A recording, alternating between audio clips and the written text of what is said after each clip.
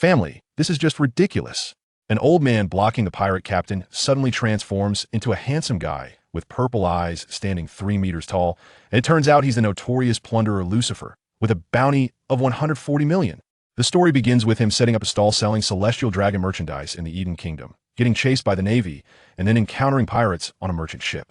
Let me tell you, this is absurd. Just a second ago, there was this hunchbacked old man, barely reaching my chest, trembling as he stood in front of a pirate captain. And the next second, guess what happened?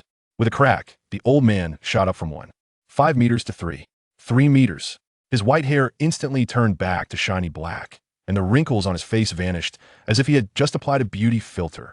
He transformed into a ridiculously handsome guy with purple eyes. The pirates were dumbfounded, and one of the first mates even shouted my identity. It's the plunderer Lucifer, with a bounty of 140 million. I need to start from the beginning. I was at a stall in a place called the Eden Kingdom in the West Sea, selling what? Official merchandise from Holy Land Mariewa, promoting it as celestial dragon style. I picked up a set of silver cutlery and started to hype it up. Family. This is the cutlery used by the 5 elders when they were kids. Buy it for your child, and they'll definitely become a big shot in the future. The people below were skeptical, claiming that the 5 elders only use gold. I took a deep breath and launched into an information bombardment. Can I tell you that my cousin is the logistics supervisor in Mariewa? Can I tell you this thing can be sold for a fortune among the nobles? Can I tell you I'm selling it because I can't afford the fare home? Of course, I can't tell you any of that. Hey, you wouldn't believe it, but this sales pitch had a great effect. A fat boss immediately offered 50,000 berries without blinking. I quickly handed over the item and added, "The 5 elders will bless you." Then I pulled out a golden chain, shining bright. This is a collar used by the celestial dragon Shalulia for her dog, made of pure gold. The key point? If you commit a capital crime and wear it, you can save your life. Why? Because wearing it means you're a pet of the celestial dragons. Even the admiral of the Navy has to clean up after you. As soon as I finished speaking, a muscular man wearing a triangular hat threw 1,000,000 berries on the ground, snatched the chain, and ran off. I was stunned. I wanted to say, dude, you gave too much. 500,000 is enough, but seeing him so extravagant, I could only accept it with tears in my eyes. Just as I was about to introduce my next family heirloom, trouble arrived. A large group of Navy officers burst in, and the leading Colonel Simmons pointed at me and shouted, "Lucifer, the pirate with a bounty of 140 million. You are under arrest." I glanced to the side and saw that the muscular guy who just bought my dog chain had already put it around his neck. Clearly, he was one of my competitors. I felt completely helpless and raised my hands to Simmons. "Brother, I'm a good person. I've never even eaten a free meal. How did I become a pirate?" Simmons smiled coldly. "Why didn't you say you were a good person when you were stealing gold from the sky? Who understands family? I was in a situation where even jumping into the Yellow River wouldn't clear my name. I, a hapless transmigrator, couldn't have landed in a worse spot, turning into a devil fruit, an animal-type human fruit in the form of a fallen angel. What's worse, this fruit was one of the heavenly golds being transported to Mariewa. The moment I transformed into human form in the cabin, CP0 kicked the door open and without a word, punched me into the sea. Luckily, my real body is the fruit, so I'm not afraid of seawater, which saved my life. But as soon as I got ashore, I became the second man after Doflamingo to dare to steal heavenly gold, with a bounty of 140 million. I was more wrong than anyone. Just when I was about to be captured, I had a sudden idea and pointed behind Simmons, screaming in terror, "Admiral Sengoku." You guess what happened? Including Simmons, all the Navy officers turned their heads at once. In that split second, I rolled up my stall goods and ran away. Simmons was so furious that he threw his hat on the ground and stomped on it multiple times, cursing under his breath. Let me tell you, I've used this trick on him more than once. Tama of the Peach Rabbit and Doflamingo is coming. It never fails. He always falls for it. When I reached the port, I used my devil fruit ability to transform into a hunchbacked old man, leaning on a cane and trembling as I boarded a merchant ship. I felt so bitter a pirate had to rely on the Navy for safety. It was just absurd. Colonel Simmons was actually a nice guy. After noticing I never fought back and didn't harm civilians, he didn't let his men fire their guns anymore. As soon as I boarded the ship, a hurried sailor bumped into me and kept apologizing. I looked closely. Was he one of Simmons' men? I patted his shoulder and, in a hoarse voice, sincerely said, "Young man, the future of the world relies on you guys. Be careful of your health while catching thieves." The sailor was so moved he immediately saluted me and then ran off the ship to continue searching for me. I felt a mix of emotions. I tell you, there are 3 people living in my body: a corporate worker from Blue Star, a 6-winged seraph, and the Hell King Lucifer. It's a classic case of split personality. So my goal is clear. Since I can't shake off my pirate identity, I might as well become a warlord of the sea. At least I can have a stable 2 years. Now it's 15:20, and Luffy is about to set sail. Time is running out for me. Just as I was racking my brain on how to operate, a newspaper fell from the sky. I opened it and saw dozens of bounty notices fall out, one of which was Luffy wearing a straw hat, grinning like an idiot, with a bounty of 30 million. I checked the date. May 20th. Oh no, the plot has already begun. At that moment, the lookout screamed in terror. Pirate ship. 12 o'clock. A ship flying a skull flag was rapidly approaching, and without saying a word, they started shooting at the people on the deck. The merchant ship captain hesitated for a moment, but realizing they were facing Big Axe Bierfew with a bounty of 27 million, he immediately gave up and chose to surrender. The pirates rushed on board like locusts, robbing money and goods. The captain named Bierfew kicked the merchant ship captain, causing him to spit blood, and still felt unsatisfied, enjoying the feeling of dominating others' lives and deaths on the deck. Suddenly, a young woman's scream came from the cabin. Upon hearing this, Bierfew's face immediately revealed that perverted grin that all men understand, and he raised his leg to head towards the cabin. At that moment, I, the hunched old man, stood in front of him and sincerely said, "Brother, you can take the money, but wouldn't it be better to find professionals on Pleasure Street? Don't make things difficult for good women, okay?" Bierfew didn't want to listen to this and impatiently replied, "Get lost or die." Saying this, he swung his axe down on my head. I easily sidestepped and wanted to persuade him again. Let's all get along and make money. Seeing that I dared to dodge, he got even more excited, gripping the axe with both hands and swinging down with all his might. Alas, I let out a helpless sigh and extended 2 fingers, easily pinching the descending axe blade. Then, in his horrified gaze, I began to transform. Just like at the start, I changed from the 1.5-meter old man back to my true form of 3 meters. The first mate, Jerry, was so scared he shouted my name on the spot. Although Bierfew felt a bit intimidated, he still pretended to be tough. "Oh, so you're tough today?" I looked at him expressionlessly. "Are you afraid of me?" He still tried to act tough. "Why would I be afraid of you? You're just a devil fruit user." I shook my head, snatched his axe, and threw it away.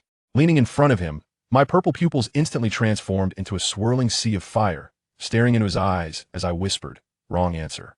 You should say you're afraid. Soul judgment, activate." In an instant, his entire life flashed before him, from his first cry at birth, to the first time he snatched a toy, to the first time he was rejected by his crush, to the first time he killed someone. All the emotions of regret, guilt, and hatred surged to the surface. He immediately knelt down, clutching his head and letting out a heart-wrenching scream, his entire being seeming to be burned by raging flames. Moments later, with a loud thud, he collapsed to the ground, black ashes drifting from his 7 orifices. I had given him a little shock, a physical exorcism from the level of his soul. The first mate, Jerry, was so scared he could barely hold his gun steady. I ignored him and rushed into the cabin. Good heavens, a group of brutes was surrounding a brown-haired girl, groping her and spewing filthy words. Let me tell you, at that moment, the demonic DNA within me stirred. I charged in, throwing punches, each one landing hard, smashing the heads of those pirates like watermelons.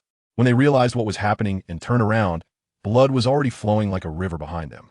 They panicked and fired wildly at me, but I spread my wings, one side as white as snow, the other as black as ink. The bullets hit my wings, making a clanging sound as if they were just tickling me. What the hell is this monster? They were completely broken. With a fierce flap of my dark left wing, a storm of fiery ashes swept across, the hellish gale. As soon as those pirates touched it, they turned to ash, leaving only a pile of shattered bones. Delightful. I could feel the sinful souls being continuously absorbed into me, becoming my nourishment. After the slaughter, I walked up to the girl, who was already stunned with fear, sighed, and knocked her out with a chop to the neck. The shock was too much. It was better for her to sleep it off.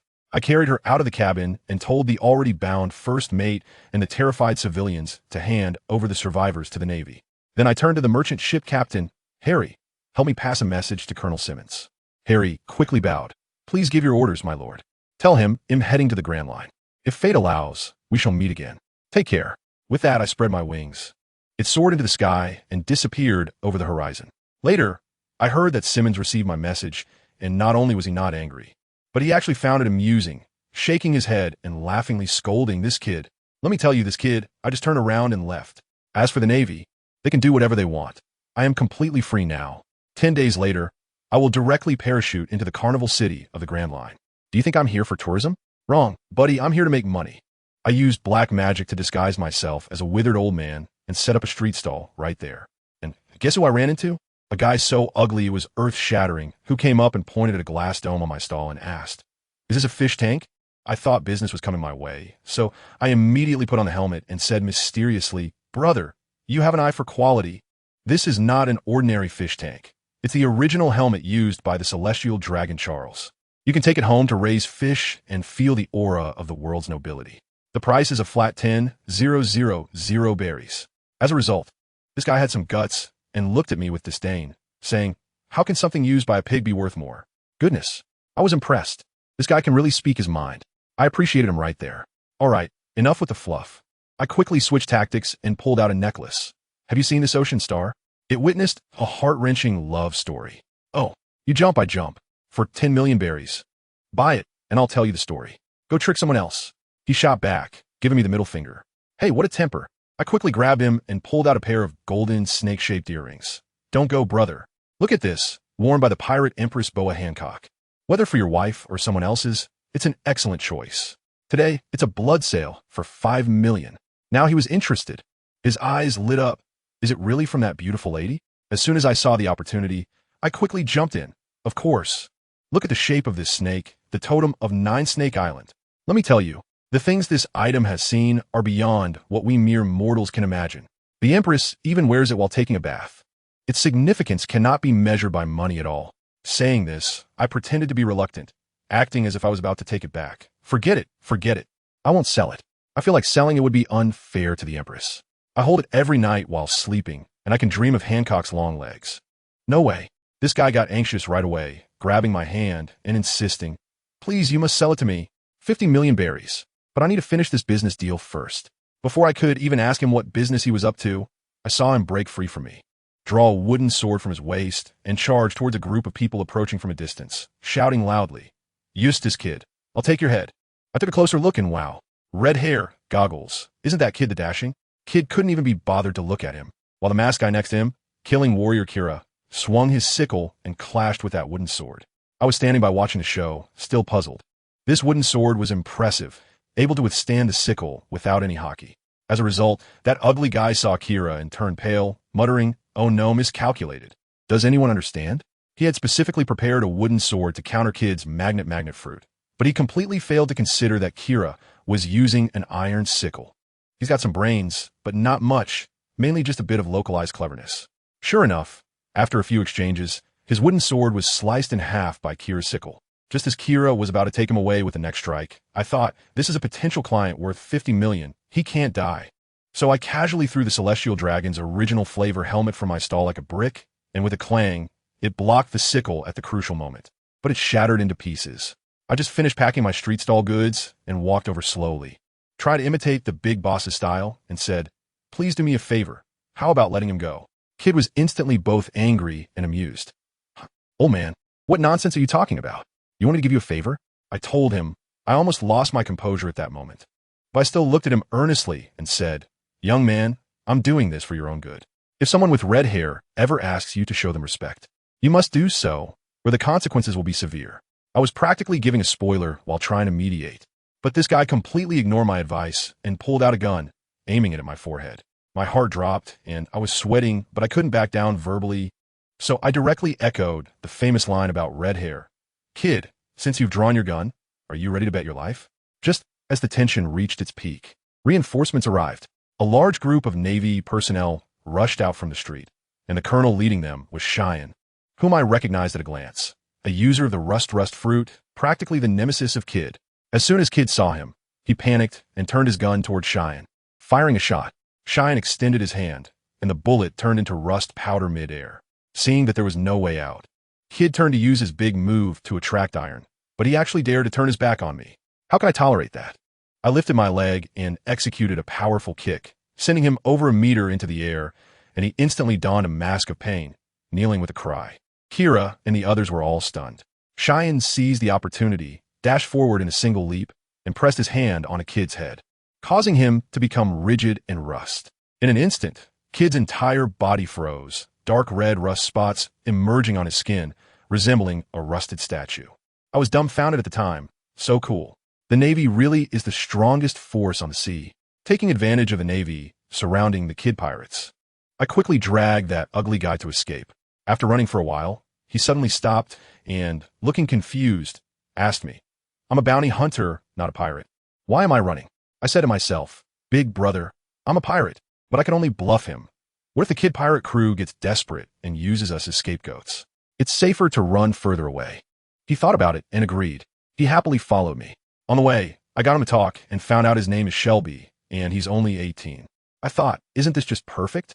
I saved your life, and you owe me a favor? I hinted a bit, and he got the hint, patting his chest and saying he owes me one, ready to help with anything. I warmly put my arm around his shoulder. "Shelby, you're too polite. From now on, we are like brothers from different parents." Can you imagine? This 18-year-old kid, looking at my wrinkled face, had a twisted expression, probably wondering who was taking advantage of whom. Later, we still had the audacity to think about it. We heard that the kid pirate cruise ship was still in the harbor, so we planned to scrounge a bit. But in the end, there were a bunch of people left on the ship, and one guy who looked like a zombie could even spit fire, almost getting us killed. We had to run back in defeat. We were both gloomily drinking in a seaside tavern when this guy suddenly got emo, starting to deliver a long monologue to the sea, saying things like, "Why do others have love and companionship while I'm all alone? Why do others gain fame and fortune while I remain unknown? Isn't there any difference between nobles and commoners?" Let me tell you, the light shooting from his squinty little eyes was piercing. It ignited me instantly. Yeah, did I come here just to set up a street stall? Where's my former spirit of defying the odds? To hell with being a docile sheep. Let's do it. I slammed my hand on the table and clinked glasses with him. Then let's take action. We won't plunder recklessly. We just challenge those in power and become great thieves of the world. Back at his place, we were both a bit tipsy and spread out a bunch of bounty notices to start selecting targets. I took a look and thought, wow, the lowest bounty is 17 million. That's quite a high starting price. Sierra B explained to me that pirates who made it this far are all tough guys who fought their way out of countless bounty hunters' traps. So the bounties can't be low. I thought it would be fine, so I decided to start by capturing a 3,700,000 bounty one-eyed, remit to practice. Then I laid my cards on the table and said my plan was to not kill anyone, but to capture them all alive. He asked me why, and I said I wanted to learn from Trafalgar Law, using dozens of living pirates to exchange for a warlord of the sea position with the world government. If they refused, I would release all these pirates, which would definitely put pressure on them. Upon hearing this, Shelby's eyes lit up, and he excitedly said, "Even if you don't use this to blackmail me, I still want to give it a try. This is just too interesting. You're quite a good person, aren't you? This means you're directly joining my pirate ship." Just as we exchanged smiles and prepared to embark on a grand adventure, there was a huge explosion outside. We leaned against the window and looked out. The whole town was in chaos, flames reaching the sky. It was the remnants of the kid pirates, setting the city on fire indiscriminately to rescue their leader, taking the entire civilian population as hostages to threaten the Navy. The streets were hell on earth, with people packed together, trampling over each other, screaming, wailing, crying out. It was like a scene from the apocalypse. I stood there a bit dazed. I saw a child fall in the chaos, and the people behind were rushing forward like mad, about to trample him to death. Sierra B grabbed me and shouted in my ear, "Stop feeling sorry for them. We will be trampled to death too if we fell. Let's go." But I couldn't do it. At that moment, I didn't know where the strength came from, but I shook off his hand and rushed against the flow of people. Those who were only focused on escaping were still frantically cursing at me and pushing me out of the way, and I felt a chill in my heart. Just as I was crossing through the crowd, my disguised old man image could no longer hold up. My body quickly shot up to my original height of 3 meters 3, and a pair of large, pure white wings suddenly unfolded behind me, forcefully parting the surging crowd. I squatted down and picked up the little boy curled up on the ground. Seeing the dirty footprints on him made my heart ache. The boy struggled to open his tear-filled eyes and, through the tears, looked at me in a daze, a faint smile appearing on his face. "Is that you, Angel?" "An angel?" I chuckled to myself. There are only demons in this world. How could there be angels? I held him tightly, feeling his increasingly weak breaths in my arms, and my throat suddenly choked up. I flapped my wings and flew into the air. The approaching Sierra B saw my expression, his eyes widening, but he didn't have time to worry about that. He just shouted anxiously, "Doctor, where's the doctor?" I looked at the child in my arms who was on the verge of collapse and shouted back to him. At this time, the doctor can't even save himself. We can only take him to the Navy, where there are military doctors on their ships. After saying that, I didn't hesitate and rushed towards the naval warship in the port, holding the child tightly. CRB just stood there in the chaotic crowd, reaching out to catch a pure white feather that was slowly drifting down from the sky. That soft light appeared so tiny against the backdrop of the blazing flames. Holding the child in my arms felt like I was a white humanoid cannonball, crashing down onto the deck of the Navy ship with a loud thud. I didn't have time to think. I shouted at the top of my lungs, "Doctor! Where's the doctor? Quick, get a doctor who can breathe. The child is in critical condition." Immediately, a young Navy man named Zoan ran out of the cabin. The moment I saw his demeanor, I knew he was in charge. I directly shoved the child into his arms and urged, "Hurry! Emergency! Saving the child is urgent." He seemed taken aback by my sudden entrance. But as soon as he felt the child's weak breath, without a word, he grabbed the child and sprinted towards the medical room. I tell you, I finally feel a weight lifted off my chest. This naval guy is quite reliable. He didn't delay the mission just because I'm a stranger. But I didn't follow him. My skills are only good for fighting, and I'd just be causing trouble if I went. Just as I took a breath, I heard sneaky footsteps coming from the boarding plank. Goodness, two guys with rather abstract appearances sneaked up. One had his mouth stitched shut, looking like a patchwork monster. The other was wrapped in a black cloak, holding a trident, trying to act mysterious. When I saw their tattoos, I realized they were officers from the Kid Pirates, come to rescue their captain. I glanced back at the direction of the medical room. That Navy guy definitely wouldn't be back anytime soon. "Well, I guess I'll do you a favor and help you out for a bit, buddy." Those two were still mumbling over there, and the one with the trident couldn't hold himself back any longer. He shouted and charged at me. Let me tell you, with my current dynamic vision, his movements looked like they were in slow motion. I instinctively wanted to dodge, but then I thought to myself, I'm a birdman now. No, wait, I'm an angel. What am I afraid of? I reached out my hand directly and slap. I accurately grabbed the barrel of his gun. Family, who understands?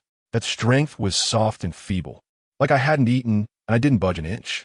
At that moment, I had only one thought. The phantom beast species, terrifying indeed.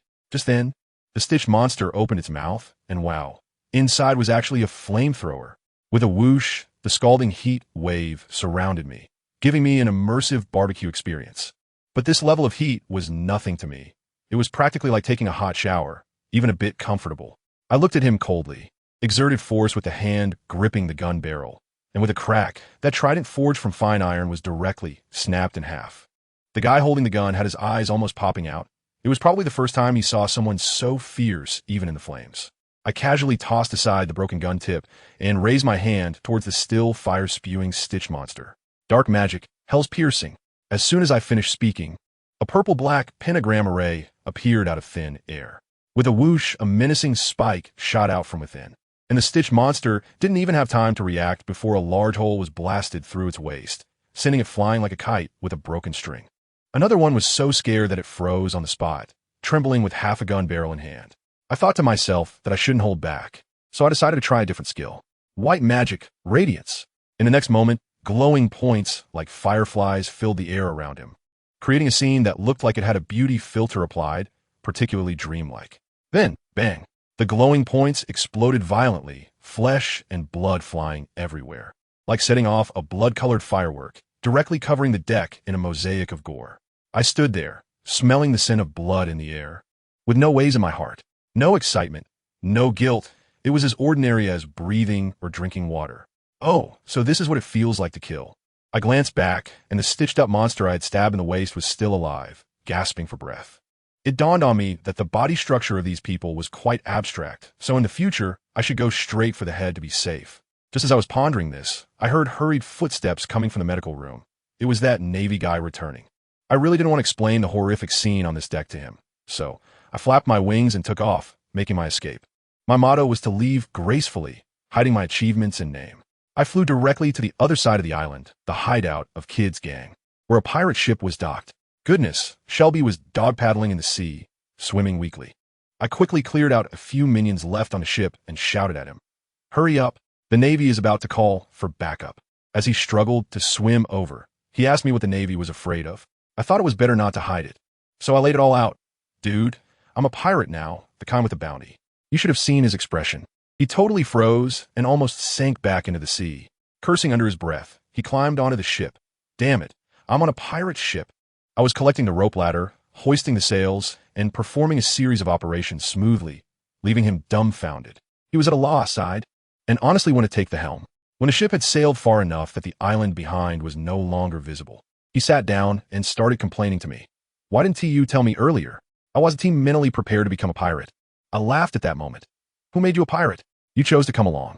He was taken aback for a moment before realizing that during the day, I looked like an old man in front of the Navy, and they had no idea we were in cahoots. You should have seen his expression. It was just like the most popular meme of an old man looking at his phone in the subway in 2025. He looked completely dumbfounded, and it was too late for regrets. He didn't dwell on it anymore and pointed at the pile of treasure on the deck. I want half, no problem, right? I waved my hand and said, of course, no problem. From now on, everything on our ship will be split equally. So where are we going next? He asked me. I rested my chin on my hand and thought for a moment, let's go to Magic Valley Town. But when we checked the compass, we were both stunned. Neither of us had won.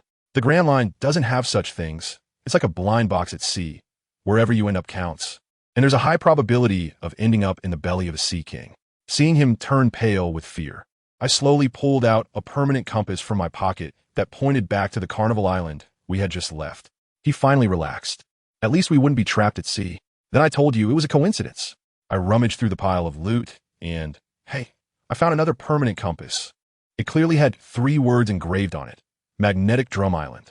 Great. Next stop, Magnetic Drum Island. Let's set off. 5 days later, our ship approached an island covered in ice and snow. As soon as the ship docked, that kid Shelby was so frozen that his snot was almost freezing, shivering all over, and asked me, how come you're fine? Does your Zoan ability come with a constant temperature air conditioning feature? I ignored him and reached out to catch a snowflake, feeling that it was quite beautiful. We entered the village at the center of the island. Wanted to find a pointer to Magic Valley Town. However, we noticed that the villagers were looking at us strangely, as if they were guarding against thieves. Each one more on edge than the last. I felt a pang of unease. Something was off about the atmosphere. Suddenly, I remembered that Blackbeard had come to this island when he was being chased by Ace. Let me tell you, this is no small matter. Blackbeard is currently looking all over the world for a famous pirate to capture, hoping to trade them for a position as one of the 7 warlords of the sea with the Navy. I just attacked a golden transport ship in the sky, and my bounty is really heating up. ISNT, this a KPI delivered right to my doorstep? I definitely don't want to be a substitute for Ace. No, I can't go to Magic Valley Town for now. I need to lay low on this broken island first. I was just thinking about it when Shelby suddenly collapsed to the ground, his body burning hot, and I had no choice but to freeze him. There was nothing I could do, so I had to carry him, flapping my wings and flying directly to the top of the mountain where the huge castle was, ready to seek medical help. I knocked on the door for a long time before it opened a crack, and an elderly woman who looked extremely formidable poked her head out. I focused my eyes and exclaimed, what? Isn't this Dr. Karahia? How'd she end up here? I quickly forced a smile. Hello? We're travelers passing by. My companion is sick. Could you please take a look? We have money. The money part was emphasized on purpose. She curled her lips. Her gaze lingered on my face for 2 seconds, and finally opened the door to let us in. Once inside the castle, without saying a word, she grabbed a bottle of wine from the table and started to chug it down. I didn't dare to breathe, just quietly watch her drink. After she finished the whole bottle, exhaling a breath of alcohol, she leisurely walked over, pushed me aside, and began to examine Shelby. Seizing the opportunity, I stood beside her and asked, Doctor, I just heard the villagers at the foot of the mountain say that some pirates came through here not long ago. Without looking up, she focused intently on flipping Shelby's eyelids and instinctively replied, for some nonsense. Nonsense? Upon hearing this, I realized there was something more to it. Were those online speculations about Blackbeard coming here for some multi-heart surgery all fake? Just as I was about to ask further, she turned around and shot me a glare, impatiently shouting, why do you talk so much? Go heat up some water in the kitchen. Well, I had no choice but to obediently shut my mouth and turn to head to the kitchen. However, when I got to the kitchen and turned on the faucet, not a single drop of water came out. From next door, I heard her voice again. Go outside and dig up some snow to boil. I had no choice but to go outside the castle alone with a water jug to dig in the snow. It was just right, as I could also calm down and think about Blackbeard. What did Correja really mean? Did she genuinely not know? Or was she deliberately keeping it from me? Regardless, that guy Blackbeard is indeed a huge threat. I could avoid the Navy, but now I have to avoid him too. It's ridiculous. However, being afraid is useless. In 2 years, Luffy will be able to punch Kaido and kick Big Mom. So as a transmigrator with a cheat, there's no reason for me to be worse off than him. It's just Blackbeard. Sooner or later, I'll have to cross paths with him, and there's no escaping that. I told you at that moment my mind just clicked. Why should I confront him head on? Who understands, family? I was trapped in a thinking trap. No matter how strong Blackbeard is, he's still a landlubber. Can't I just kick him into the sea? I can breathe underwater. When it comes to tactics, sometimes being a little dirty isn't a bad thing. It's all about being unexpected. Once I figured this out, I felt completely relaxed, carrying the melted snow water back to the castle. When old lady Kureha saw me return, she was puzzled about how I boiled the water so quickly. I told you, I just used the heaven's flame, and it was done in seconds. What could I tell her? No, I just smiled at her and said, a little trick, guess what? I had to learn her way of speaking halfway, to catch her off guard. From now on, I want to be a cunning adult too. Sure enough, she was quite stumped. She used that little bit of water to fill a hot water bottle for Shelby, and then it was gone. I watched her busy herself and pretended to casually ask, Hey, doctor, where's the king of this country? Why haven't I seen him? When Kureha heard this, the disdain on her face was almost overflowing from the screen. She said, the pirates haven't arrived yet. That waste of a king named Walpole was the first to pack up and run when he got the news. Wow, my heart stirred. Walpole. I remembered. This guy was later defeated by Luffy and surprisingly transformed into a real estate tycoon, making a fortune by turning trash into houses. So, you can be self-sufficient too. With this in mind, I directly confronted Kureha. Doctor, do you have a permanent log post to Magic Valley Town? Ours is broken, and I'll buy it at a high price. She was taken aback, probably wondering what we were going to do at the pirate den. But she didn't ask too much and shouted out the door. Chopper, bring over the log post to Magic Valley Town. Chopper. My heart skipped a beat, and I pretended to be surprised and asked, Are there others here? Kureha rarely showed a smile and said that he was her assistant, just a bit slow. Before long, a small furry figure timidly peeked in, placed the log pose on the table, and then quickly hid behind the door. I tell you, the way he hid was something else. His whole body was exposed, thinking that if he couldn't see others, they couldn't see him. So cute. This is the future ship doctor, but I held back, suppressing the urge to go over and give him a squeeze. No, we are not on the same path yet. Who knows if we will stand on opposing sides in the future, so I can't get too emotionally involved.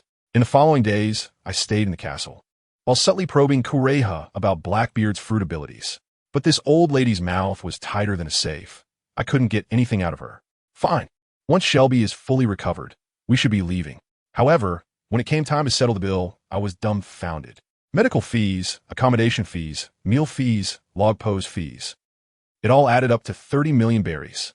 My wallet was completely drained. And Shelby, that guy, still owes me 10 million. So, on the ship leaving this winter island, the scenery changed.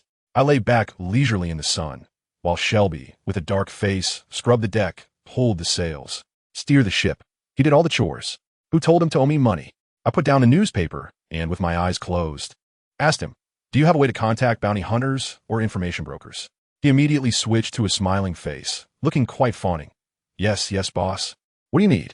Go. Send him a message. Just say we saw Blackbeard crossing the comm belt and heading to the Four Seas.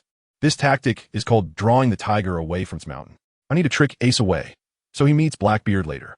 As long as Ace doesn't die, the Marineford War won't happen, Whitebeard won't die, and the world structure can remain stable for a few more years, giving me more time to develop. To be honest, just thinking about how this world is full of second and third generations stirring up trouble makes me very unhappy. Why should that be? Do princes and nobles have a monopoly on talent? To hell with bloodlines. I will bring down these celestial dragons and so-called gods. From Magnetic Drum Island to Misty Valley Town, there's Alabasta in between. When we passed by, I insisted that Shelby didn't stop the ship. Are you kidding? That's old Crocodile's territory. That guy must be quite arrogant now. If I, a big beauty, went wandering around a rapist's den, wouldn't that be asking for death? I need to be responsible for myself. So let's get out of here. Just as we were about to reach Misty Valley Town, I threw Shelby a black cloak and mask. Put this on. What we're about to do next will offend people, so keep a low profile. As it turned out, unexpected events always come faster than planned. I was dozing off on the deck when the ship suddenly made a loud bang, nearly throwing me off. When I opened my eyes, good grief, a huge, ironclad ship with a hippopotamus head had directly smashed our bow to pieces. I instinctively turned to look at the helm. Where was he? Where's Shelby? What happened? That son of a gun's voice came from behind me, still groggy. Damn, the one at the helm actually dared to take a nap. The big ship across from us was still pushing hard, try to crush us outright. I got angry and shouted at Shelby to keep the money safe, then jumped onto the deck opposite. As soon as I steadied myself, I saw a short, chubby guy with purple hair and a steel jaw yelling, "Crush this damn ship for me, you bunch of useless fools." I couldn't help but laugh at that moment. Isn't this the Valpo I just mentioned? Truly, you don't take the path to heaven, but you barge in through the gates of hell. I originally didn't want to provoke you, the king of a world government member state, but you came knocking on my door, so don't blame me. His two lackeys, one with a bow and the other with fists, came charging at me, howling. I crouched down and launched myself, drawing back my bow with both hands, landing a punch on each of them, causing their chest to cave in as they spat blood and flew out, losing consciousness. I was shocked myself. Were they really that fragile? I hadn't even put in much effort. Upon seeing this situation, Valpo's eyes darted, and he turned to run. I wasn't in a hurry. I jumped back onto my ship, grabbing the packed valuables with Shelby, and jumped back again. This ship is mine today. As soon as Shelby landed, he saw the crown skull flag on the mast and got quite excited. A new pirate crew? Just the right target to take down. With that, he was ready to charge. I grabbed him and pointed to the cabin. Don't rush. That short, chubby guy with purple hair inside is the boss. It's up to you now. No problem. Shelby charged in like a shark sensing blood. I sneaked to the edge of the ship and watched as several doctors and surgical scrubs were trying to save those two unfortunate souls. Wow. ISNT, this the legendary Dr. 20? This kid Valpo is really a fortune bringer. A ship, doctors, chefs, guards, all delivered to me in one go. When they had almost saved the people, I walked over and began my PUA speech with a smile. Everyone, what Valpo offers you, I will double it. I know you have your reasons and have been misunderstood, but humans ultimately cannot understand each other. And I happen to be the one who can understand you. Join me, and your talents won't be buried. After I finished this speech, the oldest doctor, Daniel, was the first to be moved. He said he just wanted to be buried back on Magnetic Drum Island after death. The others also made requests, like wanting their families to be settled or to focus on their research, and I agreed to all of them. No kidding, these are top talents. Just as we were talking, Shelby dragged out the bruised Valpo and excitedly told me, "This guy said he wants to give the throne to me. What do you think?" I laughed. "That's great. Then you can stay forever on that icy winter island." When Shelby heard this, his face turned green, and the more he thought about it, the angrier he got. He pulled out his knife and was about to chop Valpo. "Hey, wait." I quickly stopped him. "This guy is still useful. Spare his life. I remember this guy. He will be a key figure in the future, and we can see the true form of Lordom. With some proper training, he will definitely be a person of great potential." Once everything is settled, I clapped my hands and announced to everyone, "From now on, this ship, along with all of you, belongs to me. The captain's first order is to tear down that ridiculously ugly pirate flag." 2 days later, we finally arrived at Gaia Island. I ordered Walpole to get to work, using his gum fruit ability to build a base and a prison on the other side of the island. He is basically a living 3D printer. Then I asked Daniel for anesthetics, requesting enough to take down 100 Sea Kings for a month, which scared the old man quite a bit. He said he didn't have that much, but could synthesize it using the island's plants and Walpole's abilities. Perfect. In the evening, Shelby and I put on black cloaks and infiltrated Magic Valley Town. As soon as we entered the town, a drunken pirate approached us. Shelby went up and asked him, "Which do you prefer, lowly or mature woman?" The pirate leered and replied, "Of course, lowly."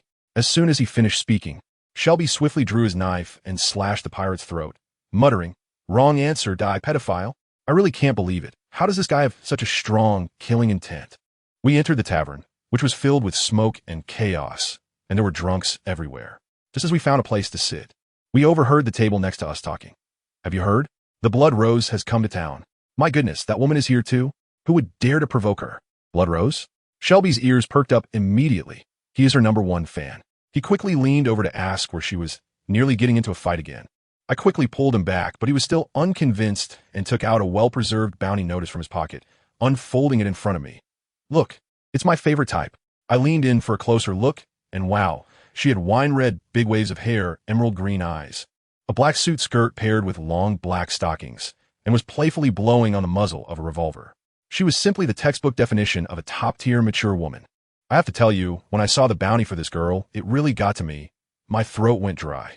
My little bro, Shelby, was fanning the flames next to me, constantly hyping it up. "Boss, isn't she beautiful? This is Lady Alice, the Blood Rose, a tough one who's cut her way from the West Sea all the way to the Grand Line. She's my #1 in my heart, and all those empresses should step aside." When he said that, I realized that Alice's outfit really did have that West Sea Mafia vibe. But the problem is, I also came from the West Sea, so how come I've never heard of this person? Shelby also caught on. looking puzzled. Yeah, boss, you're from the West Sea too? How could you not know her? I shrugged at the time and calmly replied, what's so strange about it? It's news only because she doesn't know me. After all, I'm much more famous than her. Goodness, as soon as I said that, the few burly men at the next table drinking fake liquor completely lost it, slapping the table and laughing wildly, making a commotion like fireworks during the new year. I couldn't be bothered with this group of extras and turned to walk towards the bar. I have a good temper and don't argue with fools. But Shelby wasn't going to let them off easy. He slammed both hands on the table, his eyes instantly turning fierce. Now, tell me where the blood rose is, or none of you are leaving this door standing.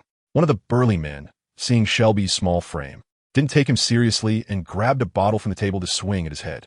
Let me tell you, out at sea, age sometimes equates to combat ability. They thought he looked young and easy to bully. But what happened? Shelby drew his knife faster than the man could swing the bottle. With a sharp sound, the cold light flashed, and the bottle split in half like hot butter, along with the man's hand holding the bottle flying away, blood gushing out like a burst fire hydrant. But that wasn't the end. Shelby was really fired up. Without hesitation, he turned and swung his knife towards the guy's neck. Now the remaining burly men were wide awake, their faces pale with fear, frantically trying to pull out their weapons. What do you know, these pirates usually look fierce. But when it comes to fighting, they're more cowardly than anyone else. Rarely do they go straight for the kill. They always have to go through a process of shouting and cursing first. The result was a series of gunshots, mixed with the sounds of blades slicing through flesh and screams. By the time I turned around, the fight was already over.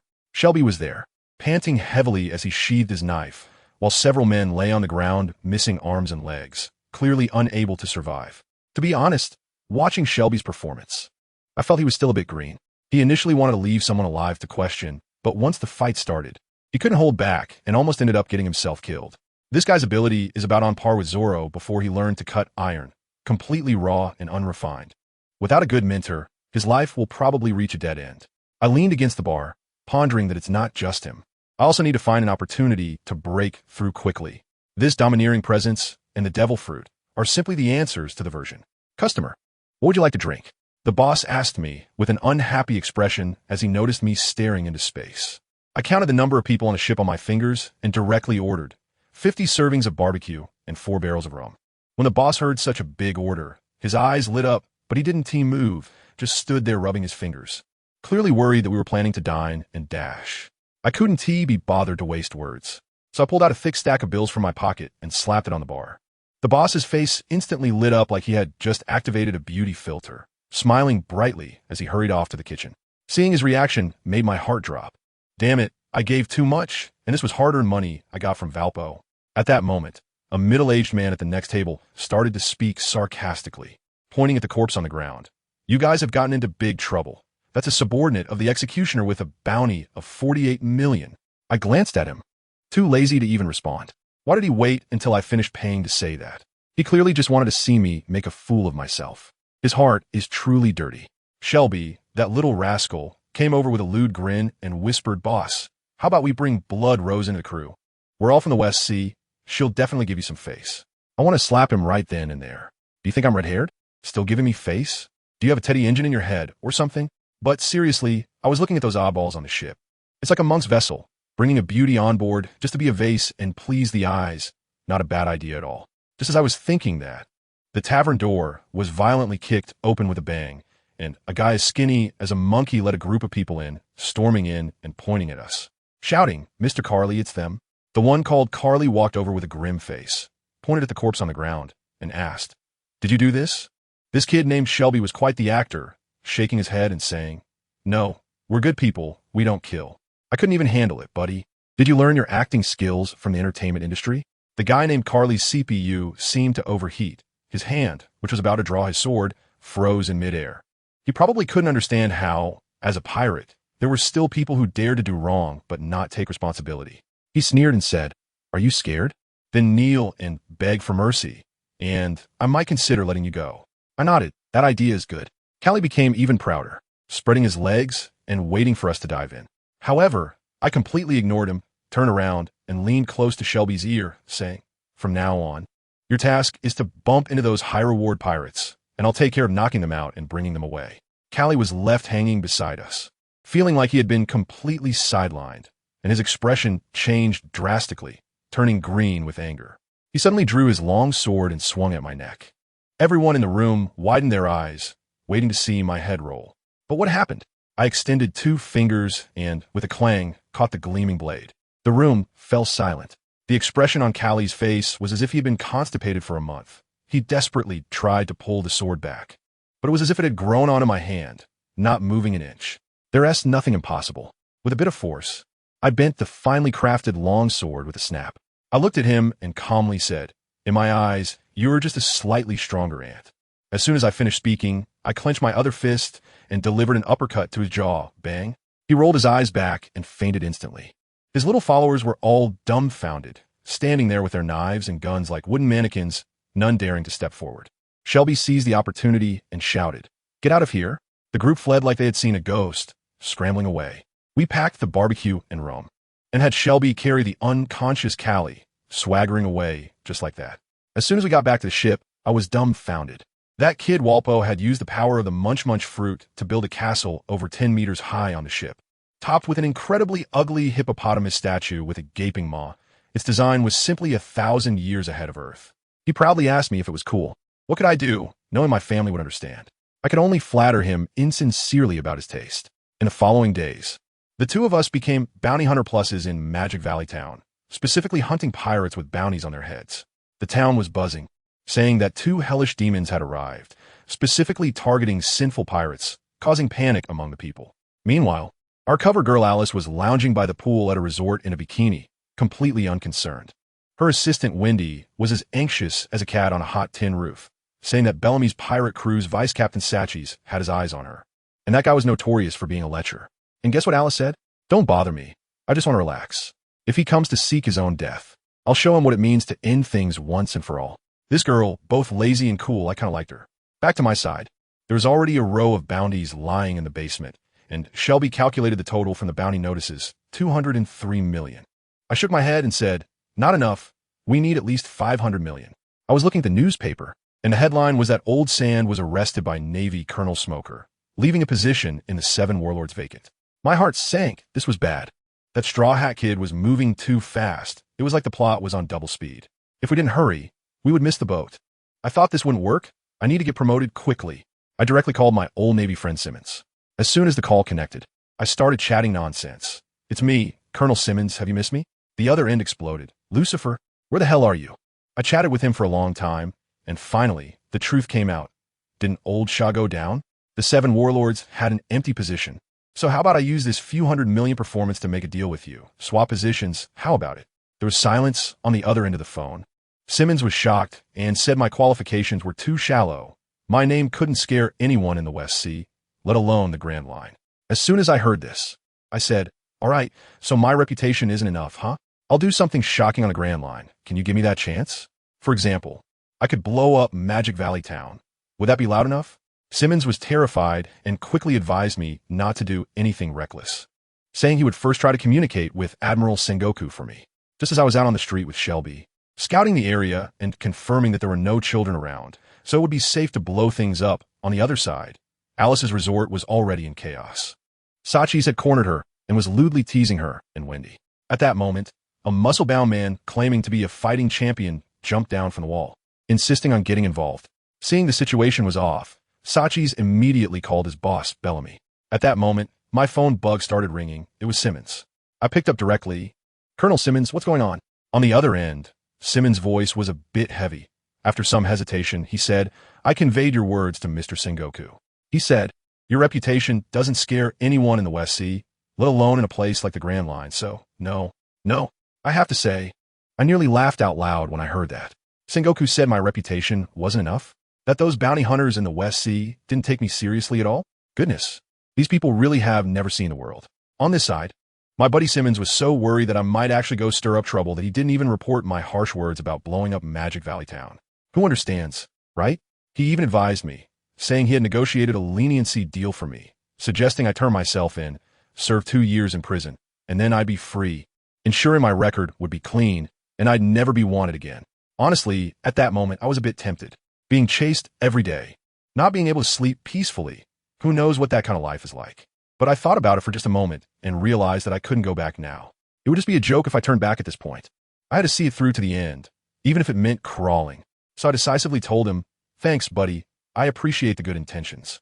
Then I hung up the phone abruptly, not wanting to hear another word. I had just put the phone bug in my pocket when that kid Shelby next to me gave me a thumbs up, winking and saying, "Lucifer, you look so cool just now. If I were a girl, I'd definitely fall for you." I was about to tell him to get lost. But before I could finish my sentence, I heard a whoosh, and a figure was shot out from a nearby manor, flying straight towards us. I was furious at that moment, lifted my leg, and delivered a powerful kick, sending that unfortunate guy straight into the nearby tavern. Right after that, gunfire erupted in the manor, sounding like fireworks. Shelby was so excited that his hand was already on the hilt of his knife, looking at me with eyes that asked, "Are we doing this?" "Absolutely. We have to." I was already in a bad mood and needed a punching bag. I had originally planned to cause a scene in Magic Valley Town and test what level I'm at now. I tore off the black cloak from my body, brushed my flattened long hair, and my purple eyes were filled with anticipation. Let me tell you, I pointed my right hand at the sky above the manor, and a gigantic purple pentagram array suddenly appeared out of nowhere. The brilliance of it drew the eyes of everyone on the street. The next second, purple-black flames erupted like a waterfall from the array, completely engulfing the entire manor. Inside the manor, the fighting champion Bagus, one of Blackbeard's underlings, was originally quite formidable, having withstood a grenade with his armed hockey without a scratch. But just as he was showing off, before he could even chase after anyone, he was drenched by my fire that came crashing down from the sky. Outside the manor, Shelby was so shocked his jaw nearly dropped, stuttering as he asked if I did this. I thought, isn't that obvious? After all, I'm an awakened Beastmaster. This little scene is nothing. But then this kid actually said, "With this kind of ability, why are we running from the Navy?" I immediately snapped at him. "What do you know? There are plenty of monsters in this sea that can alter maps. Don't get too cocky." Just then, amidst the flaming ruins, a figure that looked like it had been cooked to a crisp trembled and stood up, then collapsed again. Wow, he's not dead yet. Shelby was dumbfounded, feeling like his worldview had been shattered. Seeing the situation, I knew what to do, and immediately told him to find a place to hide and be ready to call an ambulance for me. Because the main character had arrived. Blackbeard, Marshal de Titles, along with his oddly shaped crew members, Sniper Van Auger, and the sickly Poison Q, all stepped out from the shadows. Oh right, and there was also the Springman Bellamy, who had a bounty of 55 million, rushing towards me without realizing the danger. I didn't even look at him at the time, still pondering whether that coke was the helmsman Bagus. Then this Springman brought his face close to me. What could I do? I could only throw a punch, smashing his facial bones and instantly killing him. At this moment, some pirates watching the commotion finally recognized me and shouted, "He is the heavenly gold plunderer Lucifer with a bounty of 140 million. Upon hearing this, Blackbeard's signature laugh erupted, and he looked at me as if I were some rare treasure, probably thinking of using my head to trade for a warlord position. I thought to myself, just in time, I'll practice my skills on you. The future Yonko. I suddenly unfurled a pair of white wings behind me, transforming into a streak of light, completely ignoring Blackbeard and charging straight at the sniper, Van Auger, behind him. Blackbeard tried to use dark water to absorb me, but my speed was much faster than his. This maneuver showcased a smooth little combo that he couldn't react to at all. I zipped around to Van Auger's back and grabbed him by the neck, lifting him up like a human shield. Blackbeard was stunned at that moment, probably wondering how this guy knew we were working together when we clearly separated our actions. I held Van Auger and provocatively looked at him. "Don't you have a gun? Come on, shoot me twice. I promise I won't dodge." I have to tell you, although Blackbeard is cunning and treacherous, he still has a bit of affection for his subordinates, and he really didn't dare to make a move. I took this opportunity to lean in close to Van Auger's ear, wildly giving him a piece of my mind, saying things like how his boss doesn't care about his life or death, that there's no future following him, and that it would be better to team up with me. Blackbeard, watching us whispering, turned green with anger, and finally couldn't hold back anymore, slamming his hand on the ground and unleashing his ultimate move. The Dark Passage. A rolling cloud of black mist instantly engulfed the entire Magic Valley town. In the darkness, I continued to incite him, and after I was done, I stealthily took his precious sniper rifle and then coolly released Van Auger. I wanted Blackbeard to know that he could no longer trust this subordinate. Sure enough, Blackbeard was so furious that his eyes turned red, and without a second thought, he launched another dark water attack at me. I raised my hand and fired a shot, using the gun I had just taken from him, aiming right at his eye. Mutual harm. Who is afraid of whom? The moment he sidestepped to dodge, I sprouted a pair of wings behind me flapping them fiercely, breaking free from his gravitational pull. Then it was my turn. I rained down dark magic like it was free, unleashing Hell Puncture, Hellfire, Starfall, and a full combo on him. But Blackbeard is indeed a monster. His armament hockey was tough as nails, and hitting him felt like scraping skin. Moreover, his dark fruit could absorb damage after a long explosion. He just brushed off the flames from his body as if nothing had happened. As soon as I saw this, I realized it was no good. It was purely a war of attrition, and I couldn't afford to drag it out. If I got caught even once, my little body would be done for. The 36 strategy suggests that retreat is the best option. But when I tried to flee, Blackbeard wouldn't let me. He directly hurled the entire dark, devoured Demon Valley town, along with all the ruins and corpses, down from the sky like garbage. The scene was simply overwhelming. I was forced into a corner, and I had no choice but to unleash my full potential, sprouting a third pair of wings from my back, transforming into the complete form of a six-winged angel. I aimed at the sky and unleashed a white magic. Radiant stars, a beam of light that punched a big hole in his dark sky. Stars fell like rain, and in the process, I absorbed all the souls of the recently deceased pirates. I felt my mana and health instantly maxed out. Blackbeard's eyes went wide. He had definitely never seen a phantom beast like me, and the greed in his gaze was almost overflowing. He extended both hands, summoning the strongest dark water in history, determined to pull me over. At that moment, my strength surged, and I directly used a new move, White Magic, Repulsion of the Black Hole. We were pulling against each other with one force attracting and the other repelling, starting a tug of war in midair. The terrifying clash of powers shattered the space like a mirror, and the entire Gaia Island was shaking wildly. I had only one thought at that moment, to push him into the sea and drown this ability user. I pushed him towards the beach despite his gravitational pull. Blackbeard realized what was happening. His face turned pale, and he desperately kicked his legs on the sand, refusing to let me succeed. I was just 2 meters away from the waves, and a victorious smile was already on my face. But at that moment, I suddenly felt a sharp pain in my lower back, and I felt like I'd been hit by a cannonball. I spat out a mouthful of blood and flew directly into the sea. I was floating on the surface of the sea, watching helplessly as a burly man, who seemed to appear out of nowhere, punched me away, and then exchanged blows with Blackbeard. Family, who understands? The cooked duck just flew away like that. This sudden guy must be one of those tough, old characters hiding in Magic Valley Town that Simmons mentioned. It seems that our commotion from the demolition attracted his attention. Well, you two have fun. My stamina is running low, so I'm going to slip away first. When I swam back to the cliff where we agreed to meet, I found it had already collapsed beyond recognition, and the boat was gone. I squinted towards the horizon and saw a ship with a bow shaped like a hippopotamus. Wasn't that Valpo's ship? When I flew over and landed on the deck, the scene was incredibly awkward.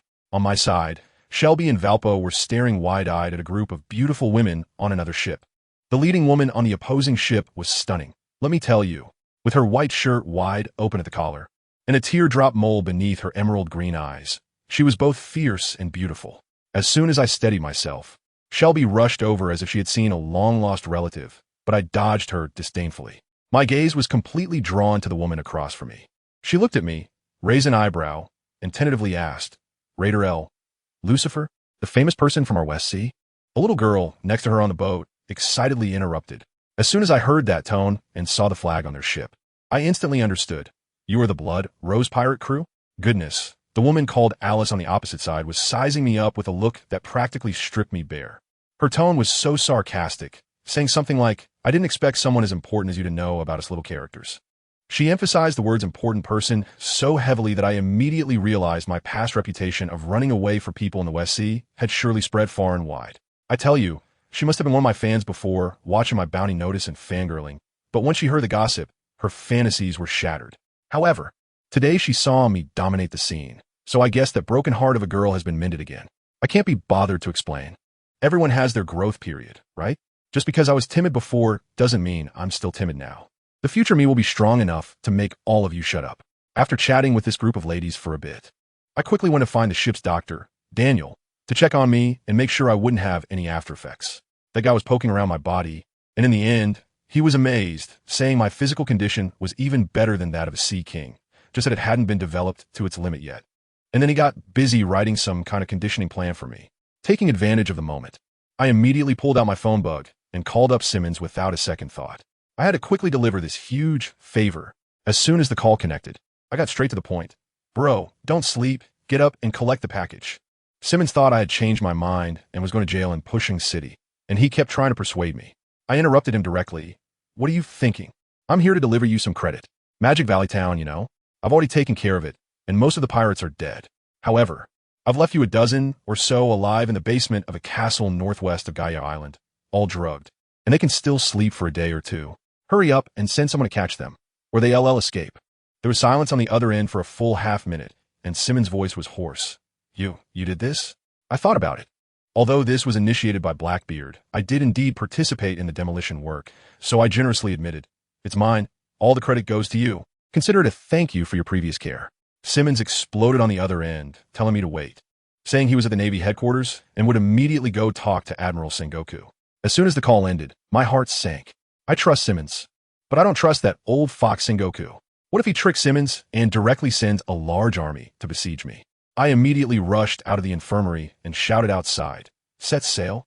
Hurry up and set sail! The Navy is coming, run!"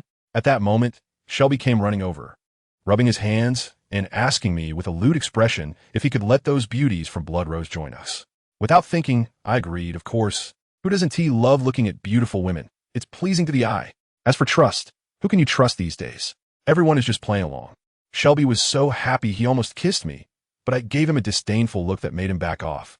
And then he excitedly ran off to act as a negotiator.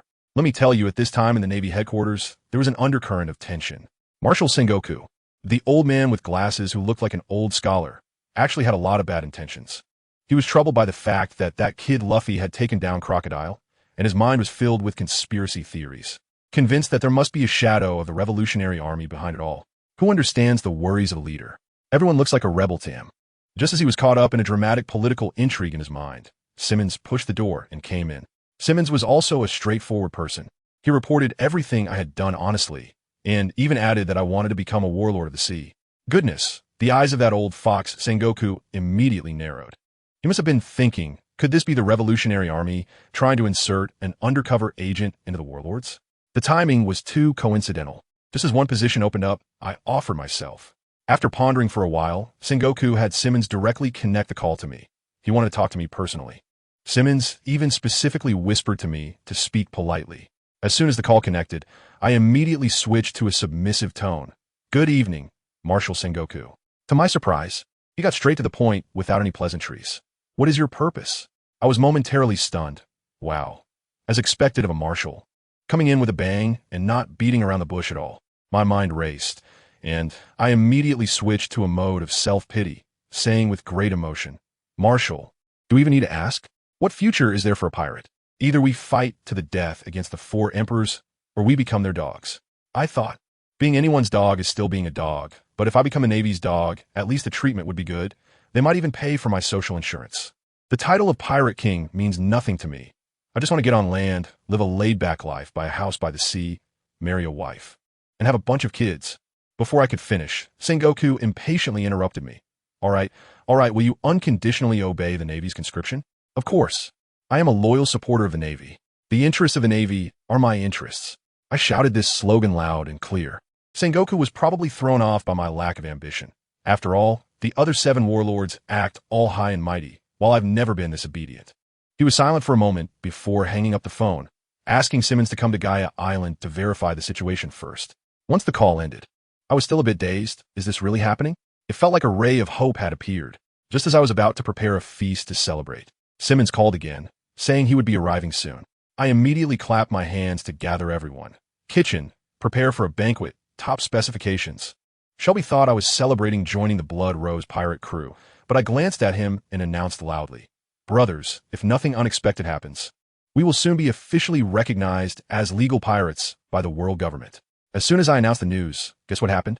Alice, who had just been indifferent to me, immediately changed her attitude and became all enthusiastic. "I agree to join. TSK, this woman is so straightforward." I smiled and nodded. "It's normal. The boss doesn't make empty promises. So why would the employees stick with you? Then I want to find that guy Valpo, asking him to take down that broken flag first. The Navy is coming. And you, the former king, need to be cautious." But this guy got even more excited, saying, "Is this king afraid of them?" I could only coax him. "You're not afraid. You're our secret weapon, our trump card. Do you understand? You need to stir things up for me at the World Conference. When he heard how important he was, his tail was up in the air. However, I kept a backup plan. I had Shelby and the others set sail to wait at a distance, just in case the warring states played tricks, so I could escape alone if needed. The next morning, a warship indeed appeared on the horizon, and fortunately, it was just one. When I saw that the only person coming was Simmons, I breathed a sigh of relief and called Shelby and the others back. I opened my arms to greet him, Colonel Simmons, long time no see. But this guy had a stern face and was all business, telling me to behave myself. I immediately pointed at a row of tied-up pirates behind me. Don't worry. I hate bullies who pick on civilians the most. These scoundrels are all yours. Simmons sent someone to check, and then he patrolled the island with me. The sight of the devastation shocked him, and he kept asking, "Did you really do all this?" Of course, I puffed out my chest and took full responsibility. No joke. I couldn't mention Blackbeard at this time. If Simmons, this hothead, decided to chase after Blackbeard, that would be pointless, right? After the inspection, Simmons formally informed me. From now on, you are one of the 7 warlords of the sea. The newspaper will announce it in a couple of days, and you will be invited to the headquarters for a meeting, so don't be late. After saying that, he prepared to leave, and I politely invited him to dinner. But he decisively declined, saying he couldn't get too close to pirates. I didn't press him and handed over the list of our pirate crew members. He glanced at it, frowned when he saw Alice's name, but didn't say much before leaving. It seemed that this group of women warriors wasn't as bad as I thought, which relieved me. As soon as the Navy left, we immediately started to feast. After eating and drinking to our heart's content, I was discussing our next plan with everyone when suddenly, a loud shout came from a distance. It smells so good, it's barbecue. Right after that, a red figure charged over like a mad bull and started devouring the leftover barbecue we had. I raised my hand to stop Shelby, who was about to draw his knife, and looked closely. Goodness, it's the Straw Hat Kid, Luffy. Right after that, a beautiful woman with orange hair ran over, grabbing Luffy by the back of his neck while apologizing to us. I thought to myself, this isn't right. The Nami in my memory wasn't a selfish person who only cared about money. Was she? How did she know to apologize and offer compensation? I waved my hand and said it was fine, since we couldn't finish it anyway. Valpo, who had just come back after gnawing on a piece of iron, turned green upon hearing this. Zoro, with his green moss-like hair, also came over to ask if he could drink. I generously told him he could drink as much as he wanted. Nami saw I was easy to talk to, so she asked how the island became like this. I smiled slightly and began to give Blackbeard a hard time. It was all the doing of a terrifying man who defected from the Whitebeard pirates. His name is Marshal D. Teach, also known as Blackbeard. I deliberately made the atmosphere particularly terrifying, saying that the town of tens of thousands of people disappeared overnight, with not a single survivor. I even kindly reminded them that Fire Fist Ace was hunting down this dangerous guy, fearing it would be a grim situation. Nami and Zoro's faces changed instantly, and they all looked at Luffy. With just one word from Luffy, they would probably turn around immediately to help Ace. Instead, Luffy swallowed the meat in his mouth, pressed down his straw hat, and said in a serious tone, "Ace has his own adventures. I believe in him." I pretended to be surprised and asked if they knew Ace, urging them to hurry and help, as Blackbeard was too dangerous. This kid Luffy was unyielding, still smiling at me, saying it was Ace's decision and he wouldn't interfere. "All right, as expected of you, Straw Hat King Luffy. Not even 10 bulls could bring you back." At that moment, Nami took out the log pose and asked me if I had the Sky Island. I immediately turned into a riddle master, telling her to try it herself. Just then, a terrified scream rang out. Virginia. Valpo. I saw Chopper, that blue-nosed raccoon, trembling all over and pointing at the gluttonous Valpo. Wow, when enemies meet, their eyes turn red. The Straw Hat crew instantly went on high alert, and the atmosphere became tense. I immediately stood up and blocked their way. "Everyone, calm down, Valpo is now my ally." Chopper angrily pointed at me and shouted, "Dr. Dory saved your ally. Why are you with our enemy?" I laughed while holding my forehead and said, "Little kid, get this straight. I paid 30 million berries for the medical expenses. I owe you nothing." Walpo added fuel to the fire, licking his lips and saying he wanted to eat Chopper. This completely ignited the powder keg. Zoro drew his sword, and Luffy clenched his fists, ready for a big battle. I waved my hand to silence Walpo, then looked at the Straw Hat crew. What's done is done, and Walpo won't return to Drum Island. If you keep holding on to it, I'm willing to go all the way with you. Luffy stared at me intently. "I thought you were a good person." I directly retorted, "Good people and bad people, aren't they all decided by you powerful individuals? When Walpo was king, he was a good person.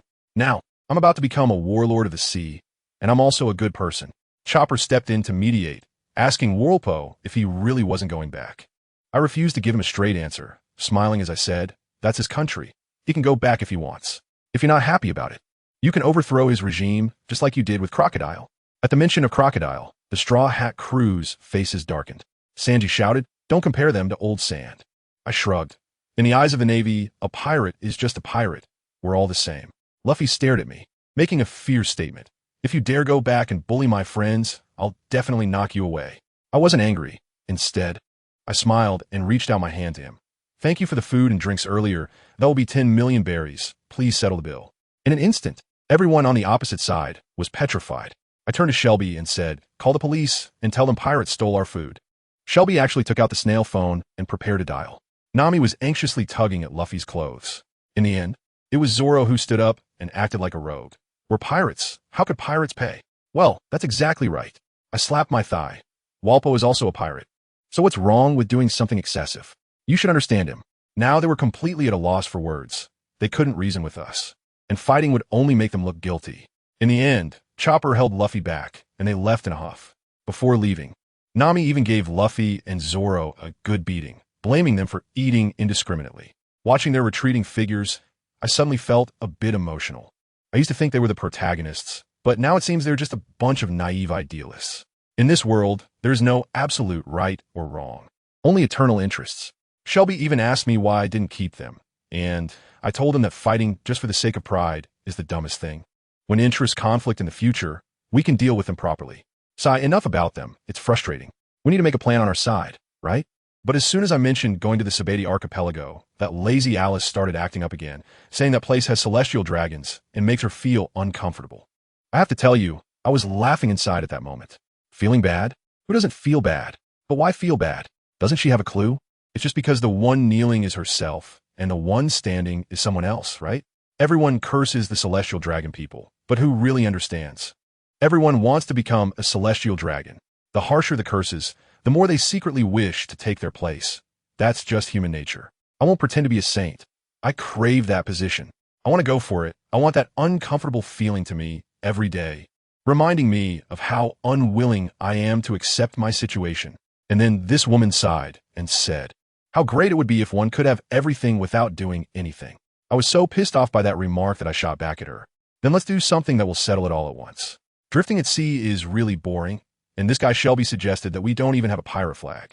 Valpo, that idiot, got upset and pulled out his shabby skull flag, only to be shot down by Shelby saying, shut up, you hostage. That's right.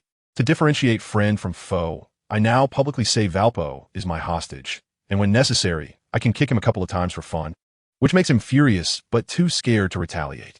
Just then, I tell you, the big moment came. Alice and Wendy came out, each carrying a lounge chair, wearing bikinis. Good heavens, that scene made my blood rush to the top of my head. Who can withstand that? Without a second thought, I found a rope and tied myself to the boat, shouted to Shelby to pull me up in 10 minutes, and then plunged headfirst into the sea. If I didn't cool off now, I was afraid I would lose my composure and start the feast right on spot. Guess what happened? That useless Shelby didn't hear me at all, his eyes nearly popping out as he leaned against the boat. Valpo was still there looking down on him, saying what's the use of just watching without being able to eat, while he made grand plans to find a princess. I was soaking in the icy water, and the fire in my heart was burning stronger and stronger, with only one thought in my mind. I needed to get ashore and find a brothel to relax. But thanks to this icy water, my mind suddenly cleared. I remembered the feeling of being punched away earlier. What was that dominance all about? I closed my eyes and recalled frantically, and in a flash, a word popped up. Biological magnetism. I tell you, I'm simply a genius. ISNT it all clear now. Armament hockey is just about condensing 1's biological magnetic field to use as a weapon on your fists, right? Observation hockey is like a radar, capturing the biological magnetic signals emitted by others. ISNT it. As for Conqueror's hockey, that's even simpler. It's just a large electromagnetic pulse, directly yimping you in the face, causing you to crash on the spot. This thing is probably innate, encoded in the genes. No wonder it could be inherited. I even thought about it. In the future, if I catch someone with Conqueror's hockey, I'll dissect and study them to mass produce it. When I finally got out of the water, good heavens, it was almost an hour. That son of a gun, Shelby, had completely forgotten about me and was doing push-ups. claiming that he was stimulated and needed to get stronger. Alice reminded him, and only then did he remember I was still soaking in the water. I flew out of the water and almost kicked him to death. I pretended to give him a lecture, saying that enduring the hardships of mental effort and self-discipline is what separates people into different tiers. Then, to prove that I had just endured the hardships of mental effort, I slapped the air towards the sea. With a boom, it sent up a spray of water over 10 meters high. Everyone was dumbfounded, staring at me like I was a monster. I grinned and asked, "Want to learn? I'll teach you." In the following days, Shelby and Walpo seemed to be possessed, meditating on the deck every day. You know what? Alice, with her lazy talent, mastered it that very night, and her observation hockey was ridiculously strong. I told her, if you eat a Zoan-type fruit to make up for your close combat weakness, you'd be invincible. She lazily replied that she was already a superhuman. The superhuman-type target fruit allows her to lock onto anything. Whether it's bullets or stones, they can chase you to the ends of the earth and cannot be blocked. I immediately knelt down on the spot, my family. What is this? This is a walking weapon of cause and effect. I quickly put on a flattering smile. Sister, please take a rest. Sorry to disturb you. Just let me know if you need anything. This must be worshipped like an ancestor. A few days later, the newspaper came. Front page headline: The new warlord under the king, Morningstar Lucifer, with a photo that looked incredibly handsome, gazing into the distance from the ruins of Magic Valley Town. A perfect combination of fierce and divine. Shelby sourly said that I was going to be a gigolo. Let me tell you, once I hit the news, the entire Grand Line exploded. When a Straw Hat crew saw the newspaper, Usopp nearly wet himself, Sanji wanted a fight, and Robin immediately realized that I had shifted the blame on a Blackbeard. And that fat guy, Blackbeard, was so furious on Bonero Island that he jumped up and down. The position of warlord was supposed to be his. That flamboyant Doflamingo from Dressrosa, wearing pink feathers, was also furious because his subordinate Bellamy had died in my hands, and he declared that he would teach me some manners. Even that fat guy Moria, who looked like a garlic bulb, felt insulted to be ranked among young people like me as a warlord. Over here, the ship's doctor, Daniel, surprised me by saying that my cells are quite special and that I might be able to eat another devil fruit. But I didn't dare to try, fearing that the two powers would clash within my body and strip me of my humanity. However, he gave me a bottle of something good made from Sea King's brain fluid, which can enhance cell vitality. I immediately handed it over to Shelby. Let me tell you, that guy Shelby is going to end up in trouble. He rewards himself every day in his room, 3 times a day, and his body is almost hollowed out. I'm doing this for his own good. As a result, he gulped it down in one go, and the taste was bitter and fishy. His ugly face instantly twisted into a mask of pain. Then he started convulsing, veins bulging, as if he were about to mutate. Daniel came over, took a look, shook his head, and said, "This kid's body is too depleted. He can't absorb supplements." He even earnestly advised him to exercise moderation, or else he wouldn't be able to have children in the future. I was stunned at that moment. What kind of celestial beings do I have on my ship? It's practically an abstract family, focused on companionship. 3 days later, we finally arrived at the Sabeti archipelago. That place is truly beautiful, with huge mangroves floating colorful bubbles. Alice got lazy and didn't want to get off the ship, so I had no choice but to squat down and offer to carry her. She changed into a black trench coat, hot pants, and black stockings. The moment she climbed onto my back, I felt my whole body stiffen, walking like a robot with my head buzzing. Shelby came over and asked what I was grinning about, and I kicked him away. After a hard time carrying Alice, this great Buddha, into a clothing store, I quickly slipped to the entrance and lit a cigarette to calm down. I scolded myself for being useless. How could I give up a whole forest for a single tree? I was doing this for my brother Shelby. I had to take him to the red light district tonight to cure his thirsty soul.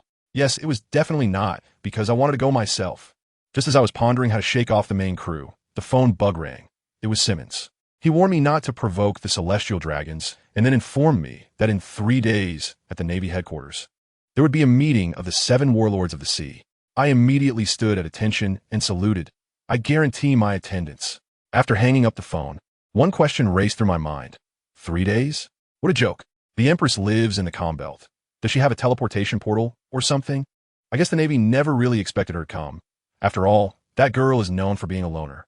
For an official annual meeting like this, she's definitely the type to skip if she can. To be honest, among these 7 warlords, except for that honest guy Bartholomew, every single one of them is a master of slacking off. However, I'm quite curious about this meeting. I'm sure I'll hear a lot of insider gossip, like how it was actually Straw Hat Luffy who took down Crocodile, while the newspapers credit Smoker for it. TSK, TSK, it's quite deep. Just as I was pondering this, Alice came out of the store, carrying 4 big bags in her hands, and handed them directly to me. I tell you, if it weren't for the fact that she was swiping my cards so generously today, as a warlord, would I really be her bag-carrying tool? But there's no helping it. The sponsor is the biggest, so I dutifully took them. As soon as I bent down to grab the bags, she turned around and started walking away. After a couple of steps, she noticed I wasn't following and looked back to ask me, what's wrong? What can I say? Can I say that I, a warlord, got stuck by a few shopping bags? I could only pretend to crouch down and fumble with my pair of slip-on leather shoes that didn't even have shoelaces. The laces were loose. Family, who understands? Alice just watched me perform, suppressing a laugh at the corner of her mouth, and left without exposing me. I was so embarrassed that I could have dug out a whole group of islands with my toes. This situation was a complete fabrication. I quickly grabbed my things and hurried after her in a few big steps. So, I spent most of the day accompanying the young lady, each of us holding a bubble balloon, swaying our way to the entrance of the auction house. That guy Shelby was already waiting. As soon as he saw us looking so relaxed, his expression was as sour as if he had drunk a ton of aged vinegar. I couldn't be bothered with him. So I looked up at the auction house's flag, which had a crossed-out smiley face on it, belonging to Minggu. I asked directly about the main point. Are you sure they're devil fruits? Absolutely certain. As soon as it came to serious matters, Shelby immediately got excited. But I just didn't know what type it was. It was purely a blind box. I sneered coldly in my heart. The only one who could take out and sell a treasure like the devil fruit is that big fool, Doflamingo. His subordinates all have abilities, yet he still sells something as overpowered as the gold fruit, only to be intercepted by Tajiru in the end. You have to wonder if ES got a screw loose. By the way, I suddenly remembered a crucial question. How much money do we have left? I have been living paycheck to paycheck with Shelby, and now I'm spending Walpo's old savings. As soon as money is mentioned, Walpo's face instantly darkens. He just rented a manor for 10 million a month, and now there's only over 80 million left. 80 million? I was taken aback and turned to Shelby, saying, Bro, it's over. With this little money, we can't even afford the starting price of a mermaid. And we still want to buy a devil fruit? Huh? What do we do now? Shelby panicked right away. This was the closest he had ever been to his dream. I sighed, what else could I do? I looked around and lowered my voice, saying, Isn't this a no man's land? If it really comes to it, let's just do what we pirates do best. Offend Doflamingo? Hey, what's the big deal? You should be used to it by now. I'm not the only one. As soon as Shelby heard this, he immediately brightened up and said, Let's go, let's go. I can almost see a bright future waving at me.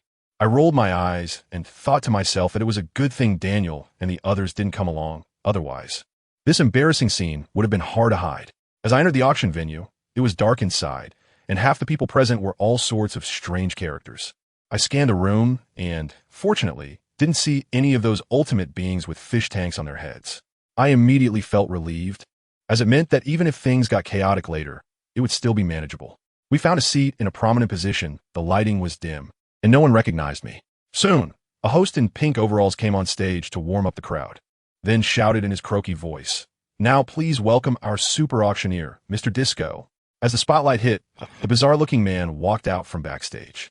I nudged Shelby next to me and nodded towards the stage, saying, Bro, you could be more confident from now on. Look at that guy up there. He's way uglier than you. Thanks a lot. Shelby gritted his teeth in frustration, but couldn't help stealing a glance, and then admitted that the guy was indeed ugly. A big man with a light purple bob hairstyle, wearing pink star-shaped sunglasses and a yellow hat adorned with little flowers, was practically dancing on my aesthetic landmine. The disco guy struck a pose on stage and shouted into the microphone, Today we not only have quality slaves, but also the grand finale of Devil Fruits. You are all so lucky. Just as he finished, I overheard a conversation between 2 middle-aged, wealthy women behind me, discussing something explosive about how the last human they bought couldn't last a few days, and this time they wanted to try buying a strong merman. I couldn't help but frown at what I heard. I suddenly had an idea, poked Shelby again, and whisper, Brother, I have a way that doesn't involve robbery and can still help you reach the peak of life. Do you want to give it a try? Shelby immediately became interested and asked with a lewd expression, What method? I pointed back with my thumb and said, Did you see that? Rich, noble women, living alone in empty rooms. All you need to do is leverage your strengths, and money will come, right? Shelby turned around and took a glance. The 2 wealthy women, with their plump figures and faces looking like they were painted on, scared him so much he shuddered and quickly turned back, saying, Why don't you go? They like tall and handsome guys like you. Alice, who was nearby, heard this and covered her mouth to laugh, Shelby's right. Lucifer, with your conditions. You'll definitely be popular with the wealthy ladies. Well, now that the goddess has spoken, Shelby got even more excited. Did you hear that? Hurry up and go. Our whole group is counting on you to support us. I wave my hand with a mischievous smile. Don't be anxious. Alice is also a noble. When she says that, doesn't mean she likes my type too? Shelby's face immediately turned green, speechless with anger. I was in a great mood and turned to Alice. If you need anything, I'm always at your service. Alice gave me a charming eye roll. Huh, man. Just then, the auction officially began. The first item was a dancer from Alabasta named Celia. Let me tell you, that girl was truly beautiful, with long silver gray hair, big doe-like eyes, and a bomb collar around her neck that made one's heart feel heavy. Shelby was immediately smitten, his fists cracking as if he was ready to rush in and save the beauty. I quickly held him back and whispered, "Don't act recklessly before we see the devil fruit. Were we just going to watch her be auctioned off by those pigs?" This guy had completely forgotten about the devil fruit. Alice remained calm and said, "Anyway, payment is made at the end, so we can bid on her first."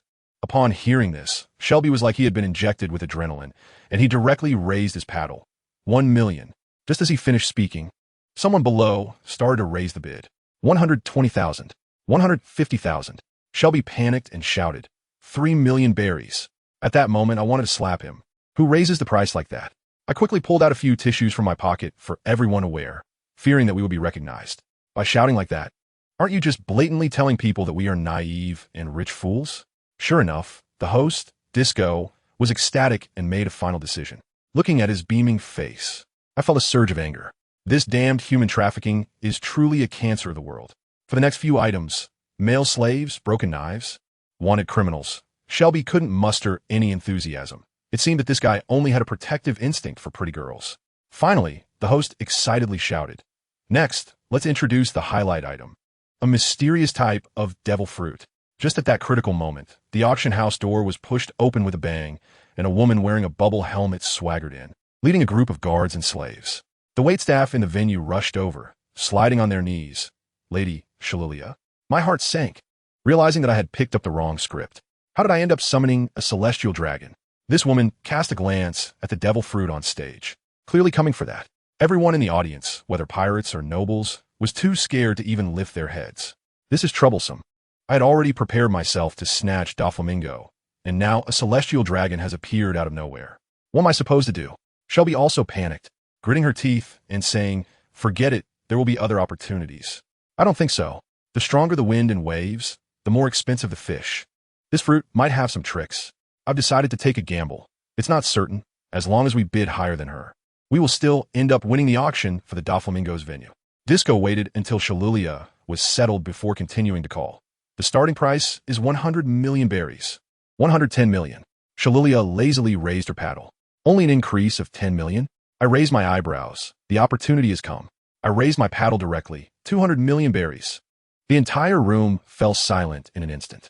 Shalilia was also taken aback, clearly not expecting someone to dare to raise the bid against her. She unhappily raised her paddle again. 210 million.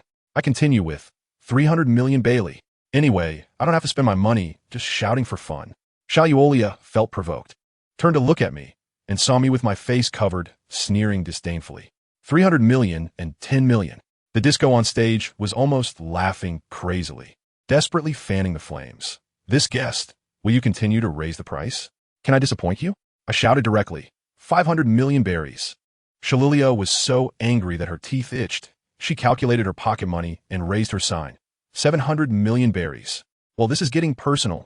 I was thinking about letting it go and letting her be the foolish one. But then Shelby poked me. "Why aren't you shouting anymore?" "All right, getting the fruit is the top priority." I steeled myself and raised my sign. 1 billion berries. This time, Disco jumped up from the ground, and Shalilia's face turned bright red with anger. She didn't have enough money. A dignified celestial dragon being outbid by a commoner was a tremendous humiliation. Her bodyguard immediately pulled out his gun, pointed it at me, and shouted, "Foolish commoner, do you know what you're doing? Iskoftin werdi, I'm uppaidet. Why should I be afraid of you?" I laughed and said, "When has fair bidding ever been wrong?" Lilia, extremely angry, actually blocked the guard and insisted that her brother send money over. When I heard this, my head started to spin. Why is this woman so stubborn? If this continues, the celestial dragons will gather more and more, and there will really be no way to resolve this. Just as I was about to back down, someone in the venue was already trying to sneak away. Xylilia pulled out her gun and fired a shot into the air, coldly saying, "Everyone sit down.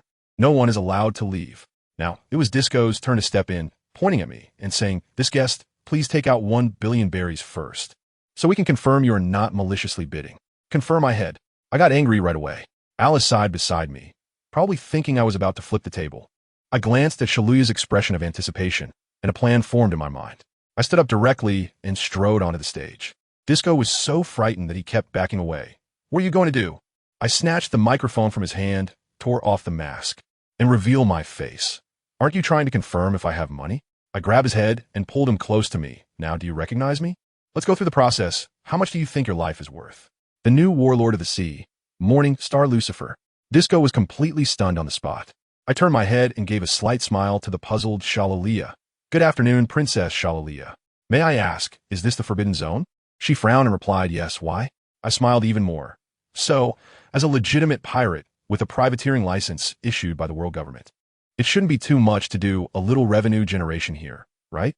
Shaluya was taken aback and ambiguously said, "Theoretically, it's possible." Since that's the case, I threw Disco aside and, like a gentleman, extended my hand to Shaluya, saying, "Come, let's play a game together. I promise it will be enjoyable." She actually smiled and placed her hand on mine. A huge weight lifted off my heart. Success. I helped her onto the stage, then showered her with compliments, making her bloom with joy, saying things like, "You're so beautiful." I just wanted to get your attention. Folks, high-end hunters often appear in the guise of their prey. Then, I pulled Disco to the front of the stage and said to everyone below, "Ladies and gentlemen, put a price on your lives. How much would you be willing to pay to buy them?" I put a gun to Disco's head, and he was so scared that he wet himself, shouting from 1 million to 100 million. I told him to get the money, but he couldn't produce it, so I told him to pay with his life instead. In the end, this son of a gun obediently handed over 100 million bile to buy his life. I brought the box of money in front of Shalulia. "Your Highness Shalulia, this is the tribute for you." She smiled even more happily.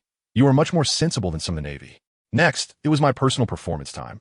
I had everyone in the venue come up one by one to estimate their worth and then pay for their lives. 3 people who tried to be clever were rewarded with peanuts on the spot, and the rest became obedient. After going around, I collected over 700 million in cash, along with a bunch of jewels. I piled all the money in front of Shalulia again as a tribute. Then, taking advantage of the moment, I expressed my desire to follow her. She smiled slightly, gave me a phone bug, and walked away satisfied with the money. I would call this operation an extreme stretch. Once the celestial dragon left, Alice's sour gaze drifted over. "Men, huh?" I shrugged. "Is there a problem with using beauty as a strategy? Besides, we can't take that money with us, so it's better to do someone a favor. We're not losing anything. Look." I pointed to the devil fruit on the stage. "Isn't this just within our reach? It's a total win." Alice stared at me. "Is that celestial dragon really that beautiful?" My desire to survive instantly surged. After pondering for a long time, I said, "The clothes are too thick to see the figure. The hairstyle is too trendy for me to appreciate, but just looking at the face is okay." Of course, compared to our Alice, that's a long way off. When we got back to the backstage, Shelby hesitated while holding that devil fruit, afraid of ending up with some weird bull fruit and really becoming a minotaur. I don't care about that. I just went up and pressed his head onto the devil fruit. "I exchanged my look for this. Do you dare not eat it?" Ugh. The fruit was crushed directly, leaving Shelby with a face full of goo. I was still teasing, "Lick it clean. You have to eat it all for it to be effective." But Alice, being kind-hearted, shot me a glance and reminded Shelby that it was enough to just eat a little. Shelby quickly spat out the fruit pulp in her mouth and glared at me, saying, "Lucifer, you really are not a good person." Walpo was still fantasizing about some kind of combined monster from the swallowing factory, but come on, that thing would just be a patchwork creature. Whoever wants to be one can go ahead. I tell you, this thing really works wonders. But to share a body with someone else? No way. I don't want my handsomeness to be split in half. Just as I was pondering this, Shelby suddenly said next to me, "Did you feel that?" I just wanted to ask him how he felt, and good heavens, I watched as Alice and Walpo suddenly collapsed to the ground. Both of them were as red as monkey bottoms, gasping for air, and that scene, TSK. Alice's eyes were almost brimming with tears, and she was there humming and hawing. I understood immediately. That guy Shelby quickly retracted his ability, scratching his head awkwardly. He said his superhuman ability could make those around him feel the most primal desires. Who understands this ability among the family? It's simply outrageous. As a result, that old pervert Walpo trembled as he reached out his hand, leering and saying, "Don't stop, this king wants more." Alice immediately stood up, cursed disgusting, and stormed out. It was then that Shelby reacted, staring at me and asking, "Lucifer, why don't you feel anything at all?" "What can I feel?" I shot back at him. "Maybe because I'm just too handsome." After saying that, I hurried to chase after Alice, leaving those two behind, one seeking pleasure and the other cursing to get lost. I estimate that Shelby will never forget Walpo's old, wrinkled face for the rest of his life. He must be haunted by nightmares. Following Alice, we arrived at the manor that Walpo had rented, and my goodness, it was impressive. As soon as we entered, there was a big swimming pool. Daniel and the others were already grilling seafood on the lawn, and the aroma was making my mouth water. This is the life. Being a warlord is truly wonderful. Alice kicked off her high heels and collapsed onto a lounge chair, while Windit thoughtfully handed her watermelon juice. I didn't have such treatment. I ran over to the chef and grabbed a skewer of freshly grilled squid tentacles. The chef was quick on the uptake and immediately handed me a bottle of chili powder. Walpo and I had surprisingly similar tastes, heavy on the spice. With big chunks of meat, it was a delight to eat. While I was wildly sprinkling chili and munching, Daniel asked, "What about Walpo?" "Without that big eater, there's no way we can finish all this food." I licked the chili off the corner of my mouth and chuckled. Oh, he found new joy, and he won't be back for a while. By the way, I suddenly remembered something important and quickly told Daniel, "When you have time, give me some beauty potions. I want to give gifts."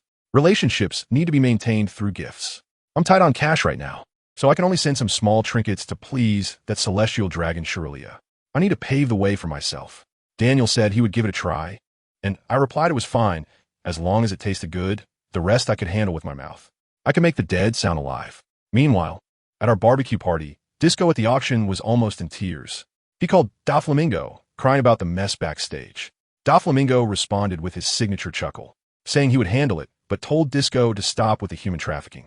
Disco expressed his gratitude, but as soon as he hung up, his face changed in an instant. How could he stop such a lucrative business?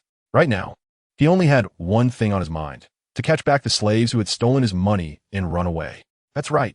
He was convinced my two accomplices took the goods, but he didn't dare to provoke me, so he shifted the blame to the runaway slaves. This guy really lost his mind and immediately called the slave-catching team on the island. Early the next morning, I cleaned myself up to look presentable. In a white suit and blue tie, I stood in front of the mirror and wow, I almost got dizzy from my own handsomeness.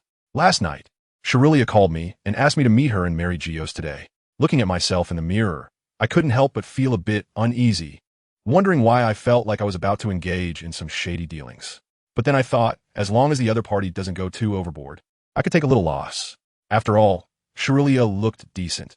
If it were someone like an ant, I would rather die than comply. I held 5 bottles of youth potion that Daniel and the others had hurriedly prepared overnight, beautifully packaged as a gift. I sat in a bubble pod and arrived at the Red Earth continent, where in front of me was a staircase that seemed to stretch endlessly, leading up to Mariehua. There were so many rules, and flying was prohibited, which was so annoying. The knight at the entrance even explained to me that if I flew over, I would be considered an invader. I shook the gift box in my hand and teased him. "Aren't you going to check if there's a bomb inside?" The knight replied seriously, "Your personal danger level far exceeds that of a bomb." "Fine, I'll take that as a compliment." After climbing the stairs for 10 minutes, my legs felt like they were about to break, but I finally reached the entrance. When the door opened, it was completely different from what I had imagined. I thought it would be a scene of decadence with gold on the ground and pools of wine, but instead, it was extremely quiet, with greenery that looked like a park, giving off an air of elegance that left me a bit disappointed. Even more ridiculous was the automatic sidewalk. As soon as I noticed something was off with the tiles, I remembered that this thing was pulled by slaves underneath. I wasn't being overly sympathetic. It was just that this thing moved too slowly, and I had already exhausted my patience while climbing the stairs, so I opted for the normal path beside it. Along the way, I didn't see a single shadow, so I asked the knight, "Where have all the celestial dragons gone?" He pointed to a towering castle in the distance, and said they were all having a party inside. I understood now. Life here seemed quite boring. No wonder Doflamingo's parents were so desperate to go live in the lower world. Finally, I arrived at Shurilia's villa, and a pretty maid came out to greet me. I secretly observed her for a while. She had no injuries, so it seemed Shurilia's temper should be all right. The maid led me to the second floor and stopped, asking me to go up myself. My heart was pounding. A man and a woman alone in a room. Was this really about to happen? I walked to the door of a room that was slightly open and peered inside. Summer Luya was lying on a chaise longue in a light purple sheer nightgown, reading a book. Let me tell you, when she doesn't have that towering hairstyle, her profile really does have a bit of intellectual beauty. I knocked on the door, but she ignored me, just putting on airs over there. Fine, you can pose, I can wait. So I stood at the door, openly starting to admire. That nightgown was so thin, her figure's on full display, wow. I really didn't expect her to be quite something. Maybe my gaze was too bold, as her cheeks flushed, and she finally spoke. Come in and close the door. I went in and closed the door, standing there like a wooden post. She stopped talking again, and we were just stuck like that. After a while, she impatiently said, "What are you being silent for?" I immediately put on a smile and replied, "I also hate being disturbed when I'm reading, so since you're reading, I didn't dare to make a sound." It seemed like that made her laugh a bit, and she started to show some of that energy from the auction scene. She invited me to sit down, and I didn't hold back, sitting right next to her feet. She instinctively pulled her legs back, but then seemed to think that made her look timid. So in a huff, she placed her feet on my thigh and said, "Massage, you can do that, right?" Looking at her delicate, fair feet on my leg, I swallowed and said, "I know a little." "Then let's get started." I set the gift box aside, and when I put my hand on it, it felt incredibly smooth and tender. Drawing on my memories from my past life, I began to knead it skillfully. I was very gentle, afraid of offending this benefactor. Her face turned redder, and she gasped, asking me what was in the box. I replied while kneading and blowing, "It's a beauty potion specially prepared for you. Crafted by experts, I specifically went to Magnetic Drum Island to consult. Then I began to embellish, saying that I originally wanted to find the legendary pure gold for her to preserve her youth forever." This struck a chord with her, and she excitedly told me that if I could find pure gold, she would grant me one request. Hearing this, I also got excited, and my grip became a bit firmer as I vowed, "I will definitely find it, so you can stay young and beautiful forever." She giggled at my flattery. Just then, she suddenly exclaimed, "What is this? Something is poking my foot." I felt a twitch at the corner of my eye, so embarrassed that my toes were almost digging into the floor, and I could only force myself to explain, "Sorry, it's my belt buckle." She let out an "oh," and then her eyes widened instantly, her face turning red up to her neck. That's it, she understood. As a normal man in the prime of my youth, isn't it a bit normal to have a reaction when getting close to such a beautiful woman? The room was dead silent. After a long while, seeing that she hadn't pulled her foot back, I tentatively asked, "Do you need a little calf massage?" "Sure, go ahead." I quickly moved her calf onto my lap and continued to massage. I have to say, the sensation was truly exceptional. She suddenly asked me if I was going to leave Shambody. The opportunity had come. I immediately put on a reluctant expression and said I had to go to the Navy headquarters for a meeting, and then I would have to venture out, looking for pure gold while doing some business. After all, I had a group of people to support. The main point was to set the stage.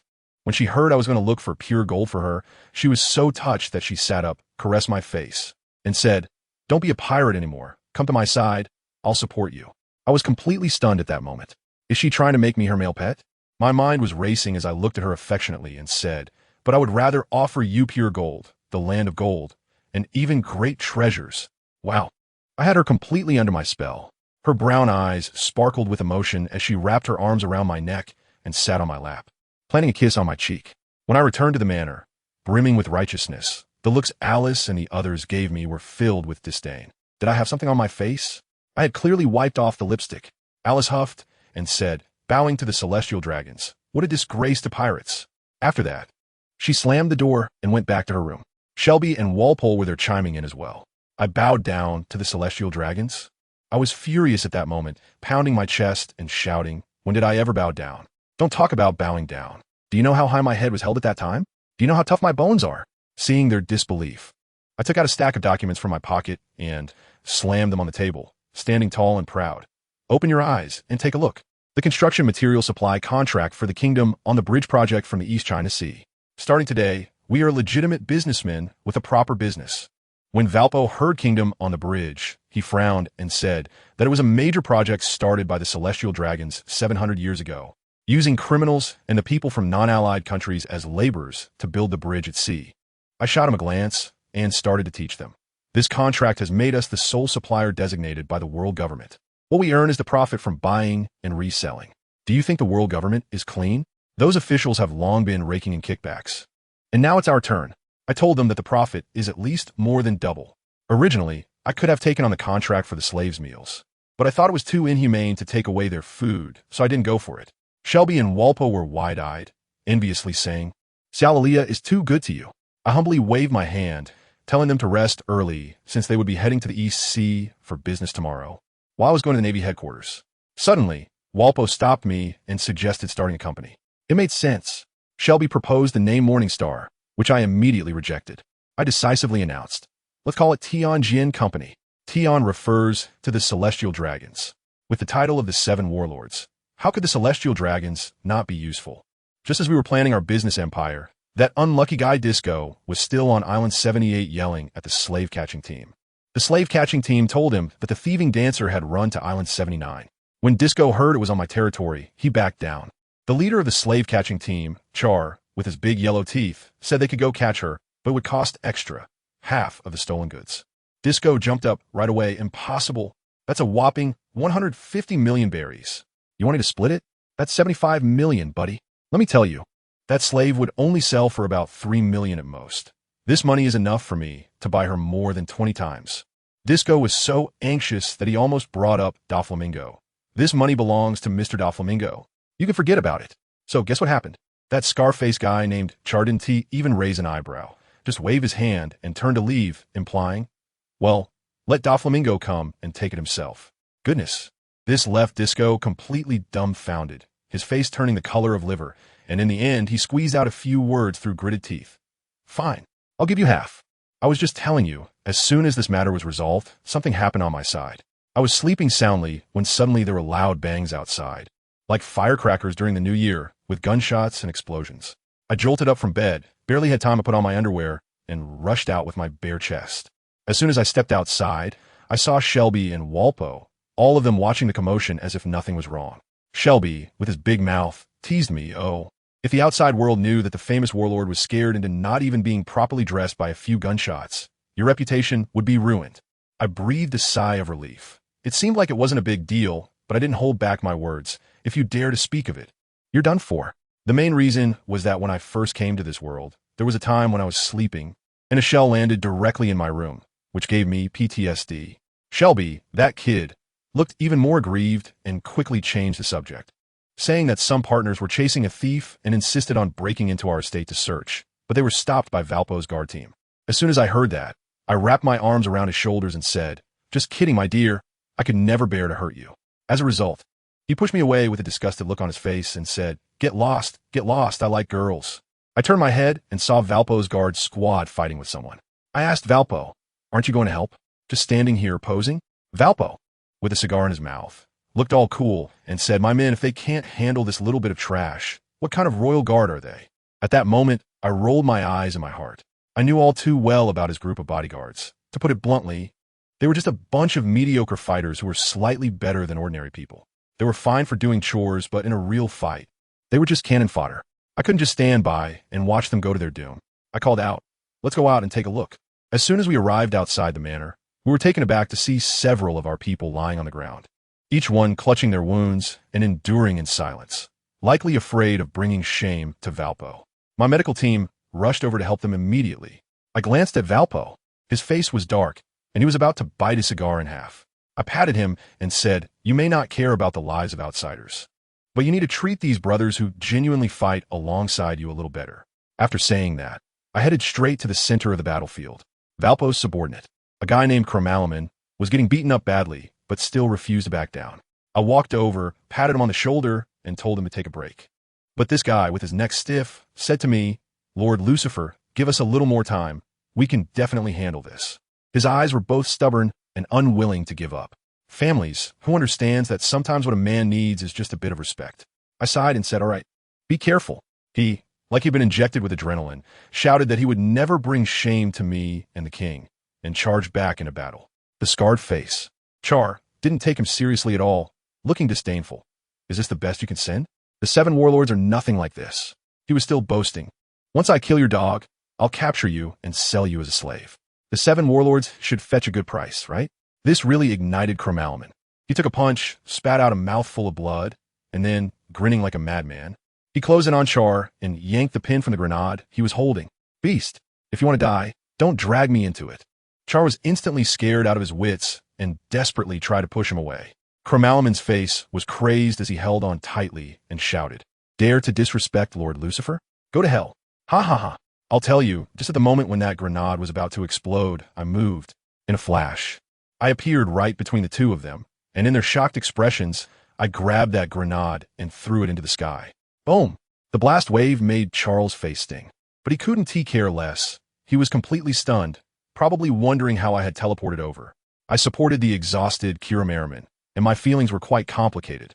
This guy is usually no good, greedy and lustful, bullying the weak and fearing the strong. But just because someone insulted me, he was actually willing to go down together. This feeling is a bit overwhelming. I threw it to Shelby, who had come over, and turned my head to look down at Charles. He was still trying to save face, so it turns out pirates have feelings too. I looked at him expressionlessly and said, "You know, there are 3 types of people I hate most in my life: rapists, drug manufacturers, and people like you who are human traffickers." He was about to retort, "I don't need to listen to a pirate like you."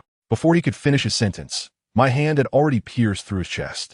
He spat blood, looking at me in disbelief, and finally managed to utter, "So, the 7 warlords are all such terrifying monsters." I withdrew my hand, letting his body fall. Then in front of everyone, I suddenly squeezed, crushing his still beating heart.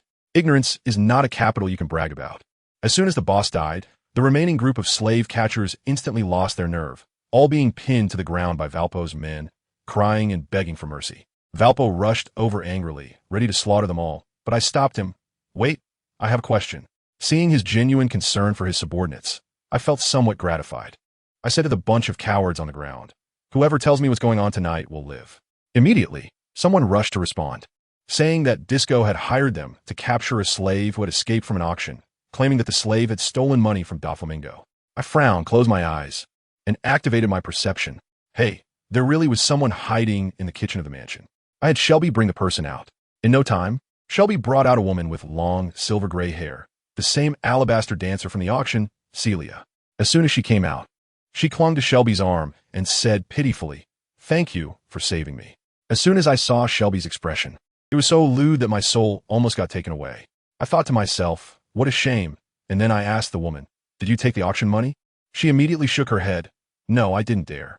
As a result, the surviving member of the slave-capturing team immediately burst out. "Nonsense. The other slaves we captured all said they saw you go to the Disco office last. The 2 were there in a standoff, one saying you're framing me, and the other saying stop pretending it's you. I am annoyed. It's not that I care whether she stole the money or not. I would steal it too if I were in her position. But the problem is this money belongs to Doflamingo. I don't want to take the blame for someone else's mess and confront that fierce night demon over such a trivial matter." I directly said to Celia, "Give the money back, and I'll ensure your safety." As a result, this woman completely ignored me and turned to Shelby with a more flirtatious tone, saying, "I really didn't steal any money." That kid Shelby actually seemed a bit swayed. But in the end, he still pulled his hand back and turned his head without saying a word. "Good brother, you didn't let me down. All right, I got it." I walked over to Valpo and quietly said to him, "I promised not to kill the informant, but you didn't promise that. Take care of the rest. And then you personally go to the auction house to deliver this woman to Disco." Valpo grinned, his eyes looking quite bloodthirsty. I hugged Shelby and walked towards the manor, needing to explain things to him to avoid any misunderstandings. As soon as we entered the house, I asked him, "Are you feeling upset with me?" He lowered his head. "Botin, no, you are," I laughed, blaming me for not saving such a beautiful woman. I patted him on the shoulder. "That woman, she's lying." Only then did Shelby look up. "How did you figure that out?" I extended 2 fingers. First, when she answered, I sensed her heartbeat's unusual fluctuations with my perception. But this was the first time I used this, so I wasn't very sure. What really confirmed it for me was the second point. She actually used her beauty to seduce you. This is something I absolutely cannot tolerate. Shelby first cursed "Get lost," but then couldn't help but laugh, the little annoyance in her heart dissipating. I continued, "This is just a sign of her guilty conscience. She knows you're easy to fool, which is why she's pulling this trick. When you were laughing so lewdly at that time, I just knew that she sold you out and you'd still be counting her money." The next morning at breakfast, Alice looked at us yawning and had a suspicious expression. "What were you guys up to last night?" I said with annoyance, "I really envy your pig-like sleep quality. Last night, it was so chaotic outside, yet she and Winnie slept like logs." As a result, Alice raised an eyebrow, and the silver fork in her hand was directly twisted into a spiral by her. I instantly conceded. I apologized for my thoughtless remark. After joking around, I started discussing serious matters, reminding them to remember to check out when they leave, as they could still get back a few million berries. Then I planned to head to the Navy headquarters for a meeting, asking them to stock up on supplies, and finally meet at Reverse Mountain. Alice propped her chin up and said, "You're already a warlord of the sea. Can't you get a warship equipped with sea prism stone? Otherwise, it's very dangerous to pass through the comm belt." I didn't say anything, just rubbed my fingers. Family, who understands? I'm probably the first 7 warlords who is stumped by money. I flew directly to the Navy headquarters in Marinvondo, and as soon as I landed, dozens of guns were instantly aimed at me. I quickly raised my hand. "Don't be nervous, comrades, it's our own." After those Navy personnel recognized me, they slowly lowered their guns. I looked around like a tourist. "So this is the naval headquarters. Not bad, quite impressive." My relaxed demeanor left those sailors speechless. It was probably the first time they had seen a pirate bragging about their headquarters. Since I had nothing to do, I started chatting with the leading sailor. "Hey, do you guys get time off? How's the salary? Does the base organize social events for those who can't find a partner?" The sailor was left utterly speechless and had no comment throughout. Just then, Brigadier Simmons ran over, leading me inside while explaining that the meeting was originally scheduled to be held in Mariewa, but since I took over, it was moved to the naval headquarters to mainly discuss the new pirate threats that had recently emerged. I suddenly grasped the key point. Wait, the 7 warlords captured bounty criminals, and they can still exchange them for money? Of course, Simmons sighed. Otherwise, how could you pirates possibly help us work honestly? I suddenly understood. I asked Lao Sha where he got so much money to open a company for Baki, and it turns out he earned it when he was a warlord. This guy was the most proactive in catching pirates. I thought he was just trying to gain reputation in Alabasta, but I didn't expect there was this benefit. Simmons also advised me not to follow his example, saying it would attract the hatred of pirates and could easily lead to disaster. When I got to the conference room, there was no one inside. Simmons told me to wait by myself and left first. I got bored waiting, so I went out to find something to drink. As soon as I turned the corner, I heard someone discussing me. I looked up, and hey, familiar faces. One was Tina, a mature woman in a wine-red suit with pink hair, and the other was Smoker, muscular and holding 2 big cigars. As soon as Smoker saw me, his face looked as long as Chongbai Mountain. "Lucifer, the conference room isn't this way. I know he doesn't like me, and I can't be bothered to deal with him." I walked straight up to Tina, pulled a cigarette out of my pocket, lit it, and raised an eyebrow with a swagger. "Excuse me, lady, can I borrow a light?" But then that guy Smoker suddenly stretched his hand out, snatched the cigarette from my mouth, and coldly said, "Naval headquarters prohibits smoking." I looked down at him from above and noticed that he was just a bit over 2 meters tall. I couldn't help but laugh. "Dude, you're being a bit double standard here. So what is that thing in your mouth? Is it loneliness?" I laughed so hard that my stomach hurt, and my CPU was almost overheating. This joke is just too classic. Smog was so angry that he clenched his fists, and Tina quickly stopped him, warning me to mind my identity. I nodded, took out a cigarette, flicked it with my finger, and the tip ignited by itself. I took a puff and walked past the 2 of them, continuing my search for the tea room. Smoker looked at my back and said with a serious expression, "This guy is very dangerous." After I wandered around for more than half an hour, a few people had already taken their seats in the conference room. Admiral Kizuru, Don Quixote da Flamingo, and Bartholomew Kuma. Admiral Kizuru asked, "Was Morningstar Lucifer the first one to arrive? Where's he?" The colonel beside him quickly reported. Brigadier Smoker said he saw him heading towards the female soldiers' dormitory. Da Flamingo burst out laughing, sprawled across the table, laughing uncontrollably. At that moment, Admiral Sengoku entered with a stern face, first pretending to greet Da Flamingo and Kuma, and then, upon hearing that I had gone missing, his face turned green with anger. He must be regretting recommending such a character like me. Da Flamingo was still fanning the flames. "Actually, I didn't want to come this time, but unfortunately, business is too good, and I'm too idle." While the 2 were bickering, the conference room door opened again, and surprisingly, Dracula Myhawk also showed up. Da Flamingo was shocked. Even the least likely person has come. Myhawk found a seat and said, "I'm just here to join the fun. I have a bit of interest in a certain pirate to be discussed this time." Da Flamingo looked at Sengoku. "So, should we start now? Or wait for that guy who's lost his way in life?" Sengoku leaned back in his chair and surprisingly said, "Let's wait a bit." It seems he still holds onto a sliver of hope for me. But the looks from the others were not very friendly. Let me tell you, as soon as I walked in, I felt the atmosphere was a bit off. Myhawk's icy expression was almost twisted into a frown, probably disapproving of my embarrassing behavior. Da Flamingo, that flamboyant guy, was rather enthusiastic, whispering with Myhawk, and it was obvious they were talking bad about me. mentioning how I couldn't wait to head towards the Navy female soldiers' dormitory as soon as I arrived. Goodness, how did he know that? I directly ignored their gazes, holding a freshly brewed teapot as I walked in, focusing on maintaining my emotional stability. I shook the pot in my hand. Sorry everyone, I was a bit thirsty earlier, so I made some tea. Hope you don't mind. That old man, Sengoku, glared at me a couple of times, probably cursing me 1,000 times in his heart, but still begrudgingly told me to find a place to sit. I didn't hold back and plopped down right next to Doflamingo. After all, proximity to water means an early advantage.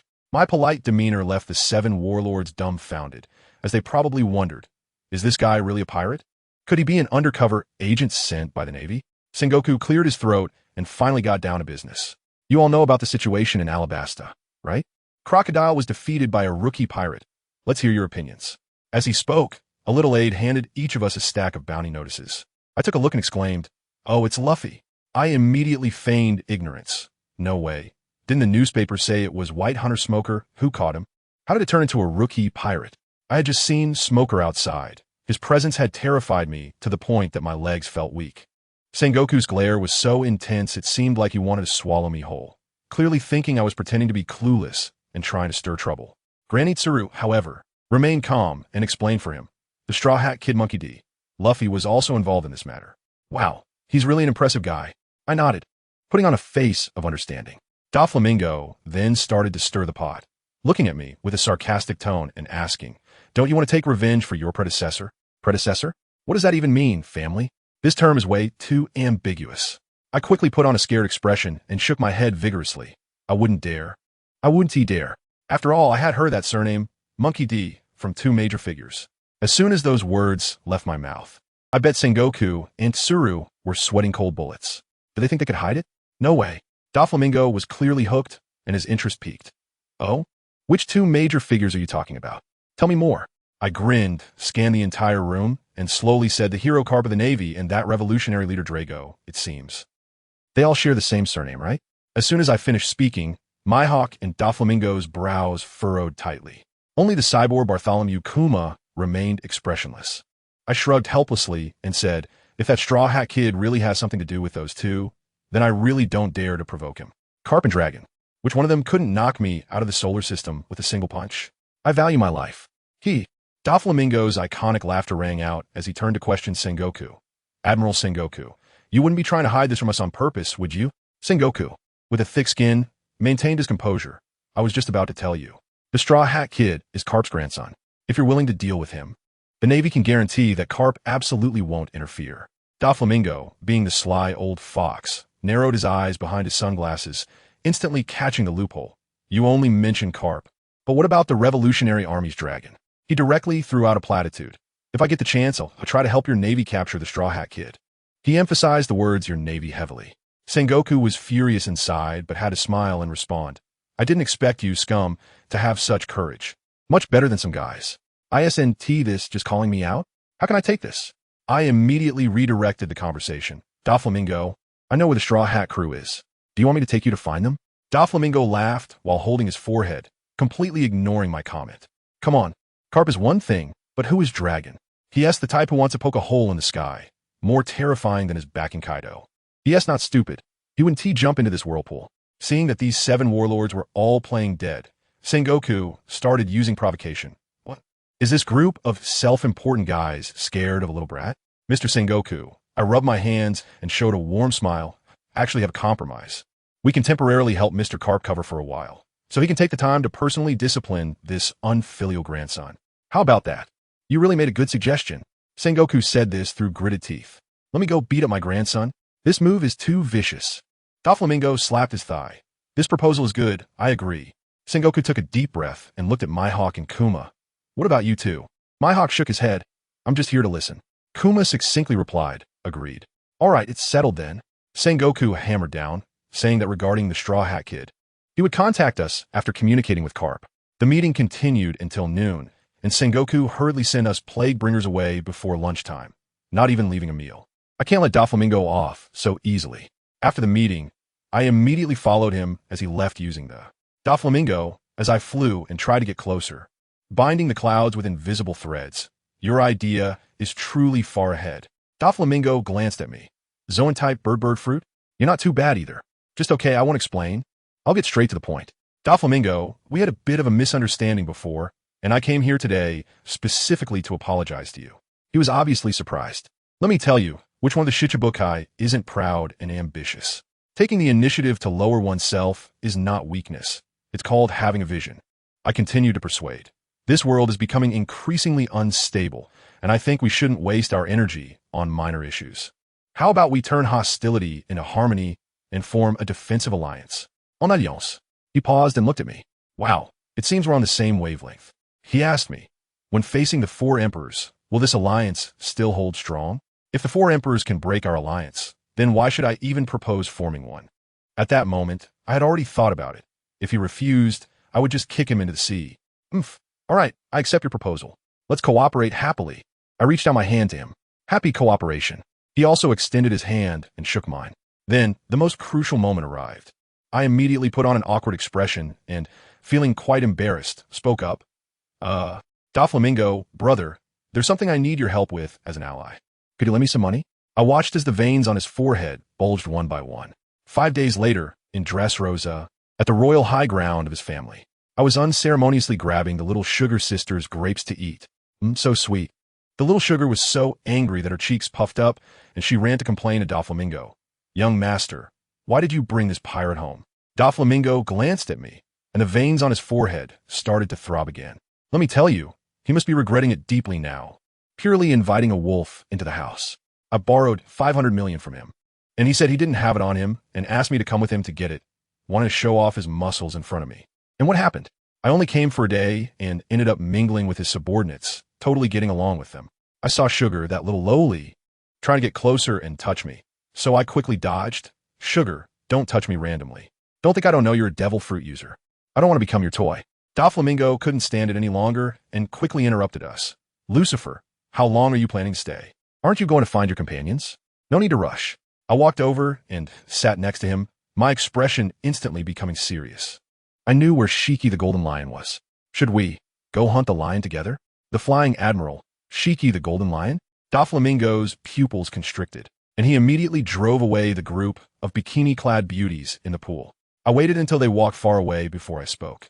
Yes, it's the one with the float fruit ability. Let me tell you, that old lion had a ship's wool stuck in his head back in the day, and now, after so many years, that wood has rotted, seriously affecting his mind. You want me to challenge Whitebeard now? I wouldn't dare, but a sickly golden lion? I think it won't be a big problem. I laid out my plan. First, persuade him to ally with us and use his reputation to quickly expand our influence. Second, if he refuses to cooperate, let Sugar turn him into a toy, and the float fruit will be ours.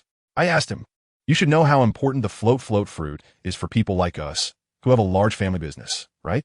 It can lift the whole island into the sky. And when ancient weapons emerge, we can sit back and fish. Doflamingo pondered for half a day and finally decided to discuss it with his family.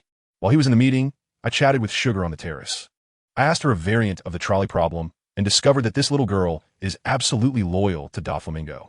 When we returned to the meeting room, to my surprise, Doflamingo and his cadres were just there flattering each other, saying things like, young master, you are a born king, and my success relies on you all. And after a long time, they hadn't made any decisions at all.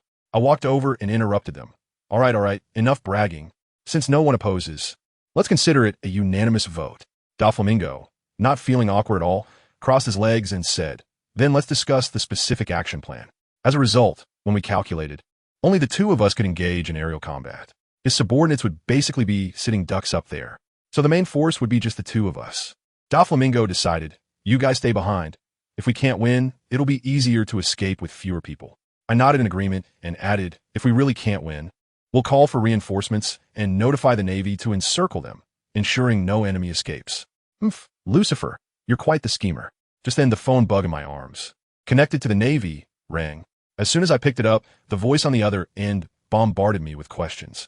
Lucifer, did you rob a group of nobles in the Shambadi archipelago? They're causing a ruckus at headquarters now. I dug into my ear. Is that true? I almost forgot. All right, I should clarify that I didn't rob anyone. The money, I handed it all over to the Celestial Dragons of the Charlia Palace. Let those nobles go ask the Celestial Dragons for it. On the other end of the phone, they were stunned. You used the money you stole to flatter the Celestial Dragons? Lucifer, you really know how to pull off a con. Hee. Thanks for the compliment. I'm not complimenting you. After hanging up, I saw Doflamingo and his subordinates looking at me as if I were some unparalleled villain. He must be thinking, that 500 million, this kid surely doesn't plan to pay it back, right? A month later, we finally arrived in the East Blue. Doflamingo, holding a newspaper, lamented, the Straw Hat crew attacking Judicial Island. They really are out of control. I sat cross-legged in meditation, my eyes closed. Since the Warring States period, we haven't been allowed to go to the G3 branch. It seems Carp has other plans. Doflamingo laughed at me with glee. That suggestion of yours that pits grandfather against grandson. Carp must hate you for it. I opened my eyes, and my purple pupils sparkled in the sunlight. No, he wouldn't hate me. Maybe he would even thank me. After all, people like us are heavy-handed, and if he were to catch it himself, he could truly feel at ease. Thank you? Thank you with a fist? He thinks my face is simply thick to the extreme. Right. I nodded. At least one day in the future, if I really became an enemy of Carp, he might not be so ruthless. The gaze behind Doflamingo's sunglasses suddenly sharpened, as if he wanted to see right through me. A warlord of the sea, already prepared to oppose the Navy. This guy's ambition is not small. He asked me, haven't you been either meditating or exercising all day? Are you that eager for power? I stared at him and told him word by word. Power makes people yield, and yielding leads to power. If you want power, you have to pursue strength. That's the principle. He nodded and surprisingly started practicing with me. Goodness, this guy is quite perceptive. He actually sat down cross-legged and began to train. But let me tell you, I know exactly what he's thinking. Seeing me so strong, he must think I have some secret technique hidden away. So he started to beat around the bush, saying, you're quite something, daring to fight with sea kings in the ocean. But it's a bit of a pity that you haven't awakened your conqueror's hockey yet. As soon as I heard it, I couldn't help but laugh. Isn't this just PUA? I shook my head and told him mysteriously, don't worry, it's coming soon. The future belongs to me. I thought to myself, I'm a time traveler. Even if I wasn't born with it, I could still come up with some technology and skills. Look at Vegapunk, he can replicate devil fruits. I could just ask him to add a bit of Conqueror's hockey code to my genes, and that would be it, right? As long as my thoughts don't decline. There are always more solutions than difficulties. That guy Doflamingo clearly didn't believe me. He awakened at 8. And seeing that I was already 20 and still hadn't made a move, he probably sentenced me to death in his mind. He even pretended to comfort me, saying, it's okay, look at those 3 big sauces in the Navy. They don't have Conqueror's hockey either, yet they're still top-tier forces at sea. As long as you have a strong enough devil fruit. Suddenly, he got stuck on that thought. Let me tell you, that scene was something else. He probably just realized that in all the time we've known each other, aside from showing my wings and having a strong physique, it seems I don't have anything else. In his eyes, I was at most just an ordinary bird fruit. As soon as I saw his expression, I knew I had hidden it too deeply, which wasn't good for team building. I cleared my throat and laid it all out. Actually, I'm a human fruit, mythical Zoan type. He. Doflamingo laughed while holding his forehead, and that laughter, those who understand. He pointed at me and said, you little brat. You really have hidden it well, huh? The Navy is still in the dark, right? All right, no more nonsense. Let's get ready to hunt some lions. I tell you, our plan is quite insidious. The target is the Sky Islands, the lair of the Golden Lion Shiki. That old guy is sitting in his magnificent palace, preparing to take action against the East Sea. Just as he opens his eyes, he hears a loud bang from above. His scientist with the peacock head is puzzled and asks, boss, what's going on? Is the Navy at the door? The Golden Lion, with a cigar in his mouth and an air of superiority, replies, it's guests arriving, but they don't seem very polite. Just as he finishes speaking, he sees a large cloud of dark green poison mist rolling down the corridor. Who understands this, huh? The peacock-headed scientist realizes what's happening and shouts, boss, it's poison gas. Quick, get the gas masks. Before he can finish his sentence, his eyes roll back and he collapses, sent directly to meat marks. The Golden Lion reacts quickly, immediately pulls out a gas mask from under his chair and puts it on. Then he kicks out fiercely. His leg is like a supreme great knife, cutting through wood. And with one slash, he splits the entire palace in half. Goodness, as the palace splits open, the air and poison mist inside become weightless and rush up into the sky. As we watched this scene in the air, I felt a jolt in my heart. I said to Doflamingo, oh no, this float fruit can actually make the air weightless and create a vacuum zone. I didn't know this information before. Doflamingo exploded with anger on the spot. Why didn't you mention such an important thing earlier? I shrugged and said, I just found out too. But it's okay. He's just a person and needs to catch his breath. We're young. Can we really be outdone in holding our breath by an old man? Doflamingo couldn't be bothered to waste words with me and directly landed on the island. As soon as he awakened his fruit ability, the ground beneath our feet instantly transformed into a world of white lines, and the home field advantage was suddenly at its peak.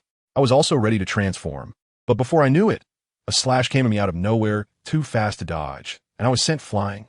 When I came to my senses, I saw a golden-haired old man slowly rising into the air, his eyes filled with fire, shouting at us. "You two brats, do you know where this place is? How dare you run wild here?" I spat out blood. A large gash stretched from my left shoulder to my right waist, but it wasn't a big deal. With my abnormal recovery ability, the wound visibly started to squirm and heal. I stood up, brushed off the dirt, and grinned at him. "Senior Gold Lion, we're pirates. We can't just come knocking and say sorry for the disturbance, can we?" After saying that, a purple pentagram lit up on my forehead. My body rapidly grew to 9 meters 9 and 6 pitch black. Fierce wings suddenly spread out from my back. The scene left Gold Lion utterly stunned.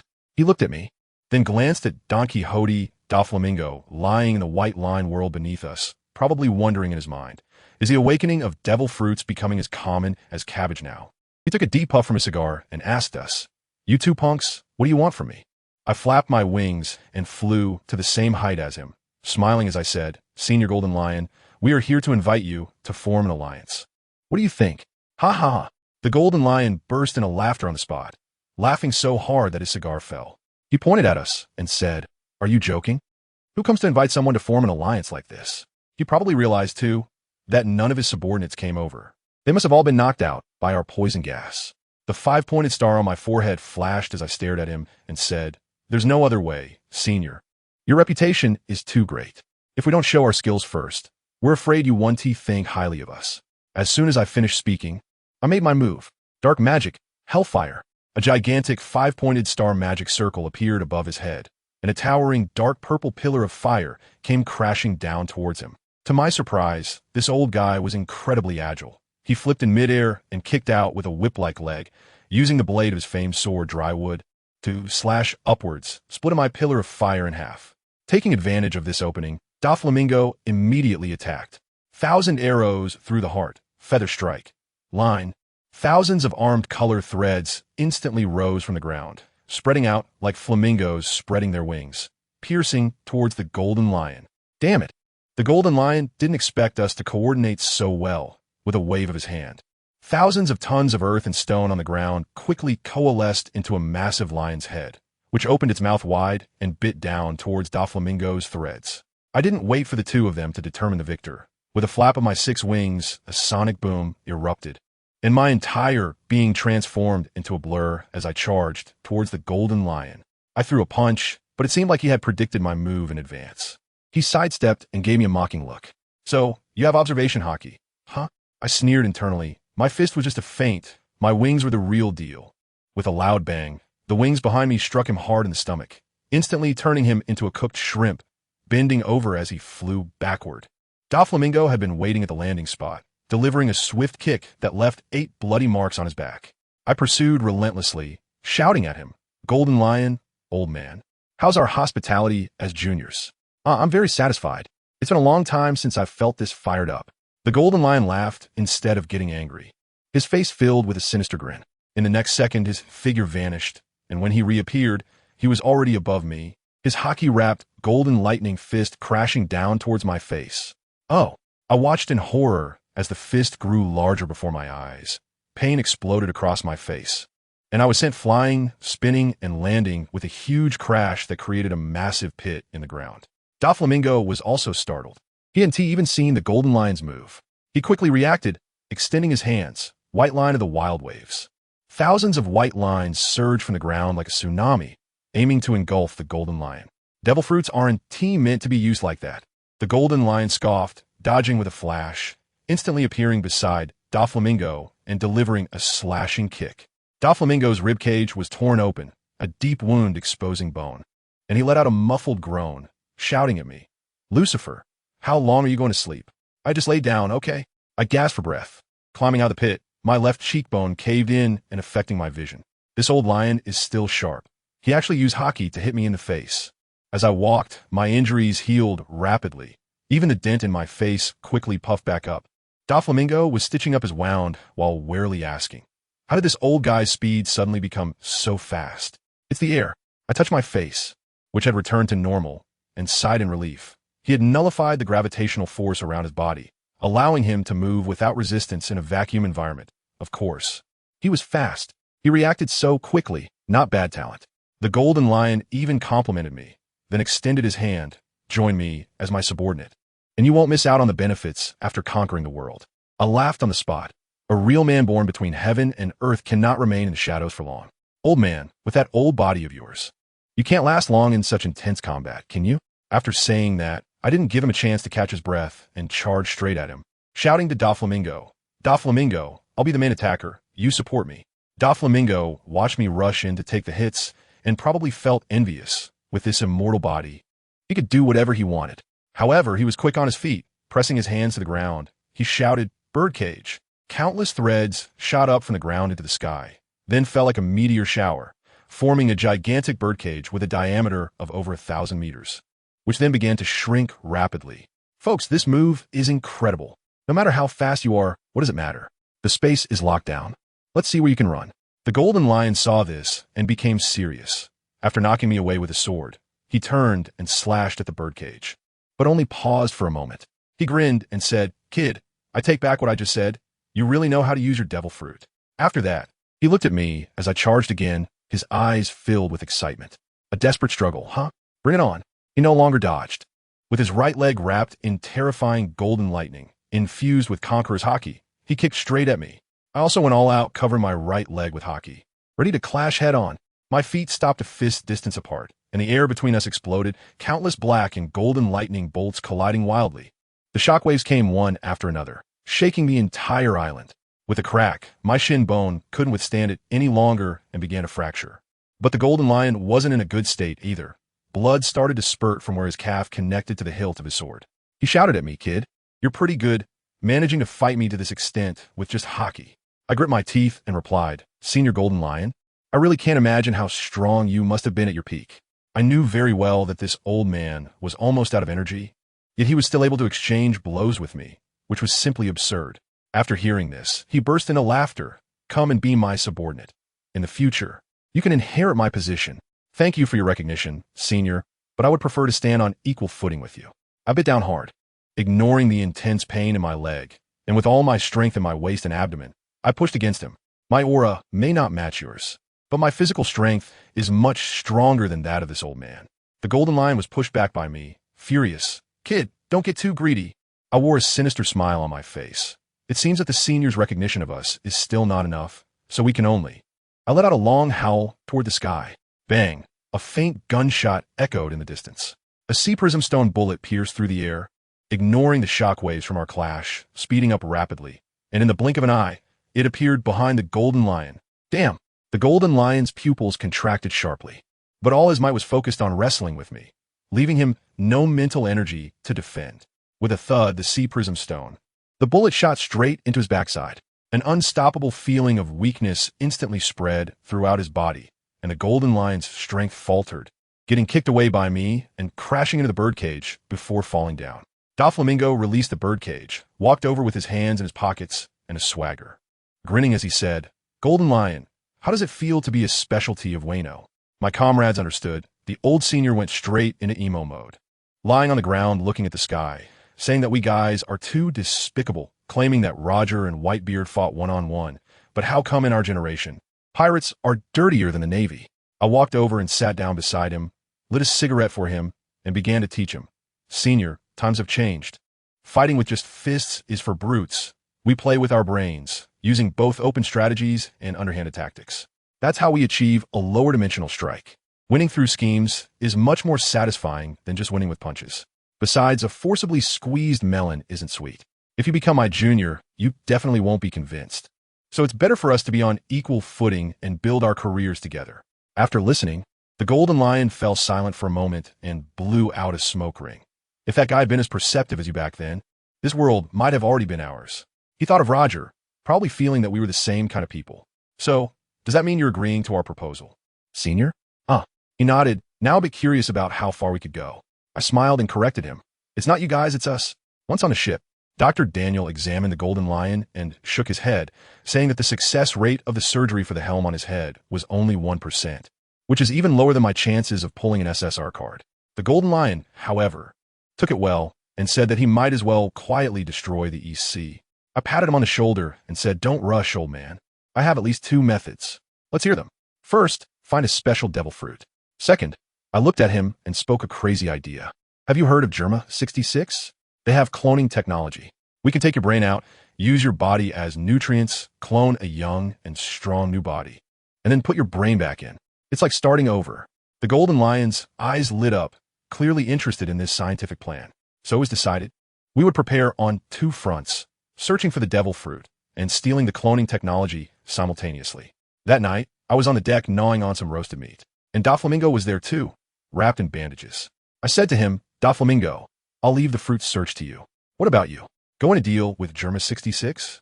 Of course, we'll go together," I said confidently. "You should put in a bit more effort so you can get a bigger share when the time comes." Upon hearing this, he immediately laughed. "All right, no problem. This guy is truly someone who won't act until he sees the rabbit." As we chatted, he suddenly told me, "Kazan went to catch the Straw Hat Kid but failed. He was there at the time too." He sighed. "The grandson of a naval hero and the son of the Revolutionary Army leader. How huge of a storm will this Straw Hat Kid stir up in the future?" As soon as I heard it, I felt I needed to remind him. So I said, "Doflamingo, you'd better cut off some human experiments early. After all, he later got targeted by Luffy because of this." He then innocently self-deprecated, saying, "I'm just an intermediary. It was Big Mom who made the request. Whether to stop or not is not up to me." I couldn't help but complain at that moment. Family members, he doesn't know, in the end, he will bear all the blame alone. Truly the best scapegoat of the year. After 10 years of hard work, in the end, no one in the kingdom remembers his good deeds. It's really tragic. After eating and drinking well, Doflamingo said he would return to Dressrosa tomorrow. I told him I was planning to develop my influence in the East China Sea first. Early the next morning, he left with Sugar, and that little girl was pouting when she left, probably feeling like she came for nothing. I told you, once these people leave, it will be much quieter over here. I'll just announce that everyone is dismissed and can move freely. As long as you don't go poke a hornet's nest or mess with people I can't afford to offend. You can go wherever you want. As a result, Alice, the little girl, was quite curious and blinked her big eyes at me, asking, "Who are the people you can't afford to mess with?" I started counting on my fingers. Navy for Emperor's World Government. Huh, it seems like that's it. Goodness, as soon as I said that, the face of Ashiki the Golden Lion, who was smoking a post-mortem cigarette next to me, immediately fell. Let me tell you, his expression was so dark, it looked like he wanted to eat someone. He must have been thinking, as a dignified Golden Lion, "I can't even compare to newcomers like Kaido and Big Mom now. You don't dare to provoke the 4 emperors, but you dare to mess with me?" As soon as I saw the situation, I realized it was bad. I had hurt the old comrade's pride. I originally wanted to explain that it was mainly because of the white beard, but the words were on the tip of my tongue, and I swallowed them, saying that would only offend him more. I quickly thought of something and complimented him. "Senior Shiki, you are different. You are open and above board. Those 4 emperors are all quite despicable, playing dirty." Shiki snorted, which was his way of brushing the matter aside. He also knew his current situation, with a ship's helm on his head, almost forgotten by the times. The others began to scatter. Shelby and Alice, the 2 lazy ones, decided to retire in the East Sea. That guy Walpole, however, was ambitious, thumping his chest and saying he would go rebuild his kingdom. I reminded him to stay in touch via the snail phone, then turned to Shiki and said, "Brother, can I stay at your Sky Island for a few days?" Just like that, I found myself in a place called Tycola Wolf. Let me tell you, this is a super project built by the world government, constructing a bridge over the sea, which has supposedly been under construction for over 700 years. When I arrived, it was snowing heavily, freezing cold. As soon as I stepped onto the bridge, a drunken guard pointed a gun at me and shouted, "Hey, who are you?" I flashed in front of him in one step and slapped him hard, leaving him stunned. "Who do you think I am? Living a carefree life at work, drinking and slacking off." The guard was jolted awake by my slap, and when he focused his eyes on my outfit, his face turned pale with fear. Exclaiming, "Warlord of the 7 Seas." He trembled and asked what I was here for. But I couldn't be bothered to respond and directly ordered, "Lead the way to your leader." Along the way, I tell you, family who understands, the scene was nothing short of hell on earth. Everywhere, there were laborers dressed in thin blue cotton clothes, each with hollow eyes, working like zombies. Those flimsy clothes couldn't withstand the harsh cold, and they were all freezing as if they were sifting through chaff. If their movements were a bit slow, the guards nearby would whip them. Let me tell you, that tragic situation could be a relief for them, even death. Although I have long been accustomed to the cruelty of this world, seeing this scene with my own eyes is still quite shocking. At the age of 16, I might have been impulsive and joined them in their revolution. But now, all I can say is that where there is light, there are shadows. I even wonder if Dragon really overthrows the world government and his comrades taste the sweetness of power, becoming the new celestial dragons. Dragon's expression must be quite interesting at that time. Before long, we arrived at the door of an office. Goodness, the door was closed, but the noise inside was clear enough to hear through the wall. The guard leading the way had an awkward expression, but what I saw in his eyes was nothing but envy. I didn't have the patience to wait, so I kicked the door open. Wow, there were two naked figures tangled up on the desk, and the whole room was filled with a pungent smell. The chubby guy with a beer belly jumped in fright and looked up, ready to curse. I ignored him and walked straight in. The woman on the desk showed only a hint of embarrassment, probably forced by life-esque circumstances. In this place, laborers have no rights, and being good-looking only makes them prey for these scumbags. It's all too normal. The guard leading me quickly explained, "Director, this is Wong from the Seven Warlords. Here to see you." That fat guy, Director Xie, impatiently told the woman to leave first, then slowly started to get dressed. I was irritated just watching, grinning as I said, "Let's get some fresh air." As soon as I finished speaking, I unleashed a blast of armament hockey, and with a crash, the glass window behind him shattered instantly. The biting cold wind rushed in, freezing the chubby guy, who was now bare-chested and shivering. He was so angry he looked like he was about to explode, but he didn't dare to say a word. He recognized me and knew I was a supplier from the Celestial Dragons, someone he couldn't afford to mess with. I found a clean chair to sit down, lit a cigarette, and leisurely asked, "Director, could you take me to the workshop? I need to understand the dimensions of the materials." Sierra was shivering from the cold and still wanted to put on airs. "Wait a moment, I need to take a hot shower first." My face darkened, and my purple pupils instantly turned into fierce vertical slits. "Do you think I'm negotiating with you?" The fear of death immediately gripped his throat, and he quickly put on a fawning smile. "I'll take you there right away, right away." Those who can reach this position are all shrewd people, very aware of the situation. As we left, the scene was quite grand. Sierra led the way in front, I walked in the middle, and more than 20 guards followed behind, marching towards the bridgehead. Let me tell you, this clear sense of hierarchy really makes one feel high. As we walked, I felt someone watching us from the shadows. If it weren't for my keen observation skills, I wouldn't have noticed at all. Suddenly, it hit me. This is the territory of the Revolutionary Army. Robin was brought here by a bareback in the day. Now, here's the problem. If I intervene, the deal will fall through and the Revolutionary Army will hold a grudge against me. If I don't intervene, watching this big deal slip away is just unbearable. Folks, only children make choices. A smart person like me aims to have both. When we reached the bridgehead, the scene was even worse. A group of people was laboriously pulling heavy steel bars, their hands ground to the bone. Every now and then someone would collapse, only to be dragged to the edge of the bridge by the guards like a dead dog and kicked into the sea. I watched this scene, and the perfect solution in my mind instantly took shape. I turned to Sierra and said, "Make a list of the specifications for these building materials." After saying that, I turned around and walked away, feeling like even a glance would be an eyesore. Back in the office, I immediately took out my phone and called Shelby. That guy was in Donghai catching pirates to test his fruit ability. Let me tell you, his suo fruit is simply a physical superpower, capable of making people experience continuous ecstasy to the point of exhaustion, leaving them too weak to stand. It's just too perverse. I told him directly, "Don't hand over the captured pirates to the Navy just yet. Bring them all to me to work, and once they're worn out, I'll take them to exchange for money." After hanging up, I greeted my doctor, Daniel, and asked him to bring the medical team to save lives. Then, I started working on my KPI assessment.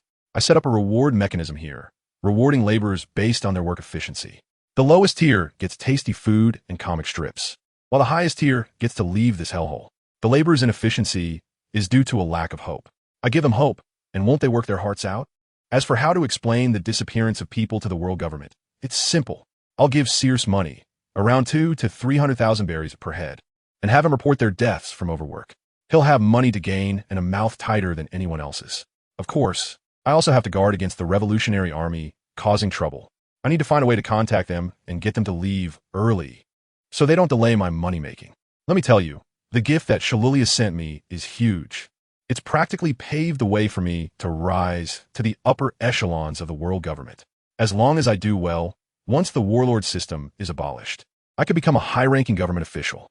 Even I could live off others and marry into the celestial dragons, vying for the position of the elders. But kneel to him? No way.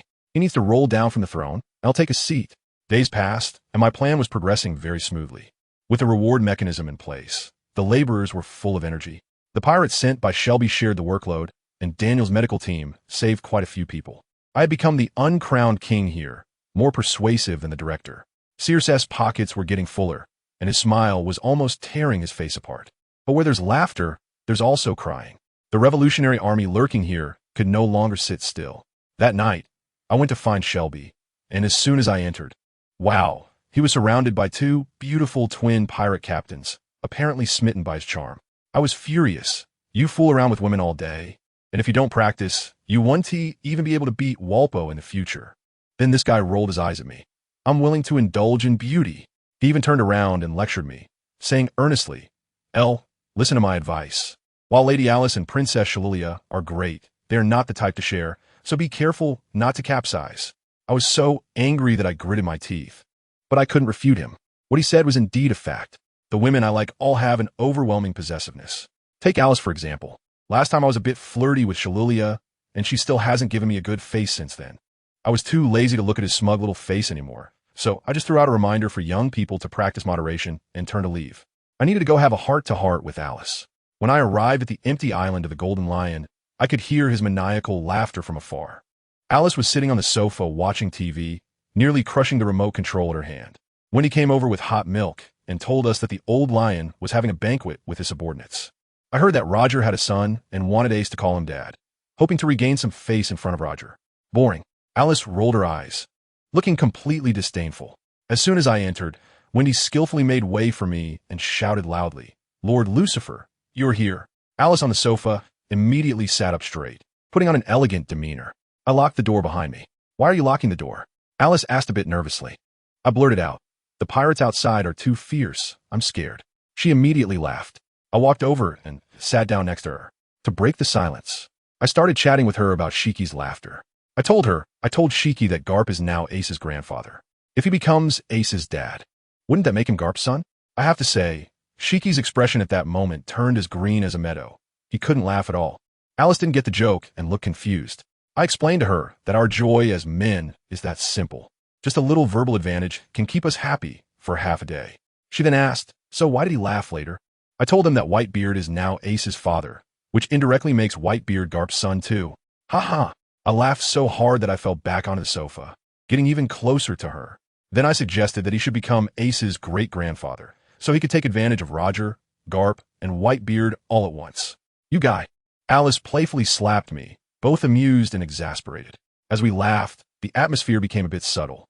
I casually rested my head on her plump thigh. Wow, that faint fragrance and silky touch. She was actually wearing nude stockings. She really loves wearing stockings.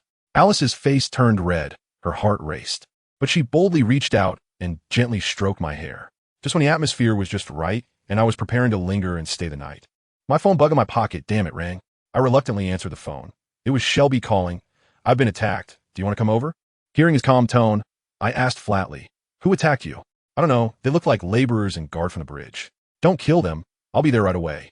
I reluctantly climbed out of that gentle haven, apologized to Alice, and left.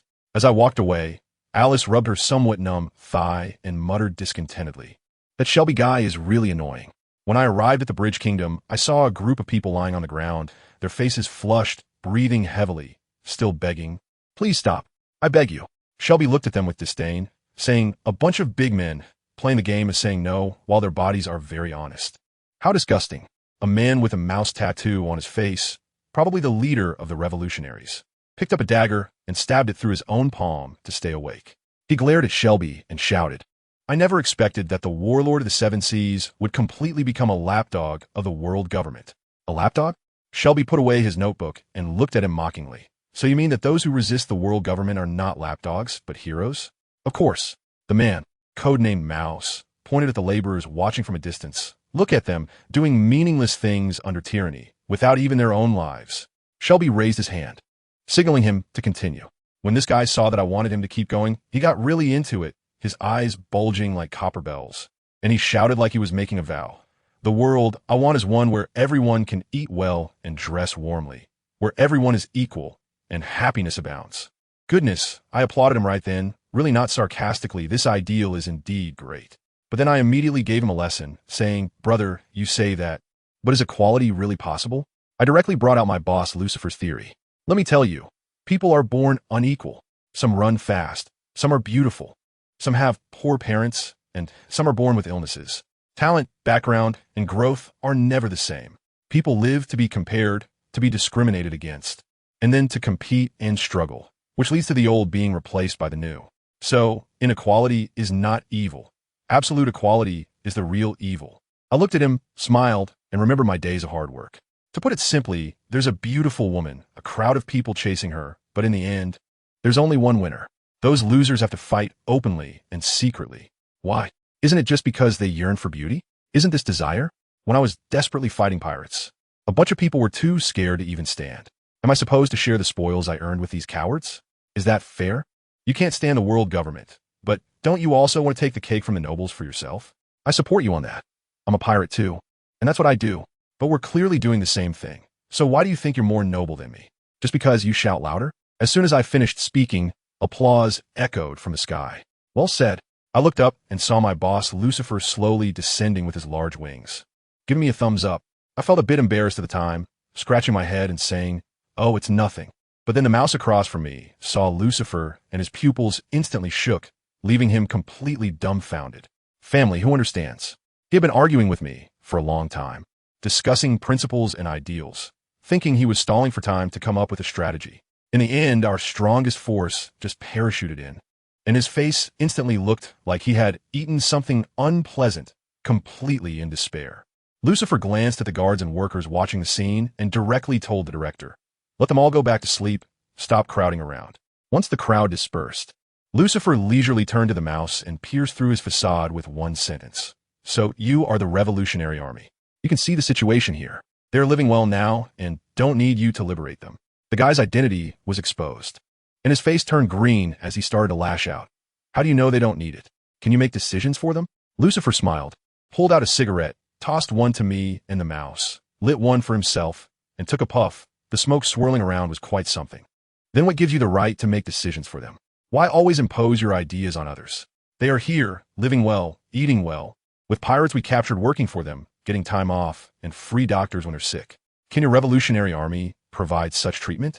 Lucifer flicked the ash from his cigarette and continued. Yes, they want to see the outside world. But do you think they can survive crossing this sea on their own?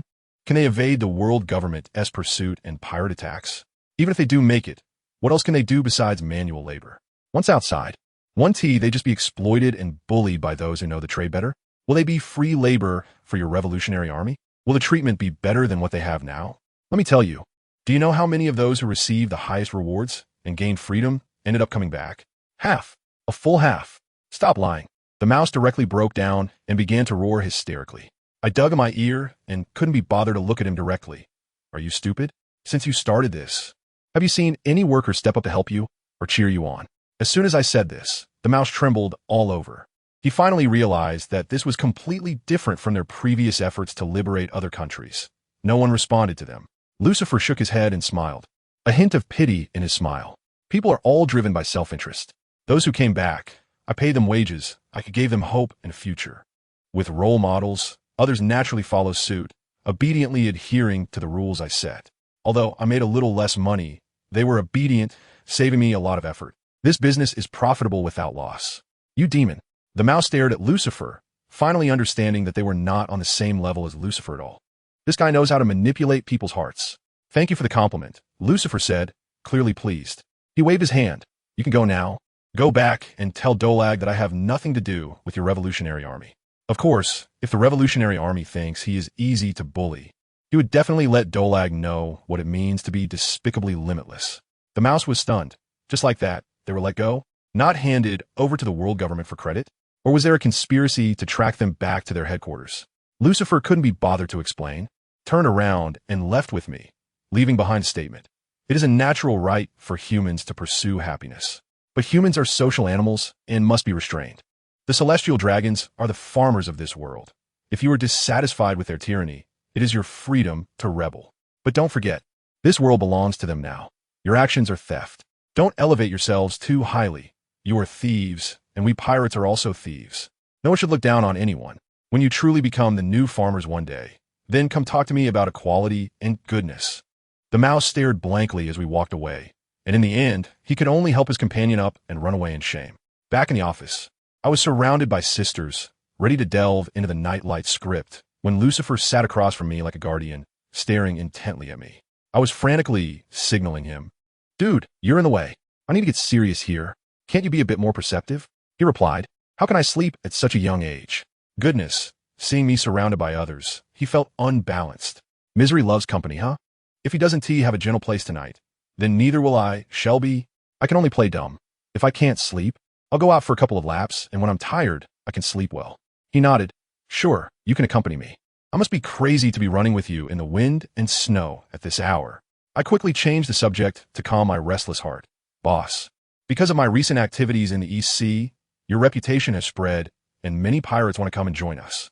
"Oh, Lucifer is indeed interested. Where's the list?" "Let me take a look." I pulled out a stack of bounty notices from the drawer and threw them at him. He picked up the first one. Oh, familiar face. The Golden Dragon Editor with a bounty of 17 million. That guy is something. Lucifer made the decision immediately. I picked up a pen to take notes and said, "There are a few more below. Take a look again." He flipped 2 pages and saw a familiar face. The 23 million pirate Captain Bartholomew Kuma, a user of the iron fruit. I chuckled slyly and said, "I know this. There's a particularly sexy woman in his crew, the Sweetheart Queen." Lucifer turned to the next card, and sure enough, it was a blonde beauty with the glue fruit, whose abilities are somewhat similar to Katakuri's. This pirate crew was like a buy-one-get-more deal, all packed together. Lucifer waved his hand. "All right." I continued to take notes. "Kurizumi?" Lucifer flipped to another card, the East Blue Overlord Kurizumi. I quickly added, "This guy is doing quite well, with more than 5,000 subordinates and a dozen ships."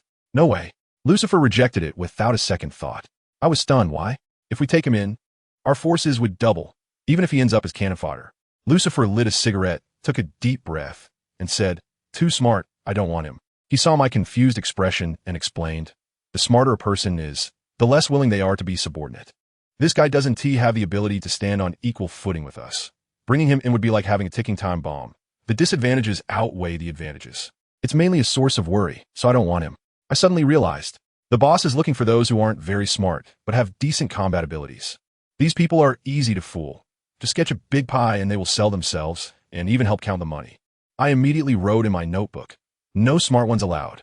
"Should we hold a welcome party?" I asked. "Yes, we must hold one. Otherwise, it would make me seem stingy." After the CEO of Lucy said this, he looked me up and down in my open yellow coat that exposed my muscles, then glanced at his own black trench coat, and frowned. "From now on, we're formal attire to meetings. No more of these bizarre outfits. We are business people now." I rolled my eyes, knowing they were talking about me. Quickly changing the subject. "By the way, there's news from Doflamingo. The ship you ordered has started construction, and the weapons have been made and are on their way. Doflamingo really is reliable." Lucifer gave a thumbs up to my good buddy far away in Dressrosa.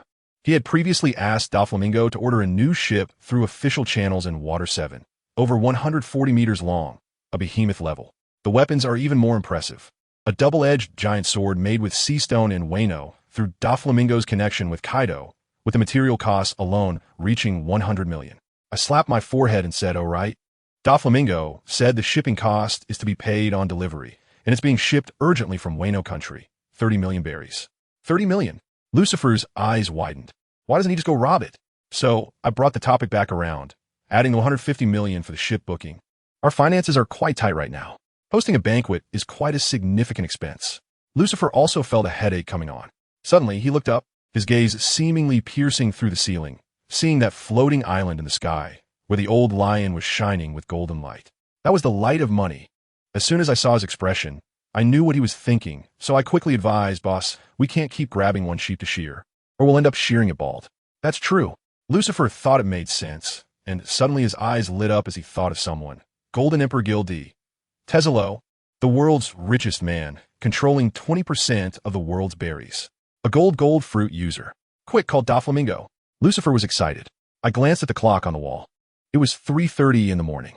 Now, that guy Doflamingo has such a temper. Calling him at this hour would get me chewed out. "Forget it. I'll make the call. Lucifer shot me a glare and pulled out a phone bug to dial. The call connected quickly, and Doflamingo's distinctive voice came through. Hello, it's me. Lucifer was a bit surprised. His voice was clear, not sounding like he had just woken up. He politely said, Doff, how have you been lately? As soon as those words left his mouth, Doflamingo's guard shot up, and he coldly replied, I don't have any money. Lucifer's face darkened instantly. Damn, what does he take me for? He shouted, I'm here to talk business. Doflamingo chuckled a couple of times on the other end, and then said, Are you talking about Fire Fist Ace being executed? The Navy should have notified you. Upon hearing this, Lucifer's expression immediately soured. He had been trying to get Ace, this ticking time bomb, out of the way to buy himself some time to develop. So how did he still get captured? The Navy didn't notify me. You need to explain in detail. Moria was taken down by the Straw Hat crew. Then a guy named Lafitte used Fire Fist Ace as a credential to volunteer himself as a warlord in Mariewa. Now the Gorosei and the Navy want to use Ace as bait to lure out Whitebeard and take down this relic of the old era of pirates. The Navy has issued a mandatory summons for the warlords, and you didn't receive this news? Wait a moment, I'll call you back shortly. Lucifer sensed something was off, immediately hung up the phone, and pulled out a dedicated phone bug to contact Simmons. While waiting for the call, he got up and flipped through the newspapers on the table, only to find that the latest ones were from half a month ago. He frowned. Those newspaper delivery birds really pick and choose. They see that it snows here every day, and since we're all laborers, when they come is all up to their mood. Next time I see them, I'll roast them. Lucifer was furious that the news was half a month late. What was even stranger was that Simmons had been ignoring his calls. Just as Lucifer was about to give up, the call connected. But a strange voice came through. Is this Warlord Morningstar L? Lucifer? It's me. Lucifer sat back down on the sofa. The voice on the other end let out a sigh of relief. I'm Rear Admiral Fire Mountain from the Navy headquarters. I was worried I couldn't reach you. Where's Brigadier General Simmons? Lucifer's heart dropped. Fire Mountain's tone was complex. He did something he shouldn't have, was stripped of his rank, and is now locked up and impelled down. Lucifer felt relieved that he wasn't dead. What did he do? There was a moment of silence on the other end before the answer came back, which didn't address the question. This phone bug can contact you at any time, right? Please come quickly to the Navy headquarters. Fleet Admiral Sengoku has issued a mandatory summons for the warlords. Okay, I understand. Lucifer hung up the phone, sat on the sofa in thought for a moment, then looked up at me. Did you find anything about the impelled down guard I asked you to look for? I found one. I pulled out my notebook and read. Leica, male, 29 years old from Roadtown, an impelled down level 3 guard, a gambler, and dead up to his ears. He is currently on leave in Roadtown. Lucifer stood up from the sofa. Let us go. Bring 100 million berries. We're going to find him. Early morning, Roadtown. We descended from the sky, scaring the fishermen at the port so much that they didn't dare to breathe. I took Lucifer and quickly found Leica's house, kicking the door open. The smell of alcohol mixed with stinky socks hit us. Lucifer went to open a window while I charged into the bedroom and dragged a burly man out of bed. I'll pay you back.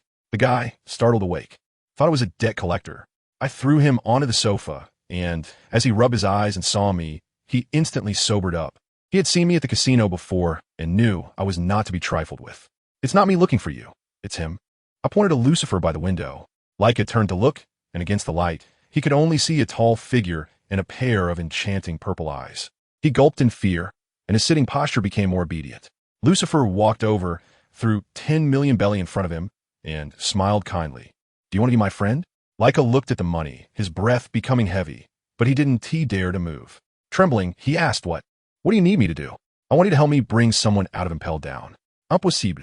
Leica rejected without a second thought. That was impelled down. How could a mere prison guard like him manage that? No, you have to believe in yourself. You can do it. Lucifer patted his shoulder and began to sketch out the plan. First, find Brigadier Simmons, then find a prisoner of similar build, take him out, and destroy his face. Then use the corpse to swap out Simmons, claiming he was killed by pirates in retaliation. Finally, dress him in prison guard clothes, and when a supply ship arrives, help a blend in. Isn't that simple? Leica listened, half understanding, and hesitantly said, But this isn't something I can do alone. You can ask your colleagues you're close with for help. Lucifer waved his hand, and I opened the suitcase, filled with stacks of cash. Leaving the port of Roadtown, I still felt a bit uneasy. Do you think he can pull it off? That guy looks so timid. I don't know. That's why I prepared a backup plan. Lucifer shook his head. This plan was originally meant for his good friend Doflamingo, in case he ever got locked up. Now it had to be used in advance. We had to get Simmons out before Luffy caused a ruckus and impelled down. Otherwise, with Simmons' character, He would definitely try to stop the prisoners from escaping and end up getting killed by pirates, which would be a huge loss. I scratch my head, still unable to understand. How could a perfectly fine rear admiral, a person overflowing with a sense of justice, suddenly be locked up? Let me tell you, that guy Lucifer didn't hesitate at all. He directly concluded, it's definitely a setup. Otherwise, the Navy headquarters wouldn't even allow it to be mentioned. In any world, it's hard to be a good person. He clearly arranged for me at that time. I would go to the headquarters to gather some information, and you let Alice take you to the West Sea to protect his wife and children, so they wouldn't be found by old enemies. Wow. With this division of labor, I was simply a good guy. 5 days later, I had already mixed into Impelled Down. Just after changing into the tattered clothes of a prison guard, a fat, greasy middle-aged man strolled in, startling me. I blew up at that moment. Hey, can't you knock before coming in? He gave me a knowing look and waved his hand, saying, lost everything again, huh? Your temper is so explosive.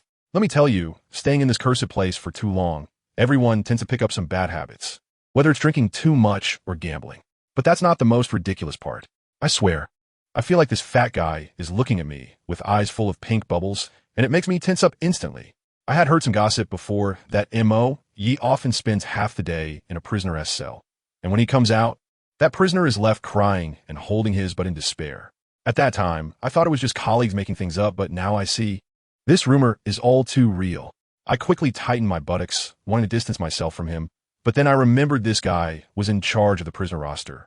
So I had to force myself to engage in awkward small talk. Damn it, it's all because of those pirates, making Impelled Down go into full lockdown. Even those on leave were brought back. He absent-mindedly nodded, not taking it seriously at all. I mean, come on, this is Impelled Down. Who would dare to cause trouble here? As soon as I saw the opportunity, I casually asked, by the way, I heard that a new rear admiral has recently come in. Do you know which floor he's on? The rear admiral?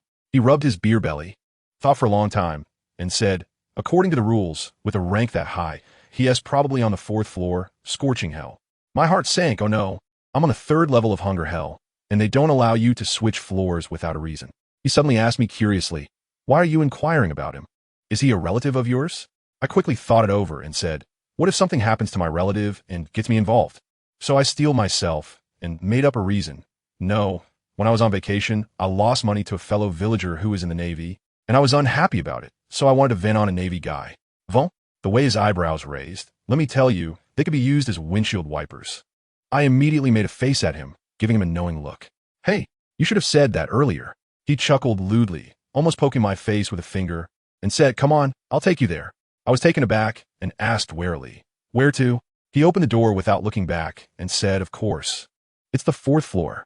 A few unlucky ones down there accepted the devil's invitation, and the deputy director asked us to temporarily fill in. What luck? I quickly followed him. Let me tell you, that 4th floor is simply not a place for humans to stay. It's just one word. Hot. It feels like a huge sauna, with boiling blood pools and seas of fire underneath our feet. That fat guy, Ye, was so hot that he kept lifting his shirt, exposing his round belly. I panicked and asked him, are we going to be transferred here in the future? He turned back and grinned at me. Not us, but you. At that moment, I felt like 1,000 grass-mud horses were galloping through my mind. This old trickster was indeed waiting for me here. He saw my face turn green and pretended to comfort me, saying, don't be angry, just hold on, and you'll be able to go to a cooler place up there. I really want to thank you for that. When we reached the edge of the blood pool, he pointed to a figure in a cave in the distance and said, look, a stranger, it should be him. I squinted and took a look. He looked just like how Lucifer described. There's no mistaking it. All right, get familiar with the surroundings. I'm off now. This fat guy patted my shoulder and slipped away. I gave him the finger behind his back and cursed his entire ancestry in my heart. I looked around to confirm there were no surveillance bugs, then sneaked up to the hottest cave and quietly asked the person sitting cross-legged inside, hey, are you Simmons? The guy didn't even lift his eyelids, opened his eyes to glance at me, and then closed them again. Hey, with my temper, a prisoner dares to give me the cold shoulder? Calm down, this is the financier. I forced a smile. Do you know Lucifer? Only then did he suddenly open his eyes wide, looking vigilant. Who are you? Got it. I quickly pulled out the bug from my pocket, and the bug was nearly wilted from the heat. As I dialed, I cursed that fat guy. Once the call connected, I said quietly, Mr. Lucifer, I've found the person. On the other end of the line, Lucifer's calm voice came. Give it to him. As soon as Simmons got the bug, his voice became hoarse. Lucifer, is it really you? Lucifer probably found a place to sit down, calmly saying, we're friends, right? You got into trouble, of course, I have to care. Upon hearing this, Simmons directly gave a wry smile, saying none of his Navy classmates or colleagues came to see him. They all kept their distance. Lucifer didn't waste time and directly advised him.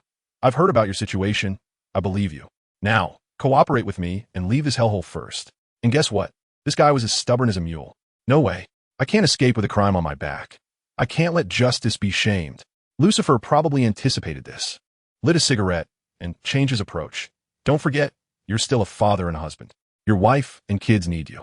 You can clear your name anytime, but you can't make those who love you sad, right? This struck Simmons right in the soft spot. Lucifer then added, do you think they care about your reputation? They're even more upset than you are right now, especially your wife. She needs you to explain things to her in person. I have to say, Simmons' situation is quite dramatic. He saved a mayor's daughter, but ended up being publicly accused of assaulting her. At that time, there were no witnesses, and with the mayor pressuring, the Navy locked him up. Anyone who hears this would have doubts. Who would falsely accuse their savior? Sure enough, the phone bug on the other end started to choke up, and Simmons' feigned strength instantly crumbled. Lucifer knew he had taken the advice, and said, Leica will take you out. We'll deal with the rest slowly.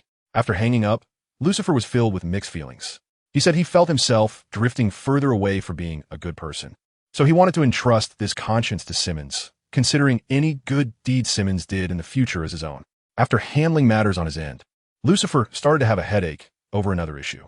The Navy headquarters contacted him a couple of days ago, asking for his nails, hair, blood, and skin tissue, claiming it was for a life card. Isn't that just nonsense? A nail is enough for a life card.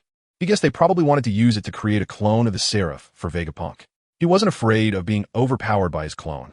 He was worried that that old guy Vegapunk would have the twisted idea of making a female version, which would be incredibly awkward. Just as he was feeling troubled, the phone rang. It was surely a palace, that celestial dragon. As soon as the call connected, she shouted in a panic, Lucifer, you must catch those damn pirates. Lucifer paused for a moment before realizing, good grief, Straw Hat Luffy must have beaten her snotty brother Charlos. He originally wanted to intercept Luffy, but it happened anyway. However, the timeline matched up now. He pretended not to know and asked with concern, what happened? A pirate wearing a straw hat hit my brother. Shirulia was in chaos. Thank goodness I was in Mariewa at the time, but the Navy is useless. They can't even catch anyone. Upon hearing that she was fine, Lucifer sighed in relief. She was his major support in the world government. Nothing could happen to her. He immediately reassured her, don't worry, I'll come find you right away. After hanging up, he spat, is this sun god not eating? Can't even take down a regular person. What a disgrace.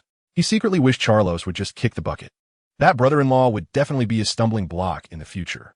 Hurrying along, Lucifer finally arrived at Mariewa before sunset. He hurriedly asked, Shirulia, your brother. He hasn't passed away, right? The tone was almost asking if he could see him for the last time. Shirulia thought he genuinely cared and said, it's fine now. His condition is stable. Lucifer's expression was one of great relief, but inside he was probably cursing. Damn sun god. Are his fists made of cotton? Shirulia took him upstairs to see Charlos. Upon entering, good grief, 5 or 6 tall nurses in white stockings surrounded him. Charlos, with his dim-witted head wrapped in bandages, was sleeping soundly. Lucifer's eyes were almost glued to the nurse's legs, his fists clenched tightly. He must have been thinking that the gap between people was too vast. He had to be wealthy and powerful, so that even if he faced setbacks in the future, he would still be surrounded by beautiful, long-legged women instead of arguing with a yellow-faced woman over discounted vegetables. Shirulia sneered beside him. Her gaze was full of disdain. Men just like this. Lucifer quickly withdrew his gaze and pretended to be serious. It seems St. Charlos is fine. Shirulia Palace, you should rest early. His politeness directly irritated Shirulia, who turned coldly and walked out. So he was acting unfamiliar in front of other women. Huh? Seeing the situation was off, Lucifer hurriedly chased after her.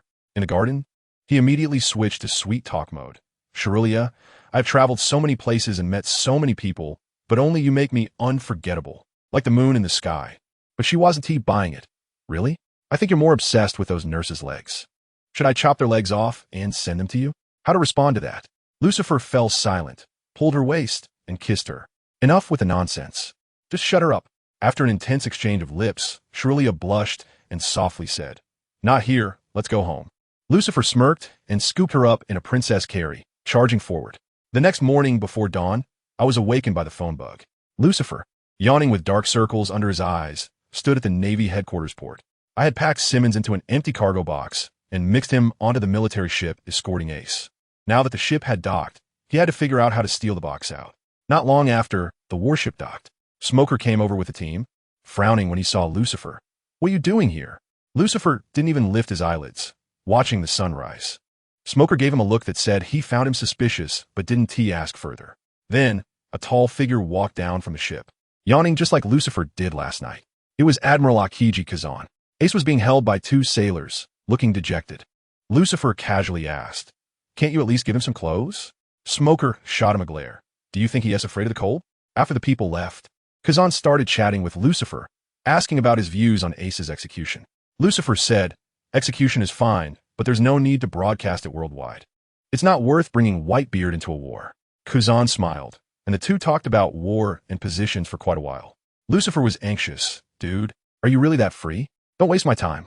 After finally managing to get Kazan to leave, Lucifer immediately closed his eyes and used observation hockey. He discovered that Kazan probably already knew someone was on the ship, but was pretending not to see. What a soft-hearted guy. Lucifer shook his head, leaped onto the warship, and skillfully made his way to the bottom of the ship, finding the large box marked with a 5-pointed star. "Simmons?" The lid of the box was suddenly pushed open, and Simmons stood up, his expression quite complex. "I never thought I would need your help one day." Lucifer couldn't be bothered to chat. "Well, you need it now." Saying that, he directly hoisted the 2-meter-tall Simmons and walked out.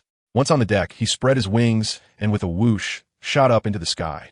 The sailors on the ship were startled by the commotion, rushing out with brooms and mops, only to find the deck empty. They stared at each other, all thinking they had encountered a ghost. On the other side, in a small restaurant in the Sabadi archipelago, I was sitting with my legs crossed, sipping rum, watching the guy, named Simmons across from me, wolfing down food. I asked him, "Buddy, what exactly is going on?" "I told you," this guy turned pale at that moment, swallowed a big piece of meat, and, with a face, asked me, "Do you think I look like someone who would do that kind of thing?" I looked him up and down and joked, "That's hard to say, but with your pretty boy looks, you should be quite popular in prison." "Well," he was taken aback for a moment, then burst out laughing, completely relaxing. After chugging a beer, he finally started to vent his frustrations. It turned out that when he rushed into the mayor's house, a pirate was trying to make a move on the mayor's daughter. With his violent temper, he went up and slashed the pirate. And what happened next? The girl rushed over, hugged him, and declared him a hero, saying she wanted to dedicate herself to him. But who understands family matters?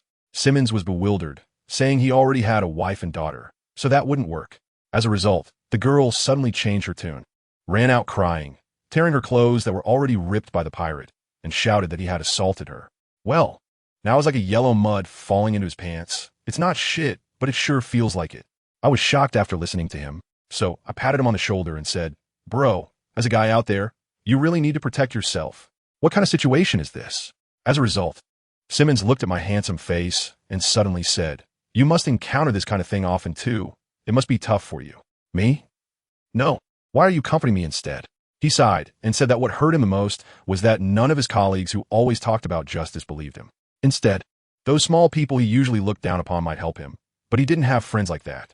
I pointed it out to him at the time, saying, "Are you only making friends with those who are just like you, full of righteousness and morality? Do you ignore everyone else who doesn't match with you?" He replied, "What else can I do?" I took a sip of my drink and said to him, "Well, that's not surprising. Your so-called just friends can't tolerate any dirt in their eyes.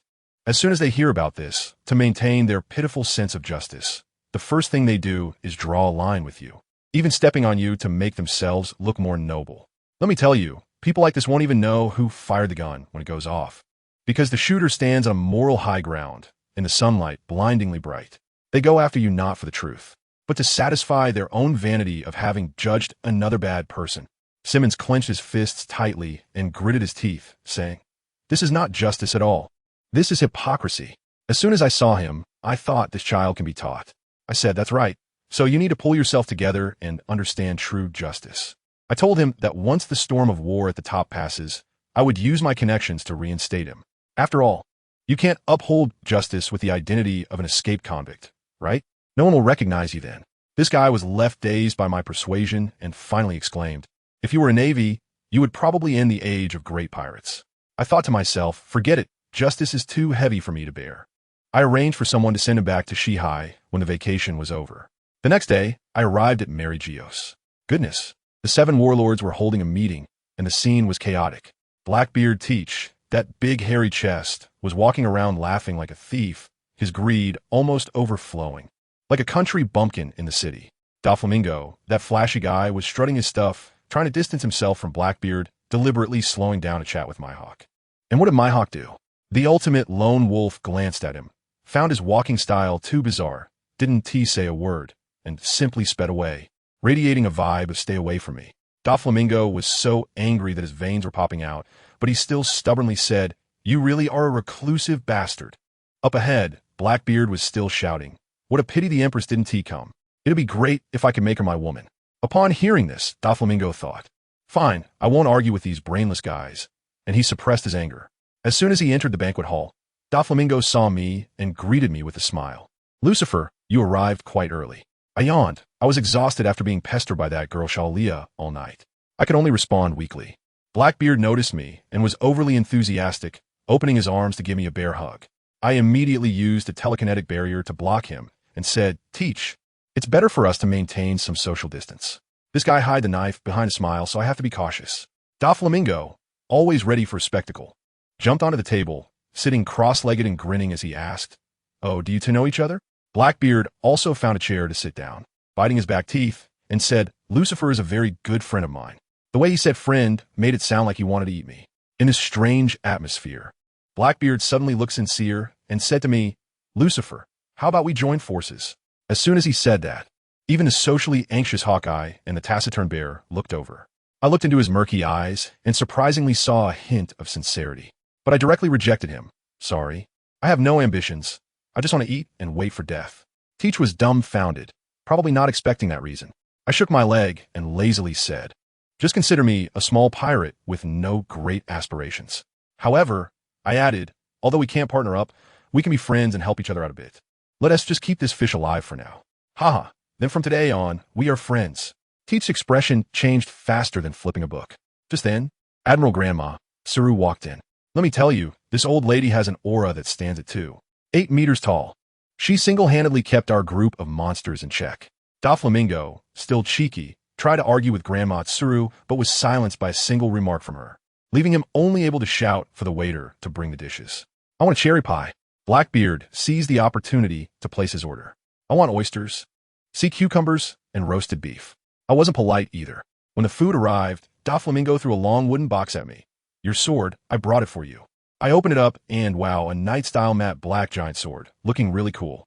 Doflamingo teased me. "What's wrong, planning to use that thing to cut Whitebeard?" I waved it, probably about 700 or 800 pounds, and it felt just right.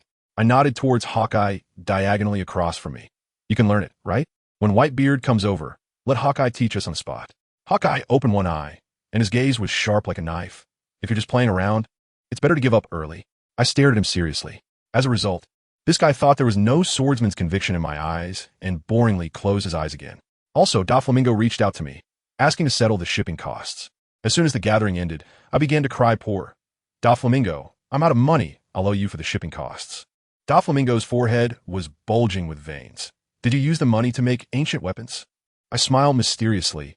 At a critical moment, it works better than ancient weapons. After that, the two of us chatted. The Navy called us this time, not to discuss tactics, but purely to give us a warning. After all, Jinbei, that fishman, has already been imprisoned for siding with Whitebeard. 3 days later is the execution day of Fire Fist Ace.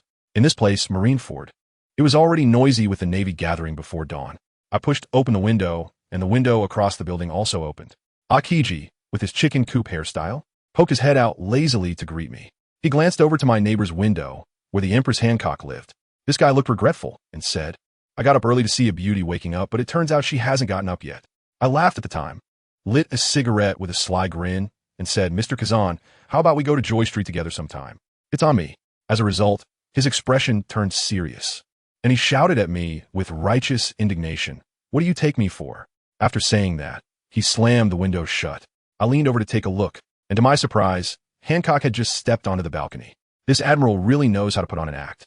Hancock sensed my gaze and immediately wore an angry expression, saying, "What are you looking at, you rude person?" I shot back directly, "What's it to you?" and then slammed the window shut.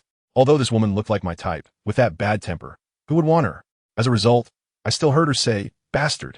Through the wall, I shouted directly into the air, "It's useless to curse me. I have a woman who cares for me, so don't get any ideas. She is probably so angry that she is about to bite her silver teeth off. When I went to the cafeteria to eat, I ran into Blackbeard again. This guy finished stuffing himself and packed a cherry pie, saying he was going back to catch up on sleep. Looking at his back, I knew very well that he wasn't going to sleep. He was going back to the city to organize a wolf-like team-building event, recruiting people. After breakfast, I was bored out of my mind and wanted to go see Ace. But at the entrance of the underground prison, I was stopped by Smoker, who was holding a sea prism stone staff and was extremely vigilant. I didn't want to waste time with him, so I just turned around and left. Then I ran into two young Navy officers in the hallway, dreaming about the future, one with a pink middle part and the other with a golden long slick back hairstyle. Aren't those Kobe and Helmeppo? Listening to their foolish talk about longing for war, I instantly lost my desire to wander around. What bad luck! At 2 in the afternoon, the port was filled with Navy personnel, completely silent. The 5 of us, the 7 warlords, were arranged in the front row, practically live targets. Hancock even shot me a disdainful glance. What is wrong? Are you scared? I couldn't be bothered to pay attention to her. But I was thinking that the world government was increasingly disregarding the 7 warlords, probably because Vegapunk had made progress in his research on clones. Just then, Sengoku's voice echoed through the loudspeaker. Before the execution, there is something I need to tell you all. The significant meaning behind Portgas Ace's death today. All eyes in the world focused on him. Sengoku stood on the high execution platform and said to Ace, "Ace, state your father's name." Ace's eyes were lifeless, but he still shouted, "My old man is Whitebeard." Wrong. Sengoku immediately rejected. Ace roared, "There is nothing wrong. My only old man is Whitebeard." Sengoku ignored him and directly addressed the entire world, dropping a shocking revelation. He said that years ago, the Navy searched the world to find that man's child, investigating all newborns and pregnant women, but found nothing. Because Ace's mother, Portgas de Rouge, had to hide from pursuit, she carried Ace for 20 months. After giving birth to him, she died from exhaustion. Sengoku turned to Ace, staring at him, and announced to the world word by word, "Thus, 1 year and 3 months after your father's death, a baby inheriting the most evil bloodline in this world was born. That person is you, the son of the pirate king, GOLD, Roger." At that moment, let me tell you, the entire Marine fort erupted. The Navy below was in shock, their jaws almost dropping to the ground, their eyes wide open like copper bells, muttering about Roger's son, a 20-month pregnancy, the bloodline of a devil. I was standing there listening, my brows furrowed in confusion. Goodness, I've been pondering every day about how to be a qualified villain.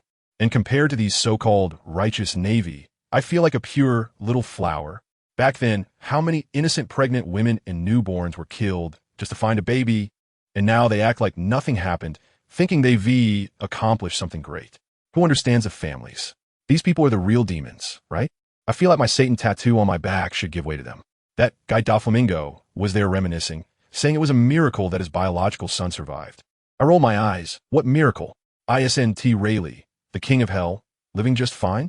Not to mention Shanks and Buggy and that whole bunch. Doflamingo then smiled and said he was referring to ordinary people. This hit me hard. I thought of Frankie S. Master, that fishman Tom, who was sentenced to death just for building a ship for Roger, an ordinary shipbuilder. What is the difference from exterminating a whole clan? Ridiculous. Just as I was pondering, the sky suddenly darkened. I looked up, and oh my gosh, there were several islands floating in the sky, almost as big as Marineford. An old man with golden hair stood in the middle of an island, looking down like a deity. It was Golden Lion Shiki. That old guy burst into wild laughter. Keek, Navy brats, after all these years, still Haven T made any progress. Sengoku's face turned green, yelling at him about what he was doing here. Then, with a flick of his finger, I tell you, that island in the sky came crashing down on us like a kite with its string cut. Oh crap. Both Doflamingo and I turned pale with fear. This old madman wants to take us all out. The Navy below was in chaos, crying out and running around. At a critical moment, we had to rely on the Admiral. That old dog, Akainu, was erupting with magma, like a volcano, shooting countless magma fists up into the sky, melting away a large part of the island's underside. But this thing was too big, and it was clear we were running out of time. I was ready to spread my wings and run away at any moment. Just then, the cool Hawkeye beside me gripped his black sword knight with both hands and struck upward with it. A huge green slash shot into the sky, forcefully holding the lava island that was about to fall in mid-air. I was dumbfounded at the time and quickly gave him a thumbs up. This guy, his normal attacks are like ultimate moves, the powerhouse of the 7 warlords, far ahead. Doflamingo was so angry that the veins on his forehead were popping out, cursing the Golden Lion for not being a qualified ally. I quickly advised him, saying that this old lion probably came to join the fun because I previously mentioned Ace's lineage, so let's give him another chance. In the sky, Akainu had already melted the entire island and returned to the execution platform, mocking the Golden Lion. The Golden Lion, not to be outdone, was about to smash down another island when suddenly, bubbles started rising from the crescent bay beneath our feet. In the next second, 4 large ships with a coating burst out from the seabed, leading with the Moby Dick, the Whitebeard pirates, ready to engage. A towering figure, wielding a large naginata, stood at the bow of the ship. The world's strongest man, Whitebeard, Edward Newgate. Kuahaha, Sengoku, it's been decades. Whitebeard greeted his old friend, and then shifted the conversation. My dear son, are you all right? Sengoku's face was as dark as the bottom of a pot. Just then, the Golden Lion in the sky interrupted. Newgate, let us talk about the order of arrival later. Wait until I finish my business. These 2 legendary pirates began to argue in front of the entire world. The Golden Lion shouted at Whitebeard, Grandpa isn't in a hurry, but you, the father, are the one who's anxious. At that moment, my CPU was almost overheating. It was indeed for this reason. This old lion really sees Ace as the grandson of his arch-nemesis Roger. Then it got even crazier. The Golden Lion reached out his hand towards Ace on the execution platform and shouted, Ace, be my great-grandson. Your grandfather and your father can't protect you, but I'll protect you. Ace exploded on the spot, and Whitebeard and Garp's faces instantly darkened to the point where water could drip from them. The Golden Lion was rejected, and it seemed to remind him of the time Roger had rejected him. He became all emo, mumbling about how boring Roger was, unable to even protect his wife and children. After mumbling, his expression turned cold, and my heart sank. Oh no, this old madman is going to flip the table. He wants to smash all the islands down. Can I let him succeed? I exchanged a glance with Doflamingo, and with a roar, my wings spread open, creating a sonic boom as I shot into the sky.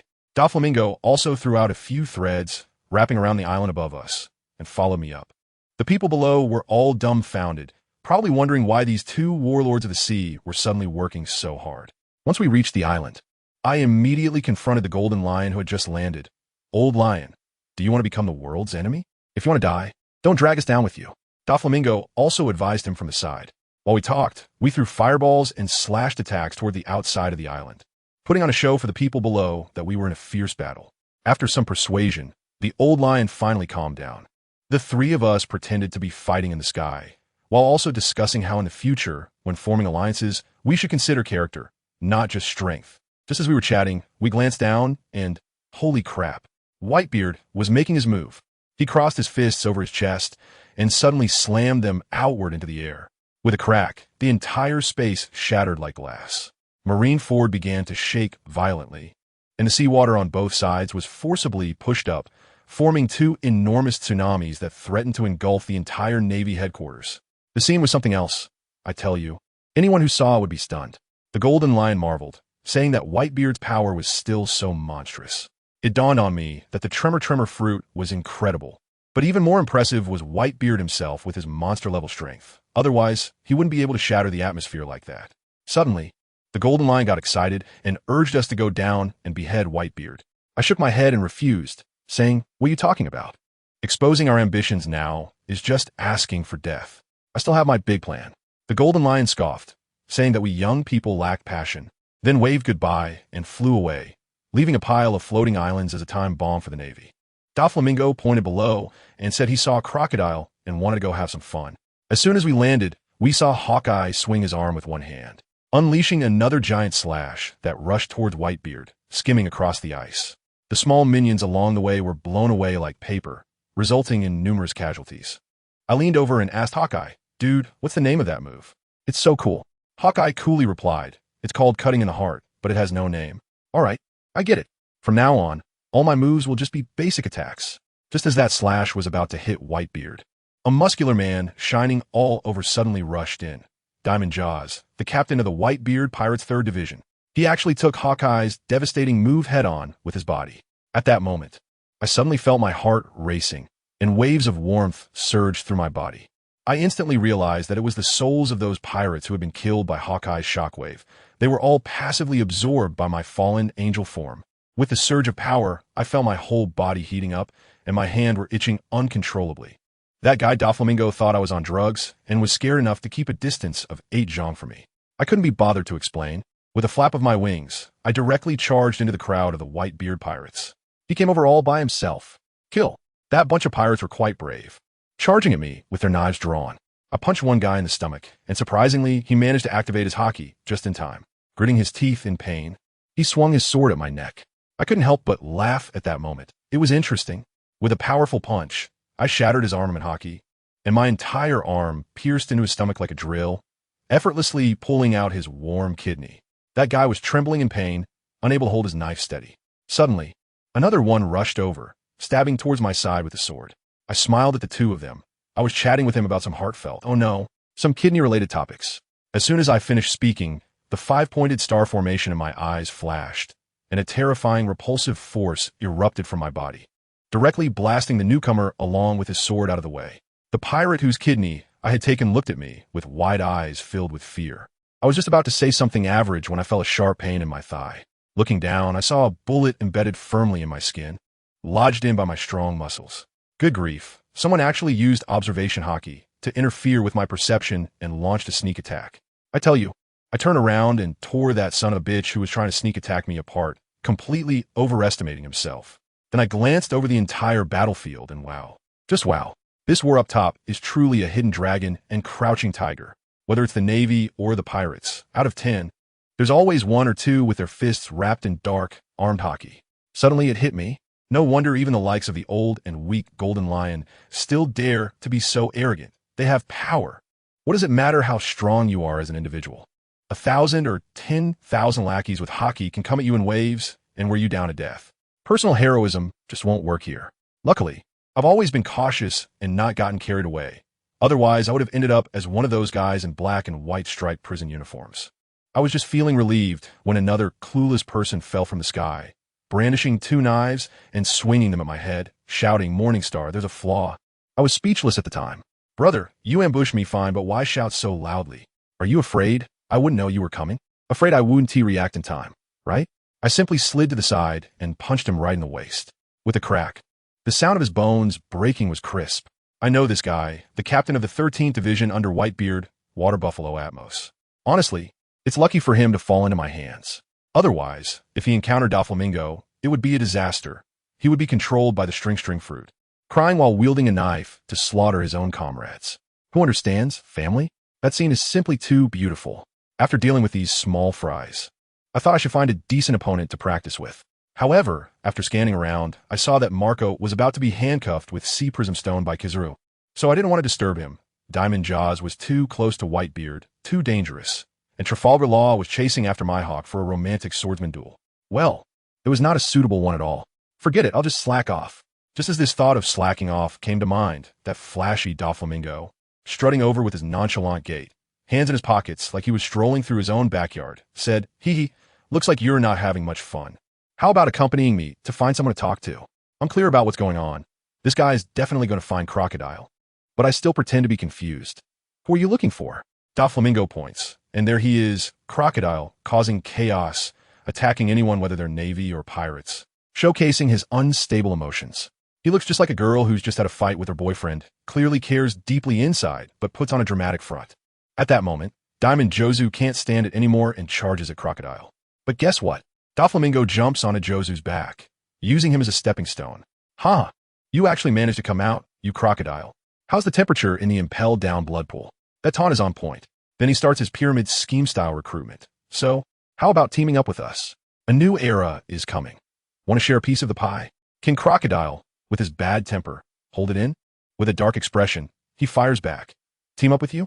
You're not even worthy to stand on equal footing with me. Asking to be my subordinate would be more appropriate. No common ground, and they go straight to fighting." Crocodile unleashes a sandstorm, while Doflamingo counters with a barrage of attacks. Doflamingo's strike is fast and goes right through Crocodile's chest, but he's a Logia user, so his body just turns to sand and nothing happens. Seeing he can't handle it alone, Doflamingo immediately shouts at me, "Let's take him together." Crocodile, still stubborn, retorts, You realize you're not my match. So you're calling your subordinates? I was furious at that moment. Your mouth is really foul. I directly grabbed my sea tower stone double-edged giant sword, struck a baseball stance, and hit a beautiful home run, slamming right into his face. His entire face caved in, blood mixed with sand spraying out. When Doflamingo saw this, he said, well, it's a small world, isn't it? And started to recruit me again, even giving me a grand introduction. See this, you crocodile bastard? This is one of my partners, the new warlord of the Sea Morning Star Lucifer. How about that? Do you feel the strength of our alliance now? Are you tempted by my invitation? Lao Sha still wanted to probe, asking, who else is there? I interrupted him directly. Of course it's a secret. Only a man with secrets can make a woman think about him endlessly. As a result, this old Shah was completely unyielding, smirking, his eyes turning menacing. But I just don't want to be on equal footing with you guys. Saying this, his arms transformed into two huge sand blades, filled with dominance. And he swung them towards me and Doflamingo. I'm afraid of him. I directly wrapped my hockey around my giant sword, clashing blade to blade, going head to head with him. With a loud bang, the shockwave exploded, cracking the ice beneath my feet. Looking at Doflamingo, damn this sly old fox, directly shot out threads to pull the immobile jaws into use as a shield. With a clang, the sand blade hit Jaws' diamond body, sparks flying everywhere. Guys, diamond jaws. This is simply a physical shield. Doflamingo was still calmly standing behind, marveling at my terrifying power. Next up was my personal showtime. I chased after the old sand, hacking away with hockey and sea prism stone, switching styles, but I just couldn't hit his physical form. I figured out. The Logia type has two states. One is passive elementalization, where you can't hit them without hockey or sea prism stone.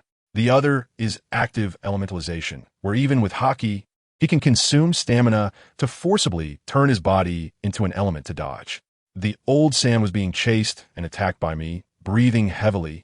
His face burned to a glass-like state by my flames and then shattered, but I just couldn't hurt him fundamentally. All right, test over, not playing with you anymore. Let's get serious. I cover my right arm with pitch black hockey, then let the hockey expand outward, releasing an invisible shockwave. I descended from the sky, smashing a punch down at the old sand. Boom!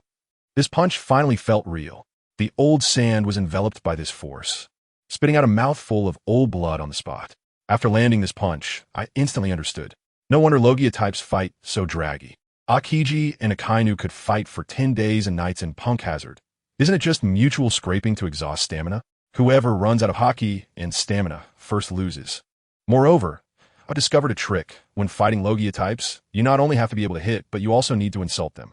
Just look at Akainu, then look at the old sand. Both are top-notch at psychological warfare, using trash talk to mess with your mindset, making you lose your cool, and then slowly wearing you down. I got this tactic. Understanding this point instantly made me lose interest. I'm not fighting anymore. It's not worth exhausting my hockey for a foul-mouthed guy. The old sand was still stubborn. What's wrong? Are you afraid of me now? I directly gave him an international friendly gesture, too lazy to bother with him. Doflamingo was still not giving up, asking one last time. The old sand replied with the same line. You only deserve to be my underling. Now, Doflamingo's face turned completely dark, and with a flick of his finger, the invisible thread instantly sliced through, sending the old sand's head flying into the sky, sand spraying from the cut. Hope you don't regret it in the future. With that harsh remark, we turned to leave. On the way, I comforted Doflamingo. Don't be discouraged. Once this matter is settled, we'll go to Golden City to talk to Tesoro. Even if he doesn't cooperate, we still need to make some money. My crew is getting bigger and bigger. We can't be without money. Money can make the world go round. Without it, we are nothing. While chatting, I suddenly saw a red-haired guy. Wow, isn't that Eustace Kid? He also escaped from Impelled Down. Just as we were watching the show, a cloud of smoke descended from the sky. Smoker, holding 2 cigars, shouted at us. Hey, you two, what are you wandering around for? Get over there and help out. Let me tell you, it felt just like being caught slacking off at work by the boss. After he yelled at us, he turned around and turned into smoke, chasing after Luffy, leaving Doflamingo alone in place, which was quite awkward. Doflamingo said we should hurry to the execution platform. It wouldn't be safe here for long. Akainu was about to unleash his power. Sure enough, the next second, the sky turned red. Meteor volcano. My goodness, there were magma fists raining down like crazy, and Marine Ford looked like the end of the world. The ice was melting, the seawater was boiling, and even the Marines were shaking in fear. Then, a massive alloy barrier rose up, trapping the Whitebeard pirates in the harbor, like fish in a barrel. Whitebeard was so furious he was glowing all over, and he punched the air, creating a huge boom, and that alloy wall was dented but didn't break. I was stunned. What material is this made of? I need to get some. Doflamingo said this thing was made of the same material as the Gates of Justice, and if you have money, you can get it. More money. This pay-to-win world is truly despairing. Akainu was going crazy with his attacks, and when I turned around, I saw Kizaru standing there, casually watching the spectacle with one hand in his pocket. I'm sure this guy is definitely an undercover agent. Conclusion confirmed. Whitebeard looked at his flagship, the Moby Dick, burning in the magma, and his expression completely changed. He was ready to fight with all his life. At that moment, another ship burst out from the seabed. The last Moby Dick. Whitebeard shouted with all his strength. Everyone, get on board. I tell you, watching the people on the battlefield fall one by one like dumplings, my heart is pounding along with them. The feeling is too complex, a bit exciting, yet also indescribably uncomfortable. Especially when I see Ace on the execution platform, man. The light in his eyes. It's filled with pain, regret, and unwillingness, but somehow it also carries a hint of happiness. It's simply overwhelming. I can't even process this emotion. And then there's that big guy, Little Oz Jr. I thought he was long gone, but guess what? He somehow got back up, and with a heave, moved the Moby Dick into the harbor. I frowned at that moment. The script was too heavy-handed, wasn't it? It's the same old fatalism, with the so-called Nika awakening being predestined and the strong relying solely on their bloodlines, making it seem like us ordinary people are just here to fill the numbers. I can't stand such unfairness. Why should it be like this? This world belongs to everyone, and everyone has the chance to be the protagonist. I turned my head and fixed my gaze on the man at the bow of the Moby Dick, Whitebeard. I wanted to see just how much substance this strongest ordinary man, who had no lineage and no destiny, but was about to be eliminated by the times, really had. With a whoosh, 6 pairs of wings suddenly spread out behind me, half black and half white, quite flashy. Doflamingo beside me looked stunned. Oh, change your mind? Want to take Whitebeard's head? Take what? I shot him a glance. I just want to see if I could spark something with him. Saying that, I flapped my wings, and my whole body shot out like a cannonball, the wind I generated knocking the surrounding Marines off balance.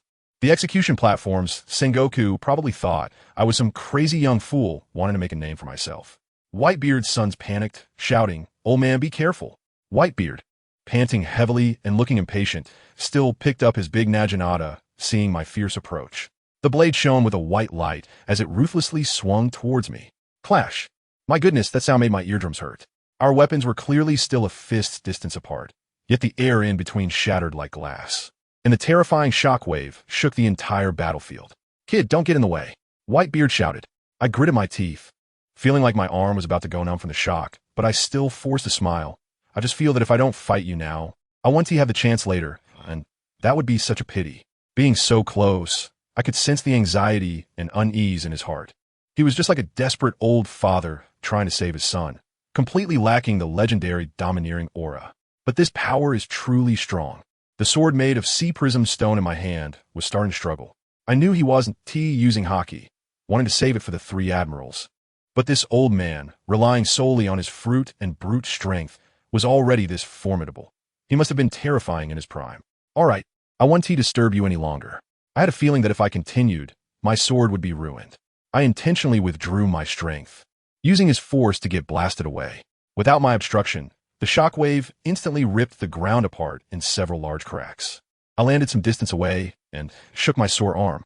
Whitebeard glanced at me from afar, his expression incredibly complex. The next second, he raised his sword and charged at the Marines, but Akainu Sakazuki directly blocked him with a kick. The two of them instantly started fighting, magma and shockwaves clashing. The scene was simply apocalyptic. Doflamingo leaned over and asked smugly, "How does it feel, Whitebeard's power?" I glanced at him and said honestly, "It's terrifying." Just like that, I broke 2 of my fingers. "TCH, you awakened your phantom beast, and this little injury is nothing," he scoffed, his expression as if to say I was being pretentious. But it hurt. I rolled my eyes. Who among my family understands? I got a fracture just from a weapon clash. Who am I supposed to reason with? It's your fault for not using armament hockey. I like it this way, what's wrong with that? I couldn't be bothered to explain my inexplicable pride to him. We were chatting while watching those 2 immortals fight. I have to say, this is top-notch teaching. Whitebeard and Akainu, one fighting for family and the other for justice. Both embodying their beliefs to the fullest. Honestly, it's quite impressive. In that moment, I felt something within me awaken with a snap. a sense of pride rising from the depths of my heart. Congratulations to you. Doflamingo immediately sensed it and congratulated me. Hey, what a king's qualification. I felt elated, thinking that this immense fortune had finally come my way. Just then, the ironclad robots called peacekeepers from the Navy made their entrance, only to be swiftly taken down by Whitebeard's nameless pirates, pure cannon fodder. Following that, Marco, the Blue Phoenix, was knocked down from the sky with a punch, and the attacker was Carp. Wow. As soon as the legendary Navy hero made his move, the morale of the pirates instantly crumbled. While Whitebeard and Akainu were exchanging blows, he still found the time to encourage his subordinates. Don't be afraid. Yes, just an old soldier. Carp was sitting below the execution platform, grinning, clearly indicating, I may be old, but taking you guys down is still a game to me. Watching Akainu's magma spewing everywhere, the entire port felt like a steamer, and I suddenly felt a bit thirsty. Let us go have a cup of tea at their base, I said to Doflamingo. He agreed, finding it reasonable. We randomly picked two unfortunate pirates and kicked them toward the Navy base, then boldly followed them inside. As soon as we entered a room, we ran into a group of people. Goodness, it was Blackbeard Teach. He was boasting with his gang of misfits just released from prison. Haha, once Whitebeard is down, we'll rush out and take his life. My plan is about to succeed. We stood at the door, grinning as we watched them.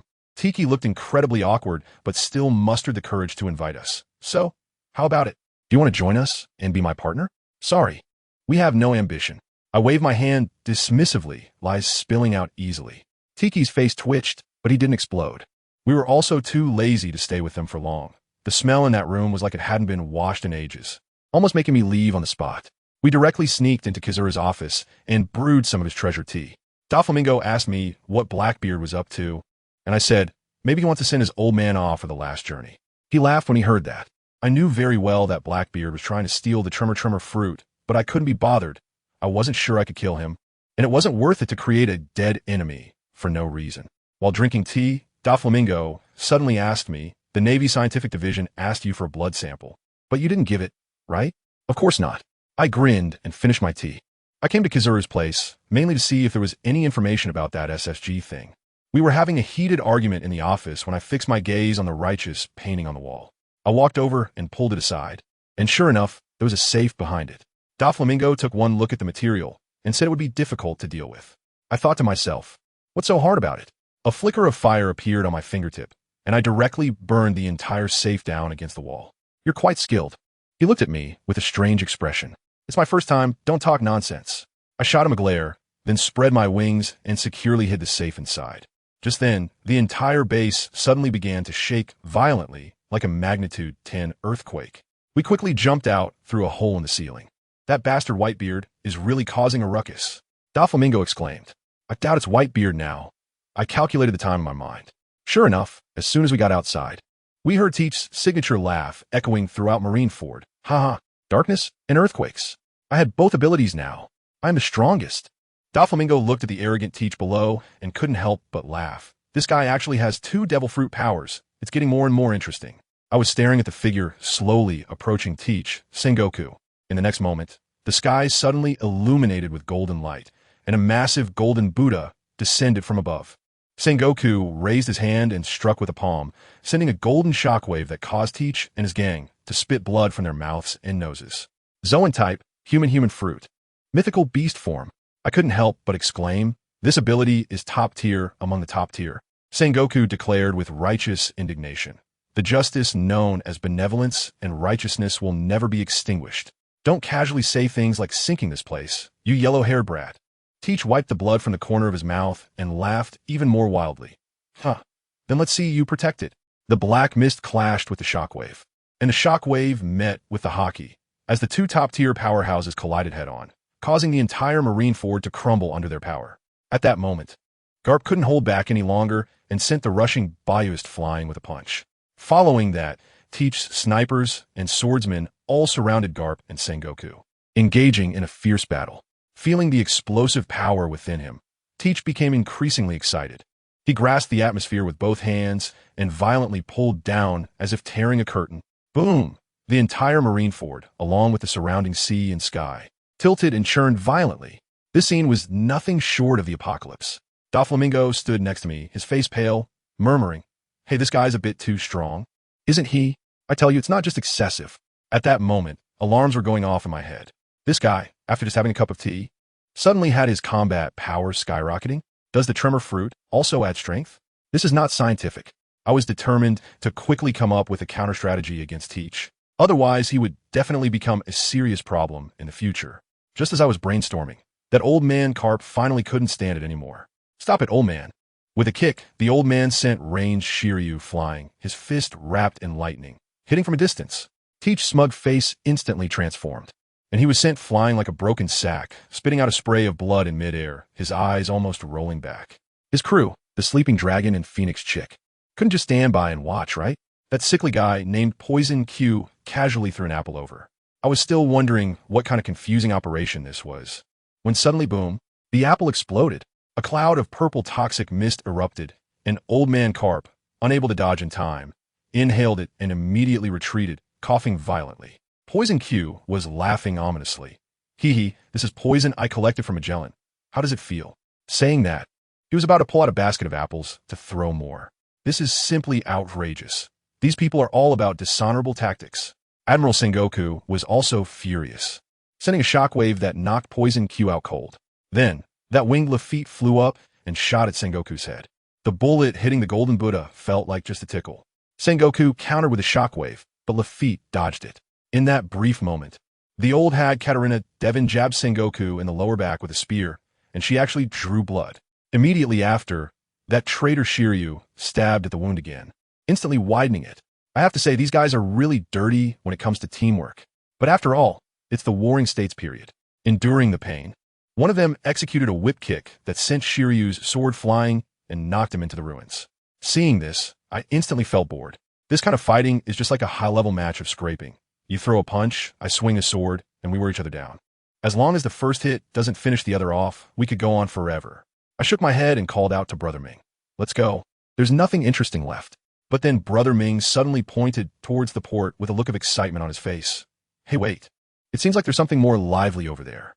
I looked in the direction he pointed, and there it was, a Navy kid with pink hair, arms wide open in front of a Kainu, cry like a rain-soaked pear blossom, shouting something about not wasting lives anymore, saying that fallen soldiers were just like idiots. Ming-Ji was laughing uncontrollably. Ha ha ha, there's actually a Navy trying to let pirates go. What a great person. I thought to myself, you don't understand anything. I could see it right away. This kid knows exactly what he's doing. I told Ming-Gu, what good person. This is called having a politician's talent. When the fighting starts, he disappears, and after the battle, he comes out to preach about righteousness and morality. Isn't this just to win people's hearts and seize the moral high ground? He is definitely a future marshal in the making. I was analyzing life as a mentor when suddenly I felt the treasure safe hidden in my wings buzz and move. Oh my gosh, in the next second, it flew out on its own, heading straight for the port.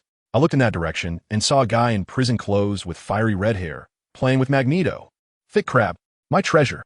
I couldn't care less about watching the show anymore, so I flapped my wings and chased after it. Just as I was about to catch it, a hand suddenly reached out halfway, and with a slap, it intercepted my safe. I took a closer look, and who understands my family?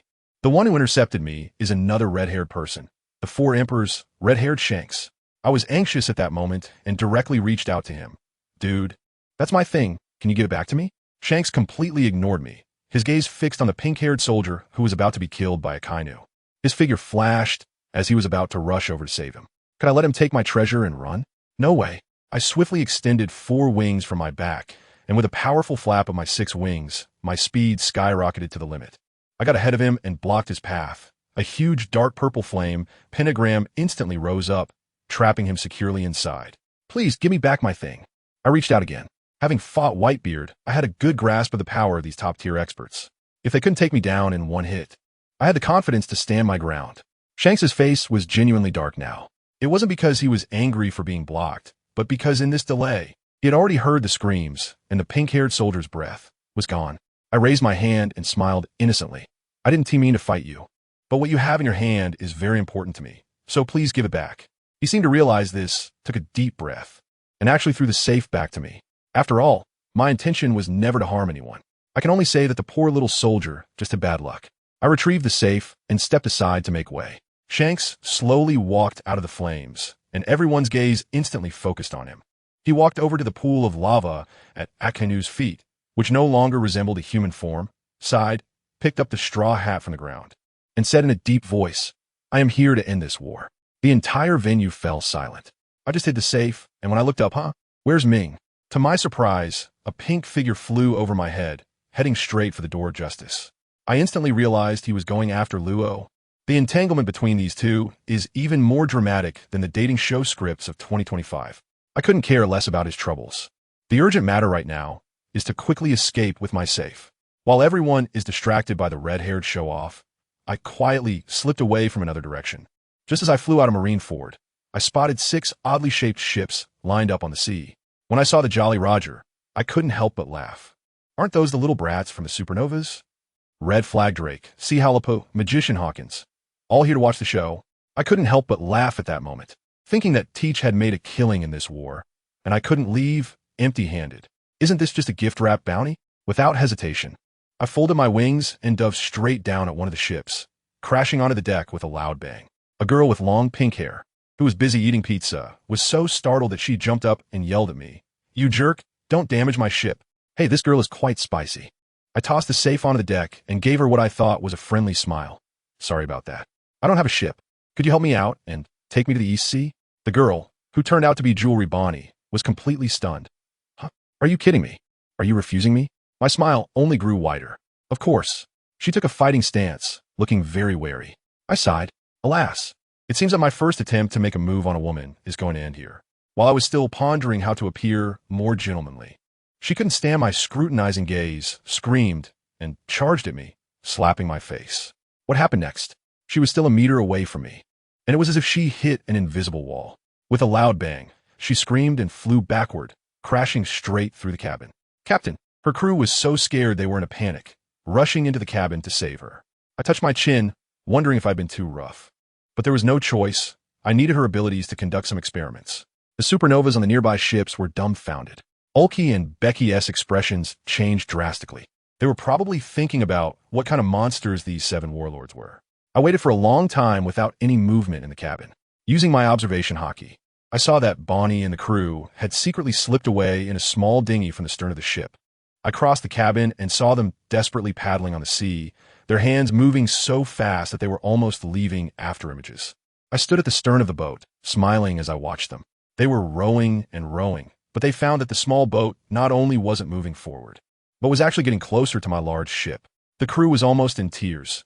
"Captain, it's not that we aren't trying hard. It's that something is pulling us back." With a thud, the dinghy crashed back against the stern of the ship. Bonnie knew she couldn't escape and stared at me in despair. "Did they send you to come after us?" A 5-pointed star flashed in my pupil. The gravitational force activated, and I directly lifted her into the air, face to face. Does this matter? What matters is that you are now my prisoner, so be a little more obedient. This woman actually had some backbone, and as soon as she opened her mouth, she cursed. "You bastard." I couldn't be bothered to waste words with her, so I threw her back onto the deck and pressed my sea stone great sword against her. She immediately softened, her face filled with disbelief. A carrying sea stone? How despicable. I glanced at her, shook my head. She looked decent enough, but her personality was too rough, not my type. I dealt with one, and now it was your turn. I flew up into the air, looking at the remaining 5 ships. That cigar-smoking guy, Becky, still wanted to reason with me. "We didn't provoke you." I was directly amused by anger. So what? Do pirates need a reason? If you dare to come to the Navy headquarters to watch the show, you should be prepared to be attacked. As soon as Becky saw that it couldn't be resolved peacefully, he immediately called on everyone to join forces. Just as he finished speaking, that fraud Hawkins directly raised his hand. I surrender. He had done the divination, and the probability of escape was 0. I nodded. Treat the captives well. AP was furious and cursed Hawkins as a coward. Just as he was about to hit his chest to play music, I flashed in front of him and punched him into the sea. Drake was so scared that he directly transformed into a dinosaur form. Becky opened numerous cannon ports on his body, wanting to fire, but I used a repulsion force from afar to send him into the sea as well. In naval combat, falling into the sea means being useless. Seeing this situation, the remaining monk Urki had no choice but to surrender. After hesitating for a moment, Drake also threw away his weapon. Very good. I nodded in satisfaction and landed on Bonnie's ship. Go, fish those few ungrateful guys out. A day later, on the Shambadi archipelago, I was about to set off back to the East Sea when I was called back by a phone bug from Brother Ming. I looked at him sitting across from me, the veins on his forehead popping. Are you going back to Dressrosa first? Are you kidding me? Fool. Don't be angry. Doflamingo waved his hand, his expression suddenly turning serious. I have a plan that can completely rid me of my complicated relationship with Kaido and Charlotte Linlin. These matters are not convenient to discuss over the transponder snail. Oh, I perked up at this. You can get rid of those two emperors? That's a big deal. I see, I nodded, leaning forward. Then tell me, how do you plan to do it? The kid leaned in and whispered the entire plan in my ear. After hearing it, I thought to myself, wow, this kid must have been planning this for a long time, just waiting for me to give him a ladder. Fine. I agreed to it and let him go for it. Just as Doflamingo left, I was pondering over the matter when suddenly a key point came to mind. I quickly stopped and wait. Do you know that News King Morgans? Help me get in touch with him. I need him to do me a small favor. What are you joking about? How could I let that straw hat crew train peacefully for 2 years? 2 years and the opportunity would be gone. Life has to be a series of life and death leaps to upgrade at lightning speed. 6 months. At most 6 months for everyone to gather. Just as he left, my transponder snail started ringing. When I picked up, it was that sweet voice of Shirulia. Are you hurt? Oh, I felt a warm rush in my heart. There was someone who actually cared about me. But I also felt a bit overwhelmed. I hadn't fulfilled any of the boasts I made to her. Giving her pure gold would attract the monsters that destroy islands. Wouldn't that be harming her? As for beating her useless brother from the Straw Hat crew, I still needed them as my version of an answer. How could I hand them over? However, I still needed to have a gift. A thought struck me. Weren't those supernovas causing a ruckus in Sabaody? Chopping off a head to deliver would be more sincere than anything else. Let's go with Apu. His fruit ability is useless, and he naturally has a rebellious look to him. After hanging up, I headed straight to the Navy base. When I arrived on Becky's shabby ship, I saw Becky Apu and Bonnie soaking in a special fish tank, looking like softened seaweed. I smiled and asked, "How's my hospitality? Is it okay?" Bonnie's face turned pale with anger, and she shouted, "Bastard, come down and try it." Hey, she still had the energy to curse. It seemed I treated them too well. I waved to my newly recruited little brothers, Hawkins, Drake, and Urich. Come on, pull them out. Hawkins was the quickest to respond, without saying a word. He sprouted some big straw from his arm and directly bound the 3 of them out of the water. As soon as they were out of the seawater, Bonnie went crazy and lunged at me. Hawkins reacted quickly, wrapping his straw arm around her and pinning her to the ground. I gave Hawkins a thumbs up. A wise man knows when to act. Just then, Apu suddenly shouted, "Big brother, I surrender. Let me be your little brother." I shook my head and sighed. I've given you a chance once, but once it's gone, it's gone. As soon as I finished speaking, my sword at my waist suddenly unsheathed with a whoosh. With a quick motion, I struck down, and with a splat, a well-coiffed head with braids rolled onto the ground. The blood splattered, and let me tell you, the faces of the several supernovas present turned pale in an instant. They had seen death many times. But watching someone at their own level being chopped down like vegetables felt completely different. The scent of death rushed straight to their heads. Just moments ago, Bonnie was struggling fiercely, but in an instant, she became obedient, huddling there like a quail, not daring to move at all. I casually threw 2 pairs of sea tower stone handcuffs on the ground and said lightly, "Put them on yourselves." Seeing the look of relief on their faces, I knew their lives were temporarily safe. I used gravity to pull AP's head into my hand, grabbing his little braid, then turned to Drake and cheerfully asked, "You're an undercover agent for the Navy, right?" I told you. At that moment, cold sweat suddenly poured down and the whole person froze. After hesitating for a long time, he finally nodded. Hawkins was shocked beside him and instinctively took a defensive posture. I shook the head in my hand and said, "Don't be nervous. We're basically one of our own with the Navy now." Drake was also taken aback, probably not expecting me to be so direct. He frowned and asked, "What do you want me to do?" "You don't need to do anything." I winked at him. "Just pretend you haven't seen anything these past couple of days. Go back to your undercover work. Who knows, there might be a use for you in the future. This kid, keeping him around is like having a ticking time bomb. It might be better to let him go. Who knows, it could work wonders later." After sorting things out here, I excitedly headed to the holy place with AP's head in hand. Who understands family? I handed the gift box to Shalalia, and when she opened it, her little face instantly fell, and she pushed the box away with a look of disgust. Am I being a bit too much of a bro by giving a woman's head as a gift? I quickly explained that this was one of the accomplices who attacked her brother, and she responded with a slight "oh," but clearly still showed little interest. Then she suddenly had a look of excitement, and said to me, "I found you a secretary, so someone will help you manage business matters from now on." As soon as I heard it, I felt amused. A secretary? More like a spy. Are they afraid I'll go out and mess around? Or are they worried I'm hiding some little secret? But I didn't refuse. I directly pulled her into my arms and kissed her, saying, of course. I have to accept the queen's kindness. Sometimes, deliberately exposing a bit of oneself can actually make others feel more at ease. When the door opened, a tall figure walked in. Blonde hair, rimless glasses, a black short skirt, fishnet stockings. I took a closer look and thought, wow, isn't this Khalifa from CP9? Got it, this is a little setup for me. But that's fine, I actually like this kind of thrill. Shalilia saw that I didn't look at Khalifa for too long and seemed quite satisfied, waving her hand to let her leave. Then this little girl directly flipped over and rode on top of me, licking her lips and saying, you performed well, I need to reward you properly. The next day, I yawned and returned to the ship, directly ordering Hawkins. Let us go to the East Sea. Hawkins looked confused. Are we going to the New World? This is a great time to grab territory. I glanced at Karifa next to me, who also looked exhausted, and deliberately said loudly, what's the rush? Doflamingo is already our ally. He is setting up a front for us in the New World. We just need to wait and reap the benefits. As soon as I said this, not only did Hawkins and the others react, but even Karifa's pupils dilated. The alliance of two warlords of the sea instantly intimidated this group of supernovas. 7 days later, the ship arrived at the Kingdom of Bridge in the East Sea. As soon as the ship docked, a guy on the bridge shouted at me at the top of his lungs, it's just because you're so beautiful. I couldn't help but laugh at that moment and exclaimed, the chicken made a mistake in the flower field. Ah, spot on, confirmed by the gaze. It's someone from my side. Karifa was left dumbfounded next to me and asked if that was a code. I nodded and explained to her that there are too many ability users on the sea, so we have to be cautious. Once we got on the bridge, my old buddy Shelby came over and said that they had captured an intruder, Nico Robin, who could interpret historical texts. As soon as I heard it, I thought, what a coincidence. I was just worried about having no one to keep me company. When I arrived at the room where Robin was held, I pushed the door open and saw the woman sitting by the fireplace, looking haggard but still with a stubborn glint in her eyes. I smiled and greeted her. Miss Robin, it's been a long time since we last met on Eni's lobby. When she saw me, her body obviously stiffened.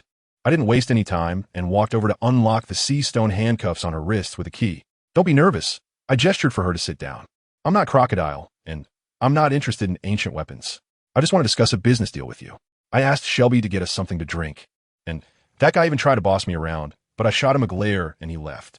Robin couldn't help but laugh at our interaction and said we had a great relationship. When Shelby brought back the drinks, I got straight to the point. I would exchange the latest news from the Straw Hat crew, along with a set of professional training that could significantly boost your strength, for you to tell me just how powerful ancient weapons really are. Just to be clear, I only need a description of their power, not their locations or how to make them. She looked at me in disbelief, thinking my request was ridiculously simple. I chuckled and directly took out my phone bug to call Shurji. Hey bro, are you free? Throw me an island to spice things up. On the other end, Shurji excitedly replied, wait a minute, and then hung up. I led Robin to the window to let her watch the spectacle. Before long, family members. Can you guess what I saw? A black dot on the horizon, getting bigger and bigger. It was a whole island, plummeting from 10,000 meters in altitude. It roared down towards the sea. With a deafening boom, the entire world shook. Immediately after, towering waves over 100 meters high, like a moving wall of water, crashed towards us. Robin's face turned pale with fear. The scene was nothing short of a disaster.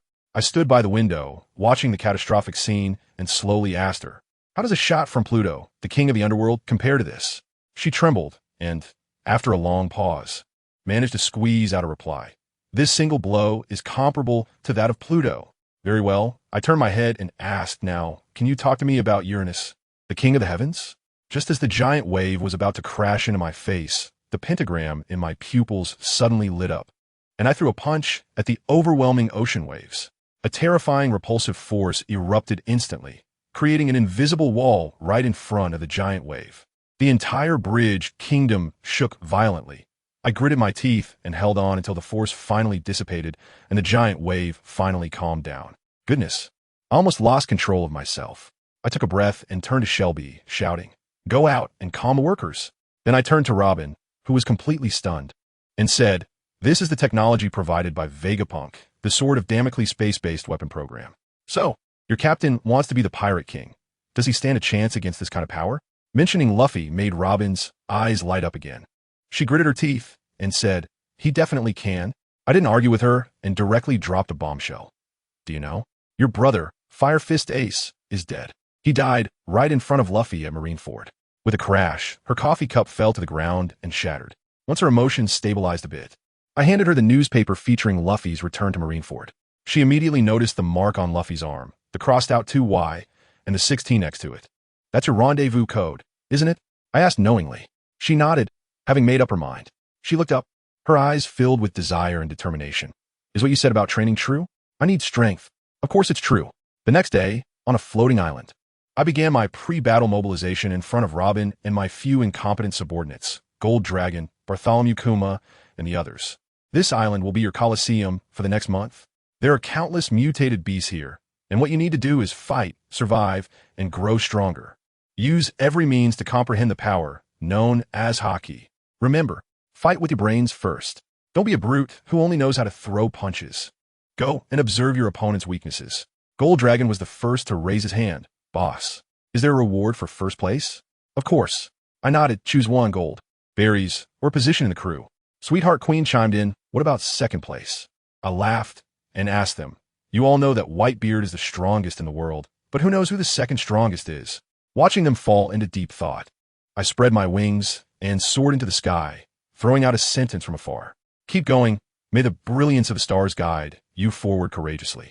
Let me tell you, as soon as Lucifer left, these guys went crazy like rabid dogs and started fighting.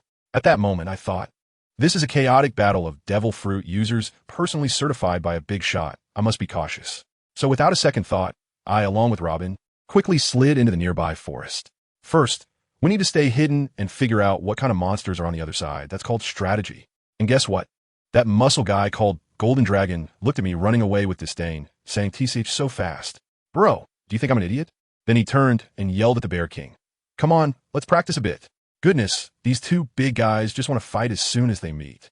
The Bear King, who also had a violent temper, grinned and smashed his red-hot iron fist over. Let me tell you, that scene was sizzling like roasting meat.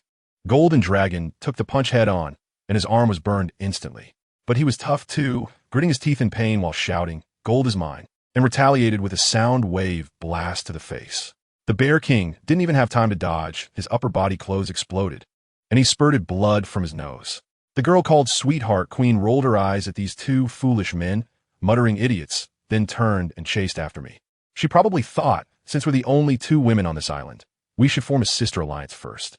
The other two little brothers, one called Joker, tried to drag another Indian guy into a fight, but the guy completely ignored him, saying it was too stupid to fight right now, and just walked away with his knife. The Joker was also cowardly, not daring to say a word. Turns out he was just a master of trash talk. While we were having an intense fight on our side, on the other side, things were even funnier with Luffy. This guy was staring at the newspaper with a head full of question marks. He had clearly written the secret code on his arm as 3D crossed out, changed to 2Y, meaning see you in 2 years. But the photo published in the newspaper, good grief, had directly turned into 6T. Rayleigh saw it and understood immediately, his face serious. Oh no, the code has been intercepted and altered. Luffy was stunned. Huh? What should we do? Rayleigh helplessly replied. What else can we do? We'll meet at Sabeti Archipelago in 6 months. You call this a situation? Without power or influence, this is how it is. Getting played and just having to accept it. But Luffy, this kid, is really something. He slapped his thigh. 6 months is fine. 2 years is too long. I'm going to be the Pirate King. 6 months is enough for me to become super strong. Rayleigh was so exasperated he almost laughed. Well, at least his mindset is good. The next second, Rayleigh grabbed a wooden stick and knocked Luffy more than 100 meters away, crashing through 5 or 6 big trees. No more nonsense. Time is tight, and the task is heavy. Speed up. Then on the Navy's side, let me tell you, that was a true display of bureaucratic reality. Sengoku directly called the Gorosei, wearing slippers and casually crossing his legs, exuding a sense of I'm done with this. The losses from this war were too great. I take responsibility and resign. On the other end of the phone, the Gorosei didn't even exchange pleasantries, just said fine. Then they changed the subject. Next admiral will be Sakazuki, Akainu. Sengoku almost exploded, nearly bouncing off the wall. Akainu? No way. I recommend Kuzan, Akiji. He knew very well that Kizaru and Akainu were in cahoots, and Kizaru was close with the Gorosei. If Akainu took over, wouldn't the Navy completely become the dogs of the Celestial Dragons? But the Gorosei didn't care at all, saying, "Will you care, you're retired," and hung up the phone. Family, who understands? Sengoku's face turned green, holding the phone, unable to recover for a long time. He felt so bitter. Every day being scolded by pirates as a dog, but the Navy's salary, warships, weapons, R&T, they all provided by the world government. Without money, how can you uphold justice? These political people only see interests. Where is the right or wrong? He looked at his hands, feeling that the justice he pursued his whole life was empty, grasping nothing. The scene shifted, and I was with Lucifer, who had already been taken by the Golden Lion to his celebration banquet. As soon as we entered the hall, 2 rows of pirates in black suits lined up, all former subordinates of the Golden Lion. The scene looked like a mafia meeting. The Golden Lion laughed heartily, directly arranging his seat next to me. I knew in my heart that the old lion was publicly acknowledging our equal status in front of everyone. We sat down and started drinking. The Golden Lion was in a great mood today because he received news from Doflamingo that the devil fruit that could cure his old ailment, the Mythical Type cell fruit, had been found. Plus, with the research materials I stole from the Navy, his return to the peak was just around the corner. Once the drinks started flowing, the atmosphere heated up. A tipsy Golden Lion charged to the center of the hall, singing and dancing, starting the KTV segment, singing that old classic Banksake. At first, I was a bit reserved, holding my composure. But after several bowls of alcohol, what composure? I threw it all away. I directly jumped into the crowd and started cha-cha, dancing with those pirates whose names I couldn't even remember. It was pure chaos. The Golden Lion watched beside me, lighting a cigar, smiling brightly. This was the effect he wanted. Pirates, how could they possibly entrust their lives to you without having a grand feast and boasting together? When I opened my eyes again, I was already on the grass outside the palace, with a brilliant starry sky above. The Golden Lion was sitting next to me, looking contemplative. I asked him how he ended up outside, and he shot me a glance, saying I'd gotten so drunk that I pulled everyone outside. I lie on the grass, looking at the starry sky, feeling as if I have truly merged into this world. The old lion said that the white-bearded one is dead, and the older generation has all exited the stage. He was quite lonely at first, but he is no longer lonely now, because he has us. I took a puff of smoke and said, yeah, since we're here, we can't leave any regrets. He asked me what my plans were next. I pointed to my head and started to lay out my thoughts. The first step is to wipe off the bounty on my head, clean up my identity, and infiltrate the world government as an official to undermine them from within. If I get exposed, then we'll execute Plan B. I made a hand gesture and said, we'll go back to being thieves, hiding in the shadows to develop, and then incite the Revolutionary Army and the world government to fight each other to the death. When they are both severely weakened and have revealed all their cards, we will make our grand appearance as the fishermen and take everything in one go. Later that night, I was thinking about arranging tomorrow's work, so I went to find Khalifa. But when I opened the door, I was stunned. She was wearing black stockings, and she looked incredibly sexy. She jokingly asked me, Lord Lucifer, are you harassing me? I was stunned for a moment, almost lost my composure, and quickly said I was here to inform about tomorrow's arrangements, then turned and ran away. That woman is too clever. After coming out of the nightclub, I decided to have a word with that kid Shelby. He parties day and night. Young people need to exercise restraint. But just as I arrived at his door, I heard the sounds of flirting from inside. I let out a tactical cough to interrupt the spell. After a while, the door finally opened, and the twin sisters rushed out with flushed faces. Shelby angrily asked me, you better have a good reason for this. Of course I have something to do. I told him, tomorrow I'll teach you something good. 6 Styles, have you heard of it? He nodded and said he had heard of it, the Navy's super strong martial arts. And he also mentioned that he was quite interested in the moonwalk that allows one to run in the air. I told him to get plenty of rest in the morning, and we would learn together. For this reason, he got so angry that he scolded me for not knowing that a moment of spring night is worth 1,000 gold. The next morning, on a floating island, Khalifa made an elegant entrance using the moonwalk. Shelby's little eyes were wide open, filled with envy and jealousy. Khalifa didn't waste any time and directly started the live demonstration. Shave. She vanished in an instant, circling around us before returning to her original spot. Paper drawing. Her body became like a piece of paper, fluttering in the wind, her arms twisting into unbelievable angles. Moonwalk. She leapt into the air, stepping several times while soaring higher and higher, as if walking upstairs. After she finished her demonstration, I turned to Shelby and asked, did you learn it? He looked completely bewildered. No. I laughed at that moment, looking at him in disbelief. You still don't get it after it's been explained so clearly? Luffy figured it out with just one glance. He was unconvinced. You say that as if you know it. I chuckled, and my figure instantly vanished, reappearing in the blink of an eye, with a piece of wood from a tree a kilometer away in my hand. Sorry, I've already mastered it, Soro. Califa was shocked, saying I was a monster. Shelby, not believing it, held his breath and started to learn. What happened? With a loud crash, he tripped over his left foot, fell flat on the ground, and his face slid several meters away. I couldn't help but laugh until my stomach hurt. Califa was quite patient, explaining that he couldn't use full force, or his body wouldn't be able to keep up. Only then did Shelby get up, stubbornly saying, "You should have said so earlier." Soro was a piece of cake. After teaching the basics, Califa left. I sat cross-legged and began to ponder the paper drawing. This was the essence. If I could make my body as soft as Katakuri's machi, wouldn't that make me invincible? Shelby practiced Ruin slow motion while saying he was interested in iron blocks. I replied directly, "Sorry, I'm very confident in my own hardness." As a result, this guy immediately retorted, "Hardness isn't for you to decide. Lady Alice said behind your back that you're a cowardly softy." I stood up in a huff, furious. How dare she say I'm spineless? Shelby, enjoying the drama, mentioned that Alice had said something during our dinner, and there was quite a bit of resentment. I was so angry I could barely contain myself. I had really had enough. And then this guy started giving me a lesson on emotions, saying that when a woman is interested in you, you have to be a bit of a rogue. Being cautious is just being cowardly. Wow. Hearing him say that was like enlightenment. I felt like my perspective had opened up. To hell with being cautious.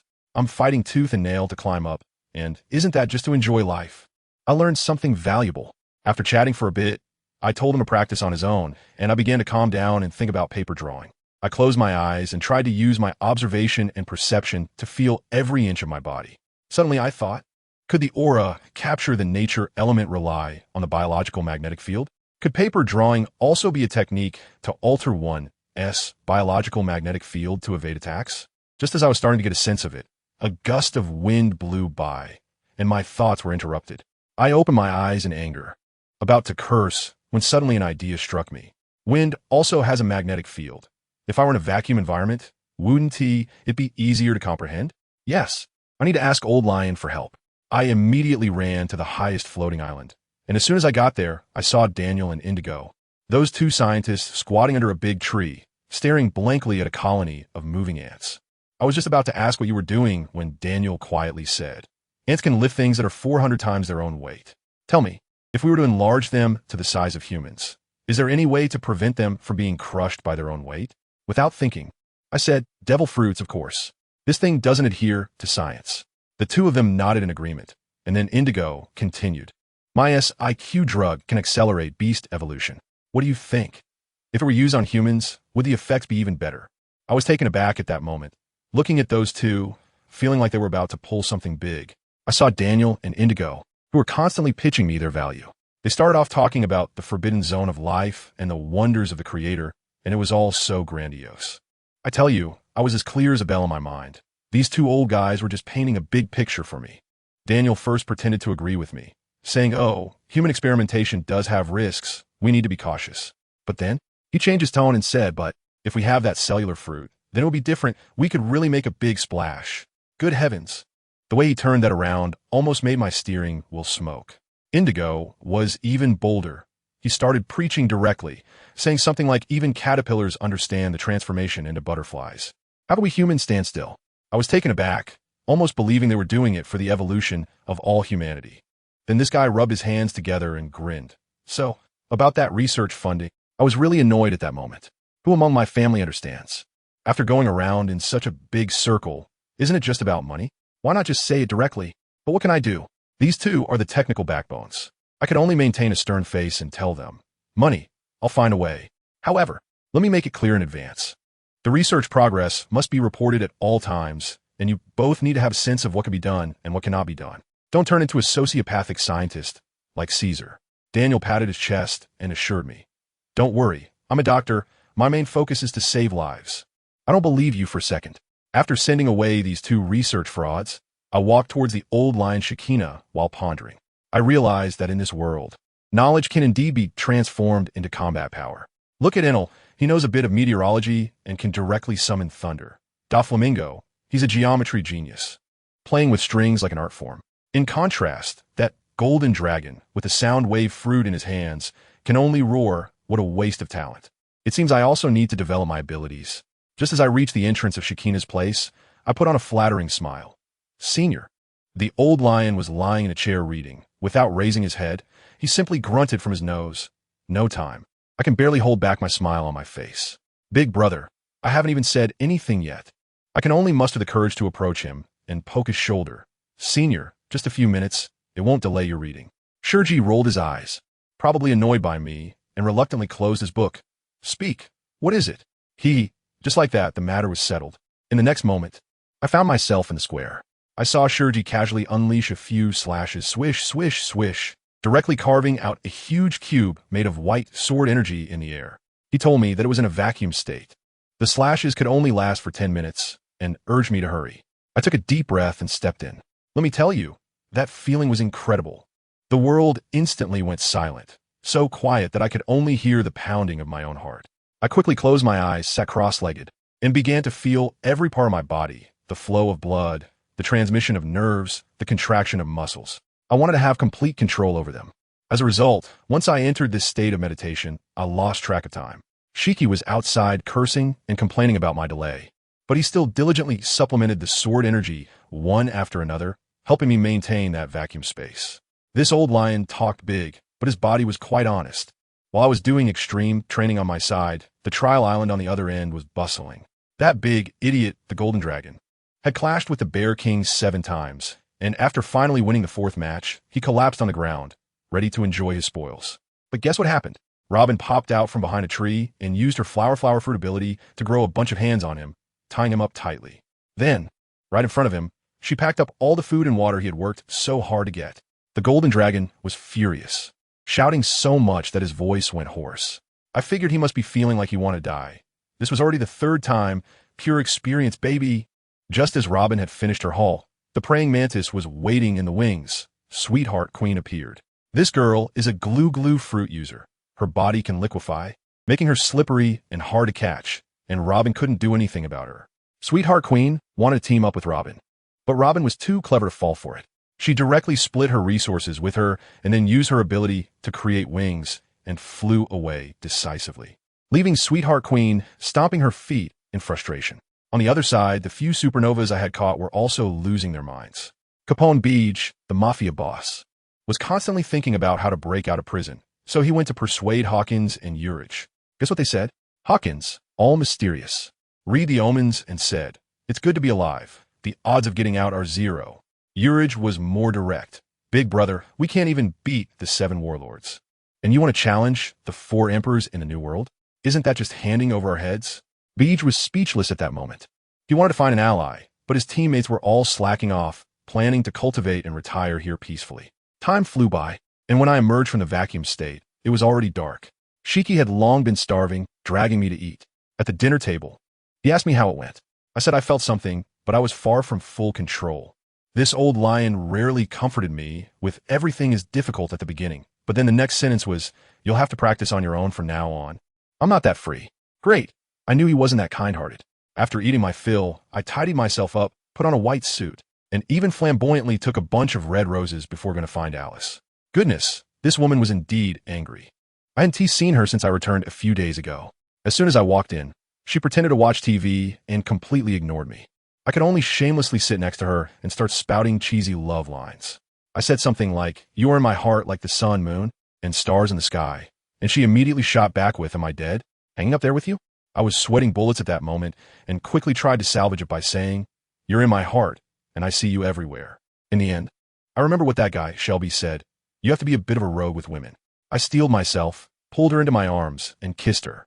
As for what happened next, well, the next morning I woke up feeling refreshed and tapped Alice, who was still sleeping in, and asked her with a sense of accomplishment, "Do you still dare to call me spineless?" But as soon as I opened the door, I saw Wendy standing outside like a door god, with a smirk on her face. My heart sank, and I asked her how long she had been there. She casually replied, "Not long. I was here last night." I was petrified at that moment.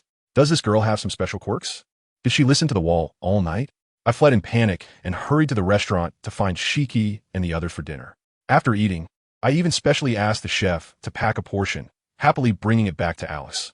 When Wendy saw me carrying the takeout box, her eyes almost popped out in surprise. I could only grit my teeth and say, "Because of love, I am willing." Just after getting cozy with Alice, Doflamingo arrived.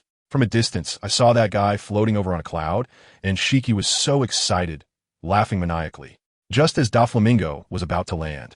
That kid Shelby shot up from below like a cannonball, pointing at my nose and cursing. "You heartless person! You left me all alone on the island."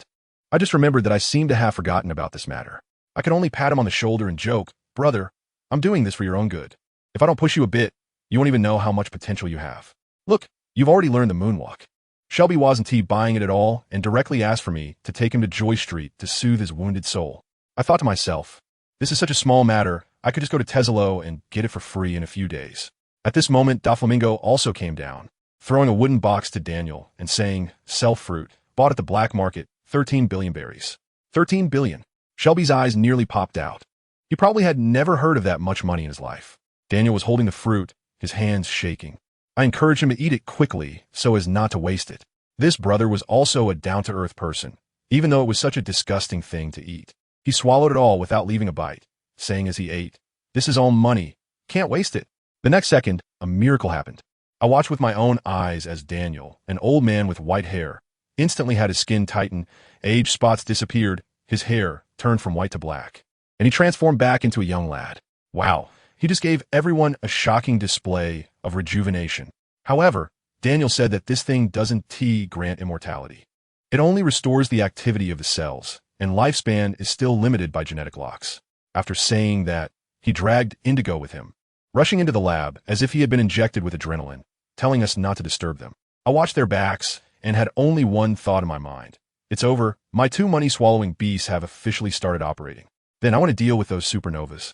I first found Bonnie and pretended to say that not feeding her was to prevent her from escaping, asking if she could understand me. This little girl was so hungry that she believed everything I said, promising not to run away as long as she could eat her fill. I immediately had someone bring her food to stabilize her first. Then I found Becky and the others putting on a grand gesture, saying, "Eagles should soar in the sky. I've decided to set you free." Becky was immediately excited. Although her face was still tight, her eyes couldn't lie. That fortune teller Hawkins started calculating cards again, flipping over a star card and saying, "I've decided to stay," which signifies hope. Erky thought for a moment and decided to go out with Becky. All right, mission accomplished. I waved my hand to send Becky and Erky away, then took Hawkins to find Bonnie, who had just eaten her fill and had completely turned her attitude around. I looked at her wary eyes and smiled, saying, "Don't be nervous. I'm taking you to a nice place." Bonnie looked skeptical and asked, "Where to?" I pointed my finger upward. In the sky, Lucifer opened a window and jumped out, then used gravity to grab two people and flew upward toward the horizon. As they landed on the floating island, Shiki used his powers to steer the island towards the doldrums. Shiki wasn't interested in going to the Kulan Tesalo, but since he was in a good mood, he didn't mind giving Doflamingo a ride. Gold Lion Shiki, upon seeing the imposing man with golden hair.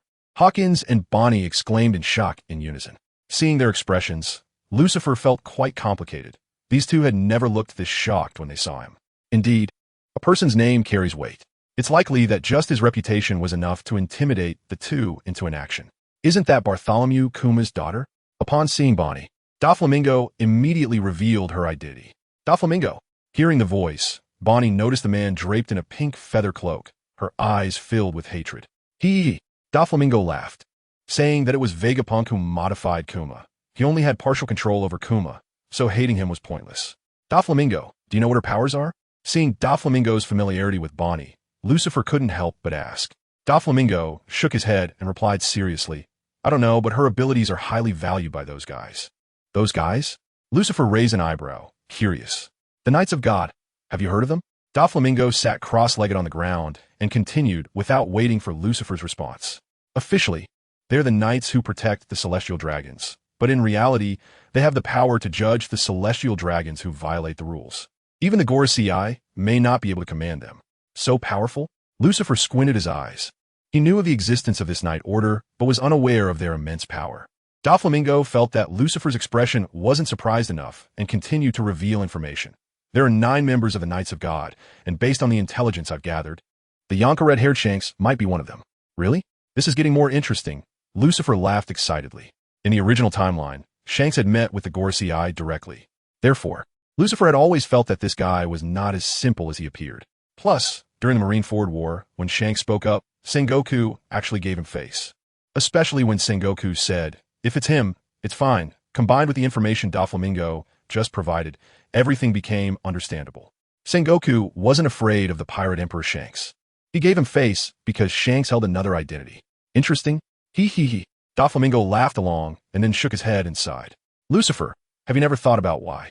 With all the Logia-type devil fruits like the Ice fruit, Magma fruit, Light fruit, Snow fruit, and Gas fruit, there has never been a report of a fruit that can control all water, including seawater. Lucifer's expression suddenly became serious, uncertainly saying, "Are you implying that there's a Logia-type water fruit user among the Knights of God?" "I don't know," Doflamingo shook his head. "I just feel that with the world government's 800 years of rule, it would be unreasonable not to have collected those top-tier devil fruits. And regarding powerful Logia types like thunder, storm, air, earth, cloud, and so on, as well as paramecia abilities with powers comparable to the Tremor fruit and Float fruit. Facing those who possess such powers is not interesting at all. The Thunder fruit does exist, though." Lucifer pointed to the dim round moon hanging in the sky. "That guy went to the infinite Earth and has no interest in this ocean-covered world. What a pity." Doflamingo looked up at the moon, not finding anything good about that barren place. "As for the storm, I do have some guesses." Lucifer recalled a myth from a certain place, where the sun god Nika's father was the wind god. The leader of the revolutionary army, Monkey D. Dragon, likely possesses such power, though it's uncertain whether it's a Logia or a mythical Zoan. Speaking of which, Lucifer suddenly remembered the Lelugia kingdom that was destroyed after him crossed it out on the map in the original timeline. The torrential rain that fell might not have been the power of King of Heaven Uranus, but rather thunderclouds created by a Logia-type cloud fruit. Could it be that the world government doesn't possess any ancient weapons at all? But then again, with just the powers of the Light fruit, Ice fruit, and Magma fruit users, it would be easy to destroy a country or island in an instant. The world government also possesses the dynamite rock, which is said to have explosive power comparable to that of an ancient weapon. Whether or not they truly have ancient weapons is no longer important. The Revolutionary Army, Doflamingo recalled that straw-hatted kid. If Dragon didn't have some strength, how would he dare to openly stand up against the world government? Indeed, Lucifer nodded in agreement. Gladian T lost his intelligence and solely relied on brute force to start business. The 9 members of the Knights of God cannot all be of the same strength, just like how Mihawk can knock Jinbei away with one hit, while Crocodile can still exchange blows with Mihawk without a clear victor. But even so, the weakest member of the Knights of God wouldn't be too weak, at least not weaker than he is now. Doflamingo extended his fingers and said, "The safest way for us is to gradually climb up from within the world government. This is our unique advantage.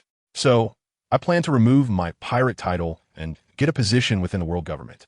Lucifer enjoyed dealing with those politicians as long as the benefits offered were sufficient. Even the gravest crimes could be easily pardoned. Tezzalo is a typical example.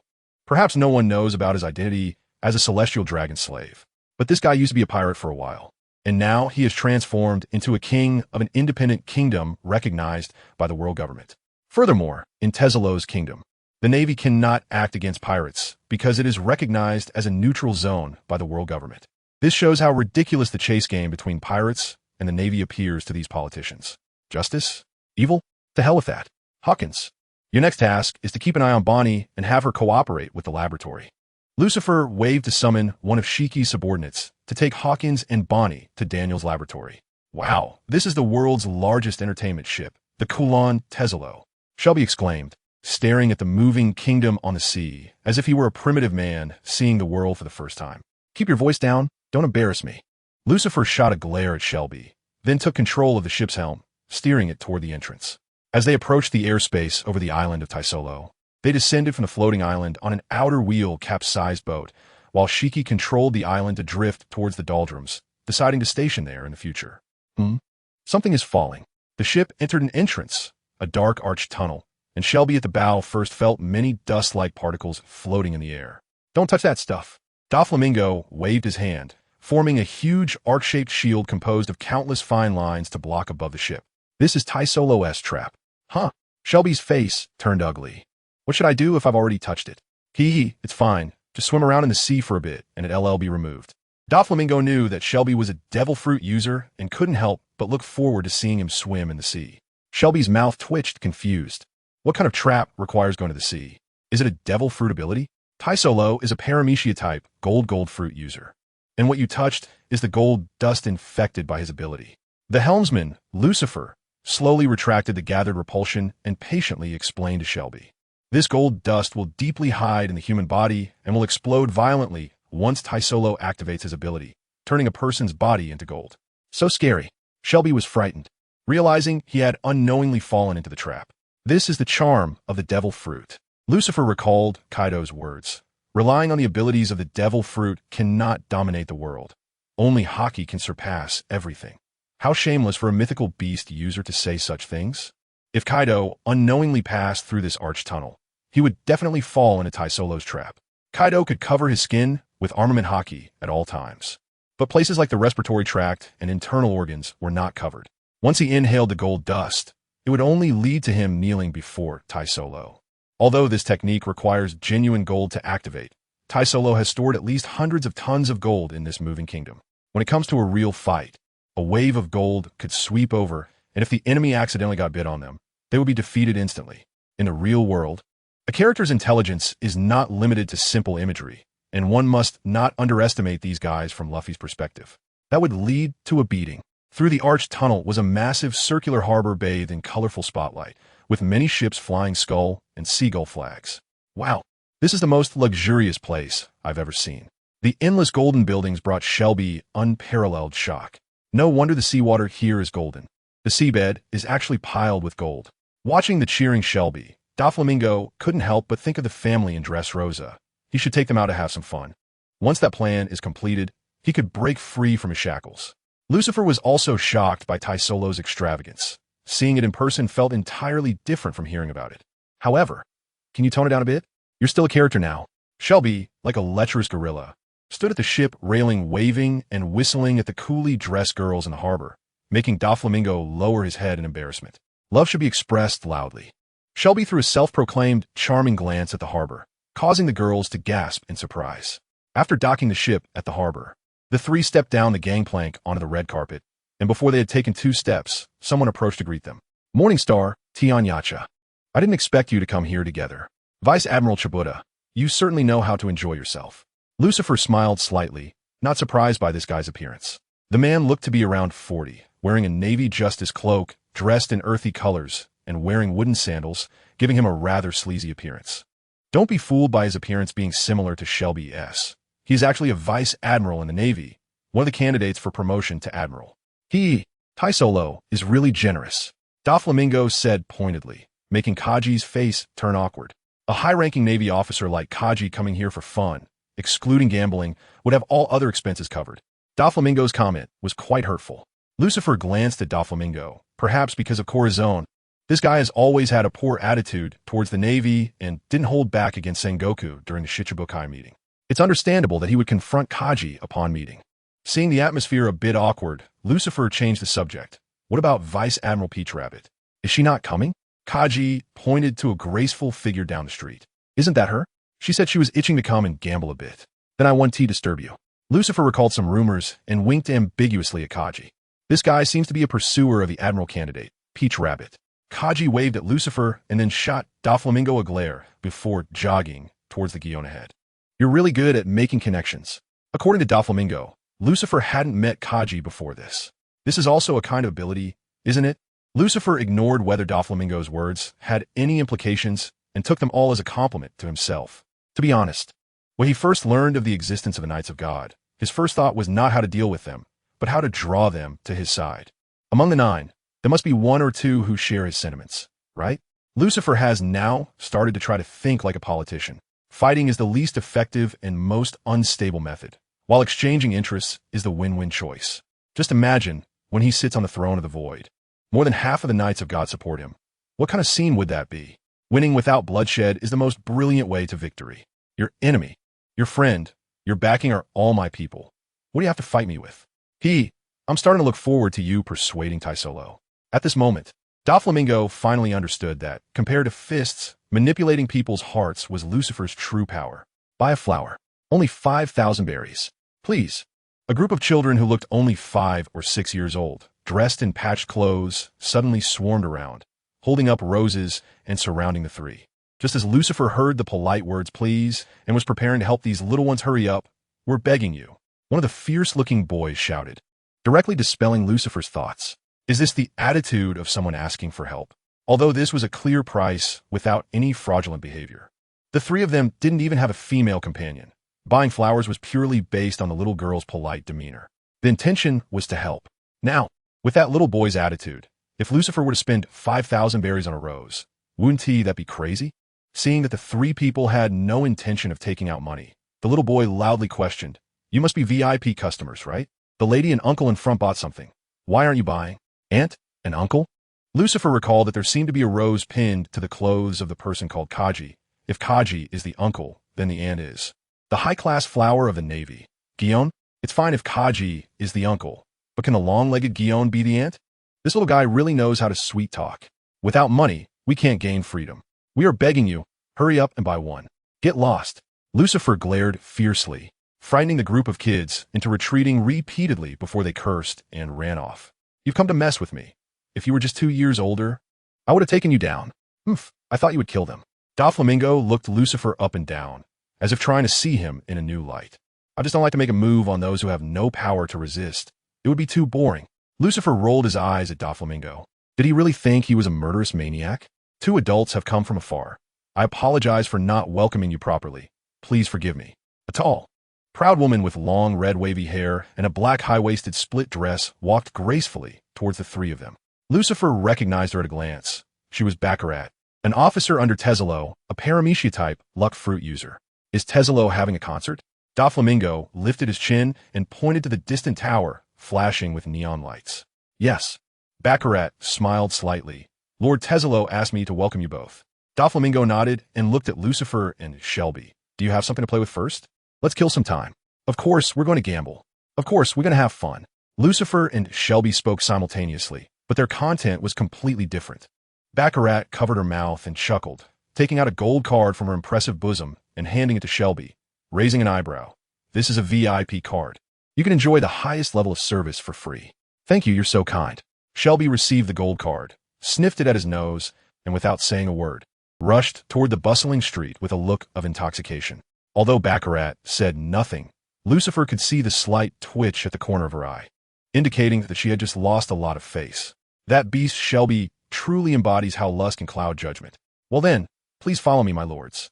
Baccarat quickly composed herself and walked towards the turtle car, parked by the roadside. Standing by the open car door, she raised her hand and said, "My lords, please get in." Lucifer suppressed his urge to drive and was the first to get in, sitting down in the back seat. The car had plenty of space, so there was no problem for both him and Doflamingo to sit. Let's head straight to the gambling city, go. Once Doflamingo got in, Baccarat turned the key in the ignition and pressed the gas pedal, launching the vehicle forward. This muscle car powered by Turtle had no center console or speedometer, but when Lucifer estimated the speed by the wind, it was probably around 60 to 70 mph. The city had even built a special road for vehicles, which was very smooth, making it feel like there was no bump or shake at all. Perhaps it was the start of nightlife, as the streets were filled with pedestrians. However, some people looked very happy, while others had pale faces and dull eyes. According to Lucifer, over 90% of the staff on the Guion Tezzalo owed money to Tezzalo, relying on working to pay off their debts. The parents or relatives of those kids, just now, were probably among the debtors, forced to sell flowers to make money. And the money they owed was, of course, gambling debts. They were all people chasing after desire, only to be consumed by it. As the saying goes, 9 out of 10 gamblers are frauds. Gambling has never relied on luck. To be a consistent winner, one must be a master cheat. Lucifer didn't know how to cheat, but he believed that with Tezzalo's social skills, even if he had terrible luck, he would still win money. Perhaps it wouldn't be a lot, but tens of millions or even hundreds of millions of berries should be possible. The Guion Tezzalo was about 10 kilometers long and under the turtle car's high-speed drive. They quickly reached their destination. My lords, please follow me. Baccarat led the two into the casino and took the elevator straight to the top floor. However, the elevator had stopped and the door showed no sign of opening. Please wait a moment. Baccarat smiled slightly at the two, stepped up to the golden elevator doors, and lightly knocked twice with her fist. Soon, a head peeked out from the tightly closed elevator door, revealing a large round face with a strange smile. This person was Mr. Tanaka, the security head under Tezzalo, a Mythical Type warp fruit user, capable of passing through any inorganic object, whether himself or others. Looking at this guy, Lucifer suddenly thought that maybe Shelby wasn't so ugly after all, at least not as terrifying as this guy. Of course, Lucifer only thought this to himself. Expressing it would be too rude. "Welcome, my lords." Mr. Tanaka politely bowed to the two and then reached out his hand to Doflamingo. "My lord, may I borrow your hand? Hasn't Tesla changed this tacky entrance method yet?" Doflamingo expressed his displeasure verbally, but placed his hand on Mr. Tanaka's shoulder. Seeing this somewhat comical scene, Lucifer couldn't help but think of Mihawk. His boat was a small skiff, and there couldn't possibly be the Black Blade Yoru, could it? These guys seemed imposing on the surface, but in private, they were no different from ordinary people. They still had to eat, drink, and take care of nature. Without waiting for Mr. Tanaka to invite them, Lucifer took the initiative to step forward, placing his hand on Tanaka's other shoulder. And together they walked towards the tightly closed golden door. The feeling of passing through the golden door under the influence of the warp fruit was quite strange, like being submerged in water, yet able to breathe through the mouth and nose. The ability of the warp fruit might be even more restraining against swordsmen and other weapon-wielding individuals than the split fruit. After all, the range of inorganic materials it encompasses is vast. After passing through the golden door, a faint scent of incense wafted in, giving Lucifer an inexplicable feeling of being in a high-end club. In a large room dominated by warm colors, many masked individuals were whispering among themselves. They paid little attention to the appearance of Lucifer and Doflamingo. It was easy to guess that these people were either kings from some affiliated countries or high-ranking officials from the Navy or the world government. "My lords, this is a small token of Lord Teselo's appreciation. Please accept it." After a brief absence, Baccarat returned with 2 suitcases and handed one to Lucifer and one to Doflamingo. Lucifer opened the suitcase directly, revealing it was filled with colorful chips, estimating that there were a total of 100 million in denominations. Before even seeing the money, 100 million was given as a gift. Teselo's extravagance once again refreshed Lucifer's perception. Don't think that casually catching a pirate at sea would yield a bounty of millions. The difficulty of finding a pirate is no different from finding a needle in a haystack. Encountering one is purely a matter of luck.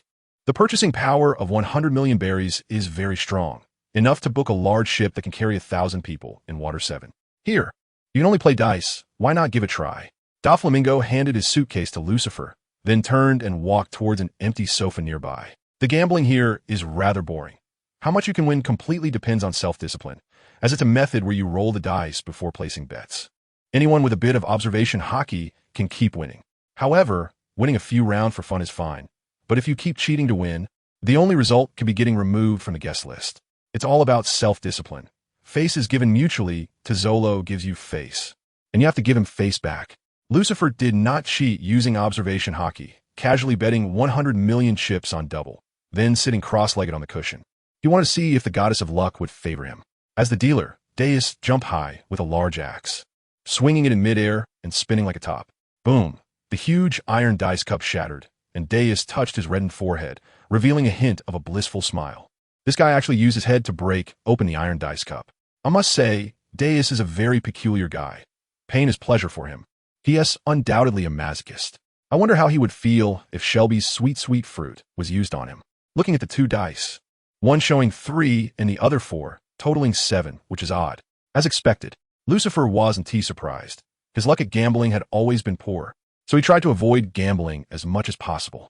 After a while, the dice were once again covered by a new iron dice cup, and Lucifer began to calm down to feel the breath of the dice. Different numbers facing up emit different breaths, and now he sensed. One showing 6, and the other 2, totaling 8, which is even. After betting the remaining 100 million chips on even, Lucifer, feeling bored, took out a cigarette, lit it, and started to puff away. Gambling without uncertainty is meaningless, and winning too much money can't be taken away. Getting back the initial capital of 200 million chips is about enough.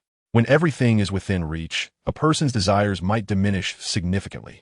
Lucifer walked over and sat down opposite Doflamingo, ordering a glass of frozen orange juice from the waiter. He. Doflamingo nodded with a smile. The more one cannot obtain something, the more one desires to possess it.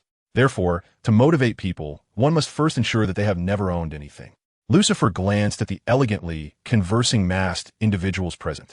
Most of them were born with many possessions and had never experienced hunger or poverty. All they had was the emptiness and confusion after satisfying everything, never having had a true yearning for life. Without vanity and a sense of comparison, these people would lose the meaning of living. Hey, Doflamingo, long time no see. The two chatted for an unknown amount of time until Tizzolo's tall figure finally appeared in the room, warmly greeting them. As soon as Tizzolo appeared, he immediately attracted everyone's attention, with several ladies unable to contain themselves, shouting that they wanted to marry him. You seem to be getting more spirited. Doflamingo glanced at Tizzolo's outfit, which appeared to be his concert attire, not even changed after it ended, looking as bizarre as possible. Come with me. Seeing that this wasn't a place for conversation, Tizzolo turned and led the way out. In the secret meeting room, speak. What collaboration do you want to discuss with me? Tizzolo poured wine for Doflamingo and Lucifer in turn, then leaned back on the sofa, watching the two. Lucifer raised his wine glass, shaking it slowly before placing it back on the table. Tizzolo, have you heard of clones? Tizzolo nodded. What is up? Lucifer shook his head. I'm not talking about the inferior clones from the North Sea German Kingdom, but clones that perfectly replicate the original. Upon hearing this, Tizzolo's pupils suddenly contracted. Then he chuckled lightly to cover it up. What? Have you already developed such an amazing technology? Lucifer noticed all of Tizzolo's unusual reactions. The first thing that probably came to his mind was to replicate his idealized Stella. No. Lucifer regretfully shook his head, rubbing his fingers. We currently have all the conditions to research cloning. The only thing missing is funding. I see. Tizzolo nodded, his expression unreadable. He was very interested in this research project, but he worried that the cloned Stella might not be the same as before. And would he be exposed for having been a celestial dragon slave in the past? If his identity as a celestial dragon slave were to be revealed, he would lose everything he had, and everyone would avoid him. Seeing Tizzolo hesitating, Lucifer continued to persuade. Imagine, when our bodies age, if we transplant our brains into the young bodies of clones, wouldn't we be able to extend our lifespan significantly? Oh, it could be done like that? Tizzolo immediately perked up. Compared to the elusive idea of resurrecting Stella, extending lifespan is a concrete benefit. It can be achieved both theoretically and practically, and even the abilities of devil fruits can also be replicated. Without caring about the details, Lucifer directly painted a grand vision for this research, deciding to secure the investment first. Vegapunk is a Paramecia type brain fruit user. Daniel was previously the world's top doctor. Now he's become a Paramecia type cell fruit user. Surely, the gap between the two wouldn't be too outrageous, right? So how much do you want in berries? Tizzolo clasped his hands under his chin, looking seriously at Lucifer. Let us start with 1 billion berries. Lucifer raised his index finger, smiling slightly. That is not too much. Tizzolo nodded, feeling that this amount was just right. He has plenty of money, but people aren't foolish. Investing 1 billion berries as a risk investment is about right. After everything was settled, Tizzolo stood up from the sofa and snapped his fingers. Let us go. I'll take you to have some fun. The three exchanged glances and silently smiled. The beginning of a man's friendship often involves either facing gunfire together or enjoying a water spa park with a lineup of beautiful ladies in bikinis, with all types represented. You can choose first. Tizzolo generously gestured. Lucifer glanced at the excited or fearful girls, then focused on their ankles. Do they really need to wear shackles? Tizzolo grinned and explained, those are made of sea prism stone to prevent any devil fruit users among them, so they will all be shackled upon entry.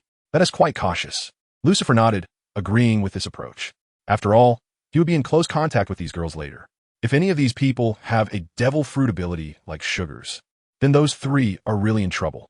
So it's better to go out less and avoid getting into trouble. Let's focus on this lady. Lucifer was not polite and directly chose a girl with fair skin and long golden wavy hair. This girl not only met his aesthetic standards, but, more importantly, her gaze towards them was filled with excitement. She was willing and not forced. After the selection, Lucifer lay back on a lounge chair in the water park, waiting for the girl to come and give him a massage. The three of them certainly wouldn't do anything inappropriate, just a simple massage. The blonde girl, with her small hands covered in lotion, began to glide over Lucifer's body, soft and smooth, giving a ticklish and teasing sensation. Lucifer dismissed all distractions, closed his eyes, and began to fully enjoy the moment of peace and comfort. This is what life is about, rather than just being born and living on in a simple and sad way. Have you heard? Trafalgar Law and a guy named Joker Buggy are going to become the new warlords of the sea, replacing Jean Bay and Bartholomew Kuma. The meeting of the warlords should be starting soon.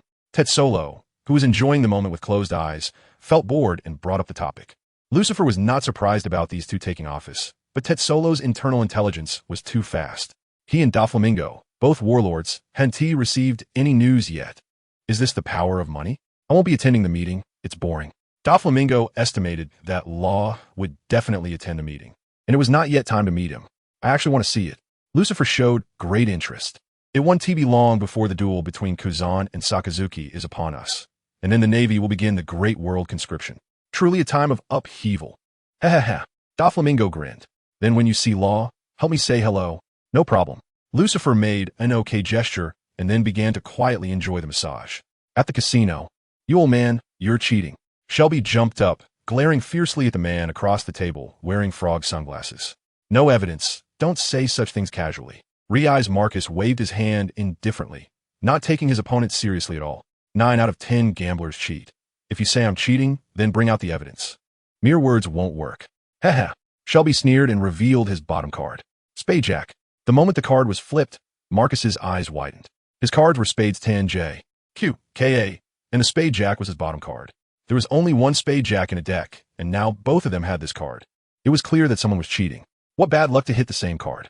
Marcus smiled wryly. He had just swapped his bottom card to make a straight flush and didn't expect the card he drew to also be in his opponent's hand. You better return the winnings from cheating. Shelby stared fixedly at him, and if this guy dared to make any move to escape, he would let him know what pleasure meant. Don't be angry. Here, I'll return it to you. Marcus threw a stack of chips to Shelby and then decisively turned to leave. At that moment, a strong man grabbed Marcus and said coldly, "What about mine? You cheated and won a lot of my money." Marcus looked at the strong man a few more times, completely certain that he hadn't played with him at the same table. He was just trying to take advantage of the situation. If you don't want to die, get lost. As a member of the Revolutionary Army, how could he let such a small character ride on his head? Not giving money, huh? The strong man grinned menacingly and shouted, "Help! There's someone cheating here." The shout immediately attracted the casino guards, who surrounded Marcus, weapons drawn at his face. Damn it! Marcus's expression darkened. He was here for a covert mission and had never intended to cause such a ruckus. See, I let you go, but humanity 1T let you go. Shelby laughed happily. This scene was simply too entertaining. He actually knew the other party, a legendary gambler, admired by many. But even a famous person fell victim to luck and the wickedness of human hearts. It was simply too amusing. However, who told Marcus to cheat? When one does something, one must be prepared to bear the responsibility. Perhaps infiltrating the prison is also a good choice. Marcus had no intention of resisting, allowing the guards to subdue him and escort him to the golden prison at the bottom of the Gurin Tetsolo. Is there no one left in the Revolutionary Army? Looking at Marcus being led away, Shelby frowned. Marcus was a well-known gambler, and the rumors of him joining the Revolutionary Army were equally famous. Combined, it was as ridiculous as a pirate with a skull tattoo on his forehead holding his own bounty notice. The situation on the Gurin Tetsolo was also quite special. Although most of the staff here did not wear collars around their necks, they were actually slaves of Tetsolo, slaves who sold themselves to pay off gambling debts. However, for the Revolutionary Army, they didn't care why these people became slaves. They just couldn't stand seeing someone labeled as a slave. Now, Marcus's situation was like a pirate breaking into the Navy headquarters and arrogantly shouting, "Come and catch me, you bastards." To be honest, Shelby couldn't understand what the Revolutionary Army was up to. Such a blatant mistake shouldn't have happened. Let us go, girls. Let us have an unforgettable night. After being cheated, Shelby lost interest in continuing to play and took 2 enthusiastic girls to the hotel. The next morning, where are you? Come to the port. We're leaving. Lucifer said briefly to Shelby through the transponder snail before directly hanging up the call. You're quite eager to attend the warlord meeting. Doflamingo shook his head, not knowing how moved Sengoku would be to see Lucifer. They had received notice last night that the warlord meeting would be held in Mariewa, and Lucifer decided to set off early the next morning. It made him get up early without even being able to sleep in. Lucifer suddenly remembered something and asked Doflamingo, "If I want to remove the bounty on my head, who should I look for? Is it necessary?" Doflamingo was somewhat puzzled. The warlords of the sea wouldn't be hunted. Lucifer shook his index finger and said, "A liar wouldn't call himself a liar. Why should we pirates label ourselves with the words, 'I am a pirate' on our heads?" That's interesting. Doflamingo instantly realized that for him, being a pirate no longer provided any convenience. Instead, it had become a limitation. Doing pirate things doesn't necessarily mean you have to carry the title of a pirate. If he removes his identity as a pirate, combined with his current status as the king of a world government member nation, with some effort, he might be able to return to being a celestial dragon. Lucifer's mind is indeed quite useful, as long as he obtains a pardon from the judicial island. His pirate identity and bounty can be erased. Lucifer was somewhat surprised and raised an eyebrow. Is it that simple? No need to go through the Gorsi? Although there is no need to go through the Gorsi, this matter is not simple. Doflamingo's expression was somewhat grim. The person who could grant them a pardon is not easy to deal with, and is not swayed by money. I'll go to Mariehua with you and talk to the Gorsi. Doflamingo thought that instead of looking for that unyielding person, it would be better to go directly to the Gorsi. That would be perfect. Lucifer doesn't know anyone in the world government, so having Doflamingo accompany him significantly increases the chances of success. Moreover, he also remembered who could pardon pirate crimes on Judicial Island. Frankie's master, Tom, was pardoned for the crime of building the Oro Jackson because of his contribution to the sea train. That person indeed wouldn't be swayed by bribes. Hey, why are you leaving so early? We haven't had enough fun yet. Shelby sleepily ran over, grumbling with a full belly of complaints. It's the age of striving. How can you afford to relax and play? Lucifer shot a glare at Shelby, turned, and went up to the deck to raise the anchor. Doflamingo was also busy, entering the engine room to heat the boiler and get the ship's outer wheel moving. Since the Guarantizolo was not far from the red line at that time, the three arrived at the Holy Land, Mariehua, that same day. Let's go find those 5 old guys. The three entered Panga City, and Doflamingo told Shelby to find a place to sit and pass the time, then took Lucifer straight to the Gorsi's office. Please stop, the two of you. A guard clad in armor blocked the two outside. Lucifer smiled slightly and politely said, please inform them that we have matters to discuss with the Gorsi. Please wait a moment.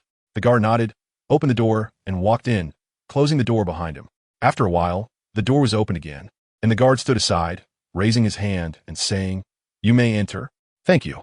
Lucifer thanked the guard and stepped into the office with Doflamingo. What matters do you two have? As soon as they entered, one of the Gorsi, dressed in a dark green suit, bald with 2 mustache curls and a birthmark on his forehead, asked directly. Lucifer first glanced at the 5 people who always had stern expressions, then replied, there are indeed some matters that we need to discuss with you 5. We only decided to make time to meet you because of your unique identities, so please speak quickly. The Gorsi member in a white robe, holding a katana, turned to look at the two, his gaze revealing a hint of curiosity. These 2 troubled children actually joined forces. Then I'll speak plainly. Lucifer wore a harmless smile and presented the script he had prepared. Now we are also serving the world government, and I feel it's not good to continue bearing the title of a pirate. Therefore, we would like to ask the 5 gentlemen to pardon our identities as pirates. Oh, the expressions of the 5 Gorsi varied, but they all showed strong surprise in their eyes. This was the first time a pirate had actively requested a pardon. After all, these guys take pride in being pirates, which is quite rare. You think the evil deeds you once committed can just be easily erased? However, they realized they were wrong, so they could give them a chance for redemption. But they couldn't just wipe away their crimes so easily. The Gorsi began discussing among themselves. And to Lucifer, it looked like a play of good cop and bad cop. What happens after we pardon you? Will you no longer hold the title of Warlord of the Sea? A Gorsi in a deep red suit with golden hair asked the two. Not being directly rejected, Lucifer made his words sound even better. We just want to serve the world government better. As for the form, we leave it to the 5 gentlemen to arrange. The 5 Gorsi were very satisfied with Lucifer's attitude, and each expressed their opinions. Given their identities, it was indeed inappropriate for them to carry the title of pirates. Since they knew to change their stance, they could give them a chance. However, they couldn't pardon them so easily. They must pay some price. Listening to their discussion, Lucifer couldn't help but think to himself, dealing with politicians is troublesome. They want to get a lot while also looking good. In the end, it just means they want some corresponding conditions in exchange, but they're going around in circles. The previously silent Doflamingo finally spoke impatiently. Is there anything we can assist with? A Gorsi in a dark blue suit with a goatee said, the Cypherpole, Aegis 0 department currently lacks personnel. You would mind taking on a part-time job for a while, would you? Upon hearing this, Lucifer almost laughed out loud, but pretended to hesitate. He had originally wanted to find an opportunity to infiltrate the world government. However, these 5 greedy old men wanted to milk him dry. inadvertently helping him complete the next step of his plan. We don't mind, but you wouldn't assign us ordinary tasks to humiliate us, would you? Doflamingo's smile grew wider. He somewhat understood what these 5 old men wanted. As an intermediary in the dark world, he would sell the sea stone, a specialty of Wayno, to the world government, which is also where his value to the Gorsi Eye lies. There is no need to start a war. He can easily purchase large quantities of sea stone from the Emperor Kaido with money, which is very profitable and effortless. Rest assured, we want to assign you ordinary positions to humiliate you, but rather let you do something more meaningful. Jaguar Lucia Satan's expression was somewhat unnatural, and it was clear he knew the character of those celestial dragons. If Lucifer and Doflamingo were assigned as bodyguards, the celestial dragons would probably be the first to die at the hands of these 2 bodyguards. And with the pride of these 2 guys, they wouldn't agree to be bodyguards. Then we thank the 5 gentlemen for their generosity and kindness. Lucifer placed his right hand on his chest, raised his head slightly, and bowed to the 5 old men.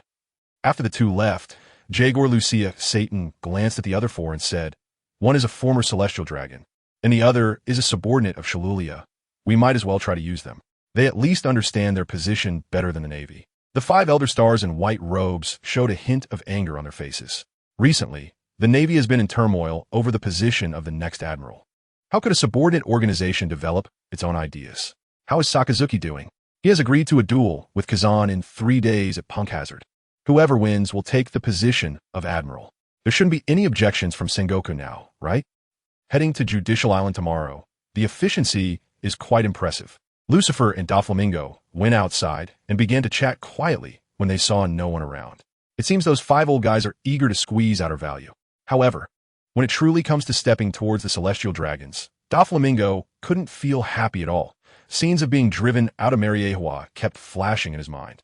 Back then, he returned to Mariewa, holding his father's head, hoping to gain the celestial dragon's understanding and be readmitted into the celestial dragon family. But he was ruthlessly rejected and brutally expelled from Mariewa.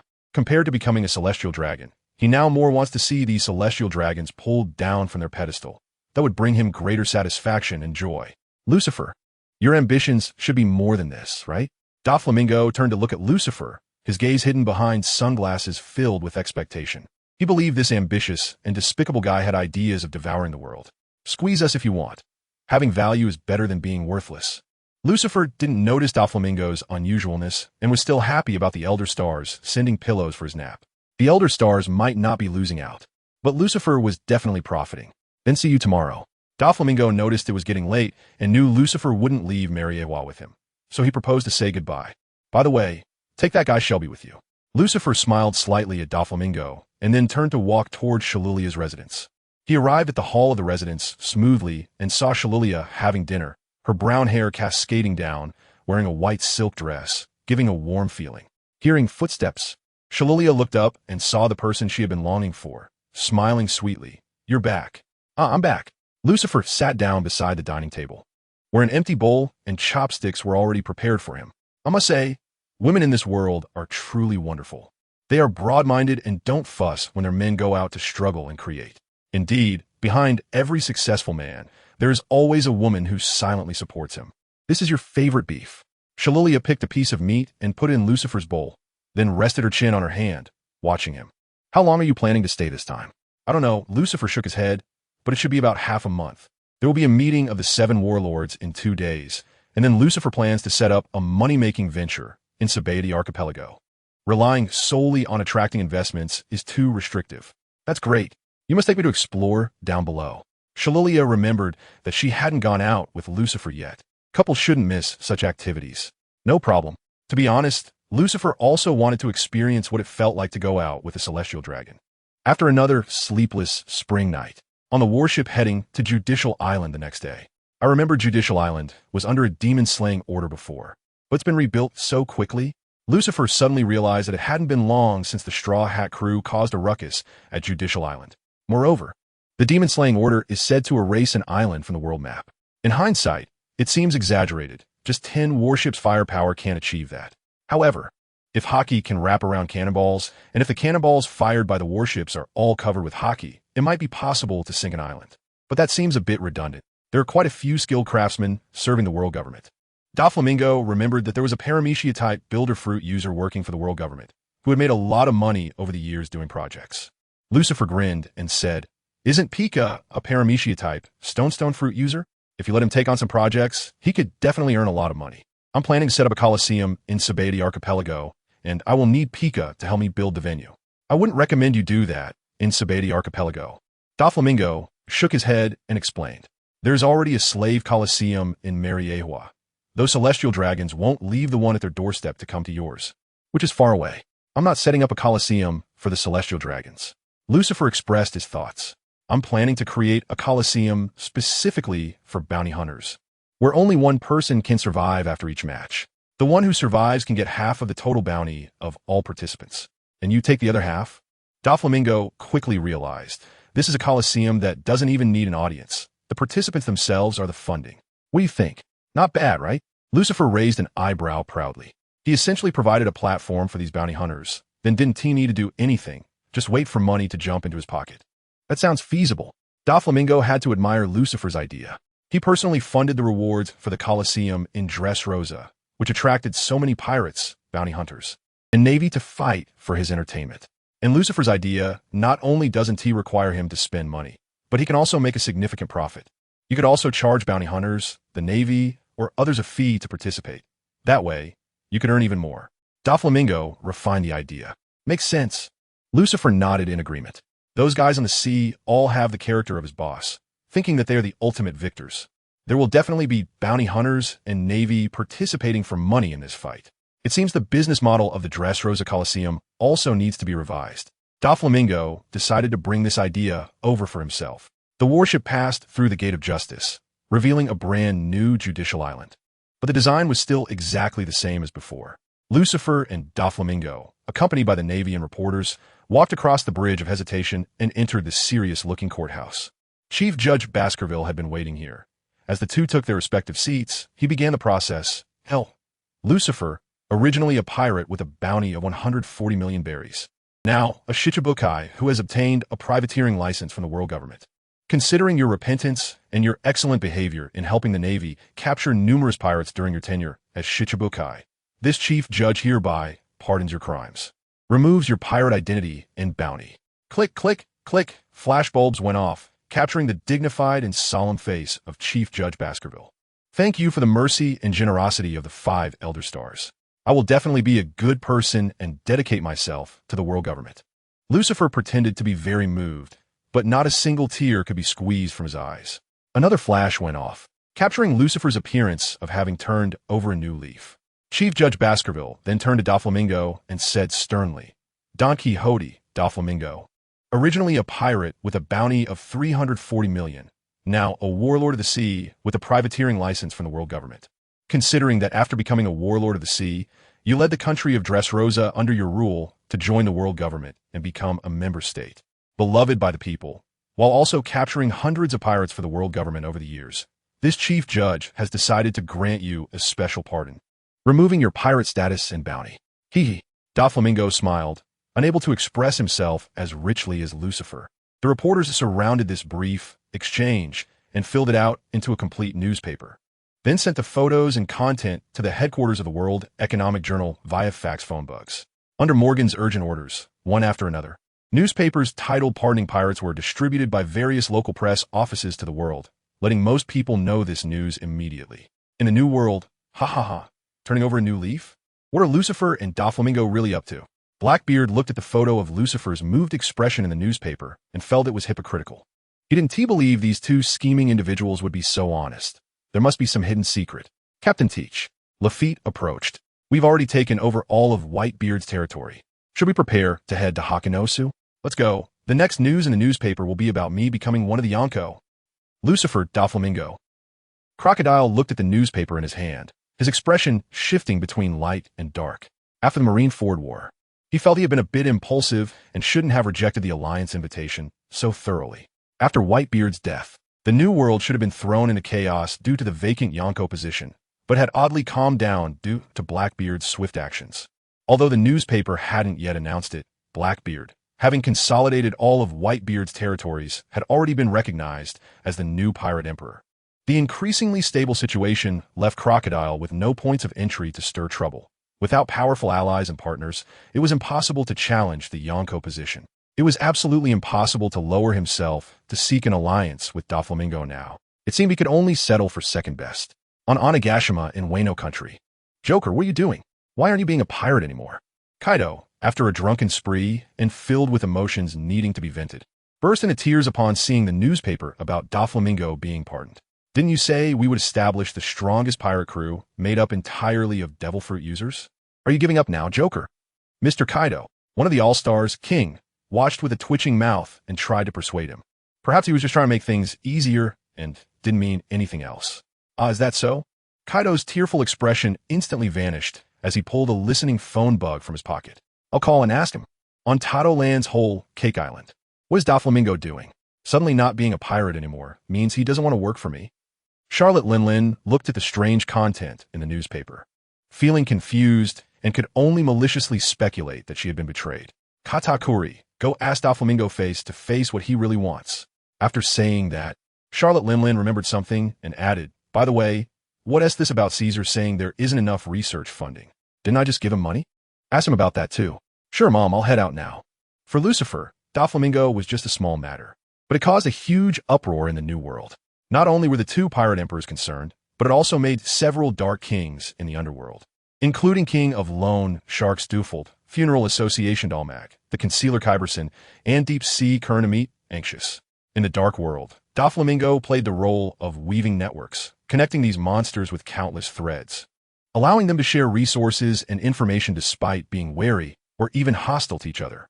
Without Joker as the intermediary, the entire dark world would plunge into chaos in an instant. After returning to Sabeti Archipelago, Doflamingo's phone bug hardly got a moment's rest. As soon as he hung up one call, another came in. Lucifer suddenly remembered that in the original timeline, Doflamingo announced his resignation as Warlord of the Sea through the newspaper, and at that time, dozens or even hundreds of phone bugs were ringing in front of him nonstop. It had to be said that there were indeed a lot of people concerned about Doflamingo.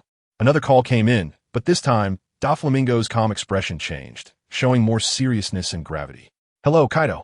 Joker, have you forgotten our previous agreement?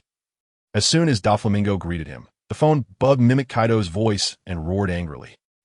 I wouldn't dare forget our agreement. That's good. I was worried something happened to you.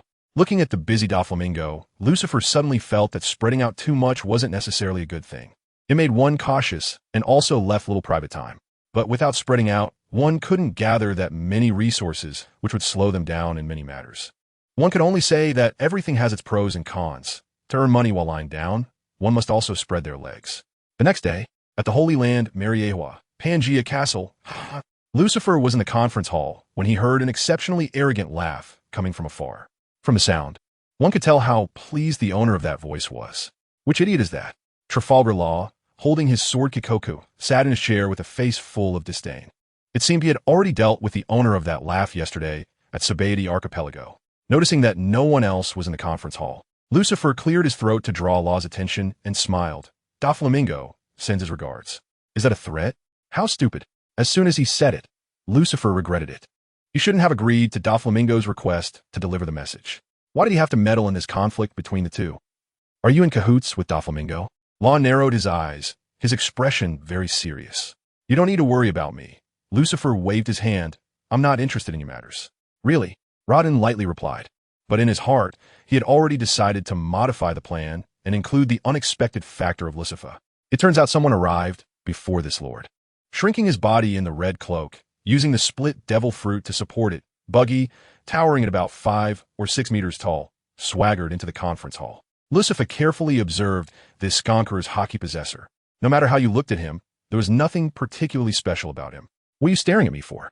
Buggy felt uncomfortable under the gaze and bravely shouted. What are you doing? This is Mariewa. I warn you not to mess around. Seeing the other person suddenly stand up from the seat and walk toward him, Buggy was instantly frightened and kept retreating. Cold sweat the size of beans sliding down his forehead. Lucifer had his attention fixed on Buggy's expression the whole time. Whether it was pride or fear, it all seemed very natural, and there was no sign of acting at all.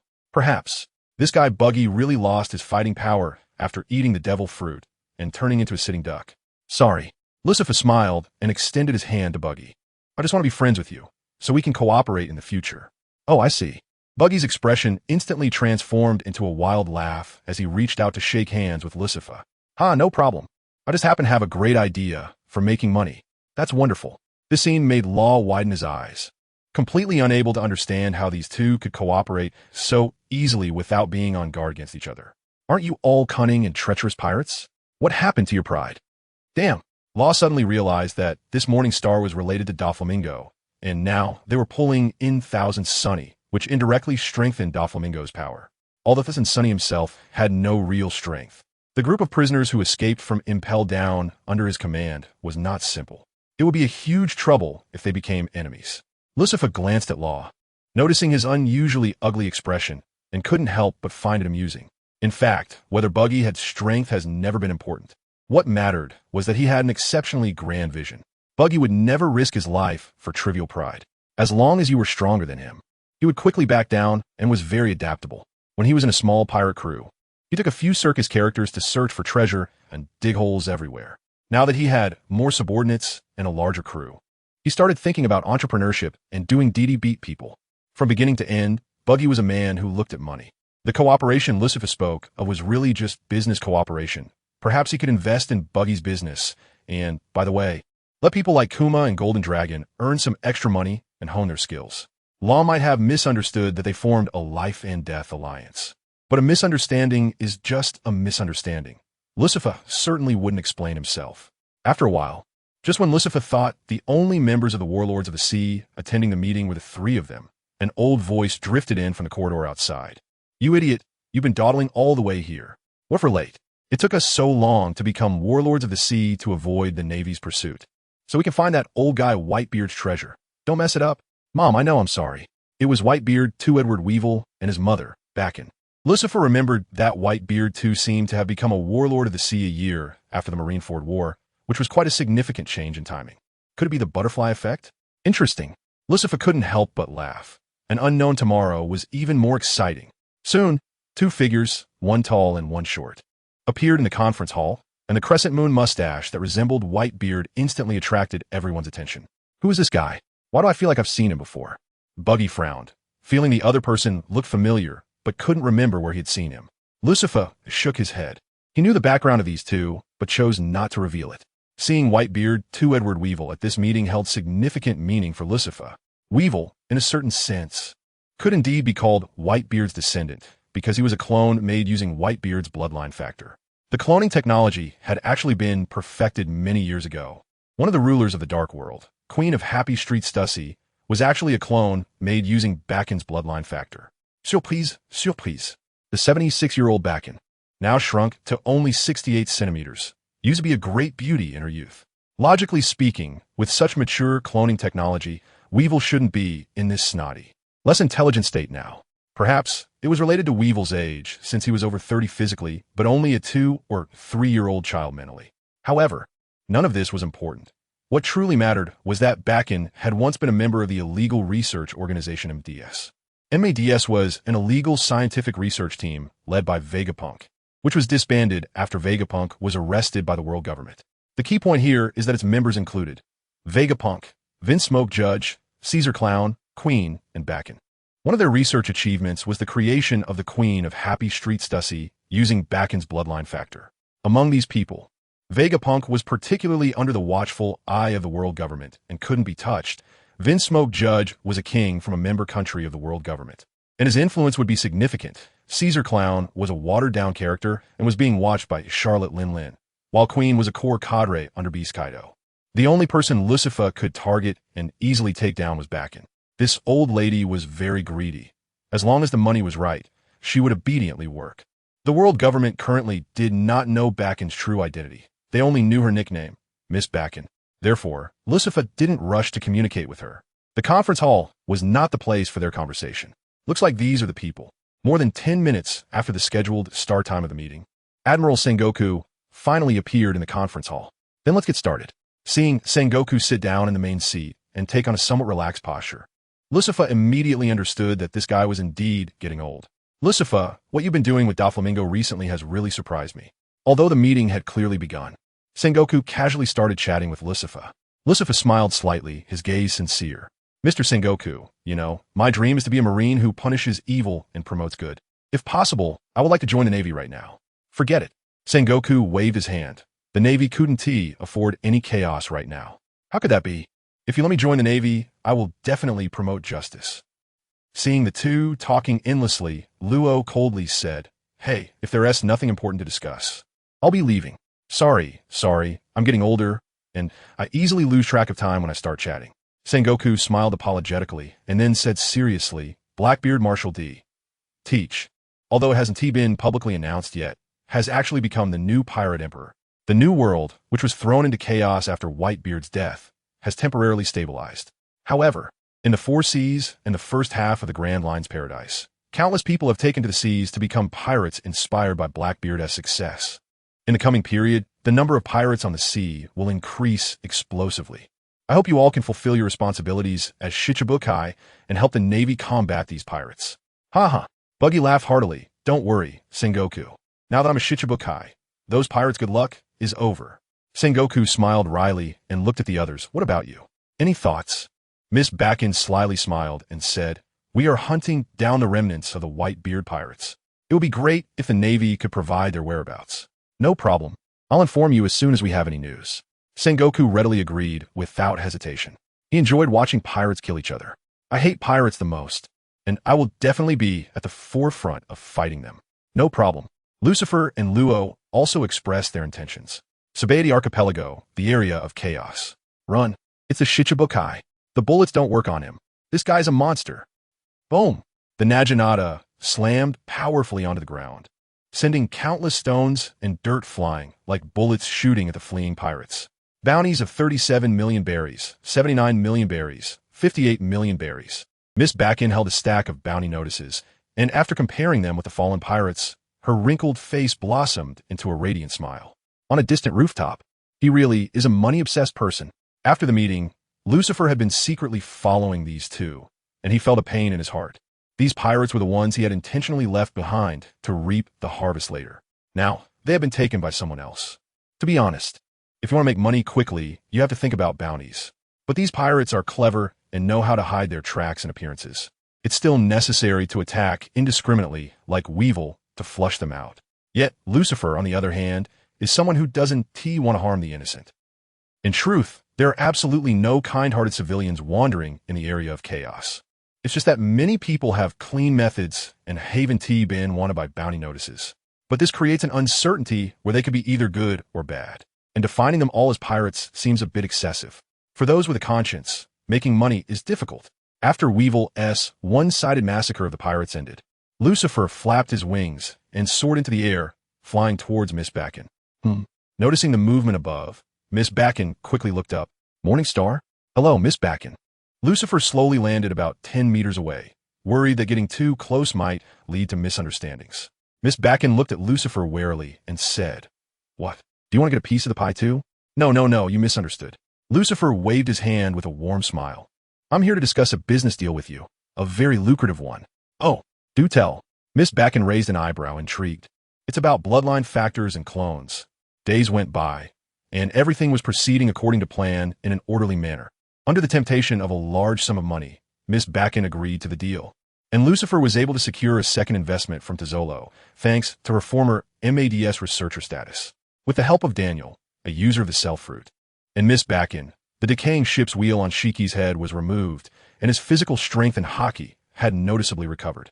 The next step was to use Shiki's bloodline factors to create clone bodies for brain and consciousness transplantation. Robin, Golden Dragon, and Kuma's floating island closed training also came to an end. Based on everyone's overall battle results, the victor was Golden Dragon, who had a terrifying willpower upon seeing gold.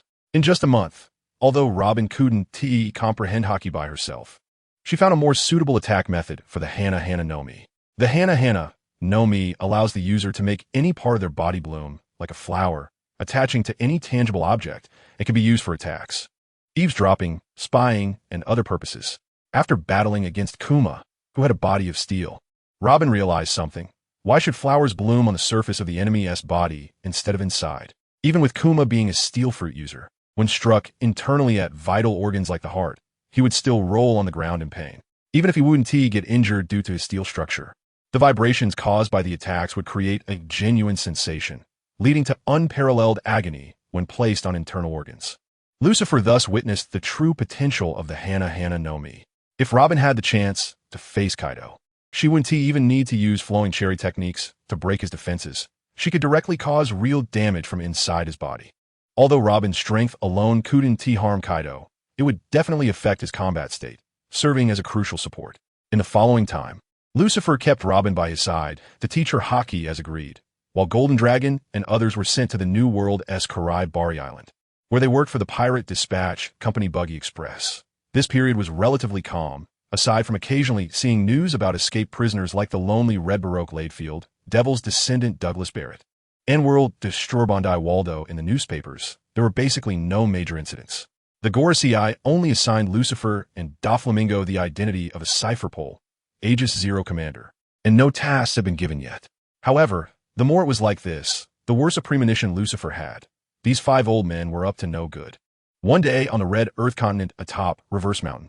Come on, I'm itching to chop. Shelby held a massive double-edged axe, cracking his neck with a noise like popping bones. I hope he can still be this confident later. Shiki took a deep puff from his cigar and swung a flying vacuum slash at him. Lucifer, what are you looking at? Doflamingo suddenly jumped out and kicked at Lucifer's side with a leg slice. As the attack approached, the whirlwind it created made Lucifer sway, and then his body folded up like a newspaper due to structural violation. Dodging the attack, Lucifer quickly restored his form and countered with a punch aimed at Doflamingo's chest. As Lucifer's fist was merely an inch away from Doflamingo's chest, it felt as though it struck countless piano strings, producing a sharp clang sound. Had he set up many invisible lines as traps in advance? Lucifer quickly closed his eyes, relying on his observation Haki to sense the breath of all living beings around him. Oomph. Hiss. Just as Lucifer was about to see those invisible entities, 2 muffled grunts came through. It was Shelby activating the Suk no Mi's ability. Lucifer could clearly feel Doflamingo's breath becoming unnatural, and his previously smooth movements began to stiffen. Doflamingo quickly stepped back, raising his hand and saying, I think we should have a one-on-one instead of free-for-all. Otherwise, I will be affected by the Suk no Mi, while you'll be unharmed. You and Ski can go deal with Shelby. I want to interfere. Lucifer grinned, dodging the invisible traps set by Doflamingo and appearing in front of him in the blink of an eye, kicking out. Zulfust. Doflamingo's expression changed drastically, just managing to cross his arms in front of his chest. Upon contact, Doflamingo was sent flying like a cannonball, creating a sonic boom in midair. After kicking Doflamingo away, Lucifer did not pursue. Instead, he rushed towards the battlefield between Ski and Shelby. Are you 2 practicing health exercises? Taking advantage of the moment when the 2 were locked in a struggle with their sword and axe, Lucifer dashed forward, arms outstretched, and landed a punch on each of their waists. Have you forgotten how badly you were beaten last time? Ski exclaimed as he was sent flying, not forgetting to loudly remind everyone of the last battle's outcome. Fighting is the fastest way to improve strength. Lucifer thought about gathering everyone together to spar on the hardest red Earth continent. Originally, it was supposed to be a 4-way brawl, but last time Lucifer insisted on provoking public outrage by attacking all 3 of them together, resulting in him being overwhelmed and unable to stand. Now he was provoking public outrage again. Has he forgotten the pain? At this point, Ski had removed his dry wooden Tsura to wield 2 swords, showcasing his true power. Let's go all out.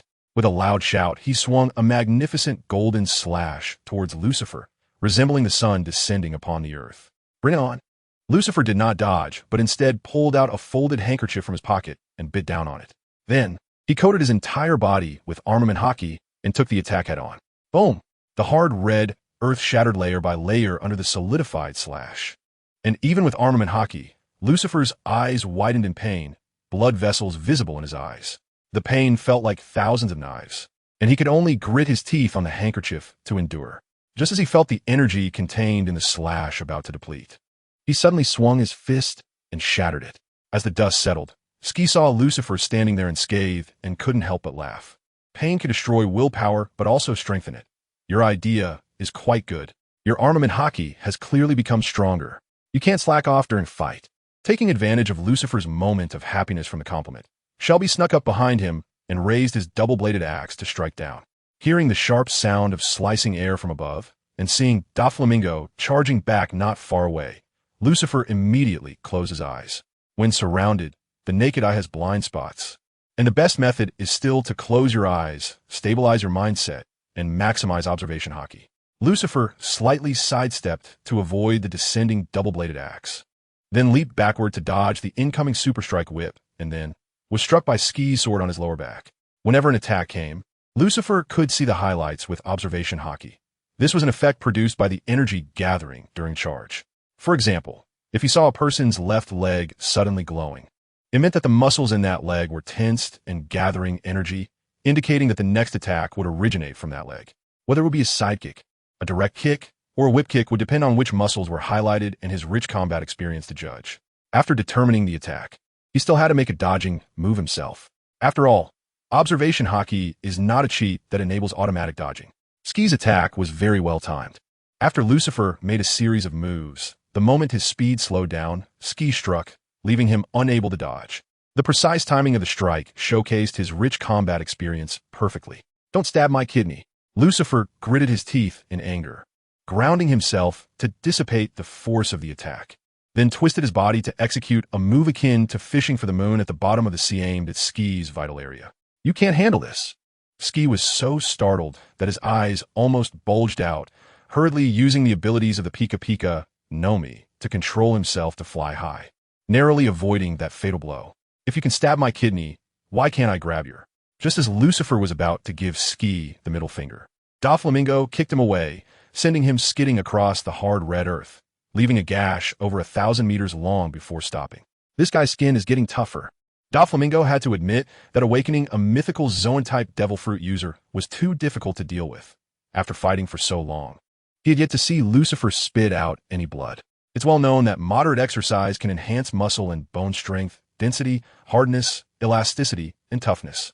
However, excessive exercise can lead to joint injuries, memory decline, and organ failure.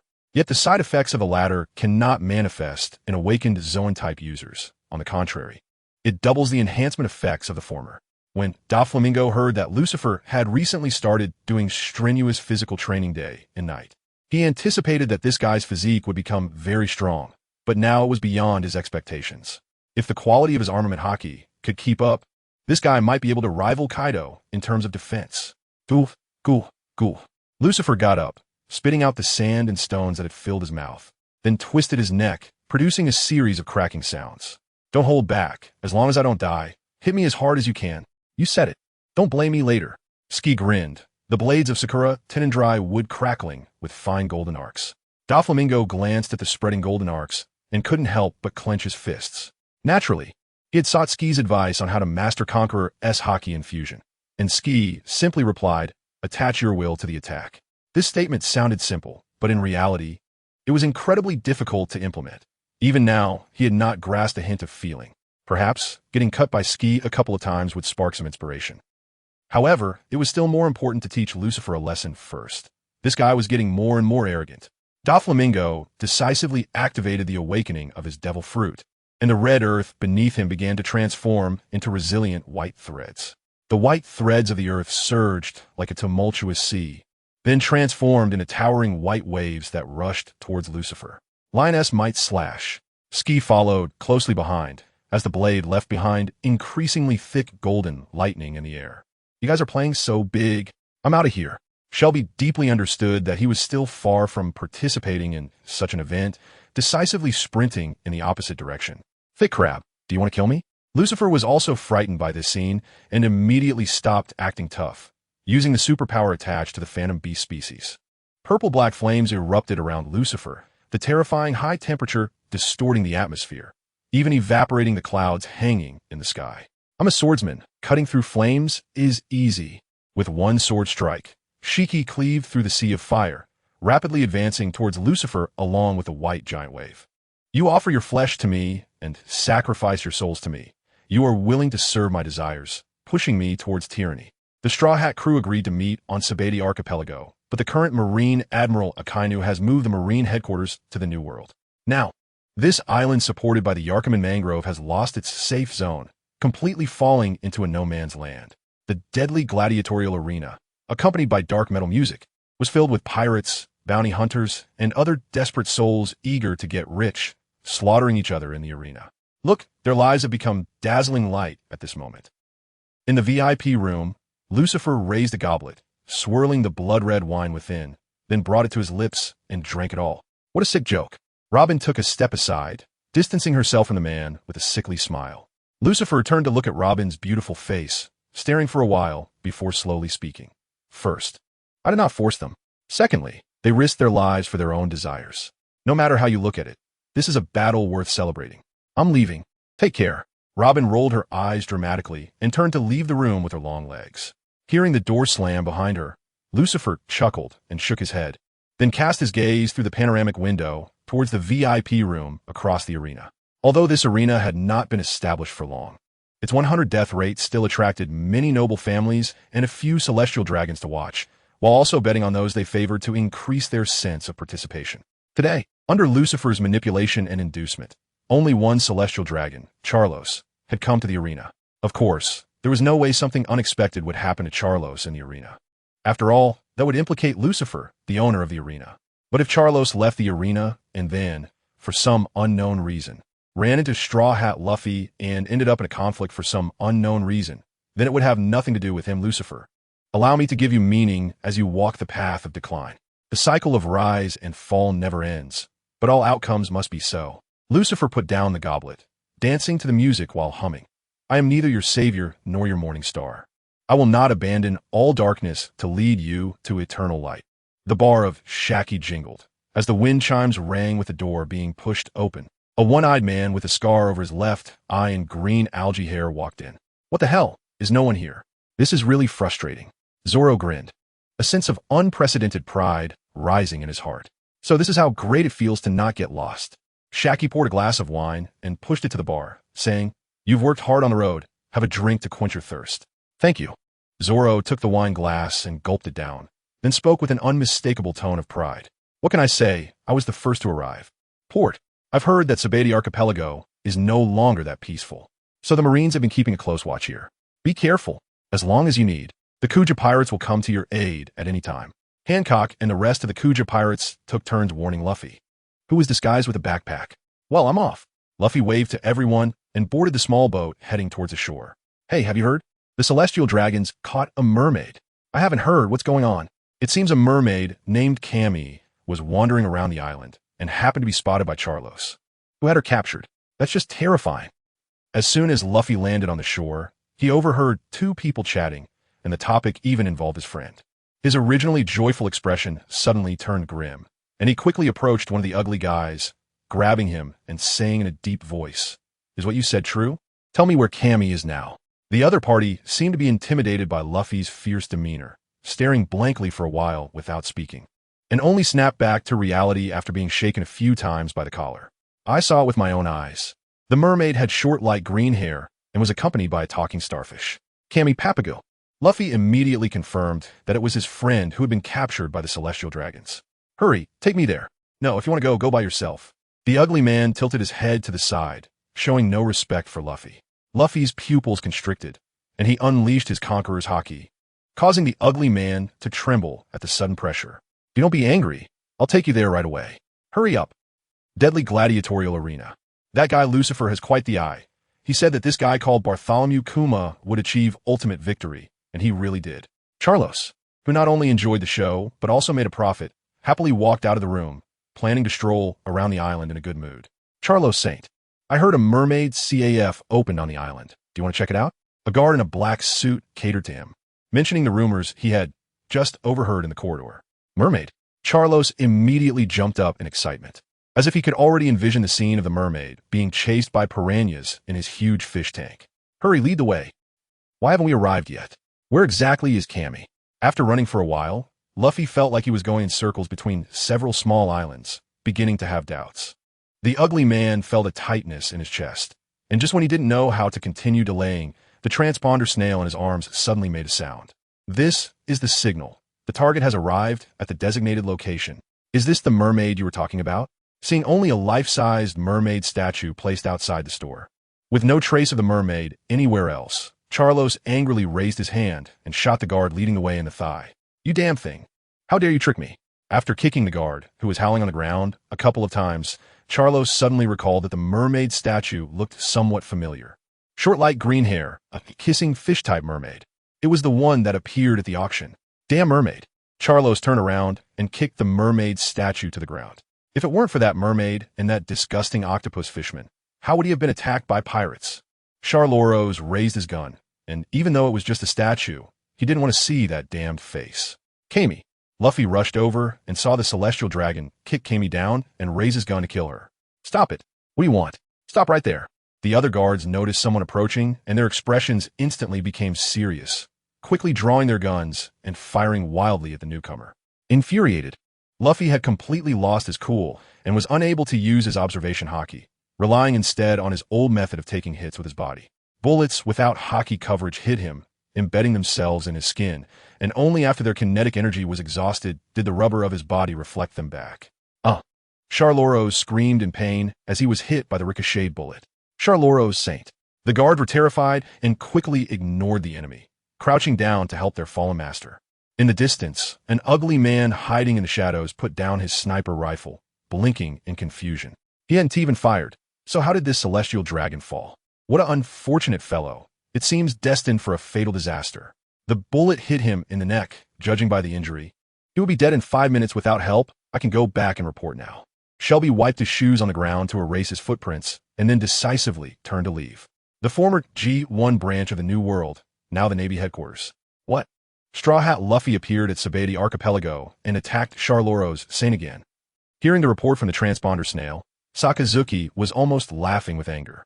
Carp's grandson is really impressive, reappearing after half a year and immediately escalating the situation to the worst possible outcome. I thought this kid would be more restrained after narrowly escaping the Marineford War, but he has become even more rampant. Aramaki, you go to Sabeti Archipelago and make sure to capture Straw Hat Luffy, dead or alive. People suddenly noticed that the atmosphere in Sabeti Archipelago had become heavy, creating a sense of imminent danger everywhere. Batch after batch of Navy personnel landed on the island, and batch after batch of black-suited world government agents descended from Mariewa. Something shocking enough to stun the world seemed to have happened on this island. At Shacky's Rip-Off Bar. You all need to leave quickly. Rayleigh glanced at the Straw Hat crew, which was almost complete except for Luffy, and seriously arranged the action plan. I've already come back to coat the ship. You all go to the ship first. I'll go get Luffy. How can we do nothing? Sanji shook his head and took a deep drag from a cigarette. Although he didn't know why Luffy wanted to fight that annoying celestial dragon again. How could they miss out on something so exciting? Now is not the time for nonsense. Rayleigh's expression suddenly became serious as he sensed several outstanding auras coming down from the red line with his observation haki. It must be the Navy headquarters personnel coming from Mariewa to the New World. Let's go, chef. We need to prepare to set sail. Don't hold us back. Zoro, with a serious face, pondered for a moment before being the first to push the door open and walk out. Don't order me around. Outside the mermaid CAF, have you notified Roseward Saint? Lucifer asked the guards kneeling on the ground, their faces ashen, without looking up at the already deceased Charloros. We notified them. One of the guards replied weakly. Sigh. Lucifer sighed helplessly. His elder brother was dead, and Charlin would be very sad. That Straw Hat kid is really too despicable. Charloros only hit a statue, and then went for blood, which is truly unforgivable. Where's the criminal? Did you catch him? No. You better take care of yourselves. After confirming Charloros' death, Lucifer left the trouble spot under the pretext of capturing the murderer. He didn't want to be the target of Roseward Saint's wrath. After walking some distance, his transponder snail rang. It was the anti-eavesdropping transponder snail connected to Shelby. I've already evacuated the people from the CAF on Sabeti Archipelago. As soon as the call connected, Shelby's voice came through. Lucifer nodded, first complimenting him, then asking, Good job. The CAF staff didn't know about our actions, right? They didn't know. I just told them that being near a dead celestial dragon would implicate them, and they obediently ran away. Shelby said with a proud smile, then exclaimed, Today I've discovered true art, murder. Watch your mouth and forget about this. Oh. After hanging up, Lucifer couldn't help but shake his head with a smile. He had seen the scene. Even Plan B and Plan C weren't used. And Charloros died directly under Plan A. Everything was so smooth, it was almost excessive. But it can also be understood. People in this world have never prepared for a premeditated murder. Even the CP intelligence system uses assassination to eliminate the Revolutionary Army. They simply don't understand this more cerebral way of killing. After this experiment with Charloros, Lucifer foresaw how smooth it would be to eliminate opponents once he entered the political system of the world government. However, next, he still needed to ensure that the Straw Hat crew could leave safely. The true value of Nika had yet to be uncovered. Lucifer soared into the sky towards Shacky's rip-off bar. The Thousand Sunny was parked nearby, and that was where the battle would erupt. I hope Rayleigh's strength hasn't declined too much. Otherwise, we can't protect our sun god. Boom! Dense cannonballs rained down on the Thousand Sunny, and Zoro, Sanji, and the others displayed their prowess, detonating them in midair. In an instant, the air was filled with the acrid smell of gunpowder. As a farewell firework. This was a bit too enthusiastic, wasn't it? Watching the several warships rushing from G1 branch, Zoro couldn't help but feel it was a bit tricky. Did that idiot captain poke a hornet's nest? Even if he did, at least he should have warned them in advance to give them some psychological preparation. P1, target locked, Straw Hat crew. A familiar voice came from shore, and Zoro and the others looked over to see the man in a red apron carrying double-edged axes. The same guy who had led the modified people to chase them when they were knocked away. Bye you soon. Zoro and the others' gazes were drawn to the shining light behind the man, and they broke out in a cold sweat. It was a dozen lasers aimed at them. 108 troublesome winds. Zoro leaped from the deck of the Thousand Sunny, charging towards the light to unleash a flying slash to stop the opponent early. Footless lone walk. Jean Tamaru raised his right arm and aimed at the rushing Zoro, releasing a tangible hockey from his open palm. The invisible hockey crashed into Zoro like a shockwave, causing his body to tilt and his flying slash to lose precision, floating up into the air. Moss head. Sanji had just kicked away the cannonball fired from the battleship when he caught a glimpse of Zoro being blasted away by the invisible attack. These cannonballs were much heavier and harder than before, as if they were covered in hockey. The Navy was serious this time. Just as a laser was about to shoot over, Frankie, Usopp, and the others were busy dealing with the battleship's cannon fire, unable to spare anyone to defend. Damn it! Baiwal Yao Luan Xian Snake's bite. Just as the laser was about to be fired, a delicate hand covered in hockey extended from the mouth of all the pacifists, swiftly grabbing the cannon and bending it. Boom! The laser exploded right in the pacifist's mouth, followed by a chain reaction that caused its body to explode into more than a dozen bursts of fireworks. Robin-chan. So amazing. Sanji was shocked and turned to look at Robin, who had crossed her arms in front of her chest to unleash her devil fruit abilities. Her unique charm, both beautiful and cool, making him spurt a bit of blood from his nostrils. It seemed that half a year was still a bit short for them. Lucifer looked down at the Straw Hat crew's struggling performance with great disappointment, shaking his head. He had thought that once these guys learned hockey, they would see a significant improvement. But now it seemed their physical abilities still fell short, perhaps related to their age. Many of them probably weren't even 18 yet, still in their growing phase. But age wasn't an excuse. Charlotte Linlin had slaughtered an entire village of giants as a child. However, Jean Tamaru's strength was somewhat impressive. Lucifer realized that Jean Tamaru was actually using hockey externally, and all his attacking moves were infused with hockey. Did he have that much hockey? Though the power was somewhat average. Although the Straw Hat's performance was somewhat disappointing, Lucifer didn't have to worry for now. The commander of the G1 branch was a rear admiral. And while there were many battleships from the G1 branch on the surface, they were mostly rear admirals, commodores, and ordinary sailors. Even if they could wrap hockey around the cannonballs, it would only serve to consume energy, unable to deliver a fatal blow to the Straw Hats. Meanwhile, Jean Tamaru was currently being held by Robin by his heart or some vital part, rolling on the ground in pain. That woman, the more scheming she was, the more charming she became. The key point was the battlefield over there. Lucifer turned his head towards the neighboring island. Over there, the new Admiral Green Bull, Aramaki, and several CP0 agents were besieging the Dark King Rayleigh, while Luffy was being chased all over the place by a group of generals. Luckily, friends that the Straw Hats knew in the area where they were knocked away helped block most of the attacks. Otherwise, Luffy might have already been captured.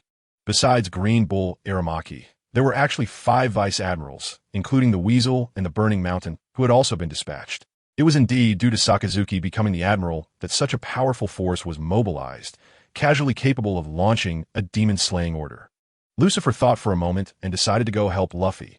Losing a brother wasn't enough maturity. Perhaps losing a master would truly help him grow. Old man, why don't you hide and preserve yourself instead of causing trouble? Thick vines twisted like giant pythons, the tips covered in pitch-black hockey, descending upon Rayleigh, who held a sword in one hand.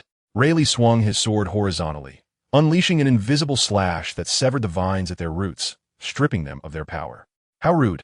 He felt that his mindset had become quite amiable. But after encountering this navy today, he had nearly lost his temper several times. This guy opposite him had a foul mouth. "We didn't come here to chat with you." After losing their root support, the collapsing vines shot out dozens of crescent-shaped slashes, followed closely by 3 CP0 agents. Were they targeting Luffy, or were they after me? Seeing that these guys were much more ruthless than the last time with Borsalino, Rayleigh suddenly realized that they might be after him. After the Marineford War, he had sent the Straw Hats a rendezvous signal under the pretense of memorializing, which had exposed the relationship between him and Luffy to the world government. But the world government had known for a long time that he was hiding in Sabeti Archipelago and hadn't acted against him because they deemed the disadvantages outweighed the benefits. So why had they suddenly changed their minds? Was it because of Luffy? Did Luffy possess something even more valuable to the world government? Zila. These thoughts flashed through Rayleigh's mind in an instant, and arcs of electricity began to swirl around the sword in his hand, transforming into thick lightning snakes dancing through the air. In that case, let us give it our all. Rayleigh slashed at the dozens of raging legs and the 3 CP0 agents behind them from a distance, unleashing terrifying power. The massive arc-shaped raging legs instantly dissipated like snow meeting the warm sun, and the 3 CP0 agents didn't even have time to react before they were sent flying, blood pouring from their orifices. Hey, no way, that old guy has such power. Aramaki was taken aback, quickly retracting the fist he was about to swing, his eyes filled with fear and a desire to retreat. "What, are you scared?" A voice of disdain came from above, and both Aramaki and Rayleigh looked up to see a strange angel with 6 wings, black on the left and white on the right. "Morning Star L, Lucifer. How could I be afraid?" Seeing reinforcements, Aramaki's courage surged, decisively releasing a large number of giant plants to attack Rayleigh. "Let us go all out." Sigh. Lucifer sighed helplessly. In fact, he held no ill will towards Rayleigh. On the contrary, he greatly disliked Aramaki. Aramaki's strength was similar to that of a smile. But this guy had an exceptionally bad character and was very cowardly, only liking to fight when the wind was at his back. If there was even a slight headwind, he would definitely run faster than anyone else. To be honest, he really didn't want to fight alongside this guy. But to help Nika grow quickly, he had to endure some grievances. An eerie dark purple pentagram appeared beneath Rayleigh's feet, and even before the attack emerged, Rayleigh saw everything that would happen next in his mind. He immediately changed his sword slash to a horizontal block in front of him, and then the fist of the giant plant pushed him backward, taking him out of the range of the pentagram. Immediately, dark purple flames erupted from the pentagram, instantly turning several giant plants standing on it into ashes. Aramaki quickly created a grove about 8 or 9 meters high in front of him to shield against the scorching heat wave, then looked at Lucifer and said, "Are you sure you're not here to cause trouble?" It was just a lack of coordination. Lucifer shrugged helplessly. He truly didn't mean to. "Don't set fire again." Although he said this, Aramuku saw hope in defeating Rayleigh. He crouched down, pressed his hands on the ground, and infused the power of the nature fruit into the earth. He was about to get serious. The entire island began to tremble violently. Towering trees sprang up from the ground, instantly transforming the landscape into an ancient forest. This was what a nature-type ability user should look like. Lucifer landed on the tip of a tree and scanned the surroundings. Some unfortunate Marines were caught off guard and got stuck in the trees. However, more were friends coming to assist the Straw Hat crew. The latter visibly withered and dried up after being touched by the branches, as their nutrients were extracted. Luffy swung from tree to tree like a monkey, escaping from the pursuit of the likes of the Weasel and the Burning Mountain. However, worried about his friend's safety, he didn't flee directly but circled back. "Is this all the people you brought?" To be honest, Lucifer still couldn't understand one thing. The 5 elders knew that the gum fruit would awaken into the sun god Nika, and that Nika's awakening would pose a serious threat to the world government's authority. They also knew that Luffy was the gum fruit user, and on top of that, Luffy's father was Monkey D. Dragon, the leader of the revolutionary army aiming to overthrow the world government. With so many fatal buffs stacking up, if he were in their position, he would rather neglect the pirate emperor of the New World and do everything to eliminate the threat in its cradle. Yet the 5 elders did not do so. Was it pride? Or did these 5 old geezers, like him, have ambitions to use Nika to overthrow him and then seize power for themselves? If they weren't arrogant and did not have ambitions of becoming the master, then why did they allow Luffy to grow? Were they that foolish? Or were they affected by dumbing down aura? Do you think our numbers are few? Aramuku hid his true form among the trees. controlling the cut branches to grow again while answering Lucifer's question. This was already enough to start a large-scale war. Lucifer smiled without speaking, but in his heart, he began to look down on the 5 elders, and these guys who didn't understand that one should use full strength even when dealing with a rabbit should step down soon. They shouldn't occupy the latrine without doing their business. Hey, I'm still here. Seeing that these two were still chatting, Rayleigh felt he wasn't getting the respect he deserved and swung his sword toward Lucifer, who was standing on the tree tip. Lucifer didn't see anything with his eyes, but felt a pain in his chest as a tremendous force hit him, sending him flying and spilling a stream of dazzling golden blood in midair. The golden blood ignited spontaneously upon contact with the air, burning out in an instant without leaving a trace. Golden blood? Truly an angelic mythical beast. Aramuku wasn't worried at all about Lucifer getting hurt. Zoan types were the most resilient. What kind of sword technique was that? Lucifer gasped in pain, but his attention was on the slash Rayleigh had delivered, which he found perplexing. He had actually seen this technique before. It was the one Myhawk used during the Marine-Ford War to cut through the frozen tsunami. This technique didn't have any flashy flying slashes. The moment the sword was swung, the attack would directly reach the target. If Myhawk had used this technique when cutting Luffy, Nika would have long since reincarnated. Looks like I'm getting old. Seeing that the Birdman had taken a hit and yet showed no signs of weakening, Rayleigh couldn't help but shake his head in lament. Sorry. Lucifer stabilized his flying form, spread his wings, and charged at Rayleigh. Before, I didn't respect you enough. Now I will give it my all to send you to hell. Then I truly thank you. Rayleigh realized that the injury on Lucifer's chest had already healed, and he understood that this was a tricky opponent. Zing! The sword, imbued with Conqueror's haki, burst forth with a blinding light and shot straight for Lucifer's head. You're welcome. In Lucifer's eyes, a pentagram appeared, and as if giving up resistance, he spread his arms and thrust out his chest, allowing the sword's edge to approach rapidly. Buzz! A terrifying repulsive force suddenly erupted, avoiding the lightning-entwined sword and directly slamming into Rayleigh's body. Rayleigh coughed up a mouthful of blood, forcing the long sword toward Lucifer's head, while his body was pushed back by the repulsive force. Lucifer quickly tilted his head to dodge, and the long sword barely grazed his face, causing a large chunk of flesh to be swept away by the gust. Most of the skin on his face was torn away, exposing his cheekbone and teeth, making Lucifer's face look quite hideous. The flesh that flew in the air quickly ignited spontaneously, leaving no ashes behind as it completely vanished into the air. The self-destruction program works quite well. Lucifer grinned wickedly. This was a program he had Daniel use his self-root ability to implant in his body to prevent his cells and other things from being utilized by others. Skin, bones, blood, etc. would ignite as soon as they left the main body and came into contact with air, initiating the self-destruction program. Countless flesh buds began to squirm at the wound, visibly growing and healing rapidly, and after a few breaths, it returned to its perfect state. As a swordsman, are you really going to abandon your sword? While Lucifer was resting, Aramuku was not idle. He immediately controlled the forest to swallow and hide the flying sword, then transformed his body into a massive treant and charged at Rayleigh. A swordsman without his sword is not intimidating at all. I was too impatient. Rayleigh rubbed his chest and quickly maneuvered through the woods to evade.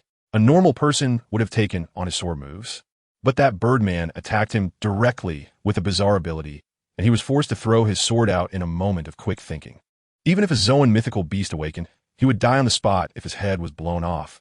Resolving an enemy quickly would make things much easier for him. Unexpectedly, the opponent not only reacted quickly, but also used one of the 6 forms, paper drawing, shrinking his head by half in an instant, narrowly avoiding the main attack. Now that he had lost his sword, things had gotten serious. The vice captain of the Pirate King was now scurrying around like a rat. Wasn't he afraid of being laughed at if this got out? Seeing that several attacks were dodged, Aramuku had to resort to the classic tactics of a nature-type user, trash talk. But I can understand.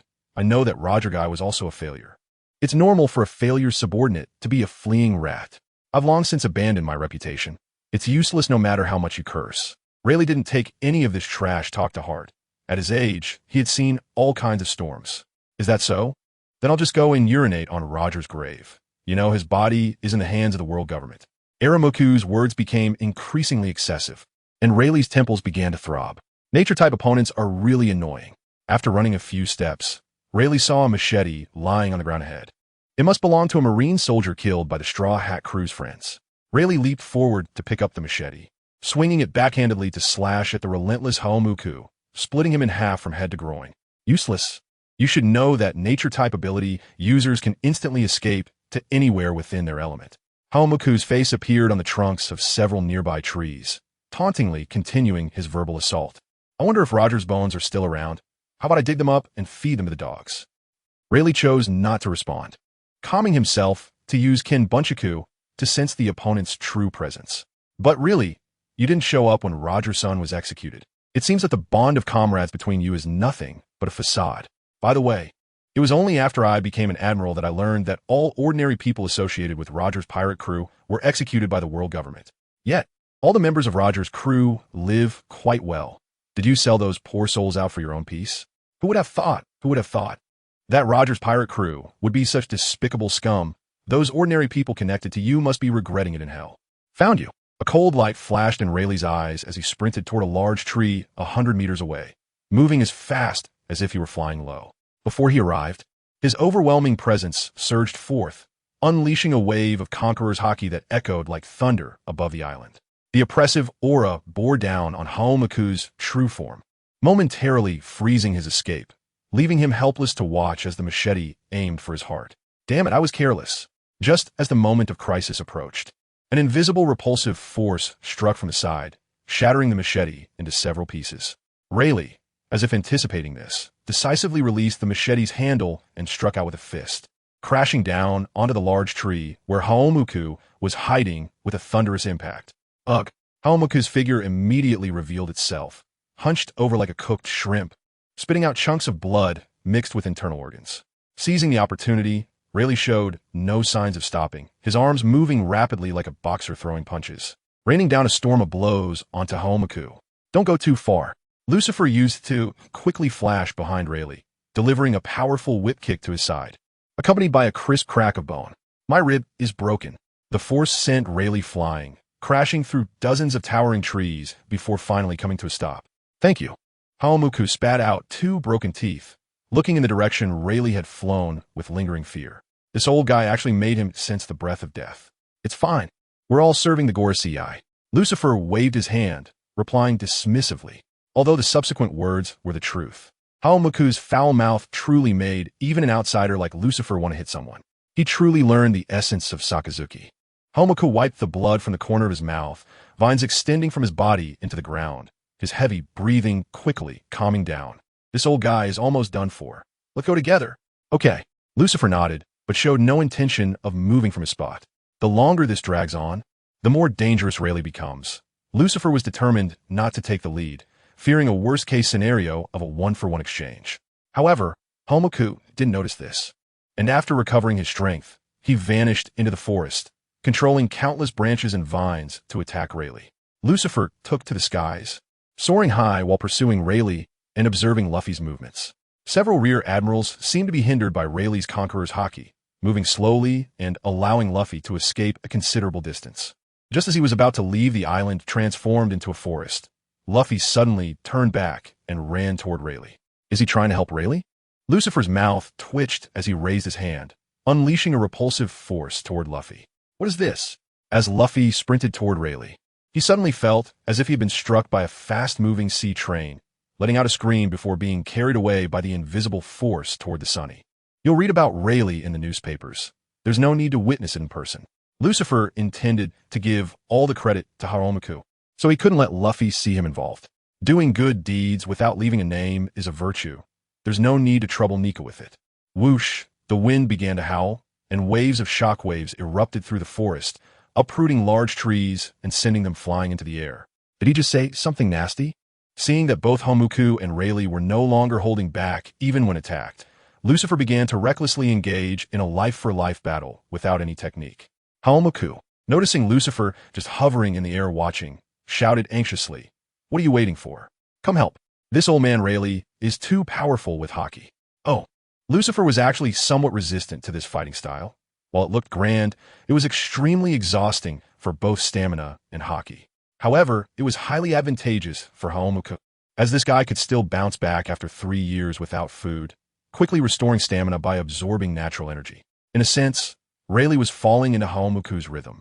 It was only a matter of time before he was worn down. Lucifer clenched his fists, wrapping his repulsive force around them, spreading his 6 wings and descending directly toward Rayleigh's back.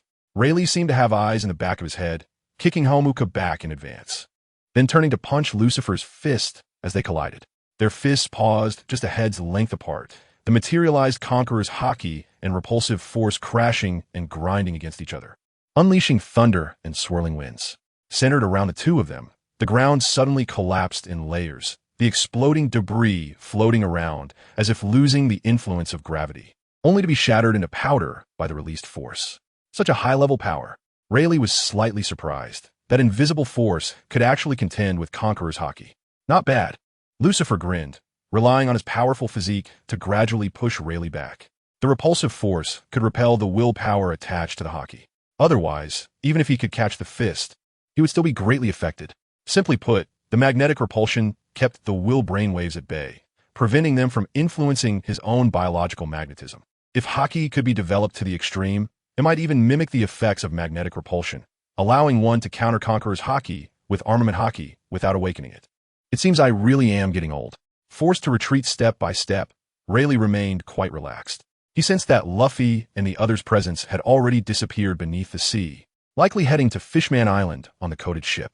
Countless vines slithered up his ankles like snakes, but were shattered by the bursts of haki that erupted from time to time.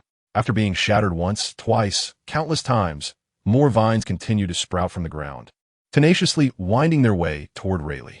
After an unknown amount of time in this deadlock, Rayleigh's glasses suddenly glinted, obscuring his gaze. He then forcefully pushed back, using his fist to propel himself away. In midair, Rayleigh performed a backflip and landed on the ground, then stomped down hard, burrowing into the earth like a drilling mouse. Did he think jumping into the sea would save him? Huangmu stomped on the ground, and countless roots spread through the soil, penetrating the island and rushing into the sea to pursue Rayleigh. Was everything calculated from the very beginning? Lucifer rubbed his sore fists and wrists, silently chuckling. Damn, he runs so fast. Huangmu focused on controlling the roots for a while, but his expression suddenly turned grim. Lost the chase? Lucifer asked affirmatively. Then, without waiting for Huangmu to respond, he spread his wings and flew high into the sky. Where are you going? In the high sky, centered around Lucifer, black ripples began to sweep outward, distorting the space in their wake. Let's test the effect of the energy potion first. Lucifer pulled out a syringe, removed the cap, and sharply jabbed the needle into his chest, letting the azure liquid flow into his heart. This was a little gadget developed by Daniel using the powers of the cell fruit. Not particularly potent, but it could rapidly replenish stamina. Just this small vial contained enough protein and energy to compare to swallowing a super sea king. Thump thump. After the needle was pulled out, his heart began to beat rapidly, sending a continuous surge of strength throughout his body. The fatigue vanished instantly, restoring him to peak condition before the battle. With abundant stamina supporting him, Lucifer pushed his powers to the limit, sending visible waves of gravity towards the sea below. Zenith stars pull. Whoosh, the seawater below began to churn violently, and as the waves of gravity swept through, vast amounts of water broke free from gravity and shot into the air. A massive column of seawater, over 10 kilometers in diameter, stood tall. Many sea kings, some over 100 meters long, could be seen swimming within, their eyes reflecting human-like terror. Under the sunlight, the shimmering water made the towering sea structure look dreamlike, and an old man with white hair was also gaping in astonishment alongside the fish. He looked utterly shocked. Lucifer took another shot of the energy potion into his chest, then flew down to the side of the giant tower, waving at the white-haired old man from a distance. Come out, let's continue fighting. As soon as he finished speaking, countless vines shot up from the island, surging into the dreamlike giant tower, attacking the white-haired old man. Sensing danger, Rayleigh began to flail wildly in the water. However, in clear sight, he was quickly caught and entangled by the vines. He used armament haki to break some of them, but more and more vines surged up. Eventually, he was wrapped into a green cocoon. The moment the vines touched him, Rayleigh felt his stamina being continuously drained. Without any weapons in hand, he could only watch helplessly as he grew weaker and weaker. Seeing that Huangmu had captured Rayleigh, Lucifer flapped his wings and flew in the opposite direction of the Sabeti archipelago, using lateral gravity to pull the tower of seawater apart. If such a massive amount of seawater were allowed to fall naturally, the entire Sabati archipelago would be easily destroyed, and his interests were still above it. Run. Why aren't you running anymore? When Lucifer finally dealt with the seawater and returned to the Sabati archipelago, he saw Huangmu stepping on Rayleigh's head and grinding it down hard. Lucifer couldn't bear to watch any longer and stepped forward to stop him.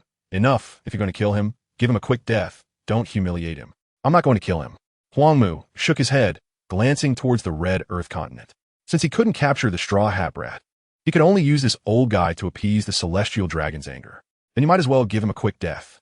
Lucifer could already foresee that the extremely angry Saint Roswald would use exceptionally cruel methods to torture Rayleigh. If that were the case, death would be better. After all, he was a pirate. What was there to sympathize with? Huangmu turned to look at Lucifer, meaningfully saying, "Or do you, as a former pirate, have a soft heart?" Lucifer's pupils glowed purple as he grinned. "If you can't keep your mouth shut, I'll kill you." "Just kidding, don't take it seriously." Huangmu waved his hand, using vines to lift Rayleigh off the ground, heading towards the red Earth continent. "I'm just joking with you, don't take it to heart." Lucifer gave Huangmu the finger as he walked away, showing no intention of following. In fact, it wasn't that Lucifer was feeling overly compassionate. He simply felt that this was somewhat illegal. Many people fall into the misconception that as long as the one being killed or tortured is a pirate, then everything is reasonable and lawful. However, the laws of the world government explicitly state that even pirates have human rights. They can execute death sentences but cannot torture prisoners. Legally speaking, if you're not an executioner but kill a defenseless death row inmate, you become a murderer. The former vice warden of Impel Down, Shiryu, was sentenced to death and imprisoned by Warden Magellan for killing prisoners for fun. The laws in this world are actually quite sound. It's just that they have been too interfered with by the celestial dragons and politicians, leading to a loss of credibility. Huangmu's actions now were blatantly illegal. Instead of taking Rayleigh to the Navy headquarters, he was sending him to the celestial dragons. While Lucifer was being a law-abiding citizen, there were still people openly violating the law, which he could not tolerate. "I'm not abusing privilege. How dare you?" Returning to the Colosseum, he saw a group of Navy and CP agents in black suits surrounding the area, with staff being escorted out one by one. "Who allowed you to do this?" Lucifer approached with a stern face and immediately questioned the leading Navy officer. Rear Admiral Nilbase recognized Lucifer and gestured to one of the CP agents. "The orders came from over there. We the Navy are just lending a hand. It's said that because St. Charlos was here before, this Colosseum bears unavoidable responsibility." "Oh." Lucifer raised an eyebrow and followed his gaze, seeing a guy in a luxurious robe pointing fingers among the crowd. Lucifer seemed to have heard of this guy. He was an official in the world government, rumored to be the illegitimate son of Saint Roswald and a slave. The kings of the allied nations and some nobles actually have channels to ascend to become celestial dragons. And this guy has always wanted to shed his identity as an illegitimate child to become a celestial dragon. Is he trying to step forward for some performance now? Lucifer took out the appointment letter issued by the 5 elders, not caring whether these people could hear him, and calmly said, "Now, in my capacity as the commander of CP0, I order you to leave this place within 10 seconds or bear the consequences." Nilbase, standing closest, glanced at the document in Lucifer's hand, saw the 5 elders' seal, and quickly signaled his men to leave. "Let's go." Seeing the Navy suddenly withdrawing their personnel, Sebastio quickly rushed over to block Nirbaz, questioning, "Who told you to leave?" Nirbaz remained silent, simply pointing upwards with his hand, then bypassing Sebastio and quickly leaving with his men. He could tell that Lucifer was very angry right now. When such a monster could legally kill, one should never feel safe. "Your boss is here." The Great Bear King, who had cooperated the whole time without resistance, saw Lucifer's sullen face and smiled at the black-suited agent escorting him. "Our boss." The agent followed the Great Bear King's gaze and immediately spotted Lucifer, who stood out in the crowd. "So what if he is here?" "It matters a lot." The smile on the Great Bear King's face grew even wider. "Don't you know that this Colosseum is Lucifer's property?" The agent was taken aback. He truly didn't know about this. They had received notifications about Lucifer and Doflamingo being appointed as the head of the CP Intelligence Department, but none of the previous heads had engaged in side businesses. He really didn't know how to handle such a big mess today. Actually, Doflamingo was somewhat better. The industries under him had a crossed-out smiley face icon at the entrance. However, there had yet to be any icon associated with Lucifer. "What are you dawdling for? Hurry up and let me go." Seeing that the agent was still in a daze, the Great Bear King urged him. Being shackled with sea prism stone was uncomfortable. "Oh." The agent nodded, quickly taking out the key to unlock the Great Bear King's sea prism stone shackles. Sebastio was angry at the Navy for not listening to him and just happened to catch sight of an agent unilaterally unlocking the prisoner's shackles without his permission. This is insubordination. What are you doing? Sebastio was about to roar at the agent when he suddenly felt a hand grip the back of his head. And then the ground came rushing up to meet his vision. Thud! His head hit the ground, drawing the attention of everyone present. What they saw left them at a loss as to what to do. Sebastio was the commander of CP-5, while Lucifer was the head of CP-0. In fact, even ordinary CP-0 members could command their CP-5 commander. Now that Lucifer was pressing Sebastio's head into the ground, should they cheer or pretend they saw nothing? Feeling the hand on the back of his head loosen, Sebastio pulled his bloodied face out of the ground. Bastard, who are you? When Sebastio turned his head and saw that familiar yet strange face, a mix of shock and anger surged through him, and he said through gritted teeth, Lucifer, what are you doing? I want to ask you what you're doing. Lucifer's face was dark as he pointed towards the Colosseum. This place has shares belonging to St. Charlos. What do you mean by causing a ruckus here? What? Sebastio's expression instantly soured. He had not heard of this matter before. No wonder that Navy guy ran away so quickly. He must have received the news. Sebastio quickly forced a smile, saying it's all a misunderstanding. Hee. Lucifer chuckled coldly. You can explain that to St. Roswald. Don't. Sebastio hurriedly blocked Lucifer, trying to appease him. As long as you can keep this a secret from me, I owe you a favor, and I will definitely repay you in the future. Lucifer pretended to hesitate, rolling his eyes before nodding. All right, I will keep it a secret for you, but so many people saw it. If they leak the information, it has nothing to do with me. Hee, of course. Sebastio breathed a sigh of relief and waved his hand to signal the black-suited agents to leave. Lucifer watched their retreating figures, smirking slightly. The Colosseum didn't actually have any shares belonging to Charlos, but now there was no evidence to contradict him, so he could say whatever he wanted. As for Sebastio not wanting Roswald to know about this, that was naturally impossible. He would be reporting it shortly. As the saying goes, if you don't kill the snake, you may suffer from it, since he had already offended him. It would be better to find a way to eliminate him. However, he initially thought Sebastio was coming after him. Now it seemed he was simply trying to gain some merit. To dare to bring people here to raid, without even knowing whose property the Colosseum was, it really was possible that he was St. Roswald's illegitimate son. How are you? Are you all right? Seeing the Great Bear King approach unscathed, Lucifer asked with concern. Of course I'm fine. The Great Bear King shook his head. It's a good thing you arrived in time. Otherwise, they would have taken the money away. You did well. Lucifer patted the Great Bear King on the shoulder, praising him with encouraging eyes. The Great Bear King's cheeks flushed, and he lowered his head shyly. The Colosseum will be closed for a few days. We'll deal with this matter after the storm passes. Lucifer withdrew his hand, organized some tasks, and then turned to walk towards the Red Earth continent. It was time for him to show some concern as well. Holy Lamariehua, brother Charlos. Charlia cried by the bedside, her tears flowing freely, but the corpse lying there could no longer hear any sound. When St. Roswald arrived outside the Fishman CAF in Sabadi Archipelago, Charlos's body had nearly bled out, yet he still did not give up and ordered the body to be carried back for rescue. After multiple attempts at resuscitation, St. Roswald finally accepted the fact that his son was dead. It's that straw hat Luffy again. St. Roswald recalled that the last attack in Sabadi Archipelago was indeed the work of the Straw Hats. Now they had even gone so far as to kill his son. This was truly unforgivable. What about the Navy? Haven't they caught that damn Straw Hat kid yet? As soon as he finished speaking, a figure carrying a white-haired old man appeared in St. Roswald's line of sight. Seeing that he did not have the person he wanted, he couldn't help but explode in anger. Don't tell me you didn't catch that Straw Hat kid. Hey, we just couldn't catch him. The heavy-hearted Haramaki replied. The vice admirals who were supposed to go after Straw Hat refused to accompany him to report, while he had planned to take Rayleigh as a trophy. Now it seemed he would definitely face a scolding. Seeing Haramaki's silence, St. Roswald trembled with rage and gritted his teeth as he walked toward the elder's office. Haramaki was mentally prepared for a scolding, but when he saw St. Roswald leave directly, he let out a sigh of relief. He wasn't afraid of St. Roswald going to find the elders. The elders were much wiser and would only praise him, not criticize him. You're lucky. Haramaki glared at the weak Rayleigh and quickly dragged him away from this troublesome place. It was safer to return to the Navy headquarters as soon as possible. Although the Celestial Dragons wouldn't attack him as a Marine Admiral, a person who had lost their reason could do anything. Hey, where are you going? As soon as Lucifer arrived, he saw Huangmu hurriedly trying to leave and couldn't help but ask, Are you leaving?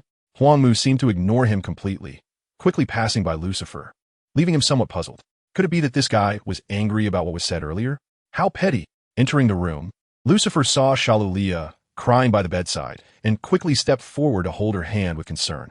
Don't cry. Brother Charles wouldn't want to see you sad. Lucifer. Shalulia lifted her head and threw herself into Lucifer's arms, her tears flowing once again. Don't worry, I will definitely avenge Brother Charles. Lucifer gently patted Shalulia's back to comfort her. After a long time, he felt the person in his arms calm down and looked down to find that she had cried herself to sleep. It seemed that Shalulia cared deeply for her brother Charles, to the point of being this upset. Sigh, I'm sorry for you. Lucifer shook his head and sighed, temporarily putting aside his plan to eliminate Saint Roswell. He picked up Shalulia and left Charles's morgue, heading towards a residence. On the way, Lucifer looked down at Shalulia's sleeping face and felt inexplicably guilty. She had been so good to him, yet he had plotted to have her biological brother killed, which was indeed a very unfair thing. At this moment, Lucifer understood that achieving his goals was not simply a matter of disregarding his conscience, but rather about hurting those he didn't want to hurt. But if one day he needed to join Shalulia's family to carry out certain plans, and Saint Roswell opposed him, would he still need to eliminate Saint Roswell? If he didn't eliminate him, the plan couldn't be completed. If he did eliminate him, Shalulia would be very sad and upset. Although Lucifer's initial contact with Shalulia had not been pure in intention, he had genuinely developed feelings and could not bear to see her sad and hurt. At this moment, Lucifer felt somewhat envious of Luffy. His sister was either an orphan or had lost her family, so she didn't have so many worries. In the following days, Lucifer stayed in Mariewa with Shalulia, and also kept an eye on the next developments of the situation. He did not see the appearance of the Knights of God, and aside from raising Luffy's bounty, the Gorosei did not take any other actions. Even one of Lucifer's predicted possibilities of launching a demon-slaying order against Luffy's hometown of Windmill Village was not carried out. However, some people took advantage of the death of Charles' incident to start internal purges and eliminate dissenters.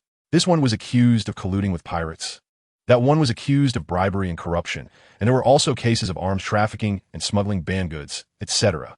Lucifer witnessed what it meant to fight externally as amateurs and internally as professionals, with all kinds of evidence being thoroughly investigated. The director of the Navy's Criminal Investigation Bureau, Black Horse Tianqing, was extremely busy during this time. However, facing the various pieces of evidence that came his way, he couldn't smile. The good news was that the evidence was all real. The bad news was that many people were implicated. If all were arrested, the mid-level officials of the world government would be completely cleared out. The Celestial Dragons were not a united front. There were various positions and factions. And following down the line were these officials. After this uproar, Lucifer was also implicated, not because someone smeared him, but because his identity as CP0 required him to help with the investigation. In the Social Square Morning Star, Tianqing asked, "What do you think about this matter?" Under the sunshade, Black Horse Tianqing took a sip of red tea, indecisively seeking Lucifer's opinion. "I think this matter might not be as simple as it appears on the surface," Lucifer said, biting the straw stuck in the coconut water and speaking with a serious expression. Perhaps someone colluded with Straw Hat Luffy to murder St. Charles.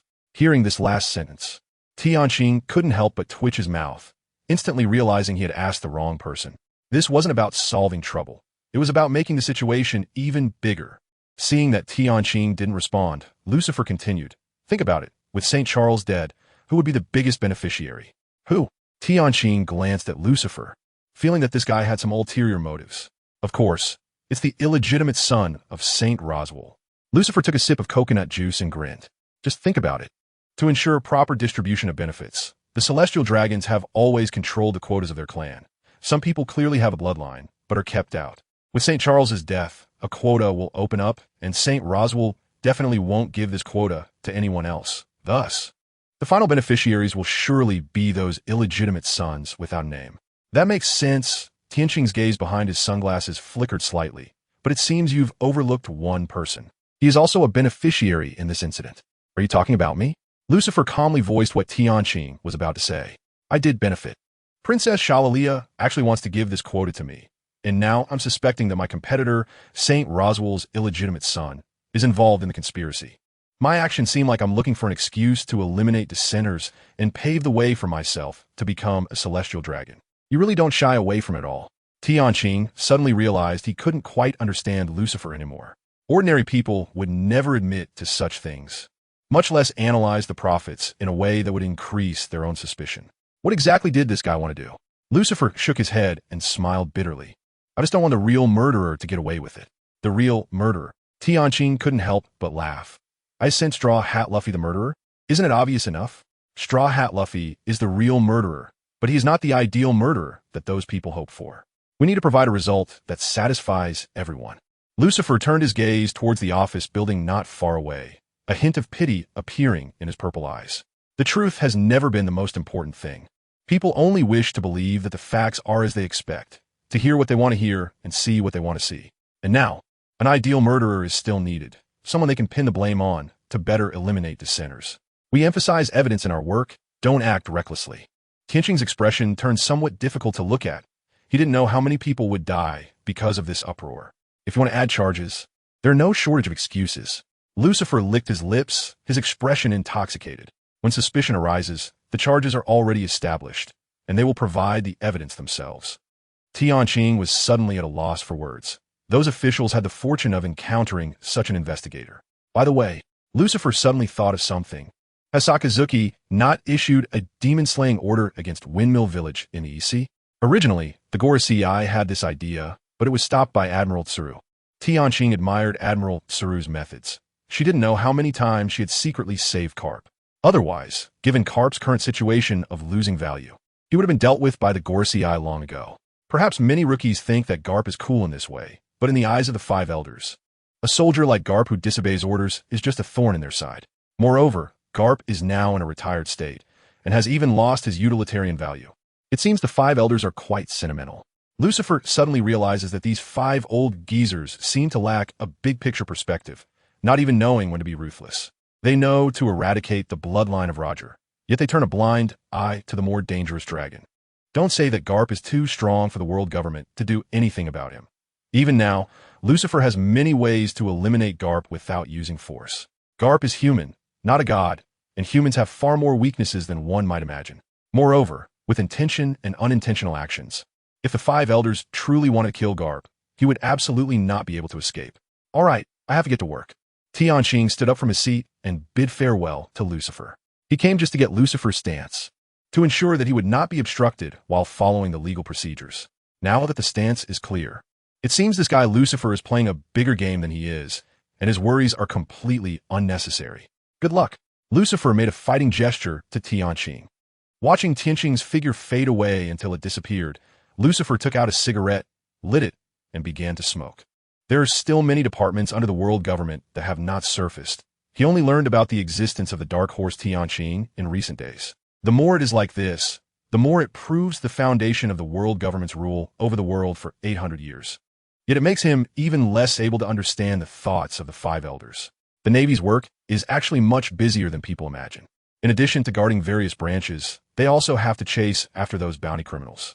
It is not easy to catch pirates. They still have to escort them to the Navy headquarters and then transport them to impel down with specialized ships.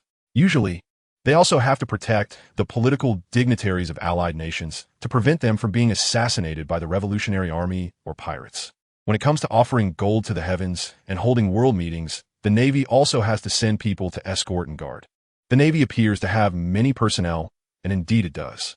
But when deployed across such a vast sea, it is truly insufficient. Therefore, Lucifer understands that the Navy cannot spare manpower to hunt down the Straw Hat crew. But the world government is different. They can prioritize tasks and choose to allocate manpower to the most important matters first. For example, consolidating all CP intelligence departments and various military organizations to focus all their efforts on hunting down Straw Hat Luffy. Yet the Five Elders choose not to do this, instead deploying most of their strength into non-world government-affiliated countries to carry out boring plans like assassinations and recruitment. Perhaps the world government is not as powerful as it seems. The so-called rule over the world for 800 years is actually just self-praise. The world government has never truly ruled the world. The world government has more than 170 member countries, but there are actually quite a few non-member countries, at least 20 or 30. Moreover, this number is continuously increasing due to the covert operations of the Revolutionary Army, adding in a new world, the paradise for pirates. The world government's control over the world has reached an unprecedented weakness. The development of the situation to this point is greatly related to the incompetence of the five elders and the internal strife among officials. It turns out that Nika also knows how to play the favorable situation. Lucifer suddenly realizes why the so-called Nika, who had not awakened for hundreds of years, would awaken in this era, because this era has the highest success rate. The next day, in Panga City, there is a task that needs to be assigned to you. In the room, the five old geezers had different expressions, but all looked at the two young men standing there with their most authoritative demeanor. Please instruct us, gentlemen. Lucifer slightly bowed, fully cooperating with the performance. Bring back the poneglyphs. Upon hearing this, Lucifer couldn't help but roll his eyes, and Doflamingo let out a strange laugh. What's wrong? You don't have confidence? The five old geezers saw that the two did not agree and began to voice their opinions. We know this task is very difficult, but with your abilities, you can try to do it. If you succeed, we will give you a recommendation for the next divine selection. Whether you can seize this opportunity depends on the depth of your desire. Divine selection? Lucifer raised an eyebrow and glanced at Doflamingo, standing beside him, roughly guessing something from his surprised expression. Perhaps this is a promotion rule for becoming a descendant of the celestial dragons. The five elders are promising them the status of celestial dragons. We'll do our best. Doflamingo adjusted his sunglasses, not showing much excitement. Then we'll wait for your good news.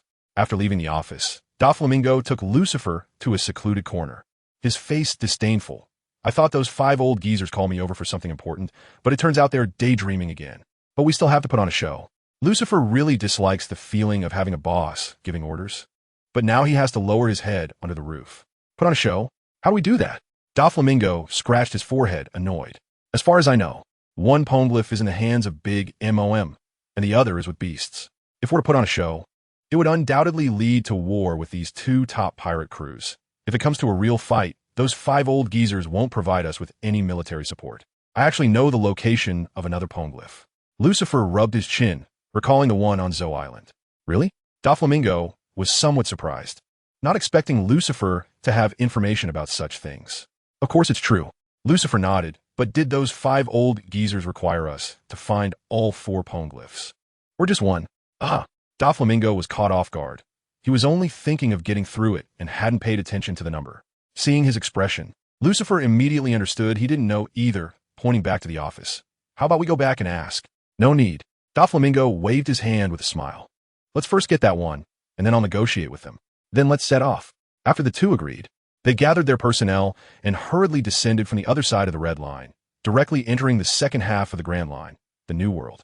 The Morning Star was the ship Lucifer had previously ordered at the shipyard in Water 7, streamlined and mastless, powered by a pedal-driven propeller at the stern. Shelby, King Bart. And Golden Dragon, can you pedal a bit faster? Haven't you eaten?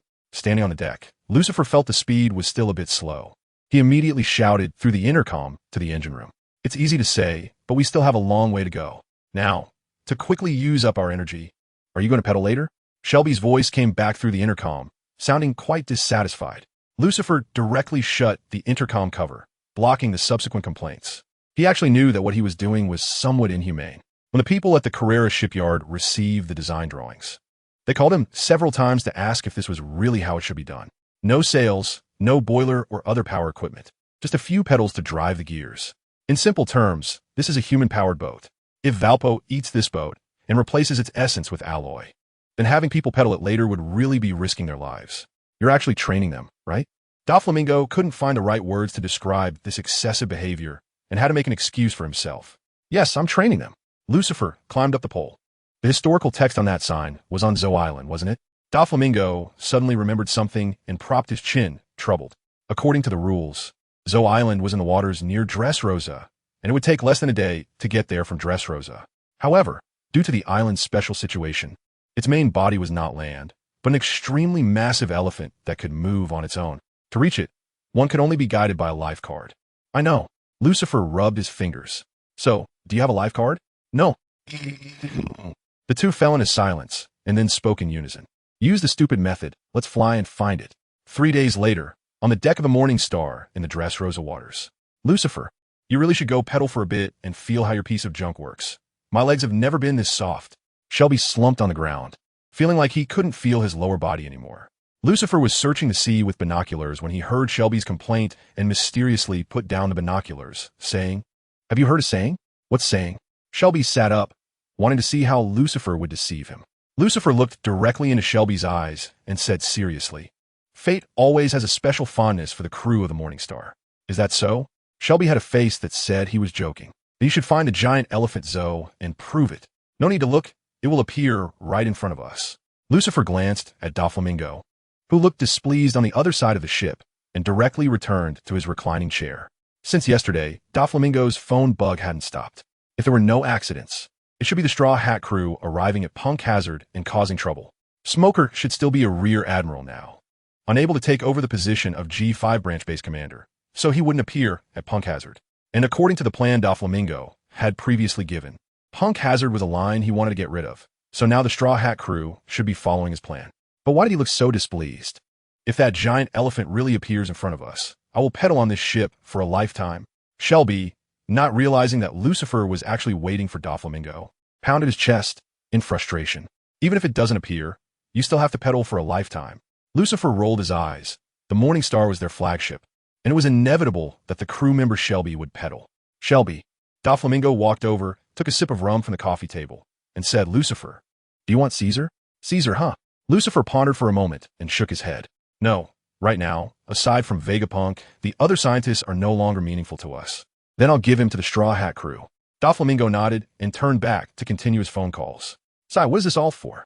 Seeing Doflamingo working so hard, Lucifer couldn't help but feel a bit sympathetic. Once, Doflamingo actively befriended Charlotte Linlin, Kaido, and other kings of the Dark World to stabilize his position. Now, these relationships had become a burden, making Doflamingo try to find ways to get rid of them, and wanted to get rid of these people without offending them. Doflamingo could only design a scenario for his own downfall. The reckless Straw Hat crew became the opportunity to initiate this plan. As long as Doflamingo was defeated and fell, neither Charlotte Linlin nor Kaido would blame him, but would focus their firepower on the Straw Hat crew. Doflamingo could then escape the identity of a servant and spend more time on himself. Speaking of this, one must mention the conditions for becoming an Emperor of the Sea. Personal combat power is certainly essential, but more importantly, it's the forces under one's command. Whether it was the former Whitebeard or the current Charlotte Linlin, Kaido, Shanks, and Teach, they could easily call forth a large fleet. The configuration of the Demon Slayer Order had only 5 warships, while these people could casually summon 20 or 30 large pirate ships with firepower not less than that of warships. This is the true significance of the title Pirate Emperor. Doflamingo was never afraid of the emperors themselves, but rather the powerful forces under them. Just comparing the forces under Lucifer, Shiki, Doflamingo, and others, they could only match one of the pirate emperors. This was still under the condition that Shiki contributed a lot. Otherwise, just relying on Lucifer and Doflamingo would fall far short. Shiki saying that pirates are the masters of the sea is not just empty talk. Teach's rapid rise to power after returning to the New World is greatly related to the number of pirates in the New World. Even if Dragon overthrew the world government, he couldn't end the era of pirates. The rampant pirates remained the mainstream in the sea. The world government has never truly ruled the world. Pirates have always been a stumbling block on the path of the world government's rule. That's why Lucifer felt that Straw Hat Luffy could cut through obstacles. Besides his personal efforts, there were also behind-the-scenes forces pushing everything forward. Pirates are not united and are also quite exclusive. When the Navy and the world government invade the New World, they will join forces. However, if one stirs up trouble in the identity of a pirate, they will not encounter such great resistance. Now, Lucifer and Doflamingo are no longer pirates. They have been classified into the world government's camp. Their next plan is to have Shiki step in to take over a position of one of the emperors, learning from Dragon's approach of combining the Revolutionary Army and pirates. In the future, with Lucifer and Doflamingo on the white side and Shiki on the black side, they would truly achieve the feat of ruling the world. Before that, Doflamingo must first clear himself of all ties. Doflamingo let out a vague, cold laugh, drawing the attention of Lucifer and Shelby. "What's wrong?" Lucifer asked, puzzled. "It's that guy Law. He really is in cahoots with the Straw Hat crew." Doflamingo's expression grew increasingly grim. The last time he parted ways with Law, he had stated that their next meeting would be a battle between pirates. Now, with this plan, he had to be defeated by the Straw Hat crew, which meant he would also be losing to Law, who had allied with them. This made him feel quite displeased. Lucifer raised an eyebrow and said, "Do you need me to help you kick Law out?" "Then I would trouble you to make a trip," Doflamingo replied, lifting his wine glass from the coffee table and raising it toward Lucifer. "Don't forget, we're partners." Lucifer smiled slightly and clinked his glass with Doflamingo's. Although he didn't want to get involved in their conflict, since Doflamingo didn't want to be disturbed, he felt he should accommodate him as a partner. People are mutual. It shouldn't be only about what Doflamingo contributes. Lucifer should also provide some return. Hey, what's that? Shelby suddenly scrambled up from the deck, pointing to a dark spot appearing on the distant horizon. Lucifer grabbed the binoculars and looked in the direction Shelby was pointing. It was a gigantic elephant walking on the sea's surface, seemingly slowly, but actually approaching them quickly. Zoe Island was coming right to them. Lucifer handed the binoculars to Shelby, a hint of pride appearing in his eyes. After confirming with the binoculars, Shelby said in disbelief, "Are we really this lucky? Zoe just appeared by itself? Luck?" Lucifer shook his head. This had nothing to do with luck. It was all based on deductions and predictions. What do you mean? Shelby blinked, a possibility forming in his mind. Did Lucifer's observation hockey reach the level of foreseeing the future? Lucifer took a deep breath and explained, "Whether Zoe is an island or a giant elephant, it is a living creature, and living creatures need to eat. Its size means it consumes an astronomical amount of energy. I just need to figure out where the food is, and I can naturally know Zoe's route." The direction of food? Shelby walked to the ship's railing and looked at the sea, discovering that the number of marine creatures here was indeed greater than in other places. It was the fish spawning season, or maybe a special current was bringing fish here, right? Lucifer nodded, then shook his head. In the ocean, there are whale falls. When whales die, they give back to the ocean with their bodies. However, Zoe, a gigantic creature that has been walking on the sea for 1,000 years, has consumed countless resources over the years without dying like a whale to return to the ocean. Logically, its existence has already affected the ecological balance. A huge predator without natural enemies would lead to increasingly scarce ocean resources, and if possible, I want to eliminate it. That makes sense. Doflamingo nodded in agreement. Even in the Calm Belt, there are battles and killings among giant sea kings. Moreover, to reduce consumption, most of the time, giant sea kings remain in a sleeping state. Those creatures understand the need to restrain their resource plundering. Zoe, however, has been continuously moving and consuming for 1,000 years due to some ridiculous punishment, and there are no natural enemies in its territory. Such unlimited plundering of ocean resources would cause great harm to the ecology of this sea area. When he took over Dressrosa, he noticed a problem. Fishermen could hardly catch any fish, and since King Riku was not good at management, the civilians of this country had been in a state of hunger for a long time. At that time, he found it strange why there were so few fish in the waters near Dressrosa. Now it seems Zoe is undoubtedly involved. Based on Zoe's size, one meal for this creature could feed the entire population of Dressrosa for at least a week. Lucifer took out a cigarette, lit it, took a deep breath, and exhaled the smoke, saying, "So, when a certain individual monopolizes a lot of resources, inequality has already begun. Don't look at how those pirates plunder villages and towns. Compared to Zoe, the harm caused by those pirate actions to the world is actually minimal. It's just that due to the limitation of knowledge, few people can recognize this. So, are you planning to eliminate this monster that only knows how to take but not contribute right now?" Doflamingo stretched out his hand and gestured towards Zoe, unsure if they were a match for this super monster. Every creature should have its own value. If it only knows how to take but not give, then that creature loses its value of existence. Lucifer clenched his fist, having already made a decision in his heart. He believed that whether it is celestial dragons, the Navy, or pirates, they should not be simply distinguished by good and evil. The celestial dragons occupy most of the human world's resources. Therefore, this group should bear most of the responsibility. Whether the Gorosei are right or wrong, those 5 old guys are indeed shouldering this responsibility. While consolidating their power, they also maintain the stability of this world. The Navy's military expenditure each year is an astronomical figure, and they are indeed fulfilling their responsibilities. Although pirates are a criminal group that violates the law, the Yonko among them manage their territories after carving out their domains. They take from this world, but also give back in their own ways. Conversely, there are some people who have never thought of giving back to the world, shouting boring slogans of good and evil all day long while continuously taking from the world. Those pirates who seize and rob wherever they go are like this. Those celestial dragons who only care about power and profit are like this. And those revolutionaries who only care about achieving their goals while stirring up trouble are also like this. Within any group, there are always people who only care about their own interests and feelings, never having a broader perspective for the world. Without a broader perspective, that is true evil. They destroy everyone's living environment. If only these people knew to plant more trees and crops, the world's resources wouldn't become increasingly scarce. And it wouldn't lead to more wars over resources as a chain reaction. Let's go. Let's meet this guy who only knows how to take and not give. When a morning star arrived in front of the giant elephant Zoan, its enormous size was even more shocking. Just one leg was more than 10 times wider than a ship that could accommodate 1,000 people. So big. How do you plan to take action? Shelby compared the size of the giant elephant to Lucifer's, doubting his ability to end this monster's life. Lucifer focused on the giant elephant's mouth, resting his chin on his hand, and said, "How about you go inside its body and create a ruckus in its heart? Don't mess with me." Shelby quickly waved his hands, fearing that he would be digested by stomach acid before he even found the heart. Then think about how to make it die more comfortably from below. Lucifer thought for a moment, feeling that acting rashly against Zoan was still somewhat unstable.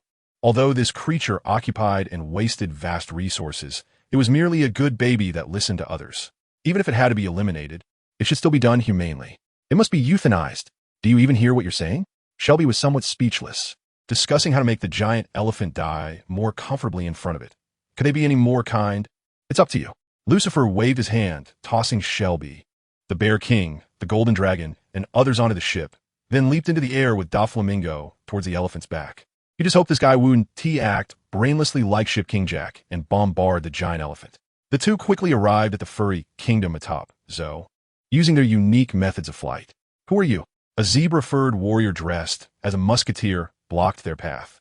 As soon as the zebra spoke, more furry tribesmen emerged from the surrounding woods, surrounding Lucifer and Doflamingo with undisguised hostility and vigilance in their eyes. "Sorry to disturb you." Lucifer smiled slightly at the zebra and spread his hands to show he meant no harm. "We're just here to find something, and to remind you that this place will soon be unsafe. So please pack your belongings and evacuate. There is nothing here that you're looking for." Giovanni directly ignored the rest of the conversation and sternly refused. Why waste words with them? Doflamingo's fingers twitched, ready to spring into action. Seeing Doflamingo's attitude, the other furry tribesmen became agitated, brandishing weapons if they had them, or raising their fists if they didn't. "Everyone, please calm down." Lucifer pressed his hands down to signal the furry tribesmen not to get excited. "We received news that the historical marker is here. This thing poses a significant threat to the world government's rule. Therefore, we need to take it away, and we ask for your cooperation. We don't have that thing here. So, you're the dogs of the world government. Get out. Yes, get out. You're not welcome here." The furry tribesmen grew even more agitated, shouting insults at Lucifer and Doflamingo. Doflamingo's expression darkened instantly, and invisible threads were laid out, preparing to eliminate these furry tribesmen. Lucifer raised his hand to stop Doflamingo and then turned to one of the hyena-furred tribesmen, saying, "Let me tell you, insulting the dogs of the world government in front of them will only anger them." Doflamingo looked up at the sky, helplessly saying, "What time is it? And you're still joking?" "I'm not joking." Lucifer's expression was serious. "If I weren't on the side of the world government, I would also insult people like us as dogs of the world government. You really are understanding." Doflamingo was speechless, baffled by what Lucifer was thinking. Lucifer's somewhat ridiculous words slightly calmed the angry furry tribesmen, and one lion-fur tribesman spoke up. "We don't have what you're looking for, so please leave and don't disturb our lives." Lucifer waved his hand, sincerely saying, "The historical marker can be understood as a root of disaster left by the previous world government. Its purpose is to allow the remnants of the previous world government to rise again. Such actions could lead to a large-scale war in this world. I believe you wouldn't want to see this world engulfed in war again, right? We have nothing to say to the world government." Just then, the furry tribesman parted, and a noble-looking dog-furred tribesman walked out. The daytime king of the furry kingdom, a retainer of the Kazuki family, one of the 9 red scabbards, Duke Inu Erishur. "Can I take that to mean you harbor ill intentions?" Lucifer's expression turned cold. He really didn't want to fight the furry tribesmen, not only because of their considerable fighting strength, but also because violence is not the only solution to problems. "If you don't leave now, don't blame us for being rude." Inu Erishur drew his western sword and began to advance step by step towards Lucifer and Doflamingo. "It seems you know you're harboring trouble." Lucifer lowered his hand that was blocking Doflamingo. Since the other party was aware that their actions were against the law, it was time to take action. "Why can't I control my body?" Suddenly, a furry tribesman turned the point of his sword and decisively thrust it at Inu Erishur. Inu Erishur nimbly dodged, then aimed to knock the sword from the other's hand with his western sword. Just then, Inu Arashi's arm began to move uncontrollably to the side, causing the tip of the western sword to stab into the furry tribesman's chest. The sharp blade easily pierced through clothing and muscle, plunging into the heart, and soon blood began to flow down the blade. Why is this happening? Inu Erishur and many furry tribesmen looked pale, completely unaware of how one of their own would harm another. Ah! Doflamingo chuckled as he leaned on his forehead, attracting the angry gazes of the furry tribesmen. Since you long for war, I shall grant you war. With that, one after another, furry tribesmen's bodies began to lose control, raising their blades or turning their guns on their own kin. They might resist for a moment by swinging their weapons, but their fingers on the triggers had no time to react and simply pulled the trigger. Bang bang bang, gunfio bullet flying avoa. Some grazed the heads of certain furry tribesmen, while others penetrated skulls or struck necks. Doflamingo is a devil fruit user. Inu Erishur realized that controlling others to kill each other was this guy's specialty. He immediately raised his western sword and charged at Lucifer and Doflamingo, believing that if he could eliminate the instigator, the strange control would stop. Why not cherish the opportunity to communicate? Lucifer looked at him with pity, kicking Inu Erishur away as he charged. You could just watch this show from the sidelines. The furry tribesmen had no idea why their bodies were being controlled, only able to watch in agony as they sent blades toward their companions. Doflamingo, stop! Inu Erishur ran back, tears filling his eyes. They weren't afraid of death, but they couldn't bear to die by their own people's weapons. Ah, isn't this your own choice? Doflamingo's smile never faded. He thoroughly enjoyed the feeling of controlling others. As he spoke, he manipulated the threads, causing one furry tribesman's neck to be sliced, the head flying off, blood raining down from the air. Doflamingo! Inu Arashi's eyes widened in rage, and with his muscles tensed, he exploded with power, transforming into a blur as he charged at Doflamingo. Why bother? Lucifer shook his head, somewhat unable to understand why the furry tribesmen were so desperate over something related to the remnants of the previous era. However, I respect your willingness to pay with your lives for some kind of desire, and I will do my best to send you on your way. With a decisive gesture, he raised his arm and smashed his fist down toward the empty space ahead. The swiftly charging Inuzuka seemed to take the punch head-on, crashing to the ground under the force of the blow. After landing the hit, Lucifer did not hesitate to follow up with another punch that struck Inuzuka's head, causing his facial bones to cave in. As Inuzuka lay on the ground, Lucifer showed no signs of stopping. A repulsive wave of twisted space wrapped around his fist as he aimed another strike toward Inuzuka's head. Inuzuka's remaining consciousness allowed him to unleash all his potential, covering his face with Busashoko Haki, forming an armor to withstand the incoming attack. Just as the full-force punch was an inch away from Inuzuka's face, a shadow darted out from the forest, and with a flash of cold light, a sword slashed at Lucifer's side. However, Lucifer paid no mind to it, allowing the blade to tear through his clothing and leave a white mark on his skin, while his fist descended to obliterate Inuzuka's head. Inuzuka! The victorious Viper had no time to celebrate before witnessing the gruesome sight of his old friend's head exploding, leaving him stunned with widened pupils. Lucifer straightened up and turned to Viper, grinning as he said, "He died on the battlefield protecting the historical text of the landmark. You need not feel sorrow for him. You bastard." Viper's eyes were filled with bloodshot anger, unable to comprehend why their peaceful fur tribe would suffer such misfortune. "You government dogs." "Dogs?" Lucifer shook his head. "We are about to turn the tables and become the masters, but you are standing in our way, so be prepared to die at our hands. Of course, if your fists are bigger than ours, you might kill us instead, because when we kill, we are mentally prepared to be killed in turn. Killers are always killed. Then you can die." Viper gripped his spear tightly, using the fur tribe's natural agility to leap and move swiftly, aiming the blade toward Lucifer's neck. "Have you forgotten something?" Doflamingo raised his hand, and the fine lines laid around suddenly tightened, enveloping Viper like a meat grinder. In extreme rage, Viper's Kinbunchika Haki lost its sensitivity, and even the natural instinct to sense danger was blocked by adrenaline. SEZ. Viper had no time to react as the sharp lines sliced through his body, reducing him to a pile of flesh scattered on the ground. "Viper, why did you attack us? We never provoked you. World government, why are you doing this?" Looking at the increasingly furious fur tribe, Lucifer suddenly found it very boring. These guys felt like they were playing Pirate House. They seemed ready to sacrifice their lives for their beliefs, but to Lucifer, they were not truly prepared. Was it because they were shocked by everything happening today? This felt a bit like that pink-haired kid shouting during the Marineford War, only thinking about what winning would bring, but never considering what would happen if they lost.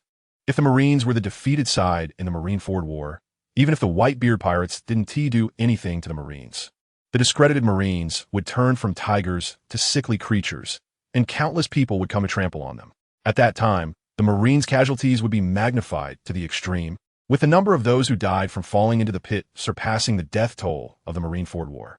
The Fur Tribe only wanted to guard the historical text of the landmark as a matter of agreement and honor, but they had never taken seriously the weight it contained. The retainers of the Kazuki clan in Wano were truly a naive bunch. Lucifer showed no emotion, ruthlessly cutting into the remaining Fur Tribe members, his strikes clean and decisive. As ordinary as breathing or eating. He was not like Jack, who was naive enough to let people go after cutting off their hands, never considering the possibility of retaliation. Although Lucifer didn't believe these Fur Tribe members could stir up any trouble, he hated complications and preferred to solve things once and for all. How to sever the chains of hatred. Just kill one side entirely. You demons. You will not die a good death. Someone will avenge us. Accompanied by curses, lives faded away in the hands of Lucifer and Doflamingo, the gushing blood staining the earth red. This was Lucifer's first time killing a group significantly weaker than himself without any emotional influence. He had countless times softened his heart and thought about sparing these weak Fur Tribe members, yet he still ruthlessly took their lives. The feeling was hard to describe. He could sense his respect for these Fur Tribe members. He did not pity them for being weak, but viewed them as warriors, allowing them to die honorably on the battlefield, satisfying their desires. What is wrong? Not used to it. After resolving everything, Doflamingo noticed Lucifer staring blankly at the corpses on the ground, thinking he was battling with his conscience. No, Lucifer shook his head. I was just silently praying for them, hoping they can live better in hell. Then I thank you on their behalf. Doflamingo was somewhat speechless, wondering if this was crocodile tears. This guy Lucifer was becoming increasingly hypocritical like a devil. Let us go. We need to find the landmark. Lucifer turned and walked toward a giant tree resembling a whale in the distance, where the white whale forest on Zoan Island was located.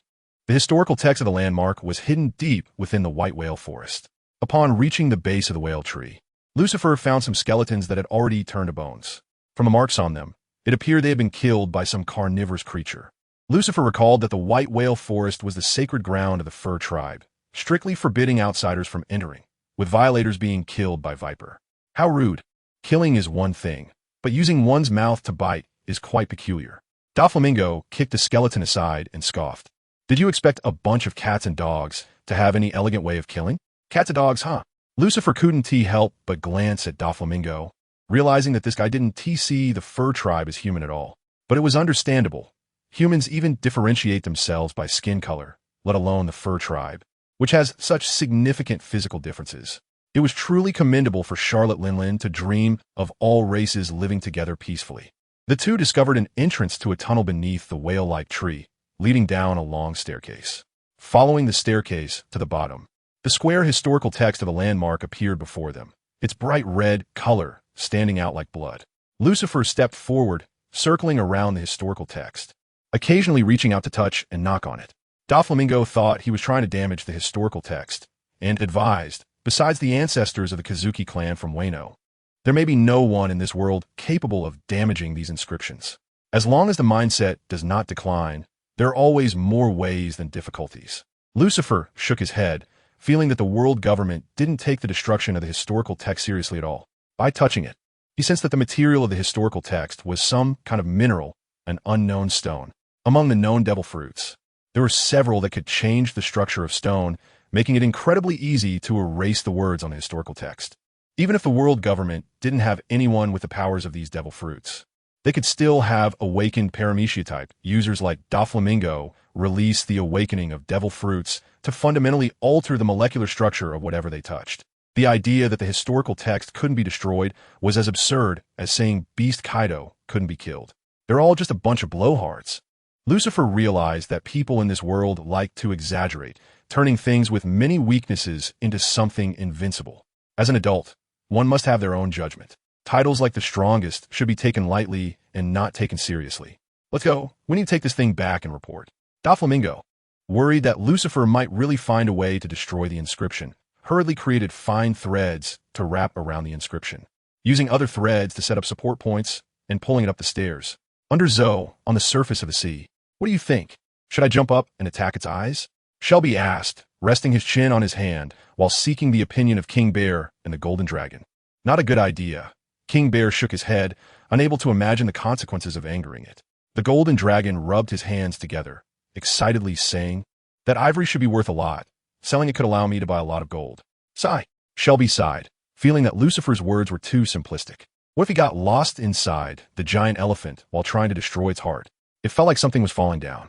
King Bear looked up and saw a black dot rapidly enlarging. Really? Shelby followed his gaze, and his pupils suddenly constricted. The historical text was falling. Quickly move the Morning Star away, or it will be sunk. It seemed like there wasn't enough time now. King Bear's leg muscles tensed, and he clenched his fists, preparing to jump up and block the impact with his body. Just as King Bear estimated that he could jump high enough, the falling speed of the historical text suddenly slowed and hovered in midair. "You guys are overreacting. You should trust Mr. Lucifer like I do," the Golden Dragon said, crossing his arms with an indifferent expression, as if he had never worried about the historical text falling. Shelby glanced at him and immediately understood why Lucifer appreciated this guy so much. It turned out he was good at flattering. At that moment, a head popped out from above the historical text and asked, "So, have you found a way to deal with this elephant?" "I'm afraid we are powerless and still have to rely on you." Shelby directly gave up, knowing that admitting he was useless wouldn't earn Lucifer's wrath. "I see," Lucifer nodded, not surprised that these guys couldn't accomplish anything. If they could do everything, there would be no need for him as a leader. They could just take charge themselves. A truly excellent leader never blames their subordinates for incompetence. Lucifer turned to Doflamingo beside him and said, "Doflamingo, put the marker on the deck. Then have them move the ship further away. I will deal with this elephant." "Okay," Doflamingo nodded, "be careful." Lucifer took off and flew to the giant elephant's fan-like ears. After a dry heave, he pinched his nose and flew inside. It was so smelly. Feeling something foreign in its ear, the giant fan-like ears began to flap, creating strong winds that made Lucifer sway inside. "Don't worry, you'll be free soon." Lucifer meant to comfort the giant elephant, but it only became more agitated, shaking its head. "Can you understand human speech?" Lucifer sighed and decided to keep his mouth shut, moving deeper into the ear tunnel, which was comparable to a cave. The deeper he went, the darker it became, and Lucifer had to rely on his good night vision to carefully avoid the accumulated filth of hundreds of years. What they called filth was actually earwax, both dry and gooey, as disgusting as it sounded. Before long, a wall appeared in front of him. Lucifer took off his clothes to wrap his hands and then reached out to touch it. It was very resilient. Just a light press made the giant elephant react significantly, confirming it was the eardrum. "Let us break through your brain here." A wave of repulsive force surrounded his fist as Lucifer straightened his arm like a taut bow, then suddenly contracted and punched forward. The visible repulsive wave burst forth, easily penetrating the eardrum, tearing through skin, mucous membranes, and bones, slanting upward into the giant elephant's brain.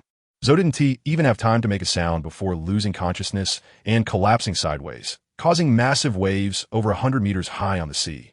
"Hey, such big waves will affect Dressrosa."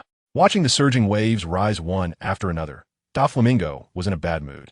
Shelby handed Doflamingo a cigarette and, in a very uncomforting manner, said, "Relax, natural disasters will inevitably kill some people. That place is my business for many years." Doflamingo shot Shelby a glare, refusing to take the cigarette, and turned to take out a transponder snail to notify trouble. At least let people go to the Royal Plateau to take shelter in advance. When Lucifer returned to the ship, he found Doflamingo wearing a stinky face, as if someone owed him tens of billions of berries. "Doflamingo, cheer up. Although there are losses now, it will be returned double in the future." Lucifer went up and patted Doflamingo's shoulder, suppressing his true feelings, and pretended to comfort him. According to Doflamingo's plan to escape the role of the middleman in the Dark World after being defeated by Straw Hat Luffy, once he lost, Dressrosa would no longer belong to him. Since it was no longer Doflamingo's property, what was the point of being heartbroken? However, Lucifer couldn't say such things. He couldn't just say he saw the distant future with observation hockey. Could he? Actually, it didn't matter. If he could use the historical text to remake the celestial dragons, Doflamingo would also have to leave Dressrosa. Doflamingo took a deep breath, calmed his emotions, and said, "I think we should hold off on giving the marker to the Gorsei for now. Let me negotiate enough benefits with them first before handing it over." That's fine. Lucifer nodded. Just becoming a celestial dragon wasn't enough. We needed to have some real power in our hands. Now that their identities were cleared, the past powers related to pirates could no longer be used. They needed to regain some legitimate power to stand in the sunlight. What aspects are you interested in? Doflamingo looked up at Lucifer, wanting to hear his thoughts. Beneath the massive world government, there were many departments, among which the most well-known were the Navy headquarters, Impelled Down, and Judiciary Island, the three gates of justice. Among the three major departments, the power of the Navy headquarters is the strongest. However, as a former pirate, even if one can join the Navy, there isn't much room for development. One can only choose between Impelled Down and Enies Lobby, both of which have their own advantages. Comparatively, Impelled Down has more power than Enies Lobby, but Enies Lobby has greater authority externally. How should one choose between the two? I want to take control of Enies Lobby. Lucifer lit a cigarette, took a deep puff, and exhaled smoke rings. Reputation is more important than anything else. I want to shape myself into the embodiment of law and justice so I can gain more support from others. Just think about it. Who can sleep soundly when alone with a notorious figure, even if that person shows no aggression? But when alone with a good person, there's no need to worry about being stabbed in the back while asleep. Ferocity instills fear, but cannot earn trust. Kindness may seem easy to take advantage of, yet it can easily gain others' trust. Doflamingo nodded, then shook his head. Don't put all your eggs in one basket. Then I'll choose Impelled Down. 3 days later, news swept across the seas.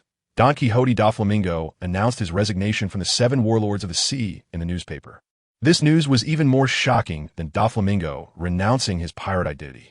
After all, this was a direct abandonment of privileges and benefits. Law, how do you feel about this? In the Dressrosa Royal Palace, Doflamingo ignored the incessant ringing of the transponder snails and patiently spoke with a pirate holding hostages. Doflamingo, you'd better not be playing tricks. Trafalgar Law felt that everything was going too smoothly, almost unrealistically so. He initially thought Doflamingo would find a way to delay and negotiate. Unexpectedly, Doflamingo was so decisive, so easily announcing it in the newspaper. Doflamingo chuckled, resting his forehead in amusement, and sarcastically said, "What's wrong? I've come this far, and you still don't have the courage to face me directly? Say whatever you want." Despite feeling unprecedented satisfaction at this moment, Law remained cautious and followed the plan. At 3 in the afternoon, on the isolated island north of Dressrosa, on the beach southeast of Greenbit, I will hand Caesar over to you. Besides that, don't think I'll contact you anywhere else. Put away your little thoughts. How cold. Doflamingo found it amusing that the once naive kid had started to play tricks and make plans. I wanted to sit down and have a good drink with you. But it seems there's no chance for that now. Aren't you hanging up? Stop talking so much. Suddenly, a voice interrupted, and the transponder snail was hung up. Stahl hat monkey de Luffy.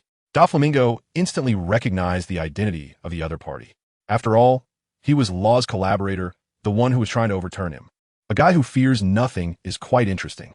Doflamingo shook his head and turned to a nearby transponder snail that was still on the line. Did you hear that? Big Imom? Joker, what do you mean by that? The voice of Charlotte Linlin came through, her low tone revealing no hint of emotion. Doflamingo shrugged innocently and said, Big Imom, I've been dragged into the conflict between you and Straw Hat. There was silence on the other end. Charlotte Linlin did not object to this statement. The Straw Hat Kid had indeed declared war on her through a transponder snail at Fishman Island. It made perfect sense for him to target Doflamingo, who had ties to her. After a while, Linlin's voice came through the transponder snail. Joker, I will send someone to support you. You keep Caesar protected. He holds great value for me. I'll do my best, but I feel the Revolutionary Army's shadow behind this.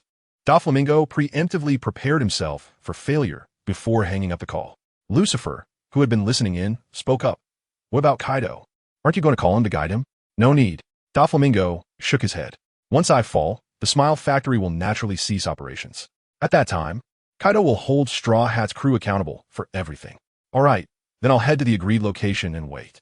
Lucifer drained the red wine from his goblet and then walked slowly to the window, pushing it open. Your Majesty, why are you resigning? Please give us an explanation. Your Majesty, Your Majesty. As soon as the window opened, a wave of noise surged in, sharp enough to make Lucifer frown. These commoners really care about you. It's all a facade. Doflamingo scoffed. He was all too aware of the true intentions of these commoners. During King Riku's reign, while Dressrosa was a member of the world government, it had long suffered from pirate invasions due to its geographical location in the New World. King Riku couldn't afford to build a navy base near Dressrosa and lacked the ability to drive away pirates, leading to the commoners suffering for a long time. It wasn't until Doflamingo rose to power, using the Don Quixote family's strength to drive away pirates and establishing connections with the two Yonko pirate crews, Big MOM and the Beast Pirates, that Dressrosa was finally free from pirate harassment. His dealings with the Yonko were conducted in secret. Publicly, only his status as a warlord of the sea was known, which led the commoners to believe that this status was what protected Dressrosa. Now, with Doflamingo resigning from the position of warlord, it made the commoners think that Dressrosa was no longer under protection. For their own self-interest, these commoners naturally gathered outside the royal plateau, hoping to change his mind about resigning. Ultimately, it wasn't about how beloved Doflamingo was, but rather that these commoners were concerned about their future livelihoods. In times of peak power, false support arises. In twilight, true believers are witnessed. Lucifer naturally understood the real cause and effect behind it all, but still felt a bit regretful about everything. Once seated in a position of power, one can deeply realize that the least trustworthy are these commoners.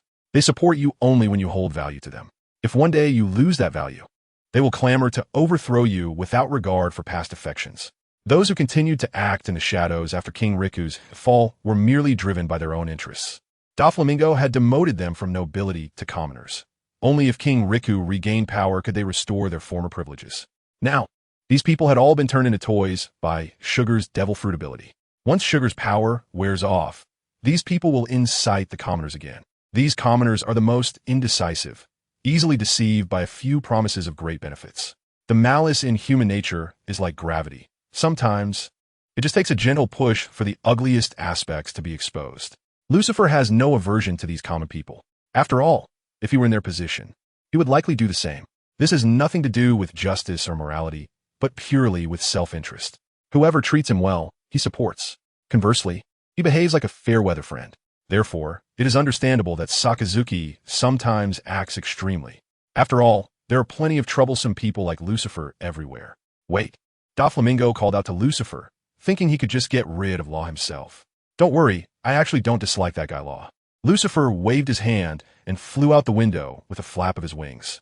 Grimbit, it seems there really are no ambushes. Looking at the tranquil jungle, Law couldn't help but breathe a sigh of relief. It seems Doflamingo hasn't stooped to the level of being shameless yet.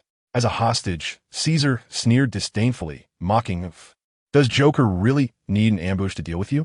Law glanced at Caesar dismissively, then reached into his pocket and grasped a heart wrapped in the surgical fruit's ability. As Law squeezed the heart gently, Caesar howled in agony, as if he had been struck hard, the intense pain causing beads of sweat to form on his forehead. "Stop. I was wrong." Law squeezed a couple more times before stopping, looking down at Caesar contemptuously. "I hope you realize I'm the one who holds your life in my hands. Watch your tone." Yes, I understand." Caesar gasped for breath, glancing at Law in fear, no longer daring to think of being clever with his words. Wow, what an interesting ability. Suddenly, a voice rang out from above, and Law and Caesar quickly looked up. The backlit angle made it impossible to see the visitor's face, but that iconic massive 6 wings instantly made Law recognize the identity of the person. "Morningstar L, Lucifer, it's you." Law's face turned extremely ugly. He never expected the other party to appear here. Logically, after Doflamingo resigned from the Warlord of the Sea, he should still maintain an alliance with such a character. He seemed quite surprised. Lucifer slowly descended onto the soft beach, maintaining a safe distance of over 10 meters from Law. "Consider your defeat before you plan for victory. You weren't careful enough when making your plans. I don't need you to tell me what to do." Law tightened his grip on the sword onigiri. He hated being treated with a preaching tone. "I'm just looking out for you." Lucifer clicked his tongue. "If it were me planning, I would even consider the possibility of both Big MOM and the Beast Pirates showing up here." Upon hearing this, Law's pupils suddenly constricted, thinking Lucifer was hinting at something. Could it be that Big MOM and the Beast Pirates have also come? Damn it, don't you care about Caesar's life or death? Law took out Caesar's heart and, in front of Lucifer, crushed it hard. The beating heart was distorted under the pressure, and Caesar immediately felt the blood in his veins stagnate. His brain dizzy and breathing difficult. He collapsed before he could even scream in pain. Lucifer calmly watched Caesar squirming like a worm on the beach and raised a hand to signal Law to apply more pressure. "You bastard." Law was at a loss for what to do with Lucifer's indifferent demeanor. Though he was furious, he had to loosen his grip on the heart. If Caesar died, he would have no leverage over Doflamingo. Lucifer shook his head, looking at Law with disappointment. Caesar has lost his value. You didn't consider that in your plan, did you? Stop pretending. Law could no longer tolerate Lucifer's condescending attitude and shouted. If Caesar died, how would Doflamingo explain it to Big Mom and the Beast Pirates? Friend, you have your priorities mixed up. Lucifer shook his index finger. If Doflamingo were defeated because he was worried about Caesar's life, then what would the significance of his dealings with Big Mom and the Beast Pirates be? His existence only has meaning if he ensures his own safety, not if he sacrifices his current position and wealth for Caesar. A rational person would not be threatened by you. You've completely misunderstood the stakes here. Stop lying. Law stabbed Oni Giri into the sand and took out the latest newspaper, unfolding it. Doflamingo had already resigned from the warlord of the sea position for Caesar, which was enough to prove Caesar's importance. Lucifer looked up at the sky, seeing that it was still early, with the idea of stalling for time without resorting to violence. He said, have you considered that perhaps the position of warlord of the sea isn't that important, just like you don't care about that position? That really was a miscalculation. Law smirked, a glint of cunning in his eyes. He never intended to confront Doflamingo directly. Instead, he aimed to sabotage Doflamingo's supply chain, creating rifts and conflicts with his emperor clients. As for what he told the Straw Hats about defeating Doflamingo before challenging the beast Kaido, that was just a ruse. Defeating a monster like Kaido? That was utterly impossible. His goal had always been Doflamingo. Now, he just needed to wait for the Straw Hats to destroy Doflamingo's factories, making it so that Kaido, who wouldn't receive his goods, would turn against Doflamingo. Then he and the Straw Hats Pirate Alliance could dissolve. Even if the Straw Hats realized they had been deceived and came after him, he wouldn't care. As long as he could bring down Doflamingo, he would be willing to die. You, too, are someone who follows your beliefs to the end. Lucifer caught the unusual glint in Law's eyes, but chose not to expose it. He knew all of Law's true thoughts and plans, and thus felt a bit of admiration for him. Many people in the world boast about loyalty and righteousness, but when situations arise, they are often the quickest to betray and flee. Even though Law is currently a pirate, having reached the level of warlord of the sea, he has already distinguished himself and has a bright future. For the sake of past friendship, he is willing to give up his current status and reputation, risking his life for revenge. This already sets him apart from most people. Don't be fooled by famous pirates like Kaido, Jin, Whitebeard, and Marco, who can do such things. In reality, they are just a tiny fraction of the vast human population. More often, you find people like Squard the Great Whirlwind, who can only share in joy but not in hardship, and who would betray their benefactor at the slightest hint of trouble. Among the common people, there are also those who, when a bounty is placed on the heads of the Navy, wouldn't mind playing the role of bounty hunters. You didn't come here just to chat with me, did you? Lucifer's leisurely demeanor inexplicably made Law feel uneasy. Isn't chatting good? Fighting and killing are really boring.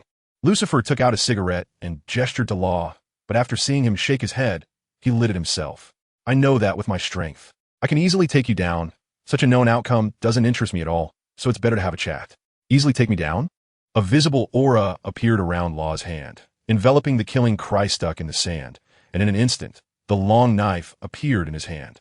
Morningstar, you're really overconfident. Lucifer grinned, exhaling smoke, and said, Law, you've successfully stirred up my competitive spirit.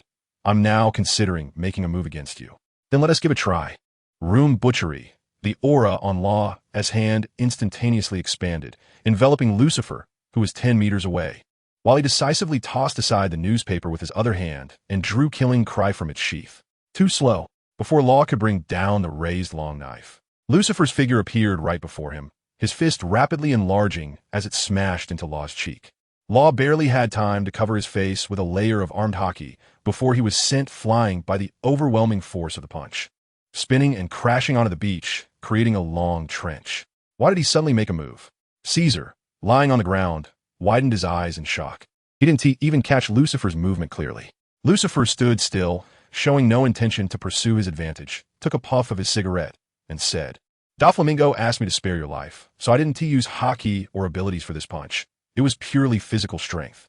Lucifer raised his hand to flick off the ash from his cigarette and continued, but even so, you should have felt the gap between us. I hope you won't provoke me to act again. Cough, cough, cough, one arrogant guy. Law got up from the trench he had created, spat out a mouthful of bloody saliva, his expression gravely serious. After just one punch, he felt like his facial bones had shattered, and his brain was in a fog. He couldn't even stand steadily. This is a monster even more terrifying than Doflamingo. Lucifer nodded in agreement and spoke. Human needs are divided into 5 levels like a staircase. Namely physiological needs, safety needs, social needs, esteem needs, and self-actualization needs. Whether it's ideals and aspirations, achieving self-pursuits, or becoming a great or influential figure, they all belong to the highest stage of self-actualization. To be above everyone else gives me a sense of fulfillment. This is my ultimate pursuit now. To be above everyone else? Law swallowed hard. It seemed he had stumbled upon something significant. People need to have some pursuits, don't they? Lucifer was not at all worried about Law spreading these words. After all, no one would believe a pirate's words. Law, I actually admire you quite a bit. It's just a pity that you can only choose between me and Doflamingo. Thank you for thinking so highly of me. Law glanced anxiously at Caesar, who was closer to Lucifer. Unknowingly, he realized he had been led by the nose. The situation was slipping out of control and heading towards an unknown direction.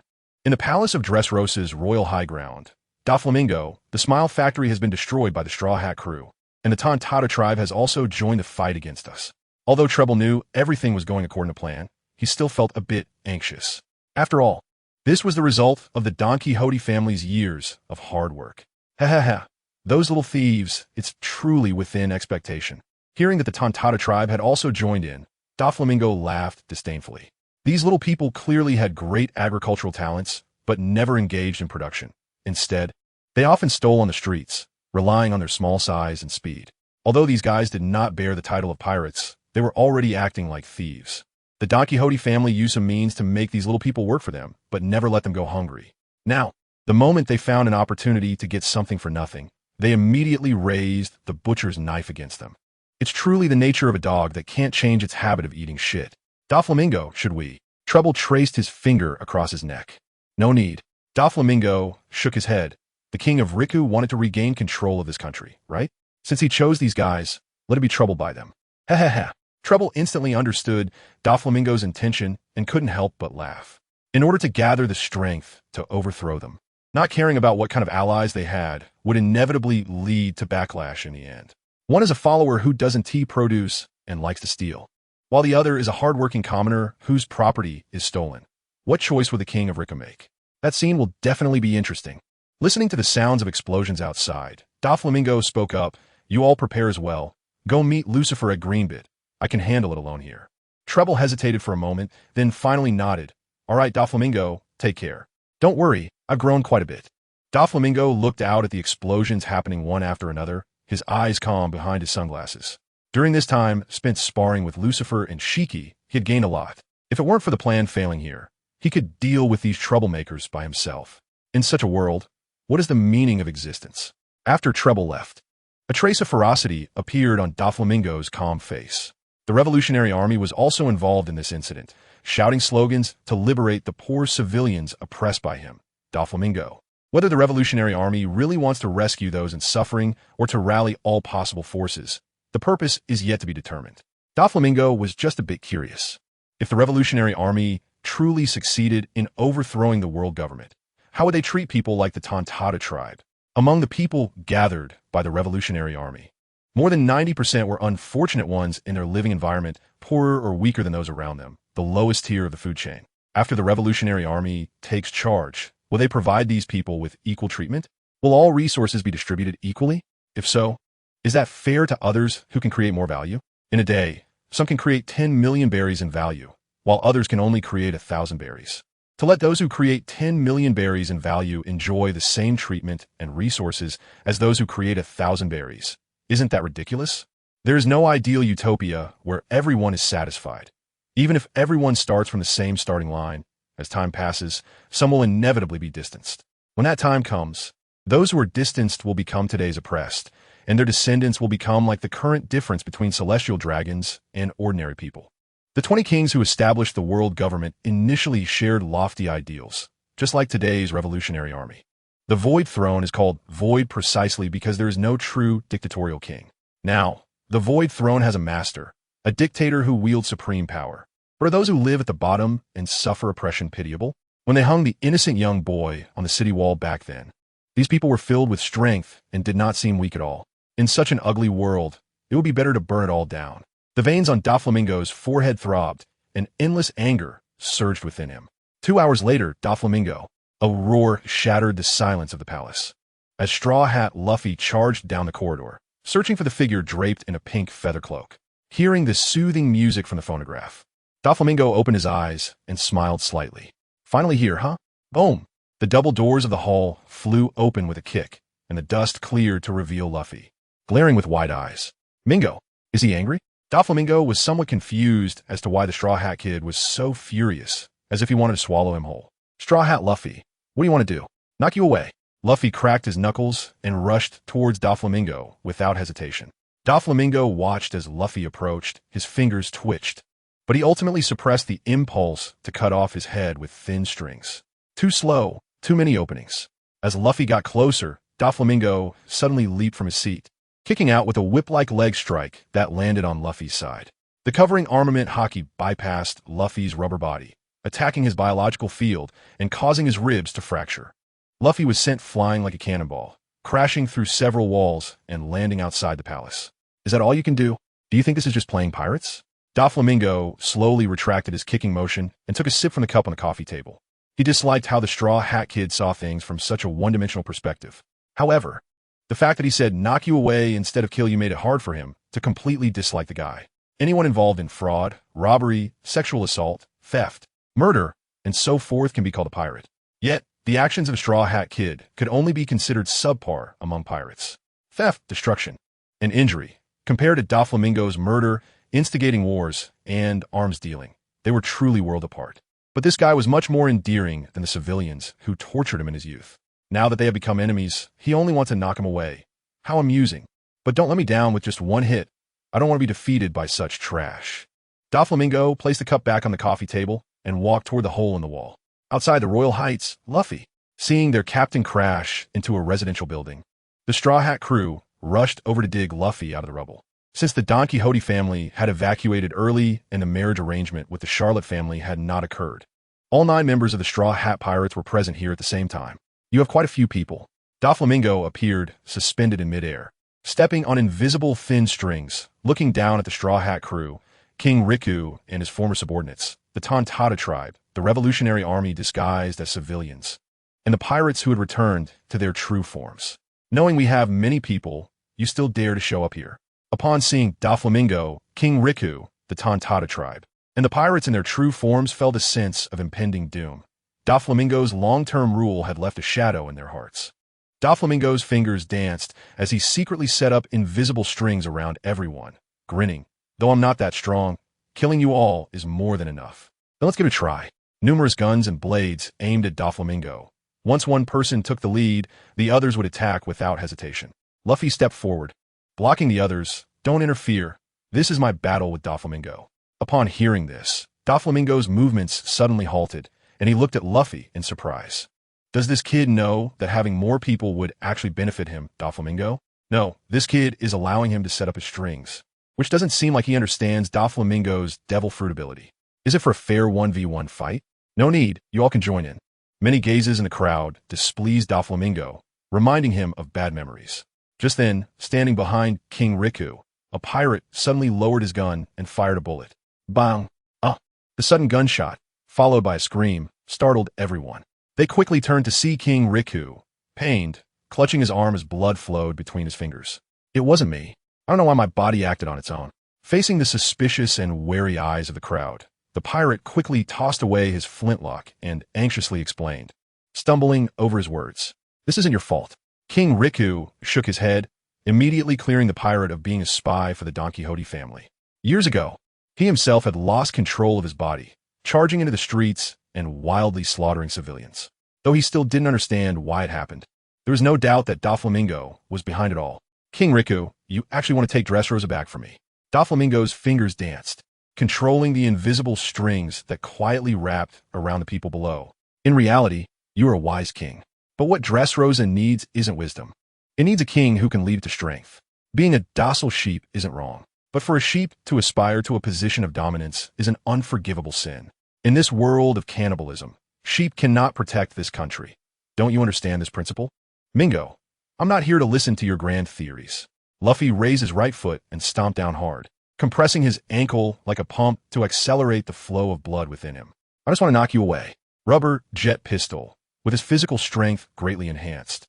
Luffy leaped to the same height as Doflamingo, pulling his right arm back for a charge before snapping it forward, his fist shooting towards Doflamingo like a bullet. Yes, it should be like this. Doflamingo smiled instead of getting angry, lightly manipulating the dense strings in the space to deflect the incoming punch, causing it to miss and hit the empty space on the left instead. Fearless of heaven and earth, doing things based on preference. That's how a qualified pawn should behave. However, Doflamingo glanced at the rapidly retracting rubber arm, feeling quite dissatisfied with the pawn's strength. Although the rubber's stretching and retracting speed was fast, increasing the attack range. This weakness was too glaring. Stretching has the advantage of length, but the density greatly decreases, which directly weakens the body's strength. If a sharp weapon is used to cut at this moment, the entire arm could easily be severed. Straw Hat Luffy, you can't defeat me like this. Doflamingo raised his arm, his 5 fingers moving to manipulate the countless threads densely packed in this space. In an instant, gunfire erupted from the crowd below. The sound of blades slicing through the air followed by a series of screams. Mingo, your opponent is me. Luffy, seeing the crowd below start to kill each other, furrowed his brows in anger. So what? Doflamingo spread his arms wide, his fingers dancing continuously, taking away one life after another. Straw Hat Luffy, you're not angry enough. You need to learn to harness the power of anger. It will make you stronger. Come on, with the determination to kill me. Make your fists harder. Mingo. Luffy covered his arm with armament haki, then raised it to his mouth and bit down, blowing the air and anger accumulated in his chest into his arm. 4th gear, Bounce Man, green bit. Wow, you're here again. The Marine Admiral Fujitora Isho had just arrived and heard this inexplicable remark. Isho used observation haki to see Lucifer.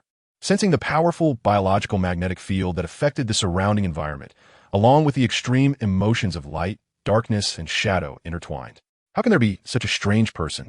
Ever since he blinded his own eyes, Isho had seen all kinds of personalities. He had witnessed pure light, darkness, and complex shadows. But this is the first time he has seen someone embody all 3. In Lucifer, light, darkness, and shadow stood independently, without interfering with each other, as if they were 3 different personalities. Moreover, this light is different from the justice of Akainu and others. It is an extreme emotion of compassion, as if a supreme deity stands in the clouds, pitying the world. The darkness is also unlike those wicked pirates. It carries no negative emotions, simply distorting everything like a black hole, guiding all evil. Only the shadow is quite ordinary, seen in most people, sometimes revealing the ugliness of intertwined desires, and sometimes showcasing goodness through pure reason. Is this Morning Star L, Lucifer? Isho suddenly became interested in this former warlord of the sea who had shed his pirate identity and wanted to understand what kind of person he was. At the same time, is this Fujitora Isho? At this moment, Lucifer was also observing this Mythical Type gravity fruit user, who transformed from a wandering samurai into a marine admiral through the Navy's world conscription. Many people hold mixed opinions about Isho.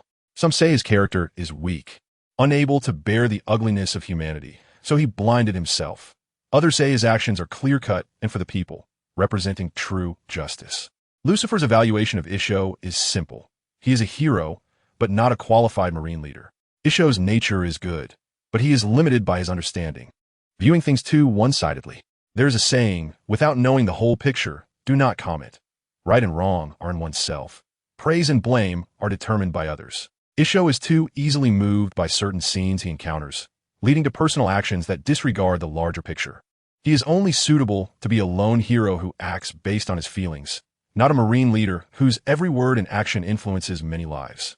When the wrong person appears in the wrong position, mistakes will happen. Kneeling in front of the people of Dressrosa as a marine admiral to apologize, Isho satisfied his own sense of justice, but did not consider the consequences of such actions. The Navy openly admitting its mistakes will lead to a loss of credibility in the eyes of the public, and an enforcement agency that is neither feared nor trusted will ultimately become a farce. It only takes a small factor, whether a high bounty or inciting words, for the public to dare to raise their knives against the Navy. As a result, the people of Dressrosa trust the Straw Hat Pirates, while only becoming more suspicious of the Navy. Even the original fear will vanish. Isho forgot one thing, whether the just Navy or the evil pirates, they all stem from the people. Poor guidance will only lead to more pirates in this world, adding more obstacles to the Navy's future work. This is politics. Those in high positions who do not know how to establish a political image will trigger unimaginable disasters. Don't blame Akainu for becoming hypocritical after becoming Fleet Admiral. For compromising with the world government officials. It is a necessary sacrifice for the greater good. Therefore, Isho can only be a hero who draws his sword to help when he sees injustice, not a marine leader whose every word and action determines the fate of many. However, it cannot be said that Isho is wrong. The powerful Navy also needs supervision. Otherwise, it will become an extremely terrifying dragon. It can only be said that Isho's intentions are good, but the methods and ways he employs are too simplistic and disregard the consequences. What brings you here? Although he knows Isho's purpose, Lucifer still pretends not to know and asks. Isho walked 2 steps on the beach with his cane sword and said solemnly, "I just want to see what justice is." "Is that so?" Lucifer raised his hand to point south, his gaze complex. "Then you should go to Dressrosa. There you will find what you want to see." Lucifer had no intention of stopping Isho. Everyone has their own path to walk. Whether right or wrong will become shackles around his neck. However, now what Isho will see is a facade constructed by those with ulterior motives. Doflamingo will become an irredeemable villain. The people of Dressrosa will forget who relieved them from pirate harassment, forget who ensured they had enough to eat, and forget who brought them carefree smiles every day. They will only know that Doflamingo used despicable means to usurp the throne. This guy deceived them. This guy brought war to neighboring countries. Their king should be benevolent and peaceful, not a gun dealer who instigates war to profit from arms sales. They will stand on the moral high ground, fiercely condemning this vile person who brought war and suffering to others. This will be a valuable lesson. Isho must learn to see through appearances to grasp the essence.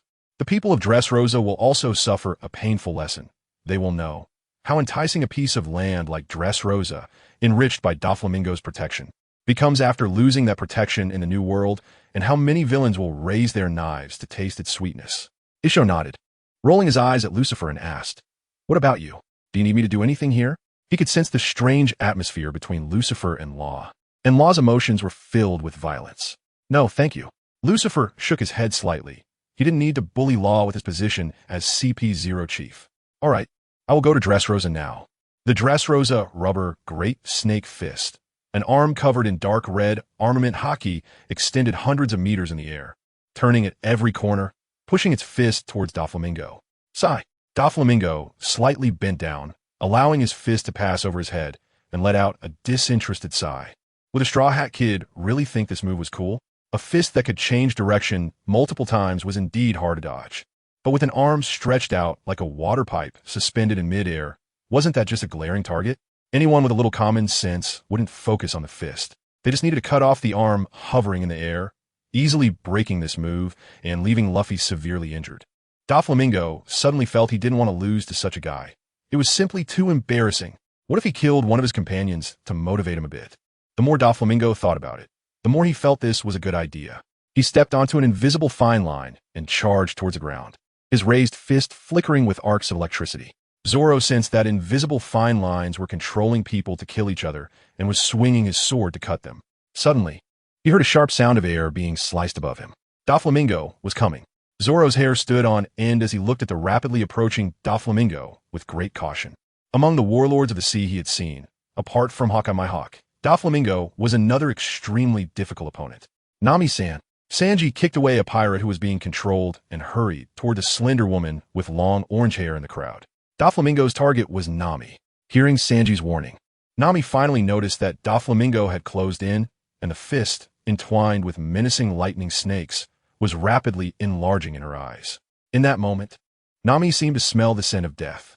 Crack. There was a crisp, ear-piercing sound of bones cracking as Sanji, at the last moment, used his body to block the fist. Blood gushed from Sanji's mouth like a fountain, his chest caving in and crushing his spine, his mind going blank.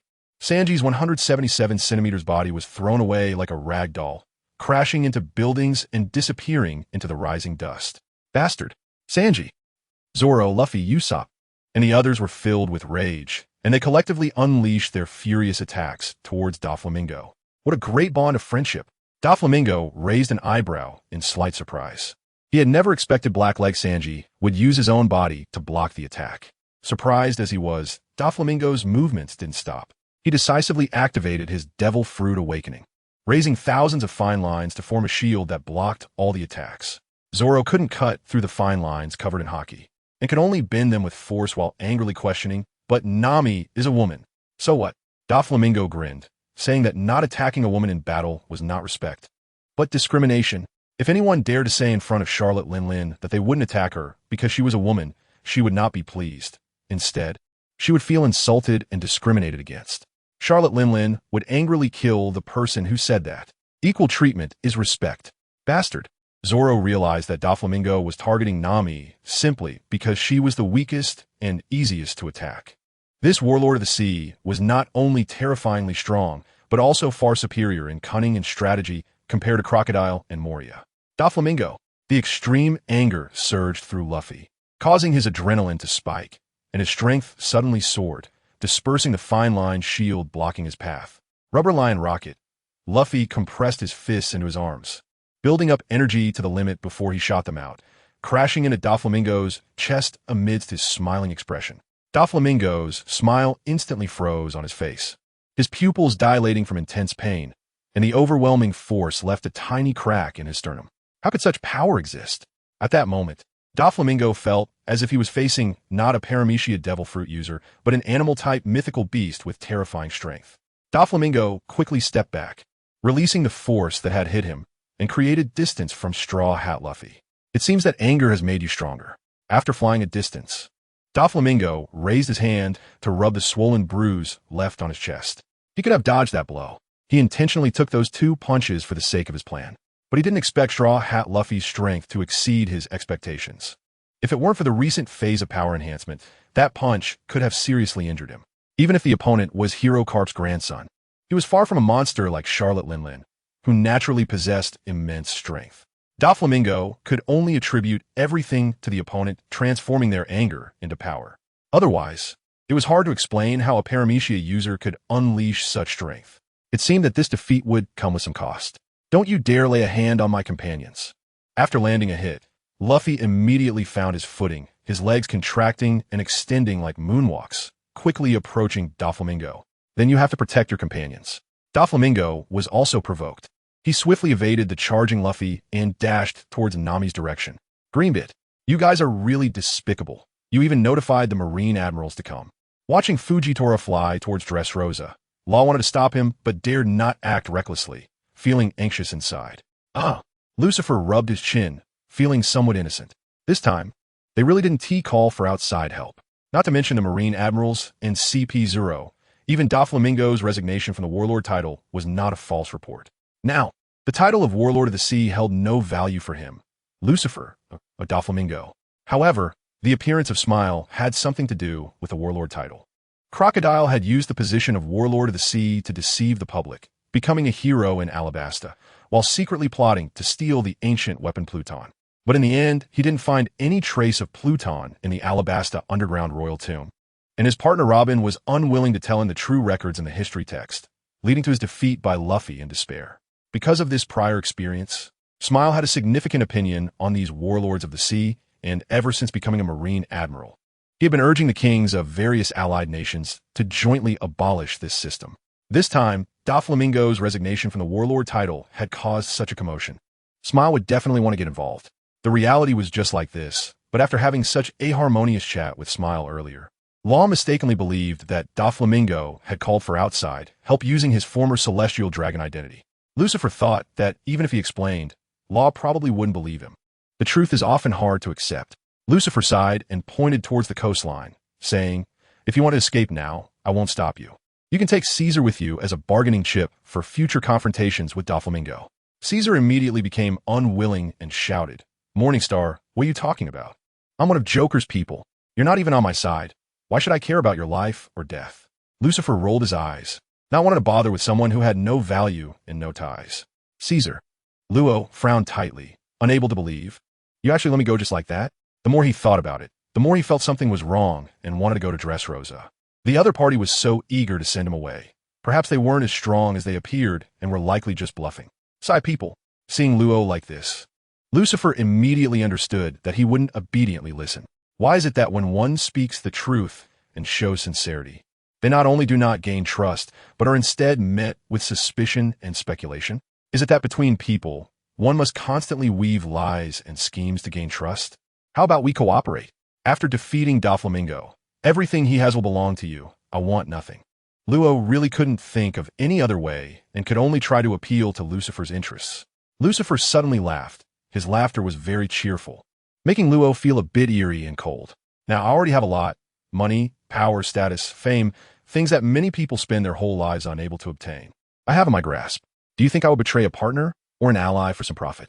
Seeing that Lucifer had not clearly refused, Luo swallowed and continued. Do you think Doflamingo ever trusted you?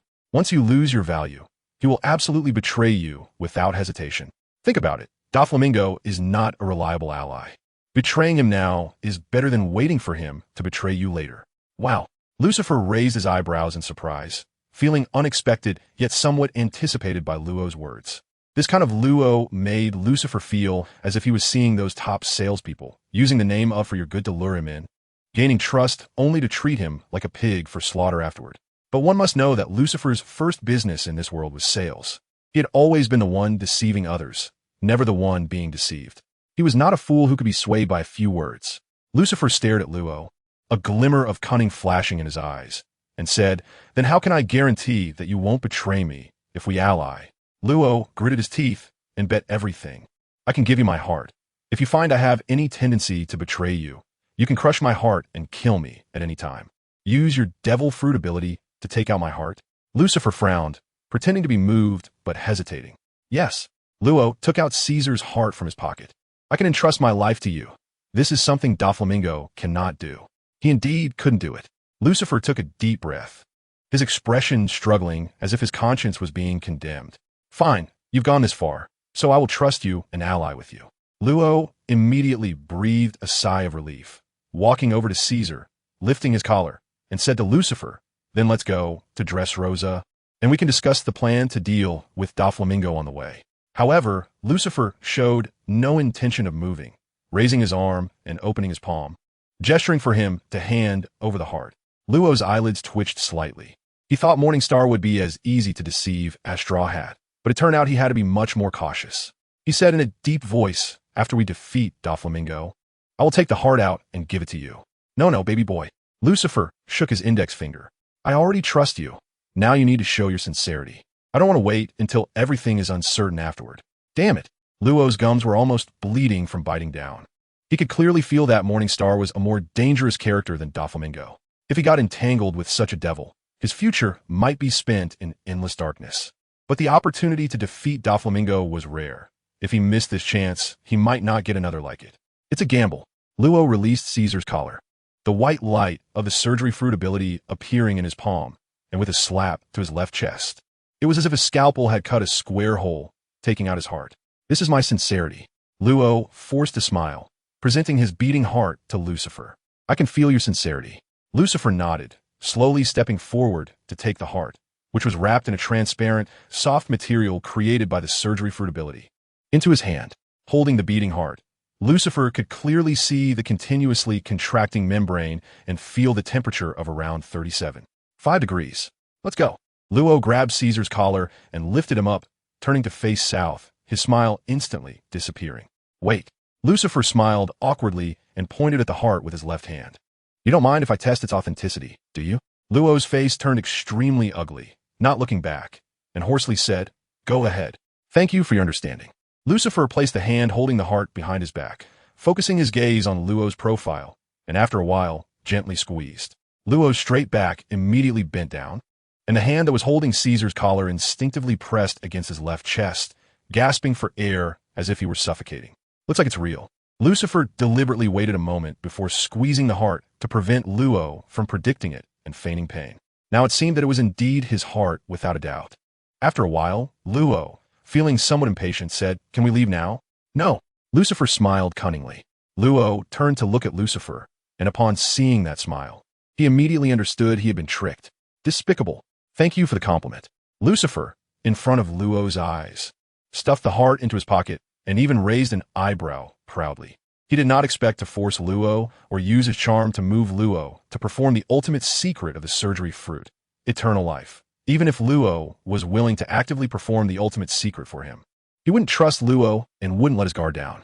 However, now that cloning technology could clone both people and devil fruit abilities, as long as he got Luo's genetic factors and had Miss Bakken and Daniel clone a few mindless clones, he could allow everyone, including himself, to achieve eternal life.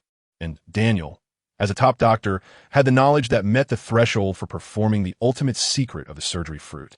When the time came, he would just need to implant the knowledge into the brains of the clones, and everything would be perfect. I will never let you control me. Luo suddenly realized something and immediately expressed his will. Don't have a long face. Lucifer waved his hand. The most important thing in life is to be happy. So cheer up a bit. Dressrosa was filled with pain, anger, resentment, anxiety, sadness, and frustration. When a smile reached here, what was seen through the observation hockey were these negative emotions. The town center was erupting with astonishing battles, while helpless civilians huddled in the corners of the ruined houses, watching their homes being destroyed in despair. That despicable Doflamingo actually turned me into a toy. It's clearly that bastard Doflamingo who sold arms to other kingdoms and instigated wars. Why should we, the innocent ones, be dragged into this? If the Rico family was still ruling us, this wouldn't have happened. Law heard many voices cursing Doflamingo, confirming that this guy was the one who turned Dressrosa into this state. It seems this time he came to the right place. A country ruled by pirates will never have happiness. Law took out a din mushy from his pocket and notified the warship stationed in the waters around Dressrosa to come over. He intended to capture all the pirates in this country. How could he be so badly injured in the ruins of the houses? Chopper, Frankie, and Brooke dug Sanji out from the rubble. Seeing him in a near-death state, their hearts sank. Frankie, seeing Chopper looking helpless, quickly reminded him, "Chopper, you're a doctor. Don't just stand there. Hurry up and save him." All right. Only after being reminded did Chopper snap back to reality, carefully feeling around Sanji's body to check his injuries. He didn't dare to touch Sanji's caved-in chest, so he felt his back to check if his spine was intact. However, just the slightest touch made Chopper feel Sanji's back was like mush, with no solid bones left. Tears welled up in Chopper's eyes as he trembled, saying Sanji might die since he entered medicine. It was the first time Chopper had seen such severe injuries. He truly didn't know what to do. How was that possible?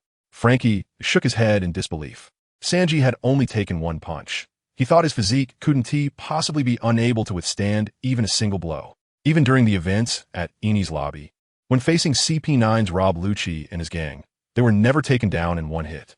Now, they didn't know how much stronger they had become.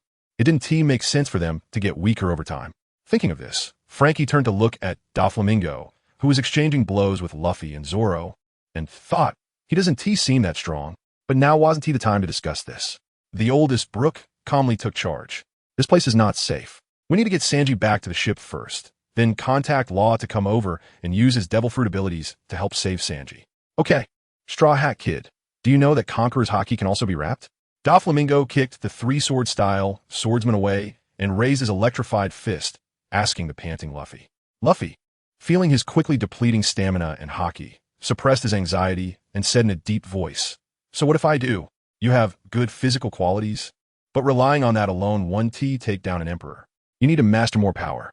After a round of combat, Doflamingo sensed the great potential within Luffy. If he trained this guy well, he might cause significant trouble for those pirate emperors, thus helping Shiki return to the New World. As for the concern that training the Straw Hat Kid would turn him into a powerful enemy, Doflamingo wasn't worried. This guy only knew how to solve problems with brute force, posing no real threat. The one he truly needed to be wary of was the Straw Hat Kid's father, Monkey D. Dragon, who had both strength and intelligence. That was a terrifying enemy. More power, Sanji. Luffy suddenly realized that it had been a while since he heard Sanji's voice. That punch must have caused unimaginable damage. Cook, please don't be hurt. Zoro, who had just run back, happened to hear the two talking and looked worriedly in the direction Sanji had flown. Doflamingo, if anything happens to Sanji, I won't let you off. Luffy glared fiercely at Doflamingo, a hint of killing intent emerging in his heart. Yes, this is how a pirate should be. Doflamingo grinned, satisfied with the murderous look in the Straw Hat Kid's eyes, and swiftly charged toward Zoro. Let him add more fuel to this anger. Doflamingo, your opponent is me. Luffy erupted with unprecedented potential, chasing Doflamingo at a faster speed. His arm compressed as his fist shot out. The feeling of being watched made Doflamingo's alarm bells ring. After taking a hit from Luffy, he understood how heavy this kid's punches were. He quickly yanked the fine threads he had set up in the air. Usopp, who was hiding in the crowd and preparing to support with a slingshot, suddenly felt his body lighten as he was pulled up high by the threads on the path of Luffy's fist. Everything happened too suddenly. Luffy tried to control his arm to turn, but it was too late, and he could only watch as his fist struck Usopp. Upon contact, Usopp's body instantly crumpled like a folded piece of paper, blood mixed with his internal organs spewing from his mouth. Usopp, in that moment, Luffy was engulfed in immense pain, as if that punch had landed on himself. He had actually harmed his own crewmate. Usopp's body plummeted to the ground like a cannonball, rolling for over 100 meters and carving a long trench before coming to a stop. Three-sword style secret technique. 6 paths of the crossroads.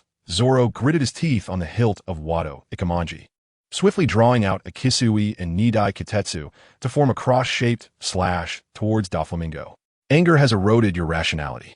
Doflamingo jumped high on nearly invisible threads to evade the attack, while simultaneously extending the threads to pull the stunned Luffy towards him, colliding with the slash.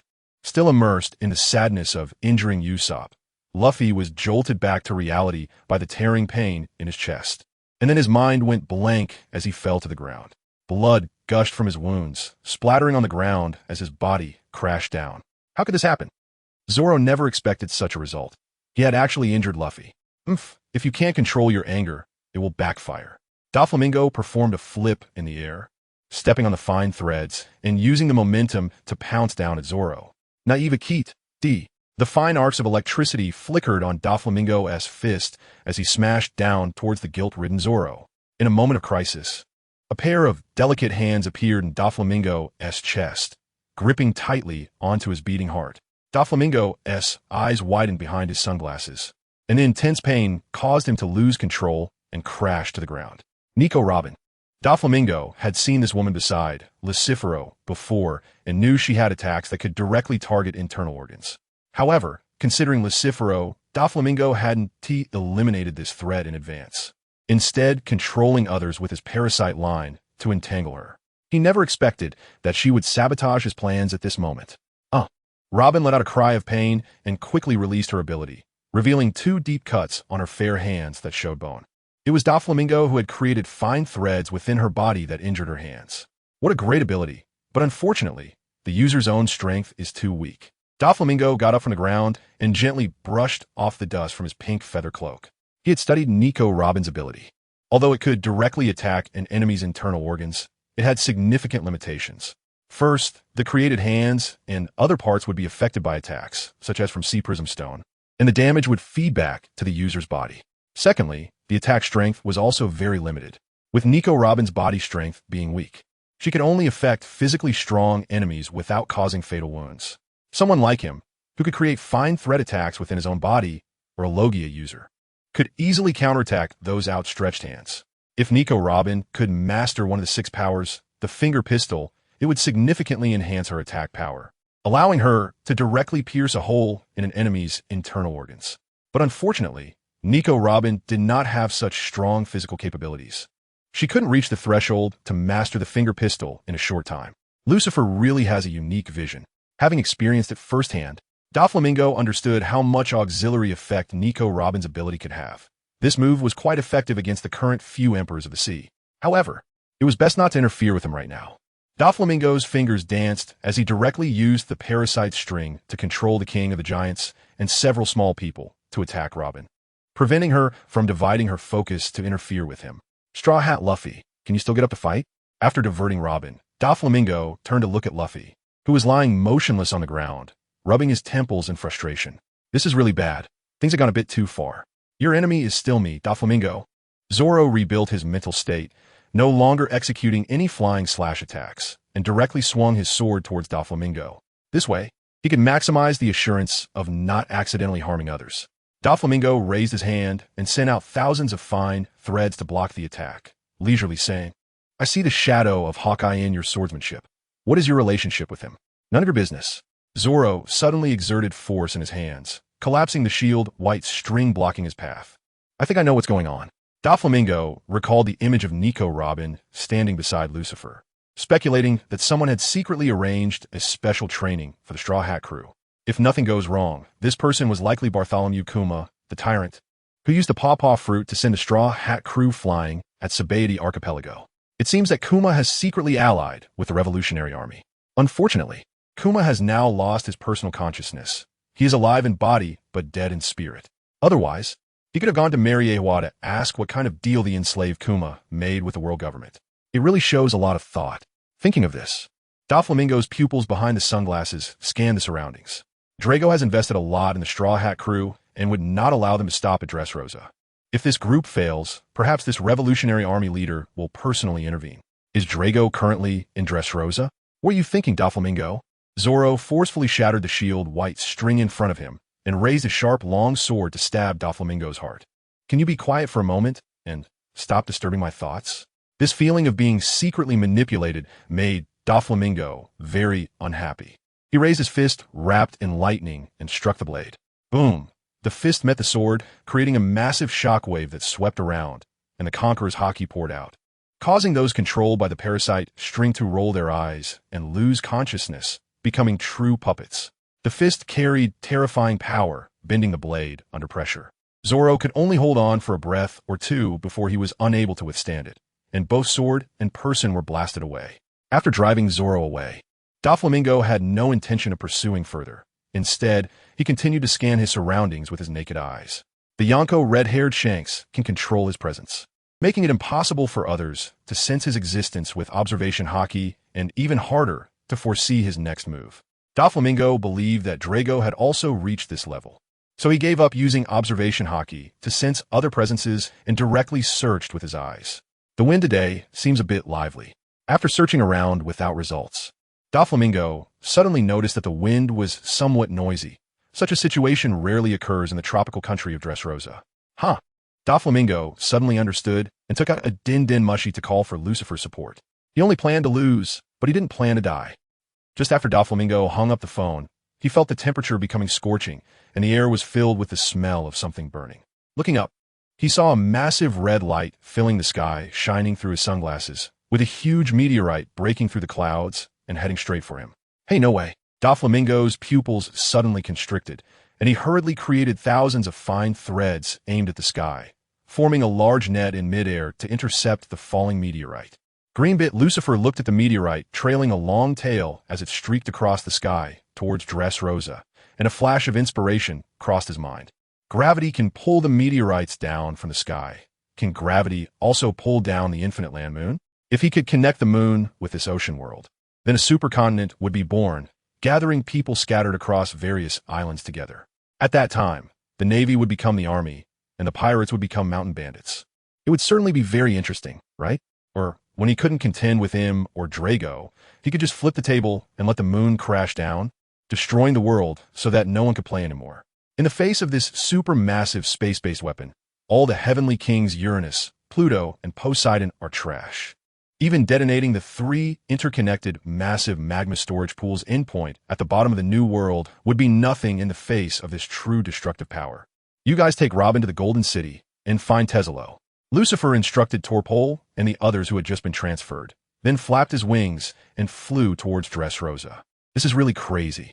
When Lucifer arrived at Dressrosa, 2 more meteorites fell along the way, and now the land was a scorched wasteland. Fortunately, Doflamingo had previously shattered the meteorites, so the impact from the falling debris wasn't too great. Otherwise, the entire Dressrosa could have been sunk. Fujitora, are you crazy? You can't even tell who the enemy is now? Doflamingo, you are now my enemy. As soon as Lucifer approached the battlefield, he saw Zoro attacking Doflamingo with a smile, his imposing manner as if facing a sworn enemy. You reckless bastard. Doflamingo ground his teeth in anger, but he could only dodge left and right under the storm-like attacks. The situation in Dressrosa had become increasingly complicated. He couldn't afford to exhaust his strength by laughing without restraint and had to reserve some power to deal with any dangers that might arise at any moment.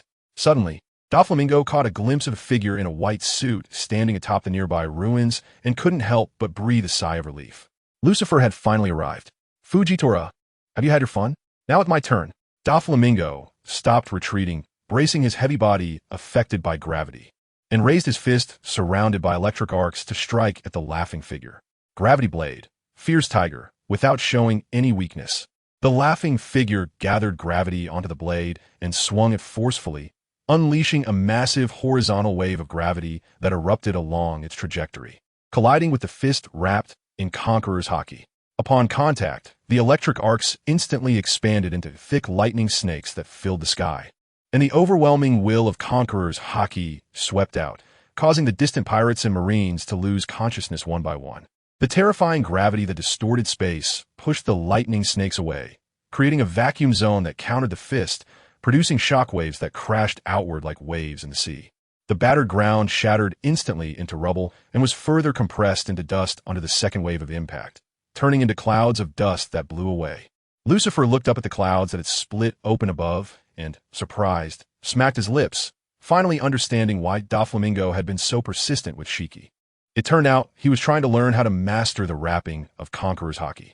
I haven't learned how to wrap Conqueror's Haki yet, and you've gone ahead. Although surprised, Lucifer wasn't particularly shocked. If Luffy could be knocked into wrapping Conqueror's Haki with a single blow, there was no reason Doflamingo hadn't made any progress after all this time. However, Lucifer wasn't in a hurry. Blackbeard still hadn't shown any potential for Conqueror's Haki, and relying solely on the Tremor fruit was enough to keep Shanks from recklessly attacking this scarred enemy. It was easy to imagine that using the powerful ability of a devil fruit to replace the wrapping of Conqueror's Haki was completely feasible. Kaido's statement that Haki is everything only had a bit of credibility because he himself had given up the abilities of the Zoan type, mythical beast to make it sound convincing. Just as Lucifer was leisurely watching the battle, he suddenly caught a glimpse of Luffy, who had been lying on the ground, standing up. Thump, thump, thump. A sound like drums from ancient times echoed, not loud, but clear enough for everyone present to hear. As the drum beats sounded, the knife wound on Luffy's chest visibly began to heal rapidly, and the ground beneath his feet began to ripple like waves, filled with elasticity. Awakened. Lucifer swallowed hard with excitement. This was the first time he had witnessed the awakening process of a devil fruit user. He remembered that the condition for a devil fruit user to awaken was when both their body and mind could match their ability, leading to an awakening. Luffy's physical fitness must have met the standard. The only thing lacking before was his mental state. Lucifer quickly scanned the battlefield. Usopp was being carried by Nami toward the port, and judging by his weak condition, he would definitely die if not rescued in time. The others, like Sanji and Brook, were nowhere to be seen, so they must have also encountered some accidents. During the Marineford War, Ace had died right in front of Luffy, and the massive psychological blow at that time could have prompted Luffy's awakening. But back then, Luffy couldn't handle it and his mind collapsed. Now, with his companions on the brink of death, and after witnessing his brother's death, Luffy's mental resilience had increased significantly, allowing him to withstand this blow. So that's how it is. Lucifer grinned. This version of Luffy was indeed worthy of repeatedly doing sit-ups under Kaido's club. Nika has a passive ability known as the Drum of Liberation. Its heartbeat sounds like the drums of breaking free from shackles and running toward freedom. In Nika's awakened state, Luffy's stamina would rapidly deplete. However, as long as he hears the Drum of Liberation, he would regain his strength, as if he were immortal. Simply put, as long as his heartbeat is still there, Luffy can do infinite sit-ups. Luffy's black hair quickly turned snow white, floating and swaying like seaweed without wind, and a strand of white clouds floated out behind him, surrounding him. Ha ha! A childlike, melodious laughter came from Luffy's mouth as he lightly leaped into the sky. And then his body rapidly grew larger, transforming into a giant over 100 meters tall in the blink of an eye. This commotion caught the attention of Doflamingo and the laughing figure, who were engaged in a struggle, and they turned to see a massive foot descending from the sky toward them. What is this thing? Doflamingo momentarily couldn't react. How did the Straw Hat Kid suddenly become so spirited and grow so large? Confusion aside, Doflamingo decisively withdrew, using the shockwave to fly backward and avoid the attack coming from above. The laughing figure, using Kinbunchika Haki, also saw the vast wave of energy and had no intention of taking it head-on, quickly leaping back to avoid the giant foot's attack. Boom! The giant foot stomped down on the shattered ground, causing the island's structure to sink, leaving spiderweb-like cracks spreading outwards. With the attack missing, Luffy's form quickly shrank back to its original size, stepping through the air, creating a sonic boom as he charged toward Doflamingo. This rubber fruit is something else. Doflamingo still hadn't realized that this was the rubber fruit fake, Zoan type, human fruit, mythical beast Nika form, true, as he raised his hand to unleash raging white line in response. Numerous white waves composed of tens of thousands of fine lines surged toward Luffy. But Luffy extended his palm, which instantly became massive, directly grasping these waves in his hand. How is this possible? This unbelievable scene left Doflamingo shocked. His awakened attack from the devil fruit was effortlessly neutralized. The power of imagination? Witnessing this, Lucifer also couldn't help but click his tongue, quickly recalling information about Nika in his mind. Like the blue flame of the phoenix, transformation of the nine-tailed fox, and natural control of the azure dragon, Nika also had its unique ability, imagination. For example, when Luffy imagined himself as a giant. Unlike the methods of injecting air into bones in Gear 3rd and blowing air into muscles in Gear 4th that caused body expansion, the giant that Nika transformed Luffy into was a real physical body. In Nika's state, as long as it was something he wanted to do, he could achieve it. The exaggerated expressions that defy common sense are his characteristics. Transforming imagination into reality, using imagination to fight, and even being able to turn a handful of hair into sunglasses are similar creative feats. This is the true ability to become powerful through brain power, rather than forcibly connecting the spring fruit, which is bounce in its name, to the ability to rebound everything. I'm getting a bit itchy. Lucifer rubbed his hands together, forcibly suppressing the urge to rush up and spar with Nika. Now is not the time to fight Luffy. In Nika's state, Luffy no longer shouted angrily like before. Instead, he smiled and tore apart the tens of thousands of fine lines he had grasped in his hand. Ha ha! Luffy let out a somewhat foolish laugh, running through the air with a heartbeat-like rhythm, closing in on Doflamingo and throwing a punch at him. The rubber god of the monkey gun. Tens of thousands of sharp threads wrapped around Luffy's massive fist, forming a claw that carried a slashing effect, striking Doflamingo at an incredibly fast speed. Cough! Doflamingo hurriedly covered his body with a layer of armed hockey-wrapped threads for defense, but still, the terrifying force from the punch made him cough up blood. This is not how a paramecia user should behave after awakening. Doflamingo could only leave behind a questioning remark before being blasted away, crashing through the King's Heights, standing in the center of the island, and continuing to embed into the ground at an angle. At this moment, the situation for both sides had completely reversed. Even Doflamingo, who had mastered the Conqueror's Haki, could not keep up with Luffy's attack speed. Seeing Luffy chasing after Doflamingo, Lucifero called out to the stunned Ichao, who was watching the show. Ichao, Doflamingo must not die. Even if you want to arrest him, you must deliver him alive to impel down. You want me to save a pirate? Ichao turned to look at Lucifero's position, and even though his eyes were not visible, his whites were somewhat menacing. Lucifero shook his head and smiled. Doflamingo's identity as a pirate has long been pardoned.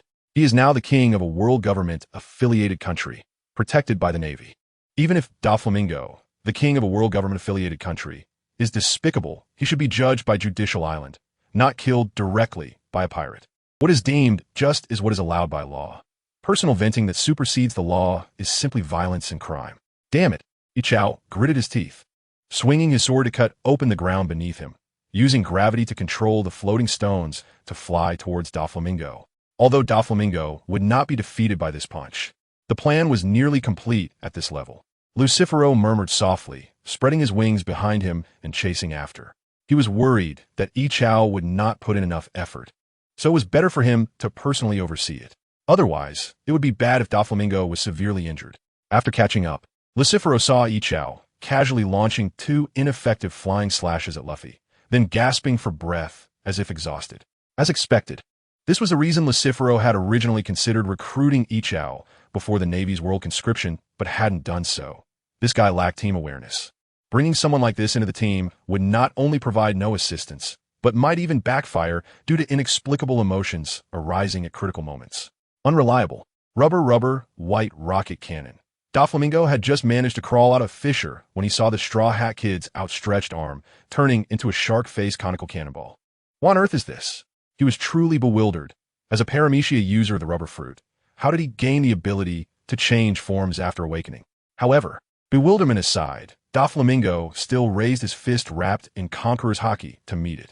The Conqueror's Haki on the fist formed an electromagnetic barrier to block the conical cannonball, but the immense force still pushed Doflamingo backward continuously. When Luffy's physical strength could withstand the assault of the Conqueror's Haki Wrapped attack, it was a contest of physical power. And a Paramecia against a Zoan type would definitely be at a disadvantage. Straw Hat Luffy should be a Zoan Mythical Type user. Lucifero raised his hand to pull out the Sea Prism Stone Giant Sword from the pentagram, while explaining to Doflamingo. He only revealed the true category of Luffy's Devil Fruit. Hiding the name Nika, with Ichao also present, it was better to be a bit more restrained. Otherwise, it would not be good if the five elders learned that Lucifero knew everything. Zoan Mythical Type? Doflamingo's sandals carved 2 long scratches on the ground. His arm muscles trembling slightly from the intense exertion. His body was being pushed backward continuously, and he felt his IQ dropping as well. The Paramecia Rubber Fruit transformed into a Zoan Mythical Type. What kind of absurd joke is this? Lucifero, even at this time, is still joking with him. I know my speculation is bold, but the fact is just like that. Lucifero gripped the sword hilt with his right hand, tapping the sword blade against his left palm. He saw Doflamingo's disbelief, but he also did not know how to explain. Logically, Zoan-type Devil Fruit users would be surrounded by a circle of flame clouds upon awakening. However, from Lucifero's current observations of the mythical types, neither Phoenix Marco nor Buddha Sengoku showed any obvious awakening characteristics. If these two had not awakened. But as mythical types, they possessed their unique super abilities before awakening, either Phoenix Blue Flames or Buddha Shockwave. As fellow mythical types, Nika should have at least one super ability even without awakening, not just a rubber body. As for Lucifero himself, he awakened directly in one step, and he was also unclear about what he looked like before awakening. Can you stop watching and help out? At first, Doflamingo felt relieved when Lucifero drew the sword. But then, under the intense strain, his hands were almost sore, yet Lucifero showed no signs of taking action. Did this guy have some dissatisfaction with him? Needing to see him get beaten to be happy? Alright, Lucifero truly did not want to engage Luffy at this moment. But seeing the current situation, he had no choice but to act. Luffy seemed to have developed a killing intent towards Doflamingo. Lucifero flapped his 6 wings, creating an afterimage in the air. And while Luffy and Doflamingo were exchanging punches, he raised the Sea Prism Stone Giant Sword and swung it towards Luffy's back. Don't interfere. Luffy caught a glimpse of Lucifero out of the corner of his eye and decisively raised his other hand to smash down. Clang! The Sea Prism Stone Giant Sword covered in armed Haki collided with his fist, erupting in a deafening roar. Why did I suddenly lose strength? At the moment he touched the Sea Prism Stone Giant Sword, the spirited Luffy suddenly went soft, collapsing to the ground like a pile of mud along with his fist. I don't know, it's so strange. Lucifero directly pressed the Sea Prism Stone Giant Sword onto Luffy, his handsome face displaying an exaggerated expression of confusion. The battle ended, and Ichao also regained his composure, stepping forward slowly in his wooden clogs to Luffy and saying, "Is it Sea Prism Stone?" At that moment, Ichao once again elevated Lucifero's danger level in his heart, powerful and ruthless. Although it was possible to use armed Haki to resist the contact of a Sea Prism Stone with the body, who would constantly pay attention to this during a battle, especially in a situation where the battle was in a deadlock. If a third person suddenly appeared with a Sea Prism Stone weapon to ambush, it was almost a guaranteed hit. This is a bit troublesome. Lucifero glanced at Ichao. This guy currently had no goodwill towards Luffy and was very likely to capture him and send him to impel down. Lucifero, standing on the world government's side, could not openly let Luffy go, or he would raise suspicions from the 5 elders. But if Luffy is sent to impel down now, escaping again would be difficult. In a sealed space, unless caught off guard, it would be hard for Magellan, who has been demoted to Vice Warden, to defeat the Straw Hat crew. Their plans to disrupt the New World would be completely interrupted, and it might even trigger a series of chain reactions. If the Gorosei were to publicly execute Luffy, would that prompt Dragon to jump out early and lead the unprepared Revolutionary Army to a decisive battle against the world government? With that thought, Lucifer raised his hand to lightly touch his lips, contemplating the feasibility of this matter. Firstly, the execution would definitely be carried out by the Navy, and with Akainu and Kizaru, who were both top-tier Logia users, Dragon would probably not even be able to force out the God Knights. Suspecting that Kizaru is an undercover Revolutionary Army member is absolutely wishful thinking. He is a close friend of Akainu and has earned the trust of the Gorosei to oversee the SSG scientific unit. Being diplomatic has nothing to do with being an undercover revolutionary. Secondly, the Revolutionary Army has always avoided direct confrontation with the Navy, not out of respect for Garp, but because it is meaningless and highly likely that they are not a match. In terms of combat power alone, the overall strength of the Revolutionary Army is probably still inferior to the previous Whitebeard pirates, only receiving attention because of Dragon's dangerous ideology. Viewed this way, it is impossible to force him, who is hiding behind the scenes, out, and Lucifer cannot find any loopholes. He needs to think of a way to quietly free Luffy. Fujidora, what do you mean by that? While Lucifer was deep in thought, Doflamingo shattered the incoming flying slash with a punch and questioned Isuka. Isuka stepped around Luffy and slowly approached Doflamingo, gripping the hilt of his sword, saying, "You have harmed this country, and now I'm going to arrest you. You meddlesome guy."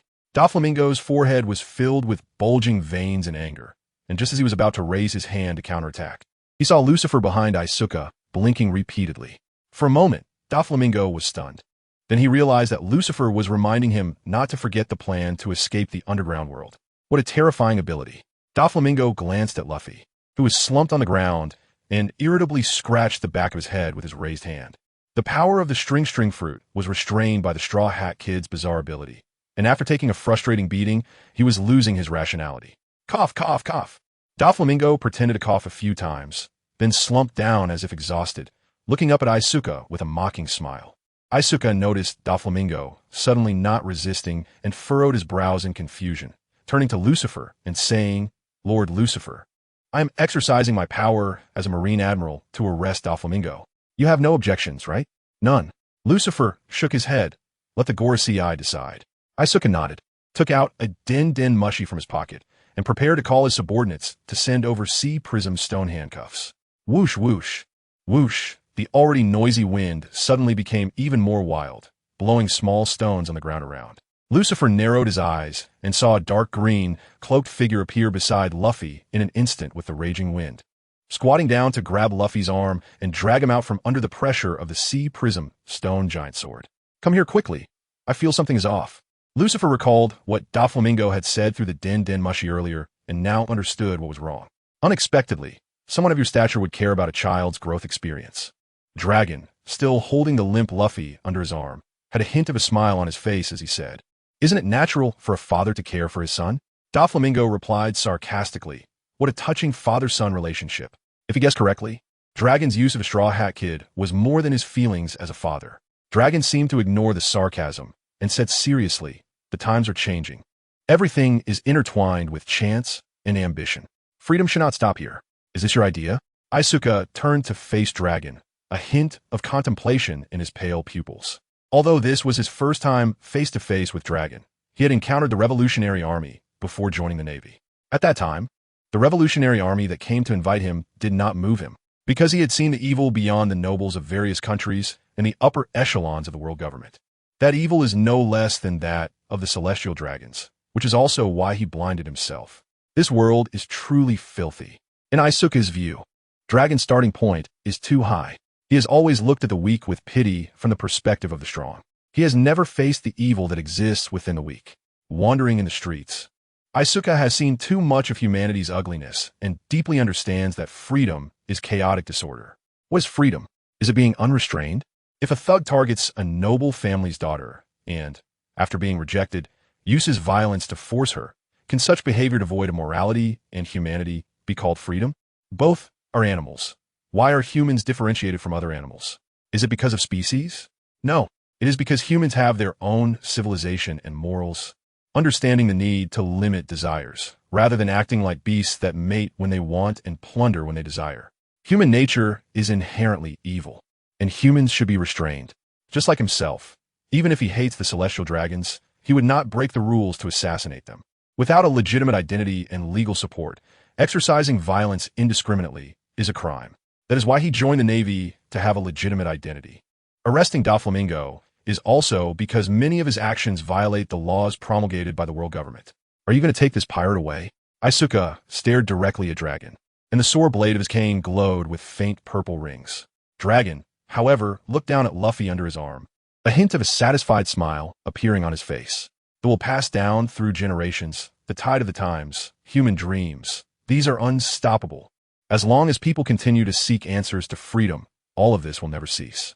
Whoosh, whoosh, whoosh. As he spoke, a terrifying hurricane suddenly rose, causing Lucifer, Doflamingo, and Isuka to sway, each quickly using their abilities to anchor themselves to the ground to avoid being swept away. After about a minute, the howling wind finally calmed down, and Dragon and Luffy's figures had already disappeared. Lucifer straightened his hair, which stood up like a punk, and then turned to look at the port, murmuring, "The Wind of Freedom? What a fitting ability. The devil fruit truly doesn't deceive me. Not to mention anything else, this ability is absolutely top-notch for escaping." The world government would have a hard time catching Dragon. Isuka silently put away his cane sword into the staff and picked up the Den Mushi to check on his subordinates' conditions in the storm. Doflamingo silently mouthed to Lucifer, "Proceed as planned, and I will strive for a chance to talk with the Gorosei." Lucifer raised his hand to give an okay gesture and flapped his wings, following the guidance of a life card, flying towards the Giran Tezolo. Oomph, oomph, oomph. Doflamingo watched Lucifer's departing figure and grinned maliciously. Bullying Fujitora, this blind man who can't see lip movements, is really interesting. In the Holy Land Mariehua, amidst the power struggles of Panga City, the world government has been trying to retrieve the Gomen no Mi for centuries, but has never succeeded in capturing it. And it has been this way for 800 years. This devil fruit seems to escape as if it has a will of its own, and indeed it does. Zoan-type devil fruits possess their own will, not to mention this fruit that bears the name of God. The Gomu no Mi also has another name, the Zoan-type human fruit. Mythical type, sun god Nika form. No, it can't be. That fruit has long become a legend for us, and it has never awakened in the past few hundred years. Isho reports the situation in Dressrosa to Admiral Sakazuki, who then reports it to the Gorosei. And the contents weigh heavily on these 5 men who appear to stand at the pinnacle of worldly power. They are no longer concerned that the main content of Isho's report is Don Kikso Doflamingo has been captured, but instead focus on the awakening situation of Straw Hat Monkey D. Luffy's Gomu no Mi. The explosive nature of this news is almost comparable to when Joel D. Roger found Raftel and became the Pirate King. Lucifer, Don Quixote Doflamingo, and Isho are all present. Why didn't they work together to crush the Straw Hat Kid in the cradle? Didn't the report say that the leader of the Revolutionary Army, Monkey D. Dragon, showed up? They couldn't possibly keep anyone. Damn, the Revolutionary Army, the liberating warrior Nika, these two deadly factors appeared together. The world government is facing its greatest crisis since its establishment. The faces of the 5 men standing at the peak of world power are all grim, and they do not know how to handle such a situation. Oomph. When we first learned that the son of Revolutionary Army leader Dragon became the Gomu no Mi user, we should have done everything possible to eliminate him. At that time, Straw Hat Luffy was just a small pirate. Who could have anticipated that he would grow to this extent in such a short time? It was all because we believed that Carp would handle it himself. We trusted that guy too much. The wood has become a boat. What use is there in saying this now? How is Vegapunk's Seraphim project progressing? During the Marineford War, Borsalino lost the collected materials. Now it seems we can't clone those few people completely. Then let's find another way. We can look for people within the Navy to fill in the gaps and quickly create combat power for our exclusive use. The 7 warlords of the sea are still unreliable. Pirate Empress Boa Hancock was indistinguishable during the Marineford War, which is more harmful than beneficial for us. And Fishman Jinbei, who stood on the side of the pirates at such a critical moment, showed no spirit of agreement. This era is becoming increasingly restless. We cannot have such indecisive people within our ranks and must eliminate these tumors in advance. Let's go meet that adult. This situation is no longer within our control. Golden City Giran Tezolo, what? Don Quixote Doflamingo has been arrested by the Navy? After hearing Lucifer recount the events in Dressrosa, Tezolo could no longer sit still and jumped up from the sofa. He thought there would be a twist in the story, but the conclusion turned out to be that Don Quixote Doflamingo was arrested by Admiral Fujitora. What is Lucifer doing? Just watching as an ally gets arrested? Calm down. Lucifer waved his hand to signal Tezolo to sit down. We now need to feign weakness and fade from the world's sight, waiting for them to cause a stir before we jump in to take control. Tezolo raised an eyebrow. He seemed to have detected something significant in those words. It appears that Lucifer and Doflamingo are not just interested in immortality research. There seems to be a greater ambition. Don't you want to play something more exciting? Lucifer looked directly at Tezolo, a guiding smile on his face. It's time to form a deeper alliance with Tezolo. More exciting? Tezolo sat back down on the sofa, took a cup from the coffee table, drank it in one go, and then cast an excited gaze at Lucifer. It seems I have gained your approval to enter the most coarse secrets. From the moment he saw Doflamingo and Lucifer walking together, He knew these two must be plotting something big. However, he couldn't ask since they weren't saying anything. Moreover, he was also somewhat doubtful of these two. While they could be considered a strong alliance, they were still far from the pirate emperors of the New World. But through this period of cooperation, his investments have yielded good returns, whether in clones or potions that can instantly restore stamina. He sees the possibility of reaching a higher position through these two, and if he invests early, he will receive great returns. Lucifer was pleased with Tezelo's performance, speaking mysteriously. The legendary pirate, Flying Admiral Don Quixote Shiki. Do you know about him? Don Quixote Shiki. Upon hearing this name, Tezelo couldn't help but raise an eyebrow. Such a legendary pirate has a huge reputation. However, for him, the intimidation factor is far less than the four pirate emperors of the New World today. To him, Shiki is just an old man from the last era whose life is nearing its end. He lacks the vigorous vitality of those pirate emperors and does not possess the might that once commanded a vast fleet. However, since Lucifer mentioned this name, could there be some collaboration between them? What are you trying to say? Lucifer crossed his arms under his chin, a slight smile playing at the corners of his mouth. Shiki is one of us. He has not only regained his overwhelming power, but has also gathered his old subordinates. Tezelo's pupils dilated. If what Lucifer said is true, then this Shiki possesses the kind of intimidation that could shake him. Tezelo. Personal strength combined with influence. Are you trying to vie for the position of Emperor of the Sea? No, not us. Lucifer shook his head. Only Shiki, not including us. Not including us. Tezelo frowned, somewhat dissatisfied. Are you saying you're Shiki's subordinates? If Lucifer is suggesting that he join under Shiki's command, then sorry, he can't do that. The Gurin Tezelo can roam any sea of the New World, and he has paid tolls to several pirate emperors. He would rather pay for peace than be under these people's command, and he certainly wouldn't want to be under Shiki, who has not yet become a pirate emperor.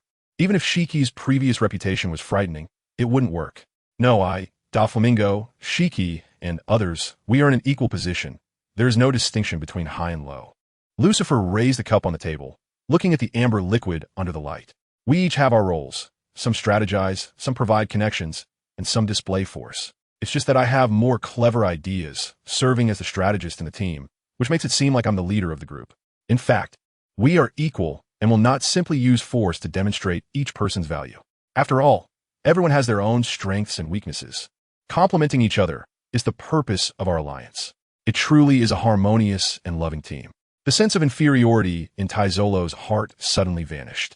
This way of interaction made him feel very comfortable. In that case, I am willing to engage in deeper cooperation with you and fully utilize my strengths in money-making ability. Lucifer put down his wine glass and extended his hand to Tizolo, saying, "A formal welcome to you, new partner." Tizolo reached out his hand and shook Lucifer's, smiling. "May our friendship last forever." 5 days later, pirate ships flying the Skull flag sailed into the port of Golden City, quickly filling the vast harbor to the brim. Such a commotion attracted the attention of everyone at the port. However, many people had no impression of those skull flags. Yet a few older pirates, Navy members, or bounty hunters turned pale in shock, as memories that had nearly faded from their minds suddenly surged back. Black Lady, bounty of 1. 79 billion berries. Demon Handyork, bounty of 1. 23 billion berries. Iron Face Skohent, bounty of 920 million berries. One by one, names that were famous over 20 years ago were tremulously called out, while the proud and domineering figure of the Flying Admiral also appeared in their minds. These pirates who once roamed the seas were all members under the Flying Admiral Golden Lion. What are they planning to do? Their era has already passed. The Golden Lion appeared during the Marineford War. Perhaps this legendary pirate is making a comeback. This already turbulent sea is likely to become even more stormy now. Bacala, who had been waiting here for a long time, stepped forward with a smile and said to the pirate leaders walking up the port, "Please come this way. The carriages are ready. The rest can freely enjoy themselves aboard the Grand Tizolo. All expenses will be covered by Lord Tizolo." "Thank you." The Black Lady nodded to Bacala, and then took the first mate aboard the lined-up carriages. "You all behave a bit. Don't embarrass Captain Shiki." Demon Handyork reminded his crew before heading towards the waiting carriage. "This place is really special. The Navy can only stand by and watch us." Iron Face Gohent noticed several figures cloaked in justice. The fact that they could only watch and not engage in battle reminded him of their most glorious times. Back then, when the Navy saw their pirate fleet in the New World, they also dared not approach recklessly. "Father, it turns out you weren't bragging." Coisson, Weasel excitedly rubbed his hands. finally understanding that the stories his father often told were not fabricated. Cohen slapped Wyson on the shoulder, reminding him, "Be polite later, mister. Lucifer doesn't like to hear foul language." "Yes, I know." Wyson scratched the back of his head, responding somewhat impatiently. Over 20 years have passed, and the captains under the Flying Admiral have undergone many changes. Some have built happy families, while others have been hunted down by old enemies and turned into pulp. Now, the Flying Admiral Golden Lion Shiki has officially returned. Regardless of whether they are living well or suffering, they have found a backbone and unhesitatingly accepted the call to the Grand Tizolo. They are pirates, but also a group of ambitious people. No matter how long ago it was, they will never forget that longing etched in their hearts. Ha ha ha. In the resplendent banquet hall, Shiki, with hair like a lion's mane, laughed heartily while puffing on a cigar. This old man is quite energetic. Looking at Shiki's youthful and tight-skinned face, Lucifer finally felt the stone that had been hanging in his heart drop. The idea of transplanting the brain into a clone body to indirectly extend human lifespan is theoretically feasible, but in practice, no one has ever implemented it. From a scientific perspective, the process from theory to practice is lengthy and requires learning from repeated failures to ultimately find success. Now that Shiki has successfully transferred his consciousness to a new body, it is undoubtedly due to Miss Bakken bringing the mature cloning technology. Maintaining a youthful appearance until death is significant for us women. Alice, elegantly seated, smiled with her full, luscious red lips. With this technology, she no longer worries about aging and losing her beauty, and Lucifer 1T be tempted by those young girls. Lucifer placed his hand under the table, lightly stroking Alice's plump thigh wrapped in black stockings, licking his lips. "No matter what, in my heart, you will always be the most beautiful. Is that so?" Alice rolled her eyes playfully, pushing away the restless hand on her leg. "Shirley is the most beautiful, right?" She had heard that a certain flirtatious big carrot frequently visited a certain celestial dragon's mansion during the time he was building the Colosseum in the Sabadi archipelago. Lucifer was stunned as if struck by lightning. He anticipated that this day would come, but didn't he expect it to arrive so soon? He quickly changed the subject.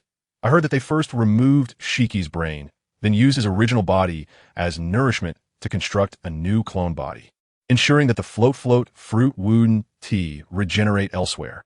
Is that right?" Alice frowned slightly, looking uncomfortable. Destroying the original body to convert it into bloodline factors was quite unsettling. Shiki's brain, submerged in nutrient solution, was conscious and could see his own body being crushed through observation hockey. She was present at the scene and felt psychologically uncomfortable before she could even finish watching, inexplicably feeling nauseous. This old man can still laugh heartily. It must be said that his psychological endurance in this regard is quite strong. If only Daniel could improve it a bit. I will bring it up to him." Lucifer nodded, then turned his gaze to the blonde beauty sitting across the long table. Miss Bakken also used this technology to revert to her youthful appearance. Looking almost identical to Queen of Pleasure Street Stussy, though her demeanor was quite different. The greed and harshness etched into her bones cannot be hidden by even the most beautiful exterior. Upon seeing Tizolo, Miss Bakken showered him with flattery, being even more excessive than that greedy guy, Golden Dragon. Things are getting increasingly strange. Lucifer suddenly realized that the personalities or talents of these people seemed to form the 7 deadly sins: pride, wrath, lust, greed, sloth, gluttony. They are heading towards the legendary 7 Demon Kings. The Team S model can indeed refer to this. But Lucifer does not intend to deliberately find someone to fill the last position of envy. Only incompetent people will feel jealousy towards others. For this team, whether it's those leading from the front or those following from behind, no one should harbor the emotion known as jealousy. Pung ha ha! The banquet hall doors were violently pushed open, and Valpo's arrogant laughter echoed in, causing the crowd to frown in displeasure. Compared to Shiki's hearty laughter, this guy's laugh was filled with lewdness. Valpo released his hand from around his wife, Cinderella's slender waist, and opened his arms to Lucifer, exclaiming, "Long time no see. Did you miss me?" Cinderella remarked, "You're joking, right?" Alice rubbed her eyes, incredulously staring at the tall beauty standing next to Valpo. She had seen this woman on television. She was a very famous Miss Universe. How could such a beauty be with Valpo? Surely, it must be against her will? Sheila, who was sweet-talking with her twin sister, was furious. She stood up from her seat, pointing at Valpo and cursing, "Oh, you damn little melon." Valpo actually dared to openly defy Lucifer's rule of not going against the will of men and women. It was truly despicable. Darling, is this the partner you mentioned? So fierce. Cinderella was startled by Sheila's excitement and quickly clung to Valpo's arm, seeking comfort. Valpo lifted his barrel-like chin and admonished Sheila. Watch it. You scared my queen. Huh. Sheila was stunned. This beauty was actually willing, and she had become Valpo's queen. You beast. Lucifer stood up from his chair and walked over to Valpo. Patting him on the shoulder. You actually got married? Why didn't you invite us? Ha ha. Valpo smiled awkwardly, saying he had been too busy lately to hold a wedding. All right, just remember to invite us when you do. Lucifer was still quite pleased with this. Valpo hadn't, like Sheila, thought about changing women every day after gaining wealth and power, but instead chose to give Cinderella a home. This was a rare thing. Don't worry, my wedding won't be complete without you. Valpo hugged Cinderella tightly and gave her a hard kiss on her smooth cheek. It's true that one cannot judge a person by their appearance. Some may look good on the outside, but are rotten on the inside. Upon hearing that Valpo was going to hold a wedding, Alice cast a resentful glance at Lucifer, as if asking when she could have a wedding of her own. It's better than some people who are not only ugly on the outside, but also rotten inside. Lucifer decisively shifted the topic to Sheila. Hey, Sheila was not happy and stood tall, hands on her hips. I dare to get married today. Do some people dare? Lucifer. All right, you guys. Shiki, seeing Lucifer at a loss for words, stepped in to ease the tension. The subordinates will be here soon, so act a bit more mature. Don't embarrass me. The elder was right. Lucifer cast a grateful glance at Shiki and quickly returned to his seat. Hiss. As soon as he sat down, Lucifer felt a sharp pain in his waist, making him gasp. That's very true. Alice looked at Lucifer with a smile in her eyes, as if the hand that pinched him had nothing to do with her. Lucifer forced a smile, silently enduring the retribution for his past misdeeds. Men have possessiveness and are unwilling to share their loved ones, and women are the same. Lucifer was already very satisfied that Alice hadn't publicly slapped him across the face. He didn't envy Sheila, nor did he want Alice or Shuria to become like twin sisters. Losing oneself is what makes one uniquely charming. Similarly, Lucifer wouldn't think of trying to control Shiki, Doflamingo, or Tazolo. Shackling them would only limit their infinite possibilities for the future. That will pass down through generations, the changes of the times. And people's dreams are all unstoppable. As long as people continue to pursue the answers to freedom, all of this will never cease. Lucifer actually agreed with Drago's statement. Whether human nature is evil or good, it should be free. There is no such thing as a one-time solution. The direction of a ship will always be affected by winds and waves, needing someone to correct it time and again. Just like the 20 kings of the past, they overthrew that massive kingdom and established the regime known as the world government. Next, it would be Drago's turn to overthrow the world government, shatter the entrenched classes, and then slowly be consumed by desire to form new classes. Then, Lucifer would lead the oppressed people to establish a new revolutionary army to overthrow the regime established by Drago. In the distant future, others will also be oppressed and raise the flag of freedom to overthrow Lucifer's regime. The winds and waves named desire will never cease, and the bow of the ship will be deflected time and again. But there will always be someone to stand up at critical moments to steer the great wheel of the times back on course. This sea will never be calm, and people's desires will never stop. Lucifer will find a comfortable position to sit back and watch the tides rise and fall. As long as life persists, the pursuit of freedom will not stop. As Black Lady, Ghost Handyork, Iron Face Cohen, and others entered the hall, the empty venue quickly became lively. However, everyone maintained basic etiquette and did not make loud noises, only engaging in quiet conversations with those they were close to, showcasing their quality while not appearing restrained. It must be said that among the many pirates Lucifer had seen, Shiki's subordinates were definitely the highest quality group. It was evident that the old lion had a way of managing his subordinates. After so many years, these people still maintained the momentum that a great pirate crew should have. It seemed everyone was here, dressed in formal attire. Tazolo stepped out from behind a screen with a confident smile that radiated the air of a host. Then let the banquet begin, with a clap of his hands. Beautiful and tall maidens entered the hall, carrying trays of exquisite food and placing them on the table. Tazolo had really splurged this time. Lucifer saw many dishes made from rare ingredients, among which the most familiar was the elephant tuna, known for its delicious meat, especially the nose part, which was hailed as the ocean gem. The reward for Sanji winning the chef competition in the East Blue was an elephant tuna, which seemed to be worth over 10 million berries. And there were actually more than a dozen plates of elephant tuna sashimi on the long dining table. along with many rare items that Lucifer had never seen before. But why would he choose to hold the gathering on the Quran Tazolo? Alice was somewhat puzzled. With so many of Shiki's former subordinates gathered, the Navy and world government officials enjoying themselves in Golden City must have reported to higher-ups. Even though Tazolo had close ties with many celestial dragons, openly associating with these pirates would surely lead to questioning from the five elders.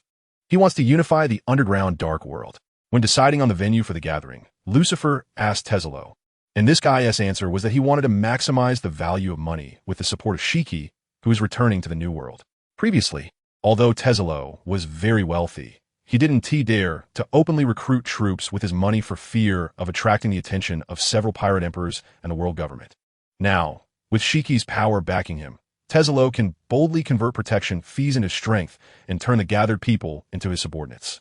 The 6 kings of the dark world are King of Lone Shark Stufeld, Queen of Pleasure Street Stussy, Funeral Society Delag P. Crow, Big News Morgans, Hidden Master Kyberson, and Deep Sea Current Meat. Tazolo believes that these 6 should be controlled by him, the richest, and through them, he can expand his business worldwide. No longer limited to the second half of the Grand Line. That's why he boldly set the gathering place on the Giran Tazolo, wanting the world to know that he, Tazolo, has allied with Golden Lion Shiki. When Shiki ascends to the position of Pirate Emperor in the New World, no one will dare to ask Tazolo for tolls. Is power really so intoxicating to you men? Alice raised her glass and clinked it with Lucifer S. Her full lips slightly parted as she took a sip of red wine. Just thinking about these matters feels so troublesome to her, let alone putting them into practice. Don't worry, I love my beauty more than power. Lucifer gazed into Alice's bright green eyes, his face filled with deep affection. Oomph. Alice turned her head away, a slight smile appearing at the corner of her mouth. Just then, Shiki raised his glass and winked at Lucifer, signaling him to share some grand visions for the future. Lucifer stood up with his glass, and Alice, Shelby, and others followed suit, while the captains under Shiki also stood up. Today, our gathering represents an unbreakable bond. This glass of wine is dedicated to you and to the future. Lucifer did not follow the leaders he had seen before, who would drone on at the dinner table. He simply said a sentence and ended this boring segment. Discussing work at a dinner party is the most useless thing. Once everyone is drunk, who remembers what you said? Of course, speaking in such a setting and feeling the gaze of everyone on you can greatly satisfy a person's vanity. However, Lucifer does not need that. After a few rounds of drinks, everyone's spirits became increasingly high. Shiki's top subordinates reminisced about their youth, laughing and crying as they shared their feelings. Valpo first swallowed the chair he was sitting on, then climbed onto the table and ate recklessly, almost swallowing the serving staff hole. Tazolo and Shiki clinked glasses and whispered sweet nothings to deepen their bond for future cooperation. Only Shelby quietly walked towards the adjacent lounge with the twin sisters. Lucifer surveyed the venue. Under the influence of alcohol, everyone shed their disguises and revealed their true selves. Some were eloquent, while others were taciturn. Some got drunk and acted foolishly, while others shouted to go out and duel. By the way, Lucifer suddenly remembered a poor fellow and took out a listening bug from his pocket to make a call. Soon the call was connected, and the voice of the prison guard team leader Rika came through. "Mr. Lucifer, what can I do for you? How's it going?" Lucifer asked with concern. "Oh, just hanging out in this dark place, the usual." In the guard team leader's office, Rika put his legs down from the desk, maintaining respect for the person on the other end of the line. "You've worked hard. When you get a break, I'll treat you to relax in Golden City. Hee, it's my pleasure. Just having Mr. Lucifer care about me is enough. By the way, could you go to level 6-foot infinite hell? I want to talk to Doflamingo." "Okay, please hold on." Immediately, the sound of a door opening and the hurried footsteps of other guards greeting each other could be heard on the phone. After about 10 minutes, with the help of allies he bribed, Rika arrived outside Doflamingo's prison in level 6-foot infinite hell under the guise of inspection. "What? A newspaper is still being delivered at this time?" Suddenly, Doflamingo's carefree voice came through the phone. As soon as this voice came out, it immediately attracted the attention of Shiki and Tazolo, who hurriedly got up from their seats and leaned behind Lucifer. Shiki grinned and teased Doflamingo. "How's the temperature in the blood pool? Is it still comfortable?" "Shiki." Doflamingo was initially puzzled as to why the guard let a listening bug inside and then left, only to hear a familiar voice. Immediately, veins bulged on Doflamingo's forehead. This old lion actually dared to mock him. "Haha, how are you doing?" Tazolo chimed in. "We're having a banquet, and it's a lot of fun. You bastards, I'm caught and impelled down, and you're still having a banquet. A clattering of chains echoed, followed by Doflamingo's furious roar. Are you celebrating my capture? How despicable. Don't be angry yet, Lucifer said, unable to suppress a laugh. There was a little accident, and it's a bit difficult to get you out now. What accident? Doflamingo's expression instantly turned calm as he asked in a deep voice. I sent a smile to inform Morgans about your arrest and the details of your arms dealing that incited war with neighboring countries. Then this Birdman thought you lost your value and had you churn out these details embellished into a newspaper to sell, boosting its sales to new heights. At this point, Lucifer rubbed his temples, feeling a headache. He never expected a smile would use public opinion to seal Doflamingo's fate. The people all over the world are denouncing you, and even the Gora CI can't openly release you. A smile, Morgans. Doflamingo gritted his teeth as he uttered their names, wishing to skin them alive. But don't worry, Lucifer reassured. I have a plan B. I can use the landmarks as a trade to have the Gora CI secretly release you, but you won't be able to show your face in public anymore. Or we can use plan C to break you out and make you a pirate again. Becoming a pirate? After all this effort, wouldn't that be in vain? Doflamingo immediately thought of sunk costs and decisively said, let us trade with the Gora CI. I have a way to stand in front of people openly.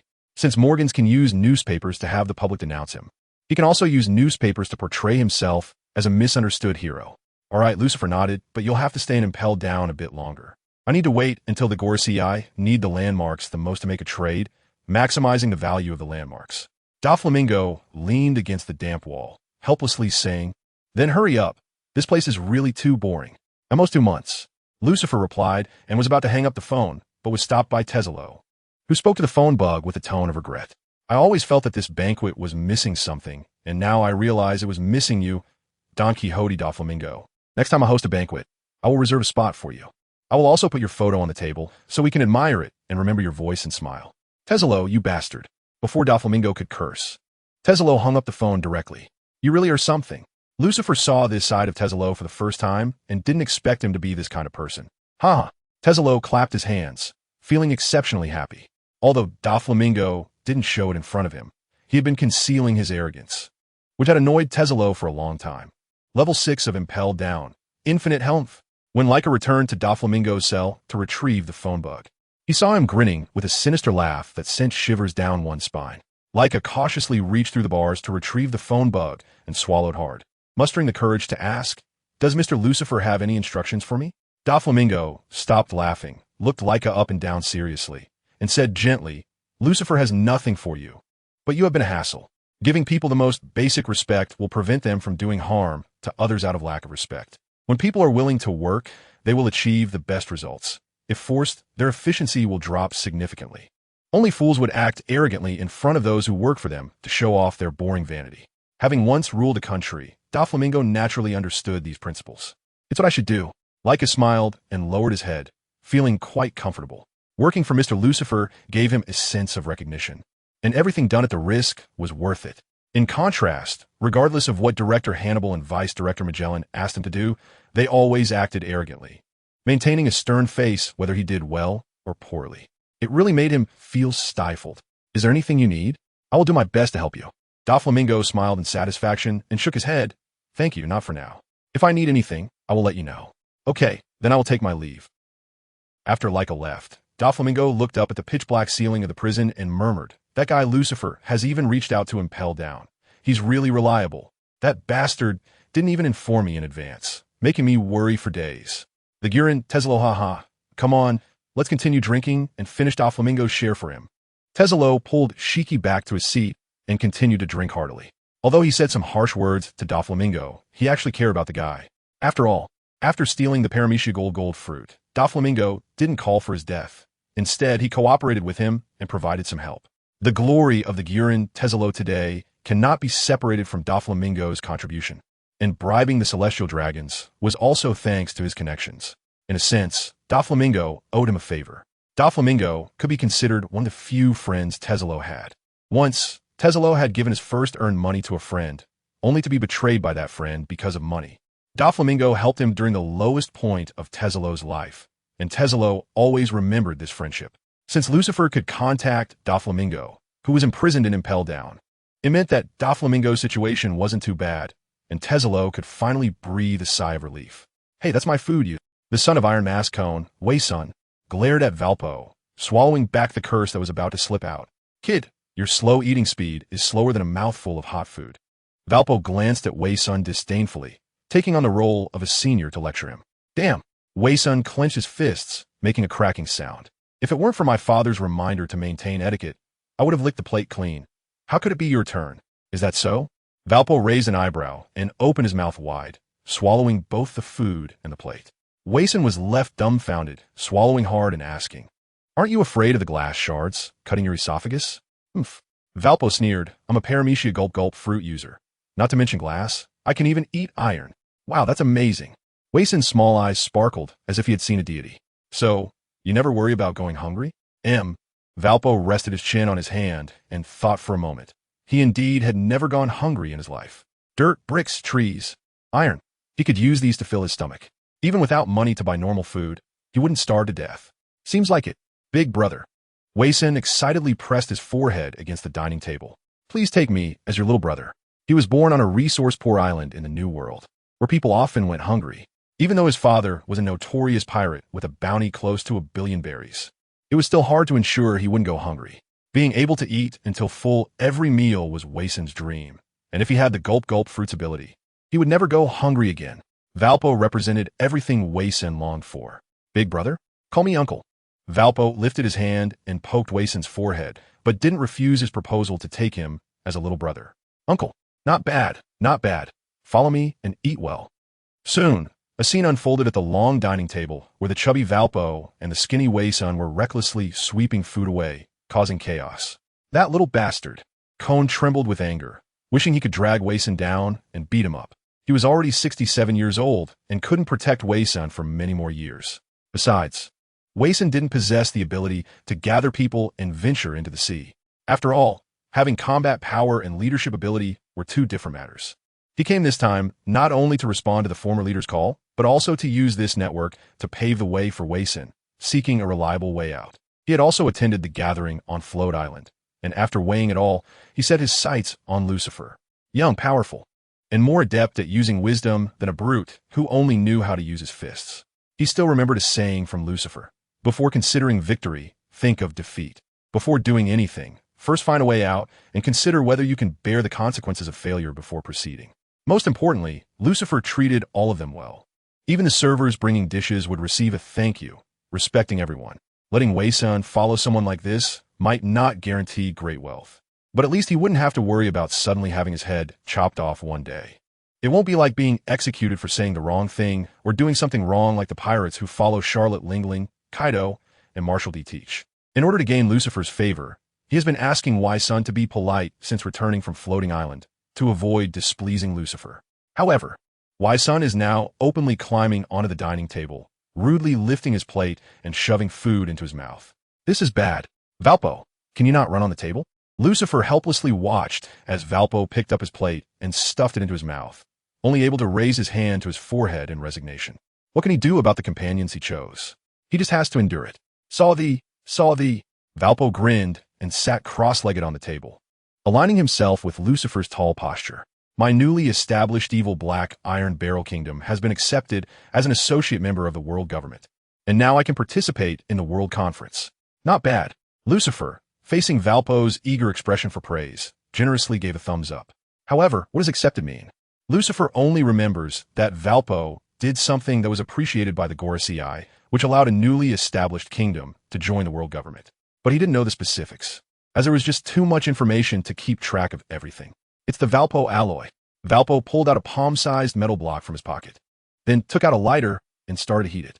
As the metal block warmed, it rapidly began to expand and deform, transforming into a lifelike hippo toy in Lucifer's astonished gaze. Shape memory alloy. Lucifer instantly recognized what this was. In the world he was born into, this material had many successful applications in aerospace. The large antennas on artificial satellites can be made from shape memory alloys.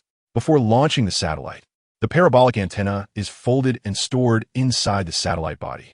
After the rocket carries the satellite to its intended orbit, simply heating it up will cause the folded satellite antenna to naturally unfold and restore its parabolic shape due to its memory function. In the biomedical field, there's also a teeny-shaped memory alloy that has good biocompatibility.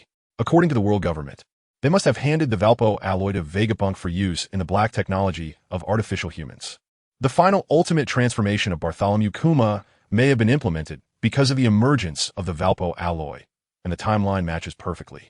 However, Bartholomew Kuma is now just a soulless zombie, a mount for the celestial dragons in Mariewa, and Lucifer cannot see where his so-called ultimate weapon power lies.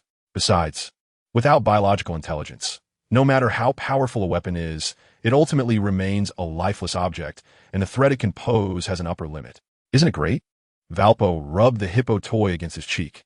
The toys made from garbage are selling exceptionally well, and scientists discovered this peculiar material in the toys and named it after me. It really is great. Lucifer's mouth twitched. This guy Valpo can even eat garbage. If Charlotte Lingling were here, she would probably have to call Valpo brother. Ha ha ha. Valpo put the hippo toy back in his pocket and patted his chest. If you need money, come to me. I'm very rich now. The toys he made from garbage are selling like hotcakes. And he seized this opportunity to establish his own business empire, now a wealthy person on the rich list. No problem, thanks. Even though he has a big money bag like Tesalo, Lucifer still didn't refuse Valpo. After all, he couldn't dampen his good intentions. With Lucifer's response, Valpo stood up, hands on his hips, laughing heartily, and continued to sweep the dining table with Wai-san. Phew. Kent, who had been watching, breathed a sigh of relief. It seems his son was not blamed for being rude. Mr. Lucifer is truly a person worth following. Looking at Valpo's figure sweeping across the table with his mouth wide open, Lucifer fell into deep thought. The production channel of Valpo alloy is in their hands. Should he let Valpo stop the supply and strangle the world government's production of artificial human weapons? In terms of the pacifist strength, they don't pose much of a threat to those who possess hockey. After all, this thing is far less agile than a real person. But when quantity reaches a certain level, with the world government's resource foundation, it's not an exaggeration to say that producing 100 or even 1,000 pacifistas is completely feasible. Not to mention their attacking capabilities. Just hundreds or thousands of pacifistas standing still to take hits would require the Straw Hat Crew's 3 main fighters to fight for a long time to take them down. This is without considering that they would exhaust their hockey. If they don't use hockey, attacking the pacifistas solely with physical strength and devil fruit abilities would be even more difficult. After all, this thing is very resilient. Trafalgar Law's Ope Nomi is quite a good attack power. But when he encountered pacifistas in Sabeti Archipelago without mastering hockey, he took a long time to bring one down. It was still under circumstances where the entire pirate crew joined forces. Otherwise, he alone would probably capsize. Now Lucifer is waiting for the Revolutionary Army in Nika to explore the world government's secrets, and it is necessary to clear some obstacles for the weak Revolutionary Army. So perhaps eliminating the pacifistas is a good idea. Otherwise, the gap between the two sides is too large, and the Revolutionary Army and Nika cannot force out the hidden him. It's a pity that their team has no talents capable of utilizing the Valpo alloy, so they can only seal it away. It seems he needs to have a talk with Valpo later. The banquet continues, and for those who are drunk, time passes unnoticed. Alice, feeling bored, asked Lucifer to accompany her for a walk. Here, change into this. In a certain lounge, Lucifer placed the CP0's exclusive work uniform in front of Alice. He didn't want the world government to know about the connection between his name Lucifer and Shiki and Tesalo yet. Alice picked up the pure, white CP0 uniform and looked up at Lucifer, who was staring at her. Aren't you going to turn away while a lady changes? Turn away? Lucifer licked his lips. We are intimate lovers. Why should I turn away? Ha! Alice snorted coldly, slowly unbuttoning her black suit, revealing her impressive figure wrapped in a black shirt. Lucifer immediately fell dry-mouthed, but he didn't dare to approach Alice for anything, as she was still angry because of Charlia. If he didn't want little Lucifer to be implicated, it was better to be honest at this moment. Seeing Lucifer's unnatural expression, Alice deliberately turned to show off hers curve. Then she extended her finger, painted with purple nail polish, and slid it down her red lips along her swan-like neck, slowly reaching her black shirt collar. Unbuttoning one by one, once freed from restraint, the black lace bra suddenly popped open, revealing her snow-white half-spheres and alluring deep cleavage. Gulp. Lucifer swallowed hard, his throat rolling with difficulty, and his breathing became uncontrollably heavy. He once asked Alice why she liked wearing lace bras and stockings so much. Alice's answer was, "Don't think it's to please you. It's just comfortable to wear. Just like how it feels nice when you touch it." This woman was truly a born seductress. Captivating him endlessly, Alice took off her black bodycon skirt, wiggled her hips wrapped in black stockings, and then sat on the sofa, kicking off her high heels. He couldn't take it anymore. Lucifer took a deep breath, stepped forward, and held her little foot wrapped in black stockings, gently caressing her fair toes painted with purple polish. It's too easy to be spotted by the world government spies while shopping. Let's do something fun instead. The next day, in the conference hall of the world's only 8-star hotel, Lucifer stood in front of a huge projection screen, holding a golden conductor's baton. The projection of the telephone bug emitted light from its eyes, and colorful images instantly appeared on the white screen, flashing portraits of renowned figures from the sea. After a series of flashes, the images finally revealed the bounty posters of B.I.G., M.O.M. Charlotte Lin, Blackbeard Marshall D., Teach, Red-Haired Shanks, and Beast Kaido.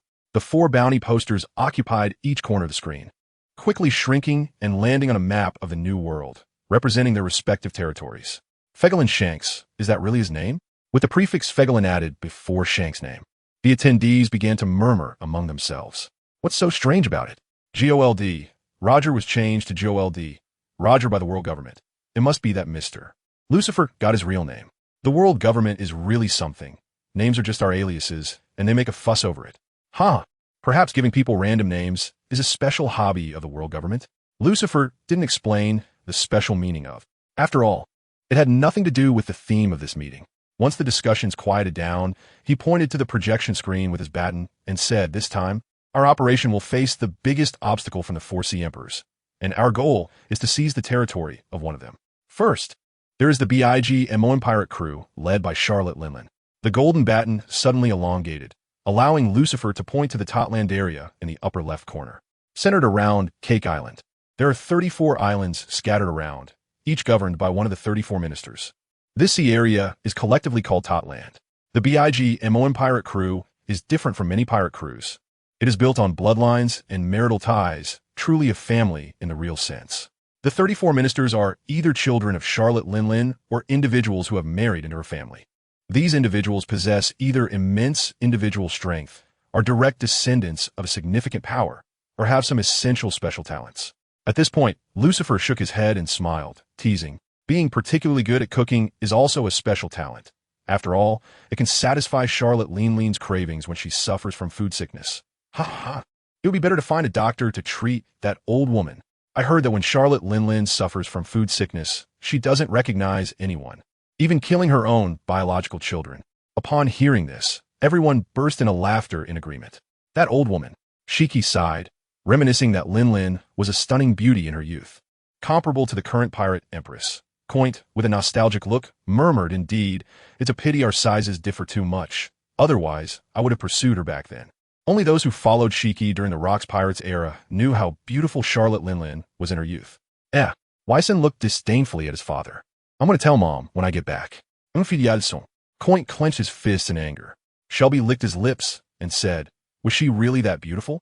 Then I'll collect some of her bloodline factors and have Daniel create a clone to play with." Cough, cough. Lucifer cleared his throat to draw everyone's attention back. His expression serious as he said, "However, it can also be seen that the web of relationships woven by Charlotte Lin involves the interests of many people. From the perspective of power, the B.I.G. M.O.M. pirate crew is definitely much stronger than the other Sea Emperors. If we want to take action against the B.I.G. M.O.M. pirate crew, we must find a way to gather all the people in this web of relationships and take them down in one go. Otherwise, we will face countless disturbances in the future. Similarly, gathering these people will also increase the difficulty of defeating the B.I.G. M.O.M. pirate crew, and casualties will rise to an unacceptable level." Lucifer shouldn't have said that last sentence. It's like how salespeople only tell clients the advantages of a product and never mention the drawbacks. Presenting the risks in advance would greatly dampen everyone's enthusiasm. But what they were about to embark on was a war involving over 100,000 participants. A bloody meat grinder, and Lucifer didn't want to see cowardly soldiers pissing their pants out of fear when the time came. Seeing that everyone was either serious or relaxed, and no one had raised other opinions, Lucifer continued, "Indeed, we are going to initiate a war head-on, but even within a pirate crew built on bloodlines and marital ties, there are many conflicts. A good brain is a valuable asset. We can use our wisdom to incite those who are already dissatisfied with Charlotte Lin to turn against her, thereby indirectly reducing the enemy's strength. I have a subordinate, one of the worst generation supernovas, Gang Capone Beej, who is married to Charlotte Lin's 22nd daughter, Charlotte Chiffon, and is currently a little boss in Totland. According to information from Beej, Many people in the Charlotte family are dissatisfied with the autocratic Charlotte Linlin and have been looking for opportunities to break free from this shackle around their necks. If we attack the BIGMON pirate crew, I can have Beej secretly rally them. I don't expect these people to turn their guns on Charlotte Linlin, but at least they can stand by and watch, thus easing the pressure on our lower-level personnel. That is the general analysis of the operation against the BIGMON pirate crew. Next, let me talk about what we can gain. Lucifer pointed his baton at the projection screen, and the image of the Totland Sea area quickly enlarged, occupying the entire screen, showcasing unique islands. Cake Island, Cocoa Island, Jam Island, Nut Island, Cheese Island, Biscuit Island, Liquor Island, and so on, all composed of edible food.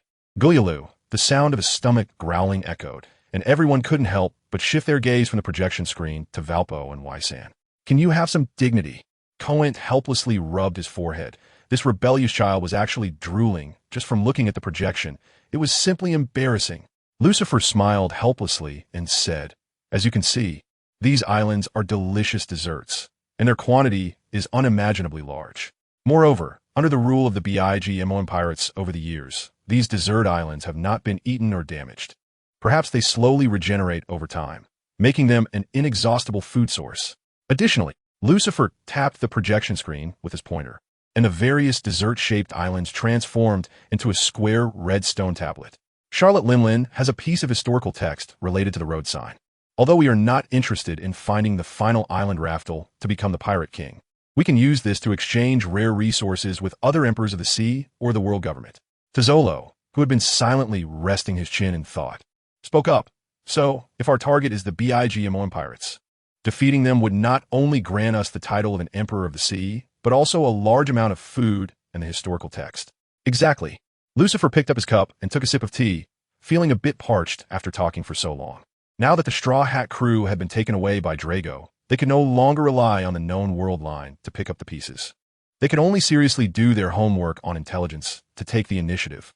Next, let's talk about the Beast Pirates. Lucifer set down his cup and tapped the projection screen again, and the image instantly switched to scenes from Wano country.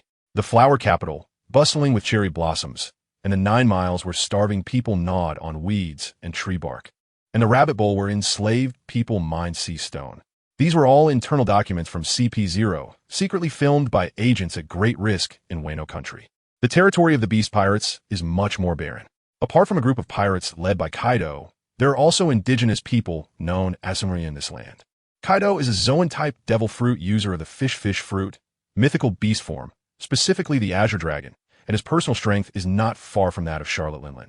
His main subordinates are the 3 Calamities: Flame Calamity King, Plague Calamity Queen, and Drought Calamity Jack, along with the Flying 6, which include Fuzz, Drake, Black Maria, Sasaki, and Page 1, all of whom are Zoan-type ancient devil fruit users. Among them, except for X-Drake, who is an undercover agent of the Navy's secret special force sword, the rest are Kaido's loyal followers. Further down are the 3 Tobi Rappo, Barbanuki, Ultai, and Speed.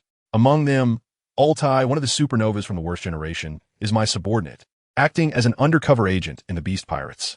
Basil Hawkins serves as the security captain in Daniel's laboratory, and his original position in Tobi Rappo was accidentally taken by Ultai.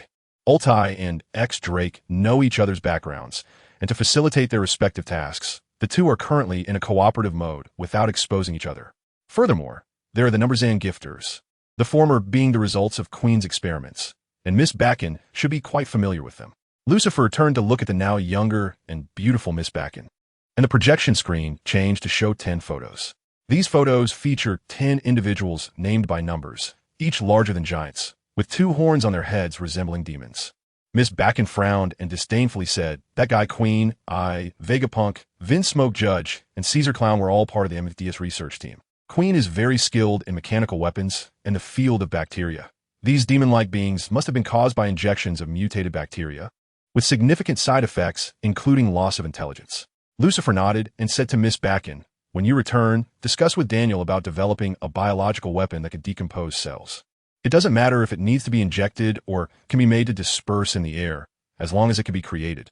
But the effect must be capable of melting cellular organisms into a puddle of pus in a short time." No problem." Miss Bakken pretended to be a lady and covered her mouth with a smile, turning her gaze towards Tizolo. "However, the research funds..." Tizolo gestured grandly. "No problem. I will allocate 50 billion berries for you. Don't worry, our heart of evil won't let everyone down. Miss Backin's eyes squinted into crescent moons with joy, and her beautiful face left Shelby sitting opposite her in a daze. The Heart of Evil is the name of the research team formed by Daniel, Miss Backin, and Indigo, named by Lucifer. Very good. Seeing the harmonious interaction between the departments, Lucifer was quite satisfied. Vegapunk likes to research clones, right? In the face of the cell-dissolving agent. It will all be in vain. The projection screen flashed again, showing monstrous beings that looked like they had been stitched together from human and animal bodies using surgical fruit abilities. These are the gifters, individuals who have consumed the artificial Zoan-type devil fruits produced in Doflamingo's factory and possess the powerful physiques of Zoan-type users. There are also more pleasures and waiters. The former are failures who consumed artificial devil fruits, but could not master the powers of beasts, while the latter are the pitiful ones waiting for Doflamingo to ship them out. The success rate of gaining beast powers by consuming small artificial devil fruits is only 10%. In short, out of 10 consumers, only one can gain power. Those who do not gain power will suffer severe side effects, losing control of their emotions and occasionally laughing maniacally. Hence, they are also called pleasures. This is the main composition of the Beast Pirates. If we were to strike against Kaido, it would be much easier than engaging in an all-out war with the BIG-MOM pirates. At least the casualties among the lower ranks will not be as high. According to the information provided by Ultai, Kaido has a biological daughter named Yamato. Yamato is a Zoan-type devil fruit user of the dog fruit, mythical beast form, specifically the white-eyed wolf, and is very powerful, having already mastered Conqueror's Haki. Lucifer almost blurted out his thoughts, but quickly changed his words. If we attack the Beast Pirates, Yamato will be our breakthrough point. She actually admires Kaido's enemy, Kazuki Oden, and dares to oppose Kaido for that reason. No way, is that true? Shiki looked incredulous. He had seen Kazuki Oden a few times, originally the 2nd Division captain on Whitebeard's ship and then borrowed by Roger's ship. That idiot Kazuki Oden actually has someone who admires him? Kaido is such a failure. If his children dared to admire his enemies, he wouldn't need anyone else to act. He would personally strangle that rebellious child. Even admiring Roger is unacceptable. Perhaps everyone has their unique charm. Lucifer shrugged. He didn't want to comment on this matter. After all, just being able to withstand the boiling pot torture is enough to earn respect. Yamato wants to inherit Kazuki Oden's will and lead the indigenous samurai of Wano country to defeat Kaido and restore freedom to this country. I can have Ulki contact Yamato to help her coordinate the samurai in launching an attack on the Beast Pirates. Then we can take the opportunity to strike Kaido with a devastating blow. Tezulo's fingers kept tapping on the table as he asked, "So, what do we gain from defeating the Beast Pirates?" The only source of sea prism stone in the world and a piece of historical text. Lucifer did not mention the ancient weapon Pluton hidden in Wano country, as this is a bottom line for the world government. The world government can allow the position of the pirate emperors to change. Although they would be very unhappy about it, they would never exchange high losses for low gains. But once it involves sensitive points like ancient weapons, the Gorosei and would definitely go into a frenzy, willing to take any cost to eliminate them. Lucifer does not want to become a clam fighting with him, allowing the revolutionary army to benefit as the fishermen. As long as we handle this well, the Gorosei and will allow the pirate crew, led by Shiki, to develop freely. In simple terms, as long as they don't enter, they can touch and feel as they please, and the Gorosei and one team mind. Then what about Yamato and the samurai? Should we give them a share too? Tezulo's finger tapping on the table quickened as he analyzed the possible gains. Lucifer smiled and said, "Of course, we'll eliminate them. After all, we need to occupy Wano for the Sea Prism Stone Mine, and these tools we use can just be swept into the trash." Okay. Tezulo nodded, then shook his head, saying, "However, the craftsmen who can refine Sea Prism Stone are only in Wano, right? Even the technology controlled by the world government is very crude." True. Lucifer nodded thoughtfully, realizing he had overlooked this point. Without craftsmen who can refine Sea Prism Stone, the mined Sea Prism Stones will become a pile of stones with limited use. It really is true that one person's plan is short, while many people's plans are long. This is the benefit of discussing in a meeting. Tezulo's eyes flashed, revealing a cunning smile as he said, "We can first reach a friendly agreement with the natives to coexist peacefully, then set up a casino to make them own money, enslaving them in the name of money." The white workers on the Golden City Girin Tezulo's ship came this way, and now they're all working hard to repay their debts. Lucifer smiled sinisterly, following this line of thought. Then we can spread rumors that Yamato wants to avenge her biological father, causing her to lose the trust of the native samurai. thus eliminating this troublesome character. By then, the natives of Wano will only be able to use the salaries we provide to repay their debts, becoming the cheapest and most dedicated labor force. Of course, we also need to eliminate Kazuki Momonosuke, as there shouldn't be any other voices in Wano. Hee hee hee. The two exchanged a knowing smile, letting out a chilling laugh.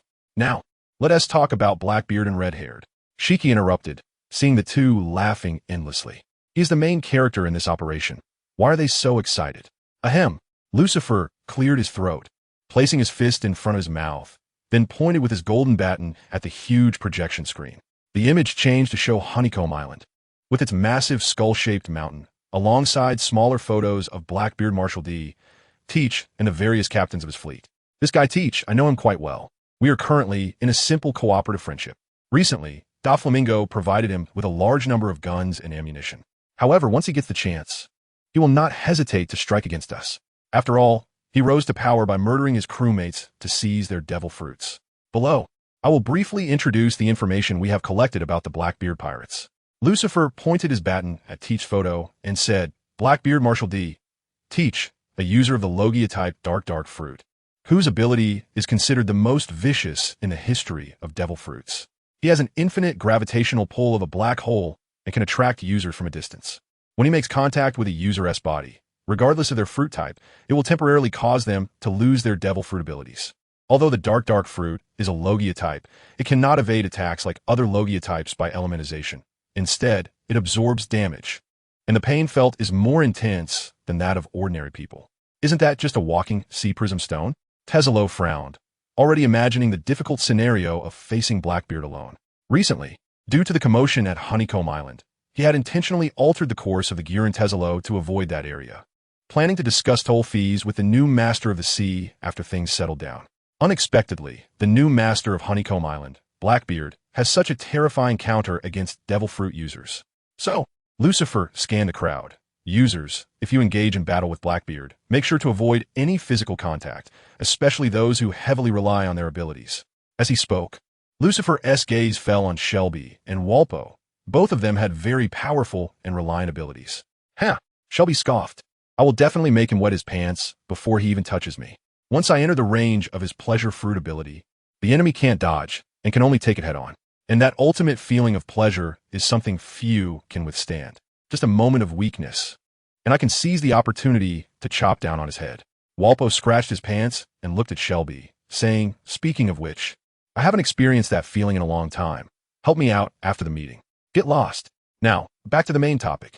Lucifer glanced outside, noticing it was getting late, and directly interrupted the banter. After working hard all night, he hadn't eaten much today and was quite hungry.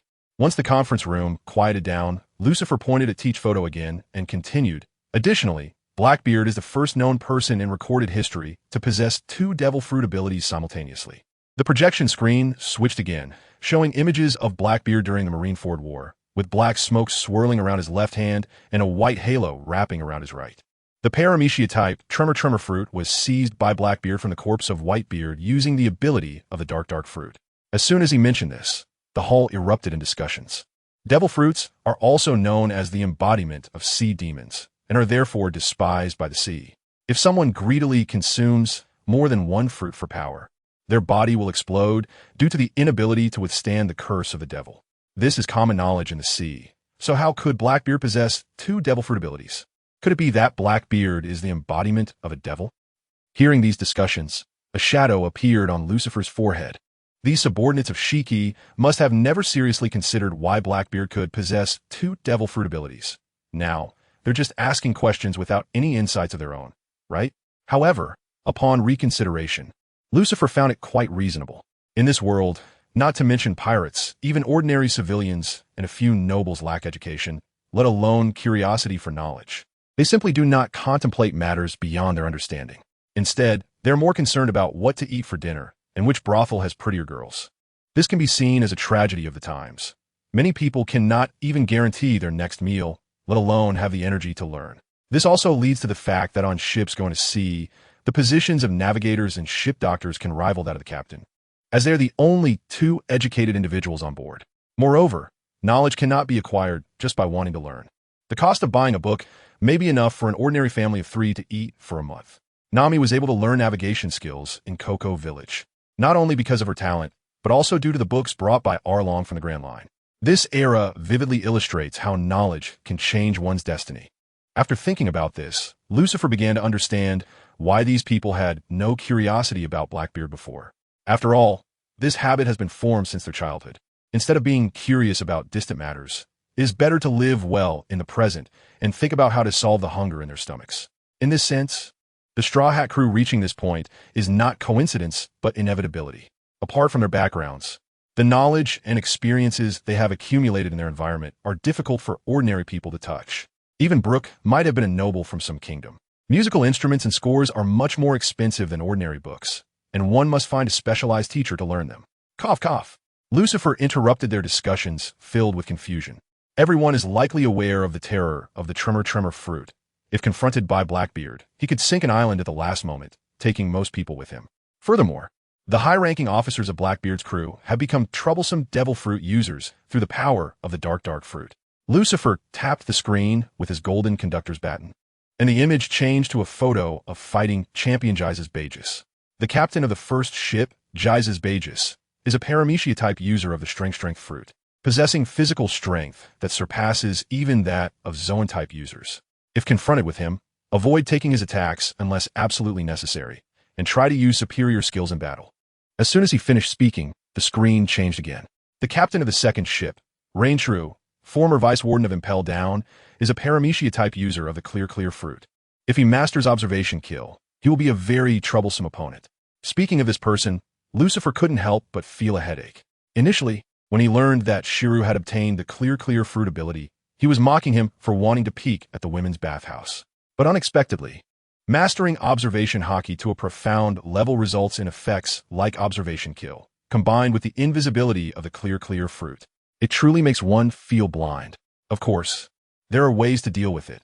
Logia-type users can release large amounts of elements to cover the battlefield, making the elements serve as eyes to capture the invisible Shiru.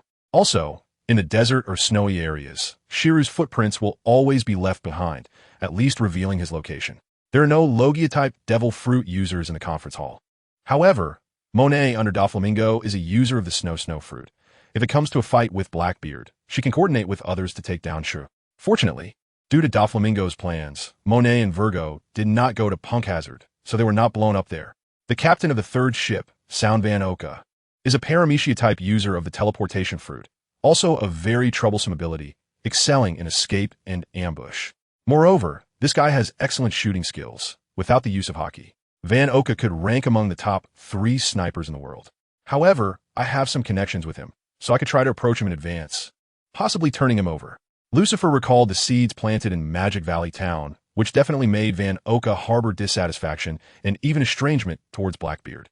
The captain of the fourth ship, Tyrant King Avaro Pizarro, is a Paramecia-type user of the Island fruit. His ability not only allows the fusion of island-based users, but can even move islands across the sea. Due to Avaro Pizarro's existence, Blackbeard's crew will have the advantage of fighting on their home turf, potentially disrupting our pre-planned personnel targeting. Shelby nodded, gravely stating that this is indeed a bit troublesome and will bring many uncertainties to the battle. Recently, he had been sparring with Shiki, Doflamingo, and Lucifer, making him realize that there are no absolutely invincible people in this world. There are mutual restraining situations among devil fruit users.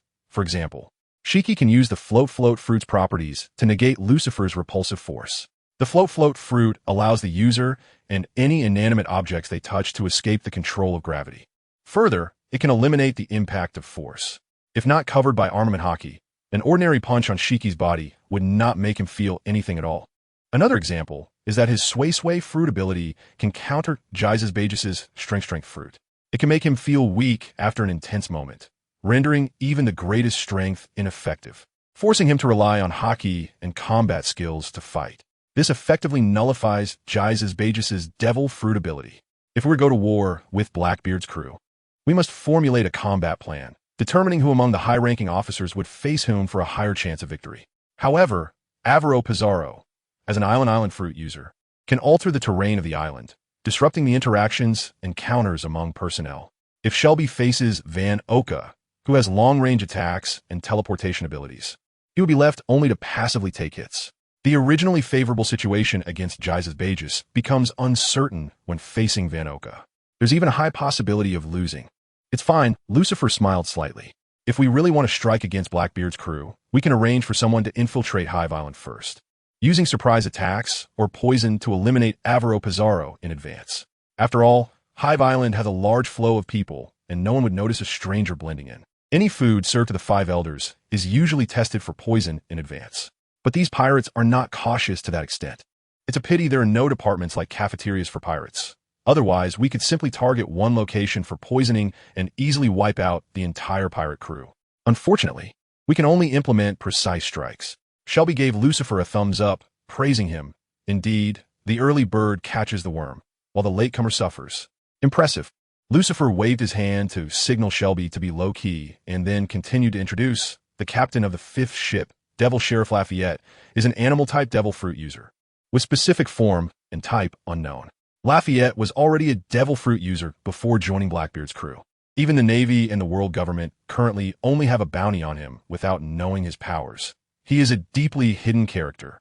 However, from a few occasions when Lafayette has displayed his abilities, one can infer from the white wings that sprout from his back that he is some kind of flying animal type. Captain of the ship number 6, Xianyu Hunter Catherine Butterfly, is a Zoan-type devil fruit user of the dog fruit, mythical type, with the ability to transform into anyone she sees. Catherine Butterfly's existence could lead to a trust crisis among us, so before taking action, we must establish a set of secret signals to avoid being ambushed by the disguised Catherine Butterfly. As for whether Catherine Butterfly has other abilities, we currently have no relevant information. However, the most troublesome aspect is probably her ability to change her appearance. After Lucifer finished speaking, Shelby made a gesture and said, "I understand the secret signal. Back when we were in Bridge Kingdom, Lucifer came back from trip and they exchanged secret signals. Because you are too beautiful. The chicken made a mistake in the flower field. These two seemingly unrelated signals are something outsiders would never figure out. So we might as well continue using them." Lucifer shook his head and smiled, and the image on the projection screen shifted to reveal a bearded, rotund giant. Captain of ship number 7, Giant Warship Saint Juan Wolf, is a Paramecia-type user of the expansion fruit, and he is also a special race known as Giant. The expansion fruit makes the already massive Saint Juan Wolf even larger, but it also turns him into a live target. It allows those who master hockey and are not devil fruit users to use sea stone weapons to attack him, which is not to be feared. Captain of ship number 8, Big Drunk Bus Scarechote, is a Paramecia-type user of the sake fruit, whose ability, as the name suggests, allows him to create alcohol and breathe fire. Valpo scoffed, thinking that even poison is something he can swallow, so alcohol is nothing to worry about. Lucifer glanced at Valpo and instantly understood what he was thinking. However, Valpo's martial arts and hockey are probably not on par with Buscarechote, so if a real fight breaks out, he would need someone to assist him. Captain of ship No. 9, Death God Poison Q, is a Paramecia-type user of the disease fruit, with the ability to inflict diseases on others and alter their genes and genders. Poison Q's abilities are extremely lethal, but there is someone in our team who can counter him. However, that person did not attend the meeting, so I won't elaborate further. The person Lucifer mentioned who can counter Poison Q is Daniel, a user of the cell fruit, who is currently in the lab. Although viruses are not cell bodies, they need to parasitize living cells, making the disease fruit perfectly countered by the cell fruit. Additionally, it is worth noting that Poison Q's horse, Zhuang, is a Zoan-type user of the horse fruit, mythical type in the form of a Pegasus. What? Everyone exclaimed, their expressions as strange as could be. Is Blackbeard so overflowing with devil fruits that he give a mythical Zoan devil fruit to a mere animal? Damn it, I've always wanted a devil fruit, but have never encountered one. And now even a horse is a mythical Zoan user. How can I bear this? That bastard Blackbeard is simply wasting resources. If I get the chance, I will turn him into minced meat. Lucifer did not stop this transformation into a denunciation of Blackbeard. After all, he was also shocked when he learned this news.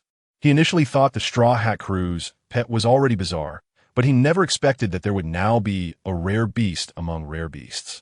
Even celestial dragons have never been so extravagant. But this also shows how much Blackbeard values Poison Q. No, to be precise, how much he values the disease fruit.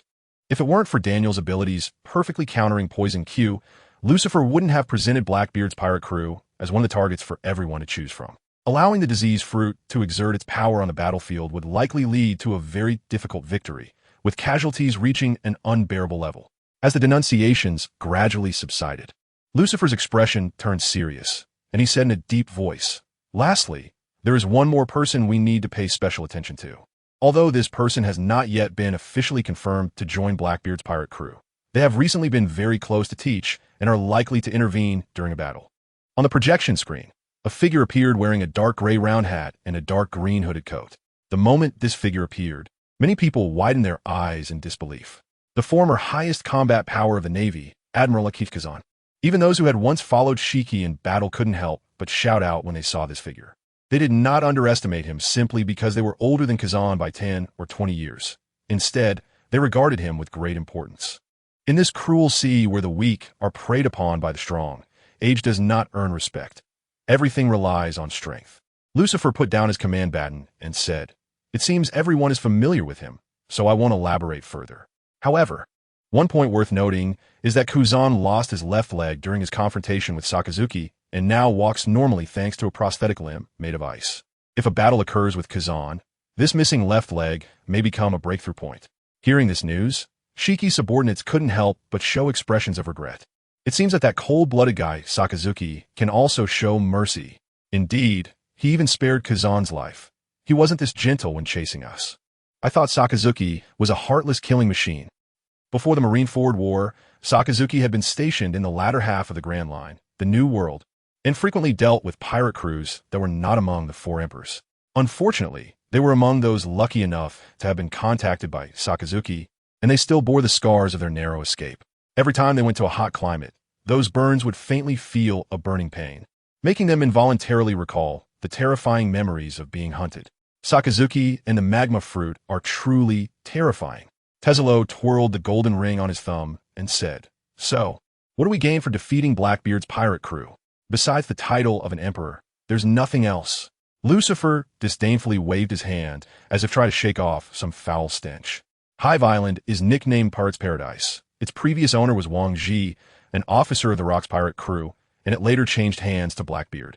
It can be seen that after Wang Ji's downfall, the pirates under him immediately joined Blackbeard's crew without hesitation, completely a bunch of fence-sitters.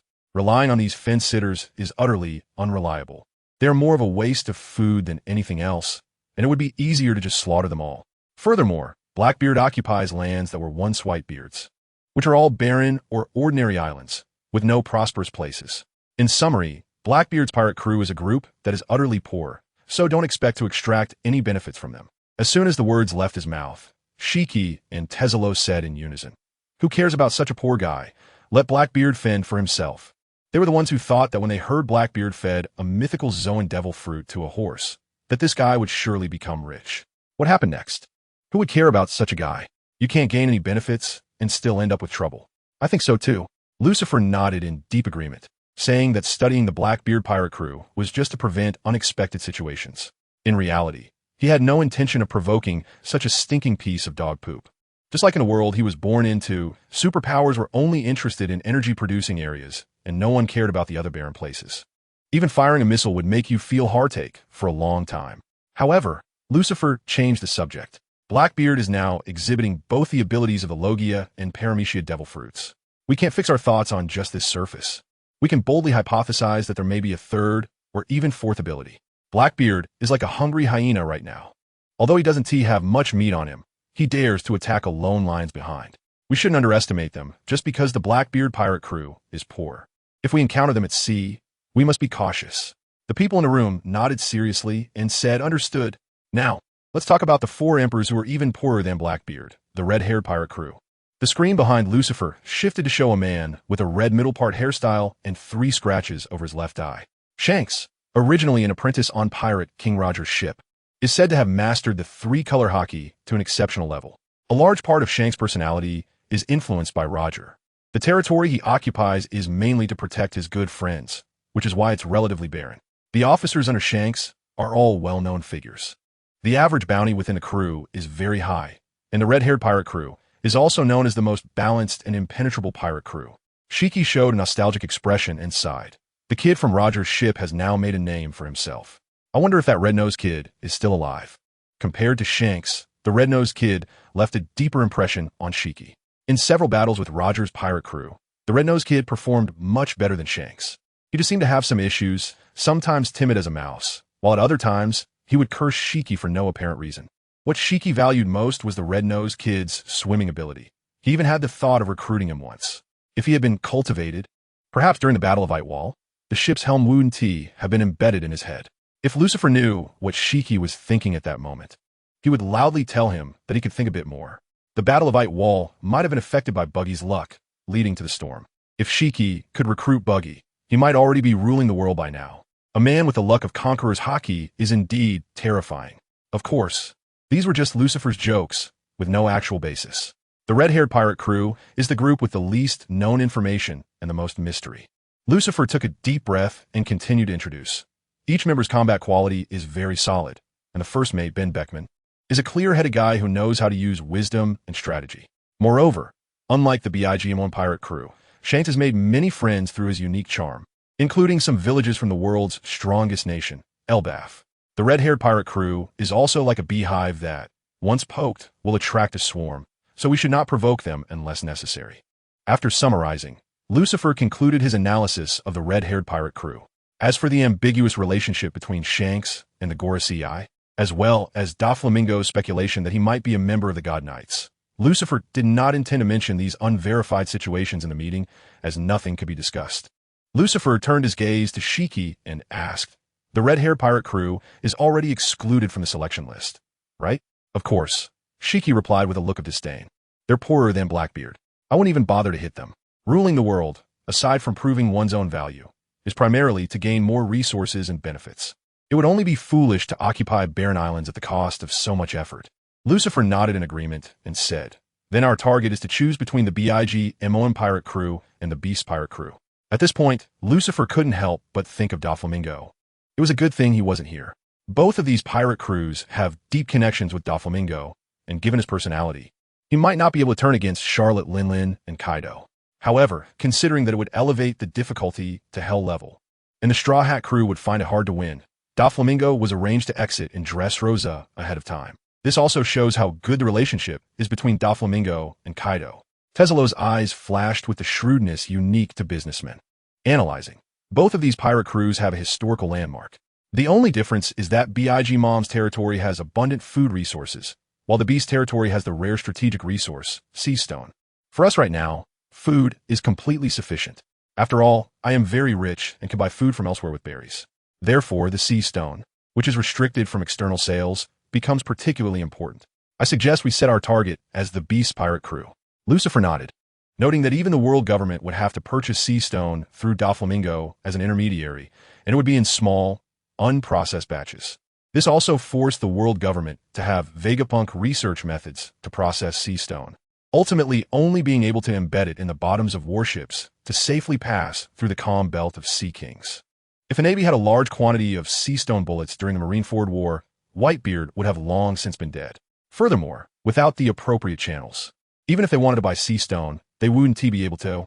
More importantly, even if they obtained a large amount of Sea Stone, without craftsmen from Wano who could process it, the usefulness of these stones would be extremely limited. So let's decide on the Beast pirate crew. As the main character of this operation, Shiki made the call directly. Lucifer, however, did not heed Shiki, turning his gaze to the others and asking, "What about you? Any thoughts?"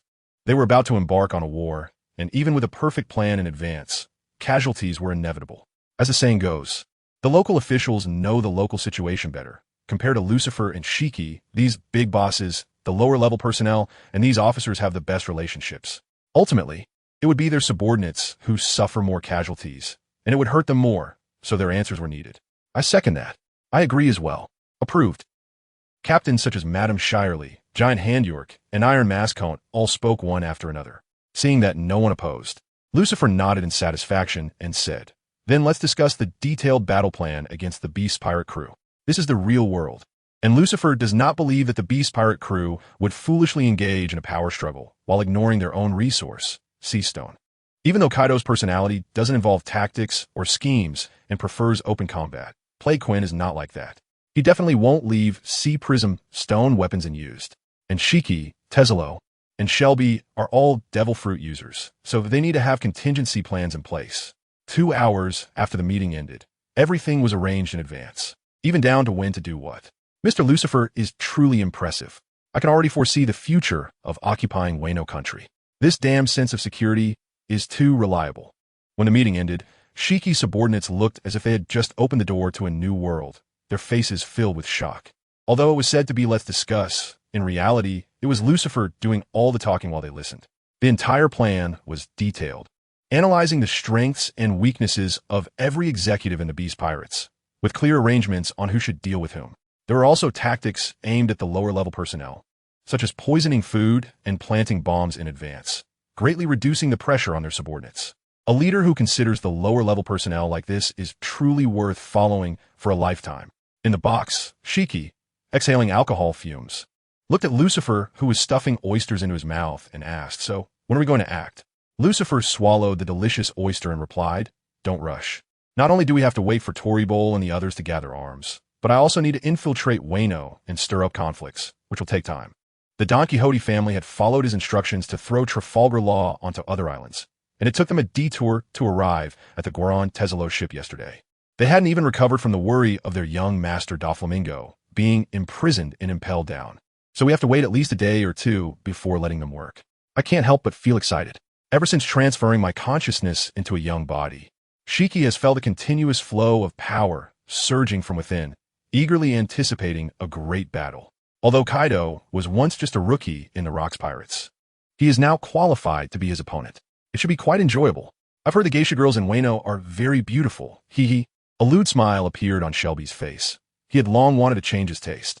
Lucifer had specified that no one should be forced, but he could pay for it, which makes it a mutually agreeable transaction. It's a good thing the others aren't around. Otherwise, you would have embarrassed us all. Alice glanced disdainfully at Shelby. Thinking this guy's mind seems to be filled with those kinds of desires. It's truly vulgar. Fortunately, only a few old buddies were in the box. Otherwise, if the subordinates saw Shelby's appearance, they would probably regret handing their lives over to them right away. Lucifer shot Shelby a glare, signaling him to be mindful of the occasion and tone it down, then shifted the topic.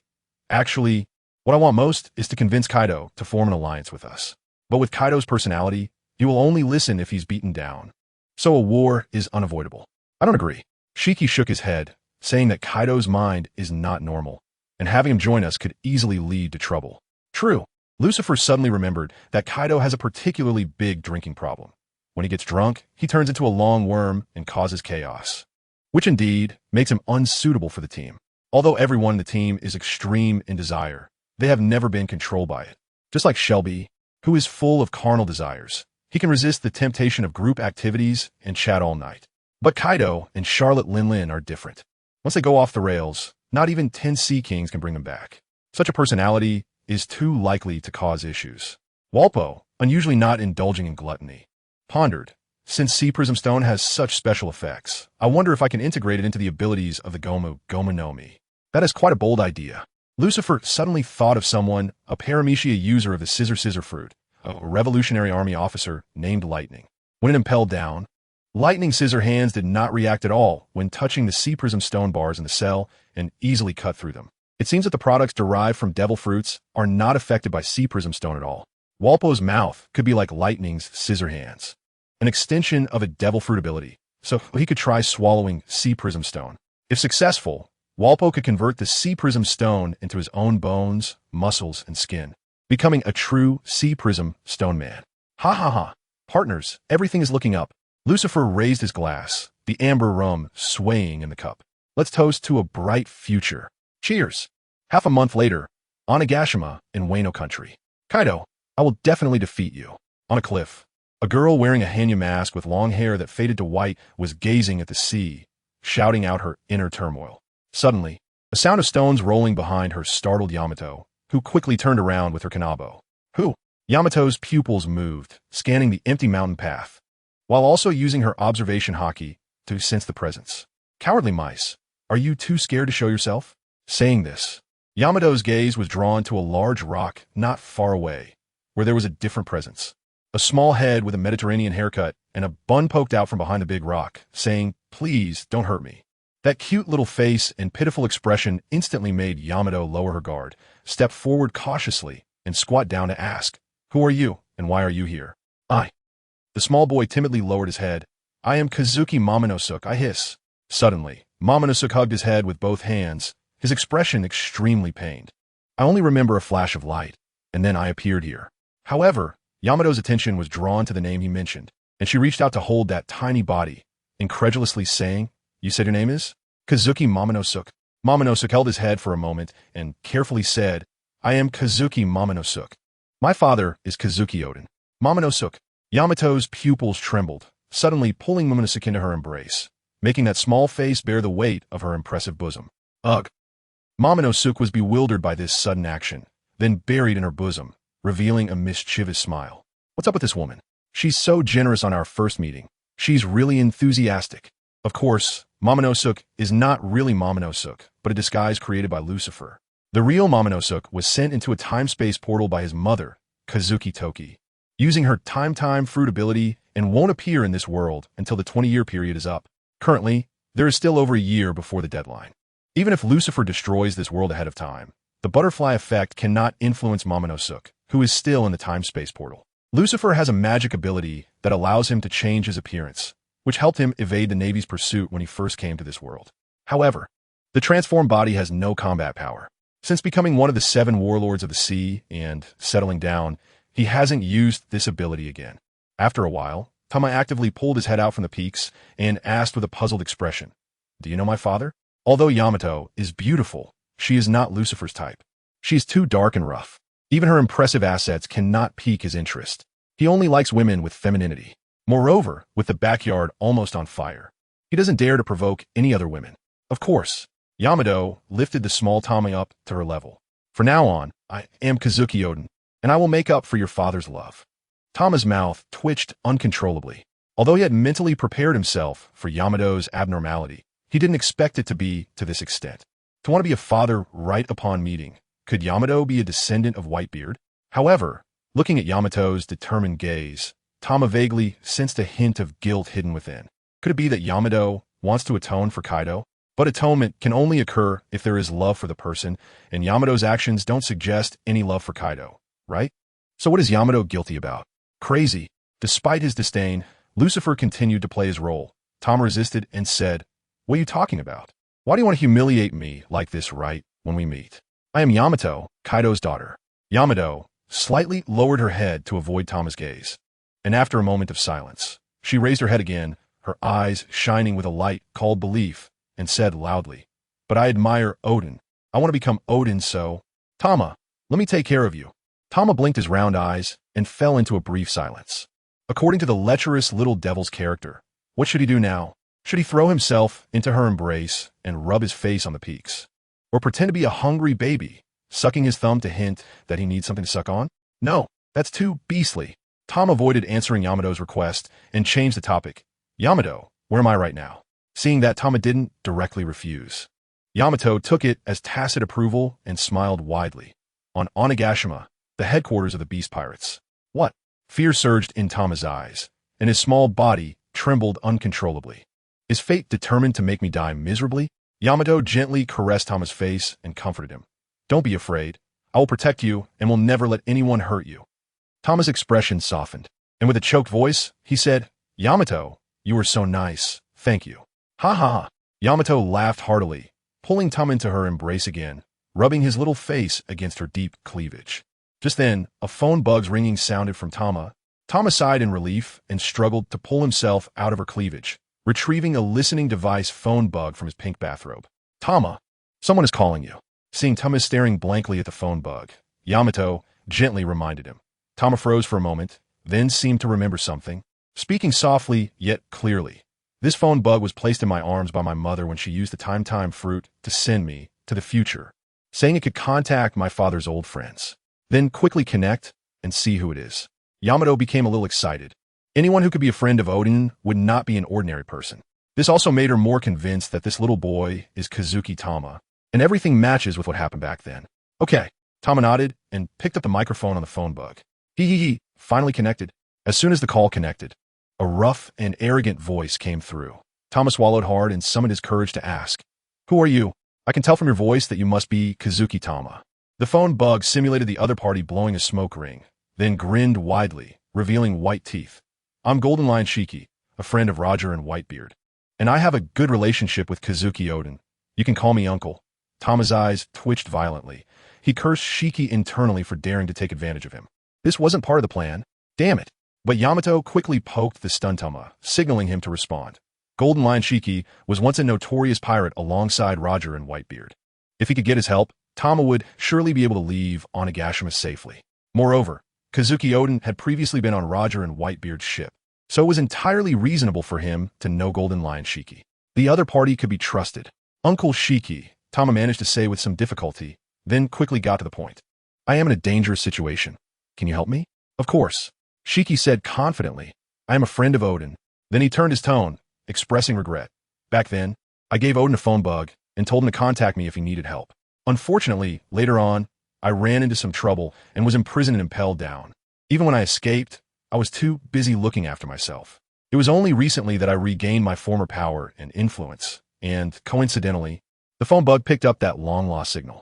It seems this is all fate's arrangement. Of course, this wasn't said for Tamasake, but to let Yamato know why Shiki would suddenly contact Tama. With this explanation, Shiki's involvement became entirely reasonable. Where are you now? I'll come find you right away. Tama looked up confusedly at Yamato, and, after getting her confirmation, he spoke into the microphone.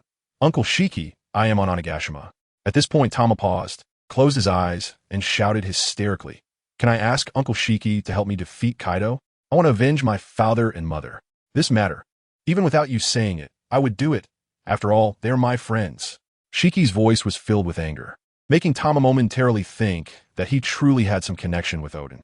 Just wait, I will come over right now. After saying this, Shiki hung up the phone according to the plan. The more you say, the more mistakes you make. If the conversation continued, it might reveal flaws. After all, in terms of familiarity with Odin, neither Tama nor Shiki could compare to Yamato. How reliable! Shiki's unwavering attitude made Yamato feel deeply impressed. Who is Kaido? The pirate emperor ruling the second half of the Grand Line. The New World. Ordinary people would feel weak at the mention of this name, let alone dare to seek revenge on Kaido for a friend who has long been dead. Red-haired Shanks is a prime example. Despite having once been a crewmate of Odin, he now refrains from avenging his partner, even though he is also an emperor of the sea like Kaido. What a heartless and ungrateful guy. Momonosuke pretended to breathe a sigh of relief, then slowly walked to the edge of the cliff, looking at the turbulent sea. Yamato, before Uncle Shiki arrives, can you take me to Wano country? Yamato shook the shackles on her hands and replied helplessly. Sorry, I'm restricted by Kaido's shackles on Onigashima. If I leave here, they'll explode. Huh? Momonosuke turned around, looking at Yamato in shock. Yamato, aren't you Kaido's daughter? Why does he treat you this way? Huh? Yamato sneered coldly, her tone filled with resentment. Kaido probably never regarded me as family. I'm just one of his subordinates. Momonosuke walked over to Yamato and took her hand, saying, Don't be sad. From now on, I will be your family. Ha ha ha. The downcast Yamato burst into laughter. She had been saying she would take care of Momonosuke, but unexpectedly, she was comforted by him instead. Ah, we are family now. Hee hee. Momonosuke forced a smile, feeling that Yamato seemed a bit starved for love. Parents can come from any background. Thieves, murderers, politicians can all be parents. In this world, Kaido can actually be considered a qualified father, at least in terms of raising and nurturing. Just look at Usopp and Luffy's fathers. One abandoned his family to become a pirate, while the other left his child with his grandfather to pursue his own career. And then there's Sanji's father, who did raise him but constantly belittled and humiliated him with words. The better examples are Charlotte Katakuri and others, who were raised but treated as tools, and when Charlotte Linlin had a craving for food, they could even be killed. As for Kaido, the child's mother is nowhere to be found, and as a father, he raised his child alone. In the Beast Pirates, there are no melodramatic plots of vicious slaves biting their masters. The pirates respectfully refer to Yamato as young Master Yamato. Aside from treating this daughter like a son, Kaido has almost no faults. If Katakuri dared to admire an enemy of Charlotte Linlin and oppose her, he would have been crushed hundreds or thousands of times by now. And Kaido, aside from putting shackles on Yamato to restrict her freedom and some punishment, he hasn't even stripped her of her respected identity as young master. By comparison, Kaido really is a good father in this world. However, The reason Yamato has such a personality today may also be related to Kaido's parenting style. Treating his daughter like a son and not giving her the corresponding care, but instead guiding her to be strong like a boy, inevitably leads to some problems. But Kaido grew up in war. In his view, the word weakness absolutely does not exist. Therefore, he teaches Yamato how to survive in dire situations, rather than whether she likes a piece of clothing, if a flower is beautiful, or if today's dinner is to her taste. Compared to those boring emotions and likes, Kaido values more how to pass on his skills to Yamato, so she can survive in this cruel sea. It's just a pity that Yamato, who has been carefree since birth, doesn't understand these things. She values emotions and likes more than survival. Luffy, who was carefully taken care of by the villagers of Windmill Village, is the same. However, Garp occasionally talks to Luffy and cares about his psychological issues. This is why, even when forcing Luffy to become a marine, tying him to a balloon and letting him fly high, or throwing him into a jungle full of beasts, their grandfather-grandson relationship remains good. So, communication with children is incredibly important. But there is also an exception, Usopp. Yasopp went to sea when Usopp was very young, leaving all the burdens at home on his mother, who struggled to raise her child alone. Later, due to either overwork or illness, Usopp's mother passed away when he was still young. Under such circumstances, Usopp not only does not hate his father Yasopp, but instead maintains a sense of admiration for him. It's quite peculiar. One can only say that being a parent has no thresholds, and children are the same. In comparison, Yamato indeed deserves the title of ungrateful child. Yamato, since we can't leave Onigashima, let's think of something we can do. Momonosuke could not stand such an emotional scene and change the subject. Let's see if there's any way we can help Uncle Shiki. Yamato rested her chin on her hand. Deep in thought, is there anything we can help with? Momonosuke's eyes flashed with cunning as he guided her, like finding out where the weapons cache is located. Lucifer had infiltrated ahead and had 4 tasks to complete.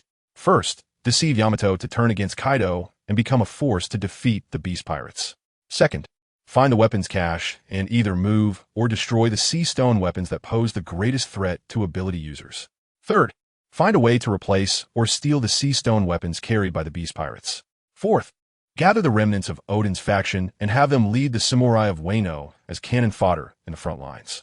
Among these 4 objectives, gathering the remnants of Odin's faction is not very important. It can only serve to reduce casualties among their ranks. The crucial task is to empty the weapons cache. However, to achieve the second point, it requires Yamato, the young master of the Beast Pirates, to assist. According to the intelligence from Ulki, even he, a mid-level officer, cannot approach the weapons cache recklessly, and he is unaware of the security situation. But Yamato is different. Even if she blows up the weapons cache, Kaido will not kill her. Not to mention going for a stroll near the weapons cache to gather intelligence. The weapons cache, I know. Yamato suddenly pulled Momonosuke by the collar and then dashed towards the enormous skull building. What a hothead. Momonosuke sighed in the soft and resilient embrace, realizing he hadn't even hinted to Yamato about what to do specifically. The bullets of flintlock guns are generally lead balls, which are just ordinary balls made of lead, unlike the more advanced bullets that contain gunpowder. In this case, the so-called Sea Stone bullets are just simple little balls, but they are extremely difficult to destroy. If they were of a higher technical standard, it would be simpler. One could simply pull the bullet head from the shell and dump the gunpowder. But the reality is that the Sea Stone bullets are of lower technical content and cannot be easily destroyed. The hardness of Sea Stone is comparable to diamond. Without a devil fruit ability like the scissors fruit, one can only rely on brute force to destroy it. For Yamato, it would naturally be easy to destroy a single Sea Stone bullet with a mace, but what about hundreds or thousands of them, or even more? Whether it can be smashed or not is not the point. The huge noise created during the smashing is enough to attract Kaido's attention. Therefore, the plan to destroy the Sea Stone weapons actually involves transporting them to the seaside and then throwing them directly into the sea. After defeating the Beast Pirates, these Sea Stone weapons can be salvaged, which sounds delightful. Of course, there is another option, using the Paramecia type door fruit to create a dedicated passage and empty the armory. The user of the door fruit is Bruno, a former CP9 member, who grew up alongside Califa, Lucifer's secretary. In the original timeline, after the Straw Hat crew broke through Eni's lobby, CP9 Chief Spandam shifted all the blame onto Lucci and others, leading to their pursuit by the world government. However, previously, Charlia intervened to prevent Lucifer from being overworked by intercepting Califa to become his secretary, which indirectly saved Lucci and the others from being hunted down. Now, As a celestial dragon, Charlia not only serves as the dark justice for Lucci and others, but also owes them a life-saving favor.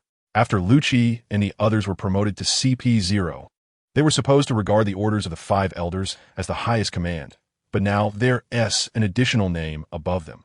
Charlia. Khalifa is aware of the close relationship between Lucifer and Charlia, which indirectly turned Lucci and his crew into Lucifer's private army.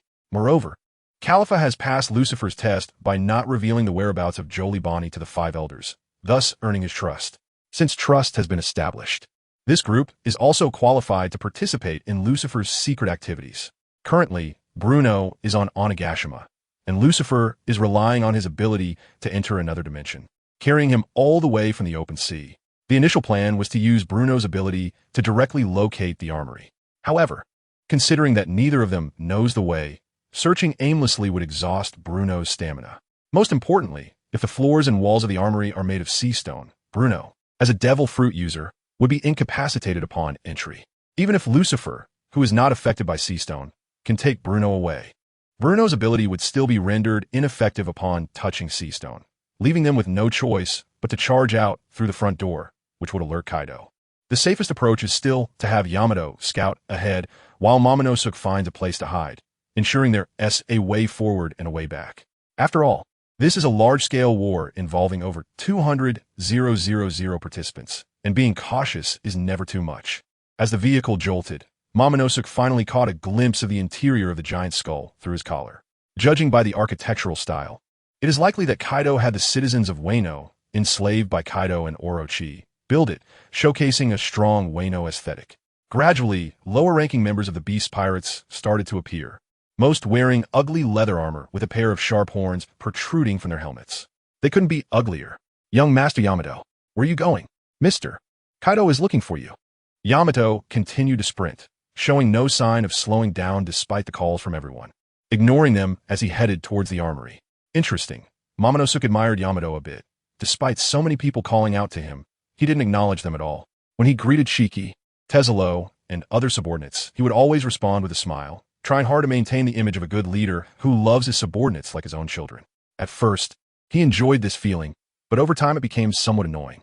However, he couldn't just ignore the persona he had built. Wearing a mask for so long had already made it part of him, but the benefits were evident when he had these subordinates do tasks. Their efficiency was much higher than when others ordered them around. This might be what kept him motivated to maintain the mask. Yamato ran down the long corridor of the activity hall, suddenly turning into a hidden passage and descending along the stairs. The jolting intensified, and Momonosuke, caught in the waves, couldn't help but swallow hard. This was a feeling he had never experienced before. It was exhilarating. Logically, this area should be a sensitive point for humans. Yet Yamato remained unfazed, which was quite impressive. After crossing 3 floors along the stairs, Momonosuke saw a pair of giant double doors, beside which was a monster taller than a giant. Sleeping. This monster had horns on its head, resembling a middle-aged man, with the character on its forehead. Is it a numbered 1? Based on its forehead, it should be number 6. Momonosuke analyzed in his mind, then poked his head out and said to Yamato, "Yamato, put me down. I'll stay here to keep watch for you." Yamato thought it made sense. Having Momonosuke on him would be inconvenient during a fight, so he directly lifted him out from his collar. "Momonosuke, you stay here. I'll be back soon." Momonosuke grabbed Yamato's sleeve and feigned concern, saying, "Yamato, why don't we not go? Let us wait for Uncle Shiki to come before we act." Yamato smiled lightly and held Momonosuke a small hand, reassuring him, "Don't worry, I'm very strong." But Momonosuke's small face showed worry. After all, this was Kaido's lair. If they caused a commotion, people would come pouring in. Yamato nodded in agreement. Getting caught at this moment would indeed be troublesome. Momonosuke continued to guide him. "How about we change our approach? Instead of causing destruction, we sneak in to check the situation and then come out." Momonosuke. Yamato suddenly stared into Momonosuke's eyes, and that serious gaze made him think he had said too much and was being suspected. As Momonosuke frowned, Yamato reached out and gently rubbed his head. "I didn't expect you to already understand how to think for yourself." "Not bad. Is that it?" Momonosuke's frown relaxed, and he breathed a sigh of relief. He thought he might have been discovered for not acting like a child, but it turned out Yamato just wanted to praise him. "Then I'm off. Stay here and don't run around." Yamato reminded Momonosuke and quietly approached the sleeping number 6 demon. Watching Yamato's figure gradually fade away, Momonosuke tilted his chin in the direction of the armory, issuing a silent command. Bruno had been following the two in the alternate space created by the door fruit. After receiving the information, he quickly rushed forward. As long as Yamato could open the armory door in normal space, he would be able to see what was inside and confirm whether there were any sea stone traps targeting devil fruit users. Momonosuke found a corner to hide in, resting his chin on his hand, muttering, based on Yamato's earlier behavior, she's not a careless person, so we must be more cautious. He initially wanted to reference a certain Grim Reaper Elementary student to guide Yamato, but seemed this tactic would likely not work now. How do we get in? In front of the weapons vault, Yamato watched as the snoring Six Ghost leaned against the door, lost in thought. The weight of Six Ghost's body pressed against the door, and any movement would surely wake him, resulting in a failed infiltration. Six Ghost seemed particularly fond of alcohol. Yamato's eyes lit up with an idea as he quietly retraced his steps. In the dark green, alternate space, Bruno watched in astonishment as Yamato passed through his body, raising an eyebrow in confusion. This alternate space, created by the door fruit, did not interfere with the normal space. The only benefit being that he could see people in the normal space. However, people in the normal space could not perceive his presence. Additionally, sounds could not be transmitted between the two spaces. Thus, Bruno did not hear Yamato's whispers. However, inanimate objects from the normal space would appear in the alternate space as obstacles, meaning that Sea Prism Stone would still have its effect in the alternate space. If touched, it would restrict the abilities of devil fruit users. Bruno did not pay attention to Yamato, but instead pondered the tightly shut weapons vault door. Was Mr. Lucifer being overly cautious? Bruno wanted to directly use his devil fruit ability to open the vault door, but a command was a command, and he had to obey. I might as well just wait here. Yamato found Tama, quickly picked him up and tucked him under his arm, and hurried to a nearby room to push the door open. Tama, I have a good idea. You hide here for a bit. After giving a brief instruction, Yamato closed the door before Tama could respond and turned to run towards the food storage area. Hopefully it's a good idea. Tama didn't have much hope for it. As he didn't see Yamato as the smart type, he took out a listening device from his pocket and dialed a phone number assigned to a spy in Wano country. Mr. Lucifer. The listening device mimicked a pendulum-shaped beard and emitted a deep voice. Tama skipped the pleasantries and got straight to the point. Can you see anything? Even with a telescope, nothing was visible. Good. Thank you for your hard work. After hanging up, Tama smiled slightly. In that case, we could determine the method of troop transportation. The terrain of Wano country is above the external sea level, which limits the entry methods. One has to either ascend against the waterfall or enter through a hidden port. It is unrealistic for a large fleet of over 100 ships to ascend against the waterfall intact, and entering through the hidden port would immediately alert the beast pirates. Mr. Lucifer thought of a third method, using the float fruit to make the island float and drop down into Wano country. This would not only achieve the effect of a surprise attack, but also avoid personnel losses caused by poor sea currents. The beast pirates' forces in Wano country can be roughly divided into two categories, one stationed on Onigashima and the other on the mainland of Wano. The forces on the mainland of Wano are led by Kaido, along with shinobu, samurai, and a small number of givers and waiters. This force is not particularly strong and is not Lucifer's main target. The primary target is the main force of the beast pirates on Onigashima, led by Governor Kaido, along with all-stars, flying six, numbers, etc. In Lucifer's plan, he would directly have the likes of Shiki drop from the sky to launch a devastating strike against the pirates on Onigashima, while also deploying devices to block phone calls, preventing them from calling for support from the mainland of Wano. The only issue with this plan is whether they can see the situation on Onigashima from the mainland of Wano using telescopes, prompting Kaido to go for support. From the report earlier from Lucci, it appears that telescopes cannot see Onigashima from a mainland of Wano, and combined with the phone-blocking devices, this would completely sever the connection between the two. By then, Shiki would be able to wipe out the lower-tier pirates on Onigashima in a short amount of time due to a significant troop advantage. Then concentrate forces to besiege the beast pirates' executives. Once the executives like Numbers, Flying Six, and All-Stars are dealt with, Shelby, Tezuro, and others would be freed up to help Shiki overwhelm Kaido, thus creating a snowball effect. Before this, Lucifer had been quite worried. The weather in Wano's seas was bad, with particularly strong winds and waves. Shiki's floating island might be blown away by sudden gales, causing the operation to fail, until Shiki mentioned a term, Devil Fruit Awakening. It turns out that Shiki's float fruit ability had always been in its unawakened state, allowing the island to float solely based on its basic ability. After awakening, It changed from overcoming gravity to eliminating the effects of force, and could apply this effect to himself and inanimate objects granted the float ability. Now, the island floating under Shiki's influence would passively eliminate wind forces, preventing it from being blown away by strong winds. About half an hour later, Yamato pushed the door open and entered the room, quickly closing the door behind him. He poked a hole in the grid paper window, carefully observing outside. Tama slowly approached and whispered, "Yamato, what are you doing?" "Shoo." Yamato turned to Tama, placing a finger in front of his mouth to signal him to be quiet. Tama nodded, seemingly understanding, and waited quietly beside him. After about 5 or 6 minutes, heavy footsteps sounded from outside, followed by a noticeable tremor that transmitted through the room to the two of them. The sixth ghost, sleeping like a dead pig, left the vault door. Tama raised an eyebrow, looking at Yamato with a hint of surprise. "Is this part or plan? How'd she do it?"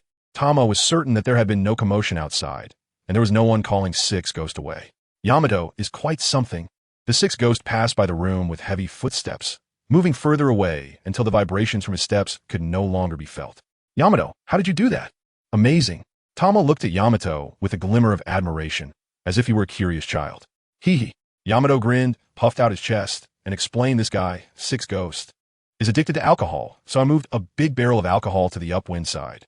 Once he caught a whiff, he naturally got distracted. The smell of alcohol? Tama sniffed hard, only able to detect a certain scent in the air. Initially, he thought it was the stench from the pirates. After all, it was normal for these guys not to care about hygiene. Plus, there weren't many freshwater resources on the island for the pirates to bathe. But is that smell really that appealing? Seeing Tama look puzzled, Yamato explained for pirates, alcohol is essential. Just a whiff can whet their appetite. I see. Tama nodded, but still couldn't understand. He belonged to the type who would drink if there was alcohol and wouldn't if there wasn't, having no addiction to it at all. I can hardly imagine that a drinking addiction can have a maddening effect like a drug addiction. Momonosuke, wait for me here, I'll be right back. Yamato said a quick word before opening the door and rushing towards the armory. She needed to investigate the situation before the sixth ghost returned. Be careful. Momonosuke waved goodbye to Yamato's retreating figure, then closed the room door behind him. Drinking can lead to trouble. It seems that in the future, we can't let drinkers guard the door, and we should find a few more people. A group of people can play Dodiju or Jinhua together too. Momonosuke understood that guarding the door and the long, tedious sailing could easily lead someone to drink. After all, when drunk, one doesn't feel the passage of time, and doesn't have to count the seconds to get through the day. But it can lead to trouble. Feeling that the time was about right, Momonosuke opened the door and poked his head out, seeing a crack in the armory door in the distance. And Yamato's figure had already disappeared. Yamato is also a devil fruit user. If there are sea prism stone traps in the armory, she would surely be trapped inside. But even if she's restricted by the sea prism stone and unable to use her devil fruit powers, at least she can still shout for help. Since he hadn't heard any cries for help from Yamato, it seemed that the armory didn't contain the dangers they had anticipated. Now, only the last step remained, to find out who had sea prism stone weapons. Even if the beast pirates controlled the production of sea prism stone, it was unlikely that everyone would be equipped with sea prism stone weapons. This stuff is expensive, and the process of making weapons requires the artisans of Wano country. Aside from the executives, the others probably wouldn't be equipped with them. Narrowing the scope would significantly reduce the workload. After more than 10 minutes, Yamato quietly murmured as she left the armory, roughly counting the numbers and calling out, "Momonosuke, let us go." "Yamato, you're amazing." Momonosuke didn't hesitate to give Yamato a thumbs up, then put his hand behind his back to make an okay gesture. In the alternate space, Bruno saw the gesture and suddenly ran quickly, using the door fruit to clear any obstacles in his path, heading directly toward the exterior of the skull-shaped building. He needed to find a safe and unoccupied place to exit the alternate space and inform Shiki via the snail phone to implement the plan to empty the armory. In Yamato's room, "You've worked hard, Yamato." Shiki's voice came from the snail phone, affirming her actions in investigating the armory. "It's nothing." Yamato shook her head. "As long as it helps Momonosuke defeat Kaido, we will remember your great righteousness." Shiki praised her again, then changed the subject. "Next, could you help me investigate which executives of the Beast Pirates have sea prism stone weapons?" "How do I investigate?" Yamato tilted her head in confusion. Shiki got straight to the point. "For example, challenge them to a duel in the name of a duel, and if you win, take all their possessions." "Good idea." After hanging up the phone, Yamato excitedly hugged Momonosuke and said, "Momonosuke, it looks like we really have a chance to defeat Kaido. At first, Yamato didn't have much confidence, even though Shiki's reputation was impressive. But she had never seen the other's strength and influence. However, having been taught a lesson by Kaido multiple times, she had a very clear understanding of Kaido's power. Although he is a bastard of a father, there's no denying he is a terrifying monster. Now, with Shiki's well-structured plan, she saw another way to understand the methods of this great pirate. Defeating Kaido was definitely not just talk. It could really be achievable. Momonosuke, stay here and don't wander off. I'm going to teach those guys a lesson first. Yamato picked up the kanabo and slung it over her shoulder, charging out the door with great momentum. Go for it, Yamato. Momonosuke watched Yamato leave, but sighed in his heart. He was somewhat reluctant to take action against such a useful ally afterward. Unfortunately, no matter how great Yamato was, she was only good to Momonosuke, not to him, Lucifer. No matter how good someone else's woman is, she ultimately belongs to someone else. So it must be done. Outside Wano country on the floating island, the harm of traitors is indeed too great. Through Yamato, Shiki truly realized how serious the consequences of having traitors in the crew could be. It seems he needs to pay more attention to his subordinates.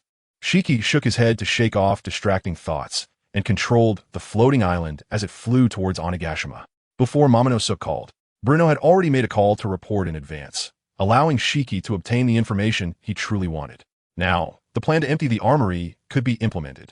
In the skull-shaped building on Onigashima, on the F2 floor, this is the very end. Please trample my love as much as you want.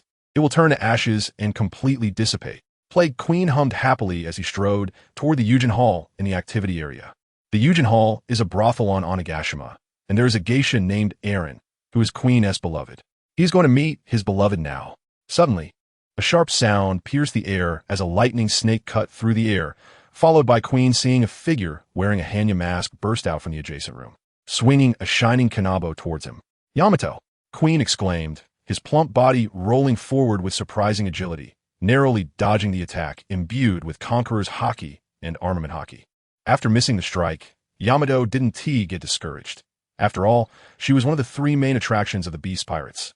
And she turned the kanabo onto her shoulder and said, Queen, let us duel. The loser leaves all their possessions behind. Duel? Queen frowned. What was Yamato going crazy about today? What, are you scared? Yamato raised her kanabo and pointed it at Queen. Her eyes under the Hanya mask filled with intense fighting spirit.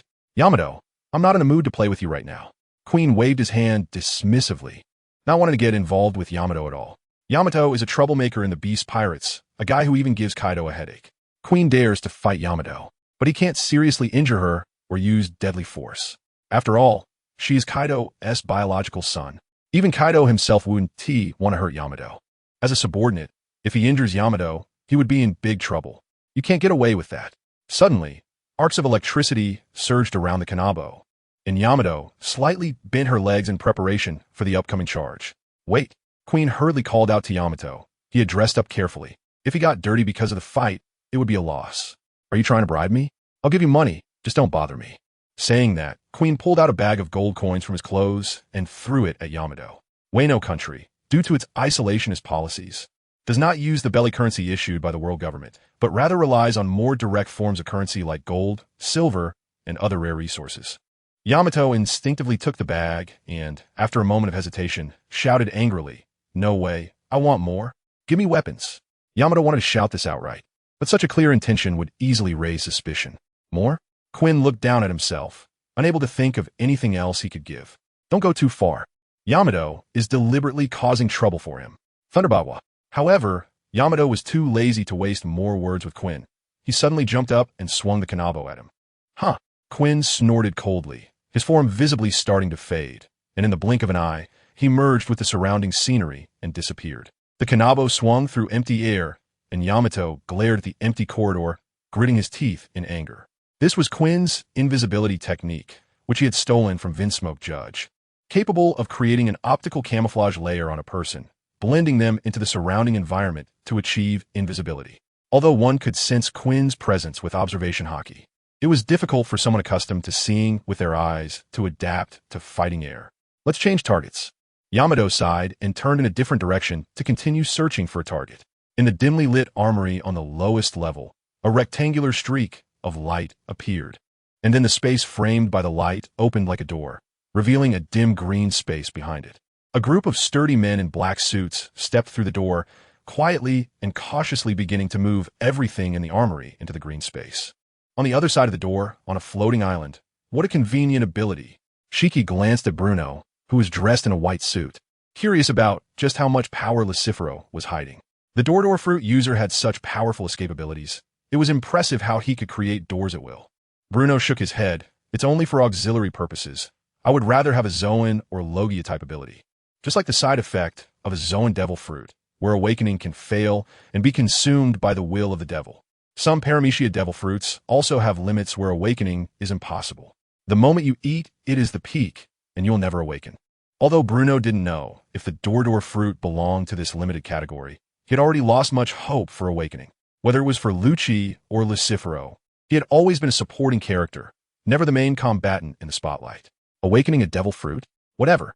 You seem somewhat dissatisfied with your own ability, Shiki said, taking a puff of his cigar and blowing out smoke rings. But sometimes functional abilities are even more important. Through 2 days of interaction, Shiki had a rough understanding of Bruno's door fruit ability. First, it could create an active door on any living being, and secondly, more importantly, it could open a space door. The space door allowed entry into a green alternate space to evade outside attacks. It could also directly cross distances to places Bruno had seen or personally reached, although it would consume varying amounts of stamina, depending on the distance. With such an ability, it could be said to be an indestructible talisman. One could escape from even the most desperate situations. When the courthouse was bombarded and collapsed into the trench, it was likely Bruno using the door fruit's ability to escape with the unconscious Khalifa and others. This kid really doesn't know how to appreciate his blessings. I just have a bit of a desire to be the main combat force. Bruno certainly knew how important his ability was. He just looked up to Lucci, Kaku, and Gabra. Although he ranked last in the team's combat power tests, no one would say anything. However, being low in combat power meant he had little say in the team. He was always the one running errands. Shiki shook his head, unsure how to comfort this auxiliary character who had the heart of a main combatant. Just then, a sturdy man in a black suit raised his hand to wipe non-existent sweat from his forehead and reported, pointing at a wooden box filled with shells, "Boss Shiki. This is the last box." "Very good." Shiki nodded in satisfaction. "Get a devil fruit user to test it and see if there are any sea stone weapons inside." Sea stone is indeed called a stone, but its appearance is not much different from cast iron, and non-professionals really can't distinguish it. And for most people, the easiest way to identify it is to let a devil fruit user touch it. "Okay, I'll go find Mr. Lucifero then, to help relay messages when he can't make calls." Bruno raised his hand to close the door to the armory, then clapped his hands in the air to open another door leading to other places. "All right, I'll wait for your news." On Oni Island, 1F layer, Thunderbawa, Yamato, hiding in the shadows, suddenly sprang up and swung a solid blow to the head of one of the Flying Six, Runty, who was passing around the corner. Runty didn't even have time to grunt before being knocked away, crashing into a room beside the corridor, her eyes rolling back as she fainted. "Yay!" Yamato cheered and quickly rushed to Runty's side, setting the Kanabo aside and beginning to search her. "What is this?" Yamato pulled out a light blue lace-like object resembling an eye mask from Runty's clothes. However, this size was much larger than a normal eye mask. Yamato brought the eye mask to her nose and sniffed, detecting a faint, pleasant aroma, the same scent she had previously smelled outside the Yujin house. Yamato disdainfully threw away the eye mask and continued to rummage through Runty. After a while, aside from a bag of gold coins, she found nothing else. Yamato had no choice but to pocket the coins, grab the Kanabo, and turn to leave. Let's continue searching for the next target. In the following 2 days, the members of the Beast Pirates often heard the screams of a certain officer and saw the violent figure of Yamato searching for the young master, Runty, everywhere. For a time, the pirates were on edge, speaking quietly for fear of attracting the attention of an angry officer. In Yamato's room, Tama crawled out of a wooden box and sighed helplessly. Ever since Yamato ambushed Runty, this Zoan-type dragon fruit, ancient species, and Brachiosaurus form user had been coming here every few hours to look for Yamato, making it impossible for him to find peace. Just now, he had just avoided another search. However, Tama also discovered that observation hockey was not omnipotent. By quietly hiding in the wooden box, he had not been discovered by Runty. Indeed, seeing with one's eyes is the best. The phone bug in his arms suddenly rang. Tama's expression changed, and he quickly took the phone bug out of his arms and answered it without hesitation. as Shiki and the others did not know when Yamato would be beside him. So he wouldn't contact him in non-emergency situations. Once he did, it would definitely be something important. As soon as the call connected, Lucci's calm and orderly voice came through. Mr. Lucifer, a ship from Wano is heading to Onigashima to transport weapons. Tama pondered for a moment, and after careful consideration, he said, "Sink it, then notify Shiki to take action." Understood. After hanging up the phone, Tama took a deep breath to calm the increasingly restless emotions. Although Yamato had successfully ambushed many officers in the past 2 days, they had not found even a single sea prism stone bullet. This made him realize that aside from someone contradictory like Smoker, it was unlikely that any Devil Fruit users would carry sea prism stones on them. And in the Beast Pirates, apart from the number, almost all the officers were Devil Fruit users. The only one he was somewhat worried about was Plague Queen, as this guy's personality made it very likely he would have sea prism stone bullets loaded in his gun. However, Queen was too cunning, and Yamato couldn't catch him. Continuing to wait would be a waste of effort. The Beast Pirates had a weapons factory in Kori. In addition to external sales, there was a batch scheduled to be transported to Onigashima for storage, and today just happened to be the deadline. Since they would be discovered anyway, it would be better to strike Onigashima first. Tama made a slashing motion across his neck in the empty room, and Bruno in the eerie green space nodded and quickly ran off. He needed to go set up communication blockers around Onigashima. Yamato didn't know when he would return, so I might as well deal with Queen first. Tama's small figure quickly grew to 2 meters, transforming into a pirate dressed in ugly beast skin armor. The pirate, now taller, threw open the door and stepped outside, a sinister smile appearing on his otherwise ordinary face. Let the battle begin. Dozens of floating islands drifted towards Onigashima, blocking out sunlight and casting shadows over the sea below. Shiki floated alone high in the air, his golden hair shining in the sunlight as he spread his arms to welcome the gaze of hundreds of thousands. The exciting moment has finally arrived.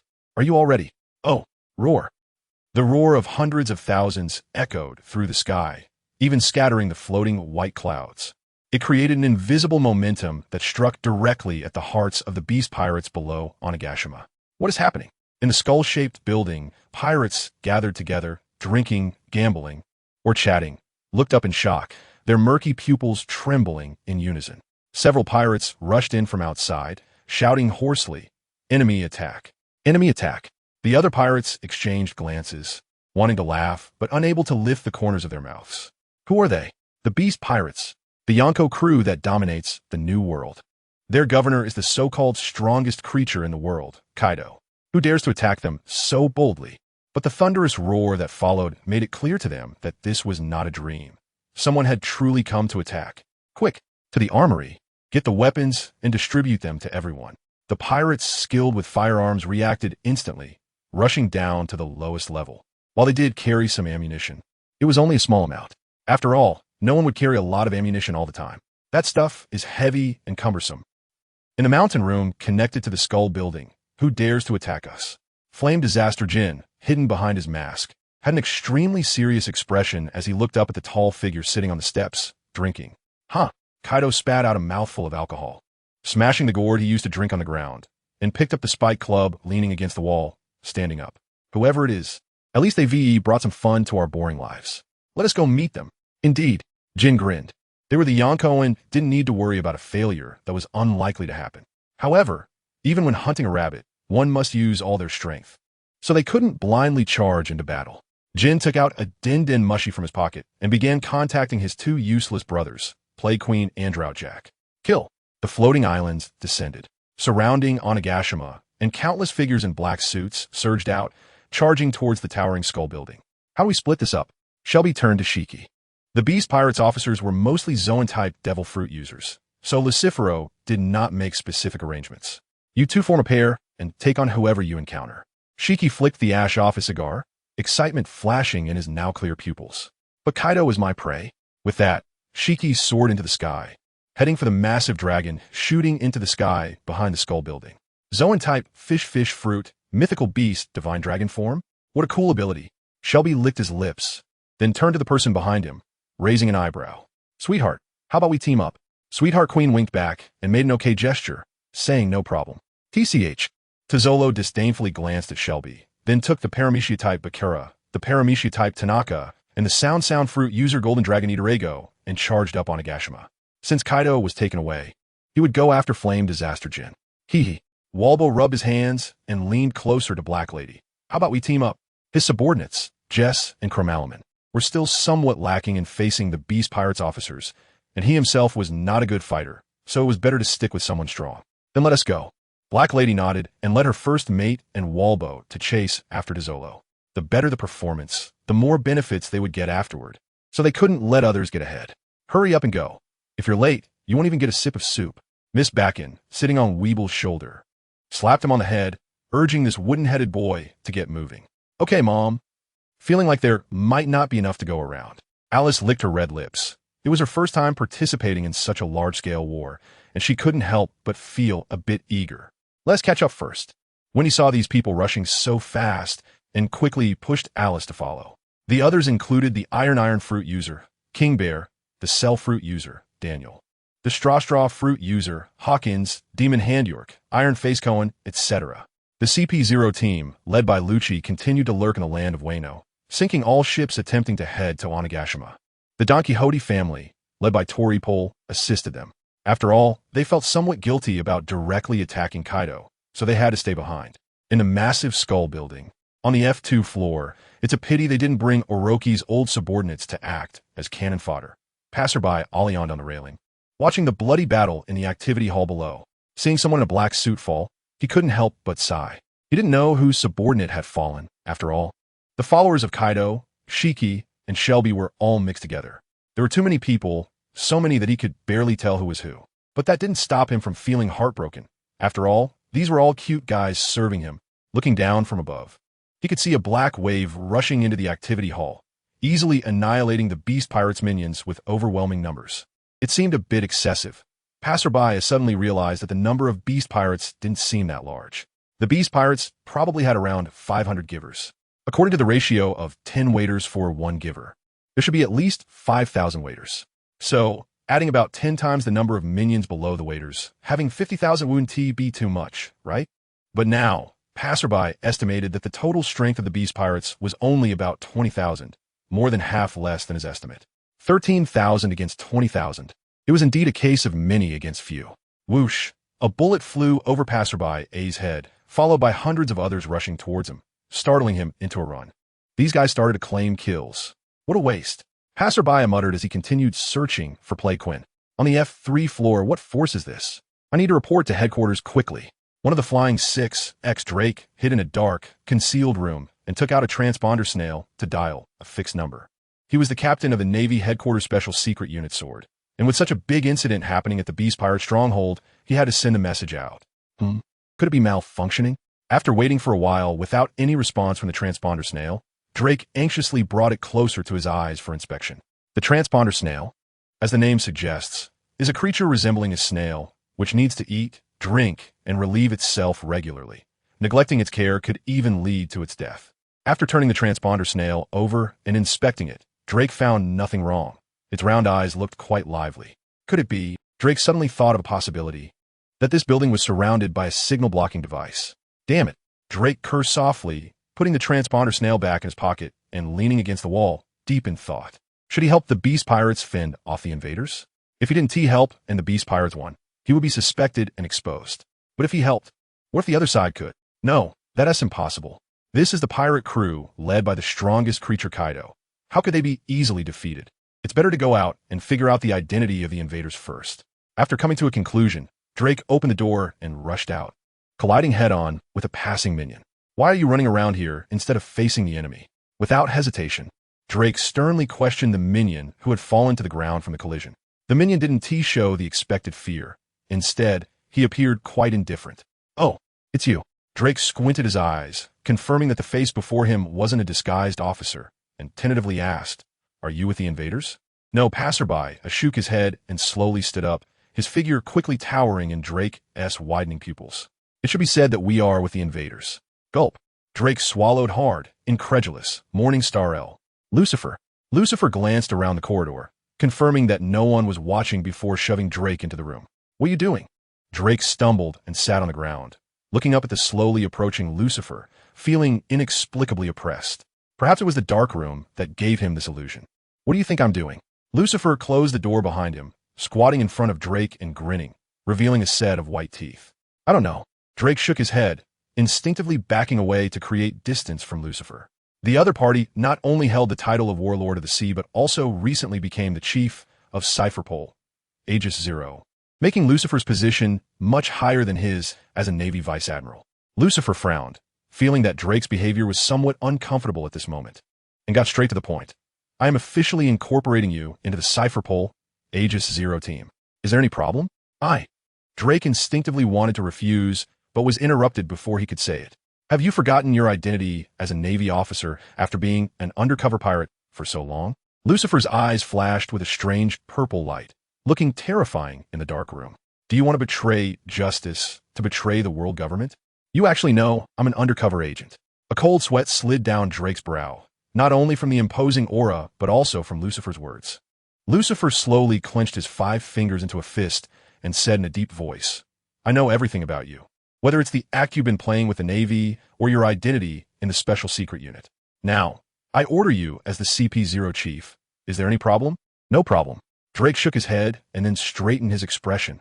Can you tell me what happened? Did the world government take action against the beast pirates? Wow, you guessed it. Lucifer raised an eyebrow.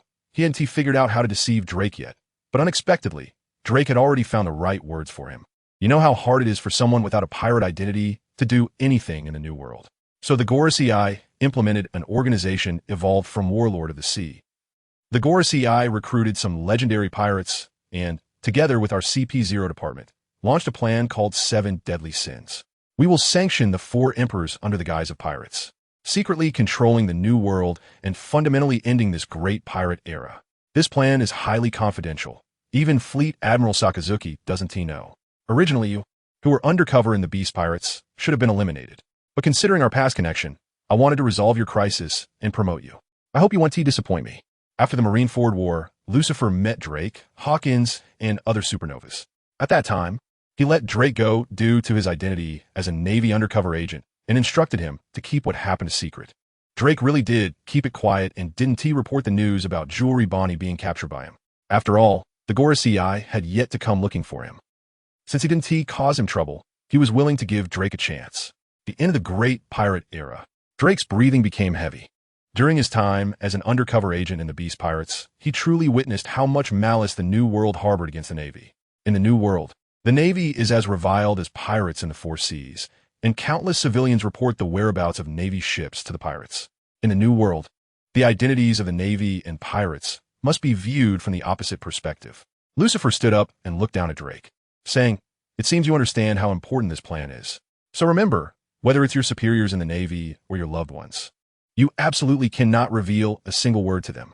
If the plan fails because of your leak, then you will be a sinner in this world, recorded in history to be cursed by generations. I understand. Drake quickly got up from the ground, straightened his chest, and saluted Lucifer. Very good. Lucifer patted Drake on the shoulder. Before the truth arrives, we will carry our burdens in the dark, and you must have this awareness. As long as we can end the great pirate era, I can do anything. All right, let's go find Queen. Outside the Lady Difficulty corridor, Beast Kaido is stepping onto the stage. Stepping onto the stage. Stepping onto the stage. Beast Kaido is stepping onto the stage. My fair lady, Shelby sang and skipped along, following Sweetheart Queen toward this dimly lit place. Can you stop singing? Sweetheart Queen rolled her eyes, not because she found Shelby's singing unpleasant, but because it ruined the intense atmosphere of war. Oh, lady. Shelby didn't have time to respond to Sweetheart Queen, standing under the Lady Difficulty plaque.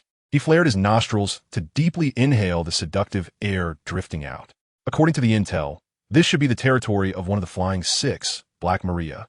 She not only has a close relationship with Kaido, but is also a Zoan-type user of a spider fruit, ancient type, with the ability to transform into the ancient species, the Goliath bird-eating spider. Black Maria glanced at Sweetheart Queen and said in surprise, It seems you have a clear goal. She had previously wondered why she encountered a numbered individual, but Shelby had given his credit to Weevil. She thought he was generous, but it turned out he had ulterior motives. A soft laugh came from the room, the voice charming and captivating. Dear guest, your singing is quite nice, but the lyrics are rather unpleasant. Shelby rubbed his hands together, a lewd smile appearing on his face. It's okay, you like it soon. With that, Shelby placed his hand on the door latch and pulled to the right. The wooden sliding door remained as steady as a mountain, showing no reaction. Hey! Shelby's face turned red, embarrassment flooding over him. Why can't this door open? Don't keep guests outside when doing business. Saying this, Shelby exerted more force, but the door still did not budge. Open up, or if I pull too hard, I'll break the door. Since the guest wants to come in, you must show a bit of masculinity. A soft, sweet voice floated from the room, scratching at Shelby's heart, but he calmed down because of it. Could a member of a hostile force be so friendly to him? He wouldn't dare dream of that. It seemed there was a trap. Let me handle it. Sweetheart Queen gestured for Shelby to step aside, then raised her palm, gathering a mass of gooey substance, which she shot like a cannonball, smashing a large hole in the door. Although the door was broken, what lay behind it was a dense web of light gray spider silk, with faint purple light leaking through the gaps. Trying to entangle me? Shelby raised his double-edged axe, the black armed hockey swirling around it, bringing immense power as he swung down. Then don't blame me for being brutal. With a ripping sound, the door frame and spider web were easily torn apart by the axe blade, revealing the true form of the room to Shelby and Sweetheart Queen. Under the extremely ambiguous purple light, a huge figure lay on the tatami mat, a loose black bathrobe revealing a curvy figure that couldn't be concealed. With her fair arms propped up, her stunning beauty made Shelby's breathing grow heavy, but he quickly lost interest. Shelby spread his arms to measure and felt a strong sense of helplessness. She must be at least 7 or 8 meters tall when standing, but I'm only a little over 2 meters. Sweetheart Queen stepped forward, comforting him. It's okay. You can have Dr. Daniel create a 10-meter body for you, and then you'll be fine, right? Shelby cast a grateful look at Sweetheart Queen, then stepped into the room, staring at Black Maria. But even if my body is unqualified now, I can still make you heave. Black Maria scoffed. Her beautiful eyes filled with disdain as she changed her position from lying down to slowly standing up. However, as soon as she stood, her legs suddenly went weak, and she collapsed back onto the tatami mat, lightly biting her lip and her cheeks flushing a faint red. Not only Black Maria, but even the several courtesans standing beside her and Sweetheart Queen behind Shelby also fell to the ground. A chorus of heavy breathing and moans echoed in the room, leaving only Shelby standing there, his face filled with delight. I forgot to remind you, my ability is more effective on those who have tasted love. Devil fruit ability? Black Maria gasped for breath, her ample chest rising and falling violently, desperately resisting the primal desires hidden within her body. How could there be such an ability? Black Maria could no longer hold on, her body going limp as she fell back onto the tatami mat, her light green pupils losing focus and becoming hazy. So what? Shelby curiously asked, then helplessly shook his head. The other party had already lost their reason and couldn't answer his question at all. Such weak willpower. Shelby had heard from Doflamingo that the SS fruit was originally supposed to be handed over to St. Charlos through the auction house. After all, even the celestial dragons, who have everything, would be entranced by its effects. However, that day there were some changes, and St. Charlos had to gamble with other celestial dragons over slaves. So he asked his sister Charlotte to go to the auction house to buy it. Thus, Lucifer and Charlotte had their first encounter. If it had been the violent-tempered Charlos that day, the hormones colliding between men and women would likely have turned into a major conflict. Luckily, it was Charlotte. Her personality wouldn't turn hostile just because someone raised the price. She would only settle accounts afterward. That's how Shelby got this fruit ability that suited him. Shelby suddenly retracted the SS fruit's ability, and those who were completely consumed by desire at their peak couldn't control their hands and started to rub themselves. TSK. Shelby smacked his lips, facing the pleading gaze of the Black Maria. Don't beg me with your eyes. Speak up. 3 F level. You think I'm despicable? Are you playing pirate dress-up? Lucifer looked at Quinn, who was lying on the ground, barely alive, and kicked him again in dissatisfaction. He had only been with Drake for a short time before encountering Quinn. This guy was originally going to the activity hall to confront the enemy, but upon seeing the terrifying number of invaders, he decisively tried to run back to find Kaido. When he encountered Drake and a lackey, Quinn even scolded them for daring to run up, then forcibly pushed both of them down to face the enemy. Drake and a lackey agreed in front of him, but as soon as Quinn turned around and had his back to them, they both struck at Quinn's lower back. Under normal circumstances, Lucifer's full-strength attack could incapacitate Quinn, let alone a sneak attack. Moreover, with a highly pure sea stone great sword pressing down on Quinn, The recovery effect of a Zoan-type user was completely ineffective. Mr. Kaido will not let you go. Quinn's eyes, hidden behind his glasses, stared fiercely at Lucifer's annoying face, showing his last bit of strength with his mouth. Kaido? Lucifer sneered. He couldn't even take care of himself right now. Speaking of which, Lucifer couldn't help but feel a bit puzzled.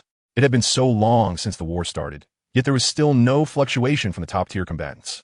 That old bastard Shiki, could he be reminiscing with Kaido?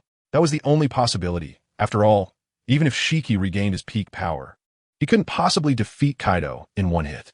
Some might think that under normal circumstances, Kaido, who couldn't defeat Odin, would definitely not be a match for Shiki, who was on par with Roger. But there was one problem. When Odin first met Roger, he had only recently boarded Whitebeard's ship. By the time Odin met Kaido, he had already traveled the world with Roger and reached the final island Raftel. Odin's strength would have greatly improved compared to when he first met Roger, just as Luffy during the Enies lobby arc could easily beat the Luffy who had just set sail. The fact that Kaido was able to fight Odin to a standstill proves that his strength should not be underestimated. Moreover, with so many years gone by, Kaido was now 58 years old, which was the peak of human strength in this world. The current Kaido could definitely defeat the Odin of that year, and it wouldn't be too difficult. In the real world, a person's strength changes with the passage of time. It cannot remain fixed like in a game.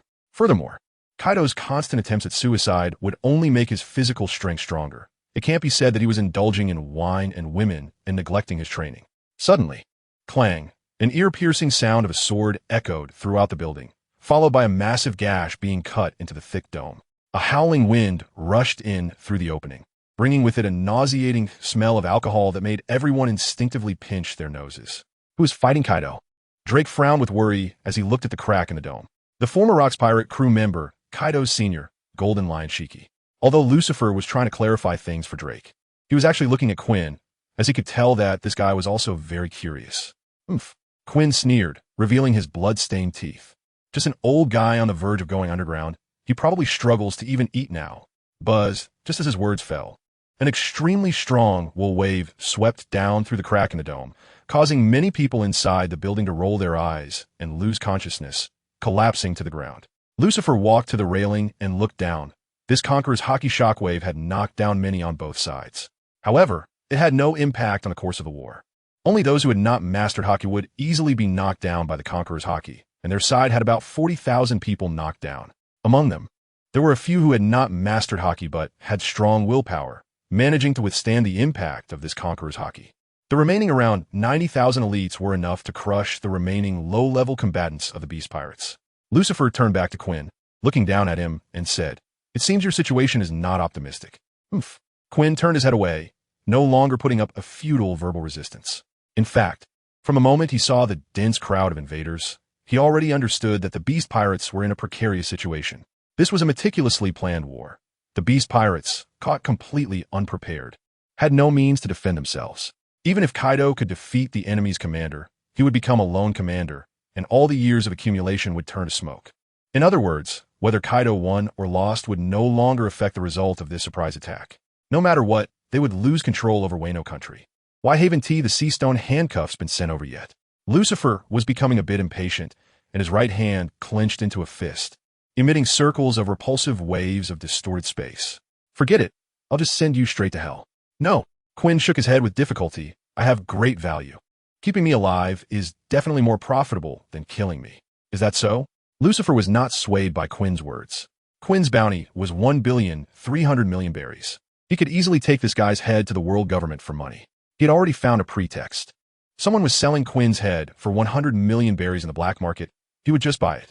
Just as Lucifer's fist was about to come down, a rectangular white frame appeared beside him, and then the white frame opened like a door, revealing a ghostly green space behind it. Bruno, dressed in a white suit, stepped out, followed by a panting, muscular man in a black suit, who was holding a set of oversized sea stone handcuffs. CP0. The moment Quinn recognized Bruno's attire, he exclaimed in surprise, "Is the world government secretly manipulating everything? Why are they so slow?" Lucifer lowered his fist and turned to look at Bruno, completely ignoring Quinn. "Sorry." Bruno panted, "Too many people made me deliver sea stone handcuffs. My stamina is a bit overwhelmed."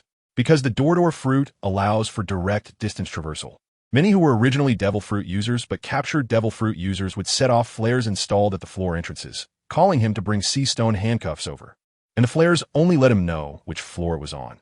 He still had to search aimlessly for the exact area and position. Now, not only could the Beast Pirate's transponder snails not be used, but they were in the same situation, only able to use this primitive method. Thank you for your hard work. Lucifer took out a syringe filled with a deep blue liquid and tossed it to Bruno.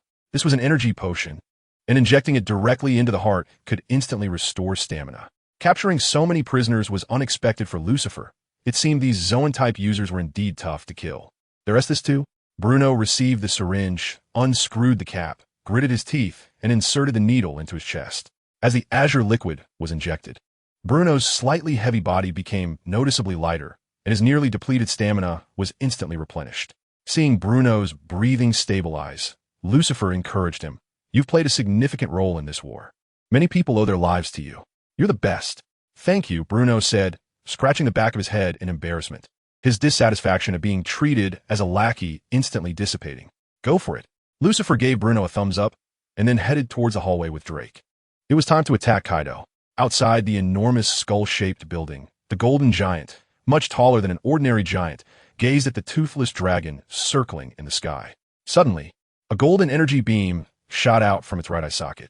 This was powered by Conqueror's Haki, heated through mechanical transfer within the giant's body, transformed into high-density energy, and rapidly expanded before being fired as a laser from the giant's eye. The range of this attack was at least several dozen kilometers. The toothless dragon flapped its wings and performed a sharp turn in the air, narrowly avoiding the laser. Was it the gold coin thrown earlier? After dodging the attack, Blaze Jean was looking for an opportunity to strike when a shiny golden coin flew past him. Just then, a slashing attack flew out from the massive skull head above, striking him on the back while his attention was diverted. His left wing instantly broke, and blood gushed from the wound as Jin's body rapidly spun and crashed to the ground. How could this happen? Confusion filled Jin's eyes as he couldn't understand how he was affected by the battle between Kaido and Shiki. Just as he was about to get up, he felt a hand grab his legs, and his body sank into the solid rocky ground, leaving only his head exposed. There's another ability user. Jin felt a sense of foreboding and quickly tensed his muscles, gathering strength as the rocks trapping him began to show numerous cracks. Just as Jin was about to break free, a sound wave beam erupted from the mouth of Golden Dragon Drago, enveloping him completely. An orange flame ignited at the back of Jin's head. This was the Lunalaria tribe's innate ability, which greatly enhanced defense while the flame burned. The sound wave beam washed over Jin's body, sending weak vibrations akin to a lesser version of the Tremor fruit, making him feel uncomfortable, and his brain began to buzz slightly. Is this a Paramecia-type army? Jin gritted his teeth and endured. This level of attack would only make him feel uneasy when using his innate ability, and he wouldn't suffer much damage. However, the opposing lineup weighed heavily on his mind. Apart from the somewhat renowned Golden Emperor Tezelo, the rest were all Paramecia-type Devil Fruit users. Even the red-haired woman who threw the golden coin earlier probably had some strange ability. We have it all except for Logia. Tezelo quickly approached while Jin was distracted by the sound wave attack, raising his golden fist that instantly grew larger and was covered by a layer of armor. As Tezelo got closer, Jin drew his long knife from his waist and dispersed the sound wave beam that lasted for several seconds, extinguishing the flame at the back of his head as he rushed towards the approaching golden giant at high speed. When the flame disappeared, his speed was greatly increased, but his defense dropped correspondingly. Bang! Just then, the gunshot rang out. Bakara, without even aiming, fired a random shot that hit Jin's thigh, causing his sprint to come to a sudden halt, followed by the suppressive effect of Sea Stone on ability users. Golden Inferno. Tezelo accelerated and charged in front of Jin, his massive golden fist smashing into him. The moment the fist made contact with Jin, it erupted in searing flames and dazzling heat radiation, illuminating the dark wasteland shrouded in thunderclouds. Boom! Tezelo's fist slammed Jin into the solid rocky ground, and after landing a hit, he didn't stop. Instead, he began to rain down punches like a hammer on dough, unleashing a torrential barrage of blows. Bang! Bakara pulled the trigger of her revolver again, and without any timing, the bullet fortuitously hit Jin's left shoulder as the golden giant retracted its arms. Ah, what a lucky day! Bakara flicked her bangs, completely devoid of any tension typical of a battle. Mr. Tanaka emerged from the ground beside Bakara, grinning as he said, Blaze Jin, Now you understand the terror of our paramecia, right? 99% of the beast pirates are Zoan type, which makes me feel a strong sense of discrimination as a paramecia. The vice captain of the Yonko pirates? He's probably doubting his life right now, being hammered by these paramecia users. The golden giant continued to pummel Jean below, with the rocky ground being repeatedly crushed, forming a pit over 20 meters deep. Ora ora. Feeling the heaviness in his arms, Tezzalo began to shout to empower himself. This was his first battle after joining Lucifer's crew. He could only succeed and not fail. Even though Jean had been hit by 2 sea stone bullets, he had to be cautious. Punch after punch rained down, and even when he saw Jin's eyes roll back, losing consciousness, Tezzalo showed no signs of stopping. Even with the golden inferno's molten fire turning the rocks into magma, Tezzalo continued to swing his fists wildly. Hundreds of punches, thousands of punches, until his stamina was exhausted and his haki was nearly depleted. Tezzalo finally stopped, panting heavily. The golden giant melted into liquid and began to flow everywhere, and then, due to losing the effects of the devil fruit, turned to stone. Tezzalo stepped on the stone and scanned his surroundings. The dark red magma flowed, and the temperature in the deep pit was so high that the air distorted, while Jean lay at his feet, almost unrecognizable as a human. Edrago tossed down the energy potion above the deep pit. The 3 who had approached, due to the lack of movement, heard the voice and threw down the syringe filled with azure liquid. Tezzalo caught the syringe, removed the cap, and inserted the needle into Jin's heart. As the azure liquid flowed into his weakened body, his strength quickly returned. Tezzalo activated his fruit awakening and turned the rocks beneath him into gold, forming a slowly stretching pillar that lifted him and Jean to the surface. Still alive? No wonder the Lunalaria tribe is called the Divine Race. Mr. Tanaka placed his hand on Jin's neck, feeling a faint pulse, and couldn't help but exclaim. Tezzalo took a large gulp from the water bottle handed to him by Edrago, then exhaled, "It's fortunate to have you all help. Otherwise, facing Jean alone would have been a tough battle." After saying that, Tezzalo looked up at the enormous skull head, a hint of longing in his eyes. "Let us go. We need to witness the battle at the peak of the sea." Edrago pointed at the fallen Jean and asked, "Lord Tezzalo, what should we do with this guy?" Tezzalo pondered for a moment before speaking. "Take him to Daniel. He's wanted Lunalaria cells for a long time. Inside the right brain tower of the enormous skull building. Run. That monster is coming. Don't block the front if you're slow. Damn it. Why aren't the numberers confronting the enemies and instead running ahead of us?" The minions of the beast pirates huddled together, fleeing like a herd of mice. They could think of nothing else but to escape. Miss Backen slapped Weevil on the back of his head, urging, "Weevil, go take down that big prey." "Okay, Mama." Weevil nodded, slightly dazed, and suddenly accelerated with his razor in hand, crashing through the pirates, blocking his path like a wild bull. Just as Weevil felt the distance was right, and was about to leap high to strike at the neck of the 4 ghosts. Bang! A gunshot pierced through the pirate's wails and reached Weevil's ears, followed by the sight of the 4 ghosts' massive head exploding, red and white splattering everywhere. Blood gushing from the headless corpse's neck, the pungent smell of blood mixing with gunpowder and sweat filling the air. Ah, another one! A rudimentary glider soared down, with Walpole's head on top, and the plump figure of Black Madam seated on it. "Sorry." Black Madam smiled apologetically at Miss Backen, the smoking muzzle of her flintlock proving that she was the one who blew the 4 ghosts' head off. "Damn it, stolen again." Miss Backen clenched her fists in anger, but helplessly cast her furious gaze at the other pirates of the beast pirates.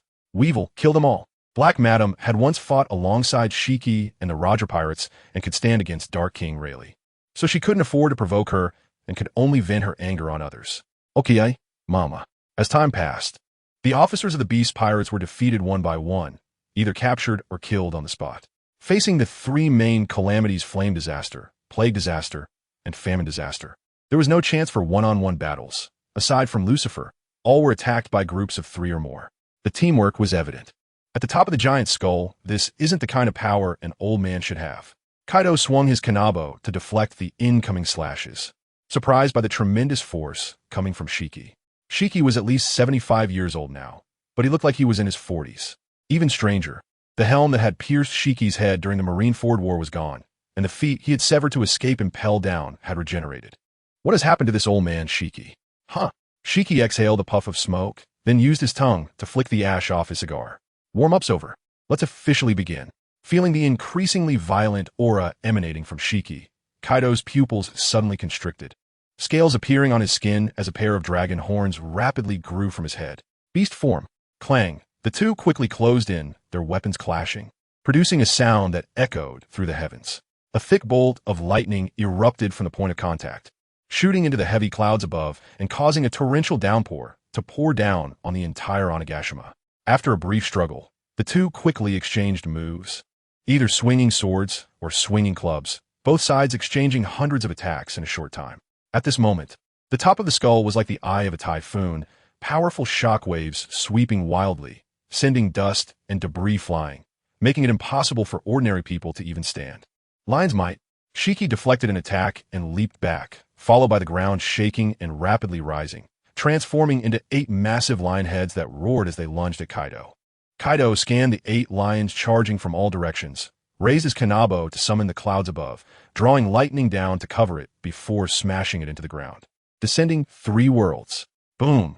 The ground shattered like a mirror, spreading outwards from Kaido's standing point, the 8 lion heads affected only lasting 2 breaths before crumbling apart. Watching the rising dust cloud, Shiki pulled out a cigar, lit it, and took a deep puff, exhaling smoke. Lion's might. In the Strongest World movie, Shiki used his fruit power to manipulate blizzards. As the smoke billowed out, the dust covering the battlefield quickly swirled into a sandstorm tornado, trapping Kaido within. 1 lion head after another materialized in the sandstorm, unleashing deafening roars as they converged on Kaido. For a moment, Kaido was as if covered by countless lion heads, the stinging sensation all over his body filling him with rage. Shiki, you know these little tricks can't hurt me. The stinging was merely a sensory effect on his skin, not actually injuring Kaido. Bad wind. Kaido, in his dragon-human form, opened his massive mouth, unleashing wind blades that tore apart the sandstorm tornado surrounding him. As his vision cleared, Kaido saw a figure with 6 wings soaring up, raising a fist to strike his chest. Ugh! Kaido's ribcage cracked instantly, the impact causing him to spit out a mouthful of blood. There are others. A sneak attack. Kaido was infuriated, raising his kanabo, armed and Conqueror's haki swirling around it. Lightning flashing. Military might of the dragon. Lucifer flapped his wings and soared high into the sky, then increased the gravity below, pulling his body down rapidly, landing a foot on the swinging kanabo. The kanabo was smashed into the ground under his foot, and the Conqueror's haki wrapped around it shot out, shattering the earth into powder. Lucifer pressed down harder, firmly pinning the kanabo to the ground, looking up at Kaido and asking, "Do you have a problem with my sneak attack?" Although surprised, Kaido didn't find it strange. Looking at Shiki, standing at a distance, smoking a cigar, he sneered, "You old man have always relied on manpower to win. This is very much in line with your style." However, Kaido's gaze shifted to Lucifer, wondering how this newly emerged warlord of the sea could possess such immense power. Accenting ground. At that moment, a humanoid dragon charged at Kaido from behind, swinging a sword in his right hand and an axe in his left, forming a neck slash downward. Kaido switched from holding the kanabo with both hands to one hand, freeing his right hand as he suddenly twisted his upper body, delivering an elbow strike that collided with Drake. Crack! A crisp sound of breaking bones echoed from within Drake, causing his sword and axe to fall from his hands, and he flew away like a cannonball. "What are you doing?" Lucifer's mouth twitched, unsure of what Drake was thinking. Was this the level of battle he could participate in? Charlotte Linlin, in a state of amnesia and hunger, could knock out Play Queen with 2 hits. Now, enraged Kaido could easily turn Drake into mush. Thankfully, Kaido's elbow strike didn't use much force, so Drake shouldn't be killed. "Ex-Drake, how dare you betray me?" Blood vessels appeared in Kaido's vertical pupils as he turned his body, gripping the kanabo with both hands, slowly lifting it from under Lucifer's foot. Lucifer's purple eyes shone brightly as he raised his hand, unleashing a force that sent Kaido flying backwards. "Stubborn fool. Can't you just drop your weapon and use your fists?" Lucifer kicked the spiked club left on the ground, completing the first step of his plan to disable Kaido's weapon. However, many people seem to be like this. On this vast sea, many will grapple when a fight breaks out, as if sheer strength alone proves who will win the battle. Kaido probably thinks that Lucifer wants to wrestle with him, which is why he stubbornly clings to the spiked club, refusing to let it go. Akainu is truly a monster. After seeing the spiked club drop from the skull's head, Lucifer suddenly remembered a man. The act of stepping on the spiked club was something he learned from Akainu during the Marineford War when Akainu stepped on Whitebeard's Naginata. And once you actually step on it, you realize that the person stepping has no point of support at all. If it weren't for gravity pulling him down, Lucifer would have already been lifted up by Kaido. This shows just how terrifying Akainu's physical strength is. Someone who dares to call Douglas Barrett the old man with monstrous strength. The Navy must be in our hands. Roar. A dragon's roar that could split gold and stone sounded, and soon after, a massive blue-scaled dragon soared into the thick clouds. It was my first time seeing a Zoan type fish fruit, mythical type divine dragon form. Shiki looked up at the thunderous clouds and flicked the ash off his cigar with his finger. Back when he was part of the Rock Pirates, Kaido wasn't even a devil fruit user. After the God Valley incident, the pirate crew fell apart, and he hadn't seen Kaido since. Occasionally, he would hear about the commotion Kaido was causing at sea, which informed him that this rookie had become a mythical Zoan user. It was rumored that it was Charlotte Linlin who gifted it to Kaido. Thinking of this, Shiki turned to Lucifer and said, "Since Kaido's presence is so grand, you should make some noise too. I need to conserve my strength for unexpected situations." Lucifer rolled his eyes. Even though the situation was favorable now, he couldn't afford to be careless until the final result was clear. Although he had already grasped the movements of the other three emperors and the Revolutionary Army before taking action. What if the goddess of fate had a lapse in judgment and arranged for others to interfere? Plans can never keep up with changes, and accidents always come before tomorrow. He had to be fully prepared. It's quite lively. A golden column emerged from the side, revealing the figures of Tezelo and Bakala. Seeing Lucifer, Shiki looked over, and Bakala made an okay gesture, saying, "I've absorbed a lot of people's luck. Now, I am the embodiment of the goddess of luck." That's great. Lucifer's heart finally settled completely. Against an enemy of Kaido's caliber, the Soundwave user Idarego and the Puncture Fruit user Mr. Tanaka would hardly have any effect. However, Bakala's luck fruit ability was different. While it couldn't directly harm Kaido, it could influence his combat state. As long as Kaido made a few mistakes, the outcome of the battle would be determined. It could even affect those who, due to the butterfly effect, thought about wandering in Wano, causing them to suddenly encounter other situations that changed their minds. With the battle situation below already settled, there were so many captives available for Bakala to draw luck from, which would accumulate into a terrifying amount of good luck. However, being able to influence people further away was just Lucifer's speculation and couldn't be confirmed. Nevertheless, with all preparations made, Lucifer believed that bad luck would have nothing to do with them. We shouldn't be late. Alice, Shelby, Walpo, and red-haired lady ascended the stairs to this final battlefield, each face glowing with excitement. Victory was within reach. Just in time, Lucifer drew his sea stone giant sword, pointing the blade at the giant dragon roaming in the clouds above. "Let's go together and show Kaido what unmatched military strength looks like." As he spoke, waves of gravitational energy erupted from the sea stone sword, sweeping towards the sky. With a powerful downward strike, Lucifer pulled the hidden giant dragon down from the clouds. Bang bang bang, upon sen Kaido, gunfi odu. Dense sea stone bullets rained down on Kaido, most of which came from the beast pirate's arsenal. "Shiki, even if you defeat me, the way you win won't change the world to make you Joy Boy." The pain coursing through Kaido's body turned his gaze crimson, reminiscent of his childhood. Back on the battlefield for the Wak Kingdom, he was surrounded by strong enemies at the tender age of 8 or 9, just like today. But he was no longer the confused version of himself. "Let me defeat you and become Joy Boy." Fire Dragon Torch. Searing flames erupted from Kaido's scaled armor, enveloping him in a fiery cloak. The high temperature distorted the atmosphere, evaporating even the thick clouds and revealing the blazing sun high in the sky. The bullets that followed melted into molten iron upon contact with the fiery cloak. Only sea stone could barely penetrate, but lost momentum, falling limply onto the scales. "Not painful at all, Joy Boy. It seems both you and your daughter are quite interested in being failures." Lucifer scoffed. "Yamato hasn't come up yet. She's probably still down there searching for the missing Momonosuke.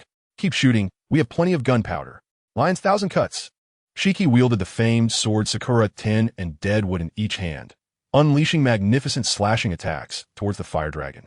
The slashes tore through the fiery cloak, leaving cuts on the hardened scales covered in armament haki, blood oozing from the wounds. "Kid, Joy Boy is no failure."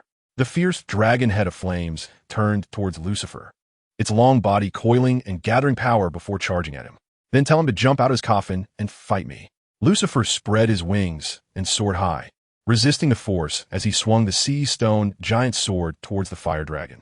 Waves of black and white light emanated from the sword, distorting space as the blade began to crack under the strain. Ascending Dragon. Flame, 8 trigrams. Lightning coiled around the crashing fire dragon head as Kaido concentrated a massive amount of Conqueror's Haki at one point, crashing down on a Lucifer's raised giant sword. The barrier of Conqueror's Haki collided with the force wave, and the sea stone giant sword shattered within a breath. Crack! Distorted space triggered a chain reaction, the atmosphere buckling as if it were a mirror shattering. Like the shockwave of the tremor fruit, the broken cracks quickly spread outward, the ground ruptured and the tides receded. The two sides grappled in mid-air. Lucifer couldn't hold out for long before being pushed down into the shattered ground by the fire dragon, crashing through the skull's cranium. He couldn't match the physical strength. Lucifer was pushed through layer after layer of hallways by the fire dragon's head, despite the intense pain in his chest. His expression remained calm. Kaido's flames were ineffective against him, and this impact couldn't kill him either.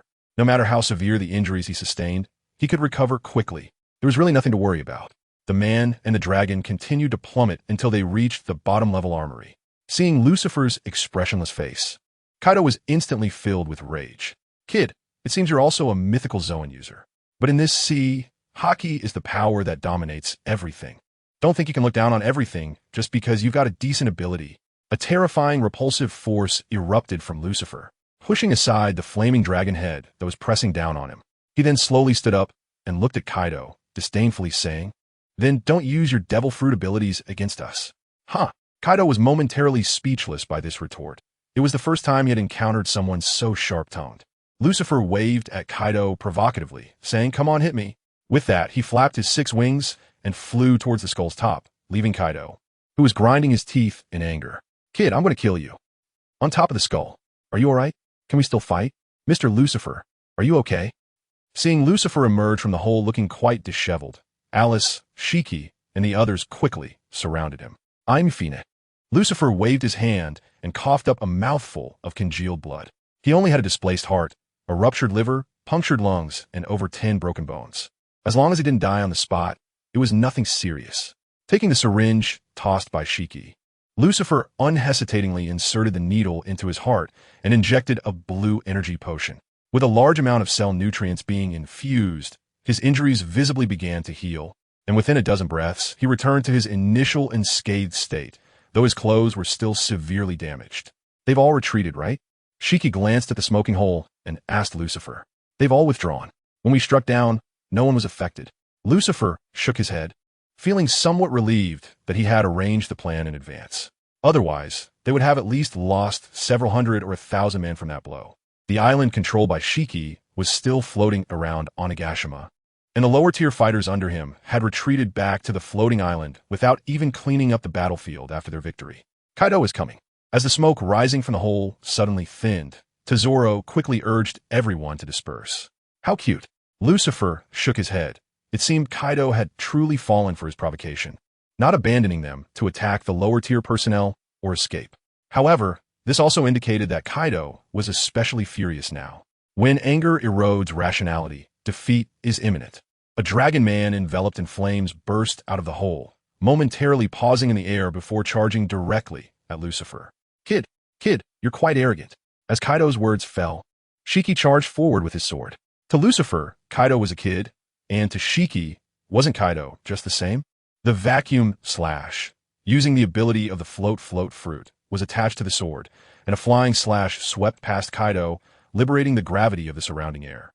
Without the pull of gravity, the air suddenly rose, and the flames enveloping Kaido lost oxygen and immediately extinguished.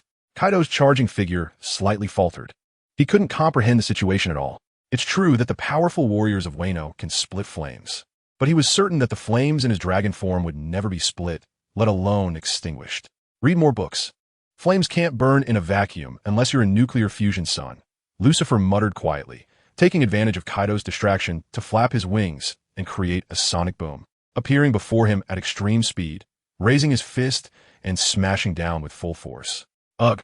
Kaido's sharp dragon teeth were shattered, and then he was sent flying by the force. Bang, bang, bang, golden divine punishment. Tesoro and others took advantage of the moment, launching various attacks at Kaido, crazily depleting his haki and stamina. You despicable bastards. Kaido was like a banana tree in a hailstorm, being battered by a flurry of attacks, clearly feeling his body becoming heavy and starting to disobey him. Then let me give you some adrenaline. Shelby condensed the range of the Refresh fruit's ability into a sharp cone, specifically targeting Kaido. Amidst the intertwining of pain and pleasure, Kaido roared madly. His vertical pupils completely covered in blood vessels, losing all rationality. Let's wrap this up. I'm starting to feel a bit bored. Shiki took out a cigar and lit it, not taking the fight seriously to allow everyone to hone their teamwork during this opportunity. Don't rush. Let them have some fun.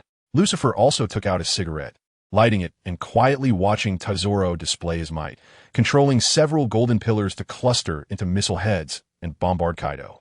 It was like playing in a team. These people had never cooperated before, and they needed a boss to practice with. Lucifer only needed to taunt the boss to draw aggro and tank the damage, allowing the other damage dealers to unleash their power freely. Even if Kaido claimed he couldn't be poisoned, cut, or drowned, as long as they exhausted his stamina, he would lose. Damn it, why can't my attacks hurt Kaido? After a round of bombardment, Tazoro stopped, looking grim. He realized that his attacks did less damage than when Black Maria simply pulled the trigger twice at Kaido. To deal with such a tough-skinned opponent, more complex Haki techniques were needed. Red Maria raised her hand and shot Kaido in the forehead again, sending scales flying and blood splattering. The Haki needed to flow like water and then penetrate Kaido's hard defenses to achieve internal destruction. TCH. Valpo, who had yet to master Haki, looked disdainful, crossing his arms. It will be better for me to swallow him whole. He's just Kaido. This siege continued until evening. Every time, Kaido gathered strength to resist. Lucifer and Shiki would team up to suppress him, followed by Tazoro and others launching frequent attacks. Valpo also had a lot of ammunition in his belly, continuously supporting those who were not good at long-range attacks to take a few shots at Kaido. Once Haki was exhausted, the ability users would use their stamina to activate their Devil Fruit abilities to attack, while the non-ability users could only stand by to rest and recover their Haki. For several hours, the attacks on Kaido had not ceased, vividly demonstrating the essence of a war of attrition. Lucifer also fully understood why there was a saying that 2 admirals can defeat one of the 4 emperors. Whether they could kill him was another matter, but just the stamina depletion could wear down a Yonko. It's important to know that Zoan types have strong recovery abilities, but in terms of endurance, Paramecia types are absolutely top-notch. Take that green bull guy, for example. The nature fruit allows him to go years without eating or drinking, yet still be full of energy. The nature fruit enables him to absorb natural energy, replenishing his stamina. However, now among the 3 major commanders, there is an extraordinary Fujitora. Although his attack power is stronger than the Moku no Mi, his consumption is far less. In the dead of night, with the moon and stars sparse. After 11 hours and 34 minutes, the Yonko beast Kaido finally fell to the ground, unable to rise again, his stamina completely exhausted and fell into a coma. In the war on Onigashima, Lucifer's group achieved a complete victory. The only one left is Yamato. How should he handle it? After commanding everyone to bind Kaido with 100% sea stone chains, Lucifer used his observation Haki to sense the presence in the buildings below and fell into deep thought. What's wrong, you reluctant? Alice walked over gracefully and stood in front of Lucifer, gazing into his eyes. Lucifer raised an eyebrow and countered with a question. Hey, my beautiful Alice, what did you become so jealous? Oomph. Alice snorted coldly, turning her head aside. There will always be people with different opinions. You could try other methods. After saying this, she moved her long legs wrapped in black stockings and left alongside Wendy. Other methods. Lucifer's eyes gradually narrowed, and a spark of inspiration flashed in his mind. No wonder I am infatuated with this woman. Her unique wisdom is truly intoxicating. On the second floor, Yamato. Momonosuke emerged from around the corner, calling out to Yamato, who was about to enter a room to search. Momonosuke. Hearing the voice, Yamato quickly turned around, her furrowed brow relaxing as she ran over. Where have you been? I was so worried about you. Yamato embraced Momonosuke, finally feeling her long-suspended heart settle down.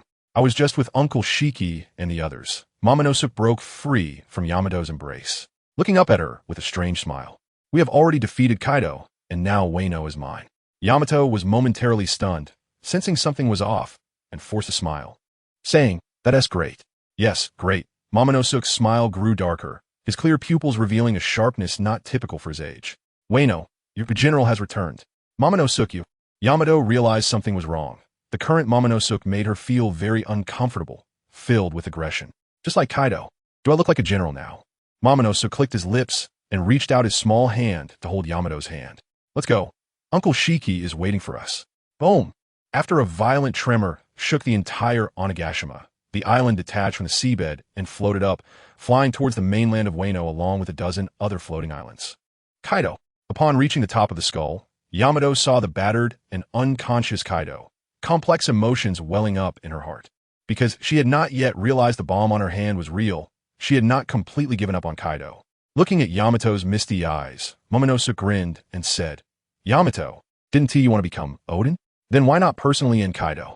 If you kill Kaido, you'll be Kazuki Odin, the hero of Wano. Yamato's pupils trembled slightly, opening her mouth but not knowing what to say. Momonosuke, this isn't the right time. Shiki shook his head, taking a deep breath from a cigar and exhaling smoke, his sharp gaze flickering in the hazy mist. It should be a public execution of Kaido and Wano. That will be the time for Yamato to take action. Upon hearing this, Yamato shuddered, her voice hoarse. Do we really have to kill Kaido? Shiki sighed lightly, blowing away the smoke that covered his face, revealing a troubled expression. We don't want to either, but if we don't kill Kaido, he will definitely retaliate against us. Unless what? Yamato pressed. Unless you can convince him, but given your father-daughter relationship, that seems unlikely. Shiki sighed again, acting like a good person forced by a gun. If he doesn't kill, he will be killed. Yamato stared at Kaido's bloodstained face. Memories buried deep in her mind slowly resurfacing. It was before she was confined when she could leave Onigashima to see the beauty of Wano, to learn about the local customs. Whenever she stayed away from home for too long, Kaido would send someone to find her and bring her back. Queen would chase after her, while making strange faces with his hands on his nose and mouth, scaring her to run even faster. Jack was much clumsier, always getting outsmarted by her, only to return empty-handed and get scolded, then ridiculed by Queen for days. But no matter if she played in the mud or did something bad, Kaido would always bring food and water, then say a few words of reprimand. Until that day, when she saw Kaido harm others and do something excessive. And now, that extraordinarily powerful Kaido lay battered before her. All her barriers and dissatisfaction vanished at that moment. Suddenly realizing, this is her family, I might be able to try to convince him. A glint of triumph flashed in Shiki's eyes as he grinned. Then I'll leave it to you. After all, I was once on the same ship as Kaido. It's hard for me to kill him. No, I disagree. Suddenly, a small yet menacing voice rang out. Everyone turned to look, seeing Momonosuke with a fierce expression, shouting hoarsely, Kaido killed Kazuki Odin. He must pay for it with his life. Momonosuke. Yamato looked at Momonosuke with a bitter expression, unable to refute. She could still vividly recall the scene of Odin being boiled alive. She had no courage to ask Momonosuke to give Kaido a chance. Momonosuke. Shiki stepped forward and pressed down on Momonosuke's head, showing a weary expression. When will this cycle of revenge end? We must learn to let go of hatred and look forward. You are to become the general of Wano. You must have the capacity to forgive. But Momonosuke clenched his small fists, his youthful face becoming increasingly twisted and terrifying. What? Shiki's eyes widened, his conqueror's haki sweeping out uncontrollably. Do you not want to listen to Uncle Shiki anymore? Momonosuke trembled slightly, lowering his head and gritting his teeth, unwillingly saying, I understand. In the flower capital's general's mansion of Wano, the sleeping Kaido Odin let out a strange laugh, followed by the sound of him grinding his teeth, as if gnawing on the flesh of some enemy. This commotion woke the two courtesans accompanying him, who fearfully covered their mouths and cautiously retreated to the corner, afraid of waking Kaido Odin. While it was an honor for them to accompany the general for a night, there had been rumors of courtesans being killed by the general in their sleep. Previously, they thought it was a lie fabricated by others out of jealousy for not being able to accompany the general. Now, help, kill, leave none alive. Those who capture the black charcoal giant snake will be rewarded with 10 million berries.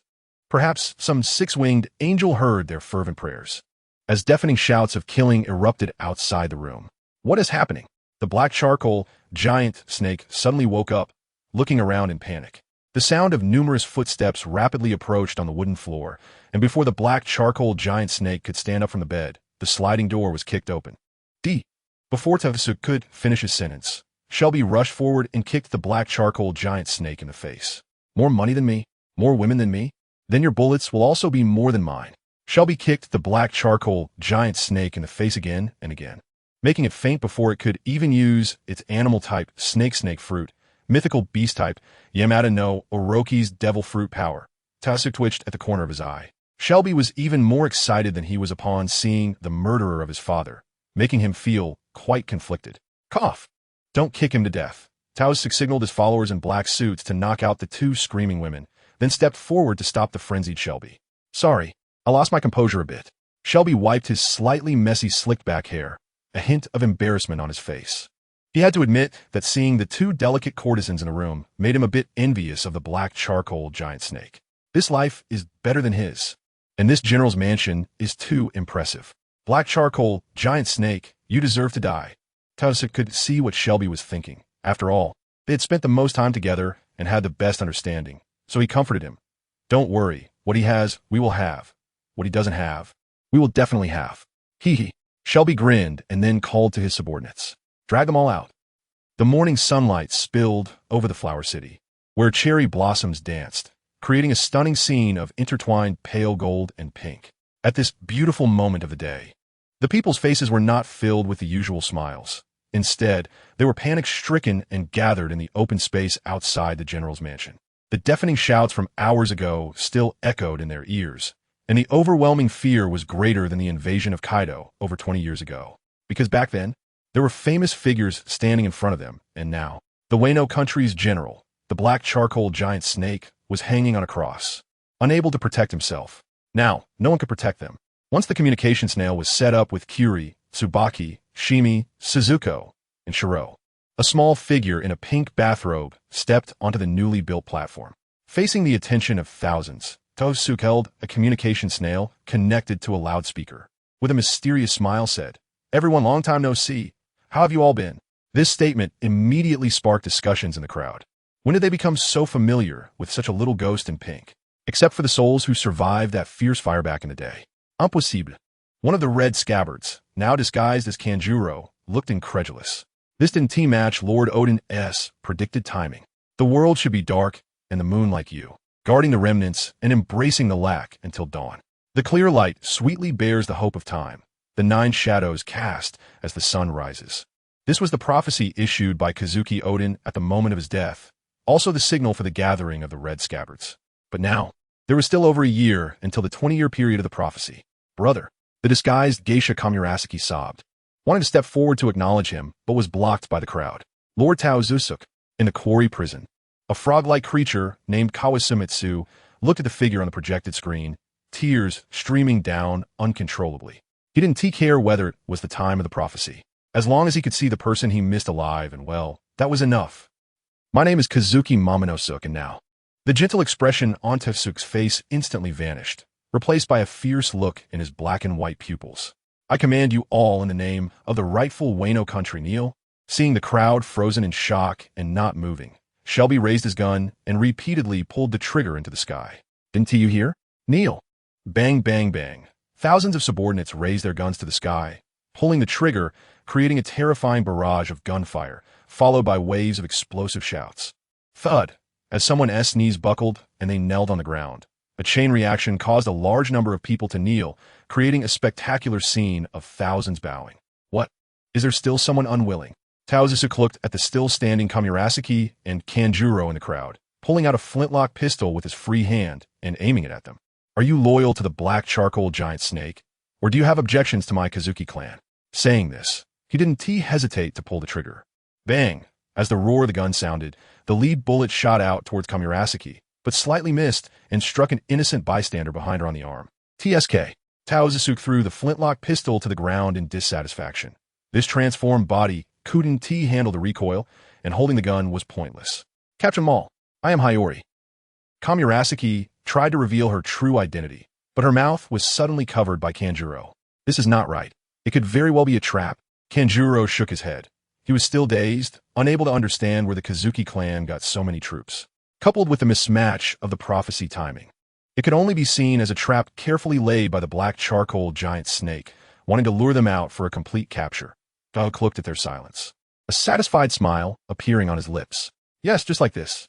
This way, he could kick out those most familiar with Momonosuke, those who might see through him, and complete this ultimate coup d'etat. Show script by Sir Crocodile. How has Taozusu changed so much compared to before? In the upper floor of the general's mansion, Yamato looked down with a frown. The current Kosuke felt strange to her.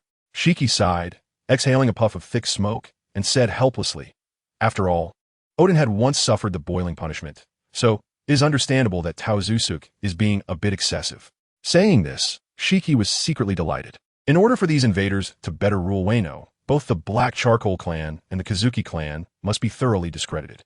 All hope of the Wano people must be crushed, and then they can open their hearts to welcome a new ruler. Now, what Taozusuke needs to do is to be more brutal than the craziest celestial dragon, showing everyone what a true tyrant is. Then, with everyone turning against him, a huge pot of boiling oil was placed beneath the platform, heating up in the flames and bubbling, emitting a pungent smoke. The smoke drifted to the black charcoal giant snake hanging on the cross, waking him from his coma, and he began to cry and scream, struggling madly. "Do you know who I am? Let me go. Behind me stands that monster, Kaido. You foolish people, hurry up and save me. Do you all want to be executed?" Momonosuke glanced at Kaido, furrowing his brows slightly. This guy is impressive. With just one mouthful, he snatched away the brutal image he had been cultivating for a long time. Taking the indictment handed over by his subordinate, Momonosuke spoke into a loudspeaker. "Kaido, descendant of the Kurazumi family. The Kurazumi family was exterminated for their failed rebellion, but you, the traitor, have survived. Kaido seeks revenge on my Kazuki family." At this point, Momonosuke suddenly paused, tossing the indictment to the ground like a piece of waste paper. "Forget it. None of this matters." Momonosuke waved his hand, signaling his subordinates to take Kaido down from the cross, just when the other party thought he was being released out of fear. "Your crime is that I find you displeasing, so you shall be executed by boiling. I am a shogun of Wano. How dare you?"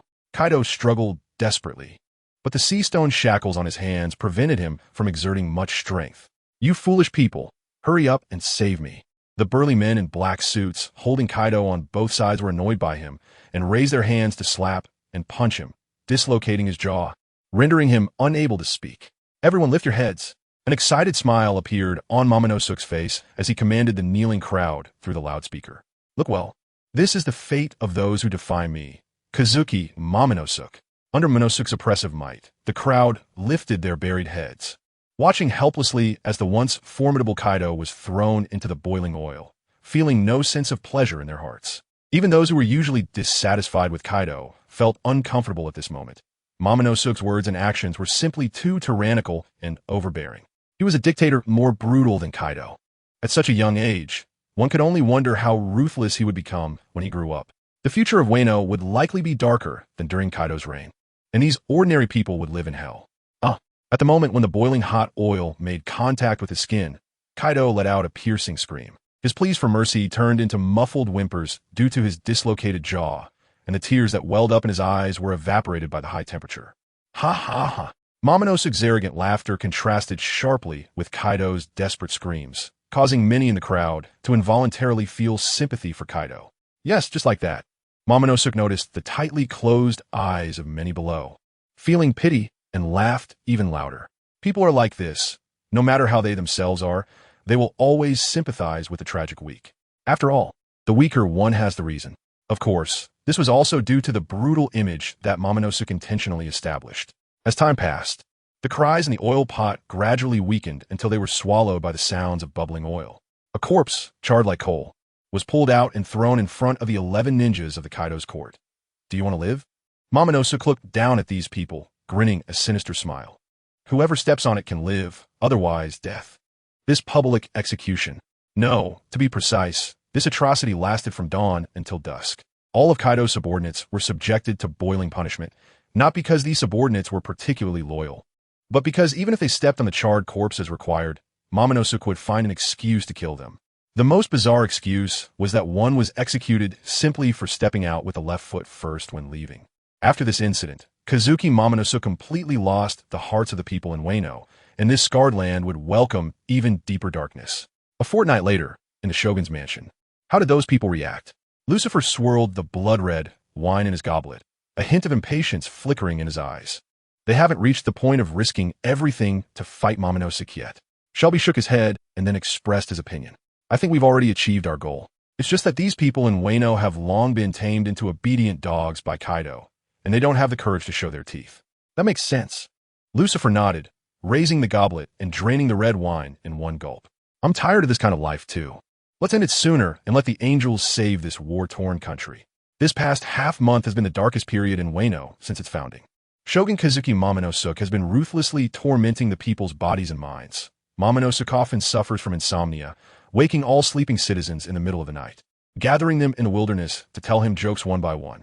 Even those far away in Kuri and other villages would not be spared. They had to please him through snail phone video calls. If anyone's joke wasn't funny, Momonosuke would have his subordinates demolish the person's house, leaving them homeless. During the day, there were up to 10 hours of forced labor. Not only was there no food provided, but the citizens also had to pay high taxes. The daily newspapers would also announce how many beauties Momonosuke had recruited into the shogun's mansion that day, how many rebels he had slaughtered, etc. Of course, the content in the newspapers was mostly fabricated by Lucifer. Control the public opinion, and you control the hearts. Lucifer merely took this saying to the extreme, laying the groundwork in the newspapers for the events about to unfold. For example, according to reliable sources, Kazuki Oden is not actually the biological son of the former shogun Kazuki Sukiyaki, but rather the bodyguard of that time. Wano was actually established by Gold Lion Shiki, and the clothing he wears that resembles theirs is evidence. Shiki was very dissatisfied with Momonosuke's atrocities, but he was helpless since Kazuki Momonosuke was the son of a deceased friend. The Red Scabbards held a grudge against the citizens who mocked Kazuki Oden back then, leading to Kazuki Momonosuke's revenge on them, making him just an innocent child. Gold Lion Shiki wanted to stop Kazuki Momonosuke's atrocities, but had no legitimate identity or authority, so he had to give up.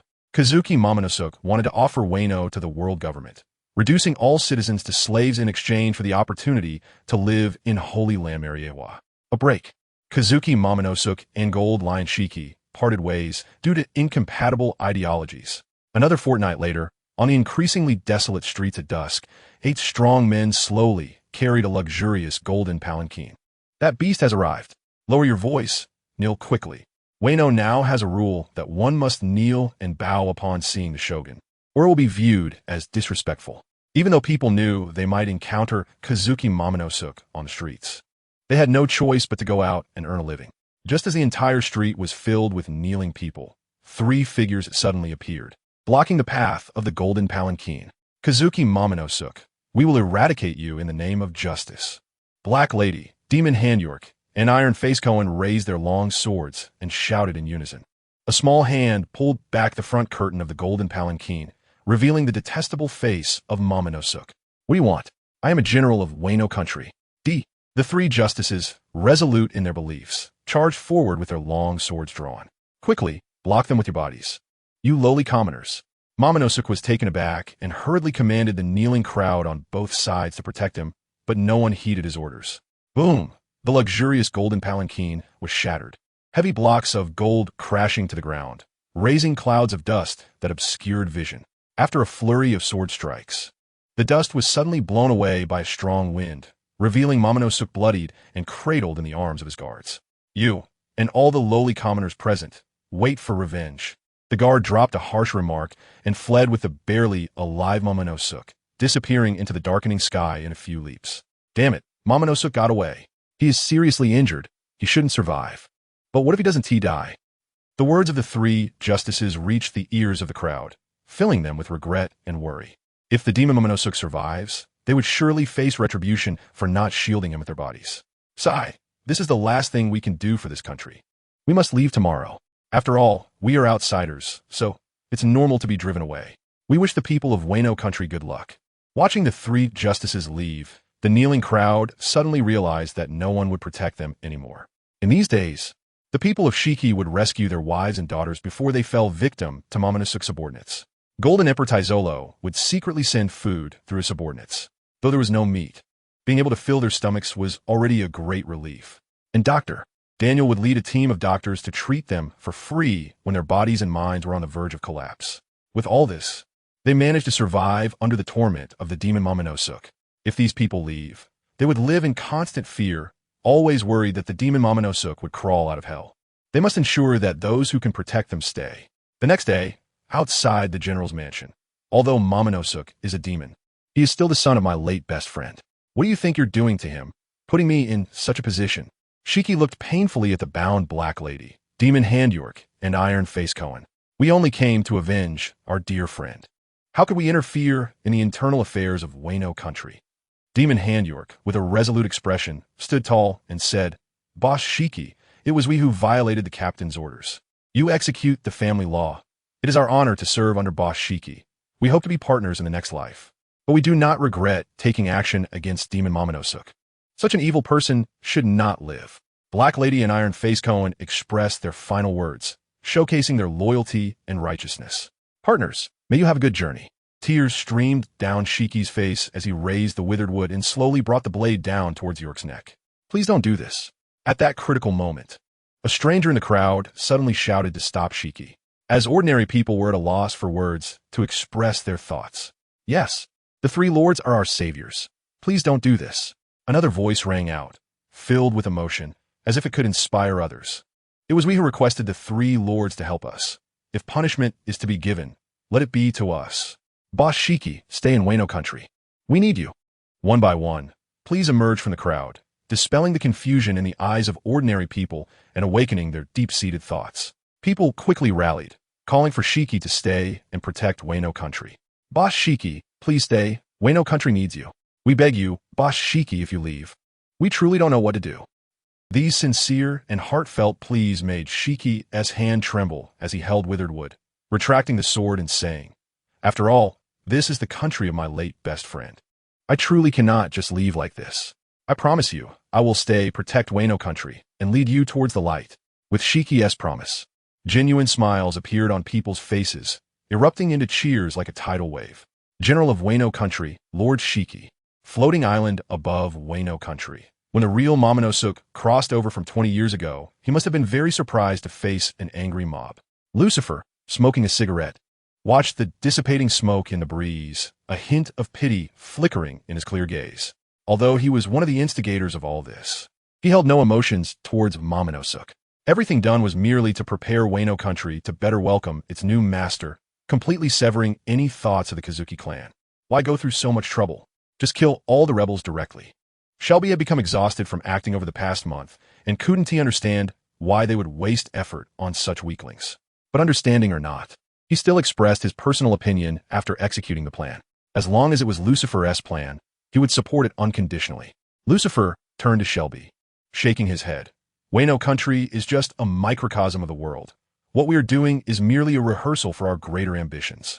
In simple terms, Wayno country is just a trial run, a practice for stealing the world. Moreover, we do not intend to turn this Wayno country into a pirate nation. So there must be order and rules. Although we understand that what we are doing is not much different from outright robbery, the people of Wayno country will feel much better about it. After all, they personally invited us to take over this country. The first half of this plan was indeed modeled after Crocodile's script for stealing Alabasta, but the second half is completely different, even though Crocodile used a lot of cunning. In the end, he still planned to force the people to submit through violence. The result was merely dissatisfaction among the populace, who would continue to seek opportunities to resist. If Crocodile had shown his face a few more times in front of the rebel army led by Koza, providing them with water and food resources, and acted as a mediator to persuade them to give up their resistance, while also having Mr. 2 disguise as Cobra and do something even more extreme to provoke the rebels, then in the end, the rebels would have begged Crocodile, who could provide water, food, and firearms to become their leader. Of course, this would also require some extras to stir emotions and guide the narrative. Even if Princess Vivi discovered the truth and exposed it to the public, who would believe it?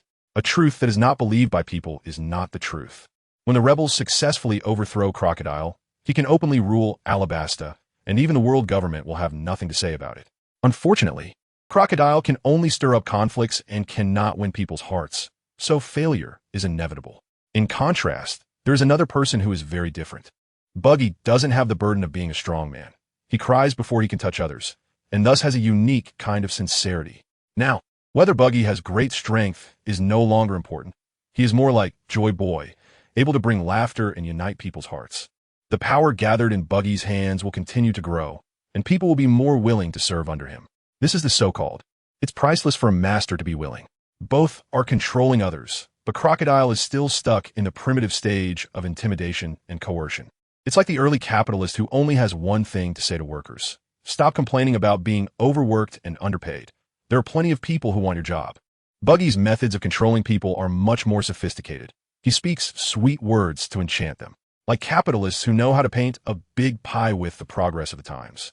He verbally describes himself and his subordinates as a community of shared destiny. In reality, when strong enemies attack, the subordinates will block for Buggy while he slips away from the back. The latter is much more efficient in terms of control compared to the former. The same goes for Wayno. If you want the people to mine more efficiently, you need to make them do it willingly. Next, new and exciting things from the outside world will be introduced into Wayno, like fashionable clothes, better food, and children's toys. Old houses will not be allowed to be rebuilt on their own. They must wait for the Shogun's office to pay for their recovery.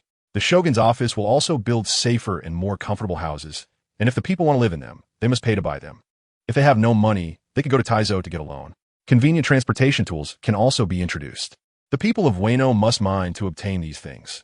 If they don't work, they can only sleep in dilapidated, drafty straw huts and wait to starve to death. The income from work can barely fill their stomachs, and those who are tough on themselves might save a little money to pay off interests. Only in this way can the people of Wayno be kept in a state of work for a long time. This is all for their own good.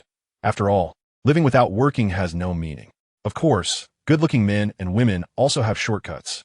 The slave system is doomed to be eliminated. We must use more sophisticated methods. Lucifer reached out and made a grasping motion towards Wayno, revealing a gentle smile. "Sigh, you're just too kind." Shelby shook his head, feeling that Lucifer would suffer for this. Lucifer glanced at Shelby, unable to tell if he was being sarcastic, and had to change the subject. "Let's go. We should see Kaido." The prison floating island was specifically built to imprison the officers of the Beast Pirates. Although called a prison, it is very simple. The prisoners are just locked in a desolate wilderness. The two arrived at the central area and saw Yamato dutifully feeding water to the shackled Kaido. A very warm and touching scene.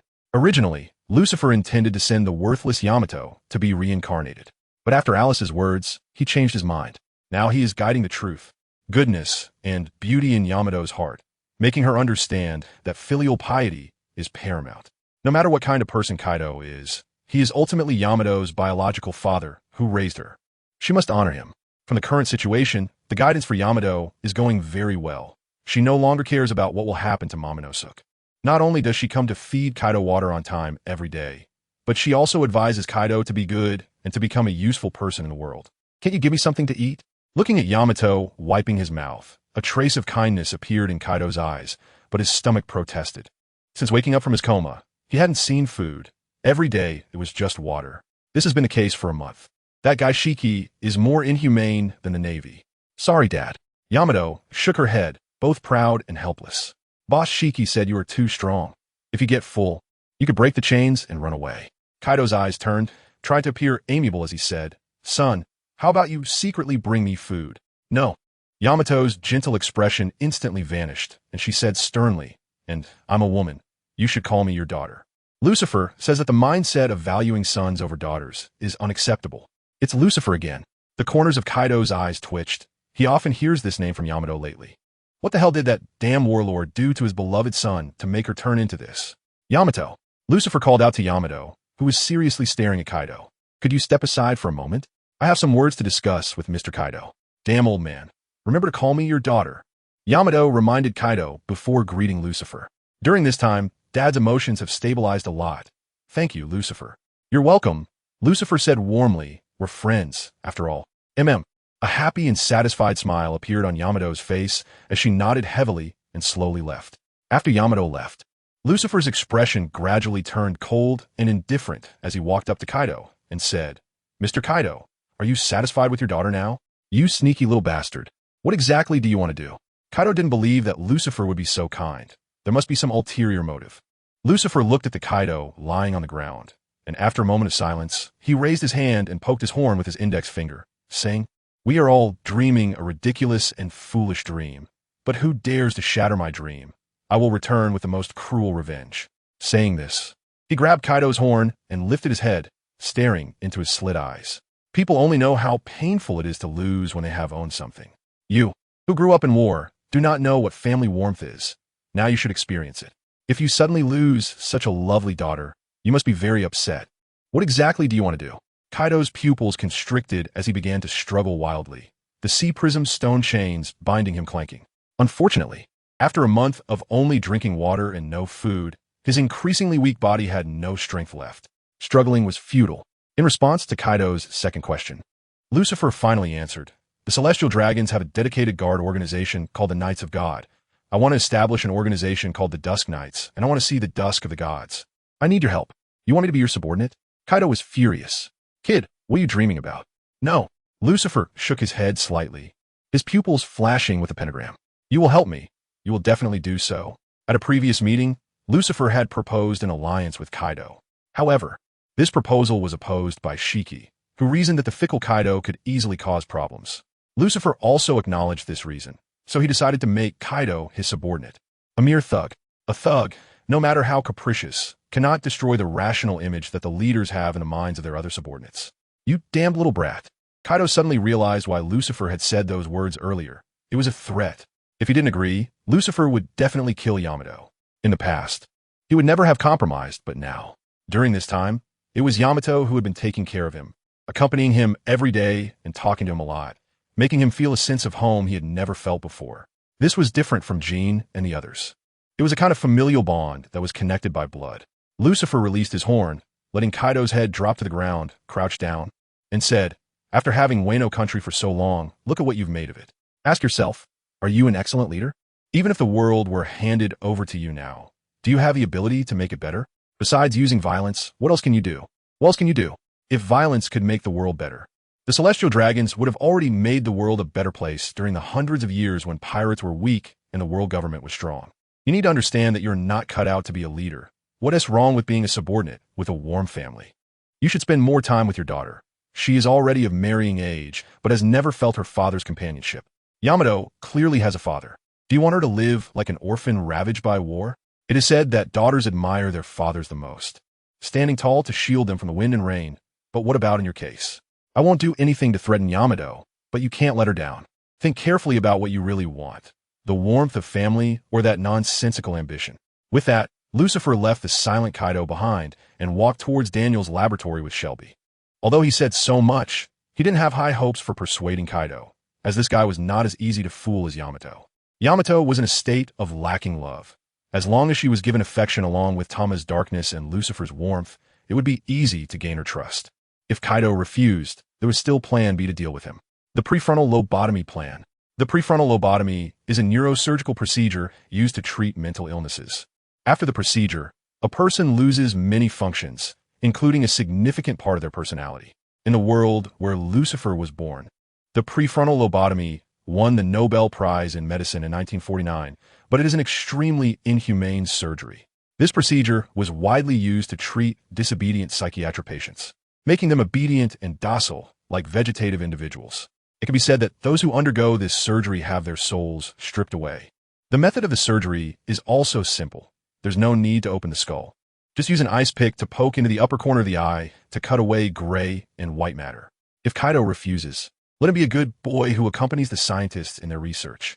Anesthesia and muscle relaxants are ineffective on Kaido.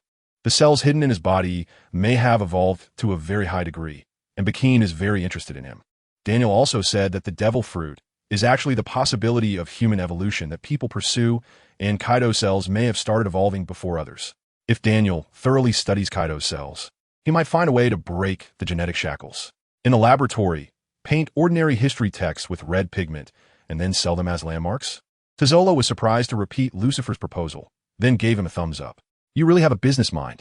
There are ordinary history texts for sale in the underground black market, generally priced around 100 million berries, but once they come out, they will be swept away by the middleman Joker for the world government. Now that Joker is gone, with the world government as the behind-the-scenes buyer lost, the price of the history text has actually dropped by over 10 million berries. However, recently the price of history text has risen again, as it seems that Shichibukai Crocodile has taken over the position of middleman. But so far, there has been no landmark in the black market.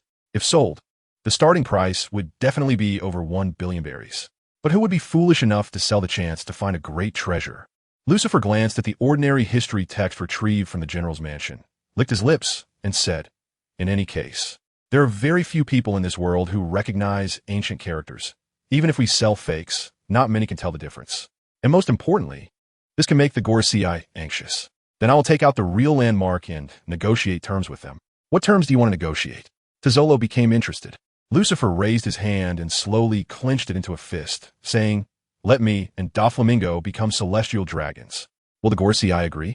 Although Tezzolo hated the celestial dragons, he had to admit that acting under this identity would be more convenient. Don't worry, they won't refuse a mutually beneficial deal, and I've made a lot of preparations beforehand. Lucifer couldn't say he was 100 sure, but he still had a 90 confidence. As long as he had the identity of a celestial dragon, he could openly woo the Navy.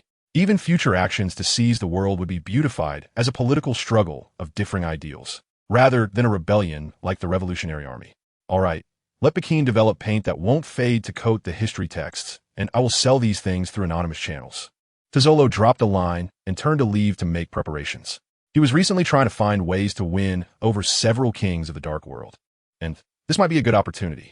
However, had he not seen Pekin's youthful appearance, he would never have thought that Queen of Pleasure Street Stussy was actually a clone. This spy is really well hidden. Lucifer turned to look at Pekin, only to find her looking at him with a flattering expression, saying helplessly, "For every one sold, I'll give you 200 million berries, provided that your paint doesn't fade." No problem. Pekin made an okay gesture, full of enthusiasm as she went to research. After sending Pekin off, Lucifer went to a sealed room, waved to Daniel through the glass window. Daniel walked around, disinfected and sterilized, then came out through the side door, mysteriously pulling Lucifer aside and whispering, "I compared your cells with Kaido's. Your cells are surprisingly more active, as if they are not restricted at all." Lucifer furrowed his brow, realizing that this was likely related to the fusion of his soul with the devil fruit, and said seriously, "This matter must be kept confidential. No one else can know besides you and me." "Okay." Daniel nodded, then shifted the topic. "According to Pekin's method, I extracted the bloodline factors recording the abilities of Kaido, Yamato, and Kaido's big snake from these 3 mythical Zoan users. As long as we cultivate a suitable cloning host, we can replicate these abilities. However, the cultivation time will be very long, and it consumes rare materials, making mass production impossible. The most important thing is that only by endowing the clones with intelligence can they unleash their maximum combat power. But with intelligence comes emotion, and with emotion comes the risk of backlash. I'm sure you wouldn't agree." Indeed, Lucifer grinned, and had to admit that Daniel understood him well. "Then let's create a clone fruit to enhance the combat power of those we trust." However, Daniel furrowed his brows and pondered for a moment before saying, "I have an idea. We actually don't need to use devil fruits at all. Didn't Shiki and Indigo previously study a plant called Ikion Vermio Island and successfully improve it into that can be integrated into DNA? Creatures modified with this will break their genetic shackles and start evolving in a short time. Some may grow heads, some may become gigantic, some may grow tails, and even a few may evolve to have superpowers like breathing fire, discharging electricity, or exhaling cold air. These creatures are like those who have eaten devil fruits, but they don't have the weaknesses that come with being cursed by the sea. Perhaps we can use to create a superhuman army without weaknesses, which would be much more cost-effective in terms of time and resources. Why didn't you say this earlier?" Lucifer's eyes widened. After Daniel mentioned it, he remembered some things. If he hadn't met Shiki ahead of time, Shiki's plan was to use the monsters cultivated with his to destroy the East Sea. Among these monsters were mantises larger than adults, with attacks comparable to a swordsman who just mastered iron cutting. There were electrically discharging yellow-haired ducks, whose power was comparable to Enel's thunder fruit abilities. They could fly, dive, and run on the ground. There were also rhinoceros beetles the size of houses, which could heat their bodies to a high temperature like a branding iron, and could even breathe fire.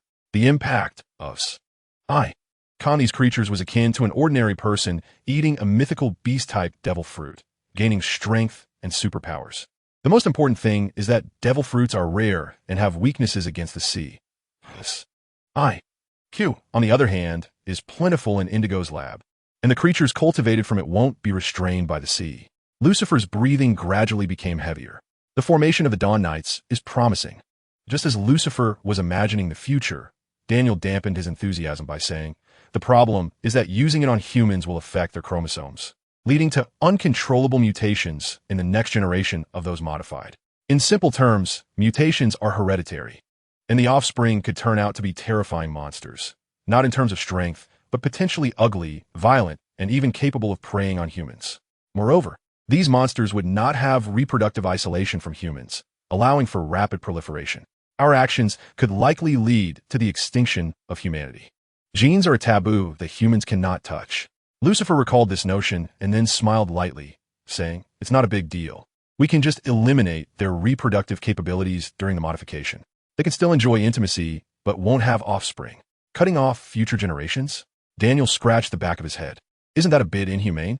Lucifer shrugged, saying, "The modification is entirely voluntary. We won't force anyone, and they can get married and have children before undergoing modification. As long as the mindset doesn't decline, there are always more solutions than difficulties." "All right, that could work," Daniel said, fist-pumping and drawing a parallel. "We can also extract their sperm and freeze it, so when they find suitable partners, we can implant it into the other person's body to hatch life. Then let's put the research on devil fruits on hold and focus all our energy on gene modification. Since we have resolved the only concern, Lucifer immediately decided to launch the plan.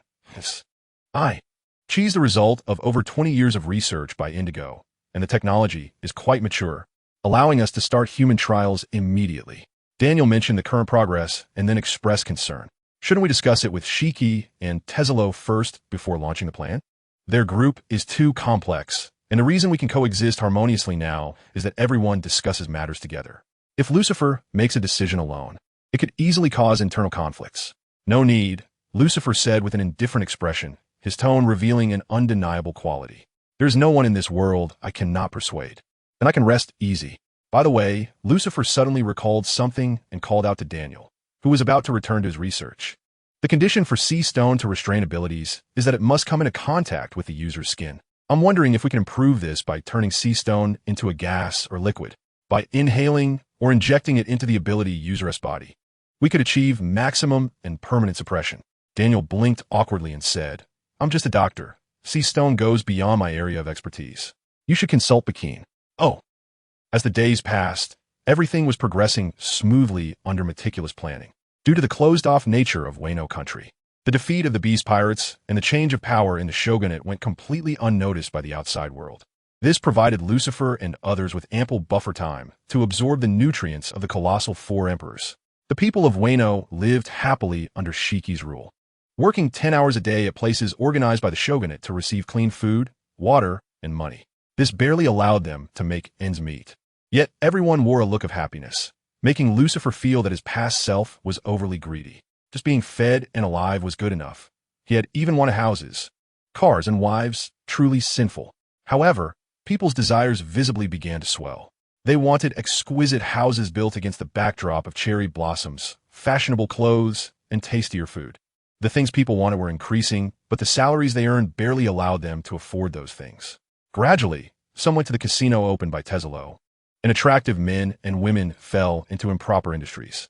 To ensure that those who could work with sea stone focused on their jobs, Lucifer sent their children to school for free, providing the best in terms of food and housing. Yet, students began to compare with one another, demanding money from their parents to buy the latest toys on the market, and the school started treating them differently based on their parents' positions.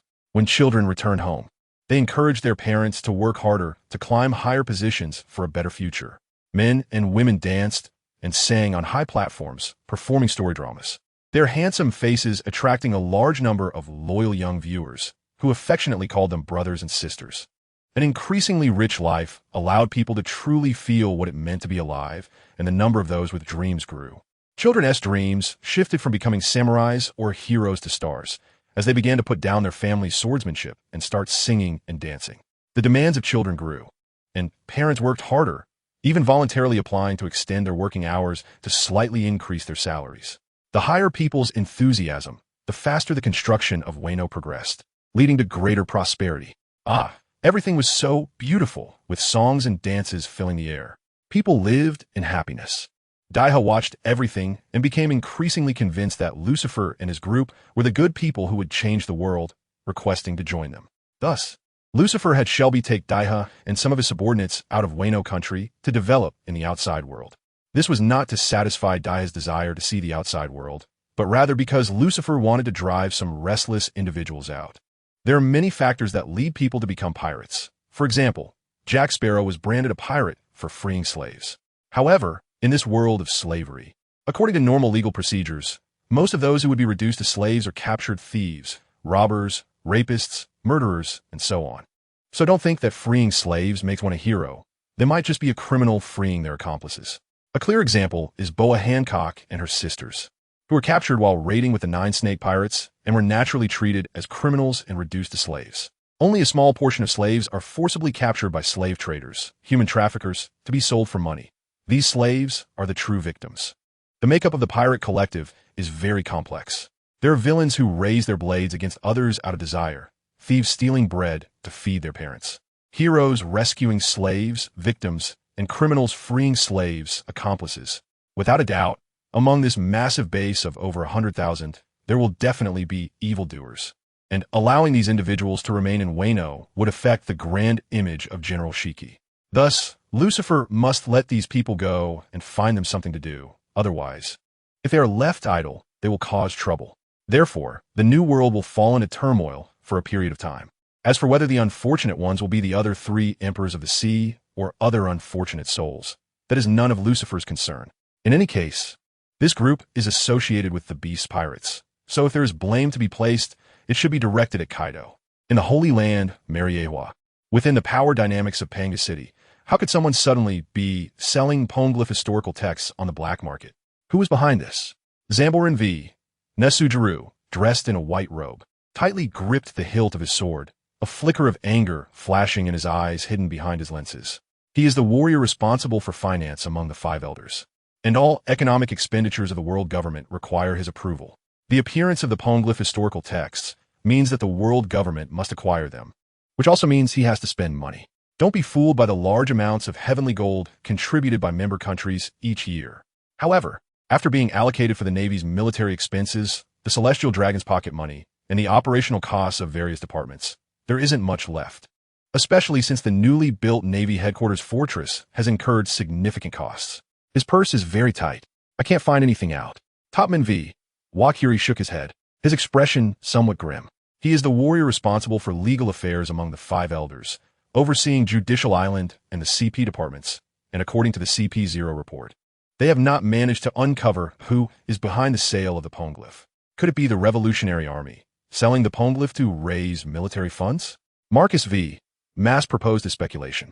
After all, if pirates obtained the poneglyph, they would absolutely not sell it.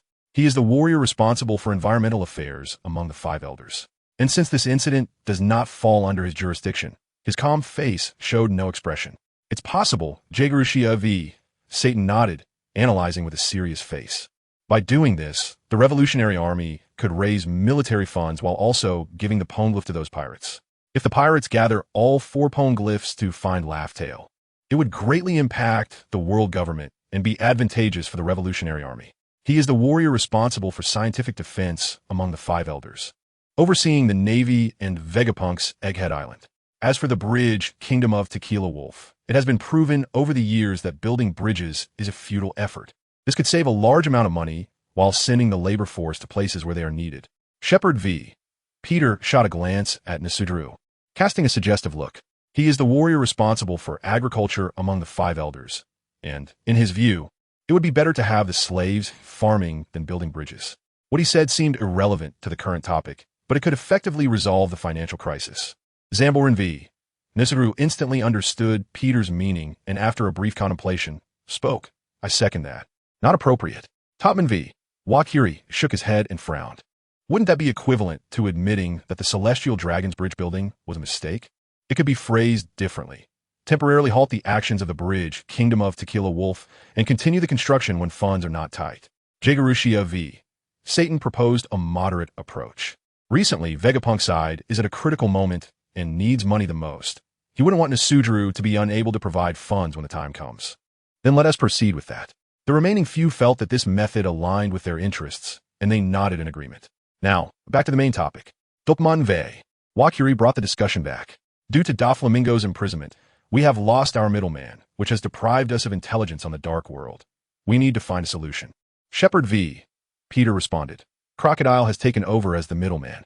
However, his attitude towards our world government is not very friendly. Oof. Zamborin V. Nesudru expressed disdain. Crocodile can't even obtain sea stone from Wano. He holds little value for us.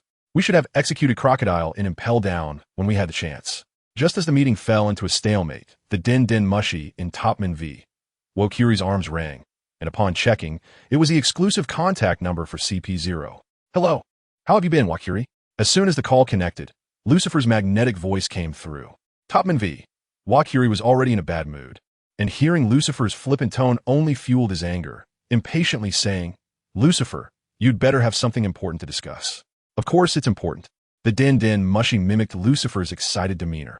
Didn't the five gentlemen ask me to find the Poneglyph historical texts? I found them. Oh, Topman V. Wokiri raised an eyebrow, but his emotions did not fluctuate much. It wouldn't happen to be that one that recently appeared in the Dark World, would it? What has appeared in the Dark World? The Din mushy mimicked Lucifer's puzzled expression.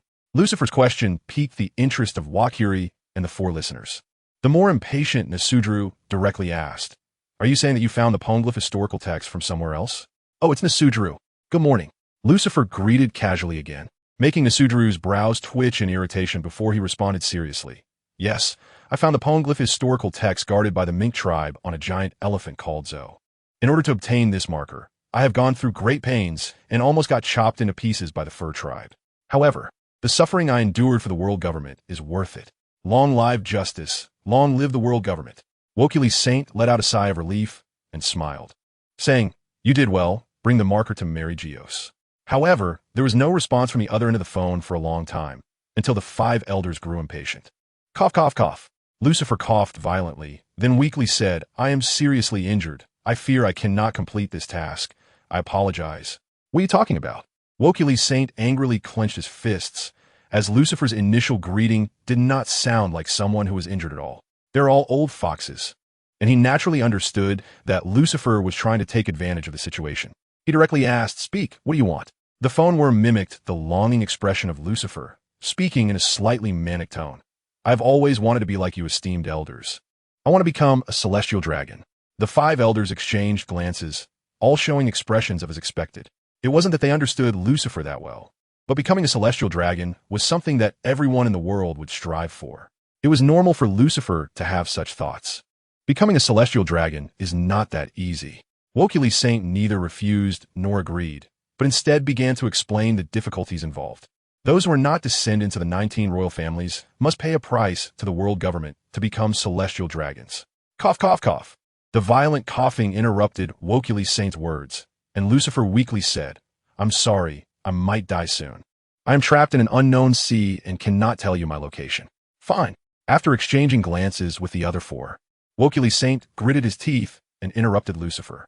Bring the marker to Mary Geos. We promise to make you a celestial dragon. Thank you, Creator God. Thank you, esteemed elders. I suddenly feel like I have endless power. Wokili Saint really couldn't listen anymore and decisively hung up the call. This bastard. However, this guy's abilities are still commendable. Satan Saint was quite satisfied with Lucifer. He supported Sakazuki as admiral because he could get the results he wanted. It's not that they fear your desire for power, but rather that they fear you lack the ability to do what the world government wants. How to handle that marker that appeared in the Dark World's black market. Of course, it should be retrieved, although it takes gathering all four markers to find the final island raftel. The information on the marker absolutely cannot be leaked. Meanwhile, on Float Island in Wano, why didn't you mention Don Quixote Doflamingo to them? Shiki looked at Lucifer, wondering if he had forgotten about the person. One step at a time, Lucifer shook his index finger, his aggressive gaze resembling a boa constrictor slowly strangling its prey. Once I get to Mary Geos, I can persuade them with reason and emotion. Since Lucifer had a plan, Shiki didn't say more and changed the subject. Indigo has already started. What do you think of the first batch of candidates for the transformation? This is the first time usings. Kinda human, right? After pondering for a moment, Lucifer replied, Let me go first. Leading by example is how to gain trust. Are you sure? Shiki frowned tightly. The risks are high, and there could be irreversible bad results. Lucifer shook his head, took a deep breath, and said, I ask this. I can no longer be improved. Its effect is merely to awaken genes. As for what the final evolution mutation will look like, it all depends on the individual's understanding and yearning for advanced life forms, as well as the underlying factors buried in their bloodline. For example, the Conqueror's Haki can be traced back to the person at the source. He definitely did not have this ability just by being born. It is a power that is grasped through the tempering of will and body, akin to the evolution of life. At the moment of awakening the Conqueror's Haki, the genes of that life form will change and be inscribed in the chromosomes, passed down to the next generation. In this way, the difficulty for the next generation to awaken the Conqueror's Haki will be greatly reduced. Perhaps it will only require some extreme emotion to awaken it. But if the next generation has not awakened the Conqueror's Haki and then gives birth to their own offspring, then their offspring will not inherit the advantage of easily awakening the Conqueror's Haki. They will only be able to awaken it after undergoing more tempering of will and body. And that is merely a possibility. The effect of I choose to reclaim the lost genetic advantages and produce progressive changes based on the characteristics of current life forms. Similarly, these genetic advantages also include the ferocious nature of ancestors during predation. Humans might revert to the original dietary habits of raw flesh and blood. This is also why most creatures that have undergone transformation become more brutal and violent. As for why they can emit electricity, breathe fire, etc., it is a reflection of the respect and yearning that living beings in nature have for the natural world. Among these modified creatures, the duck that can emit electricity and the fire-breathing rhinoceros beetle clearly have higher intelligence than other creatures, which is also why they can evolve into super abilities. Because less intelligent creatures only fear natural phenomena and do not yearn for them. They will be afraid when they hear thunder and see lightning, but they will not have the idea of controlling them. Yes, will lead creatures to evolve towards the form they most desire deep down. And the direction of evolution will also undergo strange changes due to personality and genetic inheritance. Of course, even if Lucifer successfully evolves, it is impossible to destroy the world with a single punch. An ant can lift something over 400 times its weight, but its strength is still less than that of an ordinary human who can only lift a few times their body weight. Strength is influenced by body size and muscle and bone density, which is why Kaido, Charlotte Linlin, and others are significantly stronger than others. But with superpowers, there are infinite possibilities. However, it is still unrealistic to destroy the world by relying solely on one's own power. Whitebeard is known as the man who can destroy the world. But did he really destroy the world? He merely stirred up monstrous waves that swept across the world, making it uninhabitable for the creatures living within it, without affecting the world itself. Unless one becomes the black hole itself, then I will join you. Shiki became competitive and wanted to see who could complete the first step of evolution first. Fortunately, his clone was made with the original as nourishment. Otherwise, this evolution would have little to do with him. Artificial clones ultimately lack the foundation of bodies passed down through generations and are limited to the knowledge and abilities of their creator. Then let's go. Lucifer grinned, starting to give himself a psychological boost. He is the strongest. He is fearless. He is the perfect form of life. In the huge castle of Topland in Wangwa, Karakuri, go bring me the road sign. Charlotte Linlin actually received the news earlier than the world government. After all, the kings of the dark world are on good terms with her. However, this time, even Morgans and others have not figured out who is selling the road sign, telling her to wait a little longer, and they will bring the road sign to her once they find out. After waiting for a long time without any news, she couldn't wait any longer and instructed Katakuri to make a trip. Katakuri frowned and said, I suppose Kaido and Blackbeard will take action as well. Manga, it's better for us to be fully prepared. Groundless confidence is extremely foolish. He is confident in his own strength, but he will not underestimate others because of it. That's true. Charlotte Linlin nodded. She does not believe that anyone other than that unpredictable guy red-haired would not be tempted, especially since things have gotten so big now. The world government cannot remain inactive. Then you stay on Cake Island. Let Perispero go. I will follow behind. A piece of road sign historical text is worth her personally taking action. On Hive Island, their essay problem. Marshall D. Teach gently stroked his beard, his murky gaze filled with thought. Hive Island raises many slaves of various races and is the largest slave trading market in the New World. No, to be precise, it is the largest slave market in the world. Even nobles from distant kingdoms come here to buy slaves. Therefore, it can also be said that Hive Island is the gateway to the dark world in plain sight. As the owner of this island and the one who holds the key to enter the dark world, it is surprising that such a big event has completely bypassed him. Who would be foolish enough to take out the road sign and sell it? Could it be a trap? Teach's suspicious nature made him serious, showing a strong determination not to rest until he figured it out. Shiryu, while wiping the blade with alcohol cotton, said, well, no, let me go take a look then. He couldn't understand what Teach was thinking out of thin air, without much basis. It was pointless to come up with ideas. By elimination, I think the most likely candidate is Golden Emperor Guild Tesoro. Teach's eyes flashed with brilliance as he stated his guess. The kings of the Dark World have a good relationship with Charlotte Linlin and can basically be considered as external members of the big MOM pirate group. If they have the road sign, they will definitely offer it to Charlotte Linlin rather than openly selling it. After Joker Doflamingo was imprisoned, the only one who could spread news in the Dark World without going through locals like Morgan's would be the Golden Emperor, who controls 20% of the world S-berries. Shiryu raised an eyebrow, surprised that Teach actually analyzed it correctly and quite reasonably. The Giran Tesoro has already disappeared from the sea. It will be difficult for us to find Tesoro in advance. Teach waved his hand and said, "That is not important. What is important is what that Golden Emperor is trying to do. He is already living a life that makes me envious. So why is he stirring up trouble? This guy is very close to the world government. The road sign wouldn't be a trap set by the five elders, would it? It shouldn't be." Shiryu put down the famous sword Thunderstorm, took a puff from a cigar in his mouth, and shook off the ash. The five elders prioritize maintaining the stability of the world order, and wouldn't recklessly make such a big move. They wouldn't dare to declare war on all four emperors of the sea at the same time. Teach suddenly burst into laughter. Forget it. It doesn't matter. When the person spreading the news releases the permanent pointer, we'll go take a look. Although the news of the road sign historical text being sold has spread throughout the underground Dark World, the specific time and place have not yet been announced. So they can only wait. Shiryu. So what is the use of thinking so much? In the end, they still have to go take a look. In a village of the world's strongest country, Elbaf. Captain, big news. Rockstar ran up to Shanks, who was reminiscing with a giant friend, and handed over a paper recording information about the underground Dark World. Shanks took the paper, glanced at it, and frowned. It seems the new world is about to be turbulent.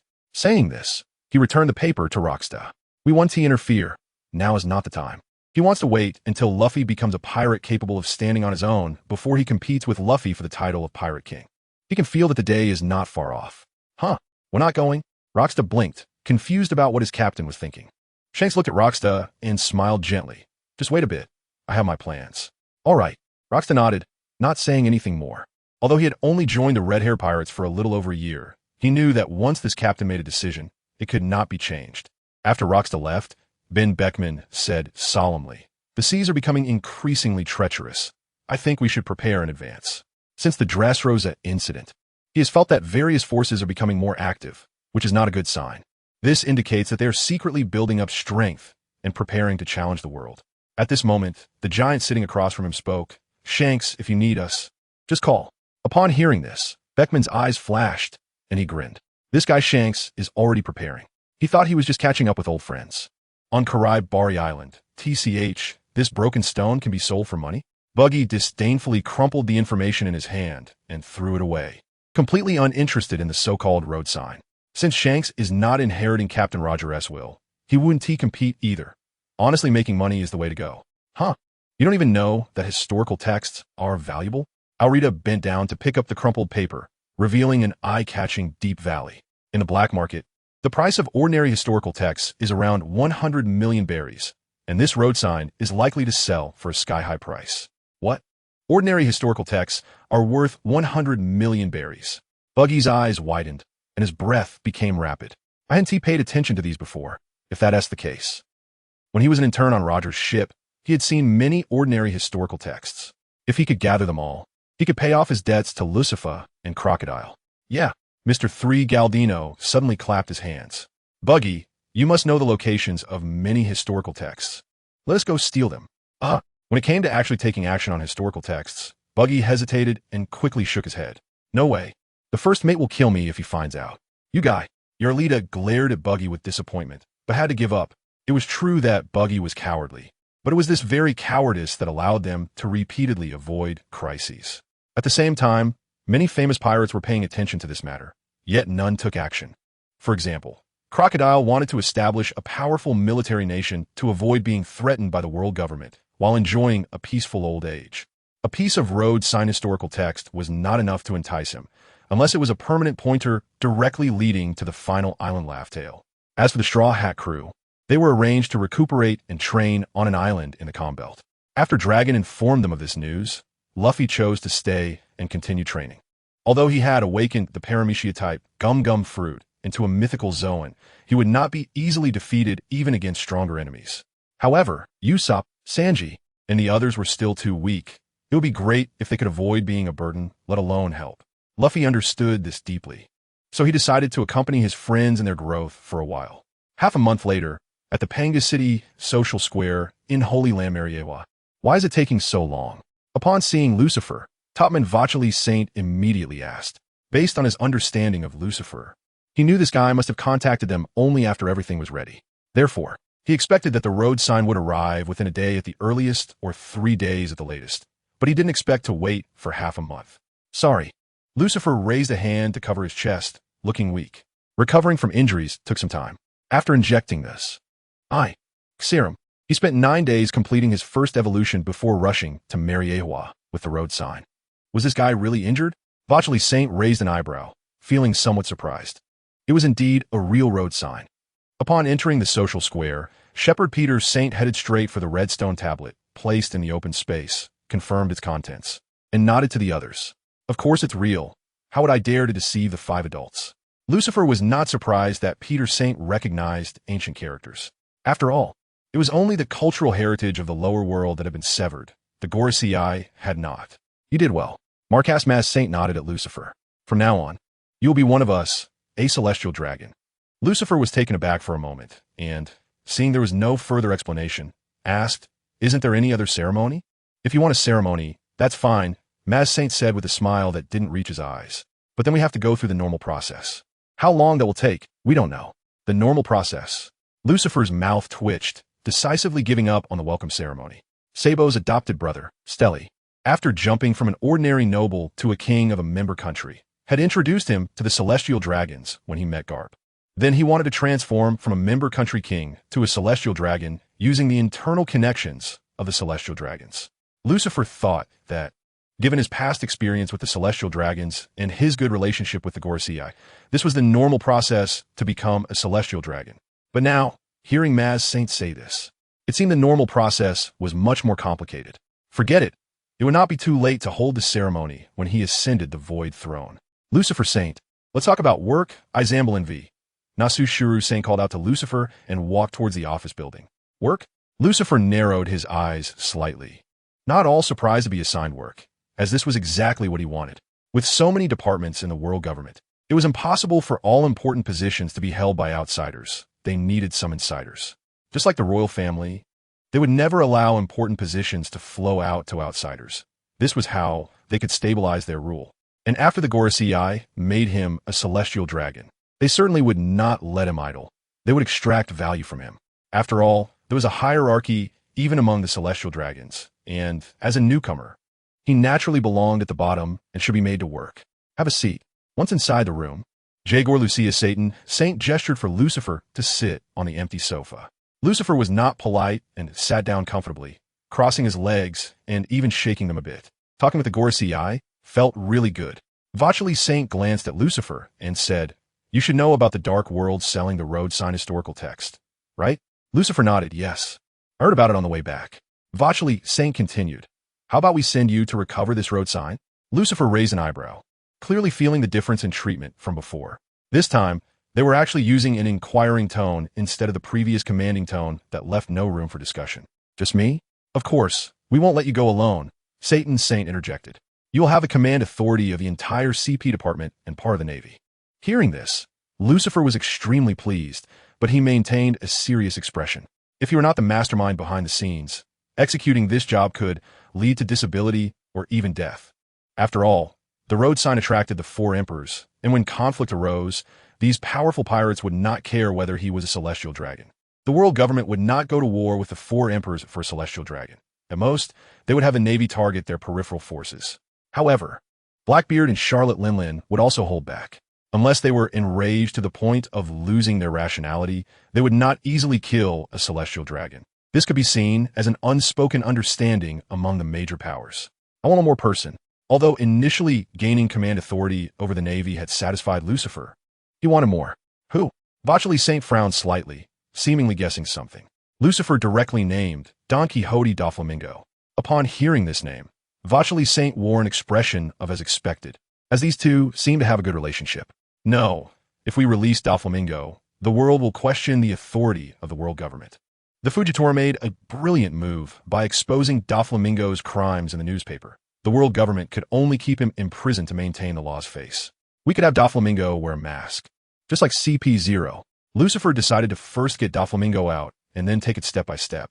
He was originally the middleman of the dark world and would be of great help to their operation this time.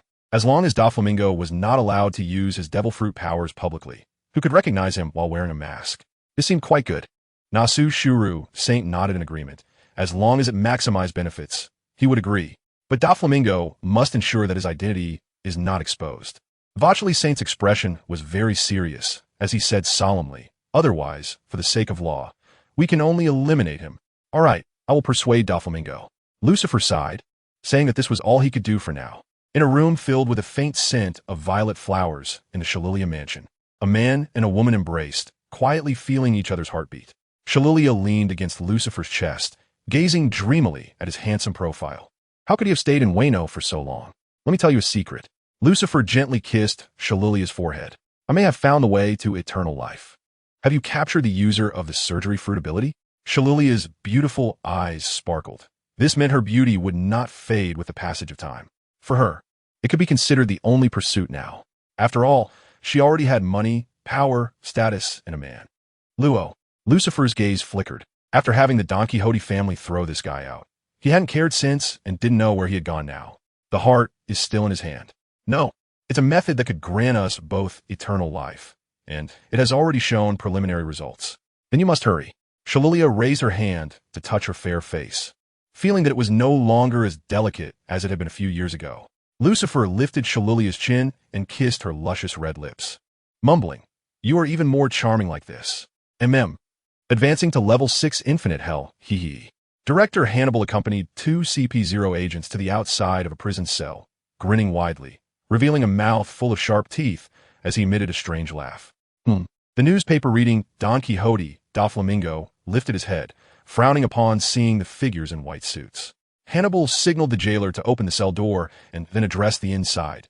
"Doflamingo, you're now being taken to Judicial Island for a personal trial by Saint Lucifer.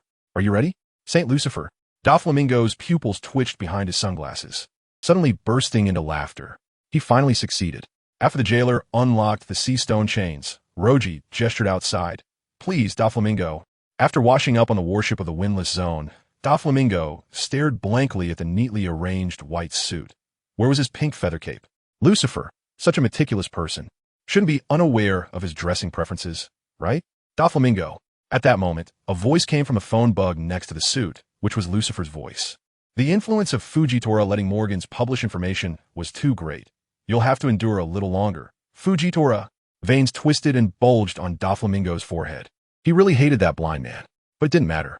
Lucifer continued, shifting the topic. This incident has developed unexpectedly well. If managed properly, it might allow you to become a celestial dragon again. What incident? Doflamingo raised an eyebrow. Had something happened at sea recently that he hadn't seen in the newspapers? It was quite dramatic, to say the least. The phone bug mimicked Lucifer's subtle expression. I merely painted ordinary historical texts read to sell as landmarks, and unexpectedly hooked the 5 elders. Not only did they give me 2 billion berries for activity funds, but they also provided me with a golden phone bug capable of activating the demon order. This is indeed quite dramatic. Doflamingo felt it was somewhat outrageous that someone could be so cunning. Lucifer was completely treating the 5 elders like pigs. Not only did he gain money and power, but the fakes he returned were also his creations. Moreover, even if the 5 elders later recognized the fakes, they wouldn't blame Lucifer. After all, he was just a man following orders. So you can make a bet agreement with the 5 elders. If you succeed, you can become a celestial dragon again. And if you fail, you'll just work for them for free in the future. Lucifer proposed his idea. Doflamingo pondered for a while and asked, "Do you have absolute confidence?" Selling landmarks would surely attract the Yonko. At that time, whether they could successfully obtain the landmarks would be out of their control. The uncertainty is too great. Don't worry, I have plenty of such landmarks in hand. Even if others snatch them away, we can still present something to the 5 elders as a report. Lucifer discovered 5 historical texts in the underground chamber of a general's mansion, selling them slowly one by one to avoid inflation. You are so reliable, insidious. 3 days later, a piece of news exploded in the underground dark world, which was in a calm state before the storm. The auction location for the sale of landmark historical texts was announced to be on an island called Yami, which no one had ever heard of. Just as those intending to participate in the auction were troubled about the direction, one by one, permanent pointers leading to Yami were thrown out by the organizers. 100,000 berries each. Everyone was furious and cursed, even believing that the organizers were just trying to profit from the permanent pointers. Normally, the price of a permanent pointer would fluctuate between a few hundred to 10,000 berries, depending on the direction it pointed. Now, the price of the permanent pointers being sold by the organizers was more than 10 times higher, making even the king of Doflamingo feel a bit kind-hearted. Just as many were about to give up due to this insulting ticket, the organizers then announced other auction items, the most attractive of which was a devil fruit. This was the ability of the deceased Whitebeard Pirate's 2nd Division Commander, Portgas d'Ace, the Logia type Mera no Mi. As soon as this devil fruit was mentioned, many who were just there to join the fun became determined to get their hands on it. The strength of the Logia type Mera no Mi was well proven by the Fire Fist Ace, who had once been active in the New World. No one would doubt it. This was the shortcut to becoming stronger. In an unknown sea area of the New World, pirate ships flying skull flags slowly sailed into the port of Yami Island, clearly giving this emerging island the trend of becoming a pirate paradise. The sea breeze fluttered the flags, and among the fleets arranged in groups, one particular group immediately attracted everyone's attention. A skull wearing a tricorn hat, surrounded by a mass of pink hair, and with striking red lips. The Yonko Big MOM Pirates.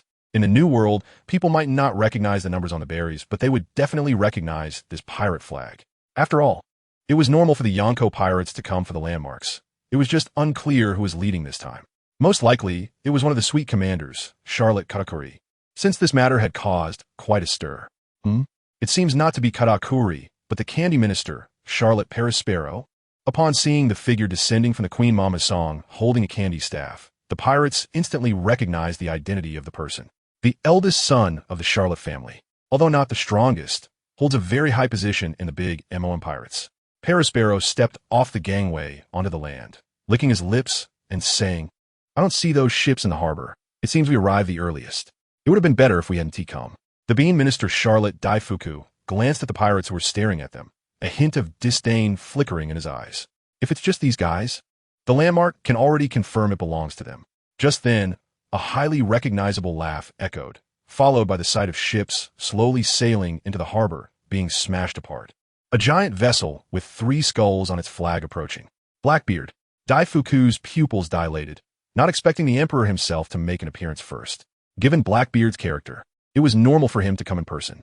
Perispero was not surprised. Blackbeard's show-off personality was well known in the New World, and he wouldn't miss any opportunity to make a spectacle. Although Blackbeard had personally arrived, Perispero and the others still stood at the harbor, showing no intention of leaving. Otherwise, it would make others think that the big MOM pirates were afraid of the Blackbeard pirates. In the New World, face and reputation are above all else.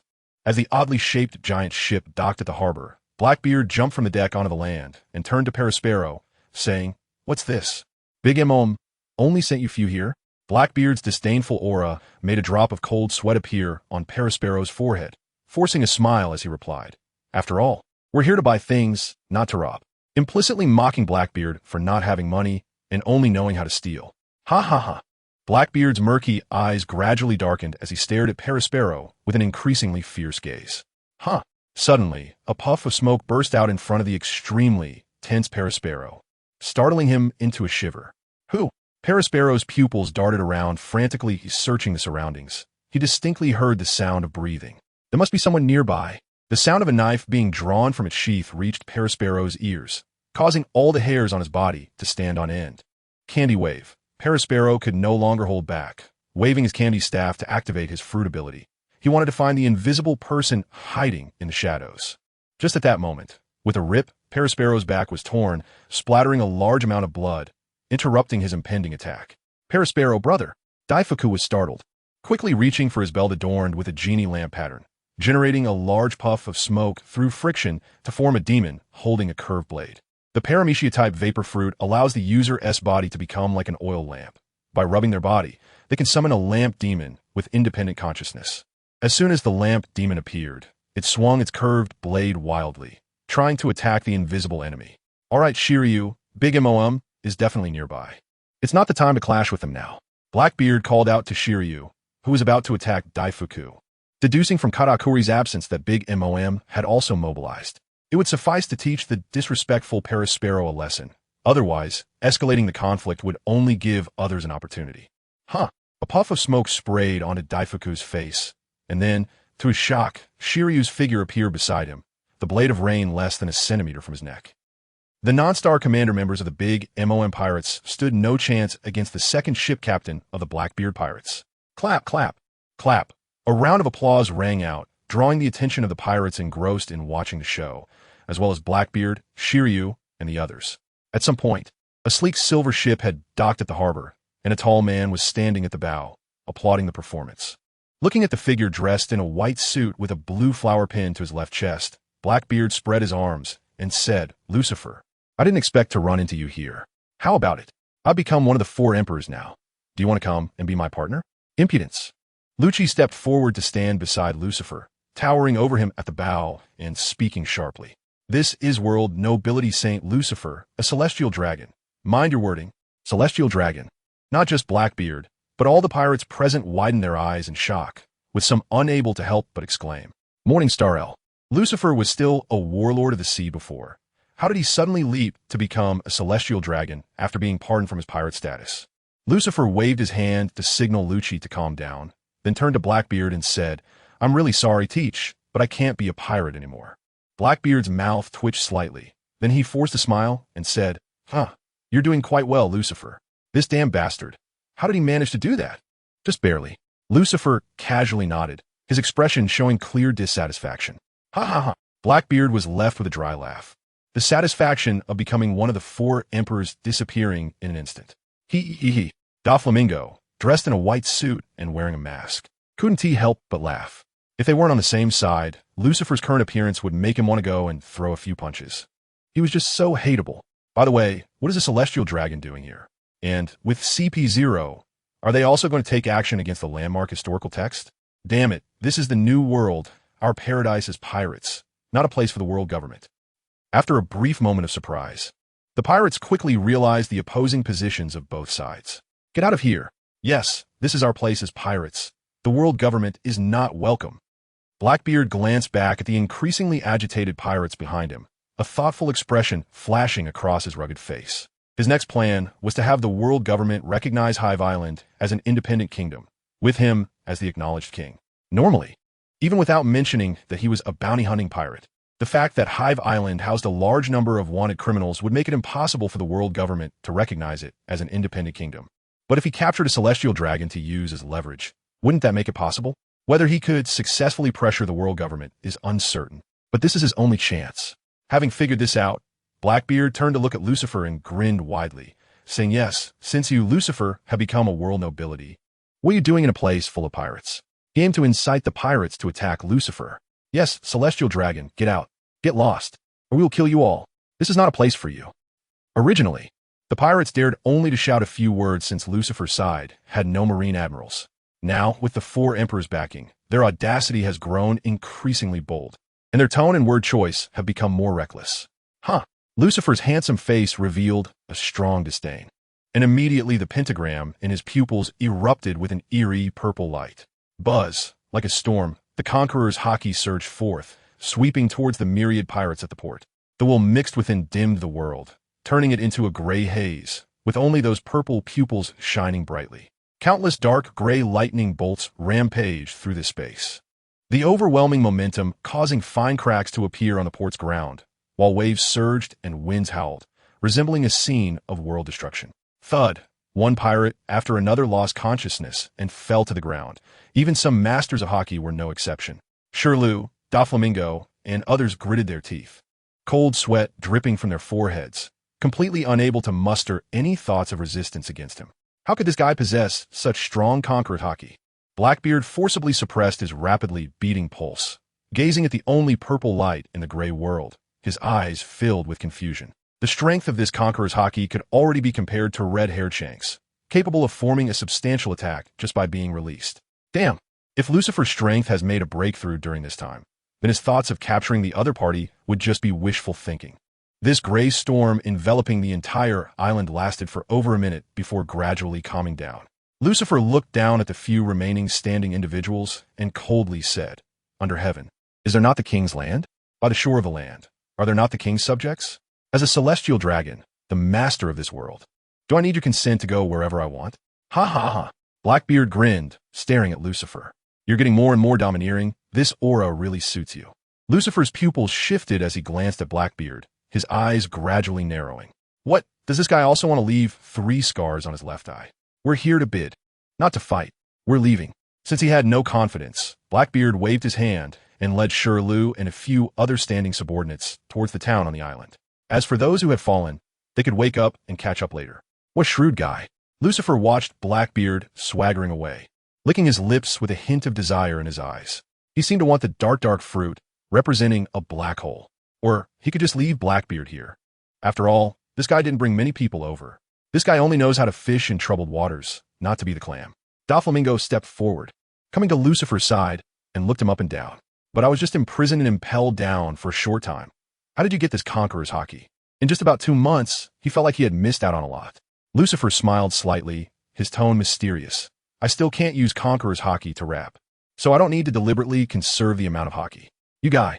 Doflamingo shook his head and smiled, knowing that there were others at the port and not in a place to speak secrets. "You must tell me about it when we get back." Lucifer nodded, then lightly leaped to the side of Perispero, who was being bandaged. "What are you doing?" Doflamingo quickly stepped forward, blocking in front of Perispero, staring at Lucifer with a serious expression. "Don't be nervous." Lucifer spread his hands and took a step back, indicating that he meant no harm. "I just want to ask you something." "What is it?" Doflamingo frowned slightly, still maintaining a defensive posture. Lucifer didn't mind and got straight to the point. "Where is Charlotte Linlin? What do you want with Mom?" Perispero grimaced in pain and asked first. "I want to discuss some things with her." Lucifer smiled slightly. Charlotte Linlin was one of his candidates for the Dusk Knights. Perispero glanced at several nearby pirates who were still conscious and shook his head. "We have nothing to discuss with the world government." Lucifer's smile grew stronger, and then several white figures flickered in the arena, like vengeful spirits charging towards those conscious pirates. "CP0, we didn't provoke you." These pirates were not pushovers and quickly engaged in battle with Lucci, Kaku, and the others. However, most of their attention remained focused on Lucifer. If that monster also made a move, they would have no power to resist. "Your presence is a nuisance," Lucci coldly retorted, then seized the opportunity to strike, piercing the opponent's heart with a finger gun. With each scream from the pirates, Perispero's face grew increasingly grim. Gritting his teeth, "What exactly do you want to discuss with Mom?" "Charlotte Linlin should be coming too. Can you help me arrange a meeting with her?" Lucifer had not seen Karakuri, immediately understanding that he was likely staying at Whole Cake Island, and accordingly, Charlotte Linlin must have come with Perispero. "I will inform Mom."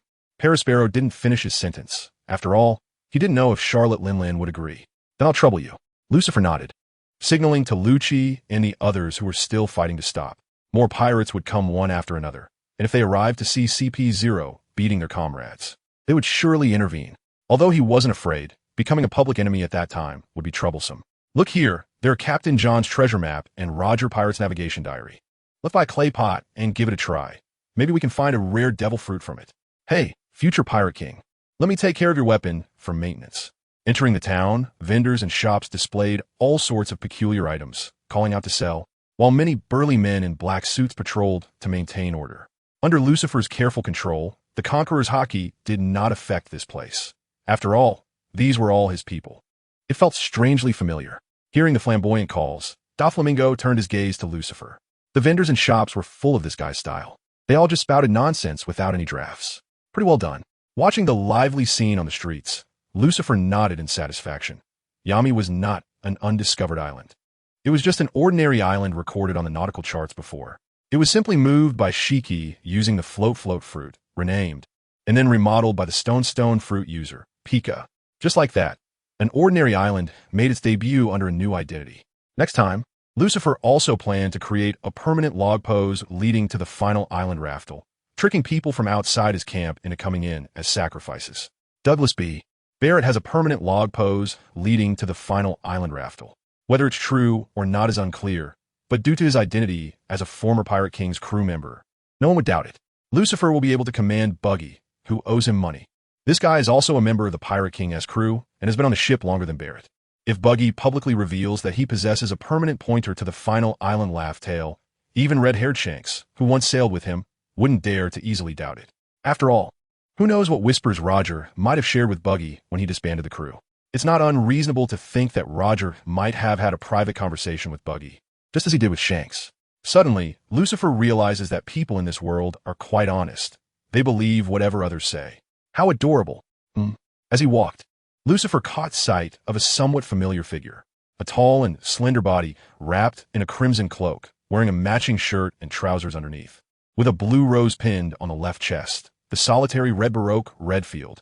Redfield is from the same era as Roger, Whitebeard, Gold Lion, Garp, and Sengoku. Sengoku exaggeratedly claimed that Redfield could stand on equal footing with Roger and Whitebeard all by himself, demonstrating exceptional strength. Garp, on the other hand, said that Redfield was not significant enough to leave a name in history. In simple terms, he was just a lone commander whom Garp looked down upon. Redfield himself believed he was inferior to Roger and Whitebeard, and after witnessing their peak powers, he gave up on his dream of becoming the Pirate King. It is said that Redfield possessed a strong observation haki since childhood, which grew stronger with age, allowing him to see through people's hearts. However, having seen the ugly hearts of those around him, he developed a strong aversion to people and became reclusive. As a child, Redfield once encountered the Rumbar pirates resting on shore and was inspired by their ideals after talking to Brooke, leading to his admiration for them. This is the information that floated into Lucifer's mind about the other person. Sensing a gaze upon him, Redfield, who was selecting earthen pots, turned to look, and his brow furrowed tightly. What kind of monster is this? Lucifer smiled faintly at Redfield from a distance, making the latter instinctively grip the handle of the umbrella hidden in his hand tighter. Inside the umbrella's frame was a slender sword, a mimicry of Brooke's swordsmanship. In that moment, Redfield felt a strong malice. Why such hostility? Seeing Redfield suddenly tense up as if ready to explode at any moment. Lucifer couldn't help but feel confused. Redfield looked young now. He must have consumed a Zoan-type bat fruit in the mythical vampire form. He had merely thought of collecting a bit of the other S bloodline factors, with no other intentions. Was he being so petty? Hearing Lucifer's mumbling, Doflamingo, Rob Lucci, and others followed his gaze. Besides feeling that the other party was not to be trifled with, they noticed nothing else. After all, Redfield was a remnant of the previous era and was far less renowned than Roger or Whitebeard. They, from the new era, did not know him. Seeing Lucifer's smile becoming friendlier, Doflamingo couldn't help but ask, is he an acquaintance? No. Lucifer shook his head and licked his lips. It's yet another path to immortality. Immortality? Doflamingo raised an eyebrow, appearing somewhat curious, but it was just curiosity. Ever since Shiki could become young by transplanting his brain into a clone, the surgery fruit had lost much of its allure for him. For Trafalgar Law, it was now just an obsession. Yes. Lucifer nodded and explained. The rare mythical Zoan-type fruit allows the user to maintain their youthful state indefinitely. That is quite nice. Doflamingo immediately lost interest. It wasn't like the surgery fruit that granted immortality, which held no meaning for him as a devil fruit user. Unless he could uncover the secret of Blackbeard, being able to consume 2 devil fruit powers and then replicate this mythical Zoan fruit for himself. Wait here. I'll go have a chat with him. Lucifer left a sentence behind and stepped towards Redfield. Bats can fly, and if he didn't seize the opportunity now, he might miss it and not find him again. Seeing the other person approaching him alone to express a lack of hostility, Redfield spoke up. That commotion at the port was caused by you, right? Did I disturb you? I apologize.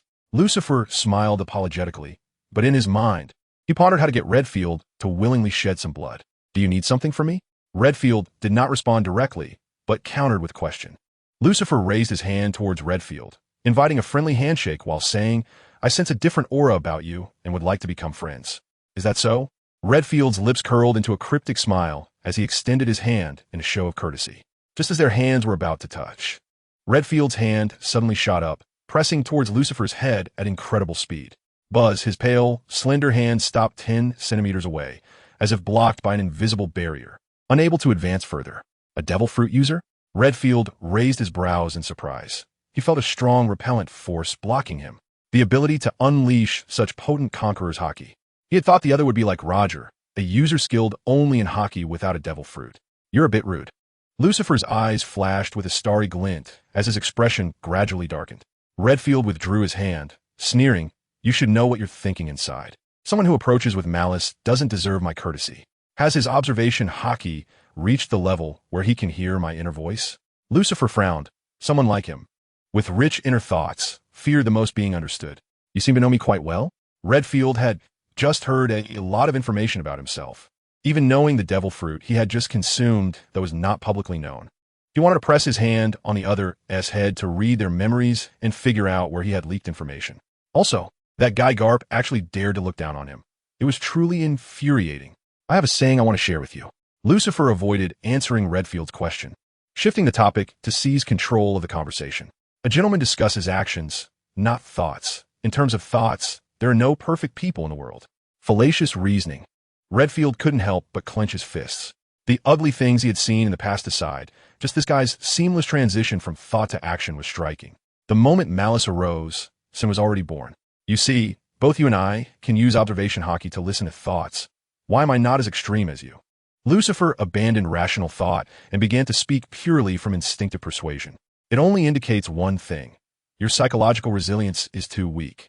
You have a heart as fragile as glass that shatters with the slightest touch. Stop talking nonsense. I wasn't thinking about that at all. Redfield understood that this little brat was the epitome of evil, lying without even preparing a draft. All right. Lucifer shrugged helplessly and got straight to the point. Can you give me some of your blood? I could use it. Do you think I would give it to you? Redfield immediately pulled out the fine sword hidden in the umbrella ribs, wrapped it in Conqueror's hockey and armament hockey, and swung it forcefully at Lucifer. Boom! An ear-splitting sound echoed as the fine sword easily pierced through Lucifer's body, creating a gust of wind that made him vanish without a trace. After image, Redfield squinted his eyes and quickly calmed down to use observation hockey to locate his opponent's true body. After sensing the aura, Redfield revealed a puzzled expression. If just now the opponent's aura was as evil as a black hole that devoured everything, now it had done a complete reversal, resembling a warm morning star that represented hope. How could a person's character switch back and forth between extreme evil and extreme good in an instant? What on earth is this guy? Don't be so impulsive. In midair, Lucifer, with his pure white six wings like an angel descending to the mortal realm, wore a serene expression on his handsome face. Helping others is the foundation of happiness. Helping me won't cost you a thing. Your words and actions are really infuriating. Redfield waved at a nearby fruit vendor, and a raccoon dressed in pink hurried over to him. Is this your pet? Lucifer also raised his hand, and suddenly a gravitational force erupted, pulling the pink-dressed raccoon into the sky. But Redfield's pupils constricted, immediately transforming into his vampire form and flapping his bat wings to chase after it. It must be said that Redfield himself was a master of physical combat, with strength and speed at the top level. Plus, having consumed the vampire devil fruit that enhanced his power and speed, his speed was simply at its peak. However, Redfield was fast, but Lucifer was faster. As a white rainbow flashed through the air, Lucifer had already grabbed the pink-dressed raccoon first and casually shielded it in front of him. What cute little guy. Despicable. Redfield was suddenly hesitant to attack, feeling restrained. Although he had not yet been educated by Straw Hat Luffy about true friendship, he actually cared a lot about this raccoon. His original surname was Patrick, and later he gave Pat to the raccoon and changed his surname to Berlick. This showed how much he valued the raccoon Pat. Boss, I'm sorry.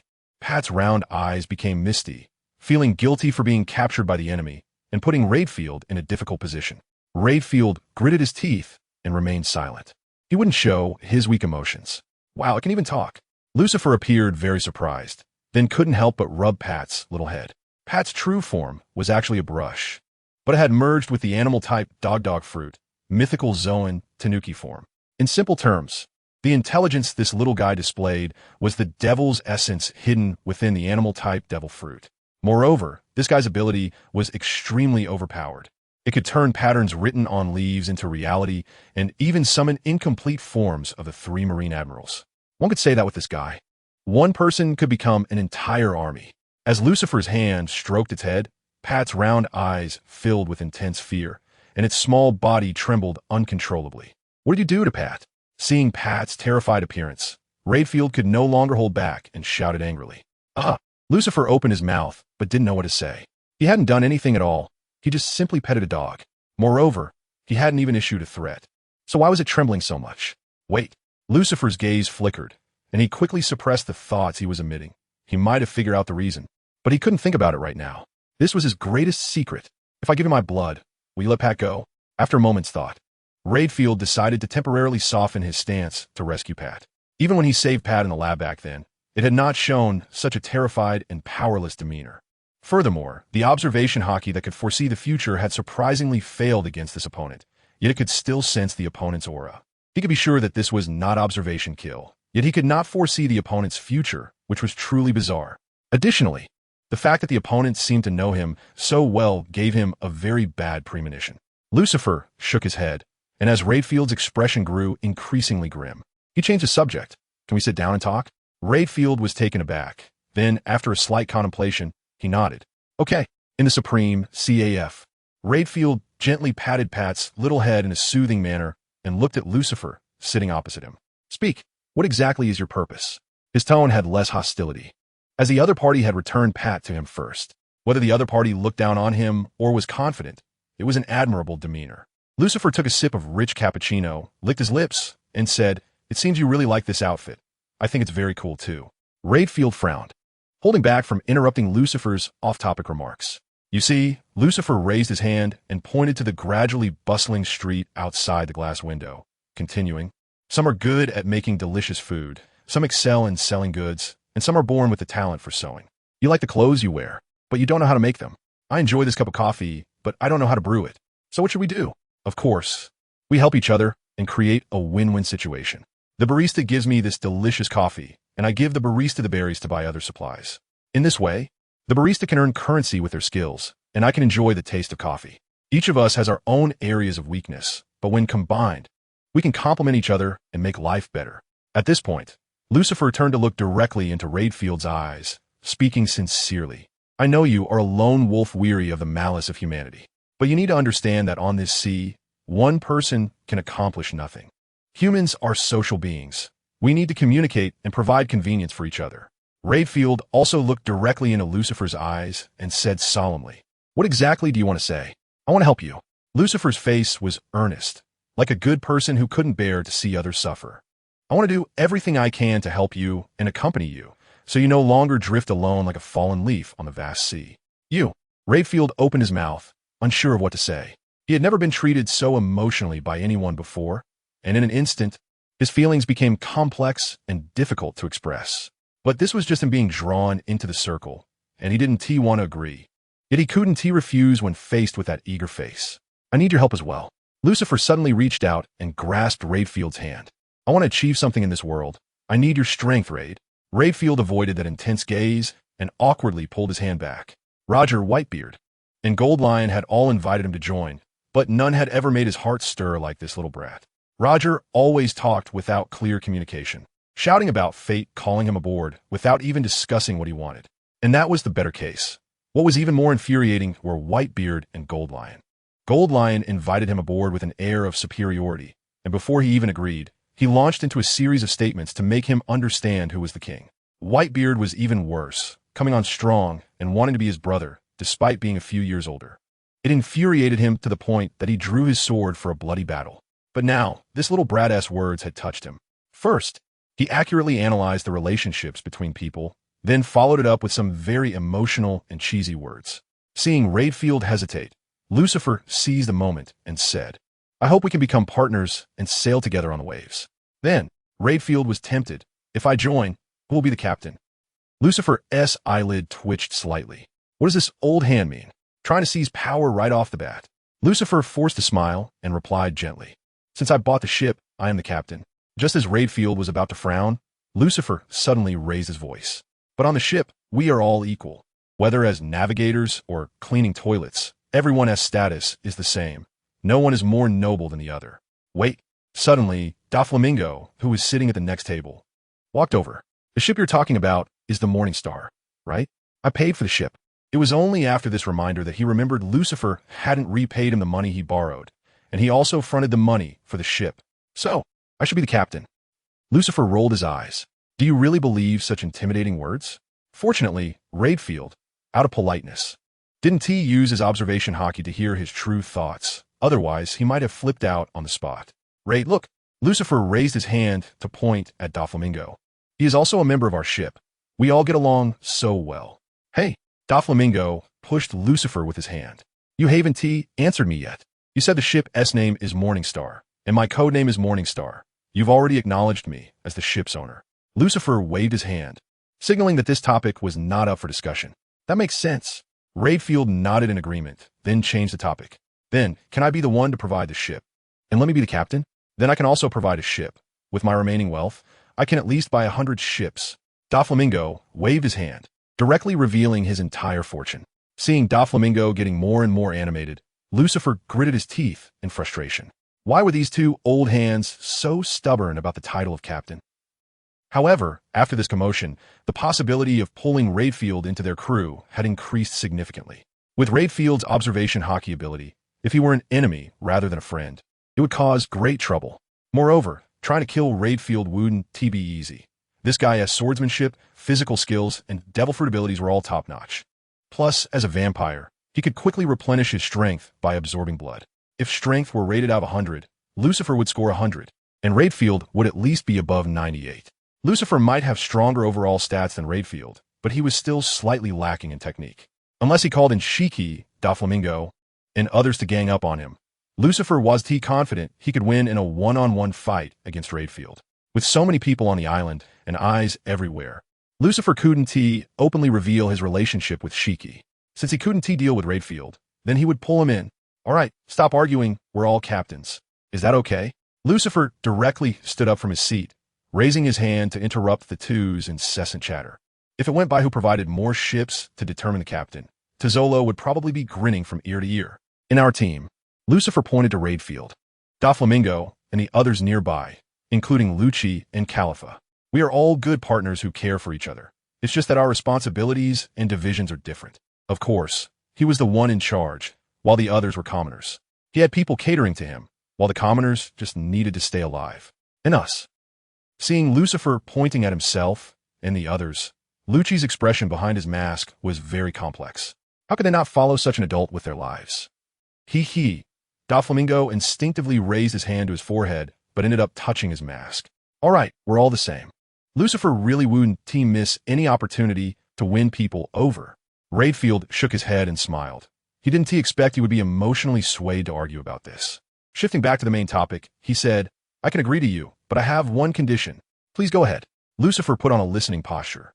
Raidfield took a deep breath and said seriously, if one day we disagree on our ideals, I hope you stop me from leaving. All right, I agree. Lucifer answered without a second thought. Before inviting Raidfield, he had already considered his personality carefully.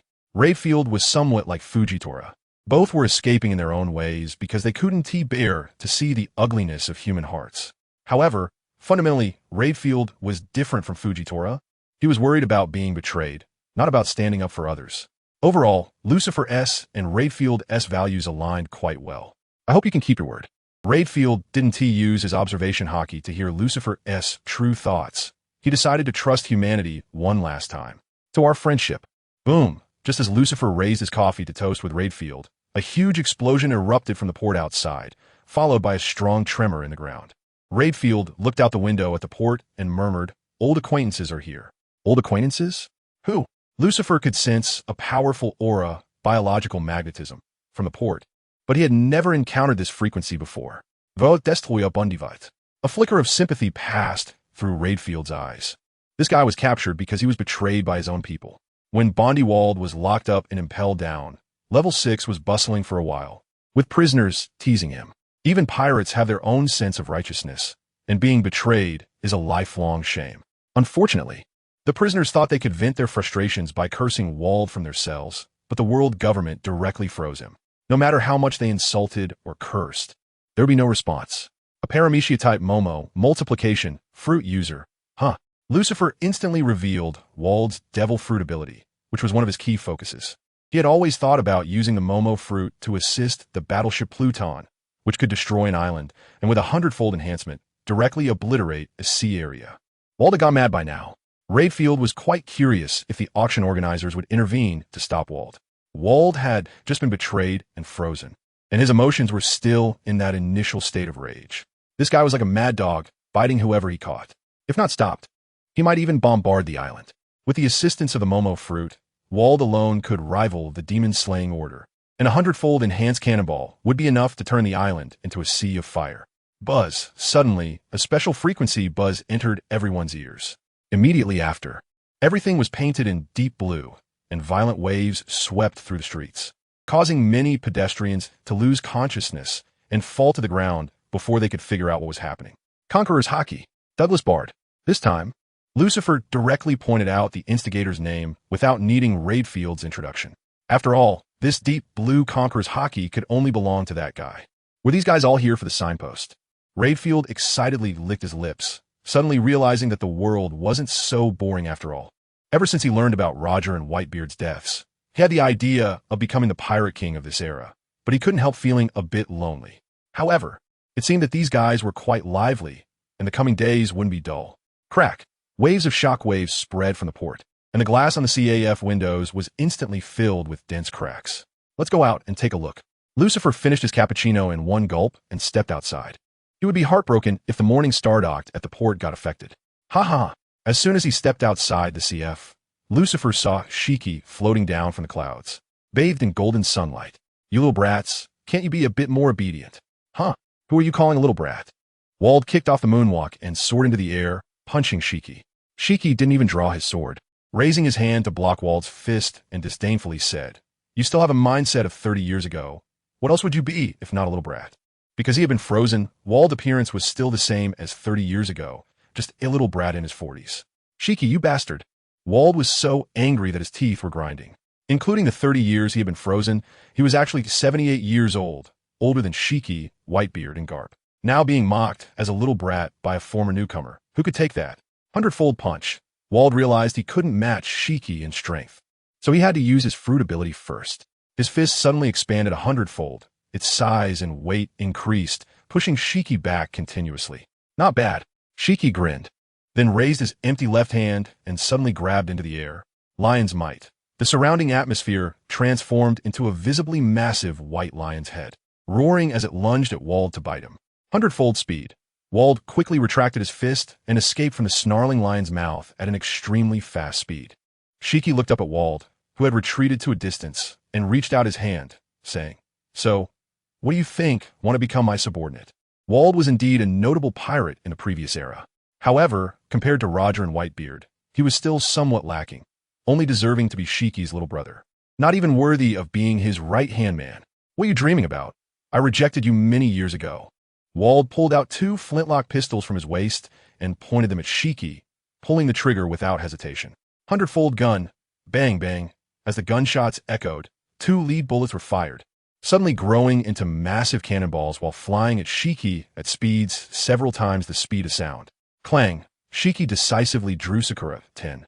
The sword vibrating lightly as it unleashed a deafening sound of metal clashing, a golden flying slash cutting through the air and shattering the lead bullets. After slicing the bullets, the momentum didn't diminish and directly hit Wald, tearing his skin and splattering blood, sending him flying backward. Golden Lion Shiki. Pirates standing firm under the overwhelming Conqueror's Hockey all widened their eyes, unable to believe that the legendary pirate was appearing here. How could his power be stronger than when he was at his peak? How is that possible? Wasn't his leg broken? Raidfield's face was also filled with shock, completely not expecting that the guy who once chased him with troops was still alive. Moreover, he seemed to be getting younger. It was truly exhilarating. Raidfield clenched his fists tightly, that long-lost feeling returning. Hey, what are you doing? Lucifer quickly reached out to grab Raidfield. What did this guy mean by rushing towards Shiki? Raidfield licked his lips and said excitedly, "My hands are itching. I want to go up and spar with this old guy." "Don't." Lucifer waved his hand, then leaned in close to Raidfield's confused gaze and whispered, "We're on the same side, one of us." "What? You're Shiki's subordinate?" Raidfield frowned, his first reaction being that he had been tricked. After all, Shiki would never allow anyone to stand on equal footing with him, so Lucifer could only be Shiki's subordinate. Then, being on equal footing with Lucifer meant he would indirectly become Shiki's little brother. Unbearable. What subordinate? Lucifer leaned back and glared at Raidfield. "We have an equal partnership, just like between you and me." "No way." Raidfield looked skeptical. Would that old lion agree? You have to know that when Shiki was in the Rocks Pirates, he completely disregarded Rocks. After the Rocks Pirates disbanded, he even wanted to recruit Roger, who defeated Rocks, as his subordinate, making him the epitome of arrogance. Such a man would actually partner with a little brat on equal terms? Impossible, absolutely impossible. Lucifer felt that Radefield's gaze was filled with offense, and said unhappily, "You agreed. So why can't Shiki agree?" Radefield was instantly at a loss for words. Indeed, he even rejected invitations from guys like Roger, Shiki, and Ugate. Yet he agreed to this little brat. It was as if he was bewitched, and looking back now, it all seemed incredibly unbelievable. If it weren't for the fact that he knew Lucifer's devil fruit ability wasn't related to the mind, he would think he was being controlled. However, if he agreed, it wouldn't be surprising for Shiki to agree as well. Teaming up with this old lion feels a bit strange. Radefield sighed deeply. The longer he lived, the more bizarre things he witnessed. There would be even more strange things to encounter in the future. Lucifer took out a cigarette, lit it, took a deep breath, and exhaled the smoke, obscuring his purple pupils. Despite the growing size of the crew, he still felt uncertain. The Rock's pirates were probably even larger than their current force. Yet they still lost to the world government. Although there might have been internal disputes within the Rock's pirates, it certainly didn't hinder them from giving their all against the Navy and the world government. The closer they got to success, the more vigilant they had to be. They must not become complacent. In the ruins, damn it, his body was sluggish from being frozen for too long. Wald dug himself out of the rubble, looking at Shiki, who was laughing heartily in midair, and decided to let him go for now. After being frozen for 30 years like a vegetable, his muscles had atrophied to the extreme. In his prime, he might not have been able to take Shiki in a one-on-one fight, let alone now. So, do you want to become my subordinate? Shiki, however, had no intention of letting Wald off, floating above him and looking down. Don't push it too far. Wald noticed many people were looking at them. If he bowed his head here, he would be mocked by the entire new world. What's wrong, you unwilling? Shiki's gaze grew darker, and the blade of his Sakura tin sword began to shimmer with golden lightning. You should know what happens to those who refuse me. Refuse you? What's the outcome? Wald suddenly remembered something his subordinates had mentioned about events that occurred while he was frozen and couldn't help but laugh. Roger had rejected Shiki, and then the ship's wheel was embedded in Shiki's head. That was the fate of rejecting Shiki. Although he didn't know how Shiki became young and removed the ship's wheel, Shiki's current outcome had no deterrent effect at all. What are you laughing at? Shiki, seeing the disdain in Wald's eyes, angrily slashed down with his Sakura 10, imbued with Conqueror's haki. In a critical moment, square space. The ground beneath Wald's feet split into small squares, allowing his body to sink and narrowly avoid the swinging blade. Guy Ram emerged from the dense pile of cubes, grabbed the injured Wald, and began to frantically escape from Shiki's side. Leftover remnants of the Wald pirates? Shiki looked at the old man who was grabbing Wald and running, recalling some information about him. He forgot the old man's name, but he remembered that the old man's devil fruit ability was quite impressive. A Paramecia type cube fruit user, who could cause contacted objects to split into many neatly arranged small cubes, and even compress air into square bombs. Truly a loyal subordinate. Shiki grinned and chased after the direction the two were fleeing. These two lackeys were his for sure, looking at everything from a distance. Lucifer widened his eyes and began to doubt whether Buggy was dead. He saw with his own eyes the old man with the whip lightly tap the ground, causing it to split into countless small cubes. Wasn't this the imagined effect of Buggy's Chop Chop Fruit Awakening? It's a cube fruit user, Radefield explained to Lucifer. Guy Ram, after all these years, is still willing to follow Wald. That's quite a friendship. Lucifer swallowed and asked, his devil fruit ability shouldn't have awakened, right? Still the same as before? Radefield shook his head. It shouldn't have awakened. That's great. Lucifer rubbed his hands, thinking about this devil fruit. He hadn't remembered such a powerful devil fruit ability. But now, it seemed like Lady Luck was smiling upon him. He had to give it some face. Just then, a voice called out nearby. Hey, I heard a celestial dragon is here. Can you help me summon the demon slaughter order? Lucifer saw Barrett walking towards him. This shouldn't be from our group, right? Radefield drew the thin sword hidden in the ribs of his umbrella, his handsome face filled with excitement. He recognized Barrett, who used to be an intern on Roger's ship, and he didn't believe Lucifer could recruit someone like him. No, please go ahead. Lucifer took a step back, raising his hand to gesture for Radefield to proceed. Barrett arrived just in time, allowing Radefield, who couldn't fight Shiki, to relieve his itch. Red Count, have you fallen? Barrett frowned slightly, puzzled by the lone wolf blocking his way. Kid, let me see the results of your training in prison over the years. Radefield actually admired Barrett, which is why he drew his sword immediately to show respect. Although their cells weren't adjacent, he had learned a lot about Barrett's deeds through word of mouth among prisoners.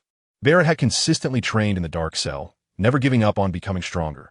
He was an excellent junior. Red count. Barrett grinned, clasping his hands and cracking his knuckles.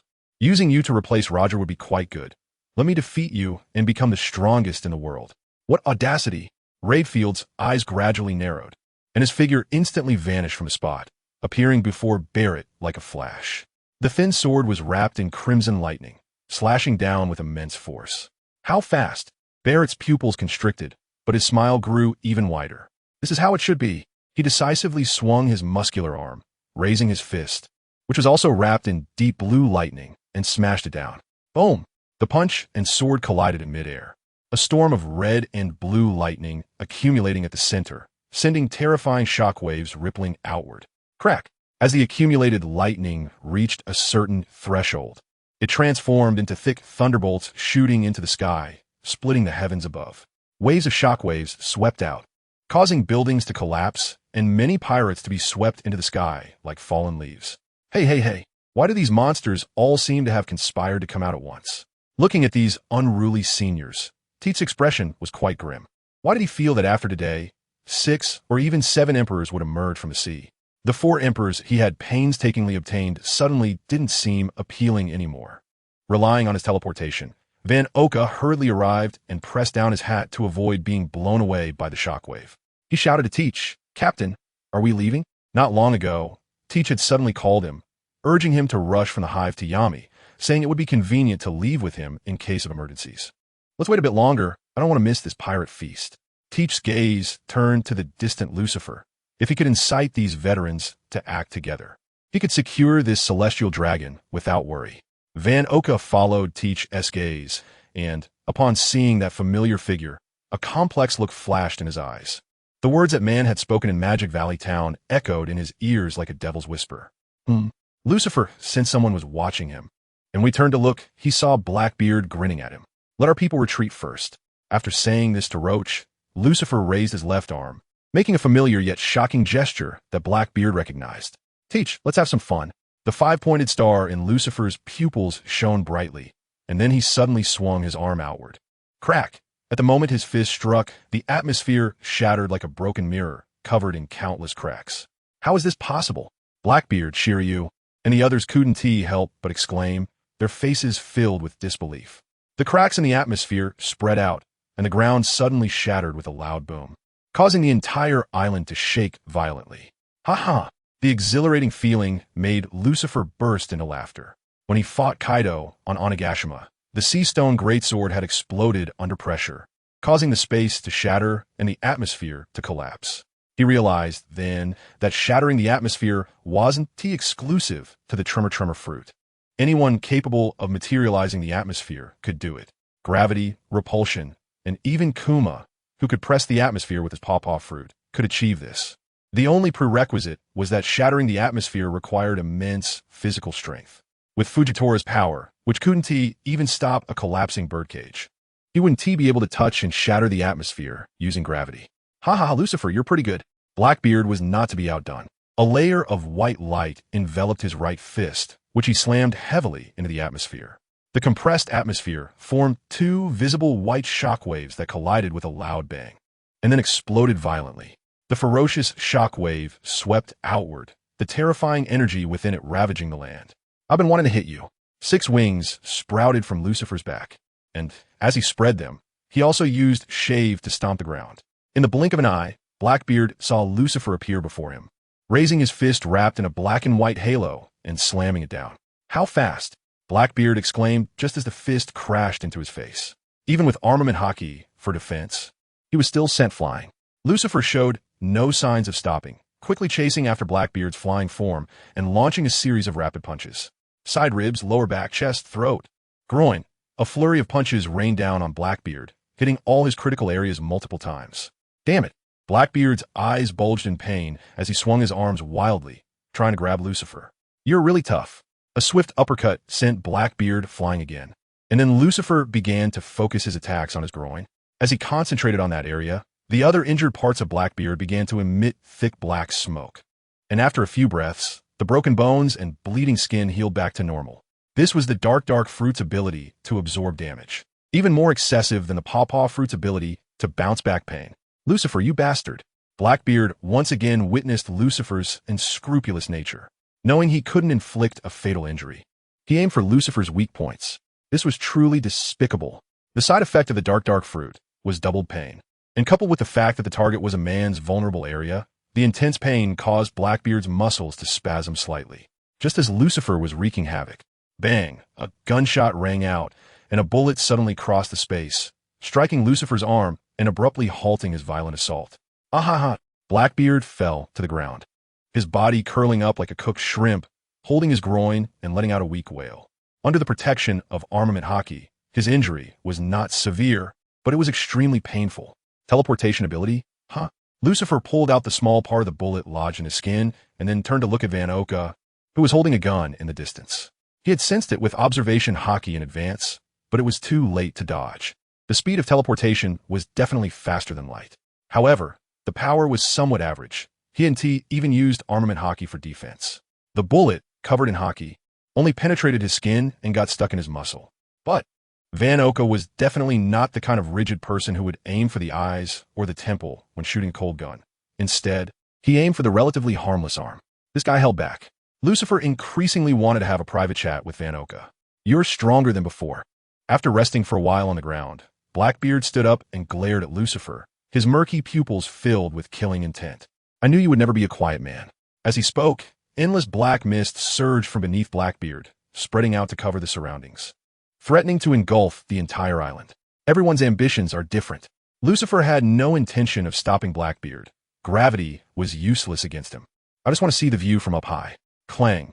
Just as the words fell, Lucifer suddenly shook violently, and ripples appeared in the void about 20 centimeters from his neck. Another terrifying monster.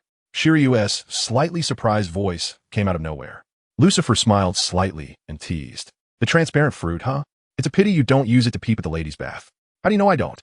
Shiryu's voice rose, indirectly proving that his muscles were tense and charged with power. "Forget it." Blackbeard shook his head, waving his hand to stop Shiryu. "Let us just play around. It's not the time to fight for life and death." His crew still had several captains who hadn't arrived, and with so many strong enemies on the island, fighting to the death was a very foolish act. "Then I'll start the second round." The five-pointed star in Lucifer's pupils flickered, and eerie purple-black flames erupted from his skin, enveloping his entire body. "Ha ha ha, Lucifer! I haven't had this much fun in a long time." Blackbeard raised his left hand towards Lucifer, black mist surging from his palm as he prepared to unleash gravity to drag him over. Large bullet form. Suddenly, a furious roar came from afar, followed by a wave formed by countless deep blue particles sweeping toward the two of them. "Shut up." Blackbeard let out a cold snort, cutting off the gravity on his left hand, then raised both hands high. The black mist covering the earth suddenly stretched upward like a curtain, devouring the combined particles released by Barrett's awakening, and then enveloped the entire island in darkness. The dark fruit really does restrain its users. Lucifer slightly squinted his eyes, fully alert. He didn't know if Blackbeard's touch would cause his devil fruit ability to disappear, and he didn't want to find out. In the upcoming battle, he had to maintain his hockey and create a repulsive barrier around his body. He absolutely could not let Blackbeard's hands touch him. "Lucifer, let's see how it feels to be in the dark." Blackbeard grinned and suddenly raised a hand towards Lucifer. Lucifer's body was suddenly pulled uncontrollably, not towards Blackbeard, but towards the black curtain that obscured the sky. A massive gravitational field. Lucifer unleashed repulsion from his body to counteract the gravity, floating in mid-air, looking down at Blackbeard. After the Marineford War, the remnants of the Whitebeard pirates, led by the Phoenix Marco, sought revenge on Blackbeard, only to be easily defeated by this move. Even someone like Marco, who could fly, could not withstand the pull of gravity. Blackbeard looked up at Lucifer, who was unaffected by gravity, and grinned menacingly. "Lucifer, I'm really curious about your devil fruit power. Can you tell me?"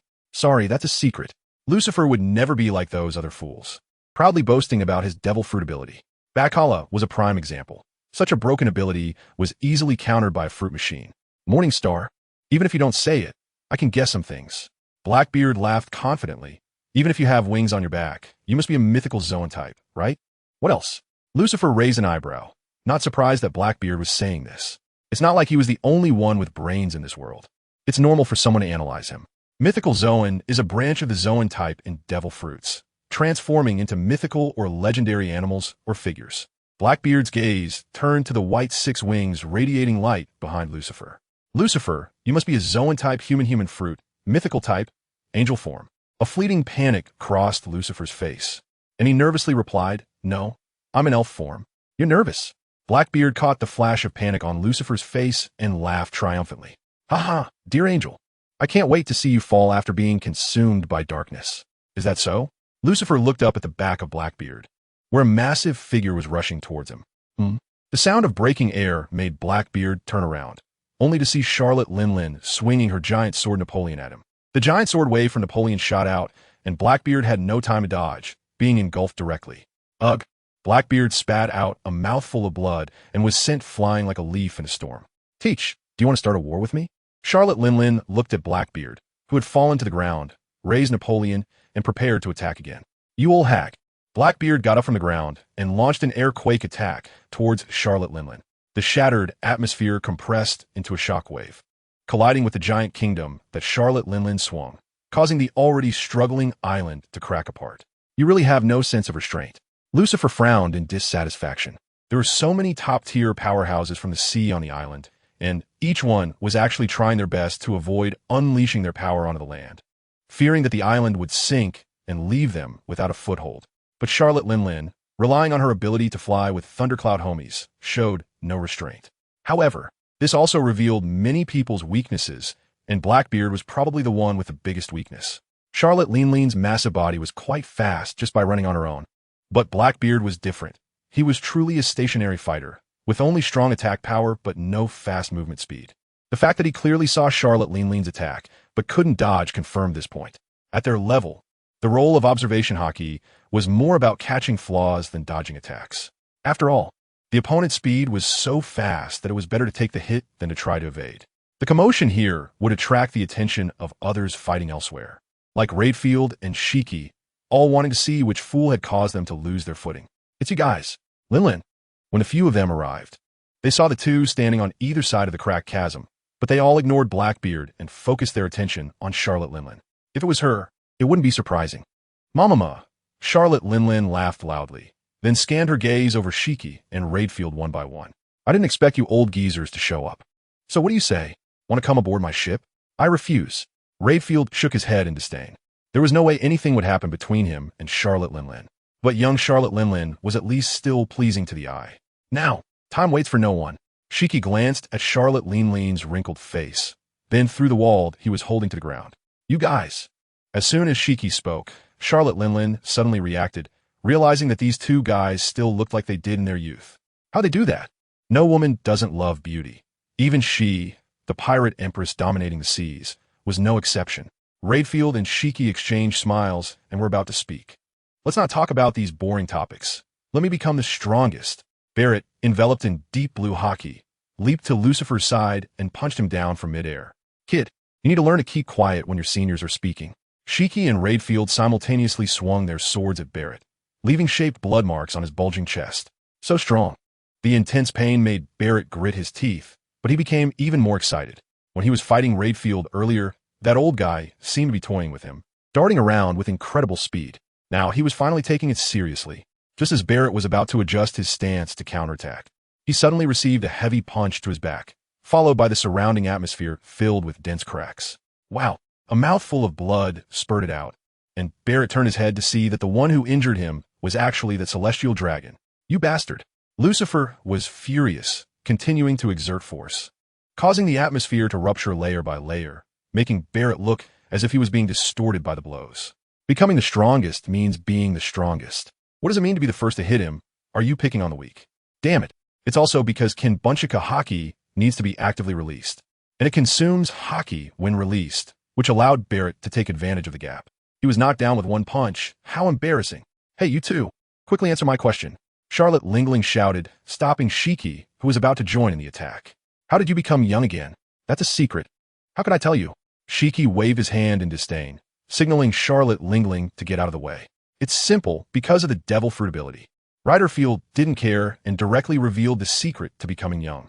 "You guys, can you stop ignoring me?" Seeing that no one was paying attention to him, Blackbeard raised his hands, fingers spread, and fiercely pulled down the atmosphere. The broken island suddenly tilted, the surrounding sea crust bulging.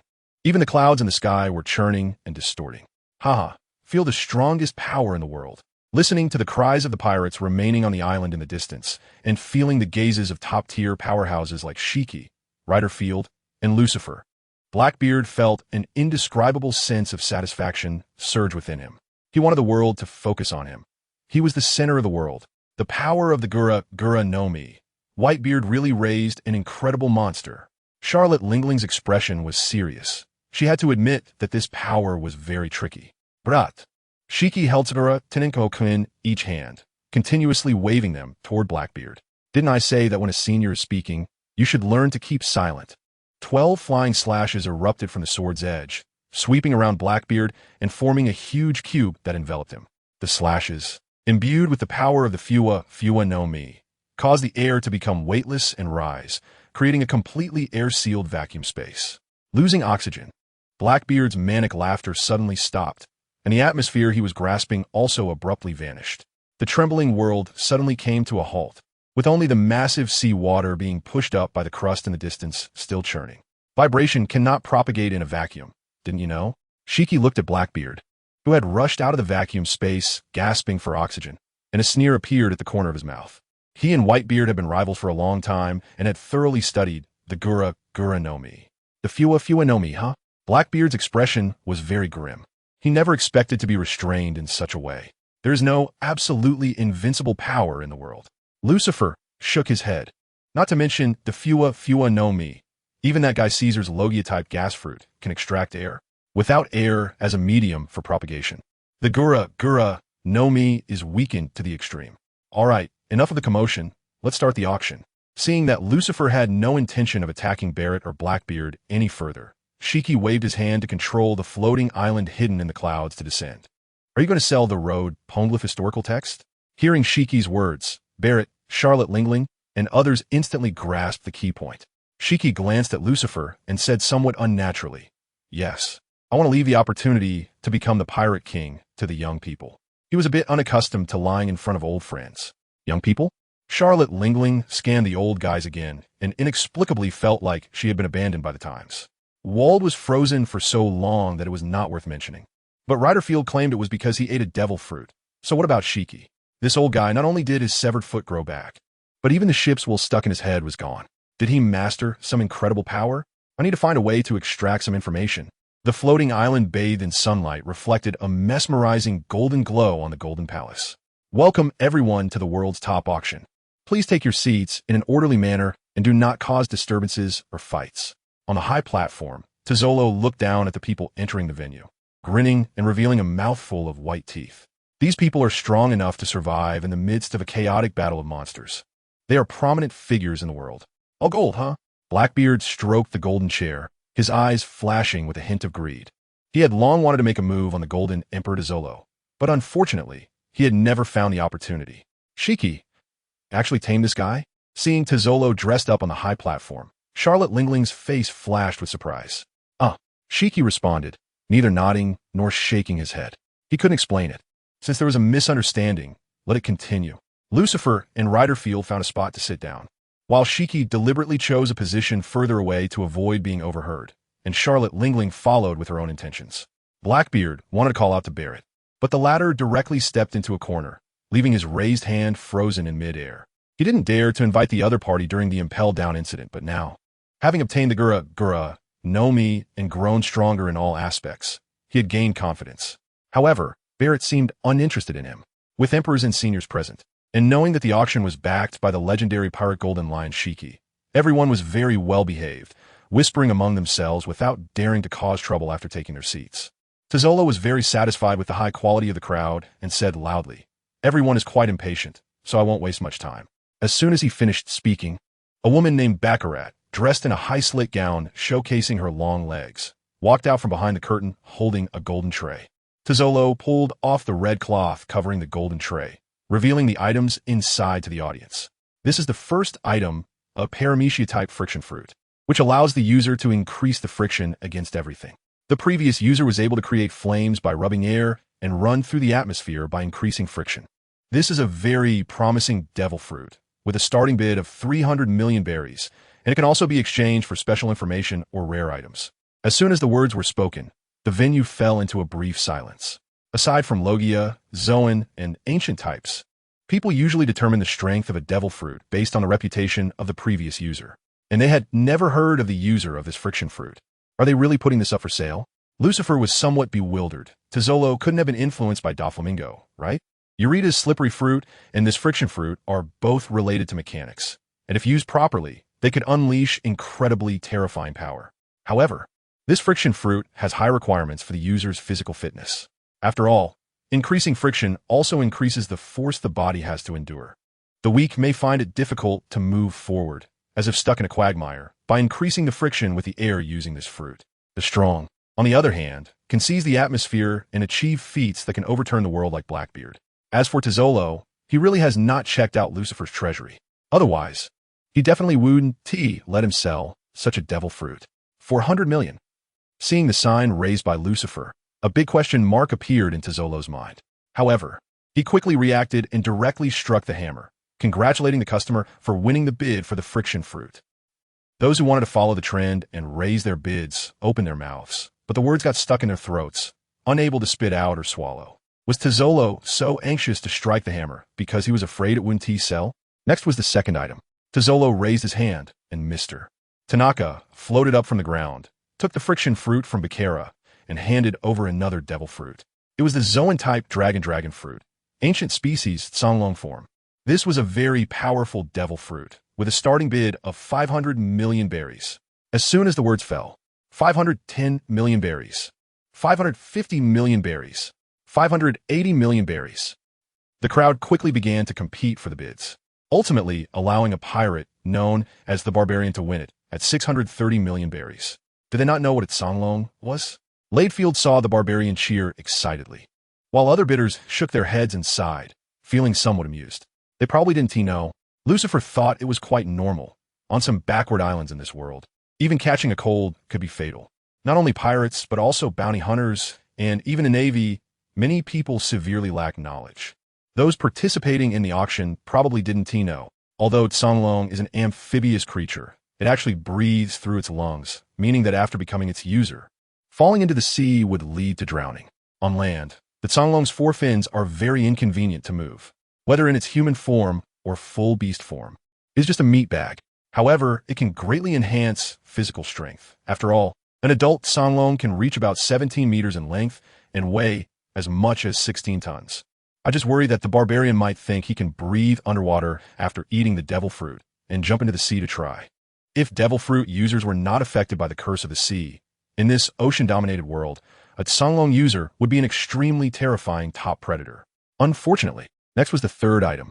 Tizolo pointed to the devil fruit just handed over by Mr. Tanaka, and before he could introduce it, many people in the audience already had their guesses. This devil fruit was entirely a muddy yellow color, shaped like some kind of elongated object coiled and stacked together. Special Paramecia type, poop fruit. This is a devil fruit that harms oneself before harming the enemy, and consuming it requires a very strong psychological endurance. However, its terrifying attack power is something everyone can foresee, starting at 600 million berries. It really is poop. Whoever bids for this devil fruit, I'll laugh at him for a lifetime. Not only does it disgust others, but it also disgusts oneself. How could such an evil devil fruit exist? The crowd finally couldn't help but start whispering, but no one had the idea to raise a sign to bid. They were afraid that their eating habits would change after becoming the poop fruit user. It seems no one was willing to bid for this devil fruit. Tizolo looked regretful. He was quite curious to see what the person who ate the poop fruit would become. Therefore, this item went unsold. Mr. Tanaka emerged from the ground and took back the poop fruit while handing over a fruit wrapped in orange-red flames. As soon as this fruit appeared, many people in the audience began to breathe heavily. This was the ability of the former 2nd Division captain of the Whitebeard Pirates, Fire Fist Porgas Ace. Logia type flame fruit. Before Tizolo could introduce it, someone in the audience already shouted out the identity of this devil fruit. After all, its appearance was too recognizable. They may not have much knowledge in their heads, but that doesn't mean they are fools. 700 million berries, 900 million berries, 1,100 million berries, 1,300 million berries. Before Tizolo could state the starting bid, people began to call out bids on their own, and the price skyrocketed past 1 billion berries in an instant. Tizolo was not worried that these guys couldn't come up with the money. After all, he had warmed them up for so long to give them time to prepare. 2 billion berries. Lucifer raised his sign again in Tizolo's eyes, calling out the highest price in the room. Was this devil fruit unwilling to be given away? Tizolo's eyelid twitched, and he had to strike the hammer directly, saying, "Congratulations to Morningstar for winning the Logia Type Flame fruit at 2 billion berries." In fact, he didn't want to sell these devil fruits. The money from selling them was just small change for him. He had no intention of auctioning off the devil fruits and then finding a chance to reclaim them. He just wanted to establish his credibility and create an image of being omnipotent in the eyes of others to achieve his goals. The reason for auctioning off these powerful devil fruits was to let the world understand that he was the king of the underground dark world. Just like becoming the pirate king requires reaching the final island laugh tale. Becoming the king of the underground dark world should also demonstrate corresponding skills. Otherwise, even if he let these devil fruits rot in the warehouse, he would never bring them out for auction. But it didn't matter. After all, the world didn't know he and Lucifer were in cahoots. So it was just a matter of passing the time from left hand to right hand.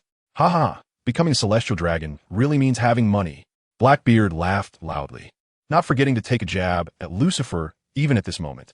When Lucifer's identity was revealed, most of the ignorant pirates widened their eyes, their gazes filled with intense hostility toward Lucifer. It's useless to be envious, you poor brat. Lucifer had no intention of indulging him, since the mask had been torn off. He directly shot back. Bastard. Blackbeard gritted his teeth in anger. If it weren't for the many strong competitors present, he would have fought Lucifer to the end today. In fact, don't mention 2 billion berries. Even if it were 5 billion, he could come up with it. After all, human trafficking is a highly profitable industry. He just thought that after someone bid for the flame fruit, he would find the person to make them submit or directly extract the devil fruit power. Isn't it better to get it for free? He never expected that Lucifer would intervene and actually take out so much money to bid for a Logia fruit. Even more unexpected was that Tizolo was about to pull his pants down again, striking the hammer without waiting for others to raise their bids. Could these two guys be in cahoots? There are too many materials, and there isn't enough space to write even one issue. Among the crowd, Morgans quickly picked up his camera to capture the expressions of the celestial dragon and the four emperors arguing. Oomph. Lucifer sneered coldly. If it weren't for the presence of monsters like Charlotte Linlin and Barrett, he would have revealed his cards and teamed up with Shiki and Radfield to permanently deal with Blackbeard. But for now, it was crucial to remain hidden. He couldn't let the Gora CI in him know his true strength. Exposing his ability to challenge the four emperors Blackbeard was already his bottom line. Seeing the strong reactions from the pirates in the venue, Blackbeard continued to provoke. You don't even have a trusted subordinate under your command. Are you planning to use this Mera know me for yourself? Or will you feed it to slaves for entertainment like other celestial dragons? The celestial dragon's penchant for feeding slaves devil fruits for amusement was already well known, and hearing the four emperors confirm it made the pirates even more loathsome towards the celestial dragons. They had to pay a hefty price for a devil fruit, yet the damned celestial dragons used it to entertain slaves. Lucifer raised an eyebrow, surprised that Blackbeard was also skilled at sowing discord. With a look of pity, he said, I only know that a certain guy named Blackbeard is hunting for ability users.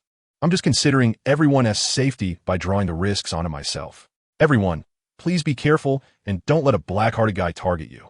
As soon as these words were spoken, the pirates turned their gazes in unison, glaring at Blackbeard. They had almost forgotten that the greatest threat to ability users was indeed that Blackbeard teach. It turns out that there are good people among the celestial dragons. They almost wronged a good person. Blackbeard is truly despicable. Haha, how sharp-tongued. Blackbeard could no longer refute and could only force a smile to ease the awkwardness. Look at you. Lucifer suddenly lost interest. He hadn't even gotten serious yet, and Blackbeard had already softened. It's worth noting that while he was toying with people as hearts, Blackbeard was still playing the fool on the Moby Dick. Nevertheless, the main reason he took a photo of the Mera know me was that he was optimistic about the fruit's prospects. Don't be fooled. In the new world, almost any strong pirate can use fire attacks, but this only highlighted the power of the Mera know me. Moreover, these guys trained hard just to wrap their attacks in flames, yet flames are of no use against those with the Mera know me. On the contrary, a punch containing flame from a Mera know me user cannot be resolved by them. Luffy is a clear example. He can deliver a flame-wrapped fire pistol punch, but he still suffers damage from flames. In other words, the fact that everyone can use fire attacks does not diminish the prestige of the Mera know me. Rather, it indirectly enhances its combat power. Ahem. Seeing the farce calm down slightly, Tezzolo cleared his throat and said, "The next item is the final piece of merchandise, and it is the true purpose for many to be here. It is an indispensable step to find the final island Raftel, and also a necessary step to become the Pirate King. The Road Poneglyph, starting bid, 1. 5 billion berries." As he spoke, waves surged in the center of the golden platform, revealing half of a red road poneglyph. Although everyone present did not recognize the ancient script, it was only displayed halfway to prevent being photographed and recorded. 1. 6 billion berries. Charlotte Linlin interrupted her conversation with Shiki and raised her bidding paddle first. 1. 8 billion berries. Lucifer also raised his paddle to bid. He still needed to fulfill the task assigned by the Gorosei. "You raise your paddle again." Tezzolo frowned. Lucifer knew best whether this broken stone was genuine. Did he really want to keep it? Tezzolo instinctively prepared to quickly strike the hammer, but saw Lucifer wildly winking at him. "Got it." 1. 8 billion berries for a chance to find one piece and become the Pirate King is only worth this much? Is it no higher price? 2 billion berries. Charlotte Linlin shot a glare in Lucifer's direction and then raised her bidding paddle to increase the price. 1 billion berries. Blackbeard finally raised his paddle and joined the bidding. "Teach, are you so poor that you can't even afford a meal? Only increasing the bid by 100 million? Lucifer scoffed. After all, the Gorosei had given him 5 billion as activity funds, and he felt uncomfortable not spending it all. For billion berries. "Kid, are you crazy?" Before Blackbeard could speak, Charlotte Linlin was already anxious. She really doesn't understand how expensive it is to run a household. However, she had no intention of bidding further. After all, she already had a road poneglyph in her hands, and no one could bypass her to find one piece. As expected of the world nobles, the celestial dragons are truly wealthy. Blackbeard was disappointed that the scene he anticipated of Charlotte Linlin turning against Lucifer did not happen, so he could only reluctantly raise his paddle. For 1 billion berries. He knew Charlotte Linlin had a road poneglyph in her hand, and rumors suggested that Kaido also had one. The road poneglyph has almost become a standard for the four emperors, as if one cannot be a pirate emperor without it. Most importantly, if those with road poneglyphs band together to search for one piece, Wu-Ti that isolate him, he must also hold a road poneglyph. As a bargaining chip for future negotiations, he cannot allow others to join forces to leave him behind. "You really have money." Lucifer was surprised. He just wanted to use a fake road poneglyph to deceive the activity funds given by the Gorosei. Why was it so difficult? 5 billion berries. Lucifer. Blackbeard's heart was bleeding, and a cold light flickered in his murky pupils, as if he were about to devour someone. 1 billion berries. Lucifer fell silent, his thoughts racing. This price had already exceeded the budget the Gorosei had given him. If he kept bidding, he would have to pay out of his own pocket. Though paying out of his own pocket was not a problem. After all, it was all his money flowing back and forth. The biggest issue now was whether to sell this fake goods to Blackbeard or the Gorosei, as giving it to whom would bring him the most benefit. Selling it to Blackbeard was great. They had already torn their faces and become enemies. Scamming him for 5 billion would be incredibly satisfying. Selling it to the Gorosei was also quite good. It could show off and also allow for further negotiations. But one thing needed to be noted. Only as the pirates get closer to the final island Raftel would the Gorosei become more anxious, and at the same time, give him more power. When the birds are gone, the good bow is hidden. When the cunning rabbit dies, the hound is cooked. Selling the fake road poneglyph to Blackbeard would maximize his benefits. While scamming Blackbeard, he could also make the Gorosei anxious and grant him more power. Having figured all this out, Lucifer regretfully shook his head and said, "Sigh, selling people for profit is still the best. Everyone must be careful of Blackbeard. Don't let him sell you out." Even if he gave up bidding, Lucifer did not forget to throw shade at Blackbeard. Surely there were some notorious guys in the crowd, but there were also those who had no choice but to become pirates. These people are deeply disgusted by the slave trade and human trafficking, with some even being former victims themselves. After Lucifer's incitement, they all stared at Blackbeard, their anger evident in their eyes. So much money, it's hard to imagine how many lives were traded for it. Ha ha!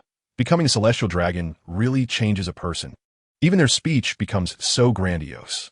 Blackbeard completely disregarded the gazes of these people, showing neither courage nor strength. Since no one is bidding, let us congratulate Blackbeard for getting one step closer to becoming the Pirate King. On the golden platform, Tezzolo enthusiastically applauded and cheered, completely shocked by the auction price. Aside from Lucifer's reckless price hiking, the current complex situation at sea cannot be overlooked. This guy Blackbeard is likely provoked by the sudden appearance of Rayleigh and Barrett. All right, all successful bidders, please proceed to the backstage to collect your items. Teslo interrupted the pointless banter between Lucifer and Blackbeard. In the backstage, haha, having such an honest auction house is really convenient. The black mist swirled around Blackbeard's feet, and soon stacks of glistening or blood-stained berries emerged. It's indeed quite convenient. Lucifer looked at the black mist under Blackbeard's feet, surprised by his ability to use it so skillfully. He thought he was the only one who had come up with such an idea. Speaking of which, Lucifer raised his hand to summon a pentagram array, and boxes filled with berries fell from it under Blackbeard's astonished gaze. Lucifer, your ability is quite impressive. Blackbeard turned to look at Lucifer, greed flashing in his murky eyes. The Zoan type human fruit, mythical type, angel form, he really wants to obtain it. You're not so bad yourself. Lucifer licked his lips, secretly wishing for that fruit too.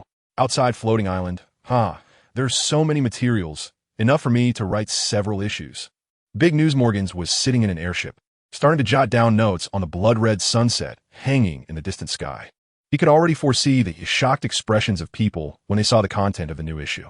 The legendary pirate gold lion makes a powerful return. Former warlord of the Sea Morning Star L. Lucifer leaps to become a celestial dragon, and the celestial dragon clashes with Emperor Blackbeard. Each of these events alone is enough to shock the world, and at this moment, they all converge together. This world has gone completely crazy. An eerily familiar laugh reached Morgan's ears, causing his excited face to suddenly stiffen like a nightmare. Long time no see, Morgans. Morgans turned abruptly to see Don Quixote Doflamingo, dressed in a white CP0 suit, crouching on the sofa looking at him. Joker. Morgan swallowed hard, cold sweat uncontrollably dripping down. He is a Zoan type, bird fruit, albatross form user. Not only could he not fly, but he also remained in full beast form. Doflamingo raised his arm, his fingers sliding irregularly in the air. What nonsense are you planning to spout this time?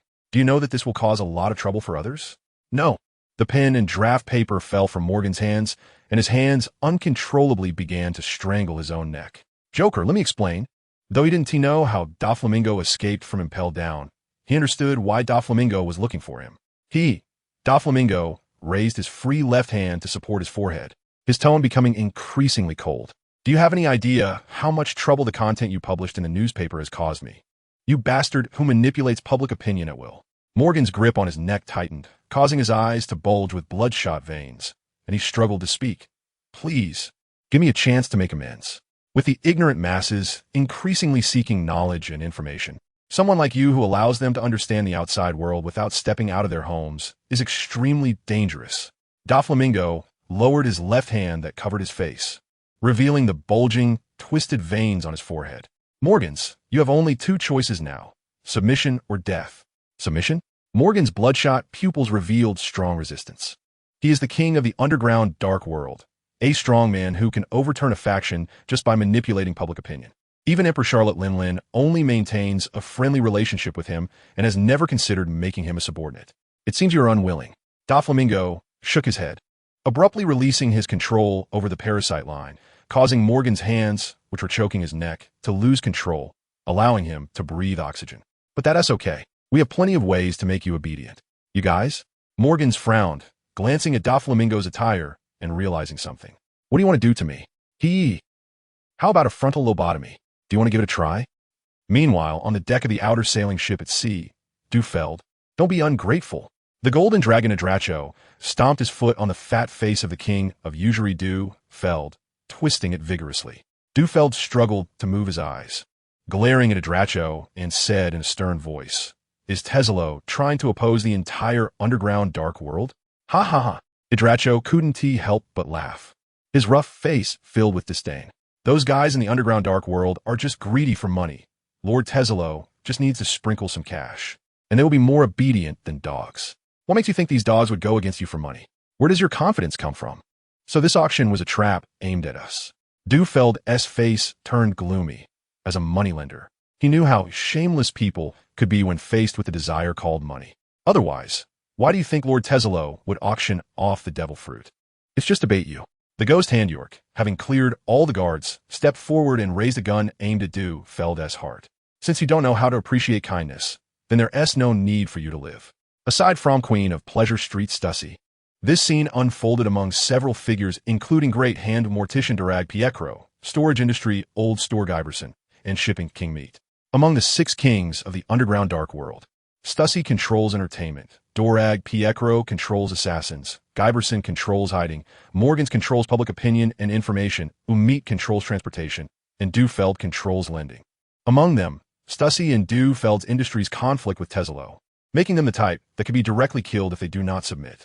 However, due to Stussy's special identity as a double agent, Tesla chose to spare her. The areas of expertise of the remaining few are exactly what Tesla truly needs, and he employs inducement and persuasion as relatively mild means. However, Morgans, having offended Doflamingo, will suffer the cruelest methods, having his soul stripped away through a prefrontal lobotomy. To ensure the operation goes smoothly, Tesla also borrowed enforcers from Shiki and Lucifer, including Black Lady, Ghost Handyork, Iron Face Cohen, and Freak Mung Kulki. Aside from Stussy, the kings of the underground dark world are not very strong in terms of combat power. The hardest part is tracking their whereabouts. Nowadays, using curiosity to lure them out makes it easy to take control of them. Those who follow me will prosper. Those who oppose me will perish. On the lush green grass of the highest floating island. So that's how it is. What do you plan to do about the 5 elders? After hearing Lucifer talk about what happened between powers, Tesla was very curious about what he would do next. Not much, Lucifer said, shaking his head while sitting cross-legged. I won't tell them anything. They'll contact me once they see the newspaper. No matter how vividly he described it. It was more useful for those 5 old fools to see the information in the newspaper themselves. The main reason Morgans can monopolize the news industry is not that he writes news well, but because he controls all the news-delivering seagulls in this sea. And now, with Morgans in their hands, the newspaper content is not something he can just fabricate at will. He can even use technology or the powers of devil fruits to edit photos. Are those at the pinnacle of world power really as foolish as you say? Tesla took a sip of rum, frowning in confusion. In Lucifer's words, the 5 elders are like 5 foolish old men, spending their days posing in the office. For example, the superhuman type rubber fruit, fake, is actually a Zoan type human fruit, mythical beast type, in the form of the sun god Nika. These 5 fools clearly know the true nature of this fruit, and that Nika, known as the Liberation Warrior, would pose a huge threat to the world government's rule. Initially, they let the CP9 rookie Fuzz escort the rubber fruit instead of going out themselves, fearing that making a big fuss would attract attention. Then the rubber fruit was taken by red-haired Shanks. Afterward, they didn't gather forces to retrieve the rubber fruit, but instead captured and beat up the unfortunate rookie Fuzz. If at that time all 5 of the elders, along with a Marine Admiral and a Fleet Admiral, had escorted it, would red-haired Shanks have dared to interfere? However, there's something even more ridiculous. The name of the rubber fruit user, Straw Hat Luffy, contains the that is the natural enemy of the gods, and he constantly declares himself to be the man who will become the Pirate King. Additionally, Straw Hat Luffy's biological father is Dracul Mihawk, the leader of the Revolutionary Army, who is promoted as the world's most heinous criminal and is determined to overthrow the world government. With all these deadly buffs stacked against him, the 5 elders have never made a move against Straw Hat Luffy. Even the Demon Slayer Order incident at Judicial Island happened because Spandam called the wrong Den mushy. How great must the 5 elders' insights be to allow such an obvious threat to grow wildly? If one were to say that these 5 are confident in their strength, the problem is that their faces were all very unsightly when they heard the news. If they were not confident, why did they not take action against Nika's fruit user, Straw Hat Luffy? Even during the Marine-Ford War, they preferred to deal with the dying Whitebeard and Ace rather than gather all Marine forces to eliminate Straw Hat Luffy. This line of thinking is incomprehensible. Is it possible that the 5 elders actually have ulterior motives, wanting to use the power of the Liberation Warrior to eliminate dissenters? Tesla suddenly thought of something to explain all these anomalies. No way. Lucifer took a deep drag of a cigarette, doubting whether he had made a mistake. If Tesla's analysis is correct, and these 5 old men are deliberately pretending to be foolish, then it would be a bit reckless to treat them as fools. But the problem is, it's unlikely that these 5 old men could conspire among themselves. They can't be thinking of bringing down him and declaring themselves kings, can they? So far, according to the information Lucifer has gathered, it's likely that even the Knights of God do not know of Im's existence besides the 5 elders. To take a step back Even if the Knights of God and some celestial dragons know that someone is sitting on the void throne, the well-known 5 elders could easily usurp him. It's simply too bizarre. Lucifer shook his head, momentarily unsure of how to respond. Dealing with smart people requires complex strategies, while fools naturally have more direct methods. He believes in adapting his approach based on the person, making it more efficient and secure. But now, these 5 old men leave him completely bewildered about their personalities, making it hard for him to know how to proceed. Don't overthink it. Tezelo noticed Lucifer's hesitation and advised. Just like Shiki said, as long as we gather enough power, we can face any changes with confidence. Makes sense? Lucifer nodded, a glint of cunning flashing across his handsome face. But I still need to find a way to probe their bottom line. At least figure out if they're truly foolish or just pretending. If they are genuinely foolish, then I, Lucifer, will start working to undermine these 5 wastes that should be eliminated. Incompetent people should not and do not deserve to hold high positions. What are you two whispering about? Doflamingo dropped down from the sky, holding a cocoon-like object, and then threw it onto the soft grass. Lucifer glanced at the cocoon wrapped in countless white threads, sensing the breath of life within. It was undoubtedly Morgan's. Joker, please give me a chance. Morgan's deep voice came from within the cocoon, writhing and twisting a bit. If I had known today, why would I have acted that way back then? Lucifer raised his hand to unleash a repulsive force, sending the cocoon flying away to avoid the wailing that would irritate his ears. He despises unscrupulous media the most, who would say anything to draw attention, unaware of how many people have died unjustly because of it. A writer who can produce something like 5 emperors is clearly among this kind of scum and is not worthy of sympathy. If we don't bring back the signpost, how will we explain ourselves to the 5 elders? Doflamingo looked at Lucifer, asking the same question Tezelo had asked before. Lucifer looked at Doflamingo and answered with a non sequitur. Doflamingo, do you want to become a celestial dragon again? Although the plan has always been for both of them to become celestial dragons, he feels that Doflamingo's interest in it is not very high. The reason he didn't refuse was more to ensure the plan would proceed smoothly. Becoming a celestial dragon again. Doflamingo lowered his head to look at his outstretched palm, and then the twisted veins on his forehead became prominent. No one in this world has had a more twisted experience than mine. I once held my own father's head and begged them to accept me back in the holy land Mariewa. Yet they still expelled me. I experienced the hardships of transitioning from heaven to hell at a young age, deeply understanding the brutal nature of humanity. I no longer want to be a god. I just want to become a thorough demon. Lucifer, if you want to change the plan, go ahead. I no longer have any obsession with becoming a celestial dragon. All right. Lucifer nodded with a slight smile. In fact, given the current situation, putting an effort to make Doflamingo a celestial dragon wouldn't help the situation at all. It's just that he had promised Doflamingo back then, and for his companions. Lucifer would always keep his promises. But now that Doflamingo is so understanding, he can appropriately accelerate the pace of the plan. Just then, the transponder snail in Lucifer's arms rang. Everyone is here. Let's let them all listen and discuss. As soon as the call was connected, Shiki's voice came through. Lingling wants to engage in a cooperative effort with us, offering the reward of returning to her youth. What do we gain from this? Taizolo was the first to ask.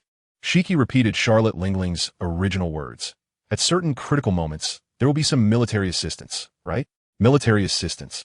Taizolo looked up at Lucifer, and he couldn't offer any suggestions on this matter. Simply put, it's a transaction, so why make it sound so emotional?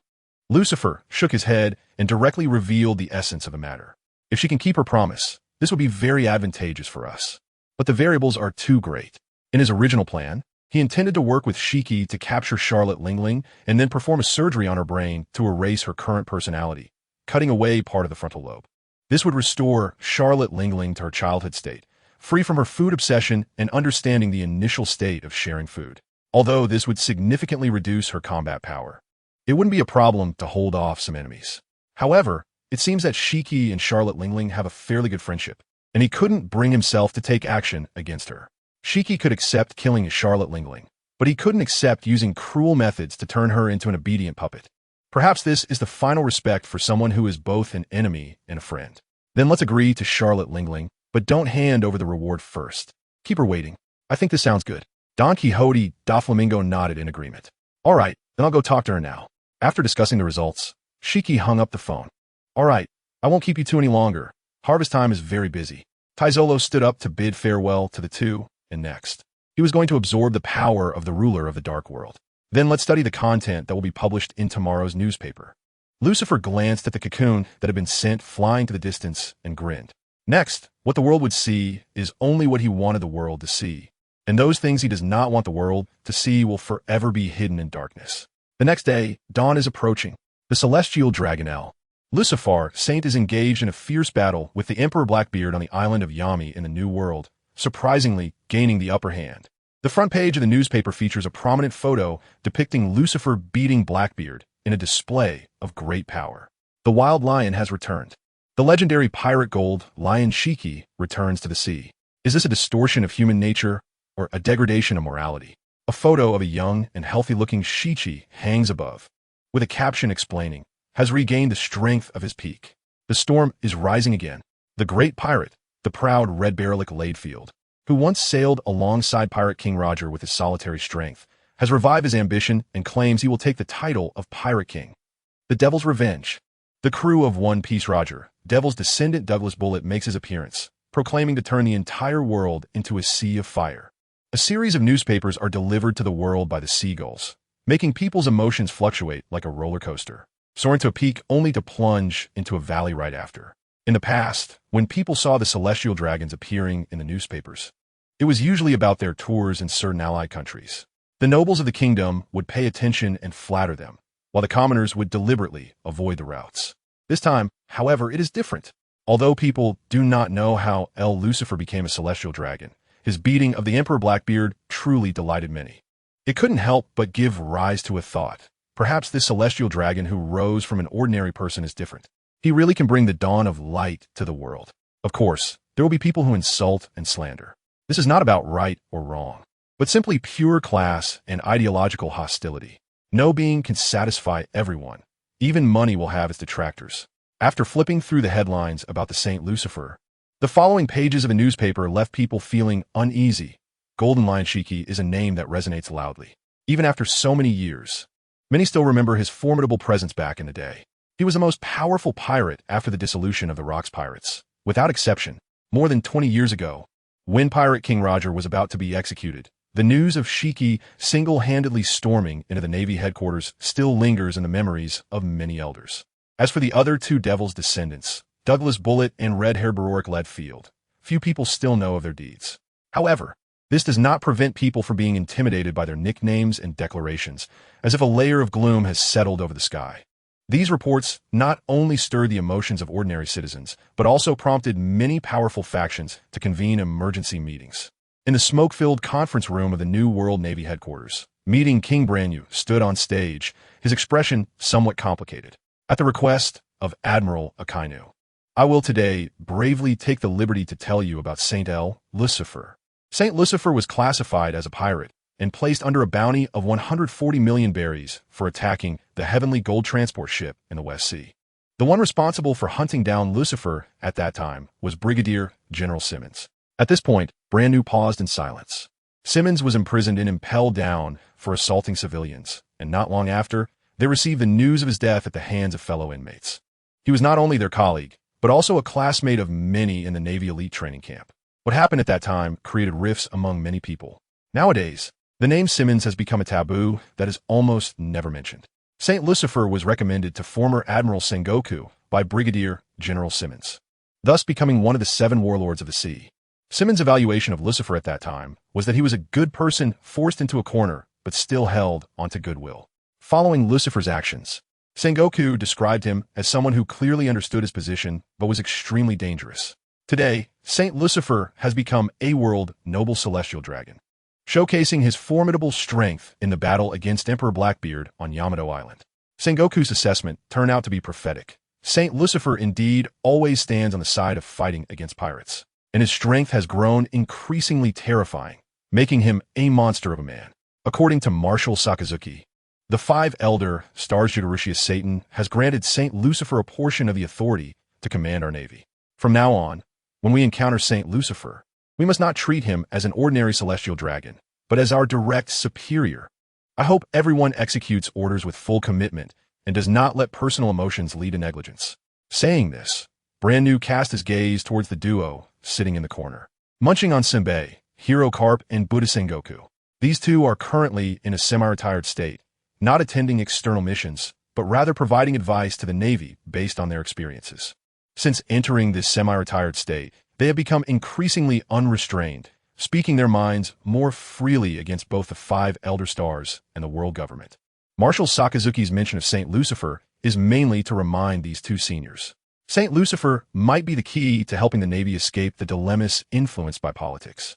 We need to build a good relationship. The Navy knows well how atrocious the actions of the celestial dragons can be. However, it is undeniable that they are the ostensible masters of this world. The notion that the Emperor is punished the same as commoners is merely a fantasy. The celestial dragons are the masters of this grand house we call the world. Whether they smash or burn, we must acknowledge that it is their legitimate right. However, this does not prevent the Navy from despising such behavior, just like it is shameful to waste food that you have bought. Shameful as it may be, legally, the Navy has no right to interfere. The royal family is directly exempt from legal constraints, so it is not up to the military to uphold justice. If the military forcibly intervenes due to the royal family's tyranny, such actions would be labeled as rebellion, going against justice. The Navy's justice is limited by feudal times, and maintaining the rights of the celestial dragons is its primary responsibility. This kid Sakazuki finally understands that without political support, the Navy will struggle to make any progress. A smile of relief appeared on Sengoku's face. Even though he initially disagreed with Sakazuki taking the position of admiral, he must admit that he has done well so far. Previously, the Navy was divided into 3 factions: the Hawk faction led by Sakazuki, the Dove faction led by Kuzan, and the Neutral faction led by Borsalino. Now, through Sakazuki's various thunderous measures, the Navy has been completely merged into a whole, united in combating pirates. Although many individuals still harbor small thoughts, the overall attitude has already been unified correctly. TCH, there isn't a single good thing among the celestial dragons. Karp expressed his disdain.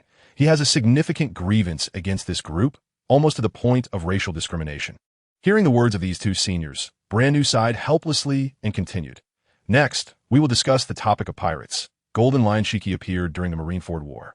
However, we blocked the news, and outside of the fleeing remnants of the Whitebeard pirates, only a very few know that he has returned.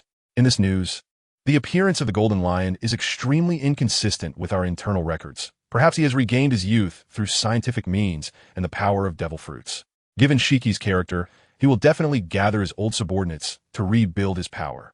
Now that he has openly appeared before the public, he must be well prepared. Therefore, there will be significant changes in the New World-S landscape. Either a pirate emperor will be replaced, or the 4 emperors will become 5 emperors. Adding to this are the demon's descendant Douglas Bullet and the lone Red Bartholomew Kuma, both of whom escaped from Impel Down. In the future, our Navy's efforts to combat pirates will face great difficulties, so everyone needs to be mentally prepared in advance. At this point, the topic returned to the beginning. Brandu paused slightly and again looked at Sengoku and Karp. Marshal Sakazuki intends to borrow strength from the world government to avoid our being slaughtered by pirates due to insufficient military power. Currently, the scientific unit, under the instruction of Jaegerushius Satan, has achieved good results, developing a new model far superior to the Pacifista. The combat capabilities of the new model can completely match the Vice Admiral's present, directly compensating for our manpower shortage caused by the rampant pirates. Justice will prevail. Saint Lucifer, you can actually stand against the 4 Emperors Blackbeard all by yourself. That's impressive. Not at all. It's all thanks to the nurturing of the 5 Elder Stars. You should have received the landmark historical text, right? Sigh, Blackbeard has more money than I do. I slipped up on the landmark. Not long after the newspaper was distributed, Lucifer received a call from Jaegerushius Satan. Saint Lucifer, come back. The voice of Izambaron V. Nejuru rang through the phone. It's not safe for you to stay there. Return to Mariehua first. You're returning the money, right? Lucifer muttered to himself, then said, the pirates are all watching me now. I need to take a detour, so it might take me a bit longer to return. Okay, stay safe. After hanging up, Lucifer turned to Rob Lucci. Where's Blackbeard? Lucci shook his head and said helplessly, after the auction ended, I followed him for a while, and then he suddenly disappeared. It should be that the user of the transparent fruit, Shiryu, used his ability, and I could no longer track their whereabouts. This guy is quite cautious. Lucifer wasn't surprised. With the transparent fruit and the shifting fruit, as long as Blackbeard wants to run, no one can stop him. If we're going to take action against Blackbeard in the future, if we can't persuade the shifting fruit user Van Oka, we'll have to set traps with Sea Prism Stone. However, the only thing that Lucifer covets for Blackbeard is the dark fruit. The other powers and wealth don't catch his eye. until he figures out how to obtain the ability of the dark fruit. Lucifer has no interest in taking action against Blackbeard. What about Bullet? Lucci revealed a killing intent and said, Bullet is still in this sea area on his submarine, the Catapult, probably planning to ambush us. This guy wants to use me to attract the demon-slaying order. Huh? Lucifer couldn't help but shake his head and smile. He felt that Bullet was somewhat mentally challenged. If he wants to surpass Roger and become the strongest in the world, he should challenge Red-Haired Shanks or Big Mom Charlotte Linlin, the Four Emperors. Why focus on the Navy's demon-slaying order? Or is it that the Navy's demon-slaying order is actually more powerful than a single Four Emperor? Thinking of this, Lucifer reached out to touch the golden transponder snail in his arms, feeling a bit impulsive to summon the demon-slaying order to satisfy Bullet. Forget it. In the end, Lucifer shook his head, abandoning this idea that would waste manpower and resources. Let this stubborn fellow stay in his submarine in the sea. I, Lucifer, will walk from the sky. Defeating such a solitary figure wouldn't bring any benefits, and Bullet's obsession with Roger is too deep. It's unrealistic to recruit or subdue him. Let him stay in the new world to wreak havoc on others. Let Lucifer control the floating island to move closer to the Red Earth continent, and we can hitch a ride. After leaving a remark to Lucci, Lucifer turned and walked towards the place where Kaido was imprisoned. Gulu, what a piece of work. Only giving water, but no food. I haven't felt the discomfort of hunger for a long time. Kaido lay on the ground, sighed, and could visibly see himself becoming thinner and more haggard. This is a sign of respect for you. Lucifer heard the complaints from afar and slowly approached Kaido, sitting cross-legged in front of him, finally willing to give me food. But Kaido didn't even look at Lucifer, his eyes shining as he stared at the food being held by the group behind him. No. Lucifer shook his head, an indescribable smile appearing on his face. This food is mine, and you just need to watch me eat. Bastard. Kaido furiously struggled, but his increasingly weak body couldn't exert much strength, only making the high-loose stone chains rattle. Lucifer took the plate of food handed over by Chef Michelin, sniffed the aroma, and introduced to Kaido. This is top-grade beef from Wano country, known for its distinct marbling, also called snowflake meat. The meat is tender and rich in nutrients, even raw. It has no fishy smell, instead exuding a faint fragrance of grass and wood. The cooking method is very simple. Just brush a layer of secret dipping sauce and fry on low heat, according to personal preference, until medium rare, medium, or well done. As he spoke, Lucifer picked up a piece of beef wrapped in red chili dipping sauce with chopsticks and gently chewed it in front of Kaido. Wow, it's delicious. Gulu. Kaido's mouth watered uncontrollably, and his stomach growled. Lucifer, hurry and bring me a plate to eat. Lucifer waved his hand, gently closed his eyes, and said with a look of ecstasy, the flavor lingers on my lips, and the texture is top-notch. Bastard. Seeing that Lucifer completely ignored him, Kaido could only greedily swallow his saliva. After savoring the taste, Lucifer picked up another pair of chopsticks, grabbed the beef, and held it to Kaido's mouth. Kaido bit down without hesitation. If Lucifer hadn't pulled back in time, he might have bitten through the chopsticks. More. No more. Lucifer frowned and shook his head. This guy Kaido actually swallowed it whole, without even tasting the texture and flavor. But it's normal. A person driven mad by hunger would eat anything, even rats and tree bark. Who cares about the taste? Is this the gap of civilization? Lucifer recalled a saying from Doflamingo. The little devils who do not understand peace and those who do not understand war have different values.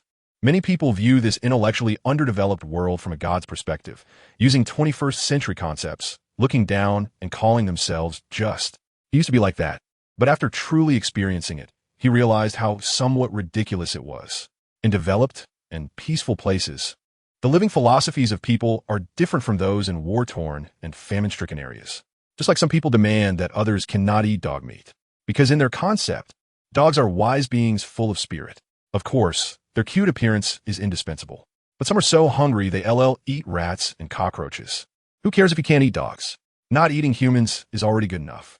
In this pirate-filled world, many people struggle to survive.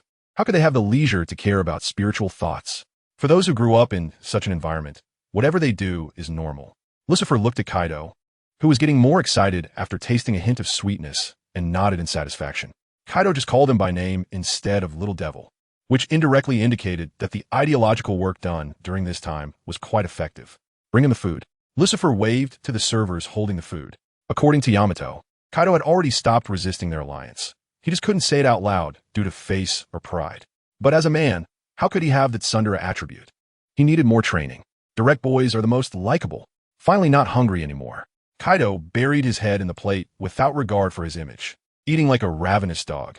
The face of the four emperors no longer mattered. In the face of hunger, all beings are equal. Lucifer stood up, took out a key from his pocket, and unlocked the shackles on Kaido's back, allowing him to sit up and eat. I know your dreams and understand everything you've been through. You have experienced war, hunger, and betrayal since childhood. Lucifer sat next to Kaido, looking up at the sky and continuing, in fact, I have great respect for Joy Boy. He is a great man. And I also believe that you, Kaido, are the heir to Joy Boy's will. Weren't you cursing Joy Boy before? Kaido paused his eating, food still in his mouth, and muttered. That was said on purpose during the fight. Lucifer's tone carried an apology, sincerely saying, I just wanted to provoke you. I didn't mean to disrespect Joy Boy. You really are a despicable guy. Kaido snorted and continued eating. There's no helping it. Lucifer shook his head, his tone helpless yet firm. You are too strong. To avoid any accidents and prevent our comrades from getting hurt, I am willing to turn into a devil if necessary. Comrades, Kaido's gaze flickered slightly. This word was actually very distant for him. Although his relationship with Jean, Quinn, Jack, and others was like this, he had never faced it squarely. He was born in the Wok Kingdom and became the strongest warrior of that kingdom at the age of 10.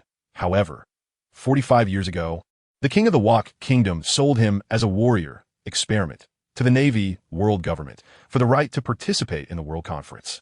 Being sold by the country he protected, that feeling. At that time, he was only 13. The word comrade was no different from betrayal for him. It was a pain buried deep in his heart that he was reluctant to mention. But now, Lucifer actually said he was willing to bear filth and disgrace for comrades, which indeed stirred his emotions. If the king of the Wok Kingdom hadn't done that, would he have had a different life? Seeing Kaido moved, Lucifer waved his hand to signal Michelin and the others to leave, continuing, Yamato is now my comrade. I don't want to see her caught in between us. And I don't want to see her lose the only family member she has in the world. So I sincerely invite you to join us and become our comrade. Let us help you become Joy Boy, who changes the world, so that Yamato can have family and feel the fatherly love she has never experienced. Lucifer, you really are a guy who knows how to touch people's hearts. Kaido grabbed a wine jug and took a big swig, then wiped his mouth with his dirty arm. All right, I agree to you. Then let us do a friendly greeting between comrades. Lucifer suddenly stood up, spread his arms, and stared directly into Kaido's eyes. Come, let's have a loving hug and feel each other's sincere heartbeat. Kaido's brows couldn't help but twitch, an uncontrollable impulse about to erupt from his chest. He was already a man in his 50s. Why should he be humiliated like this? He truly wanted to kill Lucifer and let the promises made earlier vanish into the wind. Come on. Lucifer spread his arms and slowly approached Kaido. This was a necessary step in training this guy. Be frank, come and hug. The clouds in the sky were chased by the wind, while Kaido on the ground was chased by Lucifer for a hug. Everything was so harmonious and beautiful. This is the friendship between men. One moment they are arguing, and the next they can shake hands and make peace. 3 days later, in the Holy Land Mary Geos, Lucifer sat comfortably with his legs crossed on the sofa, calmly looking at the 5 old men in front of him who were trying hard to pose with authority. I actually think Blackbeard is not the biggest problem. We should focus more on Straw Hat Luffy. You have fought with N.I. Shepherd 10 Peter paused slightly before changing his words. What do you think of the power of that Straw Hat kid after his awakening? It's terrifying. Lucifer's face showed a look of astonishment. After awakening, Straw Hat Luffy seems to possess all-powerful strength. I feel that even 10 Blackbeards would not be his match. Izambaron V. Nasu Shuru frowned and said seriously, don't exaggerate. We are discussing serious matters. Oh, Lucifer shrugged nonchalantly. It's quite ordinary. If it weren't for Dragon coming to the rescue, I could have killed Straw Hat Luffy with a single punch. Really? Marcus Maz said, his eyes brightening. Lucifer smiled widely, having already concluded his assessment of the intelligence of these 5 old men. After doubting their intelligence, he decided to test them, and now it seems their intelligence is actually normal, but like a god being worshipped by sycophants. They have forgotten they are mere mortals who can be killed. My esteemed 5 lords, in fact, the strength of Straw Hat Luffy after awakening is not important. What matters is his identity. Shepherd 10 Peter glanced at Lucifer and said, share your thoughts. Lucifer leaned forward, resting his elbows on his knees, and cradled his chin with his hands. First of all, Straw Hat Luffy's straw hat was given to him by the Emperor Red-Haired Shanks, and this hat was once worn by the pirate King Roger. To us, it seems like a normal broken hat, but to them, it has a different meaning, like a legacy of will. Secondly, Straw Hat Luffy's biological father is the Revolutionary Army leader Dragon. This man is different from those guys at sea, as Dragon wants to overthrow our regime rather than become the Pirate King. Lastly, Straw Hat Luffy holds a hostile attitude towards our world government. It's either you die or I die, a choice of one. Jagurushia Satan nodded faintly and said, "We all know this. What do you really want to say?" What I want to say is, Lucifer took a deep breath, his pupils bursting with strong, killing intent. Can we pause the crackdown on other pirates and concentrate the full power of the Navy and the world government to crush Straw Hat Luffy? Impossible. A mere Straw Hat Luffy is not worth us doing this. If we do this, the world will think the world government has no power. The 5 elders spoke one after another. Though their words differed, they all expressed the same sentiment. No, then I have nothing to say. Lucifer shrugged, indicating he was out of words. He was inciting the elders to go to war with Straw Hat Luffy and the Revolutionary Army, hoping to take advantage of the situation. In fact, he felt that it was almost time. If Straw Hat Luffy continued to grow and the Revolutionary Army made sufficient preparations, even if he tried to take advantage, it would be very difficult. However, these 5 old men had no sense of crisis and still held on to their greedy faces of wanting it all. Well, then he would just lie low and develop. Having secretly grasped such a huge power, he didn't believe that gathering resources would be inferior to these guys. Seeing Lucifer give up so quickly, the 5 elders were somewhat surprised. In their perception, he was a man who would not rest until he achieved his goals. So what are your next plans? Jagurushia Satan looked at Lucifer, wanting to make good use of this power that could rival for Emperor Blackbeard. Staying in the Holy Land Mary Geos, surrounded by luxury, was too wasteful. Sending him out to help them execute tasks would be perfect. I want to go to Eni's lobby. Lucifer's gaze was firm as he said in a tone of mutual destruction with evil. I feel that the world lacks respect for the law, which is why they take pride in becoming pirates. I want to promote the law to the world, solving the problem from a source. Topman Walchuri nodded, thinking this was a feasible approach. He is the god of justice in charge of legal affairs, and what Lucifer is doing is most beneficial for him. I agree. Jagurushia Satan glanced at Walchuri. He actually wanted to throw Lucifer into the new world. Such powerful strength wasted, not targeting pirates, was simply a pity. I will have the Navy cooperate with you. When the Navy encounters problems in the new world, you should also pay attention.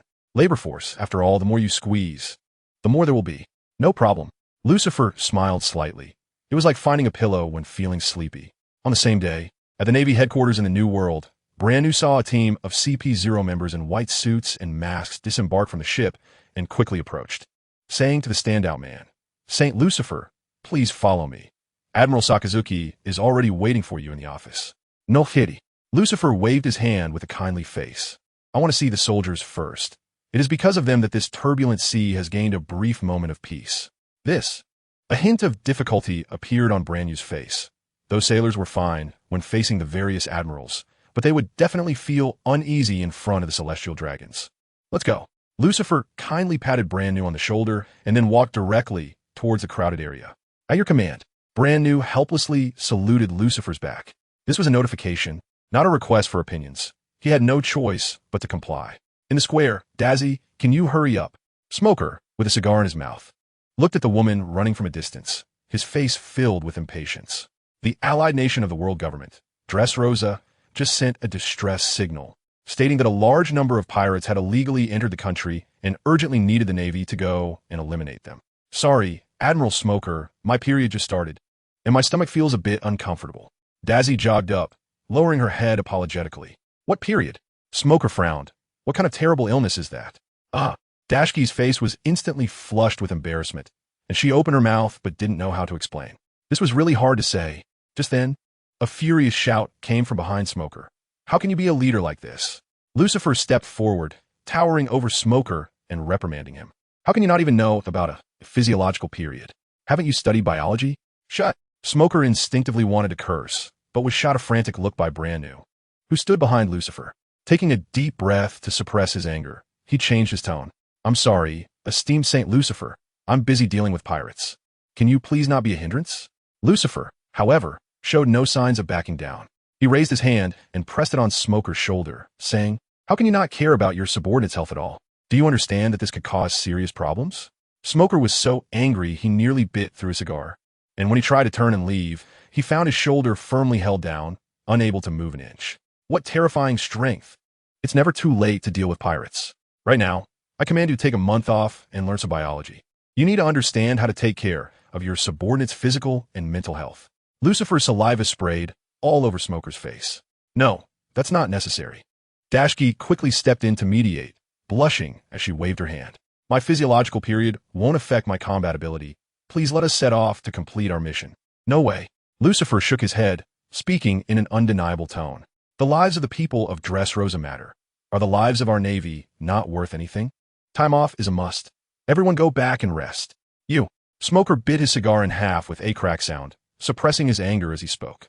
Saint Lucifer, do you know how many civilians in Dressrosa will suffer from pirate attacks if we delay for even a moment? Lucifer slightly bent down, looking directly into Smoker's eyes and said, I don't know, but I do know that you can't leave right now. Saying this, he released his grip on Smoker's shoulder. But the ground had somehow formed a huge pentagram formation. As soon as Smoker felt his shoulder loosen, he quickly turned to leave, only to suddenly find his body becoming exceptionally heavy, struggling to lift his legs. Is this a gravity ability like Admiral Fujitora's? Smoker's face turned extremely ugly. Knowing that Lucifer could fight with the 4 emperors from the newspapers was one thing, but feeling it firsthand was another. This was a chasm that ordinary people could not cross. It's not gravity. Lucifer raised his index finger and pointed upwards. It's gravitational pull above gravity, a more powerful force. Smoker's body suddenly transformed into a cloud of white smoke, but instead of rising as usual, it was firmly pulled down to the ground. Even the smoke couldn't break free. A head formed from the fog on the ground, revealing Smoker's extremely ugly expression. Haven't you heard of universal gravitation? Lucifer looked at Smoker speechlessly. This guy must be so focused on dealing with pirates that he didn't even have time to read. Although Smoker and Caribou, who had the smoke fruit and swamp fruit respectively, were both called the shame of the natural types, Lucifer still had high hopes for Smoker. The density of smoke is greater than that of air, containing countless tiny particles, approximately 10^9 to 10^10 particles per cubic centimeter. If all these particles were enveloped in hockey and then violently rubbed together like a sandstorm, it could become a terrifying cutting machine.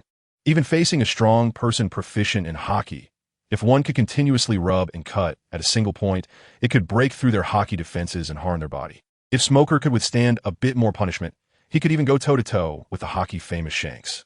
However, this guy used smoke as an extension of his body, and the punches he threw were weaker than those he delivered with his own body. Saint Lucifer, what exactly do you want to do? Smoker remained unable to escape the pull of gravity, while his colleagues could only watch from the side, not daring to intervene, and had no choice but to try to communicate. Lucifer took out a cigarette, lit it, took a deep breath, and exhaled smoke, saying, Don't be so agitated. I simply can't stand to see the Navy suffer. I want you to rest more. You. Smoker opened his mouth, but didn't know what to say. Clearly, the other party's actions were preventing him from supporting the kingdom of Dressrosa, but the intention behind it was to let the exhausted Navy rest more. What could he do? Smoker, I understand how you feel, Lucifer said, looking at Smoker's uncomfortable face earnestly. As long as people can think, crime will never stop. Pirates cannot be completely caught. It will be better to learn from Admiral Polisolino and take more time to rest. Smoker disregarded this twisted reasoning and angrily said, But I need to save people. Keep an eye on him. Lucifer knew he couldn't convince this stubborn one, and after giving a command to Roji, he turned and left. A weak country has no diplomacy. Dressrosa should learn to grow in the storm. It's wrong to rely on others for everything. Leaving the port, Lucifer, guided by Brand New, entered the massive fortress shaped like a seagull. The new Navy headquarters completely abandoned the former family town of Marineford, becoming a completely military fortress, filled only with endless fighting power and no weaknesses to be exploited. Entering the fortress, they encountered many soldiers filled with a spirit of iron and blood along the way, their determined gazes showing no signs of weakness. Because many were not wearing the heavy clothing exclusive to the celestial dragons, they busily brushed past without even recognizing Lucifer. I'm sorry, please forgive them. Brand New quickly tried to explain, but Lucifer waved his hand indifferently. It's okay. I don't like being stared at either. He didn't need the gaze of others to satisfy his vanity. Only those who are insecure would crave attention and recognition from others. Taking the elevator straight to the top of the fortress, they entered a loft located between two archways that resembled wings, designed in a classical architectural style. Stepping out of the elevator, they were greeted by the tall figures in white and yellow striped suits, waiting for them, Akainu and Paulicelino. "Good afternoon, gentlemen." Lucifer smiled and waved first to greet them. "Good afternoon." Saint Lucifer, Akainu, and Paulicelino's expressions were slightly unnatural, not because their mindset and stance hadn't changed, but because it was hard for them to adapt to the celestial dragon being so friendly. "Please, this way." Lucifer gestured towards the left corridor and then stepped forward first. Paulicelino raised his index finger, scratching his cheek, and reminded, "Saint Lucifer, the office is over here." The air in the marshal's office was filled with the rising heat from the teacup, mixed with the smell of cigar smoke, creating a serious atmosphere in the room. Lucifer and Sakazuki sat opposite each other on the sofas placed on either side, while Brand New and Kizuru stood beside their respective followers. "Brigadier General Simmons is not dead?" After a moment of silence, Sakazuki continued the conversation by expressing his. He had learned of Lucifer's purpose for coming to the Navy headquarters during their earlier discussion, which was to have the Navy send a few respected individuals to attend a trial. The subject of the trial was none other than Brigadier General Simmons, who had long since met a tragic end and impelled down. The trial was naturally about the Brigadier General Simmons's infringement on civilians incident, which the Navy had been reluctant to mention even internally. "How can we associate the Navy with pirates?" Lucifer took a sip of hot tea, licked his lips, and continued. "Shortly after Simmons was imprisoned and impelled down, I transferred him to another location to prevent him from being retaliated against by the pirates who had previously captured him." Sakazuki nodded in understanding, took a puff from his cigar, and said, "However, it's been a while since this incident occurred.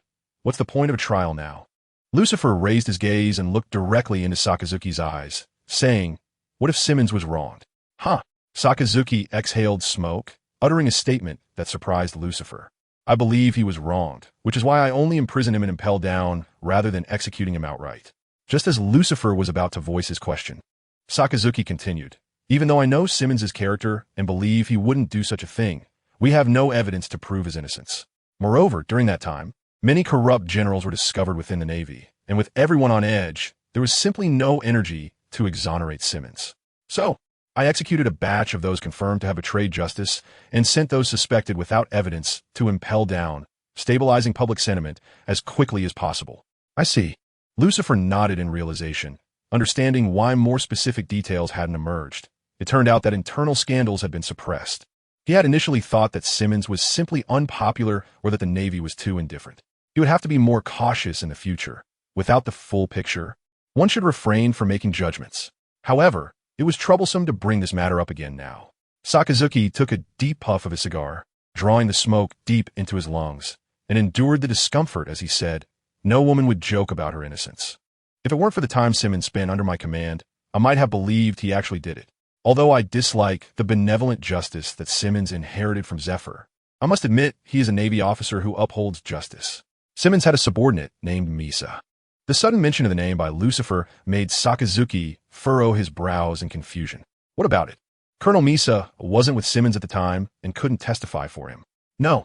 Lucifer shook his head and took out 5 letters from his pocket. "These are request letters sent by Colonel Misa to Judicial Island, asking for a retrial of Simmons. He has a way to prove Simmons' innocence." Sakazuki smiled with relief and then said, "What could he possibly do? Commit perjury? That's not something justice should be involved in." In a letter, Colonel Misa claimed he had consumed a devil fruit.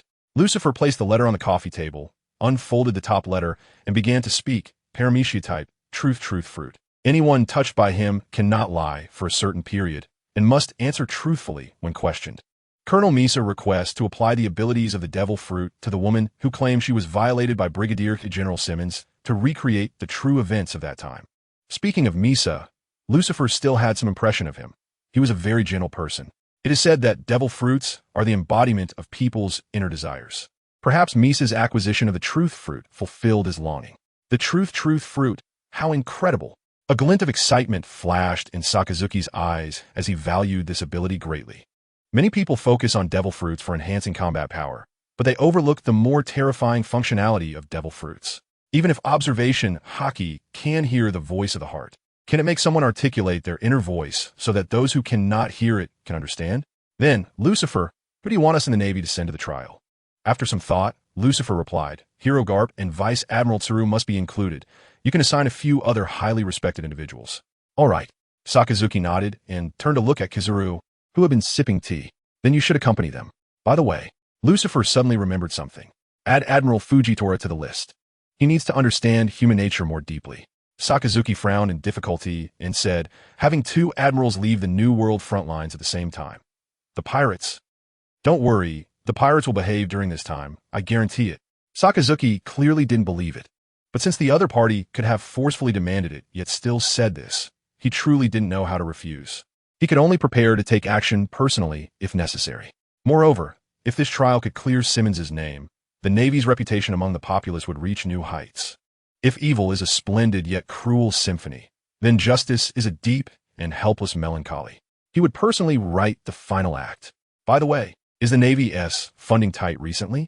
After discussing serious matters, Lucifer revealed his true intention. To win the Navy over to his camp and gain the upper hand in the political struggle against the Gorosei and Im, he needed to stand on solid ground. Funding. Kizaru, who had been silent, suddenly perked up, putting down his teacup. Many of our warships have been severely damaged in battles, and even after repairs, they still affect our sailing speed. And regarding housing expenses, ever since we moved the Navy headquarters to the pirate paradise in the New World, the casualty rate among soldiers has increased compared to before. The soldiers risk their lives on the front lines. We must ensure their families are taken care of. Exactly. Lucifer nodded in agreement, then shook his head, saying, unfortunately, the Gorosei's Izambaron V. Nasuger can't provide any money. The bid for the beacon at Yamato Island was even lower than what Blackbeard offered. Just as Kizaru's face began to darken, Lucifer changed his tone. But it's okay.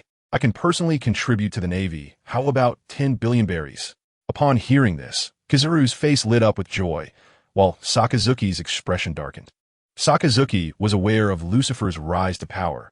It was already a miracle for him to become a celestial dragon in such a short time. Yet he had no industries capable of earning 10 billion berries.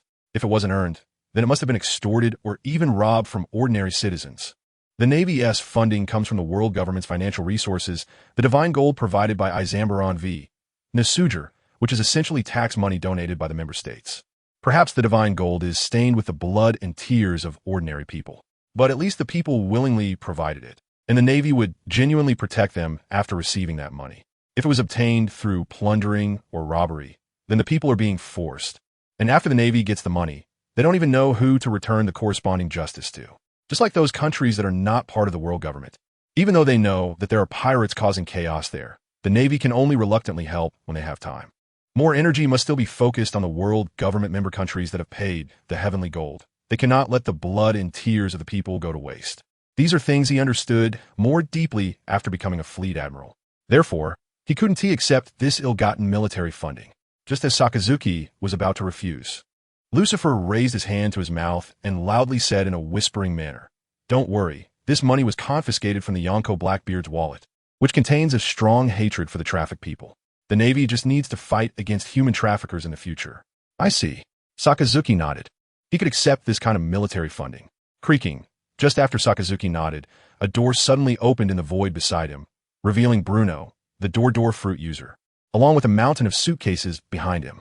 Lucifer stood up from the sofa, walked to the void door, and pointed inside, saying, "Each suitcase contains 100 million berries. A total of 100 suitcases. This is the strong hatred for trafficked people. Please accept it for their revenge." The Navy understood. Sakazuki nodded solemnly. On the warship heading to Judicial Island, Lucifer Saint, you confiscated 10 billion berries from Blackbeard. Why didn't you report it? It sounds nice to say it was confiscated, but it was actually stolen. So what is there to report? Next time something like this happens, you must report to me. Okay, understood. Looking at the sleeping snail phone in his hand, Lucifer's eyes narrowed slightly.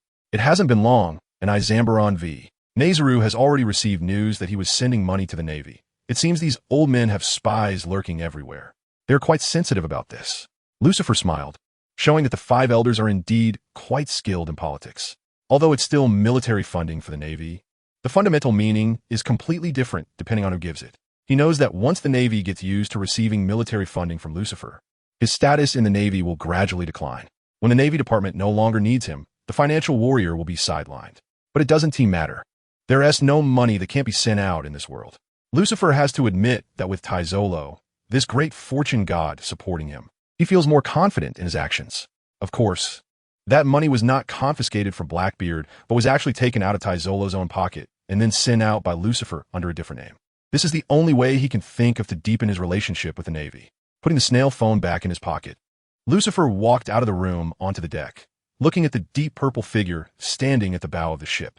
This guy can't see with his eyes, but still likes to occupy a good spot to enjoy the scenery. That's just too much. Fortunately, many of Doflamingo's people are still on Floating Island and haven't followed. Otherwise, if he encounters this guy, he would definitely explode and charge forward to fight. Shifting his gaze, Lucifer looked at the yellow figure sitting under the mast. This guy was leisurely trimming his nails. The personalities of the successive Navy admirals are very distinct. Now it's Green Bull Aramaki in the New World. Those from non-member countries are going to suffer. Remembering this least impressive admiral, Lucifer shook his head in disdain. If you want to know who is the easiest to win over in the current Navy, it must be Green Bull Aramaki. His ideology is that the strong are respected. Lucifer still recognizes Aramaki's strength, but this guy is too timid. He has a deep-rooted tendency to bully the weak and fear the strong. When they arrested Dark King Rayleigh before, if he hadn't been there, Aramaki would have certainly slipped away long ago. Just then, a young man in a justice coat approached, looking slightly nervous. Lucifer Saint, Brigadier Simmons.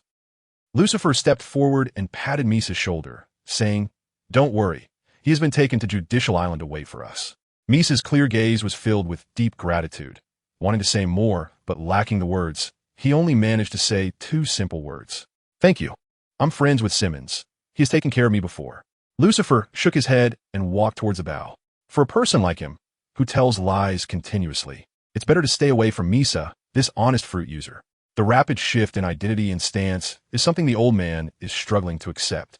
Sensing a special aura approaching from behind, he smiled, lowered his head, and sighed. The shift in Lucifer's identity along the way has completely blurred his concepts of justice and evil. He also heard about the matter of privately donating 10 billion berries to the Navy, which has made him view the former warlord of the sea, Lucifer, somewhat differently. Money is the root of all evil, yet this person selflessly took out money. Lucifer walked to Ishiao's side, raised his hand, and spread his 5 fingers to grasp the sea breeze blowing in, saying in a deep voice, "After the trial, you can go to the Dressrosa Kingdom to take a look. I know what will happen." Ishiao shook his head, a bitter expression emerging on his scarred face. "Before becoming a Navy, I was always mingling in the streets. I'm not an idealist who understands nothing." Lucifer smiled slightly, opening his palm to reveal a visible gust of wind, struggling like a little bird wanting to break free from its constraints. Everyone grows up in different environments, and the education they receive is different, so people cannot understand each other. Ishiao struggled to lift his eyelids, revealing the whites of his eyes. "But at least we should embrace kindness to view this world. Perhaps." Lucifer suddenly clenched his 5 fingers, crushing the wind bird in his palm. "Ishiao, you're actually more suited to be a chivalrous hero who helps those in need rather than participating in the Navy, which takes obedience to orders as its duty." Ishiao's expression was firm. The help a chivalrous hero can provide is limited. "I want to help more people." "Then good luck." Lucifer turned and walked away, unwilling to say more. Judicial Island is an island that, due to its special climate, never sees night and remains in perpetual daylight, symbolizing eternal light.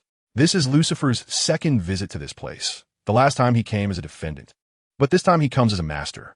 Even under the lights, there will be shadows. This place without night seems colder and more unfeeling.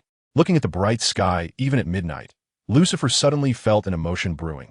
This feeling is like God, unable to bear humanity's ugly actions, wanting to stir up a cataclysmic tsunami to wipe everything out. How ridiculous! Chief Justice, Lucifer Saint. The Navy soldiers and black-suited agents, standing on either side, saluted Lucifer in the manner appropriate to their respective identities. Lucifer turned to Lucy, who was following him, and asked, "Have the reporters and projectors in the major population centers of the world been arranged?" "They've been arranged," Lucy replied. "The Navy is also keeping watch over the major population centers to prevent pirates from causing trouble and interrupting the live broadcast." "Then let's show the world what law really is." Lucifer grinned and quickened his pace towards the courthouse. In fact, before this, the court on Judicial Island had basically been an empty shell. In its 800-year history, it had never issued a not guilty verdict. Criminals would only be escorted through the empty courtroom, ultimately reaching the cold, massive gate of justice to be sent to impel down. Even a fishman Tom, who built the ship for the Pirate King, was only pardoned for his achievement in creating the sea train, not acquitted. The world impression of Judicial Island was not warm and bright, but cold like darkness. Those designated as pirates or criminals had never truly been judged by Judicial Island, apart from the classifications made by member nations of the world government. The rest of the convictions were reported to the Navy headquarters by the station Marines based on what they saw or knew, and immediately bounties would be issued. For example, Straw Hat Luffy received his first bounty only after Colonel Mouse embellished the report to the Navy headquarters while in Cocoa Village. In fact, Lucifer had an idea. As long as no bounty was placed on Straw Hat Luffy, what would it matter if he found Raftel? As long as the world government did not recognize him as a pirate, he would not be the pirate king. At most, he would just be a criminal or a mountain bandit. It made him furious. An angel with 6 pure white wings sat high on the platform of the court, looking down with purple eyes filled with divinity and authority. Plaintiff Bryn, please recount the events that occurred on June 15th, 1520 at 3:41 p.m. in Micah Town. Bryn lowered her head, her chestnut hair falling down to cover her eyes, and said hoarsely at that time, I was watering my plants at home, and then the pirates suddenly barged in. They killed the butler, and then. At this point, Bryn trembled uncontrollably, choking on her tears and unable to speak.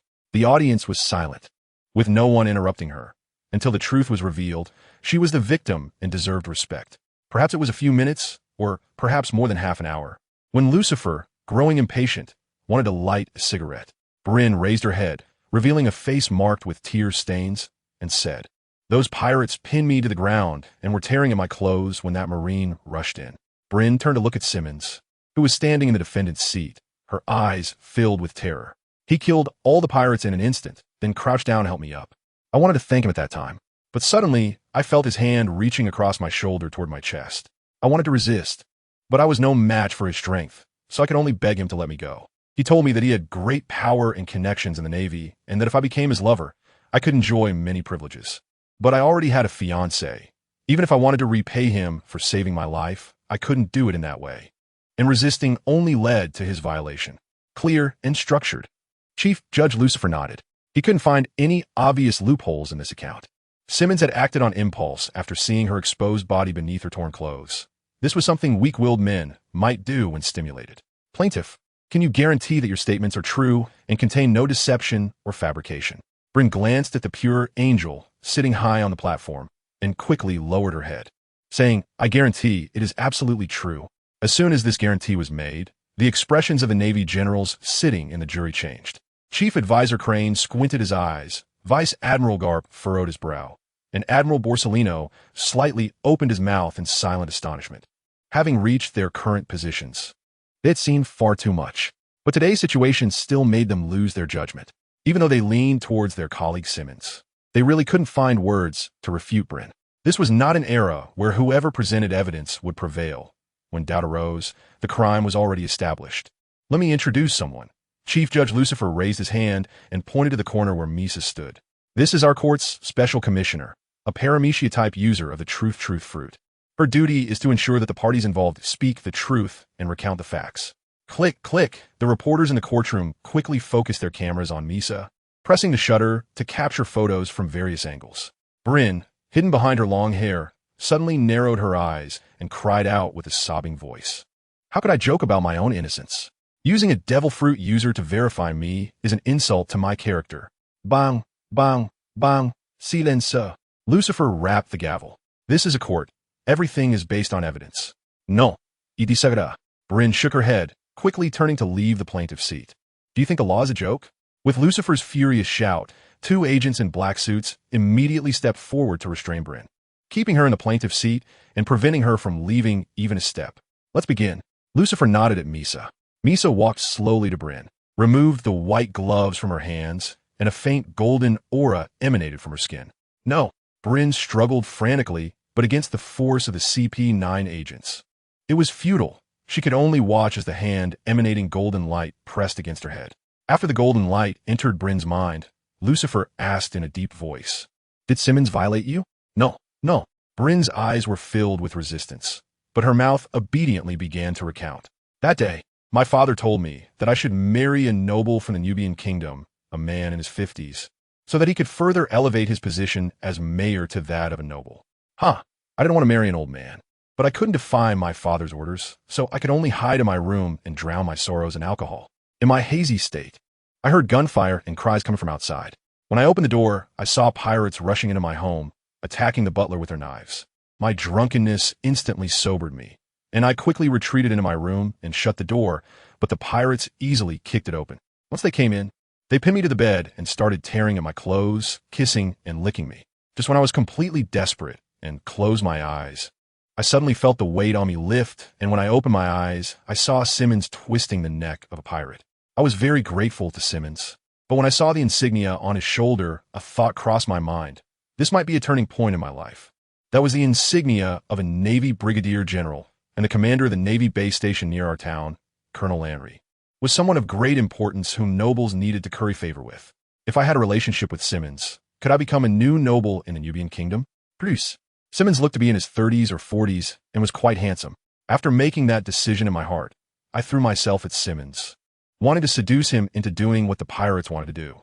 But Simmons pushed me away. After draping his coat over me, he turned to leave, and I felt so ridiculous for being the one to take the initiative. I couldn't accept it. After revealing most of the truth, Brinny completely gave up resisting and turned to look at Simmons in the defendant's seat with a face full of resentment. There were so many men in town pursuing me. Even if I rejected them, they would still come to please me. I had never been rejected by anyone. Yet Simmons dared to push me away when I took the initiative, trampling on my self-esteem. Whatever I wanted, I would definitely get. So I put on Simmons' coat and walked out, shouting to the crowd. I was assaulted by the Navy. I wanted to force Simmons. He had to marry me, or he would be a criminal attacking civilians. At this point, Brinny let out a self-deprecating laugh. Haha, it's infuriating that he would rather be seen as a criminal than marry me. So that's how it is. Misa sighed with a complex expression.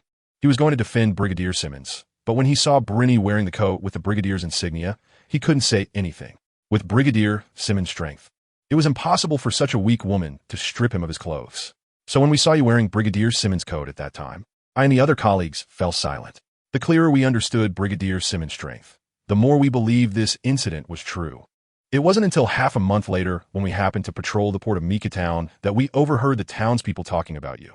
They said your noble fiancé wanted to break off the engagement due to your experiences. And after somehow getting a sum of money from your noble fiancé, you gladly agreed to the annulment. However, in your initial cries for help, you said you loved your fiancé very much and would never submit to Brigadier Simmons just to repay a life-saving grace. Yet the person the townspeople spoke of was completely different from what you initially said, which made me suspect something was off, so I began to investigate you. Unfortunately, apart from a small slip when you asked your noble fiancé for money, I couldn't find anything else. It wasn't until a month later that I helped a fisherman catch a big fish by the sea. As thanks, he gave me a strange fruit that came up with the fish. Although I had never seen a devil fruit before, I could still sense its value when I saw this fruit. I told the fisherman about the fruit's worth, but he insisted on giving it to me, saying it was a gift from the sea. When I ate the devil fruit and discovered its ability, I couldn't help but sigh. Perhaps this is fate. Wow. After hearing this, Lucifer, sitting on the high platform, widened his eyes. This should be the protagonist of the Navy's supernova. If it were him, he would definitely make a fortune quietly and would never reveal the true value of the strange fruit to the fisherman. However, Misa not only said it, but the fisherman also insisted on giving it to him even after knowing the value of the devil fruit. It was as if two honest and trustworthy people had come together. Brinny chuckled coldly. I can only say I'm unlucky. On the jury, Chief of Staff Crane's expression immediately turned cold. He still didn't know how to repent. Because of Simmons' incident, many people within the Navy felt confused about justice. Especially those who believed in Simmons felt betrayed. Fortunately, Sakazuki acted decisively and resolved the matter quickly. Otherwise, who knows what would have happened later. Carp sighed deeply and suddenly felt that he could really retire now. He used to just need to deal with pirates. But now he had to worry about more complex issues. He thought that by simply refusing promotion to Admiral, he could avoid this. Now it seemed that as long as one was in this world, they would inevitably be entangled in such matters. How terrifying. Borsellino glanced at the crazily cold-smiling Brinny and couldn't help but shrink his head. This time he really felt a bit scared. Bang, bang, bang. Silence. Lucifer knocked the gavel to restore order in the increasingly noisy courtroom. Once it quieted down, Lucifer felt all eyes on him, as if they were watching how he would judge. How to judge? Although the consequences were quite serious, it didn't seem to warrant a death sentence, right? Although he really wanted to impose a death sentence. However, this time it was a live trial broadcast to major population centers around the world. He couldn't just decide based on his own wishes. The purpose of this trial was not only to clear Simmons of the charges, but also to gain popularity and prestige for himself, Lucifer. This would greatly help his future plan to undermine the Five Elders. So he had to be fair. Criminal Brinny, for slandering Brigadier Simmons of the Navy headquarters and causing serious consequences, is sentenced to 2 years in prison at Impel Down, to be executed immediately. Bang! With the gavel's fall, whispers erupted in the courtroom. Why only 2 years? That's not the point. The point is that being sent to Impel Down means he can still be released. There is no precedent for this in history. Shouldn't the focus be on direct execution? Yes, they should pull out her tongue and send her to the stake. Wouldn't this be too merciful? With such a low cost of crime, it would lead to a surge in pirates. Hearing these voices, Lucifer frowned in displeasure, then smiled slightly and stood up to leave. Court dismissed. To not be tortured to death by other prisoners and guards upon reaching Impel Down, and still expect to come out? Dream on. Sabaody Archipelago, the Celestial Dragons actively stepped forward to preside over the trial. What did the world government want to do? Looking at the figure gradually disappearing from the projection screen, Sabo, the chief of staff of the Revolutionary Army, showed a contemplative expression. They didn't demote Brinny to slavery. This judgment is quite fair. Carrara, who had once been a slave, was very happy. She didn't want anyone else to experience what she had gone through. Perhaps we could try to contact this celestial dragon who rose from a commoner. Barney rested his chin on his hand and expressed his opinion. He had once spoken with Saint Lucifer in the Bridge Kingdom, and at that time, he felt nothing. But afterward, he went back to the Bridge Kingdom to take another look. The changes there were significant. The workers' spirits had improved a lot, and almost everyone's eyes were filled with hope. Although it didn't directly allow the workers to leave slavery and oppression, it enriched their lives significantly, something he hadn't seen in many liberated individuals. Those freed slaves, those who had been tortured for a long time, still had a vacant and numb look in their eyes after gaining freedom, as if they were walking corpses. Barney once asked the leader dragon about this, and the reply he received was that long-term torment had caused psychological issues for these people. The vacant and numb state was a protective mechanism initiated by their bodies after being in despair and pain for so long, preventing them from feeling too clearly and avoiding the mental breakdown that could lead to suicide. This psychological illness could take a long time to heal, and it was only a possibility. The slaves who had been tortured for a shorter time didn't have such severe problems, but they also had psychological issues. They were afraid of being known for their past as slaves and had irritable and angry personalities, with their living habits still bearing the marks of their former masters. For example, a slave rescued in the kingdom of Genik had a slave master who was an old man over 50, particularly fond of handsome young men. The Revolutionary Army liberated the kingdom of Genik, and after a period of recovery, this slave appeared to have no visible issues. However, by chance, Barney Joe discovered that this person, who had once been bullied by the old man, was now bullying younger boys in the same manner. Of course, this was only a small number of cases and did not attract much attention. A more common situation involved those who had been enslaved due to crimes. These individuals were generally much stronger than ordinary people and had significantly higher endurance. However, after regaining their freedom, they harbored a very strong sense of hatred, indiscriminately hating anyone of higher status than themselves. Regardless of the character of the king or nobles, anyone with such a status became their target of hatred. Mr. Dorag was keen to avoid incorporating these individuals into the organization. Yet, some of them were indeed quite strong and could provide significant assistance. Ultimately, they had no choice but to bring them in. Although these individuals had not yet committed any violations of the organization's internal regulations, Barney Joe always felt they were a ticking time bomb. Finding someone whose character remained normal after such torment was incredibly difficult. Perhaps it was worth trying to talk to this celestial dragon. Sabo nodded in agreement with Barney Joe's suggestion. It would be even better if they could persuade him to join their ranks. Not very likely. Barney Joe shook his head, feeling it was unrealistic. He had previously had some exchanges with Saint Lucifer, and he saw Mr. Dorag's shadow in him. He was a man with his own ideas. Rather than trying to persuade him, it would be better to guard against being persuaded by him. So what should we talk to him about? Sabo frowned at Barney Joe. Barney Joe was taken aback, not expecting Sabo to ask that. After all, although Sabo was the chief of staff of the Revolutionary Army, he had always taken a route of persuading through force and lacked experience in appealing to emotions and reasoning. Lucifer might also resist the slave system. Perhaps they could discuss that aspect with him. As for other matters, Barney Joe shook his head indicating Sabo not to overthink it. All right then. Sabo nodded, clenching his fists. I'll find an opportunity to talk to him. I really want to meet him. Not long ago, he actually wanted to attend the auction in the New World because it featured his brother Ace's devil fruit, the Mera Mera no Mi. However, he was stopped by Dorag. Colleagues lurking in various places reported that many monsters appeared at the auction. The Revolutionary Army naturally could not spend precious money to participate in the bidding, and if Sabo went, he could only use force to seize it. But how could he compete with those monsters? Dorag also could not personally intervene, as it would be extremely unwise to provoke those monsters over a single devil fruit. Moreover, it did not align with the goals of their revolutionary army. Hopefully, the Mera Mera no Mi had not been consumed yet. In the office of Judicial Island, you don't want this devil fruit? Lucifer held a fiery patterned orange-red devil fruit in his hands, frowning at Simmons, who shook his head in rejection. I already owe you a great favor. I can't take any more. Simmons looked at Lucifer with a complicated expression, hardly believing this was the man he once chased all over. The speed of his growth was truly terrifying. It seems I really can't give you this devil fruit. Lucifer suddenly realized he had been a bit inconsiderate. The Mera Mera no Mi was of great significance to Whitebeard's remnants and Nika's people. Giving it to Simmons would only cause trouble, bringing little benefit. Sitting on the sofa, Crane, Carp, and the three high-ranking Navy officials frowned. Lucifer's attempt to win people over was so blatant he didn't even try to hide it. Especially Carp, looking at the Mera Mera no Mi, couldn't help but think of his grandson Ace. In fact, it would be quite good for Simmons to eat this fruit. It would fulfill his wish in another way. If Ace could become a Navy officer, that would be great. Polysolino pouted, wondering why the difference between celestial dragons was so vast. He had sworn loyalty by serving tea and water to St. J. Joel D. Roger and had earned the position of the highest commander of the Navy's scientific unit. Initially, he thought it was nothing, but now with the comparison, oh, the 5 elders are too stingy. Then let's use this one.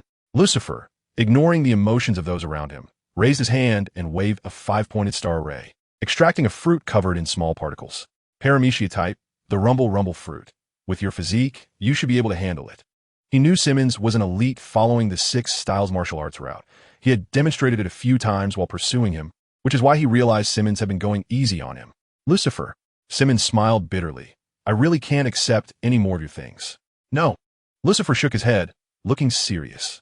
This is not for me, nor for you, but to better combat the pirates and avoid more casualties among the Marines. Moreover, letting you suffer unjustly in prison is indeed a problem for our higher-ups.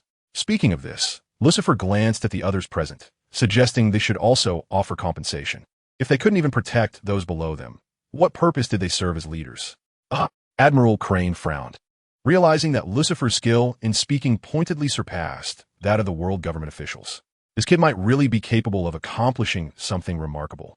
A month later, am I getting old? I just can't concentrate on studying. Lucifer threw the heavy code of law onto the table in a slovenly manner, slumping in his chair and staring at the ceiling. He had been staying on Judicial Island during this time, and aside from selecting 2 cases that matched the current mindset of the world for live trial broadcasts, the rest of the time was spent studying this damn law code. He wanted to change the laws of the world government, but couldn't since he hadn't yet taken the position of Justice God of War. So he could only learn to exploit loopholes. Fortunately, there were no professions like lawyers in the courtroom to argue with him. As long as his reasoning was sound, most people were still relatively convinced. As for the few who were uncomfortable, it was naturally because their interests were touched. For example, in some places, the Lord's first night right system was still in effect, where a girl's first time had to be given to the local lord. He selected this and charged the lord with rape, imprisoning him and impelled down for life. And because this lord was not a citizen of a world government member country, he faced no objections from the 5 elders or other officials for doing so. In fact, the world government member countries could be understood as a huge alliance, while the non-member regions were hostile forces, allowing him to do as he pleased. Don't say that the Lord has been sent to advance the city. Even if we were to capture all the people of this country to use as free labor, slaves, that would be fine too. By doing this, Lucifer not only gained fame for himself, but also made it easier for the Revolutionary Army to liberate these places. It can be said that he was struck by lightning while enjoying the peppercorn, winning big. Knock, knock, knock. Just then, the office door was knocked on. Come in. As soon as Lucifer finished speaking, a stunning figure pushed the door open and walked in, dressed in a black suit that hugged her curves. With black lace-trimmed stockings paired with black high heels, she embodied the perfect image of a secretary in a man's eyes. Lucifer Saint. This is the application from the finance minister of the Tequila Kingdom. Khalifa gently placed the documents on the desk and adjusted her rimless glasses. The Tequila Kingdom is one of the member states of the world government. True to its name, this country produces a variety of alcoholic beverages, which are praised by many around the world. However, after the new king ascended the throne 6 months ago, the country not only stopped selling alcohol domestically and internationally, but even prohibited brewing. According to the finance minister, it was King Juan Vodka who enacted a decree called the Prohibition Order, banning citizens from brewing, drinking, and selling alcohol. Because of the Prohibition Order, the Tequila Kingdom has directly lost its main source of income, and the domestic environment has worsened. Finance Minister Daiko has applied to Judicial Island, requesting our intervention to restore the Tequila Kingdom to its former state.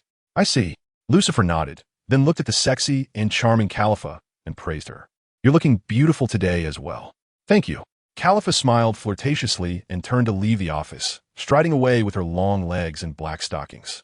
She dared not stay alone with Lucifer in a private space for too long. Otherwise, it wouldn't be good if word got to the Charlia Palace. After Khalifa left and closed the office door, Lucifer picked up the documents on the table, shook his head, and sighed. This peculiar thing. Why not contact the Revolutionary Army for such matters instead of coming to Judicial Island? That said, he was actually quite pleased inside, as it represented that the promotional efforts during this time had been effective. However, as for the Prohibition Order, he actually supported it. Lucifer flipped through the documents carefully and then sneered. The finance minister Daiko only mentioned the disadvantages of the Prohibition Order in the application, but completely failed to mention any corresponding benefits. Alcohol is the root of crime. Issues such as domestic violence caused by alcoholism, social security problems, and dependency addiction to alcohol, etc., can all be said to significantly decrease crime rates after Prohibition. However, Lucifer did not quite understand. Why would King Juan Vodka, as the biggest beneficiary, cut off his own financial source? This would not only plunge the Tequila Kingdom's finances in a crisis, but also cause Juan Vodka to completely lose the people's support, taking away the beloved things of addicts. It would be surprising if Juan Vodka were not overthrown. But laws do not punish the crowd. When the entire country is filled with addicts, even if Juan Vodka is the king, he must yield. Otherwise, it is very possible that one day he might die in a stinking ditch. It seems he needs to take a trip to the Tequila Kingdom. Surely such a fat piece of meat will attract certain people. In the first half of the Grand Line, Tequila Kingdom. Sabo, are we being too conspicuous? Clara glanced at the man beside her, covered in a cloak, feeling a bit awkward as she scratched her head. On the street, there were only the two of them under cloaks, and no one passed by without staring at them. Was this still considered sneaking in? It's fine, as long as no one sees our faces. Sabo waved his hand, indicating that Clara shouldn't worry about those details. He was a bounty criminal with a reward of 620 million berries. As long as his face was not seen, there would be no uproar. Sieg, Fine. Clara shook her head helplessly, but thought Sabo was quite cute like this. Those two over there are probably the Revolutionary Army? Standing beside the balcony, Lucifer, dressed flamboyantly with slicked back hair, looked down at the street below and immediately spotted the two cloaked figures. The Tequila Kingdom used to be very prosperous. Therefore, the nearby naval branch is quite strong. No foolish pirate would come here to stroll around. By elimination, aside from pirates, CP agents would cover their identities, leaving only the Revolutionary Army. So stupid, just like many CP0 agents. Lucifer turned his head to glance at Lucci and Khalifa behind him. Many of their colleagues were like this, clearly sneaking and yet strutting around in dazzling white cloaks, as if afraid others wouldn't know they had arrived. Do they think they look cool? Learn from Lucifer, who enters the port at night and completely changes his appearance, clothing, and even behavior. Now, others would only think of him as a damn nouveau riche. There's nothing he can do. CP0 has many teams, and he can't control those people. Lucci awkwardly averted his gaze. When he first joined CP0, he also had this kind of infiltration method.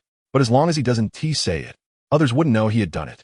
However, walking on the street in a white cloak and a mask, that really is cool. Do we need to keep an eye on them? No need. Lucifer shook his head disdainfully. With their infiltration skills, it's easy to guess who they're going to meet and where they are hiding. So who are they going to meet? Khalifa looked skeptical. If the movements of the Revolutionary Army were so easy to guess, wouldn't they, who have been fighting with the Revolutionary Army, seem especially foolish for not being able to find them? Just use elimination. Lucifer raised his hand, adorned with golden rings, and began counting on his fingers. The Revolutionary Army must have come here to liberate this country, to separate the kingdom from the world government's alliance. Therefore, they surely wouldn't seek out the king. After all, no one would be foolish enough to overthrow themselves. Excluding the royal family, the only ministers who could assist them are a few others. The finance minister has already contacted Judicial Island, so he cannot seek out the Revolutionary Army, which can be eliminated. Remaining are the ruling minister, military minister, agricultural minister, etc.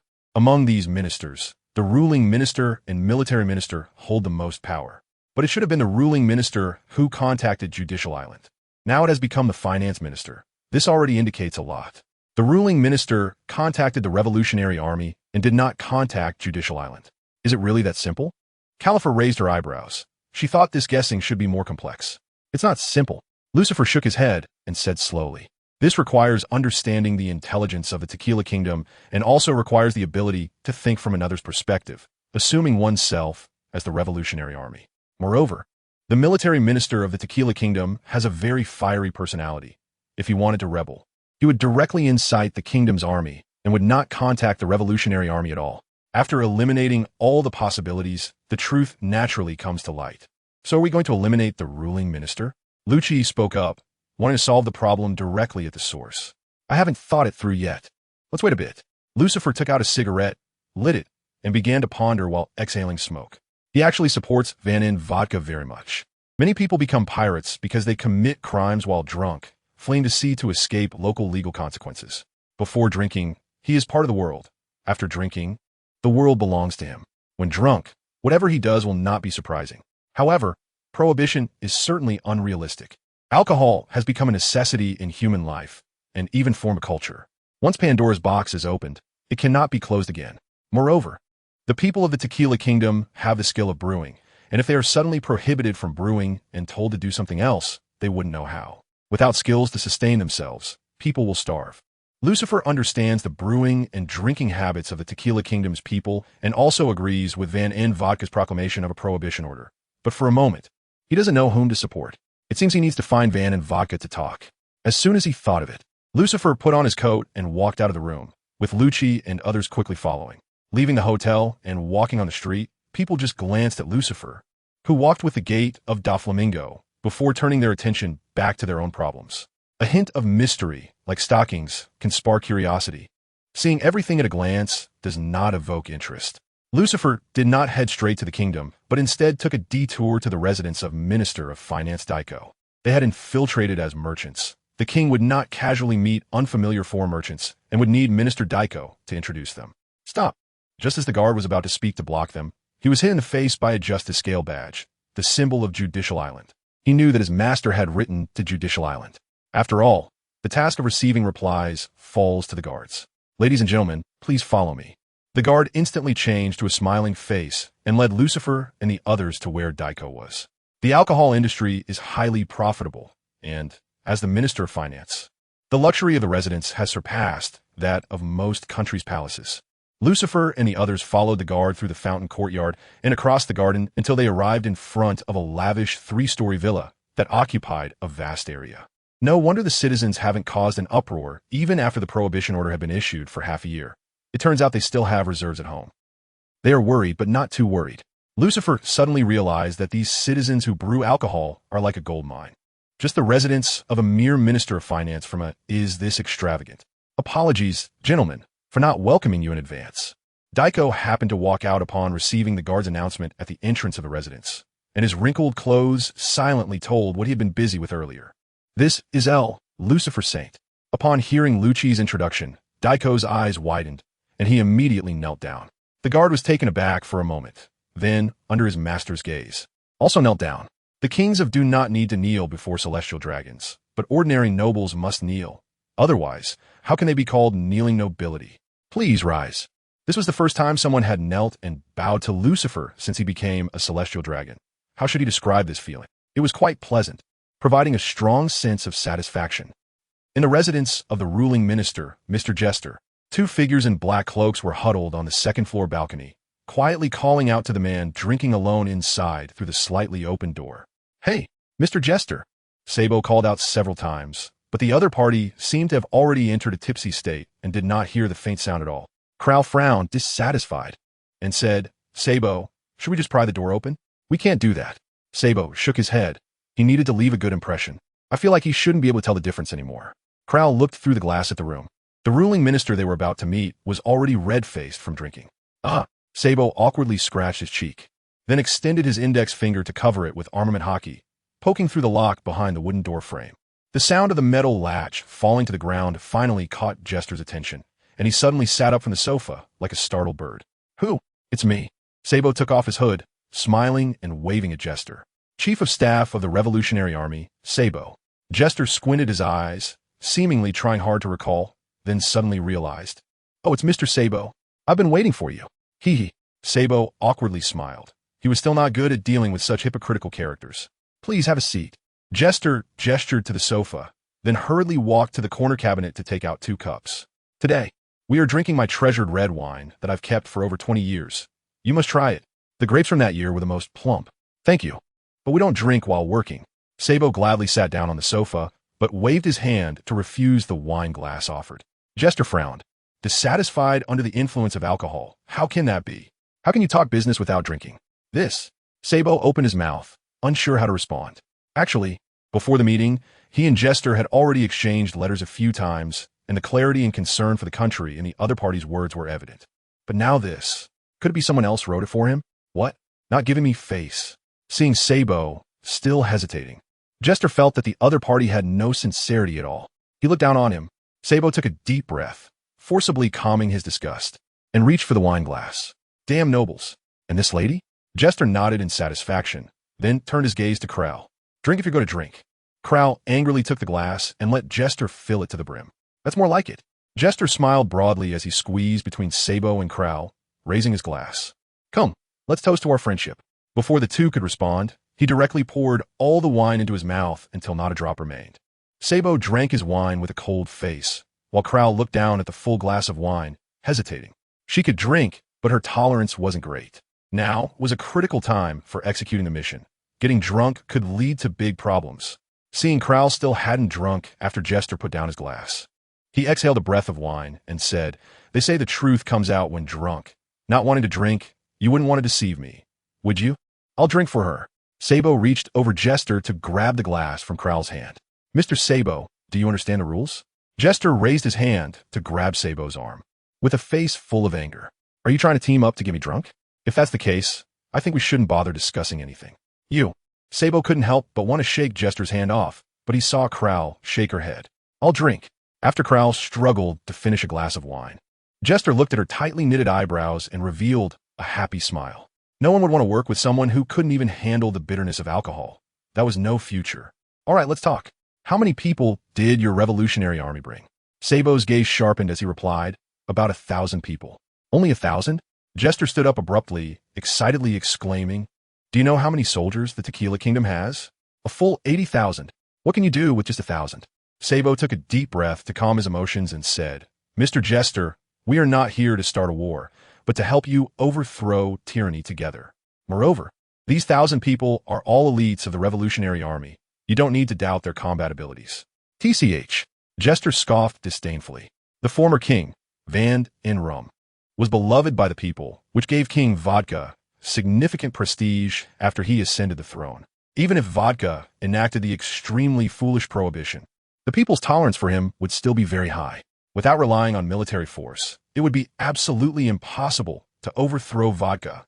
And now you tell me that your revolutionary army has only brought 1,000 men. 1,000 against 80,000. Can't you do basic math? Sabo took another deep breath, forcing a smile as he said, Mr. Jester, let me remind you again, we are not here to start a war. Moreover, there is no need to confront the royal army. We just need to bypass them and enter the palace. The most important thing is that we need your position as a minister, and we need you to step forward to calm and guide the people, telling them that we, the Revolutionary Army, are not invaders. Jester exhaled a breath of alcohol, picked up the bottle, and filled the cups of the 3 men one by one. Then raised his cup and said, Come on, let's drink this first, then we can talk about the rest. This, in the palace's conference hall. Under King Vodka's gaze, Finance Minister Daiko lowered his head, feeling guilty. He didn't expect Lucifer to bring him directly to see the king, nor did he expect him to bluntly present his application to send him to Justice Island. I'm sorry, I didn't expect the prohibition to disturb Saint Lucifer. Vodka slightly bowed to Lucifer apologetically, then straightened up and shot a fierce glare at Daiko. Useless. Lucifer glanced at Vodka, who was young, handsome, and charismatic, fulfilling the fantasies of most women. It's fine. I also want to see what kind of effects the prohibition will bring to this kingdom. It makes Saint Lucifer smile. Vodka laughed bitterly, then walked to the coffee table, poured a cup of coffee, and handed it to Lucifer. This is all we have. Please forgive me. Please have a seat. Lucifer took the coffee and set it down, gesturing to the empty seat beside him. He preferred not to talk while looking up at others. Thank you. Vodka also sat down opposite him without any formalities.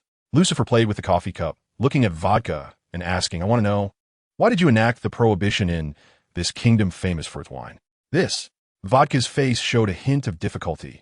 Then he said bitterly, this is actually a little-known secret, but since St. Lucifer asked, I will share it.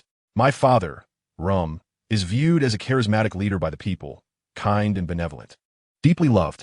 But everyone has pressures, and it's even harder to manage a kingdom in this pirate-infested world.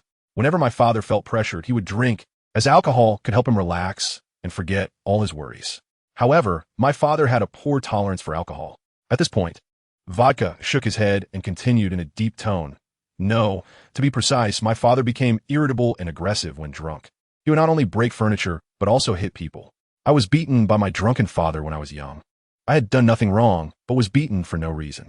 My father not only hit me, but also my mother, to prevent others from knowing this side of him. My mother would send everyone away when he was drinking, leaving her and me as his targets for venting. So, I made a resolution at a very young age that when I had the capability, I would definitely expel the demon known as alcohol from this kingdom. Until recently, when my father died suddenly from drinking, I immediately enacted the prohibition after ascending to the throne. So Rum, the king, had such a side. Daiko side, also thinking of a certain someone with a poor tolerance for alcohol. That person was his political rival, Minister Jester. Vodka shot Daiko another glare and continued, before enacting the prohibition, I also conducted investigations. Not everyone becomes violent when drunk, but without exception, their temperaments are no longer gentle. And most people who were originally restrained by the law become bold and reckless due to alcohol. Alcohol makes people lose their proper decorum, their minds filled with impulse and desire. I understand now. Lucifer nodded, finally comprehending why Vodka could disregard interests and enact the prohibition. This king was still a young man, full of ambition, and had long been poisoned by alcohol. Finance Minister, what do you think? Lucifer turned to Daiko, hoping to ease the relationship between the monarch and his ministers. Daiko gritted his teeth, preparing himself for the role of the bad guy. Your Majesty, I understand and agree with what you said, but after the prohibition, our kingdom will lose its means of survival. In the face of survival, everything must give way. We could do other things. Vodka sighed. He had considered what Daiko said. We have the foundation left by our predecessors. As long as we find the right direction, we can definitely make the kingdom prosperous again. That's easy for you to say. Daiko directly vented his frustrations, saying what was on his mind. Look overseas. Many people can't even meet their basic needs. For us to have meat and wine at every meal is something that many people dream of. Vodka was left speechless by this rebuttal. He had indeed enacted the prohibition impulsively, and he had planned to take it step by step afterward. Daiko continued, currently, other kingdoms are not doing well either. Even if we want to pursue a higher moral and spiritual pursuit, we must completely bid farewell to poverty first. But who can guarantee that we can live well without income? Don't we have to pay the heavenly gold every year? Don't we have to support the military for national defense? What if we are attacked by pirates? What if Blackbeard triggers a tsunami again? There are too many uncertainties in the future if we don't have enough foundation. How can we cope with these disasters? While there are indeed many problems with drinking, what do they matter compared to disasters that could destroy a nation? This. Vodka opened his mouth, but couldn't find any words to refute. In fact, he had thought about these issues and had taken corresponding actions during this time. However, the results had been minimal. Those he focused on training were struggling to make ends meet. After all, the citizens only needed to focus on brewing wine. Everything else was handled by foreign merchants. As long as the money was in place, they didn't have to worry about anything. And now, they had to abandon their expertise to do other things. And in just 6 months, it would be difficult to see any results. It's still fine for now. The citizens still had some food at home to sustain their lives. Even though there were complaints, they were just spoken out loud and would not lead to any significant actions. Once they reached the point of hunger, it wouldn't be so simple anymore. Is there really no way out? Vodka's face was full of bitterness. He truly did not want to see anyone in this kingdom in a state of drunkenness again. I have a suggestion, Lucifer said, drawing the attention of those present. Such matters cannot be one size fits all, but we can boil the frog in warm water. Please teach me. Saint Lucifer. Vodka stood up from his seat and bowed to Lucifer. Lucifer smiled with satisfaction and expressed his thoughts.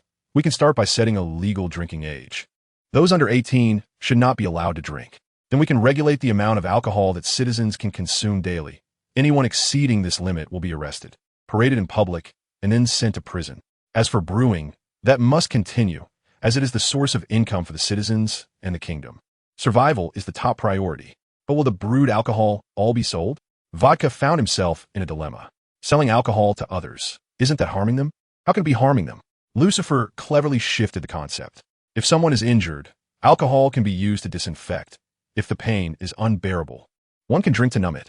Moreover, would a blacksmith stop forging swords because they can kill people? You could put a label on the bottle saying drinking is harmful to health. If others choose to drink despite that, it's not your problem. After all, you've advised them. That seems to make sense. Vodka nodded in agreement, the inexperienced youth unable to discern the logic behind it. This is indeed a win-win solution. Thank you for your guidance, Saint Lucifer. You're too polite. Lucifer waved his hand. I'm just as worried about this world as you are. At the minister's residence, wow. After who knows how many rounds of drinks, Kral suddenly looked pained and vomited, his stomach spasming as it desperately expelled the alcohol. The little girl can't handle it. And this carpet is quite expensive. Remember to compensate me. Jester looked like a weeble, appearing as if he was about to fall, but never did. Humph. Sabo gritted his teeth, trying to maintain his consciousness with that tight feeling. Jester was too good at drinking, but fortunately, Jester just wanted to see them make fools of themselves. He had no intention of taking advantage of them while they were disoriented. In this regard, he was much better than the nobles of the Goya kingdom. Sabo had once been a noble in the Goya kingdom and had seen many instances of nobles getting some men and women drunk and then taking advantage of them. Are you okay? Can you drink? Looking at the two revolutionary soldiers, red-faced and gasping for breath, Jester felt extremely pleased. These two young people had dared to refuse him at first, not accepting his wine cup or drinking what he poured. He had seen too many proud young people who thought they were capable. But they shouldn't forget that this world is ultimately held in the hands of the older generation. The rules are set by these elders. Young people need to their sharp edges, obediently comply, and not think too much. It seems they can't handle it anymore. Seeing the two young people not responding, Jester revealed a thick layer of sarcasm on his face, the truth emerging. I can help you overthrow Vodka, but I want to become the next king of the Tequila Kingdom. Do you have any issues with that? Huh? Sabo shook his head, feeling his brain buzzing. Not hearing a word of what Jester said. Come on, sign this, and we'll be partners. Jester pulled out a pre-prepared agreement and placed it in front of Sabo, then set up a recording phone bug nearby. He had done this countless times. Discussing business at the drinking table was his specialty. Do you know how he got his position as minister? By drinking. If the revolutionary military dares to backtrack after this, he would spread these agreements and recordings, completely ruining their credibility. In this vast sea, without credibility, one cannot move an inch. There are no laws in this world stating that agreements signed while drunk are invalid. Once signed, it's signed, and that's a fact. Partners? Sabo heard his favorite two words and forced himself to focus as he began to look over the agreement in front of him. Why do the words look like worms crawling all over the paper? Right, just sign your name, and we'll be partners. Jester leaned down to Sabo's ear, coaxing him gently. But you need to read the content carefully. Since we've all drunk together, you should trust me, right? We drank together. A certain emotional switch in Sabo was suddenly flipped, and long-buried memories surged forth uncontrollably. After the war, when he saw the report of Ace's death, he recovered a memory he had long forgotten. After drinking, we are brothers. The words of their childhood brotherhood seemed to echo across time in his ears. Sabo smiled slightly and wrote his name on the agreement. Ace, Luffy, I miss you so much. Seeing Sabo so obedient, Jester grinned broadly and pulled out another copy of the agreement. Here, that's another one. Sign this too. The next day, what is this? An angry roar from upstairs woke Lucifer from his sleep, so infuriated that he almost grabbed his gun to shoot at the ceiling. Although this was the top hotel in the Tequila Kingdom, the soundproofing was not very good. He had heard the sounds of intense activities happening downstairs last night quite clearly. Because of this, he had fallen asleep quite late, even though he had a charming secretary like Khalifa by his side. He did not let his lower body's desires lead him to engage in inappropriate relationships between superiors and subordinates. He could only silently do push-ups all night and had only just fallen asleep a short while ago. What an idiot, crying out so early in the morning. Lucifer cursed, but he restrained the impulse to cause trouble. He was still hiding his identity, quietly waiting for the next move of the Revolutionary Army, and couldn't do anything that would attract attention. To undermine the Gorosei and the world government, he wanted to learn from Dragon's approach, secretly controlling these kingdoms. The Tequila Kingdom was a great point. Rich and with immense future potential, it was a gold mine that could be continuously exploited. Although King Vodka already trusted him greatly, he felt it was not enough. He needed the Revolutionary Army to push Vodka's position from neutral to his side. In the upstairs room, Sabo realized that he had been too reckless earlier, holding the agreement and murmuring. How could this happen? Last night, he only vaguely remembered being taken to the hotel, and it was only this morning, after sobering up, that he recalled some fragmented memories. However, when he saw the agreement placed on the bedside table, he truly felt shattered. The content of the agreement was not overly excessive. It simply stated that Minister Jester would inherit the throne and the Revolutionary Army would offer their strength when needed. But the first point, allowing Jester to inherit the throne, was something he absolutely could not promise. In the kingdom liberated by the Revolutionary Army, there would only be a minister. There would no longer be a hereditary royal family. If someone later gained the recognition of the citizens and became king, that would be their business. The Revolutionary Army would absolutely not interfere in their internal affairs.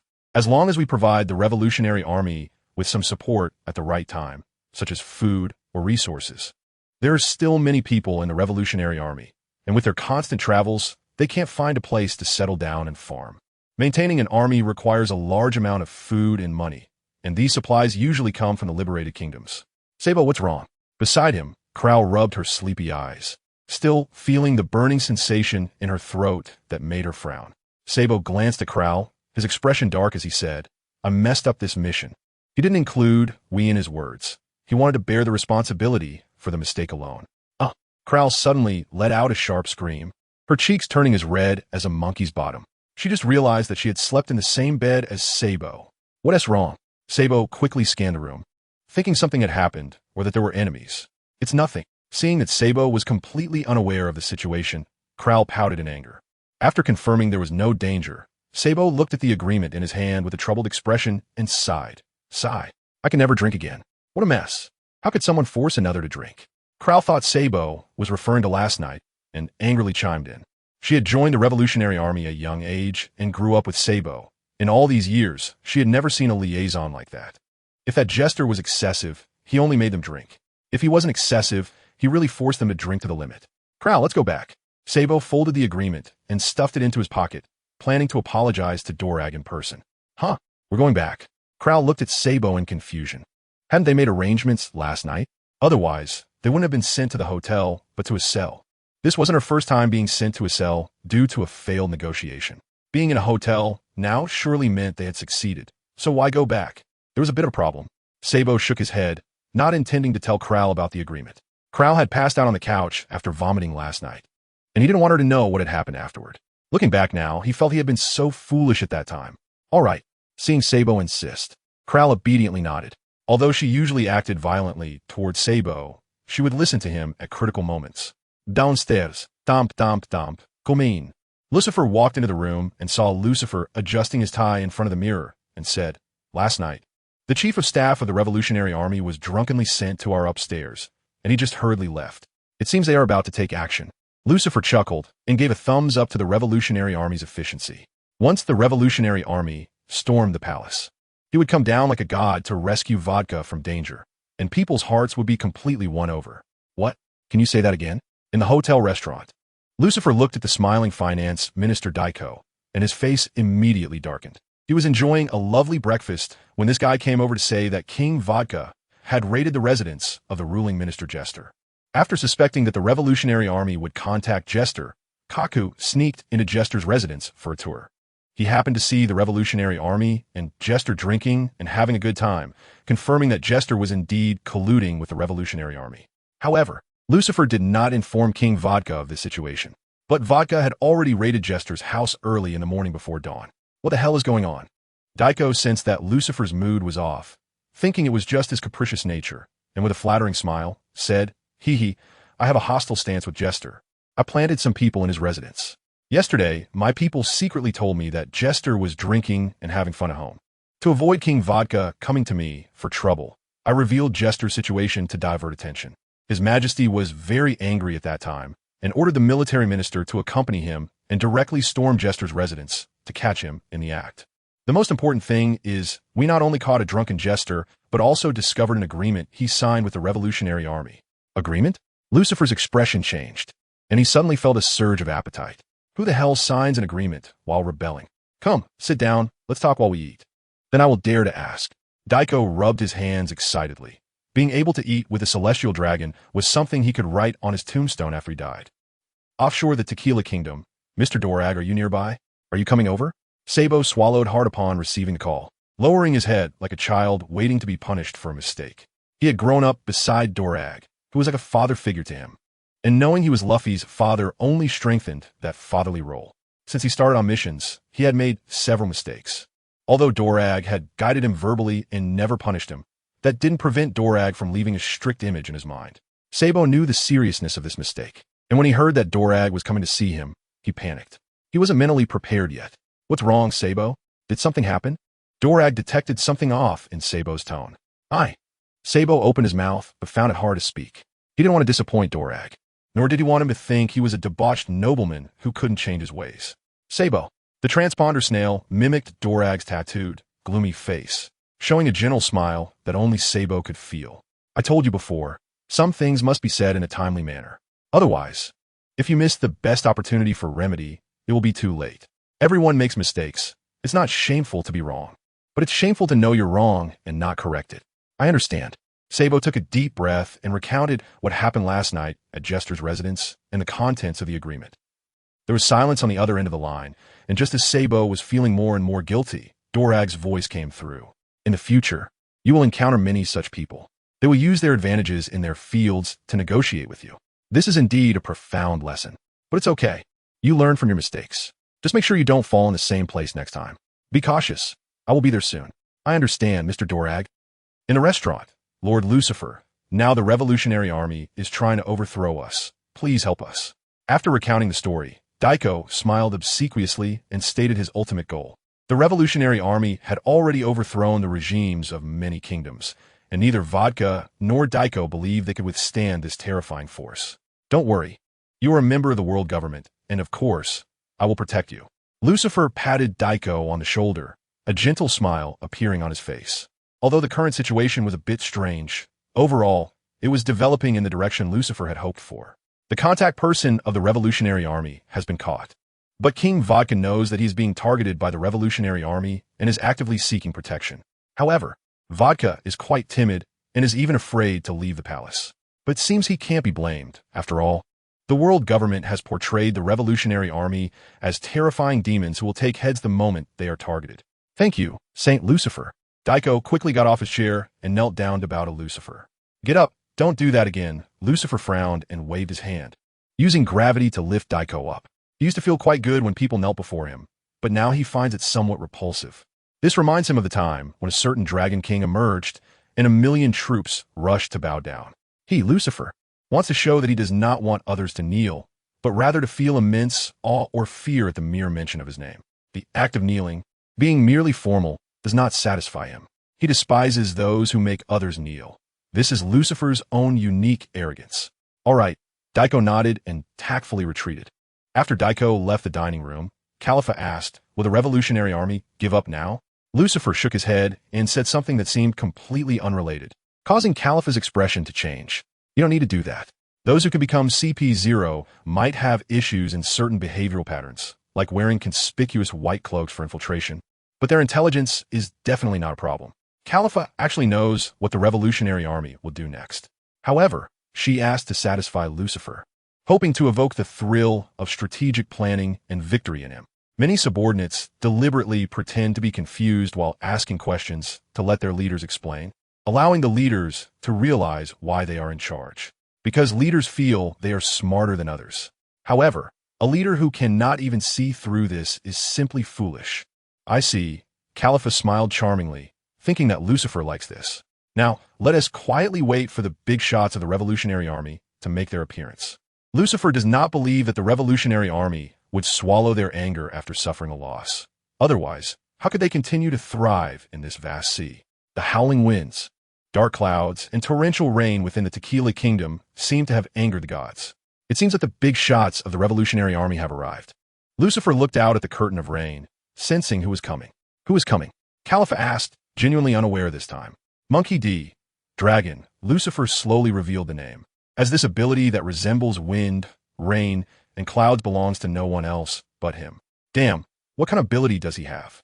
In this world, Dragon's Devil Fruit ability is probably the most mysterious. Although many speculate, it is a Logia type hurricane fruit. What if it turns out to be a mythical Zoan type like Nika?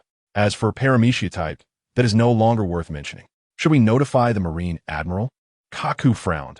He felt he had no confidence in facing the leader of the Revolutionary Army alone. They couldn't just rely on Lucifer, the leader he was supposed to protect. To take action, could they? No need, we are not here to fight. Fighting and killing is terrible. Lucifer waved his hand. Not believing Dragon would take the initiative to attack him. Although he hasn't had much interaction with Dragon, he can feel that this man, like him, prefers to sway others with words. However, if this rain keeps falling, there will be problems. Lucifer sighed, vaguely guessing what Dragon wants to do. King Vodka arrested the ruling minister Jester on the charge of violating the prohibition order by drinking privately.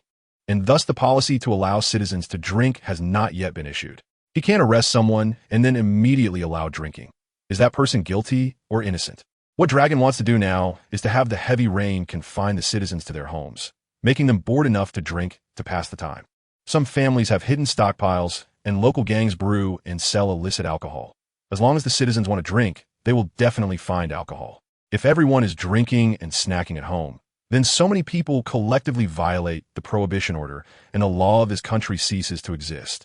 At that time, all it takes is a spark, and this kingdom will be completely detonated. Should we go out in the rain to search? Kaku glanced out the window. The heavy rain is troublesome for ordinary people, but is not much of an obstacle for them. No need, I can just go out and lure them out. Lucifer said. He likes snow. The vast white snow falling has a profound meaning, but he hates rain. He wants to end this rain. A pair of pure white 6 wings radiating with holy light sprouted from Lucifer's back, gently fanning and lifting him out of the room into the high sky.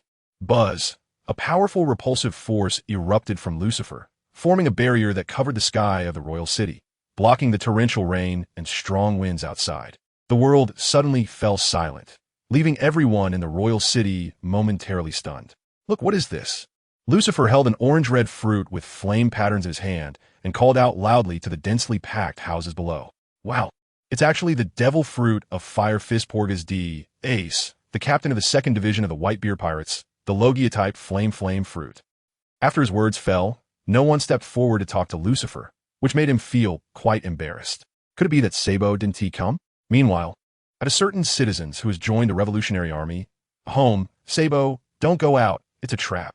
Krell tightly grabs Sabo, preventing him from uncontrollably rushing out and exposing their whereabouts.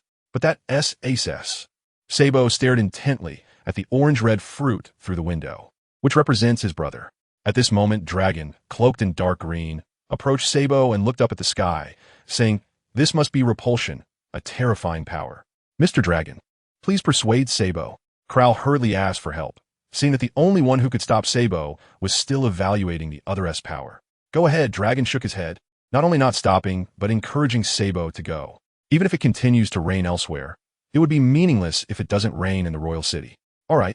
Krell released Sabo's clothing, and Sabo immediately rushed out of the window like a runaway horse, climbing up the wall toward the rooftop.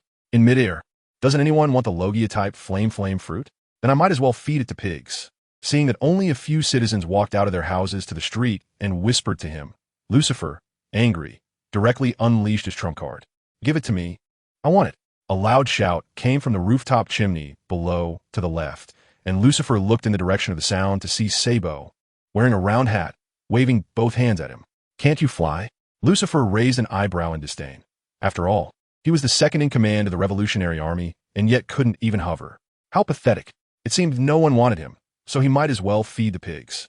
Pretending not to hear Sabo's call, Lucifer retracted the Mera no Mi into the pentagram and turned to leave. Hey, don't go, Sabo exclaimed, hopping on the chimney to attract attention. However, the figure in midair turned its back to him and gradually distanced itself. Suddenly, it wasn't good to ignore him like this. A dark green shadow appeared in front of Lucifer, gradually solidifying into Drago's form. Long time no see, Drago. Lucifer waved at Drago, as if they were old friends. Drago frowned slightly. It was completely unexpected for a celestial dragon to treat him like this. It has been a while. Thank you for taking care of Luffy. How is Luffy? I haven't heard from him in a long time. Lucifer was genuinely worried about Nika. After all, this was an important juncture in overthrowing Im's regime. Luffy is doing well. He continues to pursue his dream. Drago was quite satisfied with his free-range son. He saw in Luffy an unwavering spirit. That's good to hear. I am relieved. Lucifer openly displayed his smile, looking genuinely happy. But can you guys hurry up? I'm getting a bit impatient. Are you? Drago's gaze sharpened, sensing a third party wanting to interfere with world power. No, you're overthinking it. Lucifer waved his hand, firmly denying his ambitions. It didn't matter if Drago knew.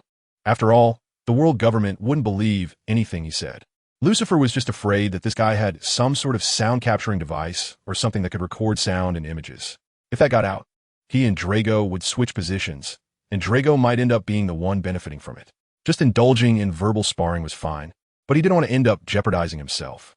As long as only Drago knew, it was okay.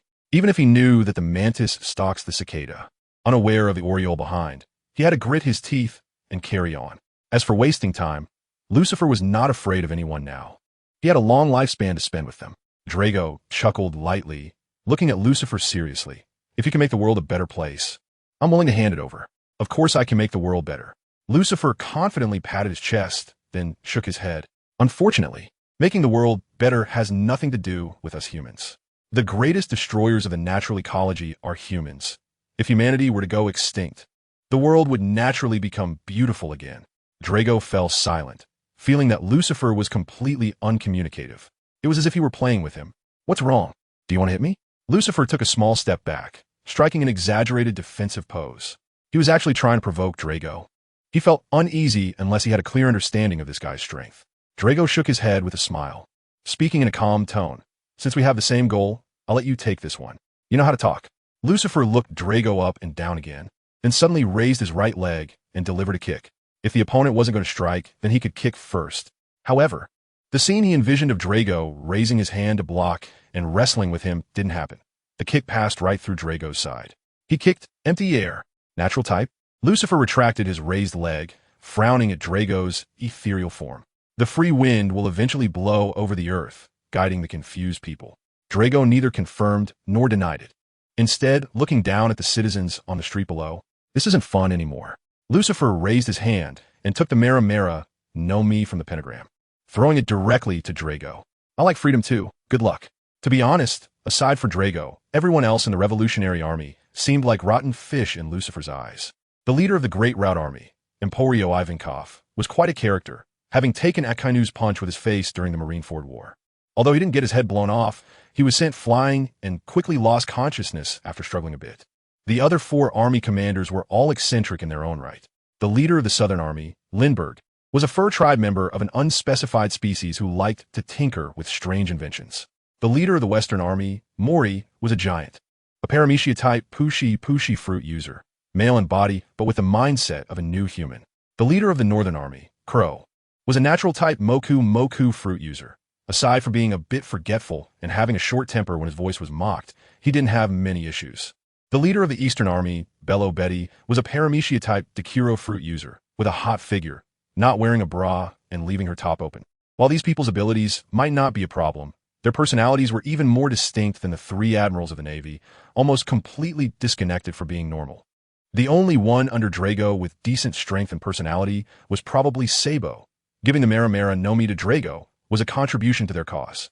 Otherwise, relying solely on these army commanders, Lucifer couldn't imagine them achieving anything. Just as Drago raised his hand to catch the Mera Mera no Mi, Lucifer followed up with a punch aimed at the fruit, forcing Drago to retract his hand to catch the fruit and raise his other hand to take the punch. Boom! At the moment they collided, an explosive force erupted, sending a terrifying shockwave that swept the citizens off the street. Lucifer noticed Drago's body swayed slightly, although he quickly stabilized. it still indicated that his physical strength was slightly inferior to Lucifer's. Truly a terrifying creature. If Drago wasn't a mythical Zoan type, just an ordinary natural type, then it was incredibly scary that he could wrestle with Lucifer, who had awakened and completed his first evolution as a mythical Zoan. Lucifer could confidently say that he was now stronger than he was at his peak. Therefore, Lucifer didn't underestimate Drago just because his body swayed slightly. Instead, he regarded him with even more respect. Considering Drago's height of 256 centimeters, possessing such immense power was quite astonishing. Since you want to fight, then I'll accompany you. Drago actually didn't want to engage with Lucifer. He had secretly observed his actions in Dressrosa and had roughly analyzed his strength. However, after their brief struggle, he discovered that Lucifer's power had clearly progressed, prompting him to decide to personally test it out. Sabo catch. Drago sent a visible little whirlwind carrying the Mera Mera no Mi in Sabo's direction. Let's change the place where we fight. Sound good? Lucifer grinned, not wanting the aftermath of the battle to destroy the town below. The howling winds over the sea left visible patterns in the air, while the waves surged below, rising 5 or 6 times higher than usual. In this space, Lucifer felt a sense of rejection, as if the sky and sea were against him. The power of observation hockey, he thought. Lucifer furrowed his brow, realizing that Dorag had completed a step he had anticipated, synchronizing his biological magnetism with the surrounding environment to achieve a state similar to the unity of heaven and man. To accomplish this required a deep understanding of observation hockey, and Lucifer found himself stuck just before the finish line. Let's begin. Be careful, Dorag said seriously. The moment he finished speaking, 2 invisible wind blades appeared on either side of Lucifer, slicing toward him and in shape. Clang. Only when the repulsion barrier outside him emitted a loud bang and shook violently did Lucifer realize he was under attack. His observation hockey was completely ineffective. Moreover, the howling winds were so loud that he couldn't hear or locate the source of the attack. It seemed that the devil fruit needed to complement hockey. This mock exam was proving to be worthwhile. A 5-pointed star formation appeared in Lucifer's purple pupils, and he extended his hand, reaching out to Dorag from a distance. Terrifying gravity erupted, pulling Dorag's body rapidly toward Lucifer. However, halfway through, Dorag's body suddenly transformed into a phantom and scattered into fragments, disappearing in the howling wind. Just as Lucifer was pondering the situation, a fist the size of a large pot suddenly appeared directly in front of him, smashing down onto his chest. At the critical moment, Lucifer's body bent like paper, forming a shape that allowed the fist to pass through. A mirage? Lucifer looked directly into Dorag's eyes and articulated the essence of the strange phenomenon he had just witnessed. Nami could create her own illusions using cold or hot air bubbles. So naturally, Dorag, who controlled the wind, could achieve the same with hot or cold winds. In fact, Lucifer hadn't thought of this initially. He only realized it when Dorag suddenly appeared in front of him. It seems you enjoy reading as well, Dorag said, transforming his fist into a claw, with fine arcs of electricity swirling around his fingertips, and lunged toward Lucifer's bent body. Dragon King's claw. Impressive. Lucifer laughed heartily, watching as the claw reached for him, stopping just 10 centimeters from his side. This was enough time for him to condense a new repulsion barrier again. Immediately after, a massive force exploded, and Lucifer moved back in the direction away from the force until he had retreated over 1,000 meters, dissipating the power. I love fighting with this level of skill. Lucifer had long been tired of turn-based fighting styles, where one delivers a punch and the other responds with a kick. It was simply too foolish. Fighting with Dorag like this, every move was filled with technique, making it incredibly cool. The 5-pointed star formation in Lucifer's pupils rotated, and a cluster of dark purple flames appeared on his body, making him look like a fiery angel. With a powerful flap of his 6 wings, combined with moonwalk and shave, he approached Dorag at incredible speed like a shooting star. Does he have flame abilities? Dorag frowned. He hadn't seen Lucifer use such powers during their last encounter in Dressrosa. Just as Dorag waited for Lucifer to get closer, a gigantic 5-pointed star formation suddenly appeared above him, and endless flames erupted from it. Whoosh! The howling wind made Dorag's figure instantly vanish from his position, narrowly avoiding the descending flames. The flames shot down to the sea below, evaporating a large amount of seawater and creating a thick mist, while countless cooked fish floated to the surface. As Lucifer passed through the mist without spotting Dorag, he suddenly felt the sky darken. Looking up, he saw thick, heavy clouds gathering in the heavens. Boom! Thunder rumbled and lightning flashed within the clouds, thick lightning dragons swirling about, a sight both magnificent and terrifying. Oh, Lucifer shook his head, his expression one of pity. Enel would cry in the toilet. Kaido could create thunderclouds, and now Dorag could do the same. Only Enel, as the user of the Rumble fruit, needed external assistance. Was this fair? Although the power of the first two was not as terrifying as Enel's. Enel's need for the Arc Maxim to create thunderclouds had become his Achilles heel. It wasn't fair. Sizzle. A bolt of lightning shot down from the sky, aiming directly at Lucifer's head. But at 3 meters away, it abruptly curved and bypassed him, crashing into the sea below. Lightning cannot propagate in a vacuum, didn't you know? Lucifer smiled slightly, looking up at Dorag hidden within the thunderclouds. He had just used repulsion to clear the air. Speaking of which, Lucifer recalled something. It seemed there was oxygen in this universe. Otherwise, how could Enel survive on the infinite land moon? Such troublesome powers. Dorag slightly raised his hand, and the thundercloud began to spiral, forming a massive eye of the storm after several breaths. Countless bolts of lightning gathered within the eye, creating a lightning pillar that radiated terrifying energy, which Dorag grasped in his hand. Dragon King, wrapped in howling winds, Dorag descended with the lightning pillar, smashing down toward Lucifer at lightning speed. Lucifer flapped his 6 wings, creating a sonic boom, while his left side repulsion and right side gravity erupted, allowing him to evade the terrifying blow just in time. He would not take an attack that he could dodge. The lightning pillar struck the sea below, instantly evaporating most of it, while dense lightning surged across its surface, turning the area into a sea of lightning. Seizing the moment when Dorag was exhausted and had not yet regained his strength, Lucifer flapped his 6 wings and quickly closed the distance, simultaneously controlling gravity to pull Dorag's body. Sigh. Seeing the rapidly approaching fist, Dorag could only sigh helplessly and prepare to brace himself for the upcoming melee. Knowing that Lucifer's physical strength surpassed his own, Dorag had resolved to avoid close combat. Even though it had been his strong suit in the past, Dorag raised his arm in advance, and when the fist came crashing down, he cleverly positioned it against his wrist, deflecting the punch off its trajectory to hit the empty space above his left shoulder. Then Dorag's right hand clenched into a fist, and he struck at Lucifer's abdomen with a series of rapid jabs, delivering over 10 strikes in just a short breath. Ugh! Lucifer couldn't help but spit out a mouthful of golden blood, which turned into fiery embers and dissipated in the air upon contact. Damn it! Lucifer suddenly realized that in terms of fighting skills, he was not as good as Dorag. When the physical disparity between the two was not particularly great, fighting skills became extremely crucial. Gritting his teeth to endure the pain, Lucifer transformed his outstretched right hand from fist to a claw, swiftly retracting it to grab Dorag's shoulder. Immediately afterwards, Lucifer took advantage of this and lifted his leg to knee dive towards Dorag's chest. At that moment, Dorag preemptively extended both hands to grab Lucifer's thigh, using the force from the impact to forcibly free his shoulder from the hold. Despite his clothes tearing and 5 bright red lines being pulled from his shoulder, Dorag remained unaffected as he swung Lucifer's thigh hard, throwing him directly into the thunderous sea below. Lucifer's 6 wings flared, barely stopping just inches from the surface of the water. Then he suddenly soared up to the same height as Dorag. That was close. He almost fell into the sea. Although Lucifer wasn't afraid of water, he didn't want to expose that to Dorag. Paper drawing, martial body. Lucifer's body visibly began to shrink, and in the blink of an eye transformed into a delicate figure of 9 meters. He realized that in close combat against someone like Dorag, who was shorter, being tall was a disadvantage. The essence of paper drawing. Dorag's gaze sharpened, instantly becoming vigilant. He was very familiar with the 6 styles, and his move Dragon Hook Claw was similar in principle to Finger Gun. However, the most difficult techniques within the 6 styles were not those with strong offensive power. In contrast, functional techniques like paper drawing were much harder to master.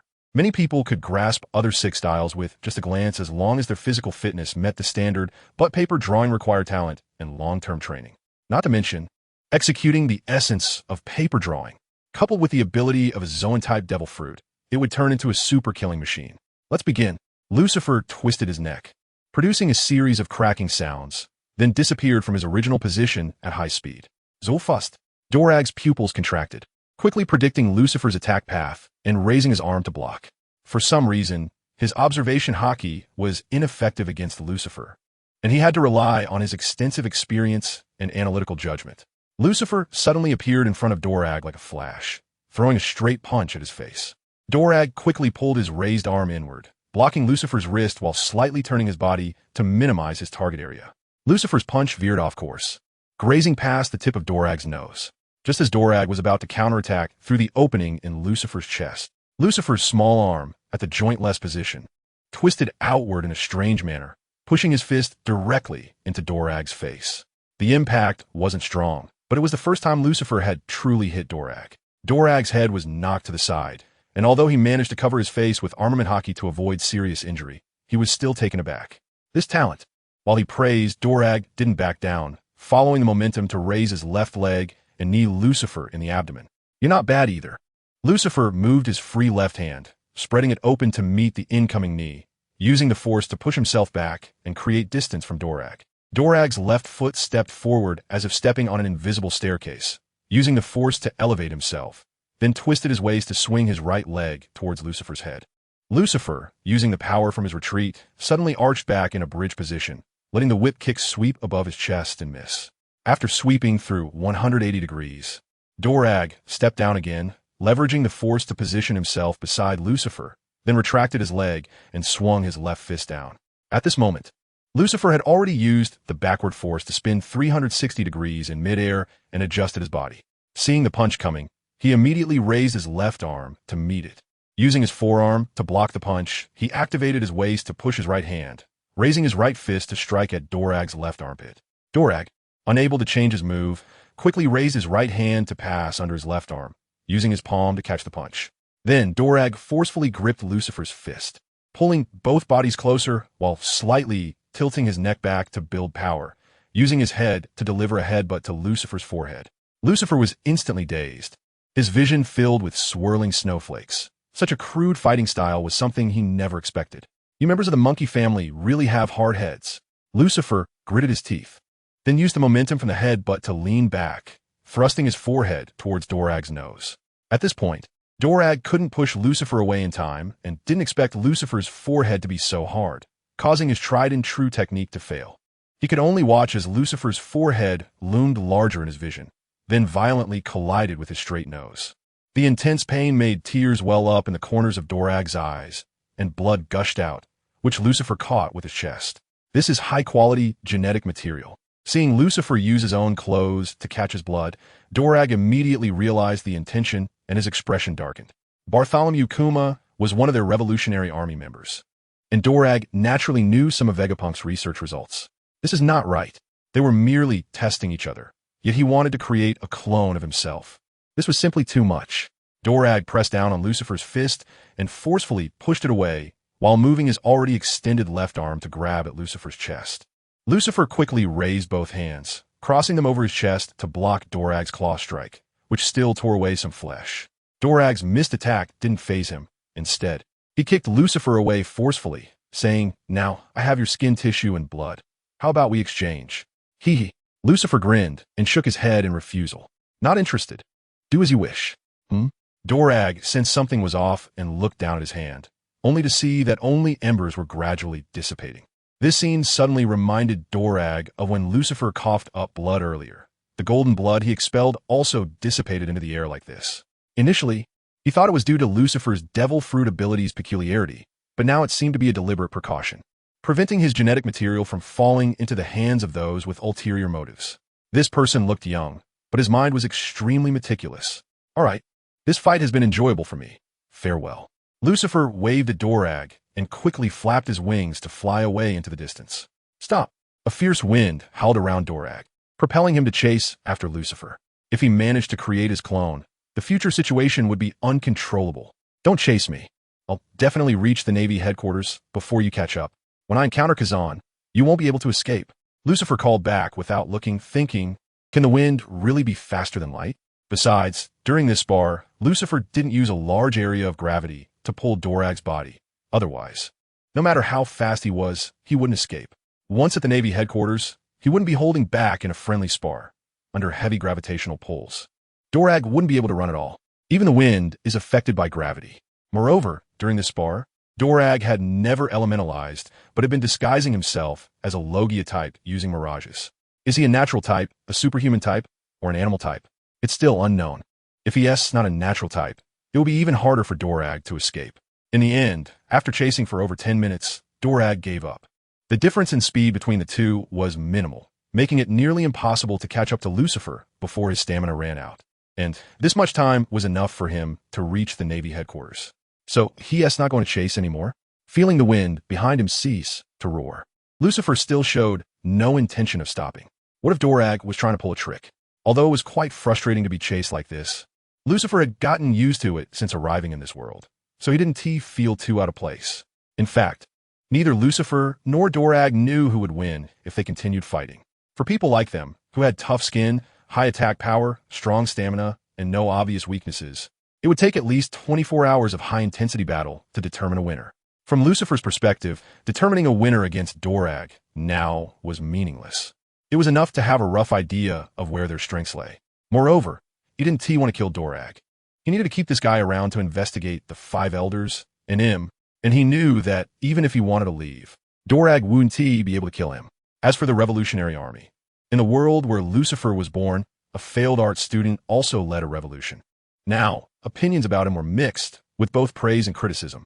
Of course, there was more criticism. Lucifer didn't hold any animosity toward Dorag himself. It was just that the two were destined to never be kindred spirits. Whoever was right or wrong would be defined by the victor. While tearing off a piece of his clothing to preserve in the pentagram, Lucifer took out a snail phone and dialed Rob Lucci's number. Retreat. During this period a year later, Lucifer had cooperated with the Navy to take down many slave, human, traffickers, broadcasting the entire process to major population centers, winning hearts and prestige. Lucifer also managed to complete his second evolution with the help of Q, perhaps because of his strong desire. He gained the ability to release lightning. This ability allowed him to cover an entire island with observation hockey like Inel, hearing the whispers of people. This core was also initially established, limited by the amount of IQ herbs. The number of core members was stuck at 1,000. Among these 1,000, many had evolved strange abilities. Normal abilities like fire breathing, water control, and electricity discharge were not worth mentioning, but bizarre ones included growing a second head, extra limbs, 8 legs. Even more bizarre were those who grew an extra male organ, 3 to 5 testicles for kidneys and 2 hearts. Some even grew manies all over their bodies, tails, fish scales, or gills. The first 2 types were fine. Their personalities didn't change much, and some even became smarter. The latter type was troublesome. Some developed a taste for raw food, some became irritable, and others turned into biological weapons that only knew how to kill. But without exception, their combat power and stamina increased significantly. Shelby, Tesalo, and others also underwent evolutionary modifications, perhaps influenced by Lucifer and Shiki. These people actually awakened Conqueror's Haki. However, Shelby had some other gains as well, gaining an extra male organ, 6 more testicles, and 4 kidneys. Perhaps these later gains were what Shelby truly desired. Lucifer was quite afraid this guy would evolve into a ridiculous form covered in male organs in the future. Floating island. Money is the hero's courage. You want me to hand over all my possessions for you to manage? Impossible, absolutely impossible. Outside the room, as Lucifer approached to talk to Shelby, he heard intense arguing from inside. Do you not love me anymore? Do you think I'm not important? Sweetheart Queen's voice followed. Lucifer quickly pressed against the wall, muttering softly, "What dangerous thoughts are these?" Shelby and Sweetheart Queen had gotten together somehow, often flirting in front of others, which was quite annoying. Fortunately, King Bear and Sweetheart Queen were just partners. Otherwise, Shelby's antics could easily cause internal conflict. After Shelby's incident, Lucifer promptly established a rule within the team. Office romances weren't banned, but the partners couldn't be both from the team and risk breaking up to prevent a love triangle. Now, it was truly unexpected that such deeply in-love individuals would argue over who manages the money. He needed to keep Alice away from Sweetheart Queen. Otherwise, it would be bad if she learned to manage his money inappropriately. Suddenly recalling this matter, Lucifer decided to put off talking to Shelby and turn to leave. Just as he exited this area of trouble, a tall and graceful figure walked towards him. Califa stepped forward, her long black legs accentuated by high heels, and said, "I just received news that Straw Hat Luffy had a clash with Barrett and ended in a tie." Lucifer raised an eyebrow in surprise and asked, "Was it just the Straw Hats? No one else?" Califa adjusted her oversized glasses and replied, "Yes, it was only the Straw Hat Pirates." "I see, they're growing really fast." Lucifer felt a bit surprised, but it made sense. In fact, a month ago, the Straw Hats had reappeared in the public eye. Their first major act upon returning was defeating former Admiral Zephyr. Now, Straw Hat Luffy had awakened his devil fruit powers and, under Dorag's training, was very likely to have mastered Conqueror's Haki, making it absolutely no problem for him to defeat the elderly and sick Zephyr. The Navy then held a grand farewell ceremony for Zephyr, after which Simmons found Lucifer to drink all night, crying uncontrollably. Now, it was quite reasonable for the Straw Hats to tie with Barrett. After all, Barrett in his awakened state was indeed tough. Moreover, the main point was that Barrett was already close to the so-called ceiling of humanity in this world, and advancing further would be extremely difficult. The Straw Hats were growing rapidly before reaching the limits of humanity. One could say they changed significantly every month. Now, having gathered the strength of the entire pirate crew to tie with Barrett, it was already impressive for Barrett. By the way, Khalifa mentioned the main purpose of finding Lucifer. The World Conference held every 4 years is about to begin. Do you want to take a look? The World Conference, huh? Lucifer looked thoughtful. He knew the Revolutionary Army was going to make moves this time. But this time, the actions were merely a formal declaration of war against the world government. And he wasn't clear on the specific details of the aftermath. Whether to go or not was a question. If he went, what if he got caught up in it? If he didn't go, what if he missed the chance to pick up something valuable? Forget it, I won't go. After some thought, Lucifer shook his head. Straw Hat Luffy is the child of destiny in this world. Keeping an eye on him is the priority. The most important thing is, what if this troublemaker runs into chaos in the land of Wano and gets killed by Shiki and Kaido? All right, then I will report to the 5 elders that you are pursuing Straw Hat Luffy in the New World. Khalifa took a pen and noted it down in her notebook, then turned her shapely hips to leave. Wait, Lucifer suddenly thought of something and said bitterly, let's have Bruno cooperate and bring Charlia over. Oh, Khalifa looked surprised. Is this giving up on evasion and facing hell directly? As Lucifer's personal secretary, she couldn't keep everything about him a secret, so she naturally knew about Alice's existence. However, at Lucifer's request, she hadn't reported it to the Charlia Palace and didn't know how to bring it up. Now that Lucifer planned to reveal it himself, it eased the burden in her heart. Otherwise, if one day Charlia Palace found out on its own and she had hidden it, the consequences would be severe. Go on. Lucifer shot Khalifa a fierce glance and then slapped her on her shapely rear. Khalifa let out a soft cry, lowered her head, pursed her lips, and quickly ran away. Sigh. Watching Khalifa's charming figure depart, he couldn't help but sigh. His secretary really saved him a lot of trouble and indirectly knew many of his secrets. To prevent Khalifa's heart from being swayed by another man and betraying him, he had no choice but to create some ambiguity. After all, once a woman is married, it's like water that has been spilled. If she turns her elbow outward one day, it would be troublesome. Baby 500 Doflamingo is a typical example. For Charlia's safety, he decided to face the hellish situation head-on. Now the Revolutionary Army planned to stir up trouble in the Holy Land Mariewa, and the Celestial Dragons would definitely suffer. So Lucifer could only proceed this way. On the Totlancy area aboard the Sabati Archipelago ship, Trafalgar Law exclaimed, "It's great to meet you here," as he tightly embraced Luffy, causing Luffy to look disgusted. "Stahlhut, can you be a bit more mature?" Law tried to push Luffy away, but after a few attempts realized he was not as strong as Luffy and had to accept being hugged. Robin watched this scene with a gentle smile and asked Trafalgar, "What are you doing in Totland?" "You."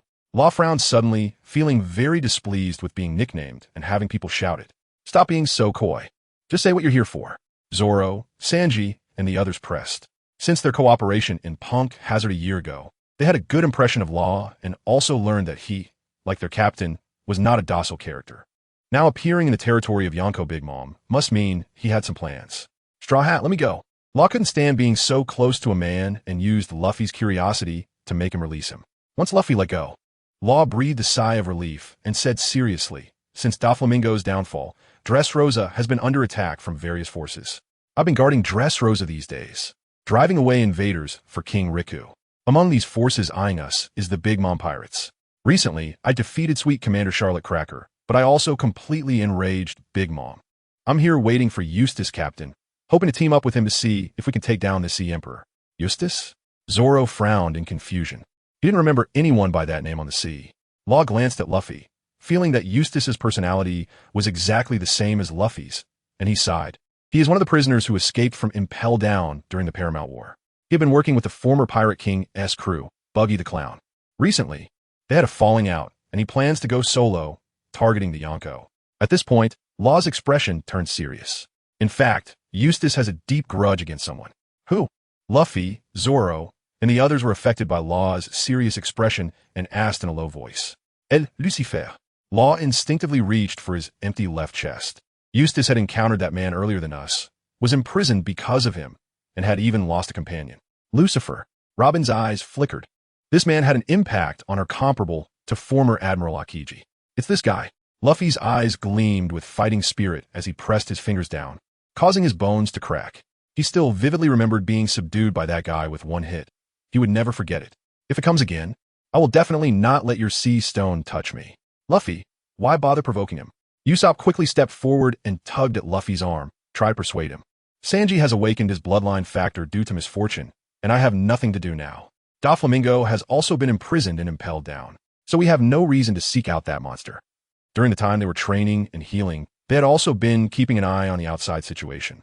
Among them, the one that left the deepest impression was Lucifer. Not only was he incredibly powerful, but he also completed the transition from pirate to celestial dragon in a short period. All along, no matter how terrifying the opponent, Usopp had always been confident in Luffy. But facing this monster, he truly felt despair. Seeing Luffy so excited, Law's mouth twitched slightly, and he shook his head. Although I also want to defeat this man. Our current target is Big Mom. Straw Hat, do you want to join us? Yes, Luffy said with a firm gaze, slamming his fist into his palm. Their original target was indeed Big Mom, and for some reason, Germa 66 had been detained in Totland. Sanji wanted to rescue his sister, who had treated him well in his childhood. Now that they could find allies to deal with Big Mom, it couldn't be better. 10 days later, the results of the World Conference discussions were released, causing a stir in the world.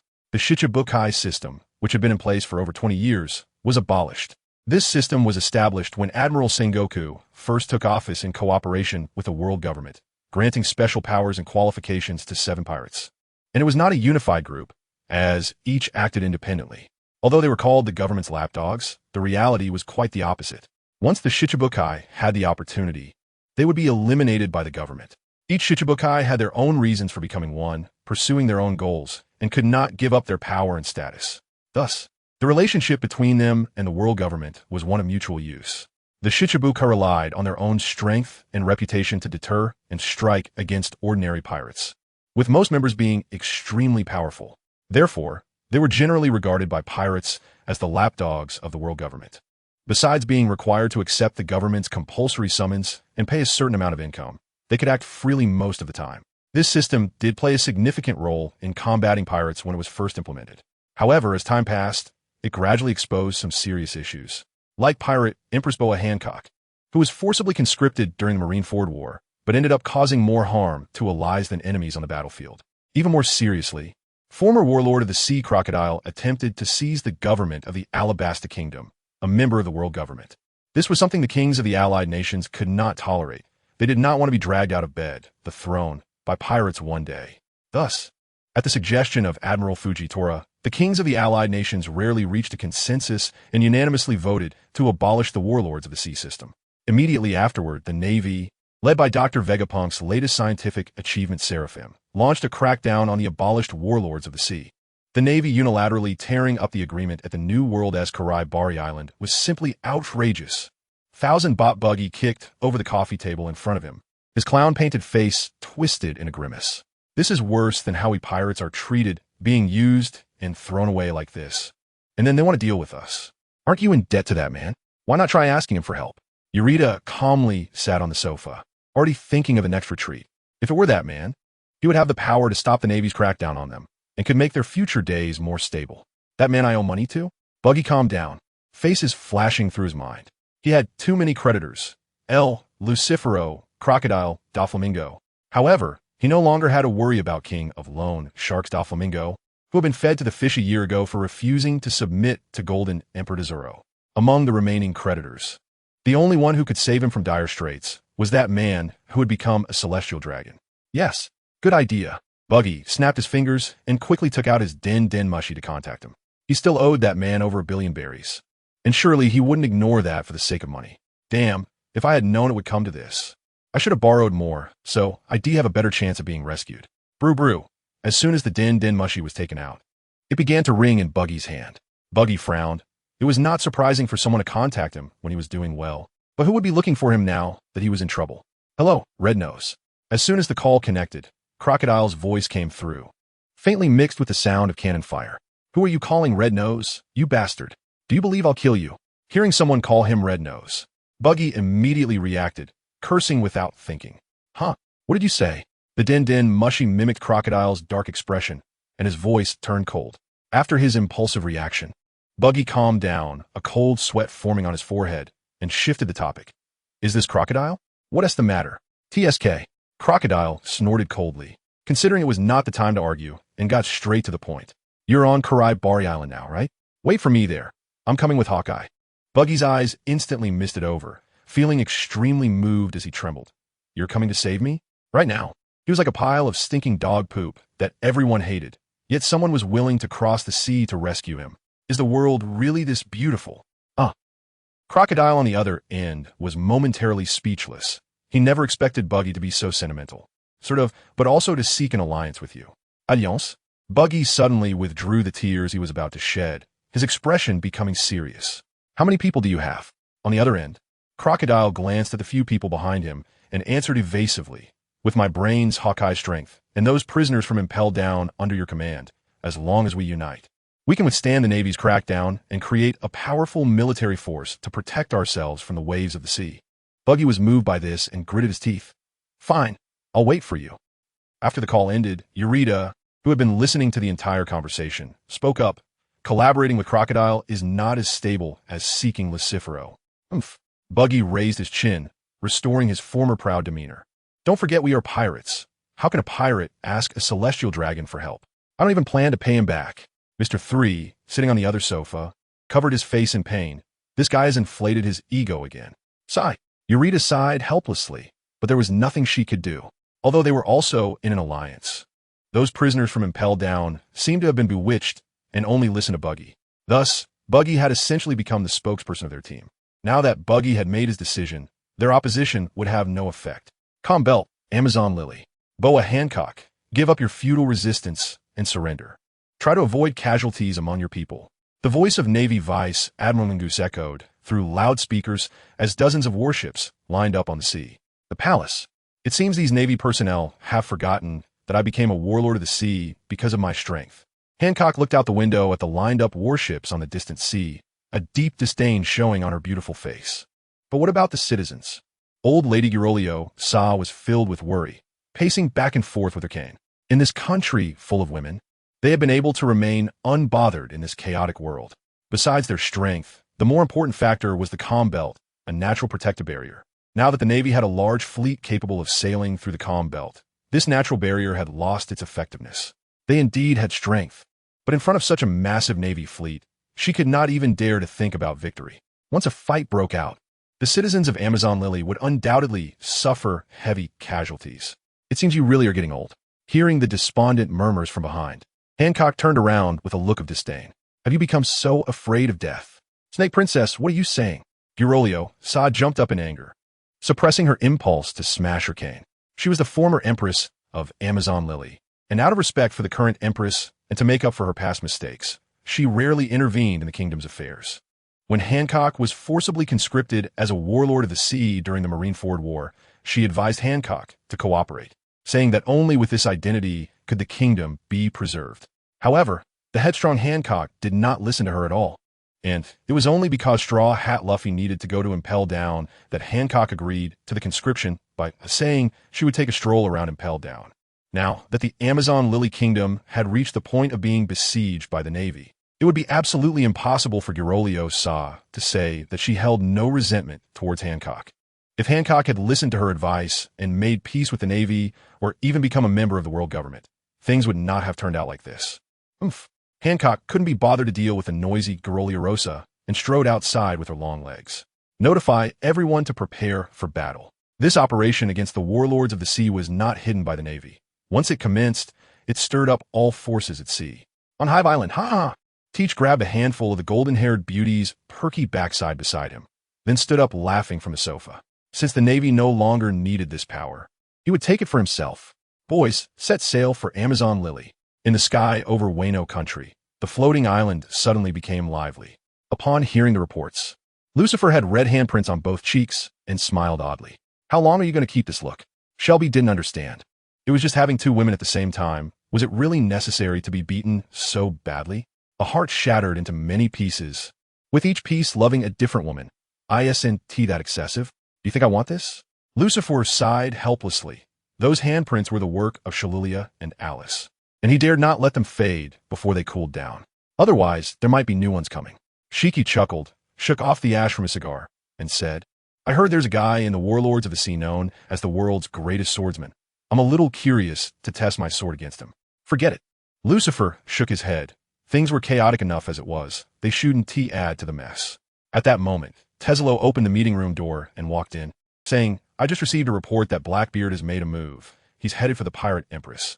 That son of a bitch. Shelby stood up excitedly. He's going to bully a beauty at the first opportunity. I won't allow it. Lucifer glanced at Shelby and wondered, why did Blackbeard choose the Pirate Empress? There are better options among these people. Blackbeard is notorious for his lust. Of course, he went after the Pirate Empress for her beauty. Shelby showed an expression that men would understand, then pushed a chair back and walked toward the door. Where are you going? Lucifer quickly asked. Shelby clenched his fists and said, Of course, I'm going to save her. She's the Pirate Empress. How could it be a shame if Blackbeard mistreats her? Come back and sit down. Lucifer glared at Shelby and then frowned in thought. At this point, he was becoming increasingly unclear about the development of the world line and could no longer profit from a god's perspective. He could vaguely remember that after the abolition of the Warlords of the Sea system, Blackbeard indeed went to Amazon Lily to find the Pirate Empress, and they had a big brawl with the Navy. Lucifer couldn't be sure if Blackbeard could possess a third devil fruit ability, but that fruit's ability was indeed very dangerous. And Blackbeard going after the Pirate Empress surely wasn't just to hand over the devil fruit ability for his companion to use, right? Just so he could enjoy himself more during that act? Only Shelby could do something like that. For Blackbeard, it shouldn't be so shallow. Forget it, anyway. We've already fallen out with Blackbeard, and whatever he does, we'll just stop him. Shelby returned to his seat, but still looked anxious. Lucifer nodded and glanced at Carifa, asking, What's the situation with the Straw Hat crew in Totland? Carifa shook her head, her expression strange.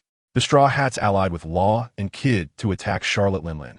They originally had a chance of victory, but then the BIG and Mon Pirate crew gathered, and they surrounded the invaders, forcing the Worst Generation Alliance to flee. Now the Straw Hats are playing hide-and-seek with the BIG and Mon Pirate crew on Cake Island. Puffed. Is that so? Lucifer suppressed a laugh, feeling it was unexpected yet reasonable. Why are the four emperors called the Emperors of the Sea? Aside from their personal strength, the main reason is that they gather terrifying forces under them.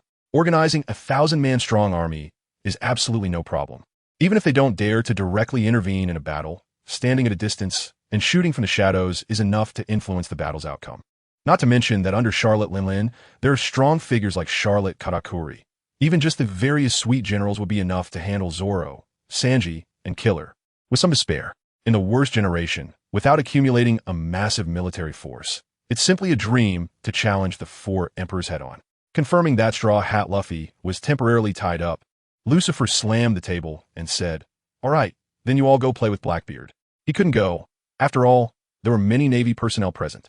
If it exposed his connection with Shiki, it would be disastrous. Hee. Shelby rubbed his hands, stood up again, and scanned the meeting room.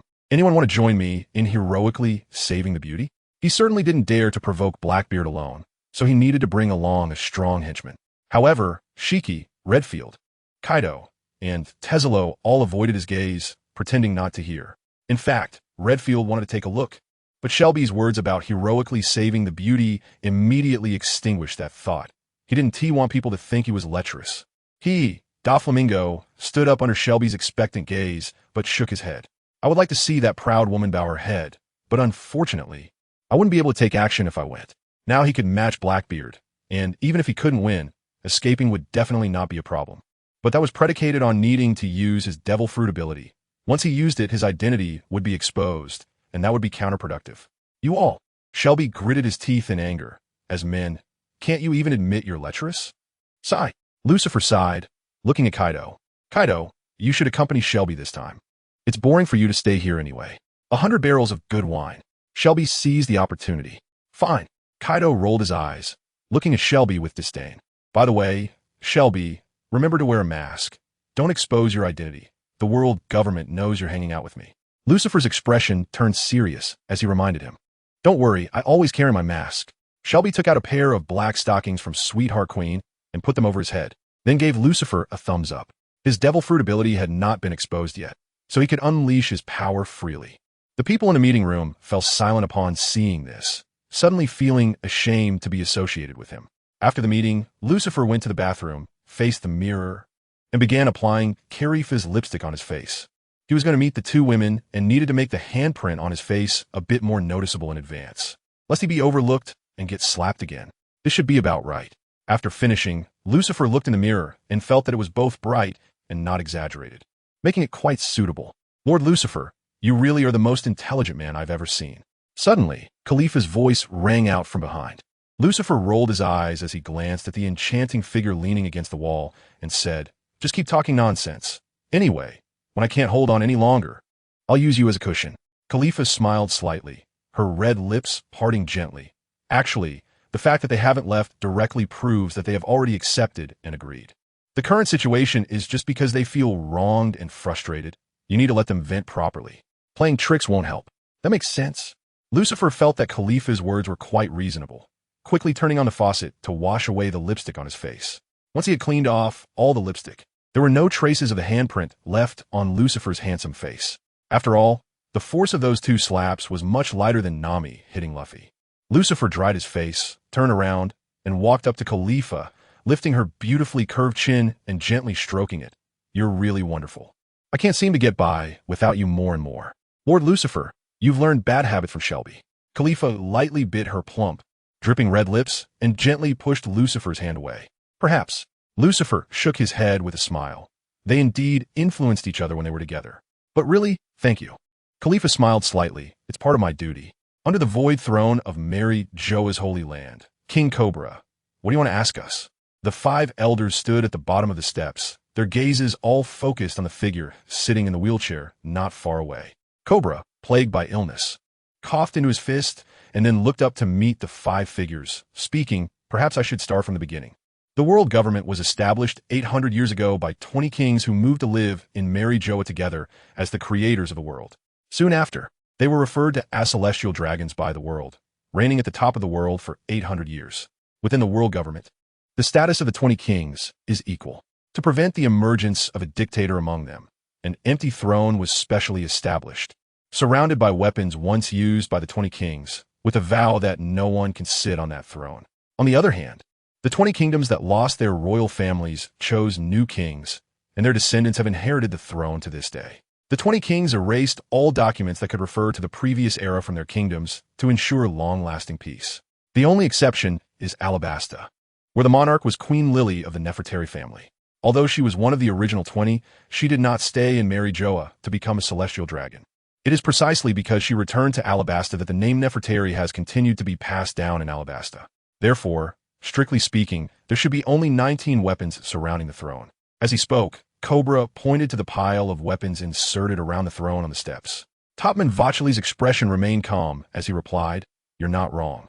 But so what?" Cobra's emotions became slightly agitated as he said, "I once read the ancient books that remained in Alabasta, and according to what I've read, all records after the blank century have one common point. Her name is absent. Queen Lily's name never appears even once. It seems as if she never returned to Alabasta. And the subsequent kings were succeeded by Queen Lily's brother. What do you know about Queen Lily?" To be honest, Jagor Lucius Satan's expression was regretful as he spoke sincerely. 800 years is a long time. Indeed, the kings of the Nefertari family have never lived in Mary Joa.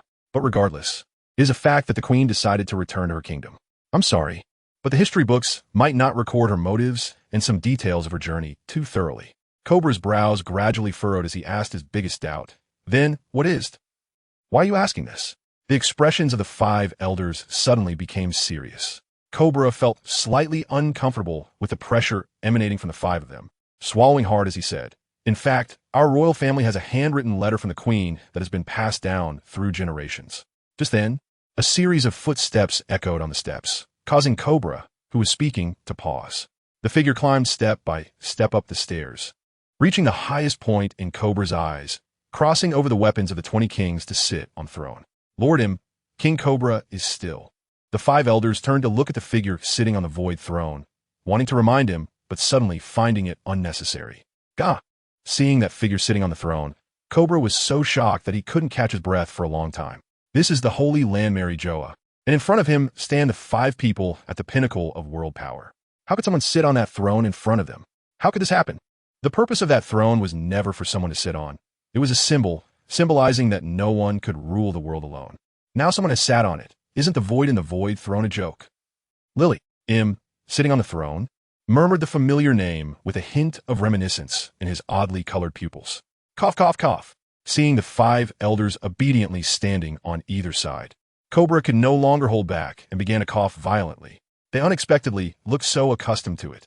Could it be that this world has been ruled alone by one person all along? Could it be that the world has been swayed by this person's personal views all along? This is absolutely unforgivable. Who on earth are you? I want to discuss 2 matters with you, and also ask you one question. Looked down at Cobra at the bottom of the steps, his tone filled with an irrefutable flavor. Cobra wiped the corner of his mouth with the back of his hand, where saliva had stuck due to coughing, recalling the way the 5 elders addressed the person on the throne. I know this name. Perhaps it's just a coincidence among the original 20 kings. Before Cobra could finish speaking, interrupted him with a flat tone but a firm attitude. Do not pry, for there will never be an answer. As he spoke, shifted the topic. However, I will tell you something you want to know. The so-called refers to those who were once in opposition to us, who have recently emerged around the world. They are just shells that don't even understand the meaning of their own name. And all of this is due to the significant mistake made by Queen Lily 800 years ago. Mistake? Cobra lifted his head with some difficulty, looking at the figure shrouded in shadows on the throne. Those so-called scholars who have been studying the blank century, those pirates trying to find treasures through historical texts. Im's face was calm as water, but his tone was filled with disdain. If Lily hadn't made a mistake that day, those detestable historical texts would not have scattered around the world, and these delusional people wouldn't have had the conditions to develop such thoughts. Speaking of this, shifted his gaze to Cobra. This war script from the past only has one truth. The liberation of historical texts was either a simple mistake or a man-made plan. Clang, click, as this sentence fell. The 5 elders standing to the left and right of Cobra either drew their swords or pulled out flintlock guns to cock them, similar to a firing pin. This answer is hidden in the letter from Lily of the Alabaster Kingdom. A killing intent gradually emerged in Im's eyes. You mentioned she was Queen Lily of the Nefertari family, right? If so, then what is the name of the sender of the letter left by the queen? Cobra remained silent and glanced at the 5 elders holding weapons. He immediately realized that he could not leave this room alive. Thinking of this, Cobra displayed the demeanor of a king, calmly joking. If I make up a lie at random, will you let me go? Topman watchfully placed his finger on the trigger and coldly said, from the moment you saw Lord M, your fate was already sealed. Cobra took a deep breath, realizing he had touched the greatest taboo of this world. But at this point, there was nothing to fear. As written in the letter, the queen who ruled the Alabaster Kingdom 800 years ago was named Nefertari Lily. Upon hearing this word, Im could no longer hide the intense, killing intent in his eyes.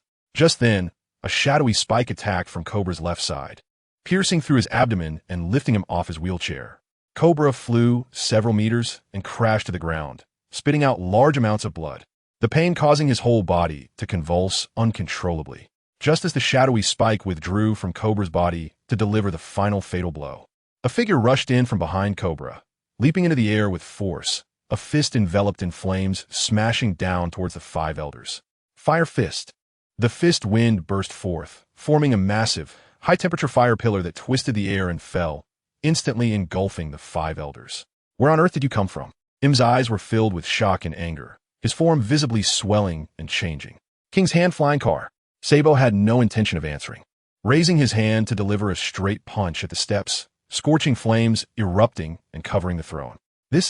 However, Sabo, who had repeatedly seized the initiative, could not feel happy, as from a sea of fire stood up terrifying monsters with menacing appearances. The top of the world looked like hell. These monsters emitted an aura that sent chills down Sabo's spine, making him dare not linger, grabbing Cobra from the ground and frantically running towards the exit of the room. Cough, cough, cough. On his shoulder, Cobra coughed out blood from his trachea, opening his eyes to look at Sabo's face. You're Luffy's older brother, right? A newspaper reported this over a month ago, with the cover showing Sabo and Luffy waving goodbye. Since you are from the Revolutionary Army, why are you saving me? Our enemy is not the king, but the world government. As Sabo neared the door, He couldn't help but breathe a sigh of relief. By the way, how do you know Luffy? He is my benefactor.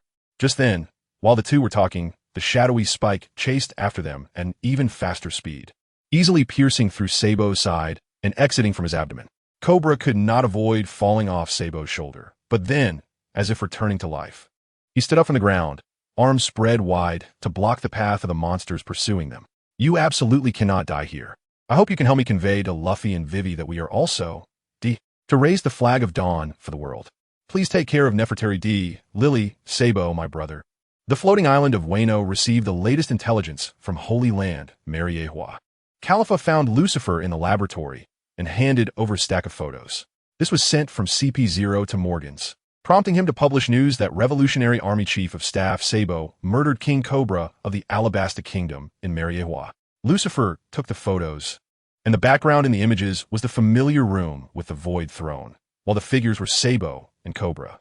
Cobra was helplessly collapsed on the ground, his abdomen soaked in blood, his expression in extreme pain, with blood flowing from the corner of his mouth. Sabo stood beside Cobra, arms hanging down, a cluster of orange-red flames still flickering from his fist. The weapon pierced wound. Lucifer slightly squinted, focusing on the obvious weapon cut marks on Cobra's blood-soaked clothing. It was clearly left by a sharp object piercing through, completely unlike the marks a flaming fist from Sabo could leave. The five elders also knew how to intimidate with public opinion. Lucifer licked his lips, finding the situation increasingly interesting. Should we expose them? As a dark assassin trained by the world government, Khalifa naturally saw the problem.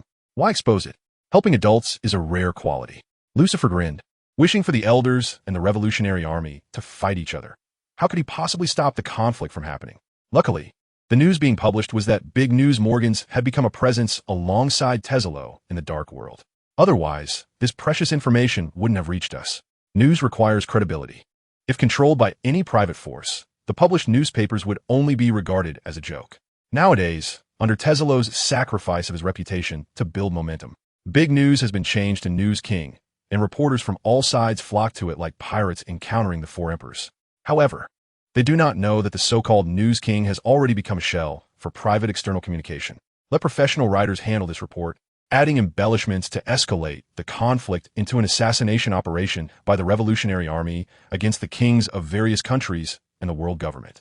Let's praise this Revolutionary Army Chief of Staff, making him a hero and bestowing upon him the title of Flame Emperor. All right, I understand. After Khalifa recorded everything in her notebook, she smiled slightly at Lucifer and quickly left. Lucifer turned back, looking through the 12-centimeter thick glass window at Lucci, Gabra, and Kaku, who were undergoing S.I.Q. modifications. These three individuals are all Zoan-type devil fruit users, specifically the cat-cat fruit, leopard form, the dog-dog fruit, wolf form, and the bull-bull fruit, giraffe form. They are all the most ordinary types, neither ancient nor mythical, yet Lucifer holds high hopes for them. In fact, the three have long wanted to participate in this evolution transformation. However, under Lucifer's strong insistence, they waited until their devil fruits awakened before proceeding. As long as they evolve to gain control over elemental abilities, it doesn't matter if they are ordinary Zoan types. They can still achieve effects comparable to mythical types. Moreover, the stronger their physical quality before the evolution transformation, the greater the power increase after the initial evolution, as evidenced by thousands of previous experimental records. For example, Lucifer himself, after his first evolution, could distort space using gravitational repulsion, achieving the effect of shattering the atmosphere. Now, this batch of people after evolution can no longer be considered human in the strictest sense. They become higher forms of life. In this world, even ordinary people can gain great power through hard training, but there are limitations. Ultimately, this world is still filled with fatalism, bloodline theory, and genetic theory. The protagonists of the world have always been someone from that select group, but there is now an opportunity to break through various absurd theories. Even ordinary people without any bloodline or genes, as long as they possess an extremely tenacious will, can gain the chance for evolution. The three individuals in the laboratory are all of great willpower.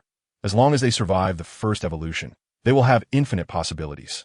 A world-spanning war is about to begin, and we need to accumulate more power. Lucifer, how long are you going to keep me under house arrest? Just then, Wapple walked over. As the king of a member country qualified to attend the World Conference, he didn't go to Mariehua, but was instead placed under house arrest by Lucifer in Wano country. I don't know. Let's see how it goes, Lucifer sighed, feeling a headache from Wapple's voice. In the ruins beneath Wayno country lies the ancient weapon Pluton, something Lucifer had known about long ago. To avoid provoking the Gorosei, Lucifer deliberately avoided Pluton and decided not to deal with that dangerous item for the time being. But then, one day, this ancient warship suddenly disappeared. After some investigation, Lucifer found out that it had been literally eaten by that fool Wapple. Nowadays, Wapple alone is equivalent to the ancient weapon Pluton itself. Lucifer dared not let Wapple go outside. If this guy couldn't control himself and spat out a huge cannon that flattened an island, it would be a disaster. Moreover, the research team members like Daniel, Miss Bakeen, and Quinn are all specialized in biology and know nothing about the technology on the ancient warship. Perhaps being swallowed and transformed into a biological weapon is the true use of the ancient weapon Pluton in the hands of Lucifer and others. Oomph. Wapple grumpily placed his short hands on his chubby waist. That guy Shelby can go out to play, but I can only be stuck in this backward Wayno country. It's so unfair. Lucifer stepped forward, gently patted Wapple's fluffy hippo hat, and comforted him. Just be patient. I have a feeling it won't be long now. Over the past year, Lucifer thoroughly investigated the source of the peculiar plant eye. Ken discovered a big secret eye. Crows on the island of Melview, known as the secret realm that reaches the clouds. The indigenous people of Melview have small white feathered wings on their arms, which allow them to glide or even fly. Although their wings are different from the wings of the Sky Island residents, it connected Lucifer to the idea of this island being associated with Sky Islands. Currently, there are 5 known Sky Islands in this world. The hometown of Enel, Burka, Angel Island Napiato, which the Straw Hat crew has visited, the ruins of Balon Terminal, where Kaido jumped to his death, and the small Sky Island Visalia, inhabited by meteorologists. First, the name of the Sky Island Burka matches that of the ancient lunar city, and the inhabitants of the Sky Islands are actually descendants of the Moon people. Many years ago, due to resource shortages, a large number of Moon people migrated to this blue planet. The Sky Island Burka, sharing the same name as the ancient lunar city, is highly likely to be the city established by Moon people when they first arrived on the blue planet. Then there is the ruins of Balon Terminal, which has long been rumored to be home to monsters in the sky. Lucifer has conducted an on-site investigation of the ruins of Balon Terminal and found that the island must have suffered from war. Some hidden corners still bear broken ancient texts. According to Raidfield and Shiki, they once saw a very old book that recorded the story of the legendary Sky Island Wafurad. Wafurad is a gigantic sky island that has specialized in meteorological science since ancient times. The researchers on the island have managed to simulate weather using meteorological science, and their technology is similar to that of the small Sky Island Visalia, yet far superior.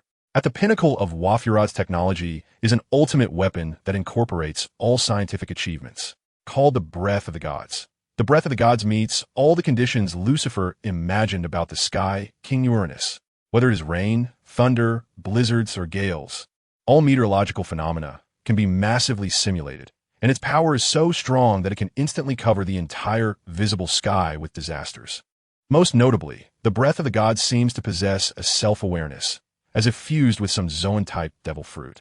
In Wafurad, there are many super weapons slightly inferior to the Breath of the Gods, which also inspired Shiki's idea of seeking ancient weapons. Besides these terrifying weapons, Wafurad also has a remarkable building called the Tower of Heaven.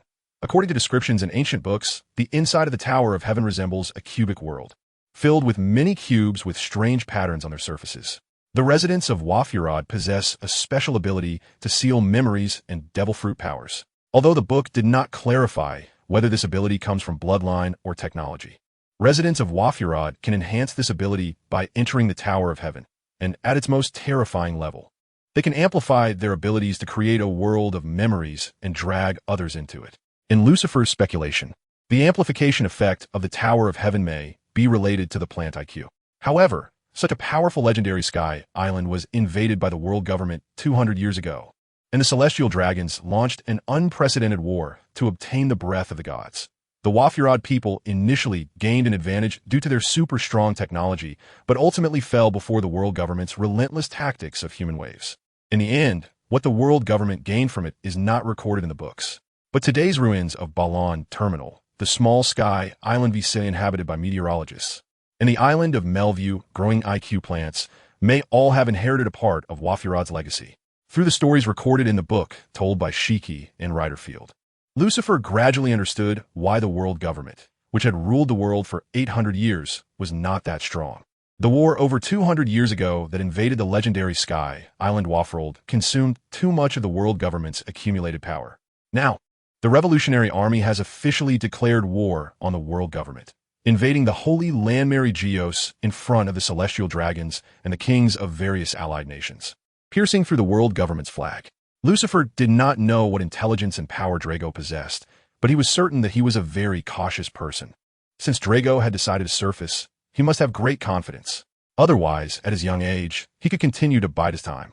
Because of all these reasons, Lucifer became even more cautious. The trump cards of the 5 elders and the Revolutionary Army had not yet been revealed, and rushing into the fray would be a huge loss. It has been 10 days since they left. Wyhaven T. Shelby and the others returned. Unknowingly, Wapple found himself somewhat infatuated with the feeling brought by the spell fruit. Hearing this, Lucifer couldn't help but frown. Blackbeard had indeed been repelled, and the pirate empress had been captured by Kaido. However, due to unexpected circumstances a couple of days ago, I directed them to change course to Totland in Wano. Blackbeard finally received information about Totland, realizing that the Worst Generation Alliance was attacking the big MOM pirates. Former Marine Admiral, Blackbeard pirate ship captain of the 10th ship, Kazan, a user of the Logia type ice fruit, was dispatched. Kazan was certainly not there to assist the Worst Generation Alliance, but to focus on the Poneglyph historical texts in the hands of the big MOM pirates, as well as the Three-Eyed Tribe's Bruley or Robin. Because after the Three-Eyed Tribe awakens their racial talents, they can decipher the Poneglyph historical texts. Lucifer asked Kaido to go not to stop the Worst Generation Alliance in Kazan, but to retrieve the defeated Charlotte Linlin. At this point, with the involvement of the Blackbeard pirates, the defeat of the big MOM pirates has become a certainty. If the Worst Generation Alliance and the Blackbeard pirates want the Poneglyph, let them have it. Lucifer only wants to gather more talents and power. Everything in this world ultimately relies on fists to speak. Alright, I also need to show up in Totland. After all, the reason to deal with those 5 old guys is to chase after the Straw Hat crew. Lucifer lifted Wapple's head, looking directly into his eyes, and instructed him. You can eat barbecue in the barbecue house if you want. You can play however you like. But you absolutely cannot go out. You cannot go out. Got it, I'm not a child. Wapple rolled his eyes and pushed Lucifer's hand away. By the way, I have a brother. Can I invite him to play with me in Wano? Your brother? Lucifer raised an eyebrow, recalling that there was indeed such a person.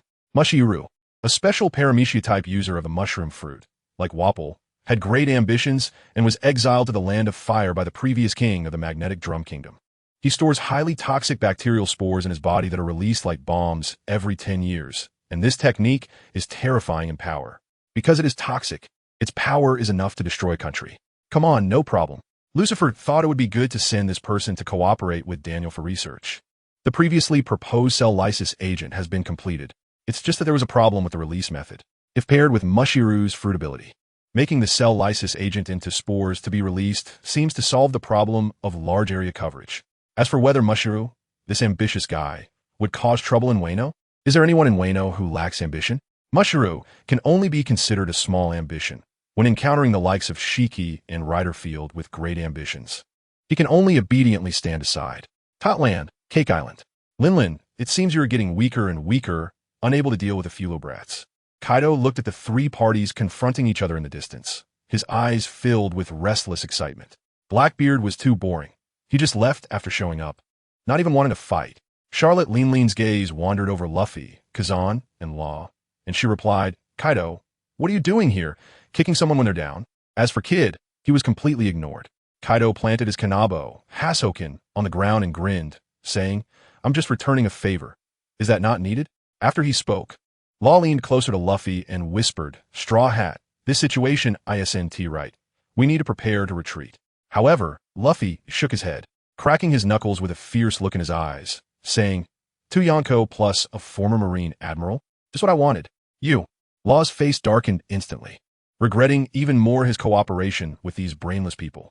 Originally, according to his plan, they were supposed to infiltrate Cake Island, collect all the transponder snails, cut off the island's communication with other places, and then find an opportunity to ambush Charlotte Linlin. But Luffy and Kid had made a ruckus when they encountered patrolling guards, attracting everyone over. For these days, they've been playing hide-and-seek with the big MOM pirates in the waters of Totland, exhausting themselves while eliminating many of the enemy's forces. And now, with the intact Blackbeard pirate ship Captain Kazan, Kaido of the Beast Pirates, and Jin joining in. He actually still wanted to fight. Did this guy not consider the consequences? Trafalgar. Kid turned his head to look at Law, showing disdain. Are you scared? Low-level pirates. Better run. Who are you calling a low-level pirate? Law was instantly provoked and lost his rationality, gritting his teeth and pressing his head against Kid's forehead. Today, if anyone dares to say retreat again, they're a low-level pirate. All right. Seeing these three brats inexplicably starting an internal conflict, Kazan looked at the tired Robin and shook his head with a smile, saying, following a captain like this is quite a headache, right? Kazan. Robin frowned, her gaze towards him exceptionally complicated. When she heard that Kazan had joined the Blackbeard pirates, she was very surprised, as it didn't seem like something this man would do. Now, with both sides having to face off as pirates versus pirates, it still felt incredibly unreal to her. Kazan didn't pay much more attention to Robin, turning to look at Charlotte Linlin, whose mouth had traces of blood, his eyes hidden behind round sunglasses showing a serious expression. These little brats have actually grown to the point where they can injure a monster. Big, Mo. Make a copy of the poneglyph and lend us Bruley from the Three-Eyed tribe for a while. We can help you deal with these invaders. Huh? The blood vessels in Charlotte Linlin's eyes became denser, her expression turning ferocious. Do you all think I'm easy to bully? You dare to come and take advantage of me. Kaido's appearance did not make her let down her guard. Although there was once a bond between them, both sides now had their own forces, and relying on past sentiments was extremely foolish. It seems it's time to take action. Kazan saw Charlotte Linlin raise her giant sword Napoleon and suddenly step forward, releasing a terrifying chill. The Ice Age. Moisture in the air instantly turned into ice crystals, and the ground was quickly covered by a thick layer of frost, turning the area within 10 kilometers into a white, frozen world. The notorious Worst Generation Alliance, which was infighting in the distance, saw Charlotte Linlin and her subordinates, as well as Kaido, all turned into ice sculptures. What a troublesome ability. Jean felt a slight discomfort as he twisted his neck, allowing blood to circulate and relieve his somewhat stiff mind. He was the only one present who had not been frozen, with the Lunaria race innate flame burning fiercely behind him. Crack! Kaido was the first to shatter the ice that had frozen him, casting a hostile gaze toward Kazan, who had turned everyone present into ice. I haven't even finished negotiating. He had actually been careless, completely not expecting Kazan to attack everyone at once, and thus had not used Haki to defend in advance. Crack, crack, followed by the sound of ice cracking. In order, Charlotte Linlin, Luffy, Law, and Kid all use Haki to dispel the chill, freeing themselves from the ice. So this is the strength of a former Marine Admiral. Kid's face turned extremely ugly. If the opponent had continued to attack the moment he was frozen, he wouldn't even have had the ability to retaliate. Moreover, because other subordinates were holding back Admiral and the Sweet Commander on the outside, he seemed to be the last one to break free from the ice. Robin Chopper. After thawing, Luffy first looked at his companions, who were still frozen and had not yet broken free. Straw Hat Captain, don't worry about them for now. The next wave of attack is coming. Law drew his sword Oni-Kiri, wrapping his ability around the blade and forcefully swinging it towards the overwhelming chill. The obscuring chill was instantly split in two, sweeping past the left and right sides of the Worst Generation Alliance. But the cold temperature still made several of them shiver involuntarily. Just as Law breathed a sigh of relief, Ming Gong Bao, a thick energy beam suddenly shot from the side, engulfing Luffy, Law, Kid, and the others. Charlotte Linlin did not retaliate against Kazan, but seized the opportunity to launch a surprise attack on the Worst Generation Alliance. Ha ha! A burst of wild laughter came from within the beam, and then a large hand emerged to crush the energy beam, revealing Luffy, whose hair had grown large like white flames. Gear, 5th Nika form. This ability again. Charlotte Linlin's expression turned serious. Her monstrous strength was actually inferior to this form of the Straw Hat Kid. Isn't the Straw Hat Kid a Paramecia type rubber fruit user? How could he transform into a Zoan type mythical beast? Now is not the time to laugh. Kazan's figure suddenly appeared amidst the chill, raising his hand and waving again. Another visible white chill gushing out. This time, under the advanced use of Haki, they were not frozen, but there were still slight ice crystals on their surfaces. Command Stick. Law extended 2 fingers and forcefully flipped them, using his Devil Fruit ability to swap positions with the ice crystals far behind them, instantly disappearing from the spot. Only Luffy and Kid were left. These two were still in a state of using Haki to resist the Devil Fruit ability, so the spatial movement could not affect them. This guy. Kid's face turned green, His frozen brain didn't allow him to think this through, assuming that Law had run away. Now I can unleash my power. Luffy, however, breathed a sigh of relief. With Robin and Chopper still frozen, he couldn't afford to act too recklessly. Now that Law had removed his concerns, he could fight with all his strength. Kazan, they're my prey. Charlotte Linlin was not happy that Kazan had attacked the Worst Generation Alliance first. She raised her hand to grab Prometheus and swung it forward. Fiery flames burst forth, dispersing the bone-chilling cold and simultaneously engulfing Kazan, Luffy, and Kid. Hee hee hee, offend mama and die. Prometheus laughed loudly, continuously spewing flames, but then his expression suddenly changed, and he turned into a massive ice sculpture. Even the flames were frozen. Kazan. Charlotte Linlin decisively charged forward with her sword, disregarding the frozen Prometheus, and slashed fiercely. The We-Go, light purple crescent split Prometheus in two, and the remaining force slammed into Kazan, smashing him into ice shards. Rubber God Gun. Behind the rising chill from the shattered ice, a gigantic fist suddenly appeared, its size reaching nearly 9 meters tall, 10 times that of Charlotte Linlin. The fist was wrapped in dark red lightning and crashed into Charlotte Linlin with the force of a cannon hitting a mosquito, sending her flying back at a speed faster than she had come.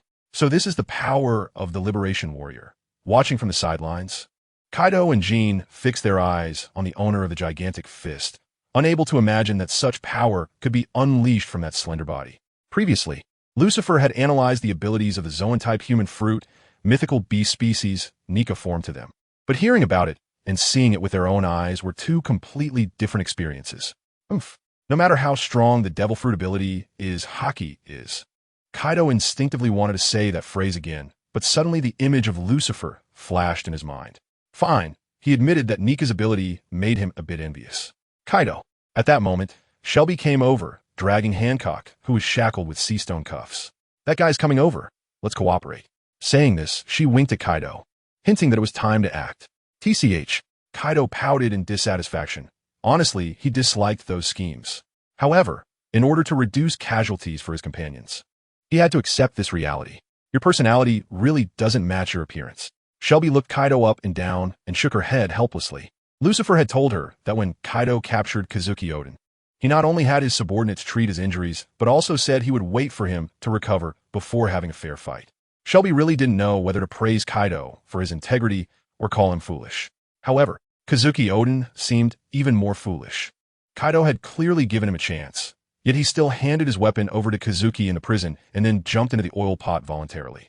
At this moment, Hancock was completely oblivious to the shocking secret hidden in the words of the people around her. Her beautiful eyes fixed on the figure in the battlefield that she could not tear her gaze away from. Luffy, it's so good to see you safe. Since the Dressrosa incident, she had lost track of Luffy, and during this time, she had been relying on the Kuja Pirates channels to gather information, but she couldn't find anything. This had made her unable to eat or sleep well, and she had become somewhat haggard. Shelby noticed Hancock's expression and felt her heart break. This is the feeling of a broken heart. He revered Lucifer's will and did nothing against Hancock's wishes, who had no power to resist. But some attempts to please were inevitable. As a result, not only did it yield no effect, but he was also met with looks of disgust. How could he not feel hurt seeing such a cold woman blushing at the sight of the straw-hatted kid? That straw-hatted kid isn't even that good-looking. Damn it. Is nothing wrong? I feel like he's about to have some trouble soon. Shelby gritted his teeth and squeezed out this sentence between clenched jaws. When Lucifer arrives, you want to have a good time. Hancock. In the midst of the chaotic battle, Luffy heard a familiar voice and took a moment to look over, spotting the beautiful figure who had shown him kindness. His pupils immediately contracted. Hancock, you've been captured? Hey, are you distracted while fighting with me? Kazan was not happy. He wanted to test how far the teacher's grandson had come, but this guy took a moment to check on a woman during the fight. Such a young age, and already so lecherous, unacceptable. Kazan swung the ice spear, made of ice, and thrust it violently into Luffy's left shoulder, causing ice crystals to emerge at the wound and rapidly spread throughout his body. Do you treat me like air? Magnetic force clamp. Kid generated attraction between his steel arms using magnetism, clamping Kazan's body with great weight and magnetic force, and then suddenly tightened like a hydraulic press. Kazan's entire body instantly turned into ice crystals and burst apart, scattering on the icy ground, never to be seen again. Seeing this, Kid couldn't show a smile. The opponent had already elementalized and slipped into the frost before his steel arms could tighten.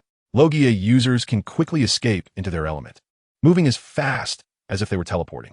Hedgehog, hold on for a while, I'll go save Hancock. Luffy threw a line to Kid, then stepped on the air and ran quickly through the sky. Bastard. Kid's face darkened with anger, but out of pride. He couldn't bring himself to say for Luffy to stay and fight Kazan with him. Former Admiral, huh? Then let's see my power. Hero saves the beauty?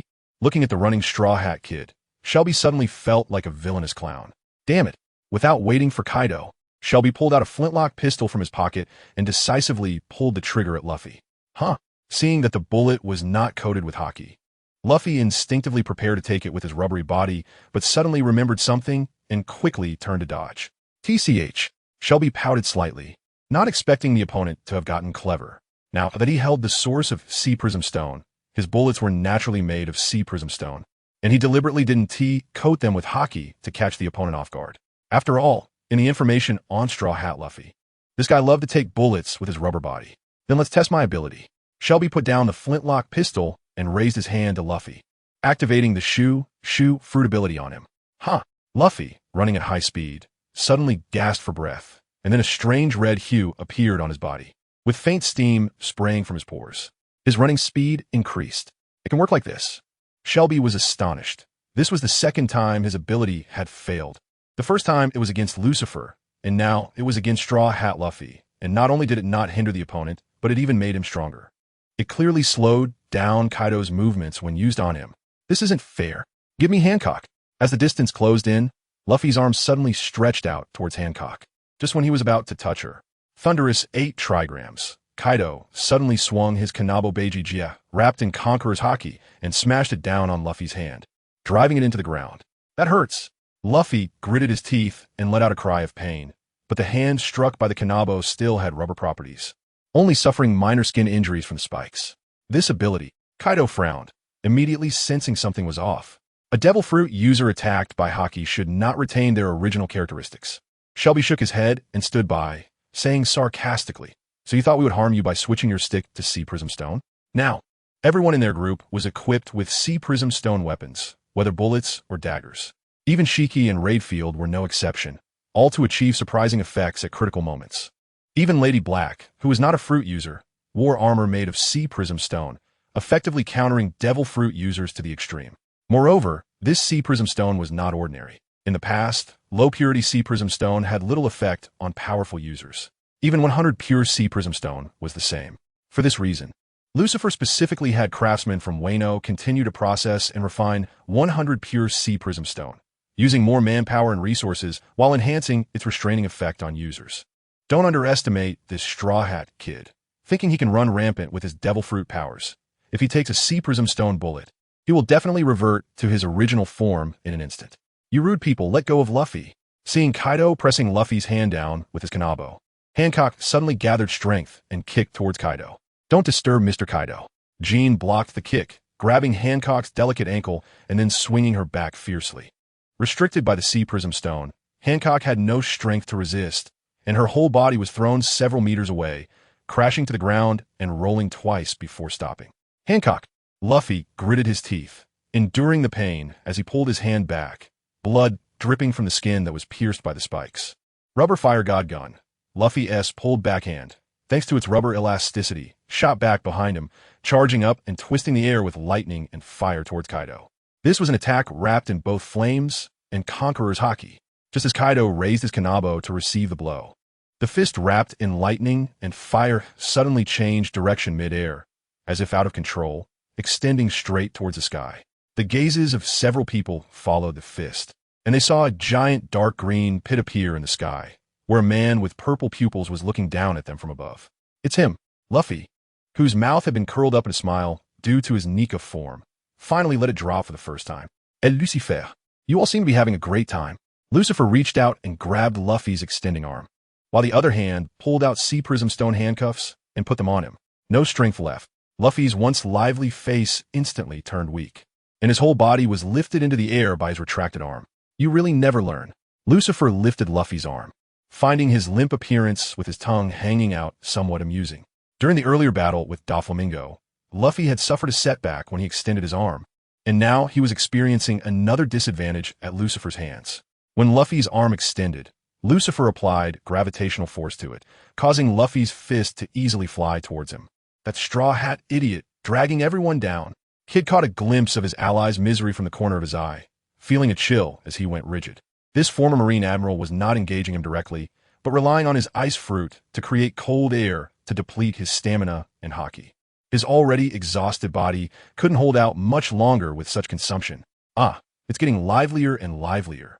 Kuzan, hidden in the cold air, effortlessly looked up at the eerie dark green rift in the sky. If he remembered correctly, this should be the ability of the former CP9 member with the door-to-door fruit. No wonder he could bypass the outer battlefield and head straight to the center. Boom! Suddenly, dense lightning erupted from the outer battlefield, in the direction where Charlotte Linlin was sent flying. This is too chaotic. Law suddenly appeared next to Kid, a hint of confusion flickering in his heavy-lidded eyes. Powerful enemies were appearing one after another, and the scale of the battle far exceeded expectations. He could no longer see any hope of victory. At their level, the world is neither too small nor too big. News of what happens will spread quickly. Their operation against the Big Mom pirates had dragged on for too long, and unexpected changes were inevitable. I thought you were scared and ran away. If that were the case, these guys' heads would have to be collected by me. Seeing Law appear, Kid immediately breathed a sigh of relief. But on the surface, he still displayed an overwhelming aura. He had a firm grasp on his pride. Law didn't want to respond to Kid's words and said solemnly, "The situation on the outer battlefield is not optimistic. Eustace, we really need to find an opportunity to retreat." After rescuing Robin and Chopper from the ice, he took a moment to glance at the outer battlefield. The captain with the green algae head, who was still battling Katakuri, had been severely injured and was now on the ground due to Charlotte Linlin's interference. As for the captain with the curled eyebrows and others, they were also starting to retreat in a chain reaction, currently being chased and beaten by Charlotte Linlin. It looked as if she was taking out all the frustration from Luffy on these people. What about that signpost? Kid was unwilling to retreat like this. Law rarely smiled, saying, "The captain with the bone has already made a copy. This trip can be considered a success." With that, Law's expression darkened again as he looked up at the sky. "Now, as long as we find a way to rescue the Straw Hat Captain from that man's hands, we can retreat." Morning Star, Kid followed suit, casting a gloomy gaze at the sky. If it weren't for the powerful enemies surrounding them, he would have charged up there to fight desperately. In the sky, hearing that the Dark King Rayleigh had taught you. Haven't you called him to chat and connect emotionally all this time? Lucifer found it strange. Although the Navy had blocked the news of Rayleigh's capture, those close to him should have sensed something was off. Just like him, even if he only saw Simmons once in a long time, he would still call to chat and check in. If he suddenly couldn't reach Simmons, he would be sure that something was wrong. And yet, so far, those Pirate King crew members and Straw Hat Luffy had shown no reaction at all. Are they all this cold-blooded? You mean Rayleigh? Luffy forced himself to perk up, his eyes widening as he stared at Lucifer. What's happened to Rayleigh? I'll tell you secretly. Lucifer brought Luffy closer, leaning slightly to whisper in his ear. He was captured by the Navy when he sent you off at Sabeti Archipelago, and now he's most likely a slave to the Celestial Dragons in Holy Land Mariewa. At this point, a look of sentiment appeared on Lucifer's face. And that ant named Shaki, one was a crew member of the Pirate King, and the other was a member of Rocks. Yet they have ended up in such a miserable state. They both fought to help you against the Navy. Luffy, you really owe them too much. Rayleigh, Shaki. Luffy's pupils shook, involuntarily imagining these two as slaves ridden by the Celestial Dragons. Rage, indescribable rage. Buzz, terrifying conqueror's haki erupted from Luffy, filling the sky above Whole Cake Island with dark red thunder.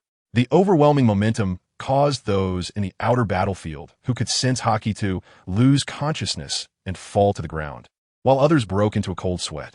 Lucifer, who was closest, merely felt a breeze against his face and continued to guide him. Do you know what has happened recently in Mariewa? The Revolutionary Army has invaded the Holy Land and formally declared war on the world government. Your sworn brother, Chief of Staff of the Revolutionary Army Sabo, killed your old friend, the father of your unboarded companion Vivi, Cobra. Sabo is now trapped in Mariewa, his life unknown, and yet you can't even deal with a mere emperor.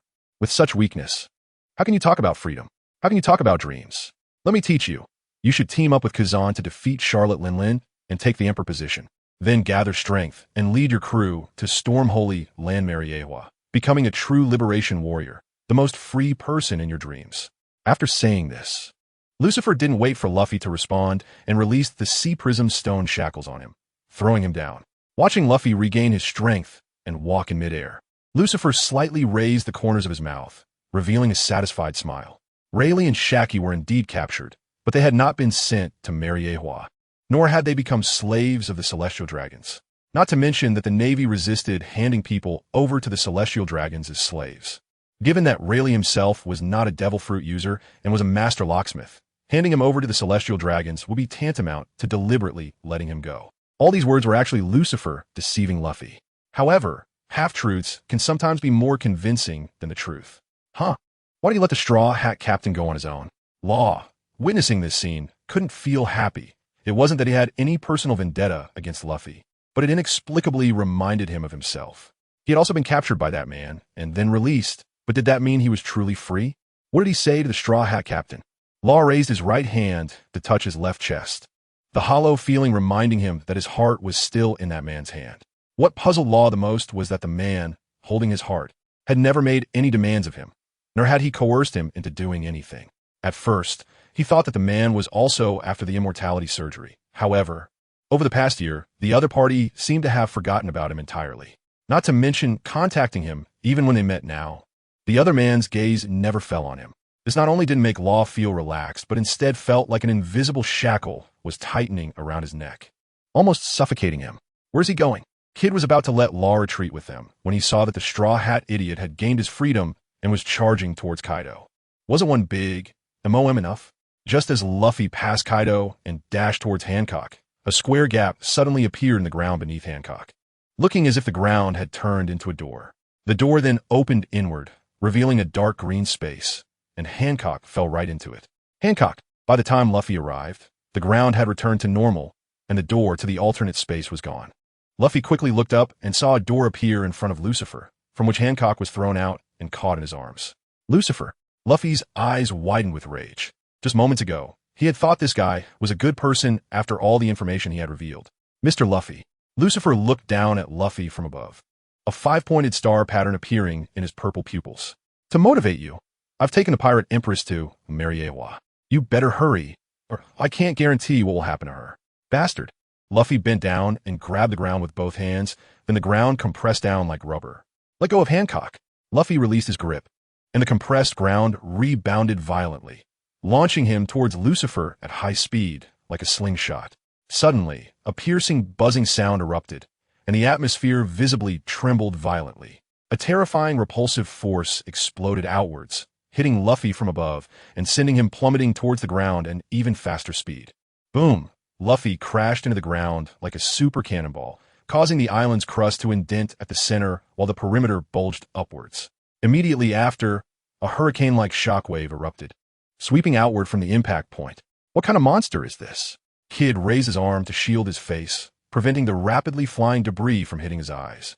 At the same time, he felt a sense of relief, remembering that he had only been lightly kicked in the groin by this guy. If he had used more force back then, little Kid would have been blown away. That man is stronger than a year ago. Law gritted his teeth, mentally simulating how he would counter that man's moves if he faced him. He would not give up on getting his heart back. How troublesome. Akiji's elemental body was constantly hit by flying debris, scattering ice shards everywhere, and he almost involuntarily uttered a certain former colleague's catchphrase. However, he suddenly realized that the image of that former colleague saying this phrase was too lewd, and quickly swallowed the rest of his words. Lucifer was really causing a big commotion. Shelby turned away and gasped. He had been careless and got hit by a flying rock in A-man's sensitive area. He must compensate me. The ground that suddenly lifted in the outer battlefield caused many people to lose control of their bodies, landing on the ground and sliding towards the center of the island like a slide. While people were panicking and unsure of what was happening, a mass of debris came flying, and a small number of people were directly turned into sieves. Damn it, my cake island. Charlotte Linlin was so angry that her face turned pale. She didn't care about chasing Sanji, Nami, and the others, and instead rode Homai Zeus through the debris storm towards the center of the island. These damn guys really think they can cause chaos just because it's not their home. Dong dong. Dong dong dong. As Charlotte Linlin got closer to the center, the drum-like heartbeat became increasingly clear in her ears. She knew this was one of Straw Hat Luffy's abilities. When she had finally managed to take this kid down, He had revived and fought her again with the sound of drums. The howling wind gradually calmed down, and people saw a fist emerging from the crust, visibly growing larger, until it overshadowed the entire Cake Island. Lucifer, seeing the enormous fist covered in armament hockey and conqueror's hockey coming down, Lucifer smiled slightly and turned around, holding Hancock. "I'll be waiting for you, Liberator." Then, Bruno stepped forward from the side, grabbing the edge of the crack and pulling it shut tightly. The enormous fist barely missed its target and shot straight up into the sky, piercing through the clouds. The sky seemed to have been shattered by this punch. The massive fist quickly shrank in response to Luffy's roar, pulling his body back to the position where Lucifer had been standing in the air. He could no longer see the other person's figure. This was the first time Luffy felt so frustrated. Previously, whether it was watching his companions get knocked away one by Kuma in Sabeti Archipelago, or seeing Ace being executed during the Marineford War, he could only helplessly watch due to his lack of strength. But now it was different. He clearly had the ability to fight. Yet the other party took his friend away right before his eyes. They weren't even going to fight him.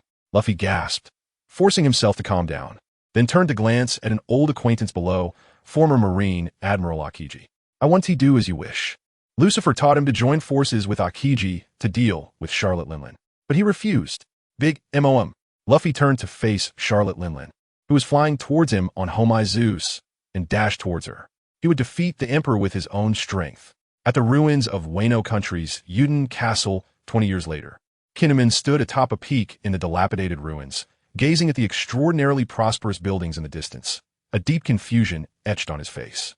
If this really is the future 20 years from now, how could Wano Country, ruled by Kaido and Orochi, become so beautiful? Could it be? Momonosuke stepped forward and boldly speculated. Is it that my father's companions came and defeated Kaido and Orochi for us? He didn't believe that Kaido and Orochi could manage Wano Country better than the Kazuki clan. It shouldn't be. Kinemon shook his head, a hint of bitterness appearing on his face. Lord Odin could throw a nurse away when he was just born, show extraordinary speed at 2 years old while catching 2 rabbits, crush a bear with a boulder at 4, party all night in the flower streets at 6, and could fight formidable gamblers at 8. By 9, even gangsters would avoid him, and by 15, he could take many single women out every night. Such a Lord Odin could not be a match for Kaido. And what about his companions overseas, Sai? Kinemon didn't say the rest out of respect, but it was undoubtedly the same meaning. These people were no match. Charlotte Linlin killed a bear at 5, and Carp only tamed a tiger after being injured at 8. So compared to them, they were far inferior to Odin. Kaido. Momonosuke clenched his fist tightly, his heart sinking into deep despair. How terrifying must Kaido be to defeat a man as formidable as his father? Your Highness Momonosuke, under your leadership, we will definitely be able to defeat Kaido. Kinemon, seeing Momonosuke clenching his fists, assumed he was confident but just too young to express himself well, and spoke on his behalf. Momonosuke opened his mouth, wanting to share his true thoughts, but ultimately changed his tone and agreed, "That's right, we can do it." Just as Reizo, Kanjuro, and Kikunajo were about to express their own ambitions. "Haha, my entertainment has finally arrived." A rough voice came from a tree beside them. "Who goes there?" Kinemon and the others immediately drew their swords, looking warily in the direction of the voice. As their hearts raced, a bearded snail crawled up a branch, emerging from the leaves in front of them. What kind of sorcery is this? Kinemon dared not take it lightly. There were no such creatures in Wano Country.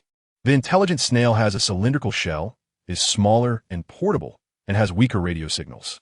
Kinemon and the others didn't even know of its existence, as they had just crossed over from 20 years ago. TCH, a bunch of uncultured bumpkins. Wapple on the other end of the phone couldn't help but sneer, then spoke in a feigned, terrifying tone. "In 3 minutes, I will commence bombardment on the ruins of Odin Castle. You have 3 minutes to escape." After hanging up, the telephone snail was pulled up by an invisible fine line, rising higher until it disappeared. "Kinemon, what is going on?" Momonosuke panicked, the unknown feeling bringing him indescribable fear. "I don't know." Kinemon shook his head with a grim expression, then picked up Momonosuke and said to the other 3, "Since we have been discovered, we should leave here first." "Got it." Reizo, Kanjuro, and Kikunajo nodded in unison and started to run behind Kinemon. Whoosh, whoosh, whoosh. Just a few steps into their run, sharp sounds of something piercing the air came from above, followed by a dozen cannonballs the size of human heads crashing down and exploding around them. Boom, boom, boom. Flashes of fire lit up the surroundings, and the heat from the explosions made it impossible for Momonosuke to even open his eyes. Kanjuro shouted angrily, "Bastard. Didn't you say 3 minutes?" Since there was hostility towards Momonosuke and Kinemon, it meant that the ruler of this place was Kaido. But did they forget that he was an undercover agent? They were toying with us. Kinemon raised his hand to shield Momonosuke's head while continuing to sprint down the mountain path. They deliberately made the bombs explode beside us for the entertainment of that earlier trickster. Damn it. Reizo and Kikunajo gritted their teeth, feeling immense humiliation. In the plaza outside the shogun's residence in the flower capital, numerous large projection screens were hung at various places, displaying the scene of Kinemon and his group running through the forest. Ladies and gentlemen, Taizoro, dressed in formal attire and holding a golden microphone, stood on a golden platform in the center of the plaza. Let the betting begin. Will these criminals from Wano survive today, or tomorrow, or even longer? Of course, this grand gamble allows for outside interference. You can use your power to ensure these criminals die by the time you bet on. I believe no one would let these criminals live even a second longer for money, right? As his words fell, a dense chorus of responses erupted in the plaza. Of course, I hope they die today. I bet they will die within an hour, although the odds are only 0. 1. I'm happy. Come on, everyone. Let us hunt down the criminals of this country. Let us hunt down the remnants of the Kazuki family. Immediately, a large group of people who felt they had strength received knives, guns, and various weapons from the guards of the shogun's residence and boarded the steam train heading to Kuri. Nowadays, in Wano country, those without permission cannot possess weapons privately. Go die, you little bastard. I bet my 3-month salary on this. Don't let me down. What? You could buy a house if you win? You must have bet you could live for a week, right? The people left behind shouted outside, as if they could inject their thoughts into the cannonballs, aiming at Momonosuke. Many even clasped their hands together, praying to Lord Angel and General Shiki, hoping to win this grand gamble. Kuri, under Doflamingo's control, had surveillance telephone snails flying through the air, broadcasting everything happening here in real time to the people of Wano. Haha, congratulations on successfully escaping to the foot of the mountain. Now the attack doubles. Are you ready? The telephone snail with a bearded chin laughed maniacally above Momonosuke and his group, making it clear how pleased Wapple on the other end was. What kind of sorcery is this? Kinemon looked at the sky full of telephone snails, puzzled about how these things flew without wings. What is that? Reizo pointed into the distance, where a steam-powered iron beast was racing along the tracks, followed by a mass of heads and gun barrels sticking out from the carriages. What kind of sorcery is this? Kinemon's face turned extremely serious. This rushing iron beast was like a giant dragon on land, and he could feel the ground trembling from afar. Don't just stand there, run. Kikunajo hurriedly pulled Kinemon, and they sprinted in the opposite direction of the iron beast. The sound of gunfire was drowned out by the clattering of steel wheels against the tracks, but the rain of bullets still poured towards Momonosuke and his group, unaffected. Kinemon, how could this happen? Momonosuke, being carried, looked over Kinemon's shoulder and saw many vaguely familiar faces shooting at them. These were the people from Wano who had previously helped fight against Kaido. Kinemon had no energy to respond to Momonosuke's confusion, awkwardly dodging on the soft gravel road beside the tracks. I get it.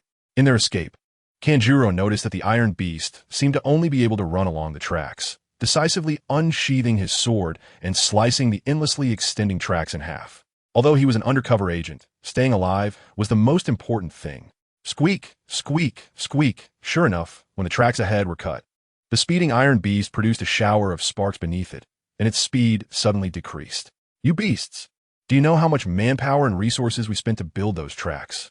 The people of Wano, upon seeing the train slow down, couldn't wait to jump out of the carriages, brandishing knives and guns while cursing as they continued to pursue. Damn it, I have to work overtime again tonight. It's all these pests' fault. Truly, the Kazuki clan are all no good. They don't care about our hard work. Anger aside, those carrying cannons still dared not fire in this place. If they blew up the tracks, that would be disastrous. The members of the Kazuki family have suddenly emerged after hiding for so long. Have they been training their leg strength? It's no use. We can't catch up at all. After chasing for a while, everyone realized that the distance between both sides not only hadn't closed, but was actually getting further apart. Just when everyone could only watch helplessly as Tazizu was about to escape right under their noses. Wahaha, leave it to this king. A glider swooped down from high above, and Wapple opened his mouth wide, his tongue transforming into a jet-black cannon barrel, aiming at the direction of Peach Boy and the others. Bayou, a dark laser, shot out from the cannon, exploding Kanjuro's head at an incredible speed, and then, with unstoppable momentum, flew far away, obliterating a mountain peak. Kanjiro, watching his comrades fall to the ground as headless corpses, Gene Wayman's eyes instantly turned red. He couldn't understand why. After crossing 20 years into the future, everything he saw and encountered exceeded his imagination. The few of them continued to run in pain when suddenly they saw two figures appear blocking their way, one of whom was so familiar. With a large build and wearing a conical hat that obscured his face, Gene Wayman and Lei Zong still recognized him. One of the Akazuya 9, He-Song. Don't come any closer. He-Song raised his head, revealing a face resembling a kappa, his expression pained and tears glistening in his eyes. Gene Wayman and Lei Zong, however, looked pleased and continued to run wildly, saying, He-Song, you're still alive? Don't come over. He-Song let out a hysterical roar, and then his body uncontrollably gripped the long sword and charged towards Gene Wayman and the others. What are you doing? Gene Wayman and Lei Zhang's expressions changed drastically as they jumped to the sides to avoid the chilling light coming down. Hurry, leave Wano country, and never come back. This place is hell. He-Song is trying hard to control his body from continuing the attack, but it has little effect. After a brief pause, he raises his sword and strikes towards Momonosuke on Gene Wayman's body. He-Song, what is going on here? Gene Wayman narrowly avoided the attacks, but a large piece of his robe was torn off.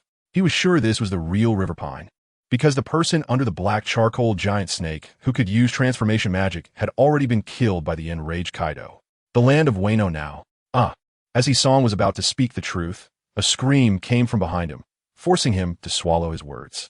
Princess. He-Song struggled to turn his head and saw a dart shot by Lei Zong hitting Hiyori's chest. Lei Zong, stop. That's Princess Hiyori, who has grown up 20 years later. What?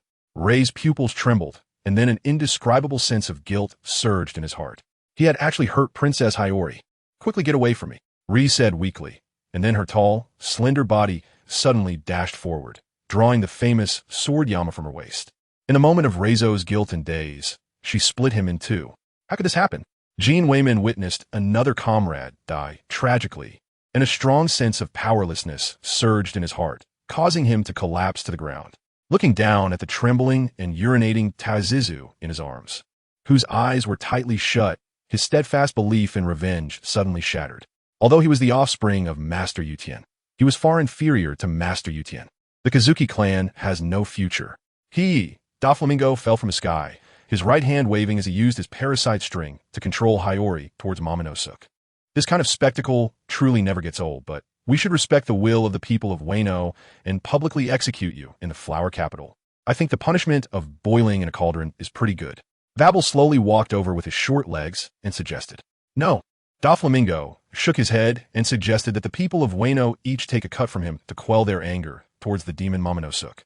Upon hearing what he was about to face, Momonosuke quickly jumped out of Kinemon's arms and knelt on the ground, pleading, Please, please, please spare me. Momonosuke, how can you kneel before your enemies? In Kinemon's eyes, disappointment and anger mixed together, unable to believe that this was something Lord Yutien's son could say. Doflamingo smiled slightly and looked at Momonosuke, saying, We can let you go, but you have to kill him. As he spoke, he raised his hand and pointed at Kinemon. This. Momonosuke turned to look at Kinemon, his body trembling even more violently. Gene Wayman suddenly laughed, mocking his own foolishness and Toshizu's incompetence. Toshizu faced the enemy's demands and surprisingly did not refuse decisively, but hesitated instead. How could Lord Odin give birth to such a useless person? Although Momonosuke is only 8 years old, Lord Odin was already daring to confront those ruthless gangsters when he was 8. Hey, how come you don't want a chance to live? Doflamingo frowned in dissatisfaction when he saw that Momonosuke had not made a decision for a long time.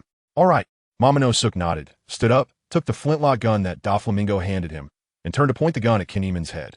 You are my vassal, and sacrificing your life for me is only natural. You can't blame me. Bang! Tao Zizwa couldn't bear to hear Gene Wayman's answer, and with his eyes tightly shut, he pulled the trigger. The bullet fired out, but missed its mark due to Tao Zizwa's trembling hand, grazing over Gene Wayman's head and tearing off a large patch of scalp. TSK, this little brat is so cruel to his own people. Wab-Ru clicked his tongue. In his view, Tao Zizwa was intentionally tormenting his loyal subordinates. What should have been a single shot now inflicted extra suffering on his retainers, which was truly ruthless. The scene of Tao Jizwa shooting at his devoted retainer was broadcasted across the land of Wano through the surveillance snail, allowing all the citizens to once again witness how malicious the Kazuki clan members were. All right, I won't tease you anymore. Doflamingo pulled his index finger, using a fine thread to snatch the flintlock from Tao Jizwa's hand. It's time for you to go to the flower capital and face judgment. What? Tao Jizwa opened his eyes wide and turned around to look at Doflamingo in disbelief. I already shot. Please let me go. Vapor raised his hand to pick his nose, then stepped forward and patted Peach's head with that hand, saying, We let you go, but the people of Wano country will never let you off. How can you be so naive? Silly fool. No. Tao Jizwa desperately tried to break free, but his head was firmly held in place, causing the already soaked area of his pants to drip water again. The Kazuki clan will completely withdraw from the stage of the world. In the holy land Mariewa, the godly place, Lucifer stood on the self-moving walkway, pulling his gaze away from the distant scenery to look at Hancock, who had been trembling beside him, and said, Do you know why this path moves by itself? Without waiting for Hancock to respond, Lucifer continued, Because there are many, many slaves below, and it is these slaves who are enduring the whip to push the human walkway forward. After the words fell, Hancock, who was revisiting her old grounds as a former slave, suddenly raised her head, shaking the sea-stone shackles as she attempted to leave the walking pathway. Lucifer did not stop her. Instead, he followed her onto the normal road and spoke. Most of them are residents of non-world government-affiliated countries, pirates, and criminals. From a legal standpoint, it is reasonable for them to be slaves here. Hancock lowered her head, once again sinking into painful memories, completely ignoring Lucifer's words. Lucifer didn't mind, looking up at the calm and clear lake in the distance, and continued. When people are wrong, there are laws to punish them. But what if the laws are wrong? Laws are made by people, and humans are not perfect beings, so what they create cannot be perfect either. Despite their imperfections, laws are recognized by the public, so we should obey and follow them. You may feel that those pirates and criminals have their own untold hardships, and most people indeed do so out of necessity. After all, everything must yield in the face of survival. Yet, at the same time, the survival of this small group hinders the survival of the majority. The minority should yield to the majority and make concessions for the greater good. No matter how the world changes, this point will never be altered. We can only strive to become the majority. This experience on the walking pathway left Lucifer deeply moved and completely disappointed in humanity, even though he himself was human. Just like those from non-world government-affiliated countries, many of them had never committed any moral or legal evils, yet they were now relegated to slavery, toiling endlessly in the dark underground. From a positional standpoint, those non-world government-affiliated countries were essentially in a hostile relationship with the world government. Whether their rulers did not want to join the world government or wished to but lacked the ability, they were excluded from this circle. Lucifer remembered that many believed the heavenly gold was the root of all evil. If it weren't for this violent taxation, the world would be much better. But then the question arises, where does the Navy's military funding come from? Where do the fortresses that maintain public order around the world come from? Where do the warships chasing pirates come from? As for the claim that without heavenly gold, there would be no pirates, only those living in fantasy would say such things. No matter how wonderful the world becomes, crime will always exist. Some will harm others out of jealousy, greed, lust, and so on. And those who commit crimes will escape to the sea and become pirates, or flee to the mountains and become mountain bandits. The era of great pirates can be ended, but pirates can never be completely eradicated. And with the existence of pirates, mountain bandits, and other criminals, the existence of a navy is naturally required. The Navy's fight against crime necessitates a large amount of money. After all, we can't expect the sailors to work without pay, swimming in the sea to chase pirate ships, right? They are the Navy, so they deserve to fight crime without a salary for their meals. Is that what you're saying? How selfish must one be to have such thoughts? Heavenly gold is, strictly speaking, taxation, although part of it falls into the hands of the world aristocrats, the celestial dragons. But the rest becomes various equipment and salaries for the sailors. Those places in non-world government-affiliated countries want the Navy to protect their safety without contributing anything. Is that reasonable? It's just a pity for those innocent people who suffer inhumane torment because of their rulers' incompetence. This is the greatest root of the world's problems. Rulers are not chosen based on merit, but inherit power through that ridiculous bloodline.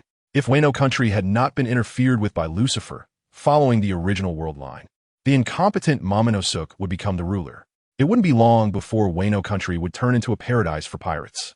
Perhaps there is still hope. Lucifer's eyes gradually narrowed as he thought of a solution. Immigration. For instance, in Wano country, aside from the retainers of the Kazuki clan who must stay for interests or other reasons, the other citizens are actually thinking about leaving that cursed place. However, since the world is mostly occupied by oceans, leaving a place requires sailing, and how can ordinary people have their own ships? Even if a group of people pooled together to build a ship capable of long voyages, they would still need navigators to guide them and face the fierce pirates at sea. The cost for ordinary people to go to sea is too high. If all the islands in the world could be connected, when people can no longer endure the incompetent rulers who inherit power through bloodlines, they could simply leave on foot with their families. The incompetent rulers could stay as mere figureheads, while people could continue their lives elsewhere. Move the trees, and the people will live. So, how to connect all the islands? Lucifer rested his chin in thought. The method of building bridges had already been tried and failed by the celestial dragons hundreds of years ago. The manpower, resources, and time required were simply too enormous. It was utterly impossible. As for building a sea train, it is indeed much easier than building bridges, but when facing a large flow of people, it seems insufficient. Moreover, this is not something that can be completed overnight. Using Shiki's float fruit ability to gather all the islands together, a few islands would be fine. But once the number increases, they would face resource scarcity issues. After all, the oceans surrounding those islands are the greatest source of resource supply. How troublesome. Lucifer sighed helplessly. After all, he is the next master of this world, so he naturally has to find a way to manage it well. But the difficulty seems very high. The distance between islands is vast, and transportation is inconvenient. A slight oversight could easily lead to being deceived by local rulers. In that case, it would be him who would be blamed and overthrown. Looking up at the sky, a round moon that appeared dim under the sunlight caught Lucifer's eye. Unlimited Earth. A flash of brilliance appeared in Lucifer's eyes as a bold idea suddenly emerged in his mind. Let go of me. Just as Lucifer was contemplating how to refine this idea, Hancock's angry shout interrupted him. Turning to look, he saw a fat man dressed in celestial dragon attire grabbing Hancock's wrist, a lewd smile on his face. Such a beautiful slave. I want her to be my 71st wife. Oomph. Lucifer was instantly enraged and amused. He pulled out a silver revolver from his pocket, stepped forward, and shoved the gun barrel into the drooling fat man's mouth. Do you think I don't exist? Although Hancock was not his woman, she now belonged to him in a way, and doing this in front of him was too disrespectful. You, Figureland Saint's eyes widened, filled with unspeakable anger. How dare someone in Mariewa shove a gun barrel into the mouth of a world aristocrat? It was simply a crime deserving of death. Saint, please calm down. The CP0 agent standing behind Figureland Saint, responsible for security, was so frightened that his face turned pale. He had been careless, and this incident had occurred. One was a direct superior and a celestial dragon, and the other was a celestial dragon from the Figureland family. Being caught in between, he would die. Saint? Gamu Saint frowned and mumbled. Are you also a celestial dragon? Why aren't you wearing our clothes? None of your business. Lucifer pressed his revolver forward, directly pushing the barrel against Gamu Saint's throat, causing him to tear up from the pain. Gamu Saint's face twisted with fury as he raised his hand to grab the revolver, saying, there are rules among celestial dragons. If you dare to harm me, the Knights of God will execute you. The Knights of God. Lucifer licked his lips and then grinned. This time he returned to Mariewa, not only to lure the liberation warrior Nika, but also to witness the execution of celestial dragons by the Knights of God. Without Charluz, there were still other celestial dragons targeting Shirahoshi at this world conference. After all, few could resist the charm of the mermaid princess. Similarly, Don Quixote and Josgard had intervened to protect Shirahoshi and would also face judgment from the Knights of God. Lucifer didn't yet know the specific charges, but it was likely about celestial dragons harming commoners and breaking rules. It seemed somewhat similar to his current situation. Scared? Gamu Saint noticed Lucifer fell silent upon hearing Knights of God and immediately became arrogant. If you send me that slave as an apology now, I might consider not pursuing you. Oh, I'm so scared. Lucifer made a Kizaru expression and pulled the gun barrel away from Gamu Saint's mouth, then wiped his saliva off his clothes. Let us both take a step back and forget about this. What are you joking about? Gamu Saint slapped Lucifer's hand away and looked at him with disdain. I haven't seen you before. You must be the celestial dragon who rose by currying favor with the 5 elders. But you need to understand, there are hierarchies among celestial dragons. You, someone without family power, even if you become a celestial dragon, you're still the lowest existence among them.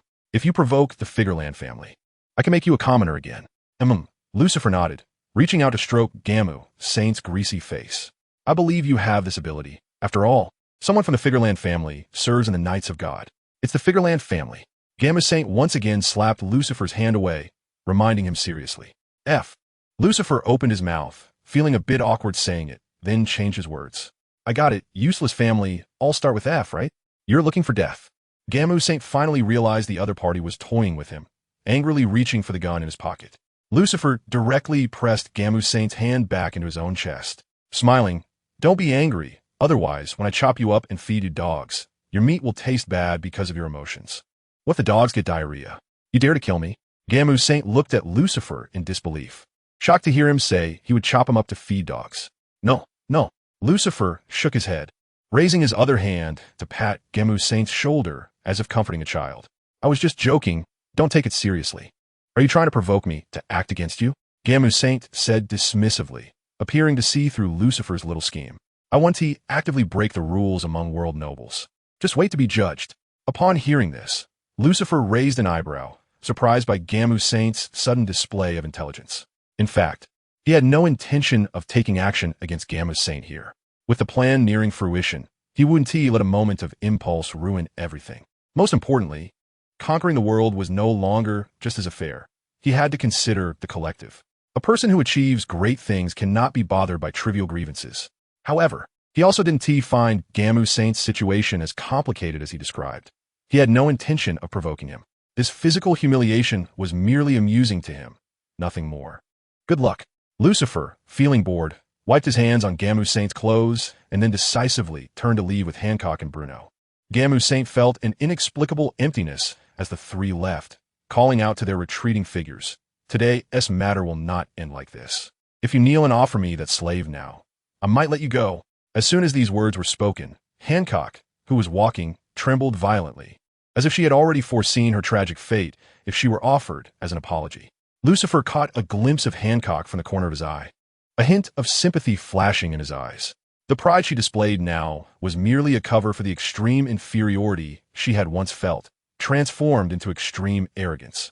He really didn't know what those Lulicon pedophiles had done to young Hancock. You're choosing the wrong path. You refuse to walk the path of heaven and insist on crashing into hell. Lucifer sighed and said to Bruno, remember to remind me later. If anyone makes me kneel, let the Figureland family disappear from the world. Understood. Bruno nodded and took out his notebook to write. Now he was temporarily acting as Lucifer's secretary, jotting down all his random ideas to prevent forgetting them. Just wait.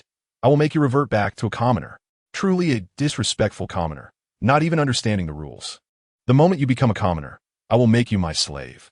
Even after walking a distance, Gamu Saint's threats continued to echo, causing Lucifer to silently laugh. His smile was so gentle. Totland Cake Island Linlin, do you need my help? Kaido looked at the battered Charlotte Linlin, a hint of reluctance appearing in his pale yellow vertical pupils. After all, she was a woman who had once done him a favor. Although they each had their own positions now, he would help her even if it meant failing his mission if she asked. Kaido, stop with the sarcastic remarks. Charlotte Linlin struggled to sit up in the frost-ridden ruins, giving Kaido a cold shoulder. If Kaido genuinely wanted to help her, he would have acted long ago instead of just standing by asking if she needed help. Was it not obvious that she needed help? Did he have no trust left for her? Kaido shook his head helplessly. He knew he didn't need to ask more now. He could just charge in with his club, but he couldn't do that. He needed Charlotte Linlin to ask for help first. Lucifer said they were now a collective, and everyone had to consider the group in their actions. Given that he owed Charlotte Linlin a favor, if she asked him to help, Lucifer and the others would understand. But if she didn't ask, and he went up to help, the nature of the situation would be different. Yet Charlotte Linlin was currently wary of him, as if afraid of a trap, and was even willing to talk much with him. This was quite troublesome. Shelby, standing to the side, couldn't bear to watch any longer and spoke up. If you want to help, then go ahead. It's a good thing to have loyalty and affection. Charlotte Linlin, one of the four emperors, was truly unfortunate. Although the Worst Generation Alliance and Kazan hadn't communicated much, they somehow reached a consensus to target Charlotte Linlin. Shelby could see that Kaido wanted to rush in to help. His constant questions were just for show. Since Kaido wanted to lend a hand, let him do it. They shouldn't let such a trivial matter cause dissatisfaction with the team that Lucifer had worked so hard to build. Kaido was somewhat moved, turning to look at Shelby. his gaze beginning to flicker. Although Shelby usually seemed out of place, and his strength was much weaker compared to others like Shiki, his existence held extraordinary significance. He was Lucifer's most trusted person, just like the first ship captain of the Blackbeard pirates, Jesus Burgess, who was certainly one of the weakest among the senior officers, but was highly trusted because he was a loyal supporter of Blackbeard Teach, who pushed him into the captain position despite opposition. Unlike the Blackbeard pirates, where relationships were maintained solely through interests, the bonds within Lucifer's group were much tighter, combining both interests and friendship. However, despite their camaraderie, it couldn't change the nature of people like Shiki and Redfield, who were proud and arrogant, leading to inevitable frictions in daily life. Most of the time, Lucifer was either in the research facility worrying about the progress of their projects or out in the world working on their upcoming plans, leaving him with no time to manage the relationships among the members. Shelby took the initiative to become the peacemaker. Whenever any unpleasant incidents occurred among members, he would privately mediate. At these times, Shelby's role became evident. He would deliberately play the fool, diverting attention by making himself look foolish, thus minimizing conflicts.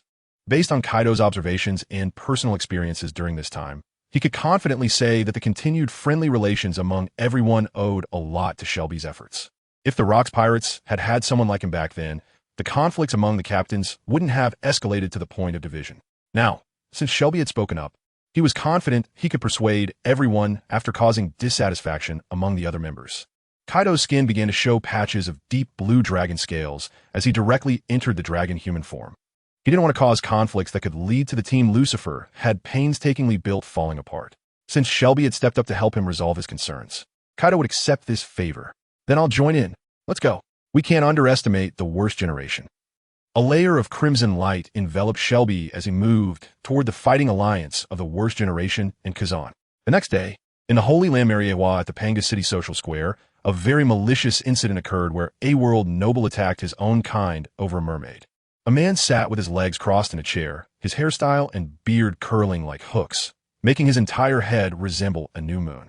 Those who protect garbage are even lower than garbage. As his words fell, a wave of cheers followed. Execute him. This anomaly of the Don Quixote family had always seemed suspicious to me. He is simply a disgrace to the world nobles, deserving the death penalty. Among the crowd, Lucifer, dressed in celestial dragon standard attire, felt uncomfortable all over. The outfit was quite comfortable to wear, but its design was truly ugly.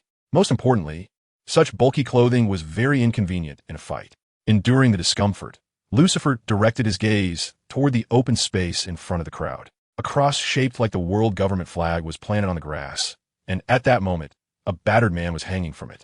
He was the main character of this execution, Don Quixote Mjaskarud.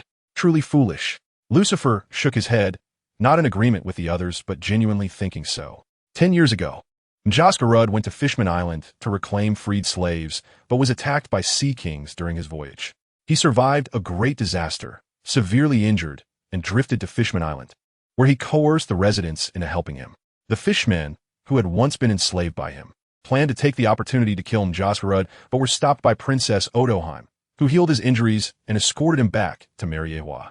Mjaskarud, moved by Odoheim's counsel and assistance, vowed to repay Fishman Island one day. The way to repay was simple. During the World Conference, when the mermaid Princess Shirahoshi was targeted by a celestial dragon wanting to capture her as a slave, Mjaskarud personally intervened to beat the celestial dragon and even incited pirates to join in. That celestial dragon did not die, but was severely injured and unconscious. Yet the nature of the incident was extremely serious. In Lucifer's view, Mjaskarud was indeed excessively foolish. Mjaskarud could have first taken Shirahoshi as a slave and then personally escorted her back to Fishman Island after the World Conference. That way, if the other party still attempted to forcibly capture Shirahoshi, it would be them who broke the rules, and the one hanging on the cross for execution should have been them. Many issues could have been resolved with just a bit of thought. Yet, Mjaskarud insisted on using violence, and even involved pirates in this incident. In the end, Mjaskarud also sheltered the attacking pirates, the Baroque works, and the little people, allowing them to leave Mariewa safely. Such actions naturally drew the hostility of the entire Celestial Dragon group, leading to no one speaking on his behalf now. Of course, the world government had significant problems in this incident. The Ryugu Kingdom had been a member of the world government for 200 years. and its king had the right to participate in the World Conference, treating taxpayers who paid heavenly gold this way. The celestial dragons had not only become excessively arrogant, but were also foolish enough to be eliminated from the world stage. Additionally, King Neptune of the Ryugu Kingdom was naive. He should have known the true nature of the celestial dragons, yet he insisted on bringing his young and beautiful daughter, who was still a mermaid, to marry Ehwa. Doesn't he understand the principle of not standing under a dangerous wall? Never entrust your life's safety to the goodwill or malice of others. That is being responsible for yourself. Just then, a deep voice rang out. Silence. The man sitting in the chair slowly stood up, drawing his long sword from his waist, the blade reflecting a cold light in the sunlight. The noisy celestial dragons immediately quieted down, their gazes toward the man filled with a hint of fear. Lucifer squinted his eyes, scanning the man before him, trying to glean some necessary information from his surface. The current commander of the Knights of God. He had made a name for himself during the God Valley incident and was bestowed the title of king. Figurand Galen Saint. Galen Saint also wore the celestial dragon standard attire, but his was black, with some slight differences in detail. TSK. Lucifer clicked his tongue. Galen Saint's clothing was wrapped tightly, making it impossible to tell if he had any scars on him. If this guy had made a name for himself during the God Valley incident and hadn't left any scars, then his strength would be somewhat terrifying. However, it also indicated that the Rock's pirates weren't defeated solely by Garp and Roger. It was because the Knights of God couldn't be known to outsiders that the credit fell to these two. Galen Saint stepped slowly to the front of the cross and asked Masquerade Saint, "Do you have anything to say?" He. Masquerade Saint raised his head with a disdainful smile, which looked quite miserable due to his blood-stained face. Unrepentant, not receiving the plea for mercy he wanted, Galen Saint frowned slightly, then suddenly raised his sword and plunged the blade into Masquerade Saint's heart. Ha ha ha, this heretic is finally dead. Deservedly so. Instead of being a proper world noble, he foolishly sheltered trash. His corpse should be hung here permanently to warn those with problematic thoughts. Just as the celestial dragons cheered, a plump figure quietly approached Lucifer's side, speaking ominously. "Take a good look. This is your ultimate fate." Lucifer turned to look. The newcomer was the guy he had clashed with earlier, whose name he had forgotten. "Fat pig, your mother is dead." Although it wasn't the right time to fight, Lucifer wasn't one to suffer in silence, and he immediately cursed back. Figurand Jimmu Saint paused for a moment, then furiously grabbed Lucifer by the collar. "You seek death." This was the first time in his life someone dared to insult him, and to curse his mother as well. Lucifer smiled slightly, reached into his pocket, and pulled out a dagger, stabbing it into his own abdomen in front of Jimmu Saint's terrified gaze. This action stunned Jimmu Saint. He thought Lucifer was going to stab him. "Don't think that by injuring yourself as an apology, I will let you off." Jimmu Saint smirked, but before he could finish his sentence, he felt something extra in his hand. "Help! Someone is committing murder." Lucifer suddenly fell to the ground, clutching his bleeding abdomen and crying out in pain. "Help! Someone is attacking me in public." The piercing wails immediately attracted the attention of everyone present. Upon seeing the blood, the people around quickly stepped back. What's going on? They had just executed one person, and now someone else dared to do this. "Oh, it's Jimmu Saint, so that's not surprising." "Not me. Why didn't he do it?" The murmurs snapped Jimmu Saint out of his stupor, and he quickly threw away the dagger in his hand and began to argue loudly. "He hurt himself, and then put the dagger in my hand. What nonsense are you talking about? How could I stab myself?" Lucifer raised his bloodied finger to point at Jimmu Saint, his face showing 3 parts terror, 3 parts unease, 3 parts disdain, and 1 part mockery. "Do you want to hear what you're saying? Are you treating everyone like fools? Scoundrel!" Just as Jimmu Saint was about to continue arguing, a roar interrupted him. Rodsword Saint pushed through the crowd, glanced at Lucifer, then turned his angry gaze to Jimmu Saint and said, "How dare you attack someone who is also a world noble in public? You are truly outrageous." Lucifer blinked, completely not expecting this father-in-law to stand up for him, feeling a surge of emotion. Although he was a nasty character, he seemed to be quite good to him. "I didn't." Jimmu Saint saw the crowd pointing at him and immediately jumped up in a panic, wishing his parents had given him more mouths. "It was really him who hurt himself. You're talking nonsense." Rodsword Saint pointed at Jimmu Saint's right hand. "Then how do you explain the blood on your hand?" Jimmu Saint raised his hand and saw the bloodstains on it, immediately left speechless. "What's going on?" The crowd parted voluntarily, revealing Galen Saint's figure. Jimmu Saint rushed towards him like he saw a savior, explaining, "Grandfather, that guy stabbed himself and then framed me." Upon hearing this, Galen Saint turned his gaze to the fallen Lucifer, frowning tightly. He knew Lucifer.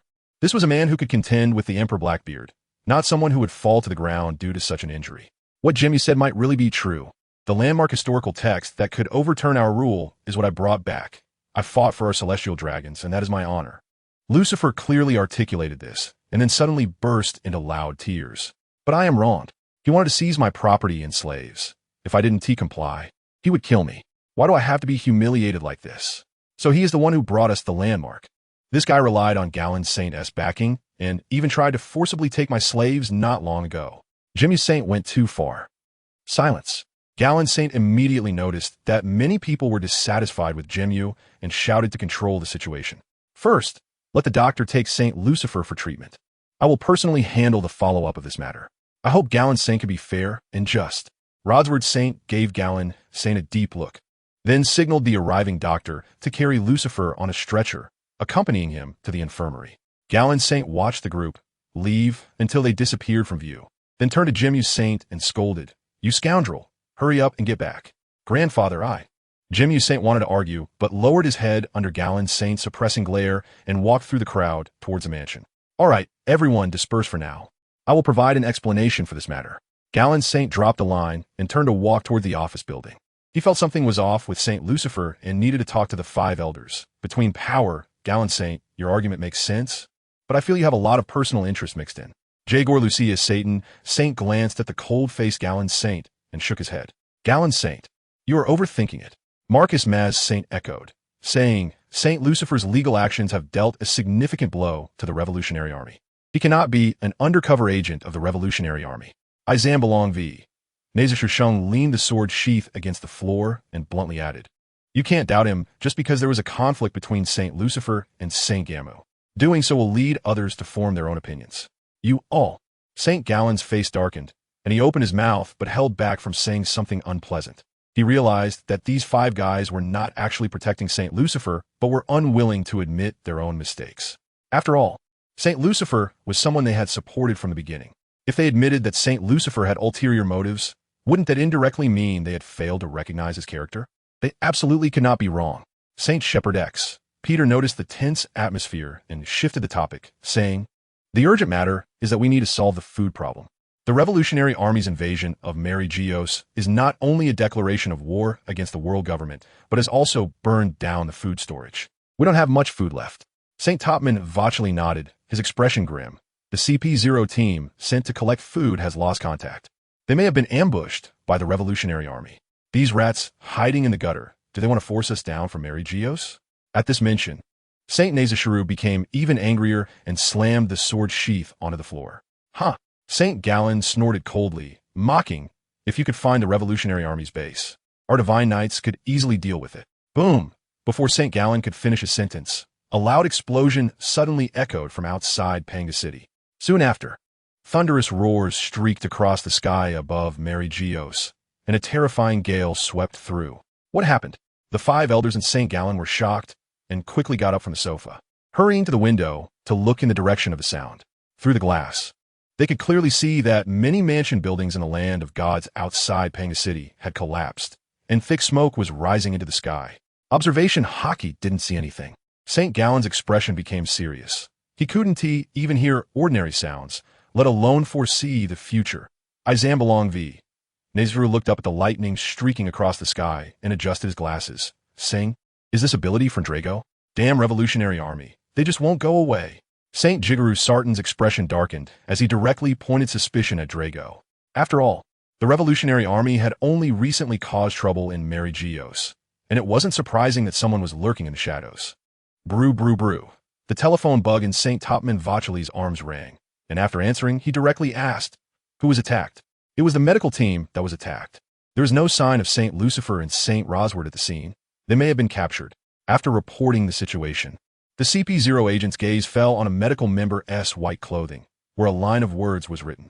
The attacker left a message saying, the words were too arrogant, and the CP0 agent hesitated to say them out loud. What did it say? St. Vacheli's face showed clear dissatisfaction. Even at this time, they were still being so vague. The CP0 agent took a deep breath and read the words written on the clothing. Every 7 days. 2 celestial dragons will be taken until you voluntarily step down from Mary Geos. The Revolutionary Army. Upon hearing this, the 5 elders were instantly 100% sure that Drago was behind it. Wait, Saint Shepherd X. Peter turned to look at Saint Gallen. How does Drago know that Saint Lucifer was injured? And why did he choose this exact moment? Exactly. Saint Nisru also looked at Saint Gallen, not hiding his doubts. He wasn't questioning Saint Gallen's integrity, but rather that of Saint Gamu from the Figaland family. Saint Lucifer had fought his way up from the 7 warlords of the sea, and they all witnessed his strength. Even facing Drago head-on, he could hold his own. However, now that Saint Lucifer had lost his combat ability due to being ambushed by Saint Gamu, he was immediately attacked by Drago. Everything seemed too coincidental. What do you mean by this? Faced with the questioning gazes of the 5, Saint Gallen's face darkened to the extreme. Gamu absolutely could not collude with the Revolutionary Army. There was no reason for him to do so. Huh. Saint Sartan sneered coldly. It couldn't be that Saint Lucifer staged all this himself, dragging Saint Rosward into it as well. Saint Vachely nodded, adding, Saint Rosward couldn't possibly cooperate in this manner. And given the relationship between Saint Lucifer and the Charlia Palace, he also couldn't force or harm Saint Rosward. The former 7 warlords of the sea, Bartholomew Kuma, lost his consciousness and became a slave, but was tightly held by Saint Rosward. Other celestial dragons couldn't even obtain him. This shows how high his status was among the celestial dragons. If Saint Rosward cooperated in this manner, wouldn't that be shooting himself in the foot? Doing something detrimental to his own interests? Fine. Saint Gallen knew he couldn't clarify things anymore and turned to leave, leaving behind a parting remark. I will hand Gamu over to you. I hope you can get something out of him. New world, floating island Lucifer, what are you doing? Stepping out of the eerie green space, Saint Rosward looked at the unfamiliar surroundings with a puzzled expression. Running for my life, father-in-law. Lucifer explained while taking out the telephone bug to contact Charlia. Mary Geos has run out of food, and the Revolutionary Army is lurking beneath the red line. We are trapped at the top of the clouds. While he was speaking, the voice of Charlia came through the telephone bug. Did you contact Alice first, and then remember me? Lucifer couldn't help but twitch his lips and cleared his throat, saying, I brought Saint Rosward over. Can you come out and meet us? Huh? Charlia's cheeks instantly flushed, realizing that her earlier words were likely overheard by her father. I'll be right there. After hanging up the phone, Lucifer turned to look at Saint Rosward and suddenly realized that the other party might help him retrieve the lost family throne. With a smile, he said, Father-in-law, let's stay here for a while. We can return to Mary Geos once the danger is past. That makes sense. Saint Rosward nodded, feeling that the suggestion was quite good. It was no secret that Mary Geos had run out of food. However, he truly didn't know that the Revolutionary Army was still lurking beneath the red line. The 5 elders had locked this information away to avoid causing panic. Ever since Charlos was attacked by the Pirate Straw Hat Luffy, he deeply understood that there were many reckless individuals in this world, and staying in Mary Geos was indeed very dangerous. Lucifer, you are quite thoughtful. Saint Rosward gave Lucifer an approving look. This son-in-law was quite impressive. It's what I should do. Lucifer smiled slightly, unreservedly accepting the compliment. Actually, he didn't think too much about it. He just noticed something was off when he returned to Mary Geos yesterday, and specifically asked Bruno to investigate. Whether the Revolutionary Army wants to force the Celestial Dragons out of Mary Geos is still uncertain, but it is true that they are cutting off food supplies. One can imagine that if the Celestial Dragons do not leave Mary Geos to search for food on the Red Line, there will be an internal struggle over food. At that time, the darkness of human nature will be magnified to the extreme, and Mary Geos will become a true hell. If the Revolutionary Army also destroys the elevators from Mary Geos to the sea, then the Celestial Dragons will be completely trapped on the Red Line. When people are starving to the extreme, not to mention gnawing on tree bark, cannibalism could occur. After learning about these circumstances, Lucifer immediately knew that he could no longer stay in Mary Geos, and just happened to think of that guy, Saint Gamu. Then a series of self-directed and self-acted events unfolded. Those medical members were knocked out by his Conqueror's Haki. The lightning was a new ability granted by Q, and the strong winds were generated by shock waves from his punches, with a threatening message left behind written by him. Although he did not explicitly reveal his identity, all the hints pointed suspicion towards Dragon. If he had clearly left Dragon's name, the 5 elders might have become suspicious. But after coming to their own conclusions, they would be 100% certain. Father. Shalilia walked over, smiled slightly at Saint Roswad, and then turned to glare at Lucifer. Lucifer pretended not to see and said to Saint Roswad, "This island has all the facilities you need, father-in-law, Feel free to contact me if you need anything further. You are considerate. Saint Roswad smiled with satisfaction, then looked down at his feet, feeling uncomfortable not riding something. Are there any slaves? Lucifer's expression remained unchanged as he gently replied, Father-in-law, this is a very special time, so please bear with it. He was not surprised that Saint Roswad could make such a request, nor did he believe that popularizing the new era's ideology could change his preferences and character. Only the reality of the celestial dragon's downfall could force Saint Roswad to change. Otherwise, no amount of talk would be useful. In fact, what the Revolutionary Army ultimately achieves is not really important. What matters is the evolution of thought and civilization. The era of slavery should be eliminated. The world should welcome a more efficient new era. All right. Saint Roswad frowned, but did not force anything. Having food and drink is already good enough. Much better than being trapped in Mary Geos like those guys. After leaving Shalia's exclusive island, Lucifer, along with Bruno and Hancock, arrived at the pirates' gathering base. Why are you back so soon? As the three stepped out of the dark green space, Shelby approached them. The Revolutionary Army has begun to act, Lucifer emphasized, then cast his gaze over to Shiki, Redfield, Kaido, and others present. Everyone in the conference room, it's meeting time. Has the comprehensive war sweeping the world finally begun?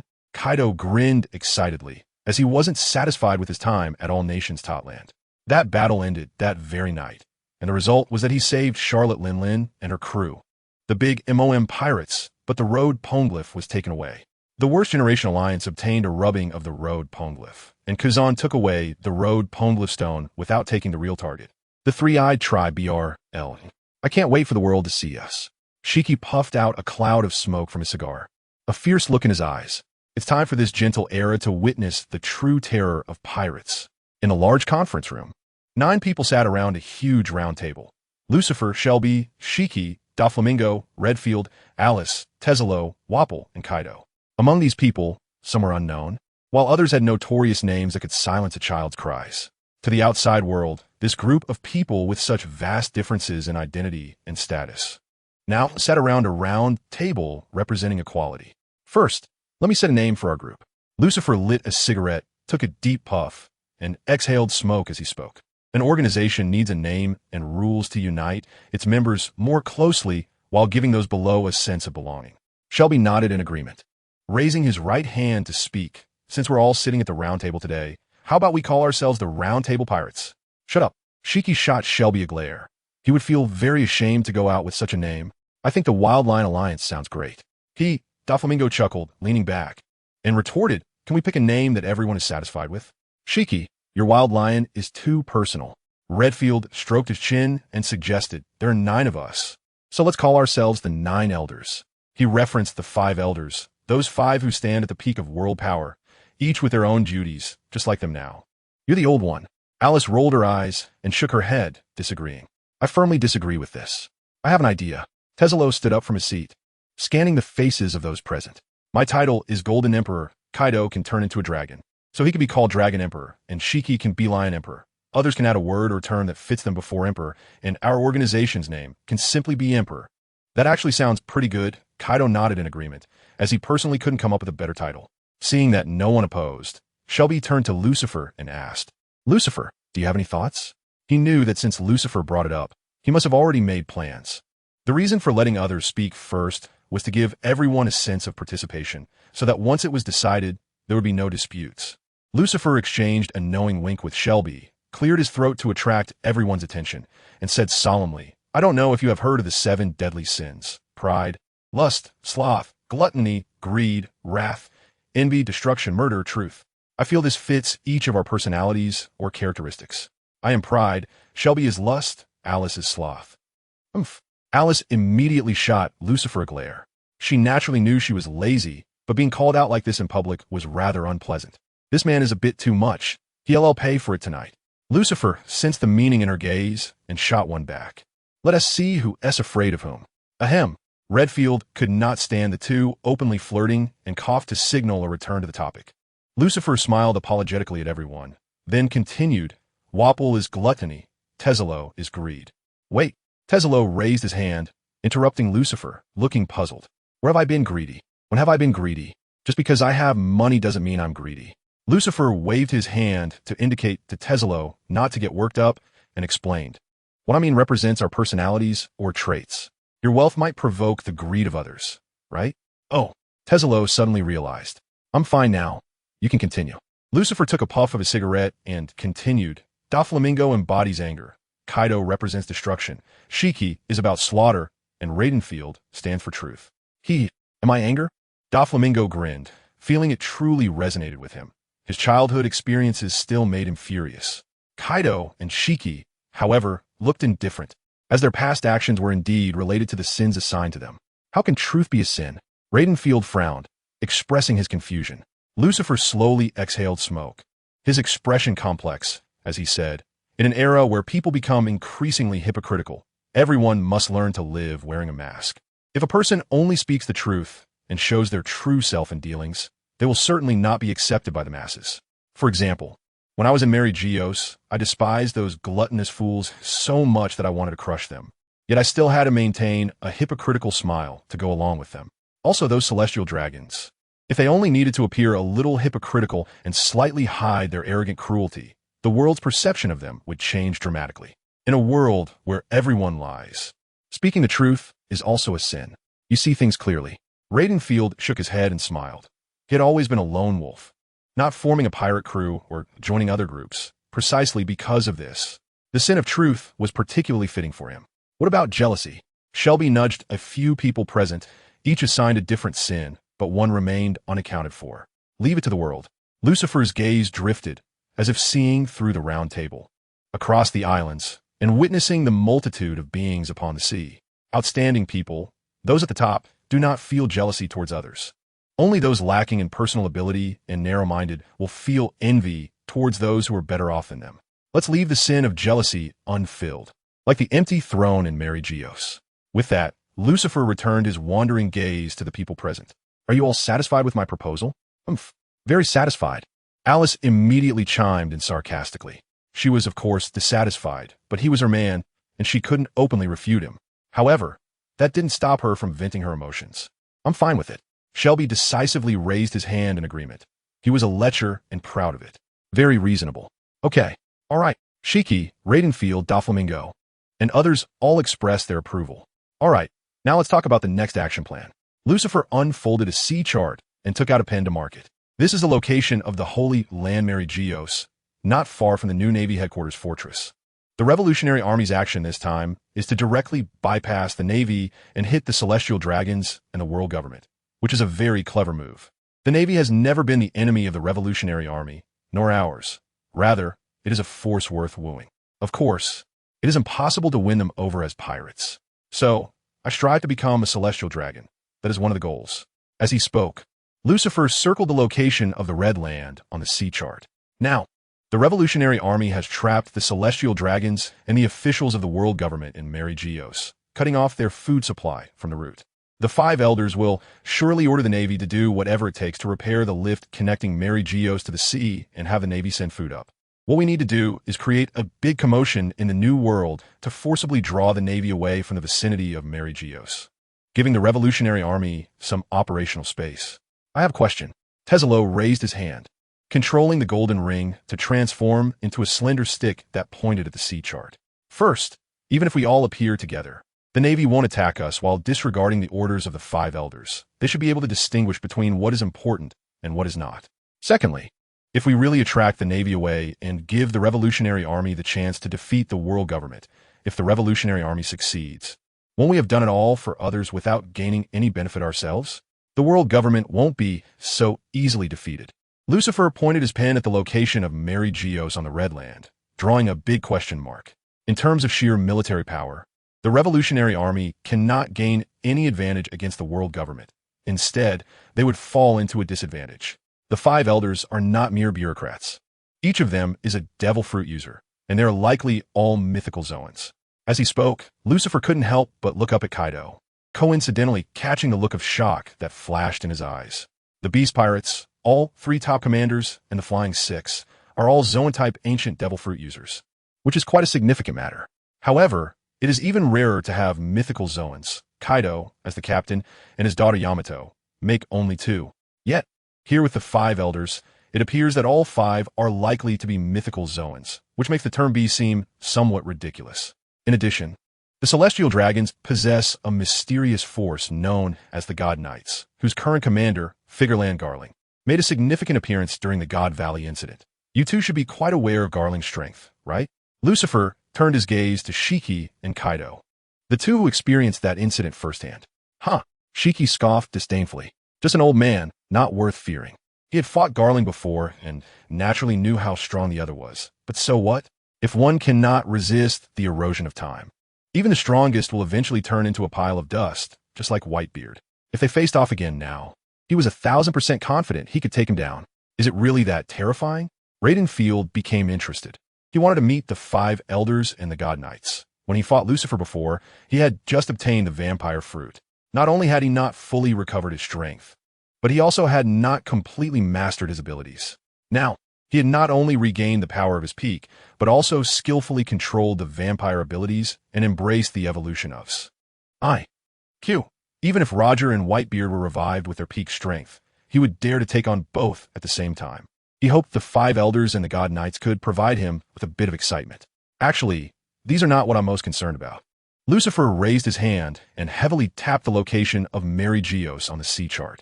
The 5 elders are not the true rulers of the world government. There's someone above them. What? Except for Doflamingo, everyone present was shocked and widened their eyes. After listening for decades about the peak of world power, the 5 elders, it turns out there is still someone above them? Is this a nesting doll situation? This involves secrets from 800 years ago. Don Quixote Doflamingo adjusted his sunglasses and said solemnly, 20 kings formed a coalition to defeat it, establish the world government on the Red Earth, and vowed before the empty throne that this position would remain empty forever, and the world would not have a king who could dictate it.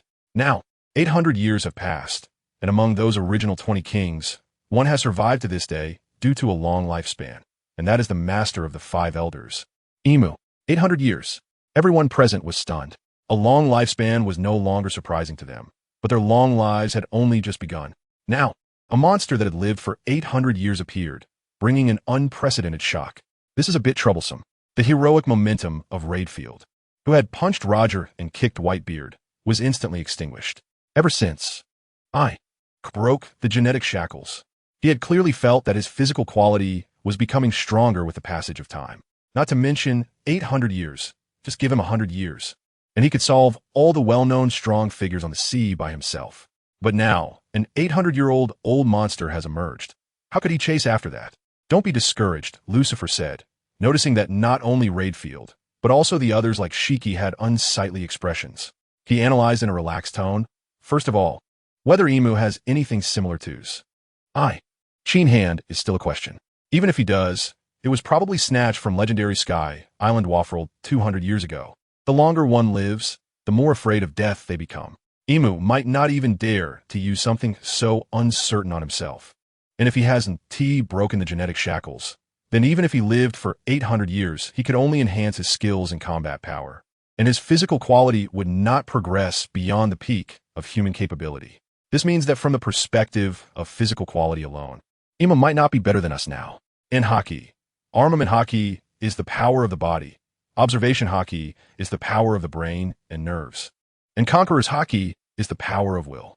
Without a strong body as a foundation, even if Emu comprehends the essence of hockey, it would still be just that. After all, discussing toxicity without dosage is nonsense. Lucifer smiled at everyone. This 800-year-old old monster might not be that terrifying. It could just be an old antique. These words were not fabricated by him to stabilize morale, but were inferred based on Sabo's ability to leave Mariehua alive. Imagine if Emu's long-hidden existence was discovered by Sabo. There would be a 100% chance he would be silenced. Yet, Sabo slipped away right under their noses. Although there were restrictions that he couldn't leave the room exposed to others, if he were strong enough, he could at least ensure that Sabo wouldn't escape before he left the room, right? Lucifer thought from a different perspective. If it were him, he would definitely have the capability to prevent Sabo from escaping. He wouldn't dare say that a single greeting would knock Sabo out.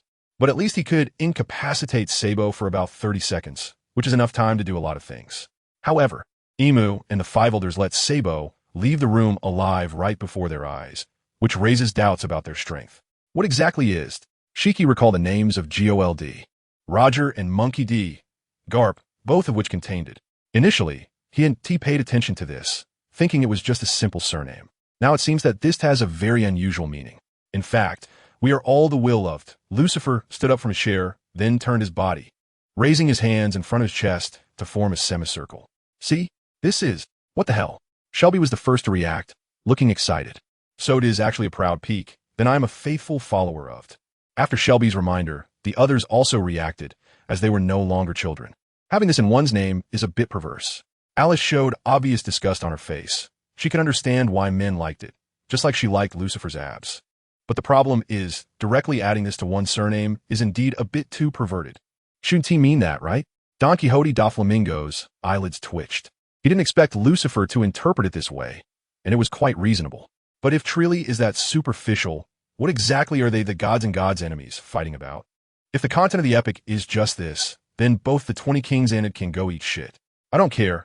Anyway, my will of 'tis just this. Lucifer gestured again in front of his chest, and even threw a flirtatious glance at Alice. Cough, cough. Let's get back to business, Rayfield said quickly, seeing the topic drift further and further away into absurdity. So, it can be confirmed that the Revolutionary Army alone cannot directly attack the world government, right? That's right. Lucifer nodded, then took out a stack of bounty notices from his pocket and slammed them on the table. But if there are these external forces involved, the outcome could be uncertain. Everyone turned their eyes to the notices, and the first thing that caught their eye was the Straw Hat Luffy, with a bounty of 6 billion berries. Shiki raised an eyebrow and said unhappily, "This bounty is higher than Roger and Whitebeard's. I had Tesalo fund an additional amount." Lucifer had visited the 5 elders last night and personally contributed 40 billion berries to give Straw Hat Luffy a boost. The newspapers should have reached every corner of the sea by now, reporting that Straw Hat Luffy single-handedly defeated the big MOM pirates and earned the title of Pirate Emperor. I encouraged Straw Hat Luffy to attack Mariehua, so naturally, I needed to create some momentum for him to gather more forces. But if we do this, wouldn't it completely be helping the Revolutionary Army? Tesalo analyzed according to Lucifer's words and realized they seemed to gain no benefits. The last celestial dragon. Lucifer raised his head to look at Tesalo, a sly smile appearing on his face. When the 5 elders, other celestial dragons, and world government officials no longer exist, the last celestial dragon can justifiably take over the navy, impel down, and other forces distributed around the world. Mariehua, treasures, slaves, and even ancient weapons. All of these can be handed over to the Revolutionary Army. These fortresses and talents that maintain the order of the sea are the most precious legacy of the world government. Ha ha! Don Quixote da Flamingo laughed heartily, supporting his forehead. Yes. Without people to trade with, no matter how many treasures one has, they're just lifeless objects that cannot satisfy hunger. He finally understood why Lucifer had been tirelessly traveling around the world to make a name for himself recently, to become orthodox at this very moment. The world government's rule for 800 years has deeply ingrained itself in people's hearts. Even though many are dissatisfied with this corrupt and backward regime, very few can conceive of replacing the ruler. Thus, those who think this way, like Baroque, are labeled as the most vicious criminals in the world, possessing the most dangerous thoughts. If a benevolent celestial dragon appeared, the people would unhesitatingly abandon the Revolutionary Army and choose this orthodox. After all, in their deeply entrenched beliefs, celestial dragons are the creators of this world. Lucifer raised his hand and pressed it on the table. Dark purple flames burst forth, forming a pentagram formation on the tabletop. Then let's begin our operation. New World, Karai, Bali Island, I have become 5 emperors? Buggy stared blankly at the newspaper in his hand, the content practically glorifying him to the heavens, making him doubt whether this was really about him. After lying low for 30 years, the king's ambition is unyielding. How? Just as Buggy was about to burst into laughter, a hand suddenly yanked his ponytail, pulling his head close enough that he was almost poked by the cigar in his mouth. Crocodile pulled Buggy's head in front of him, so close that the cigar almost touched his lips. Am I impressed by your domineering presence? Should I bow down to you? Should I risk my life to support your kingship? Buggy swayed his big red nose to avoid the burning end of the cigar, explaining, that's what the newspaper said. It has nothing to do with me. Oh. Crocodile raised his right hook and pressed it against Buggy's shoulder, directly tearing his head off his body. Then I'll hand your head over to the Navy right now to clear the slander against me in the newspaper. Buggy's eyes widened in shock, panicking as he said, Crocodile, This is the Navy's plot. You mustn't fall for it. Oomph. Crocodile snorted coldly and tossed Buggy's head to the ground. He certainly knew this was a conspiracy by the world government, but he was genuinely very displeased, extremely displeased. If Buggy truly was as the newspaper described, hiding his strength and lying low, only to suddenly make a remarkable appearance, then Crocodile would accept it. But the problem was that this guy's true form was just a clown, weak beyond belief and pitifully timid. Being considered a clown by the world would ruin his lifelong reputation. Even the deceased Whitebeard would probably rise from his grave to laugh at him. Sitting nearby, Myhawk threw the bounty notice of Straw Hat Luffy onto the table, and a sharp light burst forth from his hawk-like pupils as he said in a deep voice, "If this report is as fabricated as Buggy's, then what benefit does the world government gain by promoting pirates like this? Straw Hat Kid, huh?" Crocodile cast a gloomy glance at the bounty notice on the table, and various past conflicts with the other party floated in his mind. The current situation at sea was very troubling. Ever since the Golden Emperor Tezzalo took control of the underground dark world, we have been blind to the external situation. The only information we can obtain from newspapers is so unrealistic that it is extremely unfavorable for us. You mean? Myhawk looked up at Crocodile, raising an eyebrow. Is the Golden Emperor Tezzalo secretly stirring things up? Crocodile took a deep puff of his cigar, his expression serious as he said, "Tezzalo is definitely up to something. And what worries me the most is that this guy is likely to have reached some deal with the world government to work with the Navy to eliminate us pirates. Now, under Admiral Sadazuki's leadership, the Navy dares to openly let fleets roam around the New World to sweep away pirates. Even if there are many pirates in the New World, they're like a scattered sand. Without the interaction of the underground dark world, they cannot unite to resist the Navy." Who? Myhawk suddenly turned his head towards a vacant area not far away. He heard an unusual sound. An empty space revealed a door, which creaked open, exposing a mysterious green space inside. Clap, clap, clap. Tezzalo walked out, applauding, and looked at Crocodile with eyes full of admiration. "Very good. You almost guessed the last version of the information just from speculation. Bastard." Crocodile was so angry that he bit his cigar in half. To him, this was not a compliment, but a blatant humiliation. Myhawk raised his hand to grasp the black sword beside him, staring at Tezzalo with hawk-like eyes. "Are you declaring war? After all this time, it seems you two are still very hot-headed." A familiar voice that made Myhawk and Crocodile feel acquainted came from the mysterious green space. And then Doflamingo swaggered out with his characteristic flamboyance. "It seems you two haven't been doing well." Crocodile's face showed realization as he coldly retorted, "Doflamingo, didn't you ask me how the temperature of the blood pool was? You should have experienced it yourself." Doflamingo grinned, but the bulging veins on his forehead betrayed his true emotions. "Crocodile bastard, your mouth is still as foul as ever." Myhawk frowned in dissatisfaction at the banter between the two, standing up from the sofa, gripping her to interrupt. "Speak. What brings you here?" Tezzalo turned his gaze towards the corner where Buggy was cowering and said bluntly, "Now is the time to pay back the money." "Huh?" Buggy furrowed his brows and thought carefully, then confirmed that he had not borrowed money from the Golden Emperor. "What nonsense are you talking about?" Tezzalo shook his finger and then took out a loan contract from his pocket. "I am here to collect a debt for Lucifer." "Lucifer Saint," Buggy couldn't help but exclaim. After the crisis of the abolition of the warlords of the sea system was resolved, he had completely forgotten about this person. Now, at this moment, he suddenly reappeared. "Buggy, what else are you hiding from us?" Crocodile was instantly furious, as they were all in the same boat, yet he was kept in the dark about this matter. "Lucifer is an extremely troublesome character. Buggy opened his mouth to explain, but ultimately lowered his head in grievance. What could he say? When he asked Crocodile for sponsorship money, he certainly wouldn't mention that he still had debts. Otherwise, how could he expect new funds to flow in? Now that he had formed an alliance with Crocodile and Myhawk, it was even less possible to tell them that he still owed money to the Celestial Dragons. It was clearly these two who forced him into an alliance. Yet now they were blaming him. "All right, come with us." Tezzalo couldn't be bothered with the internal affairs of the Cross Guild, and with a flick of his finger, the golden ring on his finger transformed into a thin rope that wrapped around Buggy's arm, pulling him away.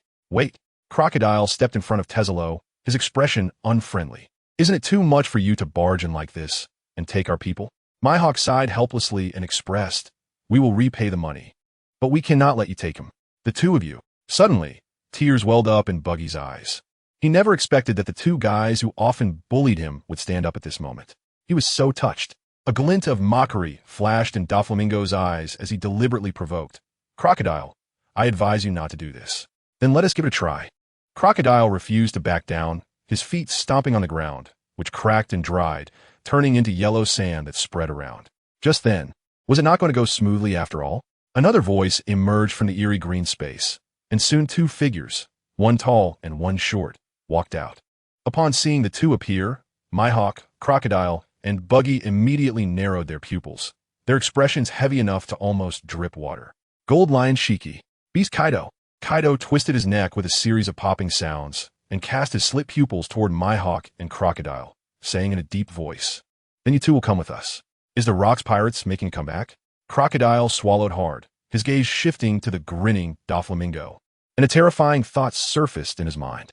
Tesoro just said he was here to collect a debt for Lucifer, and Doflamingo had already formed an alliance with Lucifer during the Marineford War. These terrifying monsters had actually set aside their pride and joined forces. Truly ill-timed. However, Myhawk didn't think too much. Ever since Shiki appeared, his gaze had been fixed on the two swords at the opponent's waist. Ever since the last newspaper widely reported Gold Lion returning, he had wanted to seek this one for a spar, but unfortunately, due to the complex situation, he had never been able to find time. Now that the other party had taken the initiative to come, it was a group of people, which left him no room to propose a one-on-one duel. What do you want with Buggy? The situation was unfavorable, and Crocodile had already entertained the thought of handing Buggy over. But he still wanted to understand what these people wanted with just Buggy. Could it be that Buggy, as a former member of the Pirate King's crew, knows some information about the final island Raftel? That bastard Buggy actually kept such a thing from them. Doflamingo lounged on the sofa with a casual attitude, crossing his legs and saying, "You don't need to be so nervous. We just want Buggy to take a few photos and say a few words. We won't harm him." Crocodile narrowed his eyes, believing it was as he suspected, and pressed. "What do you want Buggy to say? You'll find out if you come with us." At 5,000 meters above the sky of Karai Island, you want to overturn the entire world? The moment Crocodile stepped out onto the plaza's stone slabs, the scene before him made his heart tremble. The plaza was packed with pirates dressed in black suits, each holding guns and knives, exuding a murderous aura. Surrounding this island were 8 floating islands, each with similar situations, teeming with people and a terrifying momentum. Crocodile dared not think about what terrible consequences would have awaited if he had chosen to fight at that moment. At this moment, the crowd in front of him parted to make way, and Lucifer, dressed in a white suit, came forward with arms wide open, welcoming him warmly. "Buggy, it's been a long time. How have you been?" "Huh?" Buggy was stunned as Lucifer hugged him, and it took him a while to react. "Can you give me a few more days? It's just about collecting a debt. Does it really need such a big deal?" He wasn't refusing to pay. "Hey," Lucifer released Buggy, feigning dissatisfaction. "What kind of relationship do we have? Talking about money is really hurtful." "Huh?" Buggy was again dumbfounded when Tesoro took him away. Wasn't it to collect the money? Now money doesn't matter? Lucifer grabbed Buggy's wrist and pulled him toward the palace in the plaza, saying, "I know you're in a tough spot. You don't have to pay that money back. You just need to help me authenticate something." Lucifer's friendly demeanor made Buggy relax, and he curiously asked, "What is it?" The two arrived in the splendid hall of the palace, where Lucifer sat Buggy down on a chair made of gold, then took out a permanent pointer from his pocket and handed it over. Buggy received the somewhat worn permanent pointer, turned it in his hand, and found the name of the island it pointed to. Upon seeing that line of text, Buggy was so shocked that he nearly dropped it, causing the permanent pointer to fall to the ground and shatter completely. Buggy began to tremble, looking at Lucifer in terror, hurriedly explaining, "I didn't mean to. I really didn't mean to. Don't kill me." Seeing Lucifer remain silent, Buggy started to cry and plead. He truly hadn't meant to. But this mistake made it very likely that Lucifer would kill him, because this permanent pointer pointed to Raftel. This is the permanent pointer that directly leads to the final island, Raftel. "What are you doing?" Lucifer smiled as he took a tissue from the coffee table to wipe Buggy's tears, then pulled out another permanent pointer from his pocket. "I have plenty of these things. You don't need to be so shocked." Buggy was stunned again. There were actually many permanent pointers pointing to one piece. This must be fake. Lucifer saw through Buggy's thoughts and nodded, admitting, "That's right, these are all fake," actually pointing to the endpoint of the route, Mercury Island. However, with your authentication as a former member of the Pirate King's crew, even the fake can become real. Hearing the latter part of the sentence, Buggy immediately associated it with a massive military force gathered here, shaking his head madly. "No, the pirates will kill me. He finally understood that Lucifer wanted to use the permanent pointer to Raftel to lure all the pirates over, then catch them all in one fell swoop. Such a huge event would inevitably be hard to cover up, and the news of Buggy becoming a pirate trader would spread as well. He would become the enemy of all pirates. He. Lucifer suddenly laughed coldly, his smile not reaching his eyes. Buggy, do you think you don't even rank above those pirates in my eyes? No, that's not what I meant. Buggy quickly waved his hands, suddenly realizing his current predicament. If he did as Lucifer said, he might die later. But if he refused to comply, he would definitely die now. I agree. As the words fell, Buggy deflated like a punctured balloon, his gaze filled with despair. Captain Roger, I'm sorry, but I'm just an ordinary pirate, without any great dreams. For me, living is more important than anything. Lucifer saw Buggy looking downcast and patted him on the shoulder, comforting him. Cheer up. How about I make you the Pirate King? I am Buggy the Clown, a former crew member of the Pirate King Roger. And now I invite pirates with dreams to join me in searching for the great treasure One Piece. A report swept across the world, with the front page featuring the recently rising Emperor Buggy. What caught the most attention was a permanent pointer in Buggy's hand, engraved with a name. Laftale. The sea instantly boiled over, whether they believed it or not. Regardless of being pirates or not, anyone with ambition, dreams, or curiosity set sail towards the gathering place written in the newspaper. In the holy land, Mariehua, within the Pangu city of power, a rumbling sound echoed. Someone's stomach growled. Then Isan Baron V. Nasuger slammed the newspaper on the ground and shouted angrily. How could this clown have a permanent pointer to Laughtale? What is Morgan's trying to do, publishing such important news without our consent? There were no outsiders present, and Jago Lucius Satan did not hide his troubled expression as he said, the Revolutionary Army's issues are not resolved, and pirates have emerged again, all major events. Are these guys in cahoots? There are also the revolutions in 8 countries. Shepard T. Peter also had an unshakable worry on his brow. We are running out of manpower. The citizens of 12-member countries of the world government, secretly incited by the Revolutionary Army, initiated uprisings, with 8 countries successfully revolting and overthrowing the old rulers. These 8 countries began refusing to pay the heavenly gold to the world government and no longer exported resources for the government. And the Straw Hat Pirates. Topman Ve. Chololi said thoughtfully, CP0 has reported that after obtaining the title of Emperor, the Straw Hat Kid has gathered a large army and is heading towards Mariehua. Marcus Maz narrowed his eyes. Speculating, is it because of Dragon? After all, they're father and son. Satan glanced at the others and said, make a choice. Concentrate our forces to deal with the Revolutionary Army in Nika, or fight on multiple fronts and divide our manpower to strike against the pirates. Use the Holy Mother Flame. A cold light flickered into Suger's eyes. Since the pirates have gathered together, it would be perfect to catch them all at once. The Holy Mother Flame is a supermassive weapon developed by Dr. Vegapunk, capable of high mobility and flying through clouds, having destroyed the successful revolutionary kingdom of Lucia in one strike. Seconded. Agreed. Okay. The others expressed their agreement one after another. In the Marine Headquarters Marshal's office, Sakazuki said, I found the location of Hive Island. Hurry and bring the Navy to strike at the pirates. Lucifer's voice came through the den mushy, with a coaxing tone as if a devil was whispering and tempting. Sakazuki was tempted, but shook his head helplessly. No, Jago Lucia, Satan ordered the Navy to remain on standby at headquarters. Hive Island. Due to the presence of the Paramecia type island fruit user Avaro Pizarro, has become a moving pirate paradise on the sea. It is very difficult for the Navy to find the Blackbeard Pirates headquarters. Now that the opportunity is right in front of him, Sakazuki is indeed very tempted. Unfortunately, soldiers must obey orders, and he cannot disobey the command of his superior, the scientific defense god Satan. On the other end of the phone, Lucifer raised an eyebrow from Sakazuki's reaction. He could tell that the 5 elders had not disclosed the self-directed attack incident. But that was normal. If the news of the celestial dragons being kidnapped in the Holy Land spread, it would severely damage the world government's prestige. Did you see today's newspaper? Sakazuki nodded, the permanent pointer pointing to Laughtale. Buggy the Clown is currently on Hive Island. He plans to unite with the Blackbeard Pirates and many pirates to go to Laughtale. At this point, Lucifer suddenly grinned. Among these pirates, there might even be the red-haired pirates. After all, Shanks and Buggy have a childhood friendship. The red-haired stance may have changed, and he might accompany the pirates to find the great treasure One Piece and overturn the entire world. Sakazuki, there's something I'm not sure if you've heard. Lucifer changed the subject. Still pondering whether the red-haired stance is that of a pirate or a celestial dragon, Sakazuki instinctively asked, "What is it?" When outside, the Emperor's command is not to be followed. The eyes of the Den Mushi stared straight at Sakazuki, as if Lucifer's gaze had crossed the distance and landed on him. The 5 elders in the world government are not that fragile. The Revolutionary Army cannot hurt them for the time being.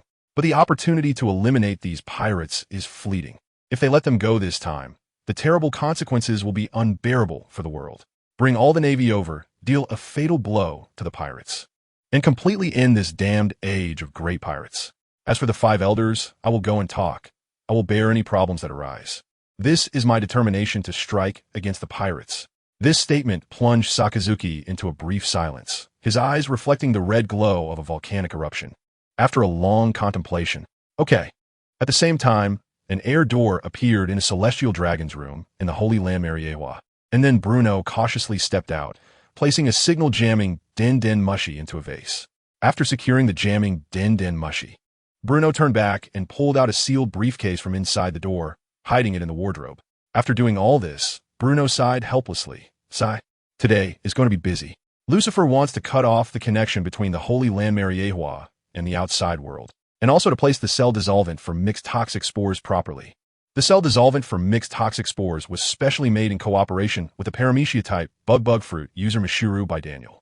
This can be considered a dream combination technique of the cell fruit and bug fruit. Once detonated, countless spores capable of dissolving cells will spread through the air, turning everything they touch into pus. This biological weapon, while deadly, does not destroy the environment or buildings, making it both cost-effective and environmentally friendly. Therefore, Lucifer gave it a poetic and beautiful name, Dusk Lover. The Dusk Lover cannot guarantee the dissolution of the 5 elders, or the Knights of God.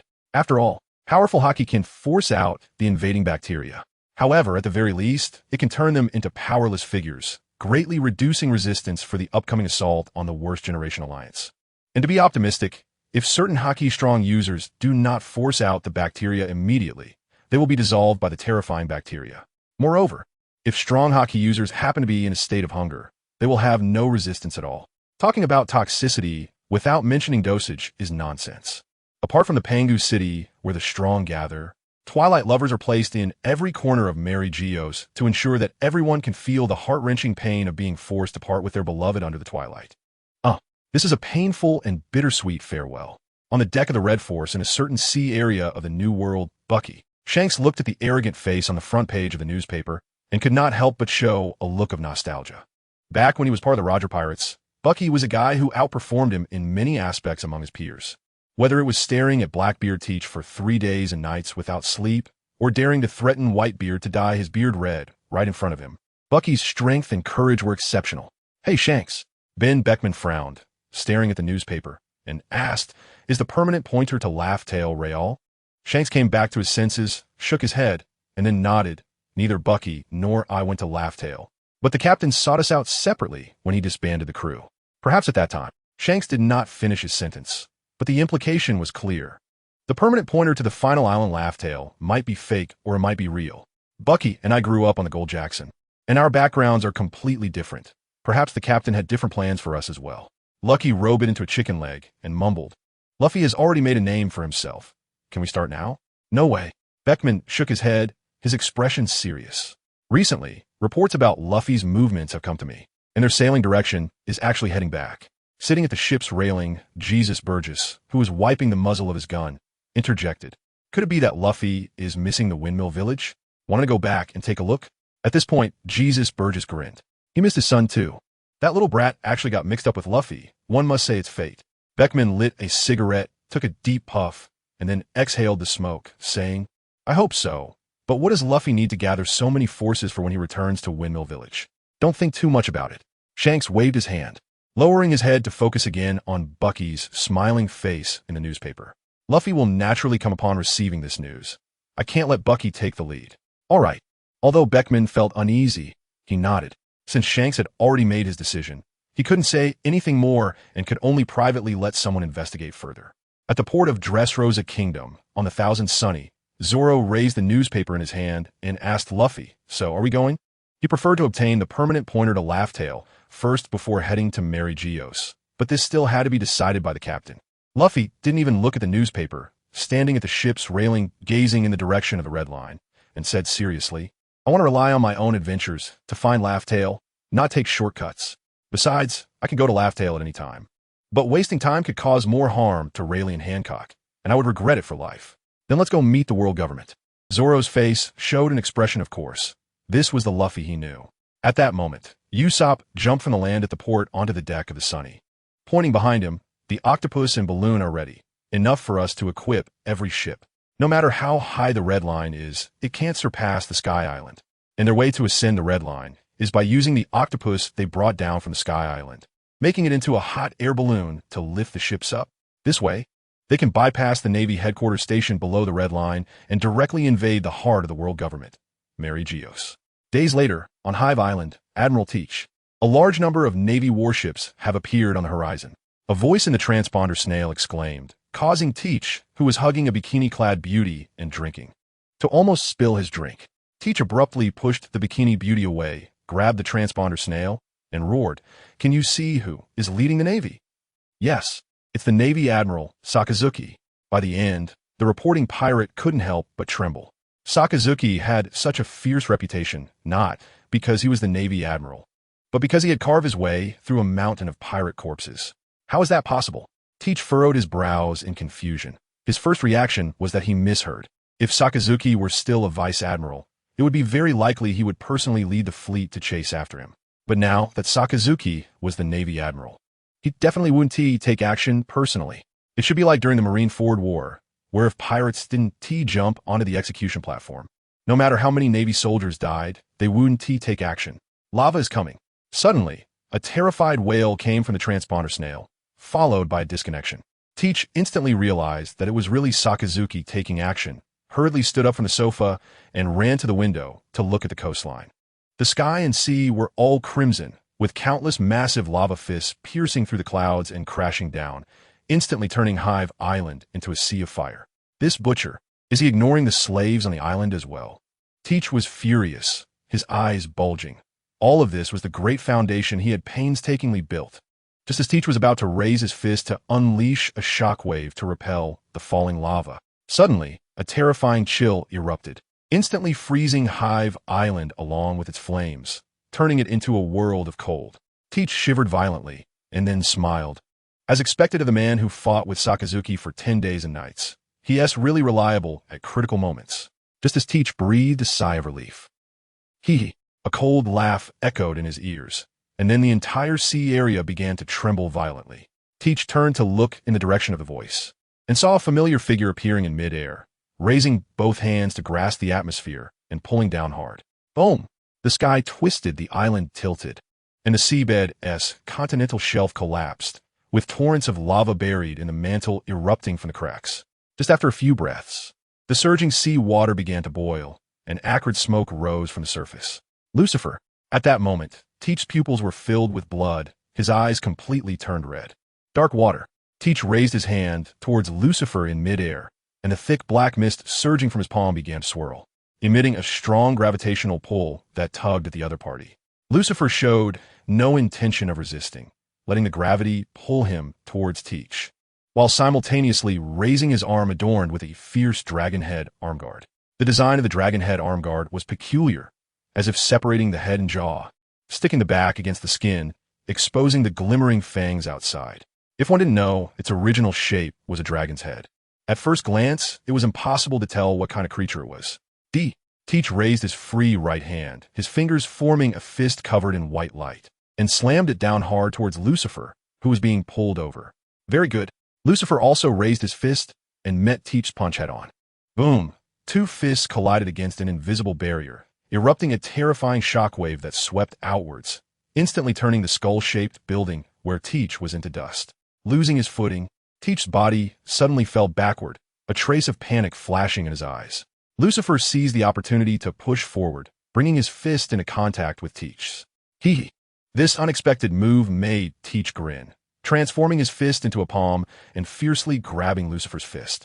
Lucifer's gaze sharpened as he distinctly felt a frightening power beginning to erode his body. This was likely the ability of the dark fruit that countered all devil fruit powers. This is the ability I wanted. Lucifer grinned and quickly raised his free left hand to press on the mechanism on his right arm, causing the outward-facing fangs to snap shut like a trap. As the four sharp fangs easily pierced through Teach's wrist skin, the bizarre power that was eroding Lucifer's body instantly vanished. See Prism Stone.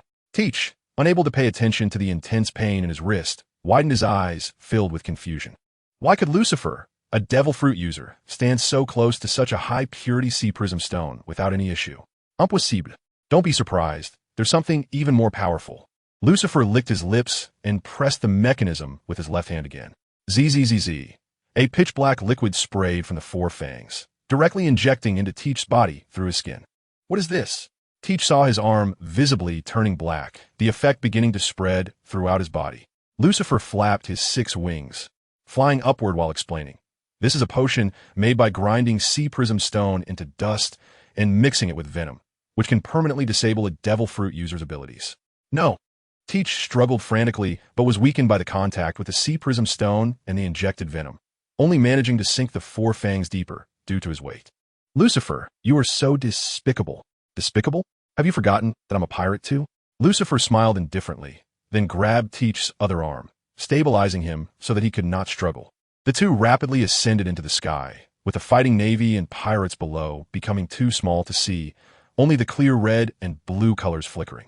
Teach, unable to appreciate the magnificent view of the horizon, said in panic, Lucifer, where are you taking me? Teach, have you ever experienced falling from heaven into hell? Lucifer looked up at the increasingly clear starry sky, a trace of yearning appearing in his eyes. Just accompany me to take a trip to the lost paradise. No, I was wrong. Teach's eyes showed pleading, weeping, and saying, spare me. I'm willing to submit to you. Lucifer couldn't be bothered to respond to Teach anymore, fully focusing on flapping his 6 wings and continuing to ascend, piercing through the thick clouds straight towards the universe. Hive Island Kazan. You should have had enough of your antics by now. Sakazuki frowned in dissatisfaction at the figure blocking his way. Kazan shook his head, raising his hand to point behind him. There are many innocent slaves on the island. We should move the battlefield to the sea. Can we just move the battlefield whenever we want? Sakazuki turned to look at the battlefield on the island, his expression growing colder. There are pirates using slaves as hostages to force the navy to stop, and pirates disguising as slaves to ambush the navy. Why should one side's forces wear a uniform?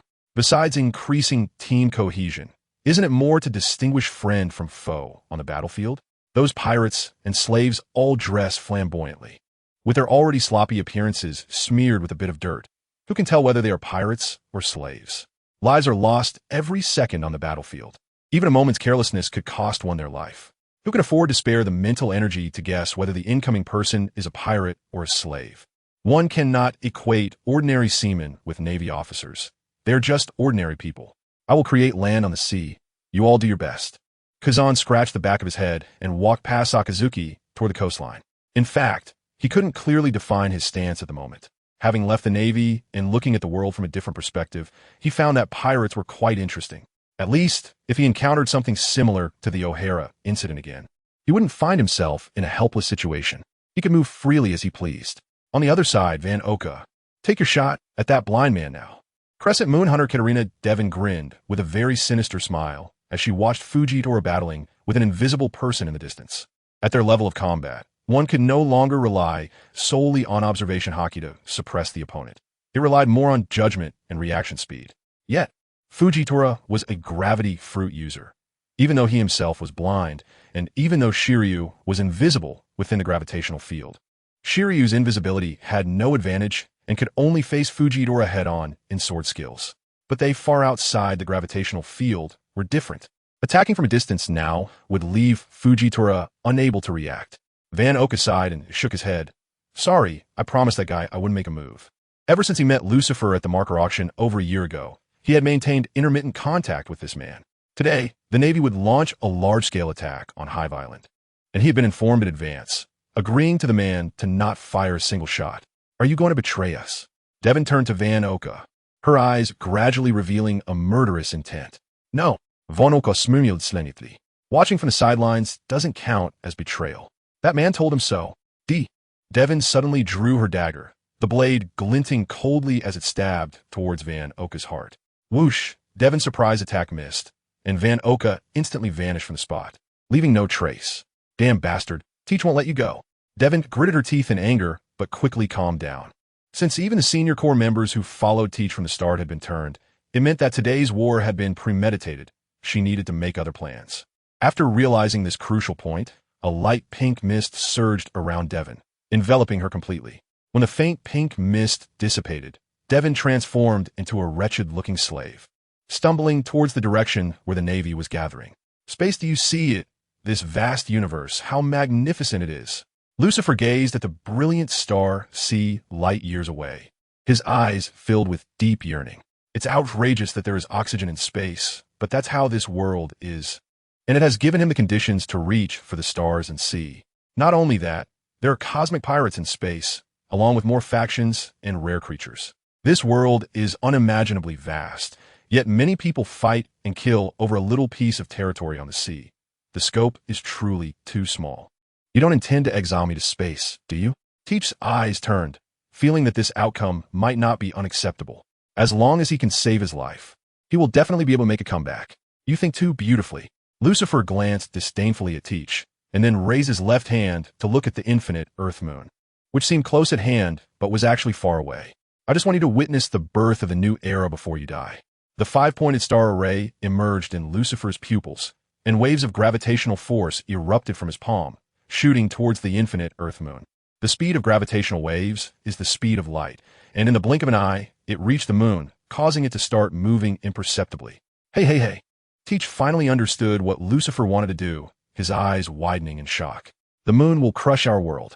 What are you worrying about when you're about to die? Lucifer flipped Teach over, then stepped on his crotch, holding his ankles with both hands. Let's fall together. Lucifer flapped his 6 wings, returning with Teach towards the blue planet, while gravity erupted from his chest and repulsion shot from his back to accelerate himself. No!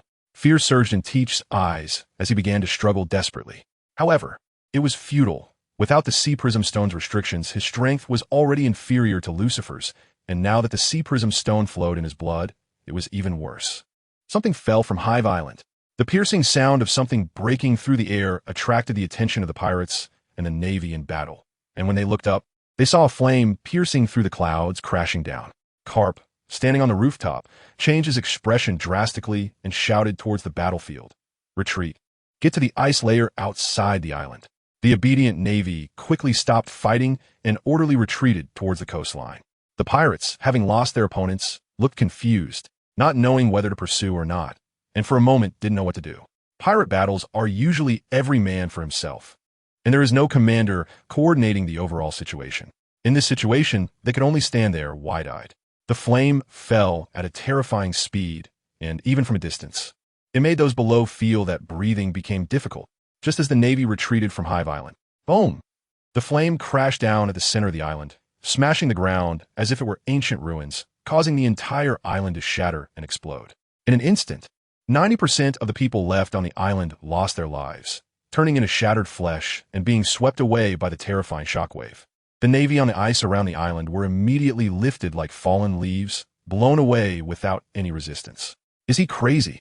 Sakazuki's expression darkened. At the moment the flames struck the island, he saw Lucifer's figure within it. Isn't he afraid of killing himself with this impact? Boom! After the shockwave swept through, the frozen sea and the deeper crust began to tremble violently. Soon after, rolling lava erupted from the shattered remnants of the island, pouring out like a volcanic eruption in a rain of fire. This is really chaotic. Kazan frowned, stepping forward to freeze the volcano. However, just as he moved, he noticed a group of people approaching from the distant Iceland, with the leader having striking red hair. The red hair pirates have come too? Kazan stopped his tracks and turned to look at Sakazuki not far away. Is the Navy so careless about casualties now that they dare to engage in battle with 2 emperors of the sea at the same time? You should take care of yourself first. Sakazuki's right arm was enveloped in rolling smoke, without even looking at Kazan, directly heading towards the group of red-haired pirates. The other Navy leaders, including Carp, Peach Rabbit Gyon, T. Pig Kaji, and Green Bull Uramaki, quickly followed. They had been waiting to engage with the red-haired pirates. Carp cracked his knuckles menacingly and said, I will definitely teach a lesson to whoever leads Luffy to the pirates today. Gyon flicked the ash off his cigarette and smiled, saying, angering Carp is going to be quite a show. What? Aren't you going over? Jaisa's Bajis clutched the hole in his chest. gasping as he looked at the casually standing yellow monkey Borsellino not far away. This is terrifying. Borsellino pretended to be terrified and shook his head, then suddenly raised his hand to shoot a laser that pierced through Baji's abdomen. Ugh! Baji's spat out a mouthful of black blood mixed with internal organ fragments, the intense pain causing his facial muscles to twitch uncontrollably. The Navy Admiral is too strong. Seeing Baji's clutching his abdomen kneeling on the ice, Borsellino scanned the battlefield, looking for his next target. Most of the lower members of the Blackbeard pirates had died in the impact that shattered the island, while the remaining smart officers had managed to escape. The superhuman expansion fruit user, giant battleship San Juan Wolf, was being besieged by a group of Navy vice admirals led by Simmons and the Flying Squirrel. The superhuman sake fruit user, big Sake Basjot, was being attacked by Bartolomeo with the Seraphim. The superhuman clear fruit user, Rain Ziryu, was battling the Navy Admiral Fujitora. The rest, Borsellino counted on his fingers. The superhuman teleportation fruit user, Sound Leap Van Oka, is an undercover agent of Celestial Dragon Lucifer Saint, so there's no need to worry about him. The superhuman island fruit user, evil politician Avaro Pizarro. Borsellino looked up at the island ruins that had already been swallowed by the underground lava. He should be dead, right? The remaining ones include Devil Sheriff Lafitte, Xianyu Hunter Catherine Daimei, Grim Reaper Q, and Kazan. This manpower is a bit insufficient.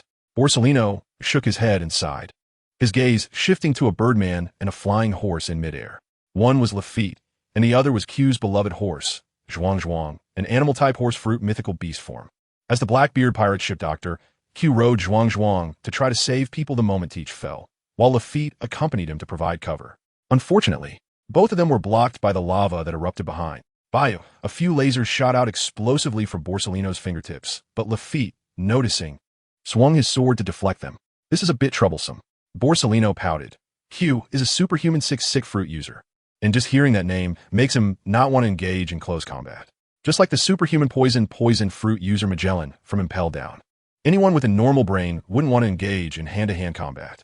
The more Borsellino thought about it, the more frustrated he felt, and he slowly walked to the kneeling Bajis, a brilliant light erupting from his right calf. Have you ever been kicked at the speed of light? Lafitte watched helplessly as Baji's head was kicked to pieces, his expression grim. Without Admiral Teach, our combat power is too lacking. Even with Teach, we wouldn't have much chance of winning.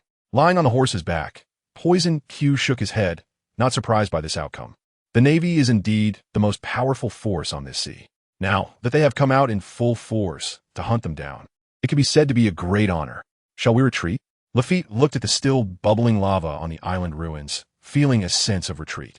Although only a little time had passed, a normal person would have no chance of surviving after falling into lava, and now he and Zhuang Zhuang, who could fly, had a great chance of leaving safely. Let's wait a bit longer. Poison Q gritted his teeth, deciding to hold onto a glimmer of hope for Teach. After all, this guy is not a normal person. It wasn't that he had deep feelings for Teach, but he had already bet on the future on the other side, and giving up easily was simply unacceptable. Just then, glug glug, the lava pool swallowing the island ruins began to bubble up, and then dark, inky matter rose from it. Thick black smoke shot up into the sky, quickly spreading outwards and engulfing the surroundings, shrouding the entire sky in darkness. It's Admiral Teach. The obvious characteristics of the dark fruit brought joy to Lafitte and Poison Q's faces. That man couldn't have fallen, could he? This commotion caused Akainu and his group, who were heading towards the red-haired pirates, to stop, their expressions extremely grim. This person is currently the Navy's biggest financial source, and unlike other celestial dragons and officials, he unconditionally supports them in their fight against pirates. During this time, it could be said that the Navy has had the most comfortable days since its establishment, with ample military funding and no interference from outsiders. No way.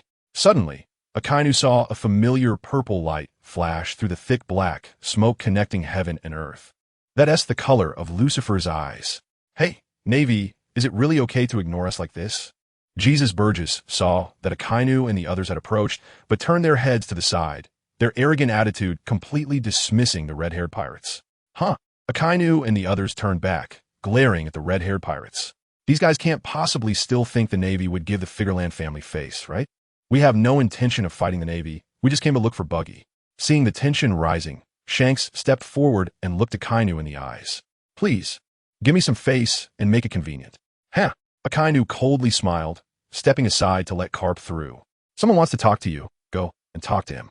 Even after Akainu was promoted to admiral, he did not make things difficult for the then deserter King Kobe, still treating him fairly and promoting him to the rank of rear admiral based on merit. It's clear that Carp and Akainu are genuinely acting according to their perceived justice. Red-haired, Carp suddenly pushed off with his legs, rushing at Shanks at incredible speed, raising his iron fist to smash down. That is, the joy on Lafitte and Poison Q's faces instantly froze. A figure with enormous 6 wings emerged from the black mist, and those enchanting purple eyes seemed to have a soul-binding power. This ISNT Admiral Teach, how is it possible that you have obtained the powers of the dark fruit? Lafitte was shocked to see that the black mist was actually spewing from Lucifer, his eyes wide in disbelief. The ability of the dark fruit user was actually taken away by someone else. The world is truly unpredictable. Lucifer showed a look of ecstasy, and then the pure white wing on the left side of his body visibly turned black, with dense dark matter falling with each flap. Whether Blackbeard Teach has hidden strength, or a third, or even fourth devil fruit ability, these are actually not important. It just requires a high-purity sea prism stone to be inserted into his body during a moment of carelessness or mistake. Wisdom is also a part of strength. It's extremely foolish to wait for the opponent to explode into peak condition before fighting them. Even wild beasts in nature know how to ambush, surround, and take advantage of the unprepared. Why should those with higher intelligence act foolishly? This is simply reversing biological evolution. Lafitte and Poison Q exchanged glances, raised their hands to attack Lucifer, but suddenly realized that the other party had disappeared from their sight. Too slow, hearing a voice behind them. Lafitte and Poison Q quickly turn around, only to feel a large hand pressing down on their heads. Lafitte's pure white wings instantly vanished, and Poison Q also lost the ability to sense the sick fruit. This is the special ability of the dark fruit to deprive devil fruit users of their powers. Go keep Teach company. Lucifer slammed the 2 heads together. Even with hockey covering their defenses, their skulls were completely shattered. After one strike, Lucifer felt that the 2 still had a breath of life, so he pulled their heads apart and slammed them together again and again. The hand holding the 2 heads moved so fast that it left afterimages. Even as blood splattered and brains burst, he showed no signs of stopping. 10 strikes, 100 strikes, 1,000 strikes, until the 2 heads completely vanished, and the remaining bodies were smashed to pieces. Lucifer finally stopped. Throwing away the 2 broken remains, Lucifer turned his gaze to the trembling Zhuang. Lucifer raised his hand to summon a 5-pointed star formation, from which he took out 3 fist-sized apples, and then the gravitational force from his body erupted, starting to pull Zhuang. Hiss!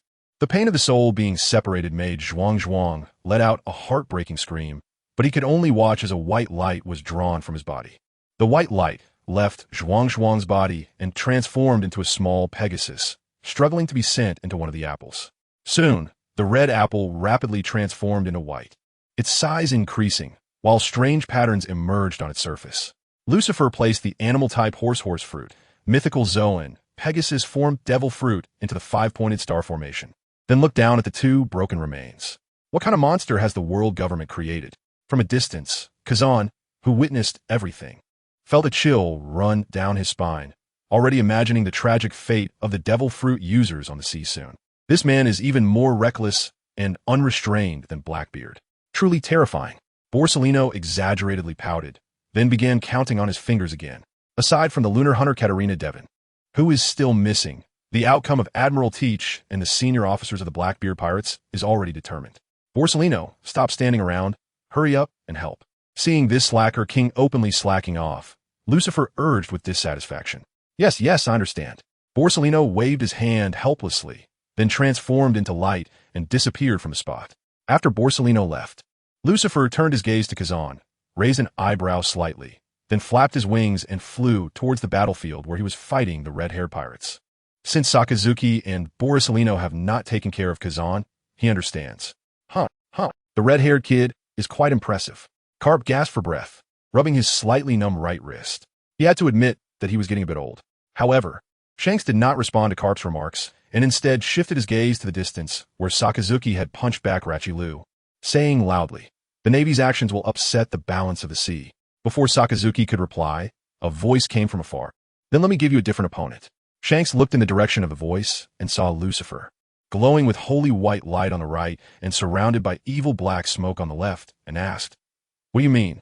Lucifer raised his index finger, and a beam of lightning shot into the clouds, illuminating the dark sky. After a while, a fierce wind suddenly howled, and everyone present looked up to see 9 massive islands slowly descending. "What is this?" Sakazuki looked at Lucifer with a questioning expression. Lucifer smiled slightly and explained, "Although the warlords of the sea have been abolished, I believe a similar system can still be used. These are all pirates I have recruited." At this point, Lucifer shook his head and continued, "No, they have already given up their pirate identities. Now, they are generals of Wano country, emperors of the underground dark world, and a military force that stabilizes my regime. They are no longer pirates, but people who stand on the same ground as me. World Noble L. Lucifer Saint. Not pirates? Similar to the warlords of the sea, standing on the same ground?" Sakazuki, Carp, and others all furrowed their brows, but each of them had different focuses. Sakazuki heard the same ground. Carp heard not pirates. And the farther away Fujitora heard similar to the warlords of the sea. This differentiated their personal positions and personal feelings and experiences. People believe Sakazuki to be a cold and ruthless guy. However, when encountering deserters in a Marineford war, he would first give the opponent a chance to redeem themselves and return to the battlefield instead of immediately melting them away. Even when publicly obstructed by Kobe while pursuing pirates, he would give the other side a chance to finish speaking. Even when facing swordsman Jinbei, who sided with the White-Beard pirates, Sakazuki would advise him to consider how his actions might affect Fishman Island. Sakazuki has always been a man who prioritizes the bigger picture. If Lucifer's actions can stabilize the sea, then he would support them. Carp, on the other hand, is a very complex person. He has never sought power or profit. But within the Navy, he is arguably the one with the least sense of boundaries towards pirates. For Carp, it is really about whether he likes or dislikes a person, rather than justice or evil. Carp dislikes Lucifer. He thinks he is an extremely hypocritical and dangerous guy. But in the current situation, does this mean that pirates still have a chance to redeem themselves? Then what about Luffy? I do not agree. Fujitora, who had already gained the upper hand in his fight against Shiryu, suddenly stopped attacking and shouted towards Lucifer. This kind of hypocritical goodness will only lead the people into greater suffering. The lessons from the warlords of the sea have made him no longer believe in these reformed pirates, thinking it will inevitably bring about more serious and terrifying disasters. Naive guy. Lucifer sighed helplessly, but was not surprised by Fujitora's opposition. How could he not like the kind of beautiful world that Fujitora envisioned? But is this something that can be achieved? Why was the lock invented if not to guard against others? Even if no one picks up what is dropped and doors are left open at night could happen. It would only be a rare exception and could not be maintained for long. One cannot thrive in isolation. One must learn to coexist with light. Lucifer looked up at Fujitora and some of the opposing navy, saying, "If you do not support this, you can withdraw from the battlefield, and you will not be held responsible afterward." This statement came from a heart, not just a facade. Assuming Lucifer himself represents the dark, then Fujitora and the upright people are the light, and they fundamentally complement each other. Lucifer's ancestors had long interpreted everything with the Taiji yin-yang diagram. Just as the 6 wings behind him represent darkness on the left and light on the right, heaven and hell coexist. That's exactly what I want. Fujitora decisively sheathed his sword and stood with a group of like-minded navy at a distance. Since there were no civilians in need of protection on the scene, they no longer had a reason to act. That bastard. This scene made Sakazuki so angry that thick smoke erupted from his arm. At this rate, the navy would be divided. This is actually better. Lucifer thought this was quite good. The navy should not be tied to justice. And expanding territories and defending homes is the duty of soldiers. Letting the navy judge who is right and who is wrong is too complicated. As for Fujitora and the others, it would be enough to establish a new department for them to discern good and evil. Suddenly, the sound of a sword ringing echoed, drawing the attention of those still dealing with internal issues. Leaving without saying a word is quite rude, isn't it? Rayfield's umbrella collided with Shank's griffin, and a flurry of lightning erupted, shattering the sky above. It seems these guys are not so stubborn after all. Lucifer grinned, and at the same time, he looked at Shanks with even more admiration. The red-haired pirates only brought the captain and senior officers. The rest of the crew and their fleet were not present, and staying here with a small number against a large number would be foolish. Can we negotiate? Ben Beckman raised his flintlock and aimed it at Lucifer. We have no reason to fight you. That's not the attitude for negotiation. Lucifer pointed at the gun in Beckman's hand and then shifted the topic. As for reasons, I can give you one, like killing the red-haired friend Buggy. What do you think? What did you say? Shanks, who was being restrained by Radefield, suddenly exploded with strength, pushing the opponent back, then turned to give Lucifer a murderous glare. You heard me, a 1T say it a second time. Lucifer took out a cigarette, lit it, and smiled at Shanks. Although he quite liked Buggy, if he did not interfere, something very tragic would happen in this world. The Cross Guild would place a bounty on the Navy, and Rear Admiral T. Penn would be killed by weak civilians in exchange for a huge bounty. Although T. Penn looks terrifying on the outside, he has a kind heart. His interest lies in helping others, and his motto is do 100 good deeds a day. The civilians who would kill T. Penn are old and hungry, and even if they ambush him, they absolutely wouldn't have the ability to kill a Navy Rear Admiral. There's a high probability that T. Penn gave up resistance and voluntarily allowed this civilian to kill him, sacrificing his life in exchange for money to support his family. And the civilian who killed T. Penn is not even a citizen of a world government member country, but a person from a non-member country. Such a kind-hearted T. Penn was killed by a civilian due to Buggy's bounty. Compared to Buggy, Lucifer appreciates T. Penn more, and if he had to choose, he would pick T. Penn. If killing Buggy could drive Shanks into a frenzy and fight them to the death, Lucifer would choose to kill Buggy. Just as Lucifer finished speaking, Shanks, help me. On the floating island, Buggy was pulled out by Shiki, a flintlock gun pressed against his head. Buggy. Shanks' heart tightened, and the Conqueror's hockey he unintentionally released shattered the surrounding ice. Choose. Lucifer pointed at Buggy with a cigarette in his hand, then pointed at Shanks' crew behind him. Should he let his comrades fight desperately or flee like a stray dog, leaving his childhood brother to die? Upon hearing this, Beckman's pupils constricted, and he turned to Shanks, warning him, "Don't fall for it. This guy wants to split us up." Human relationships are difficult to balance. Some must be closer than others. If Shanks decides to keep everyone behind now, no one might oppose him, but there would definitely be dissatisfaction in their hearts. After all, Buggy is not even one of their red-haired pirates. Fighting for such an outsider would make others feel unimportant in Shanks' eyes. Hearts will scatter. After keeping Shanks silent, Beckman looked at Lucifer with a serious expression and said, "Stop talking nonsense. You don't want us to leave at all." He shifted the conflict back onto Lucifer. "It seems, Shanks, you have chosen to save Buggy." Lucifer took a deep breath of his cigarette and exhaled smoke to cover his eyes, which revealed complex emotions. What he was doing was actually very despicable. If one day, someone forced him to choose between Shiki and Radefield, only allowing one to survive, he wouldn't know how to choose, because no matter who he chose, it would leave an indelible scar in his heart afterward. Therefore, he must become stronger and more cautious. He can only be the one giving others choices, not the one making choices. Do the elders know about your commotion? Beckman was sure that with the character and capability of the 5 elders, they absolutely lacked the courage to mobilize the Marines, let alone persuade Shiki and Radefield to join the world government. If all this is facilitated by Lucifer alone, then he could use the 5 elders' orders to suppress the Marines, forcing them to withdraw from the battlefield to reduce their pressure. Lucifer glanced at the Marines like Sakazuki looking at him and said confidently, "Of course they know. Feel free to call and ask. If the call goes through, he loses. Call and ask." As soon as he finished speaking, Beckman immediately urged Shanks to call the 5 elders. Tisich, Lucifer pouted in dissatisfaction, wondering what this was all about. Although he knew the call was unlikely to go through, he really couldn't act against the red-haired pirates before the call was completed. Otherwise, it would make him seem guilty. However, this feeling was truly unpleasant, as if the world was always dominated by these people, and those without lineage and background could only be excluded. It felt like the world was monopolized by these guys. This is not right. The throne should rotate, and today it must be Lucifer's turn. Beep beep. The snail phone in Shanks' hand continually rang with busy signals, but never connected. Beckman's face turned grim. Not answering the phone meant 2 things. Either the 5 elders really intended to act against them and deliberately ignored Shanks' call, or the snail phone signal was blocked. But either way, it was extremely disadvantageous for the red-haired pirates. It seems the 5 elders are unwilling to give you face. Then let us make our move. Worried about delays causing changes, Lucifer saw that Sakazuki and others had already understood the world government's intentions through that unanswered call and decisively rushed towards Jesus Burgess. Damn it. Beckman saw Shanks entangled by Radefield and couldn't break free, so he rushed forward to meet Lucifer. Jesus Burgess was a sniper. If the enemy got close, his combat power wouldn't even be half utilized. Boom!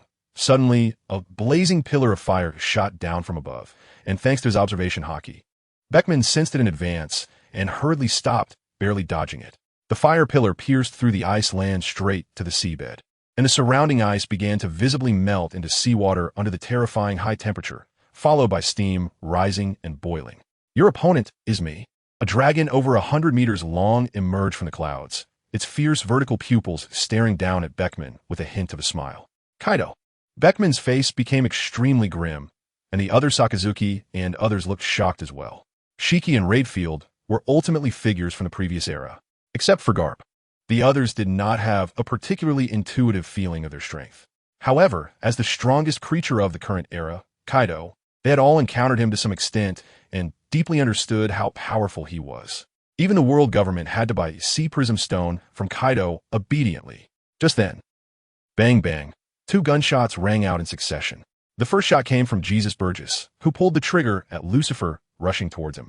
The second shot came from Alice on the floating island, who pulled the trigger at the bullet flying towards Lucifer. The scarlet bullet flew from the revolver's muzzle and suddenly vanished, reappearing next to the bullet aimed at Lucifer, splitting it in 2 and shooting through it. Your ability is quite convenient.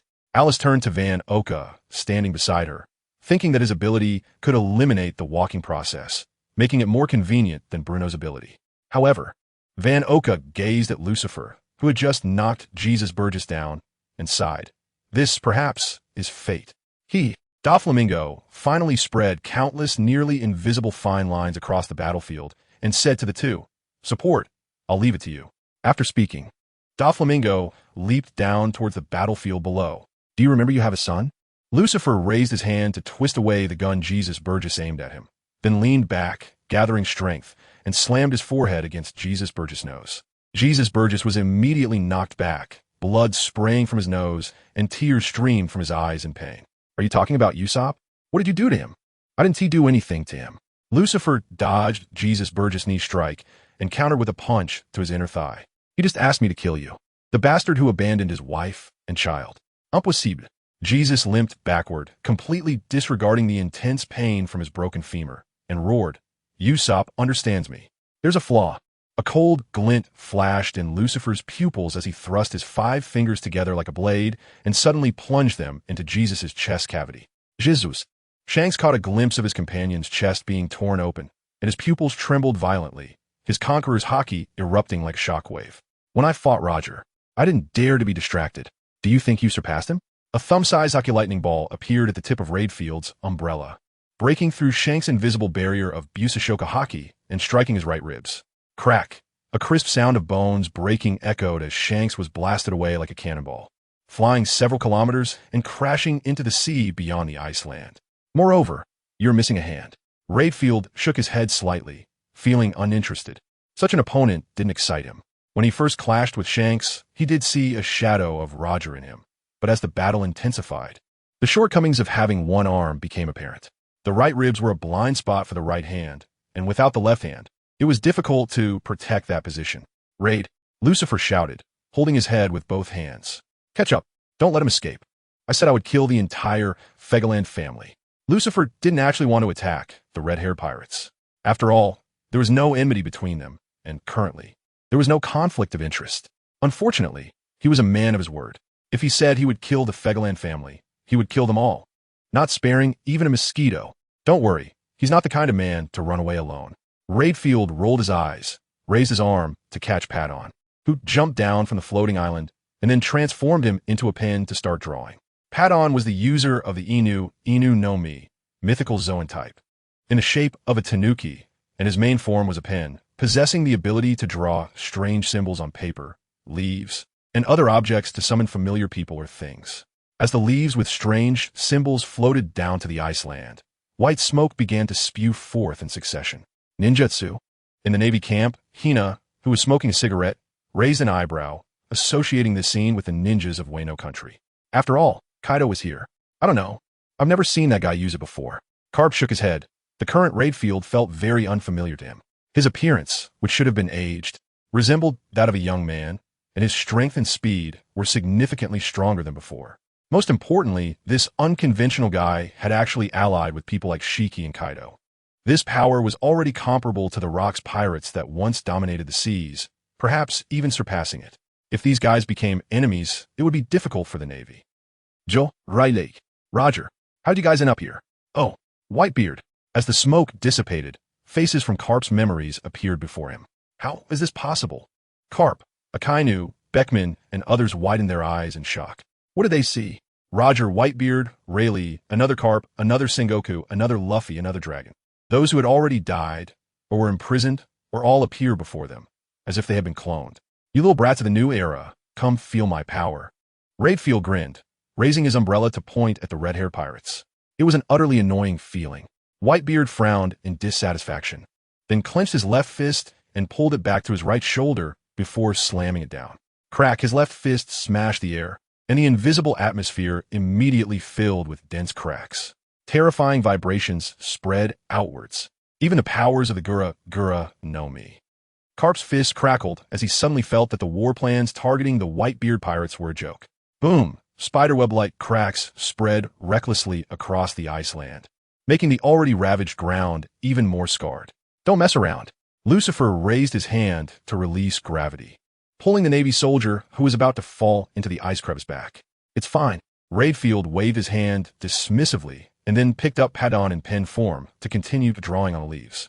Kazan, Akainu, Borsellino, Ace. Familiar figures emerged, ice, magma. Light waves and flames erupted forth, pouring towards the members of the red-haired pirates as if they were free of charge. Is this the ability of a devil fruit? Catherine, who was disguised as a slave among the crowd, suddenly felt as if she had eaten shit. Her self-satisfied transformation ability was truly inferior to the capability displayed by Raidfield. Old man, don't get involved in my battle. Kaido, who was fighting Beckman, was furious, wishing he could smash Raidfield to death with a single blow. After this bombardment, not only the enemies but even he himself was affected. Don't worry, these figures only have about 70 to 80 of their original strength and a small part of their memories, so it won't affect you.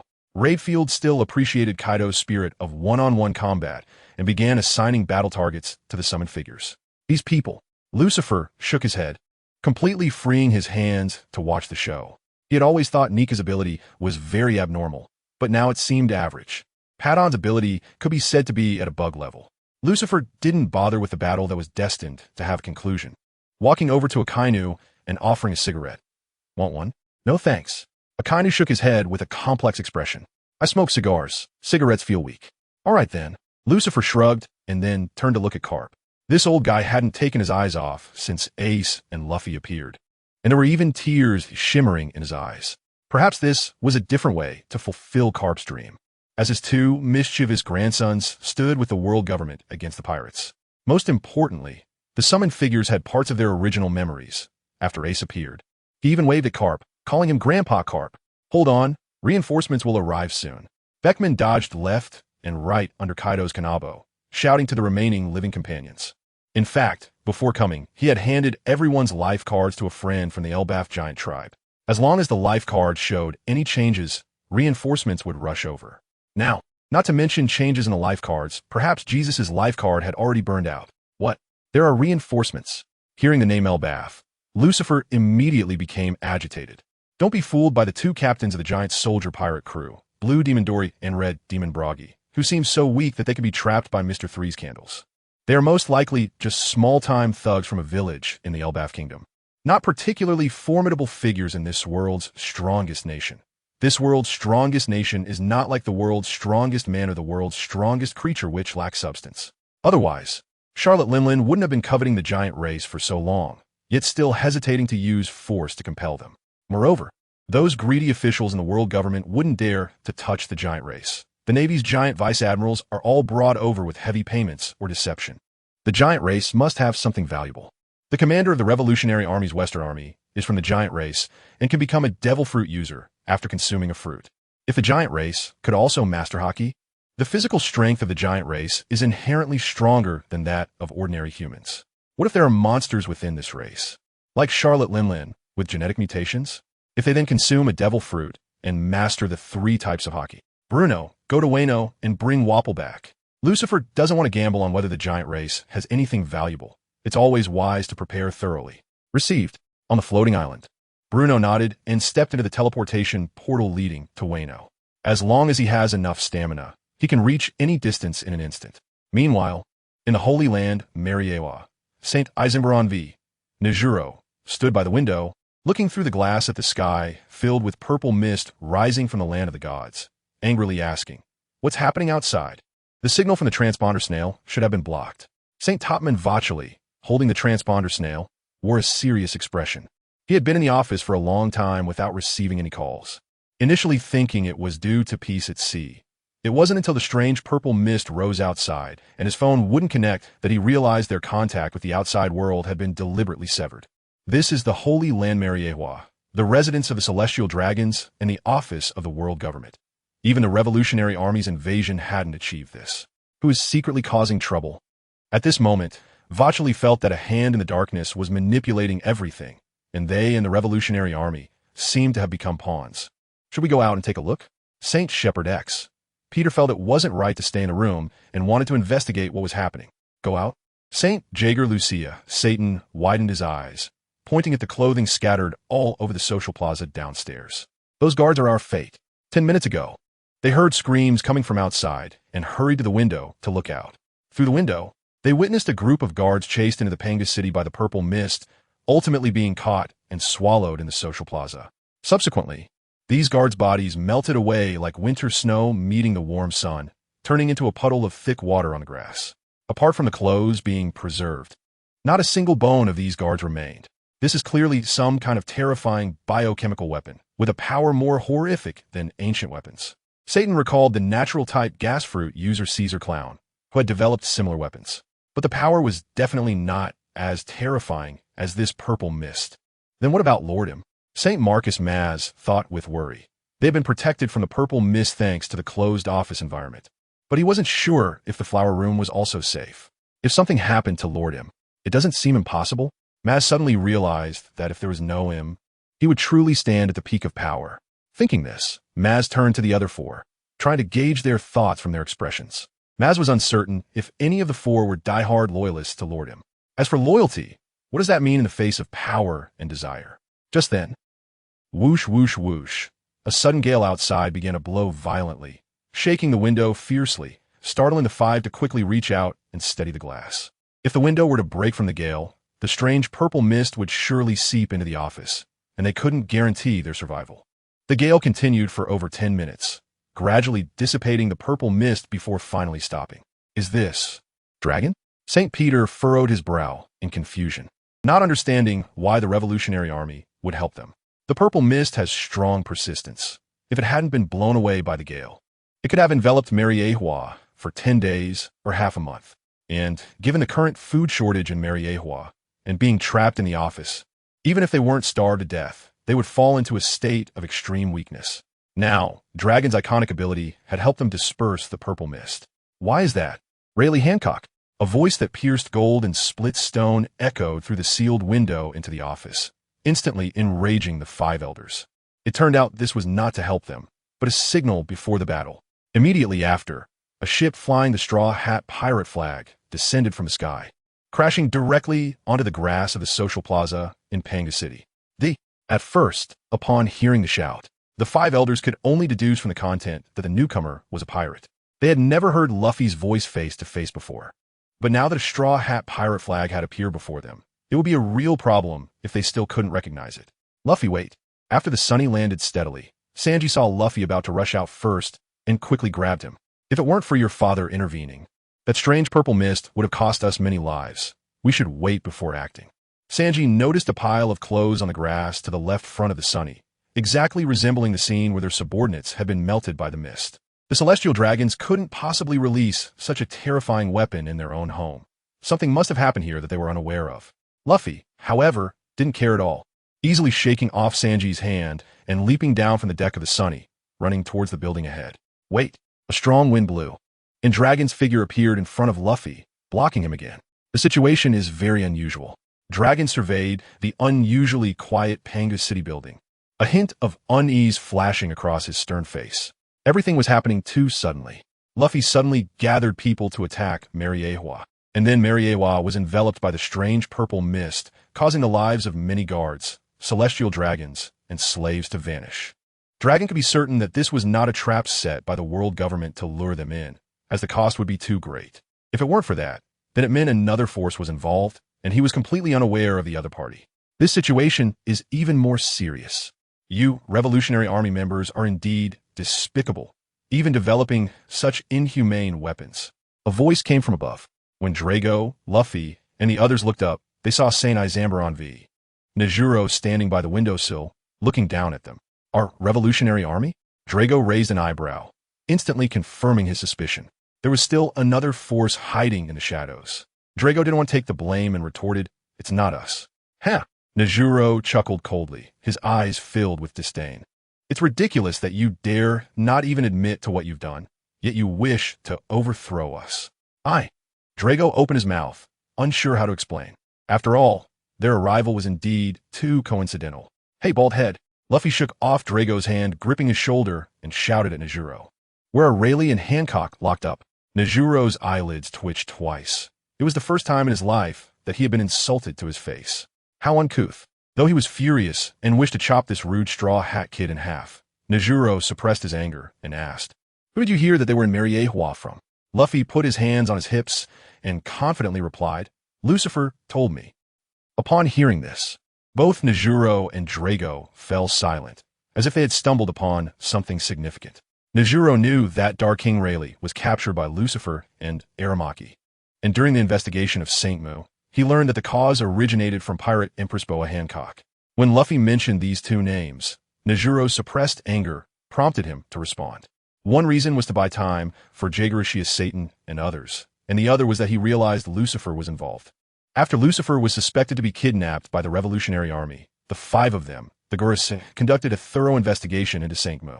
The conclusion was that Mu, aside from relying on Saint Garen's power, indeed had no suspicion of colluding with the Revolutionary Army. After Lucifer was captured, the CP0 members who followed him also disappeared, along with the captured slave Boa Hancock. At that time, they thought it was just CP0 members led by Lucci acting out of desperation to save their leader.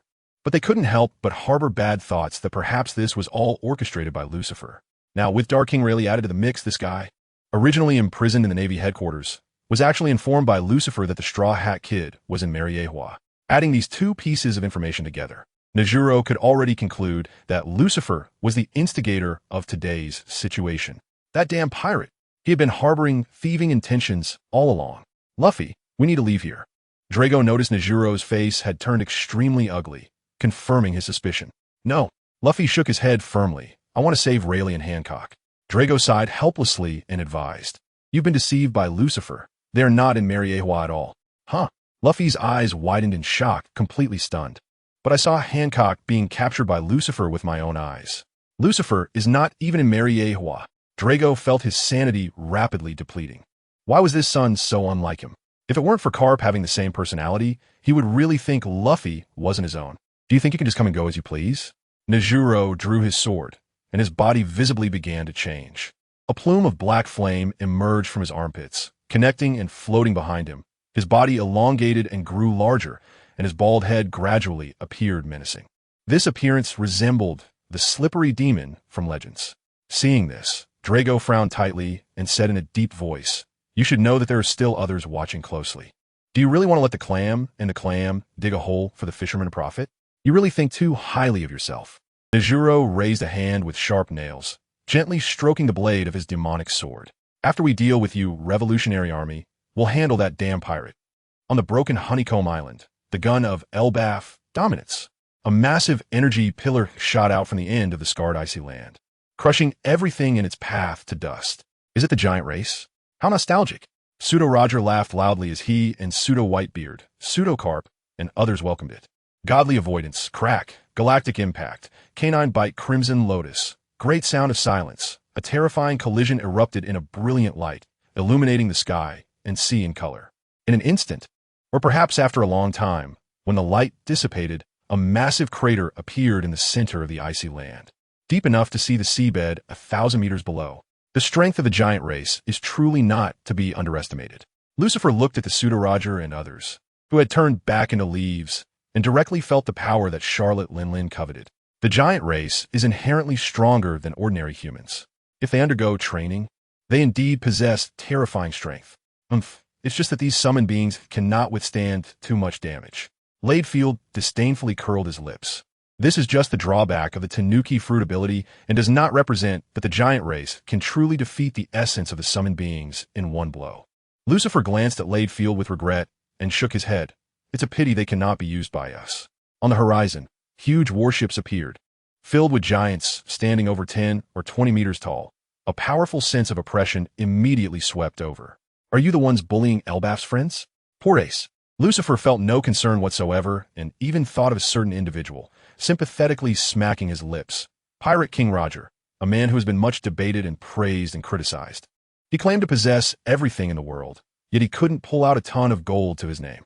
However, he indeed had an inheritance. The Roger pirates accomplished the feat of circling the world, offending many while also making friends with many. No matter which civilization the world is in, it is undoubtedly a society of human connections, and these friendships are undoubtedly a massive wealth. Unfortunately, Ace inherited none of this wealth. The public execution of Ace during the Marineford War was known even to Kaido, who was in the closed-off Wano country, so there was no reason for others to remain unaware of the news. Yet, not a single friend from the Roger pirates, nor any of the crew members, came to save him. Rayleigh had a few brief encounters with Kizaru at Sabaody Archipelago and was exhausted and sweating profusely. It was understandable that he was getting old. But what about the others? Of course, there's also a possibility. Because Ace is Whitebeard's son, they adhered to pirate rules and did not interfere in the internal matters of the Whitebeard pirates. But putting oneself in their shoes, Lucifer absolutely would not stand by. Because relying solely on the Whitebeard pirates to overthrow the Navy is simply unrealistic. If the Navy were really this useless, they would have been slaughtered countless times by now. Ultimately, it's that Roger's partners and friends simply don't care about Ace, nor do they care about the son that poor Gasti. Rouge risked her life for after 20 months of pregnancy. After all, Rayleigh was able to accompany Luffy to the Navy headquarters after the Marineford War, just to let reporters take pictures and leave a message for the Straw Hat Pirates.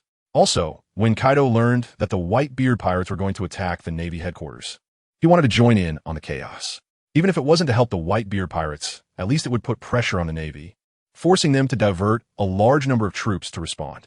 But in the end, Kaido was stopped by red-haired Shanks. Ace is really pitiful. In the end, this sea is still all about interests. The deceased Roger brings no value. So when his son is about to die, no one will care. People come and go. You call for help, right? Bully me because no one is here. Lucifer raised his hand and snapped his fingers at the floating island in midair. Ha ha ha! A loud, arrogant laugh came from the floating island, and then Wapple's oversized head appeared at the edge of the island, beginning to transform in front of everyone. The lower half of his face elongated and protruded, becoming like a hippopotamus, and then his mouth opened wide, his tongue turning into a thick, black cannon barrel. Surrounding light turned into countless tiny particles converging towards the cannon mouth, causing the entire world to darken. That's Crocodile, standing not far behind Wapple, suddenly narrowed his pupils. He immediately thought of the description of the Pluton in ancient texts. An ancient weapon, Shanks. Mihawk, standing nearby, had a flicker in his gaze, and then, as if he had made a certain decision, he raised his hand to grasp the hilt of Yura hanging on his back. He couldn't just stand by and watch his friend die. Hey kid, do you think I don't exist?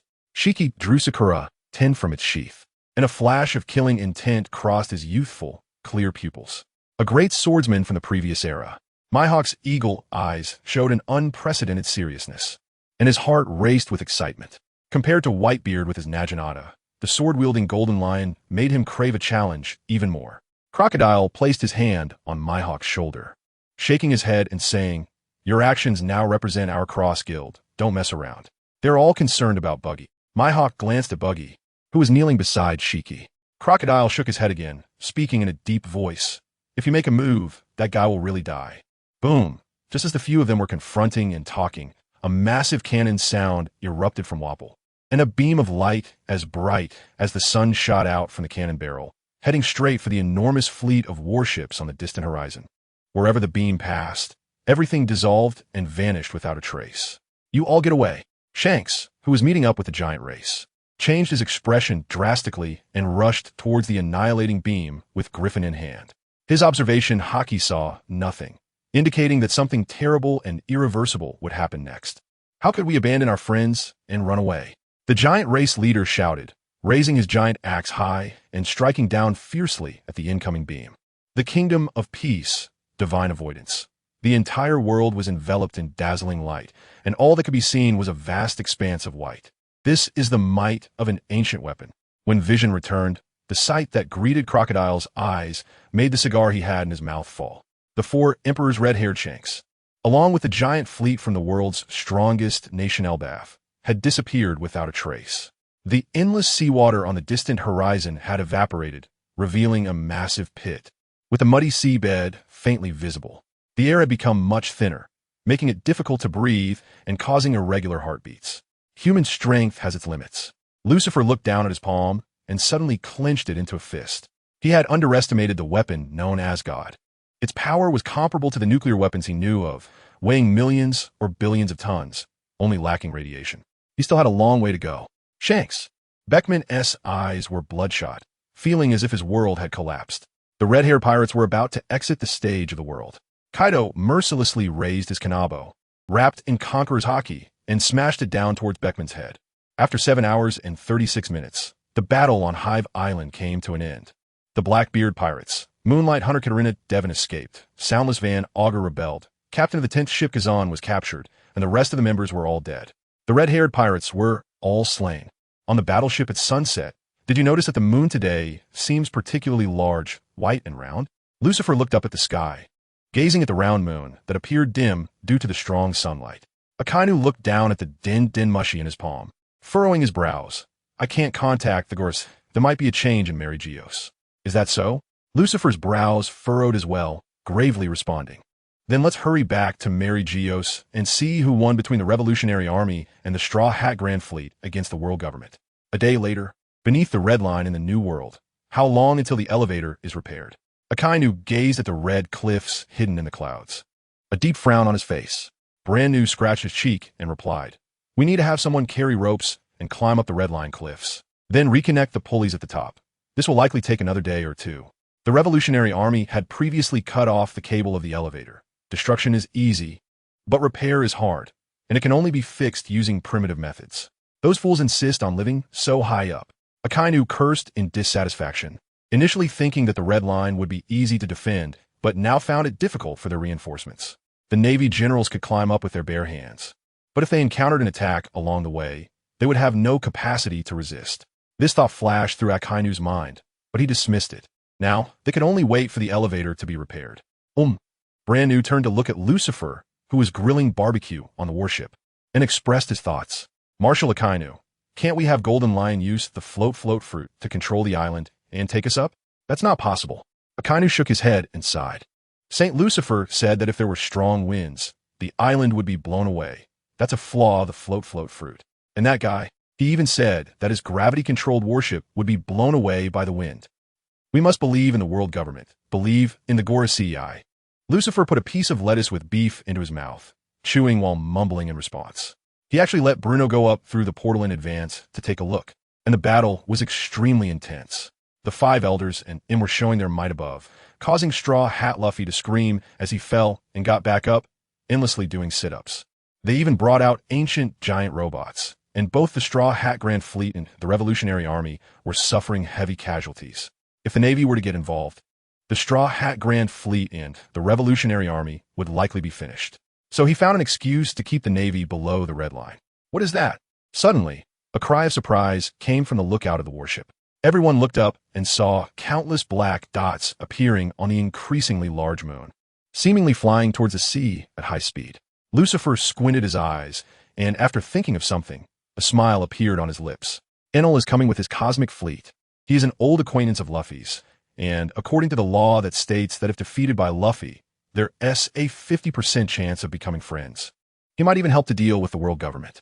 After all, both the celestial dragons and Enel claim to be gods, so a distinction between true and false must be made. Borisolino, you go up and take a look first. Sakazuki could no longer wait, turning to the yellow monkey sitting across from Lucifer, sipping tea. Borisolino raised his head, his mouth twisted in apparent reluctance. Although the Navy did not know what had happened in Mariehua above the red line, based on the events that had transpired recently, the enemy was nothing but the Revolutionary Army. They were a group that gave the world government headaches, and he really didn't want to get involved in this mess. But since Sakazuki spoke, as both a subordinate and an old friend, he had to support him. Fine, I'll go take a look.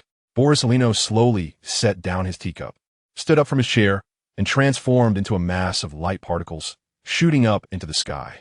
Above the red line in Mariehua, the barrier ball, Bartolomeo crossed his fingers in a middle school gesture, and a barrier appeared out of thin air, forming a seamless sphere that enveloped him and Luffy.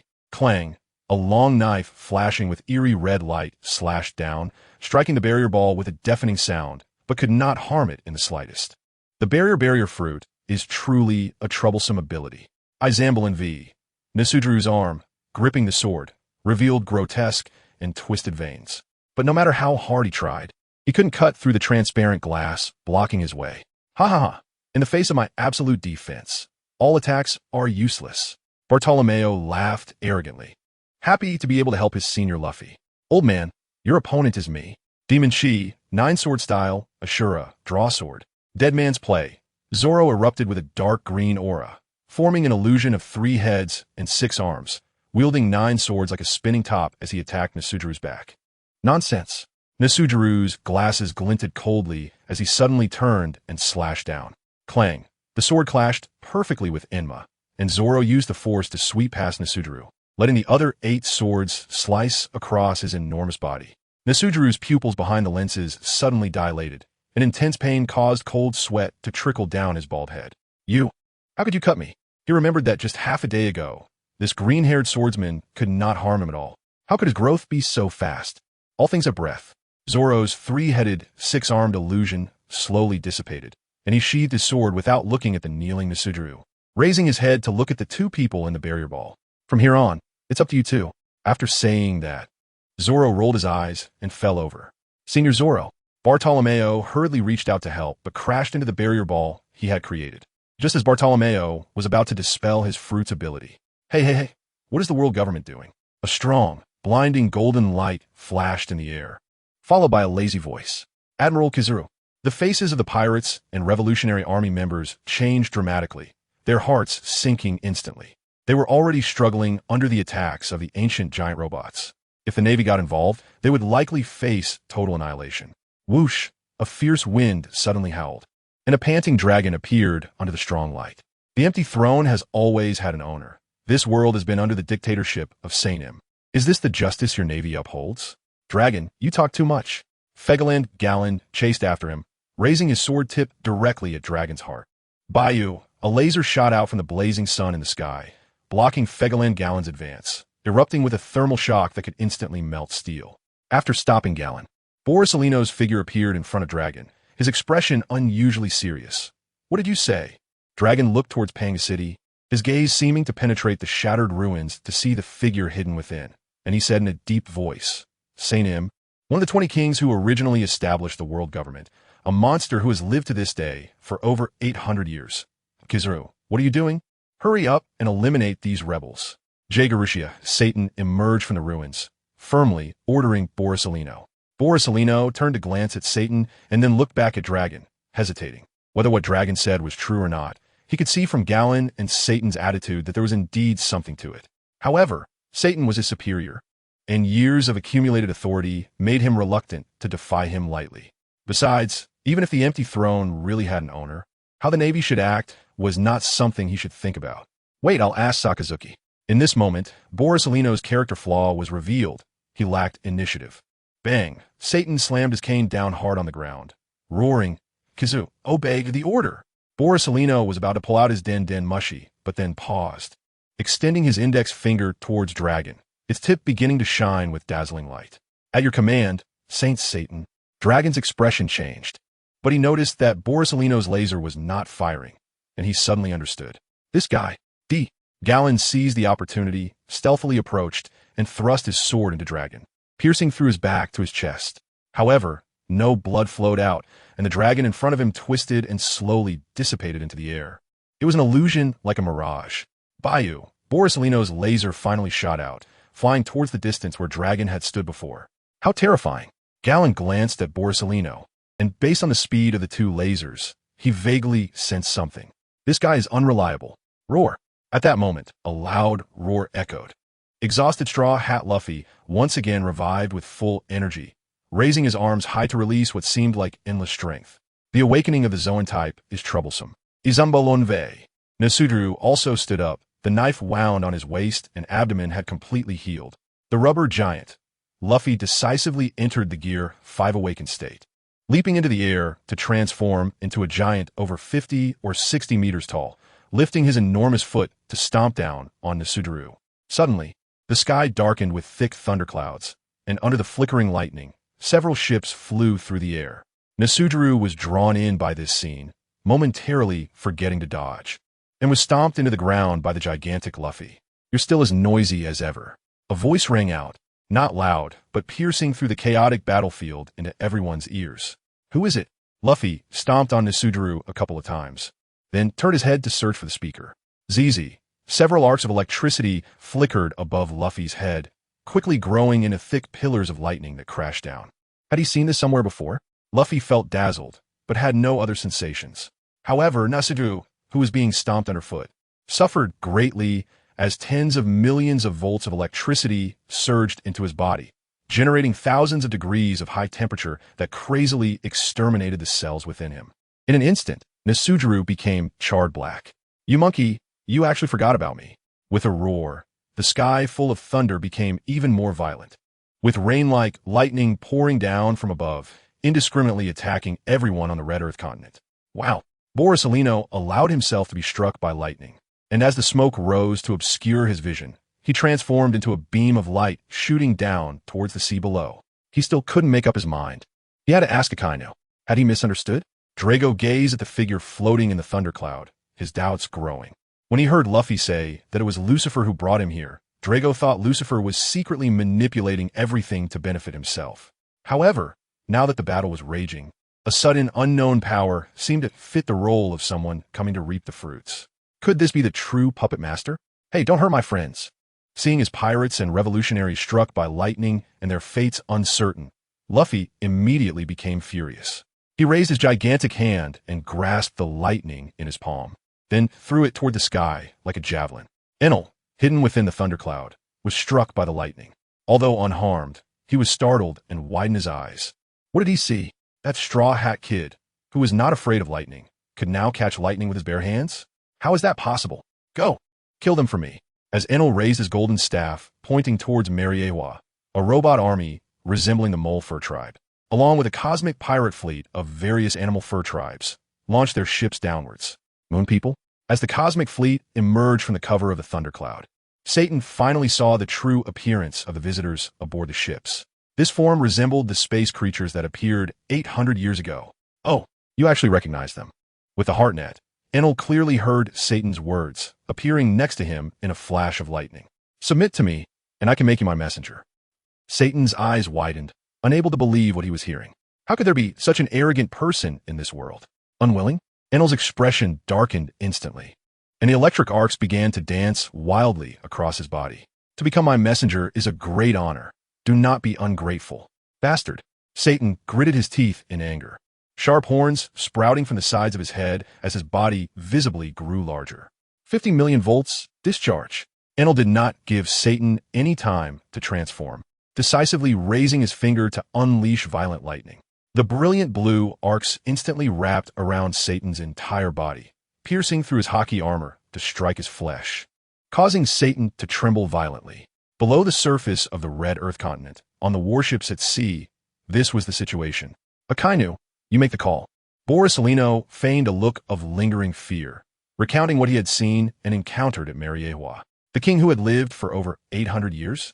Akainu pulled out a cigar, placing it in his mouth, and ignited it with magma seeping from his index finger before taking a deep puff. To be honest, he had no strong aversion to this old monster who had lived for hundreds, nearly 1,000 years. After all, who didn't want to be a king? What politician wasn't dirty? It's all the same, right? No, this world cannot be ruled by one person. Chief of Staff Tsuru shook his head resolutely, then turned to look at Lucifer. As a celestial dragon, what are your thoughts on this, king? Lucifer put down his chopsticks, chewing on the fatty and lean grilled beef, and said, "People are bound to make mistakes. The saying goes, one person's plan is short, 3 people's plan is long. A world ruled by dictatorship will never be good." Surprised by Lucifer's unexpected words, Tsuru commented, "The 5 elders have been hiding the existence of him, which has already deceived the whole world. Moreover, The original intention of the 20 kings establishing the Void Throne was to prevent a true king from arising in the world. Now that it exists, it's hard not to wonder if he or she killed the other 19 kings out of selfish desire, right? Lucifer nodded in agreement. The royal families are all like this. What's so strange about it? Muku spread his hands in confusion. Whether it's Im or Sam, as long as they can ensure he is a Marine Admiral and grand in power and status, that's all that matters. I wouldn't be surprised by anything these scum do. Karp looked up at the red rock wall in front of him, worry etched across his face. Rather than concern over him, he was more worried about Drago and Luffy. Hey, that's discrimination. Lucifer immediately became displeased. Although he knew he was scum, who didn't want a good reputation and to be rated as a good person? Even if he was a pirate, wanting to be a good person wasn't too much to ask, right? TCH. Karp snorted coldly, but his hostility towards Lucifer had indeed lessened. Those celestial dragon scum could never sit down and eat barbecued meat or drink tea with ordinary people. All right. Tsuru waved his hand to bring the topic back. Lucifer, what do you plan to do? I don't know. I'd like to hear your opinion, Senior Tsuru. At this moment, Lucifer was as docile as a sheep, humbly seeking advice. Tsuru frowned and sighed. It's a pity that Sora has retired. Otherwise, letting him make the decision would have been quite good. That Supreme Commander? Lucifer had been wondering why he hadn't seen Sora. It turned out he had retired. Poor Riderfield and Shiki, at such an old age, still had to struggle on the front lines. Kong nodded, then turned to Sakazuki and said in a deep voice, "You are now the Admiral of the Navy. It's up to you to make the decision." Sakazuki squinted his eyes and said to Lucifero, "You are a world noble, and Jagoroja Satan has also entrusted a part of the Navy's command to you. Now the Navy obeys your command. Finally, the time has come for you." Lucifero quickly closed his eyes to hide the trembling pupils from excitement, and after calming down, he opened his eyes and said seriously, "The world belongs to all living beings that exist in nature, and it should not fall into chaos because of the will of any one person. Civilization needs to progress. The decaying hereditary monarchy is time to be eliminated, and the world should enter a more equitable democratic republic. Everyone, let us, in the name of justice, eliminate the roots of chaos in the world." Democratic Republic? Kong frowned slightly. It was the first time she had heard of such a system. Lucifero pondered for a while, then explained in simple and understandable terms. It means that in the future, the king will be like the Admiral of the Navy, chosen based on ability and virtue, rather than relying on that boring bloodline and identity. I see. Sakazuki, Kong, and others nodded in realization. Lucifero continued.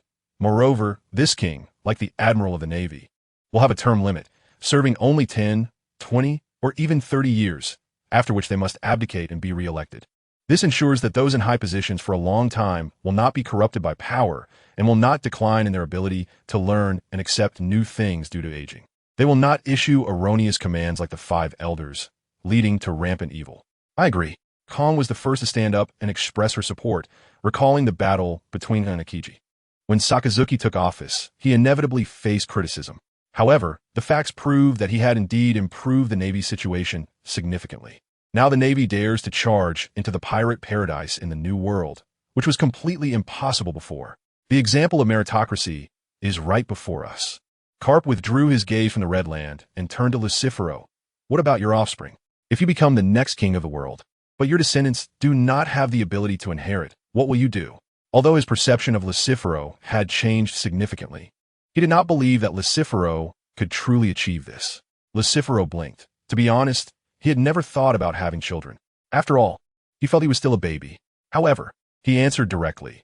The reason I propose such a system is that I arrogantly believe that no one in this world is more outstanding than me, including my descendants. And when my term ends, if my offspring are useless, then let them be an ordinary person. It is a crime for an incapable person to sit in a position that does not belong to them. If my descendants forcefully occupy this position but cause chaos and suffering due to their incompetence, then the world should overthrow them.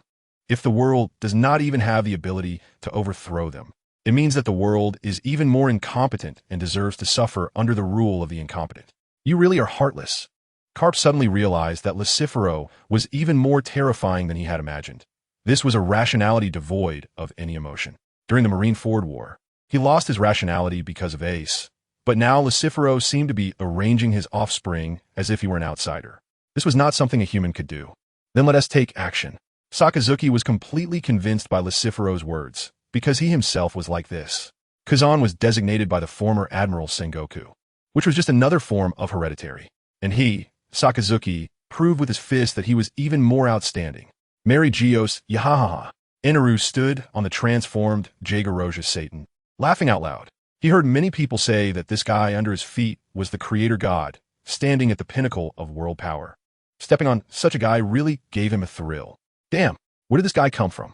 Fegalan Gallon, after defeating the handsome group pirate Noble Cavendish, saw the bare-chested guy with 2 big earlobes stepping on Satan's face. Satan's strength was definitely not weak, yet he was defeated by the big earlobe in just a few moves, showing how terrifying he was. Are you talking about me?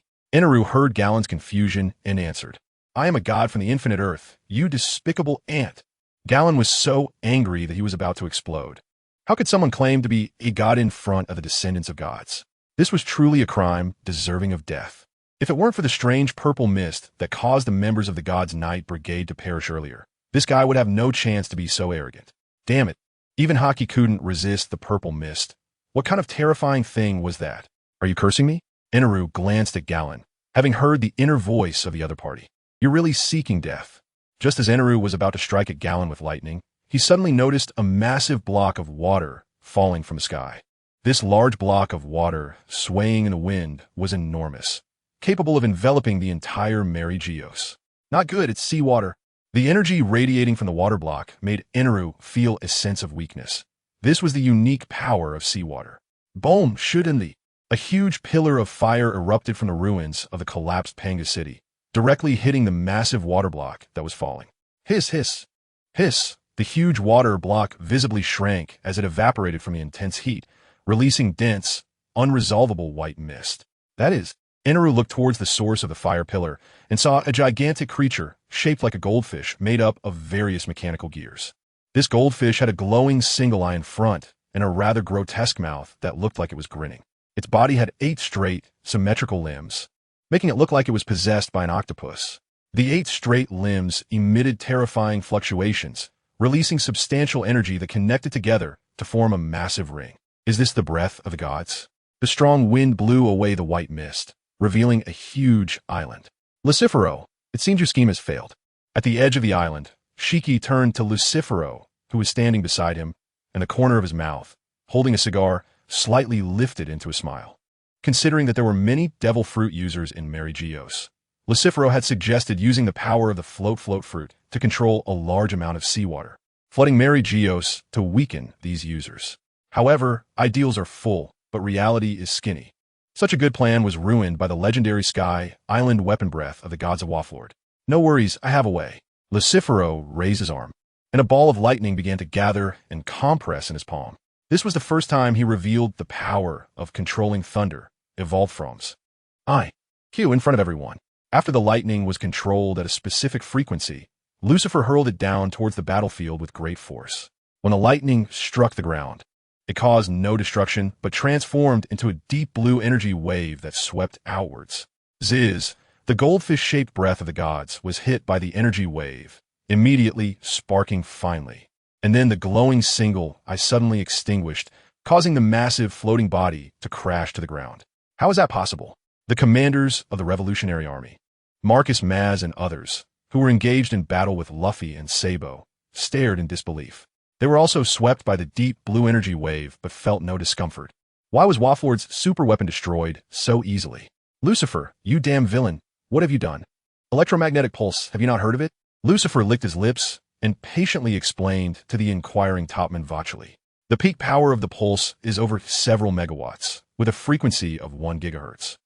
300 gigahertz pulse microwave beams rapidly generate thousands of volts of transient voltage on exposed conductive bodies, causing irreparable damage to a large number of electronic devices. What? Vacheli was even more confused, as this completely fell into his area of ignorance. Fire fist. Sabo seized the opportunity.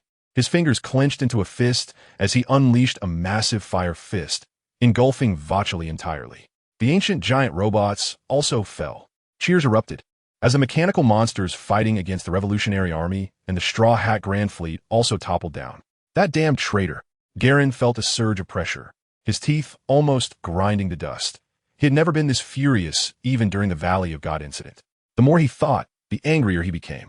Unable to contain his rage any longer, Garen slightly bent his knees and then suddenly straightened them, leaping high to slash at Lucifer on the floating island with his sword. The Hellhound, a massive magma dog head, suddenly shot out, crashing directly into Garen, its terrifying kinetic energy sending him hurtling towards the ground even faster. Akainu, are you going to betray us too? Shepherd 10 Peter roared loudly, unleashing a chilling aura that froze the drifting coal ash as he directed his anger towards the floating island. Sakazuki cast a cold glance at Peter's position, then thick, acrid smoke erupted from his arms. Meteor volcano, huge magma fists erupted from Sakazuki's fists, indiscriminately pouring down towards Mariewa. Lucifer said that the island controlled by Shiki would be blown away by the wind, but after they reached a consensus, they decisively used the floating island to bring them to Mariewa. He didn't want to waste words on these filthy politicians. Just watch the fists. Run. The magma is coming down. Does the Navy not care about the safety of the 5 elders? The faces of the Straw Hat Grand Fleet and the Revolutionary Army were still filled with joy from the fallen mechanical giants. But they were suddenly frightened into a frenzy by this unexpected attack. Lucifer, a figure, turned the ground into rubber, shooting himself out like a slingshot, heading straight for the floating island. Luffy, Carp was the first to leap off the floating island, anticipating and grabbing Luffy's head as he crashed towards him. His arm wrapped in haki. Undersea drop. Carp's haki spread out from his palm, enveloping Luffy's head, then he forcefully propelled him downward like a shot put. A massive amount of haki poured forth, transforming into thick bolts of lightning that raged across the battlefield, creating shockwaves that knocked many unfit individuals unconscious onto the ground. Whoosh! Luffy's body broke the sound barrier as he plummeted down, shattering the concrete foundation built for Mariewa and embedding into the harder red rock below. How could this happen? Luffy-senpai, what should we do? Fight back? This scene stunned everyone in the Revolutionary Army and the Straw Hat Grand Fleet. They never expected things to unfold this way. The Navy hero Carp is the biological grandfather of Straw Hat Luffy, a fact well known to all. They not only never considered that Carp would attack them, but they even hoped he might turn against the Navy and stand on their side. Now, reality had slapped them hard in the face. Carp not only did not turn against them, but he also seriously used his strongest state to strike his own grandson Luffy into the ground. Old man, Dragon's expression was complex, but he was not surprised. He knew his father's character and disposition well. When he stepped onto the path of the Revolutionary Army, he had prepared himself mentally for this day. However, when that day truly arrived, he realized he needed even greater courage to face it. Luffy, after landing a hit, Carp showed no sign of stopping, stepping onto the pit he created and pursuing. He understood, if he acted, Luffy would be captured alive. If others acted, Luffy might end up dead. Now the Navy and Lucifer were set to establish a new regime. If he voluntarily defected, there was a good chance he wouldn't be executed. Bloodied and battered, Luffy crawled out from the shattered ground, looking at Carp, who was following closely behind, and said, "Grandpa, I don't want to fight you."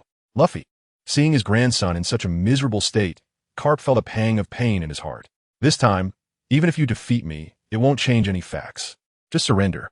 Saying this, Carp pulled out a set of high-purity sea prism stone handcuffs from his pocket and raised his other hand to grab Luffy. The pirates and traders below listened and immediately gave up resisting. "We do not kill prisoners." Lucifer held a microphone, and his voice amplified through the loudspeaker, echoing across the devastated battlefield. How arrogant! Enel raised his hand to point at Lucifer on the floating island, arcs of electricity flashing from his fingertips, shooting out a beam of light. Thunderbolt. An electric column containing 50 million volts reached the floating island in an instant, but stopped 10 meters away from Lucifer's body, then dissipated into arcs. What is this? Enel's brow furrowed. He had no idea how the other party managed to do that. He knew that the opponent also had the ability to control lightning. However, just now, resolving his attack had nothing to do with any lightning-related abilities. Lightning cannot propagate in a vacuum. Lucifer briefly explained, then turned to look at the nearby Borsalino with his hands in his pockets. Yellow, monkey admiral. "Can this guy be left to you?" "Eh." Borsalino instinctively pouted his stubbled lips, feigning a troubled expression. "That guy is so scary. This is really putting me in a tough spot." Even so, Borsalino's body transformed into countless light particles and disappeared from the spot. Lucifer shook his head helplessly, beginning to admire Sakazuki, who could become friends with Borsalino. What great patience it must take not to treat such a lewd guy to hellhounds. "Lucifer, I think we need to talk." As soon as Bartholomew Kuma left, a gust of wind appeared in front of Lucifero, revealing the figure of Dracula Myhawk. I know, but I refuse. It was as if Lucifero had anticipated what Myhawk would say, and he simply waved his hand at him. This wasn't observation haki, foresight of the future, but rather he had merely guessed Myhawk's negotiating leverage, which was nothing more than him. Myhawk opened his mouth, the well-prepared speech suddenly stuck in his throat, and he didn't know what to say for a long time. Why is this guy so arrogant? After a long moment, Myhawk finally squeezed out a sentence. You are too reckless. Is that so? Lucifero smiled, as if he were not on a battlefield, calmly and lightly saying, the world is not a binary opposition, and I have never viewed you in terms of right and wrong, good and evil. I actually agree with your idea of revolution. Humanity has come a long way from being a mere bug in the ocean, enduring countless hardships. Today is not another evolutionary turning point, whether in civilization or thought. When the governing model of the world government is no longer feasible, it is only natural that revolution is needed for change. The current state of humanity is not the end of evolution. We still have a long way to go. Anyone who stands in our way is the enemy of all humanity. Myhawk, you see further than the 5 elders in him, but are ultimately limited by your era and knowledge, confined within a framework. Surrender, and we guarantee that we will treat the captives well and not sentence you to death, giving you the opportunity to welcome the arrival of the new civilization. Myhawk narrowed his eyes slightly, staring directly into Lucifero's eyes, as if trying to discern his true emotions and thoughts. These words were too noble, completely abandoning personal desires, only considering the greater good of the human race. This was not the Lucifero he knew. Why do you think the changes you bring to this world are good? Huh?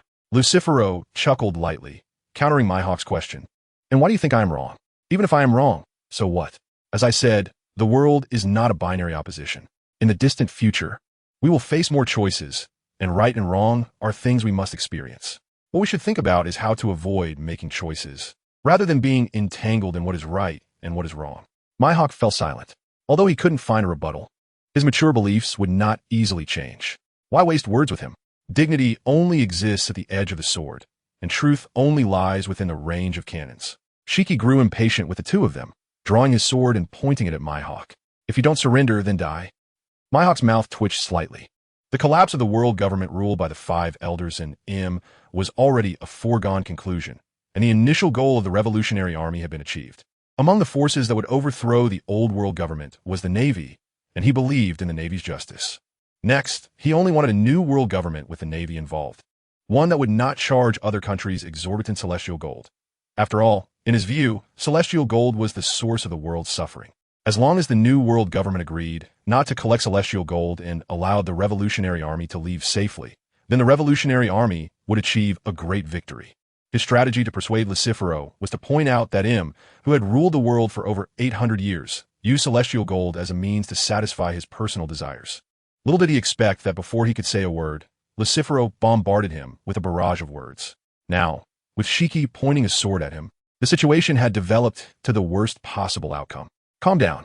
Lucifero raised his hand to push down Shiki's sword, then spoke gently to Myhawk. I know that many people in the world are loyal supporters of the Revolutionary Army, so I have a proposal. I will have Shiki use the float fruit to gather the supporters of the Revolutionary Army into a kingdom, and then you, Myhawk, will rule it. As for the other citizens who recognize our new world government, we will protect them. We will draw a boundary line between us, allowing the citizens to communicate with each other. However, armed forces absolutely cannot cross this line. What do you think? As soon as he finished speaking, Shiki opened his mouth to refute, but was silenced by a look from Lucifero, forcing him to hold back. He realized that Lucifero was scheming again. Really? Myhawk's eyes widened in disbelief. Are you really willing to do this? The method Lucifero proposed was something Myhawk had never dared to imagine after seeing the massive military presence on the floating island. Clearly, they could easily defeat them with force. Yet Lucifero still wanted to treat them with such a gentle approach. Could it be that Lucifero is really a good person? Of course he is. Lucifero nodded affirmatively. After all, there's so many people supporting you. I can't possibly kill them all, right? So having you rule is the best choice. All right, then it's settled. Myhawk took a deep breath and accepted this unexpected joy. This was the best outcome for the Revolutionary Army at the moment. As for making the entire world free from the oppressive celestial gold, that would have to be pursued gradually later.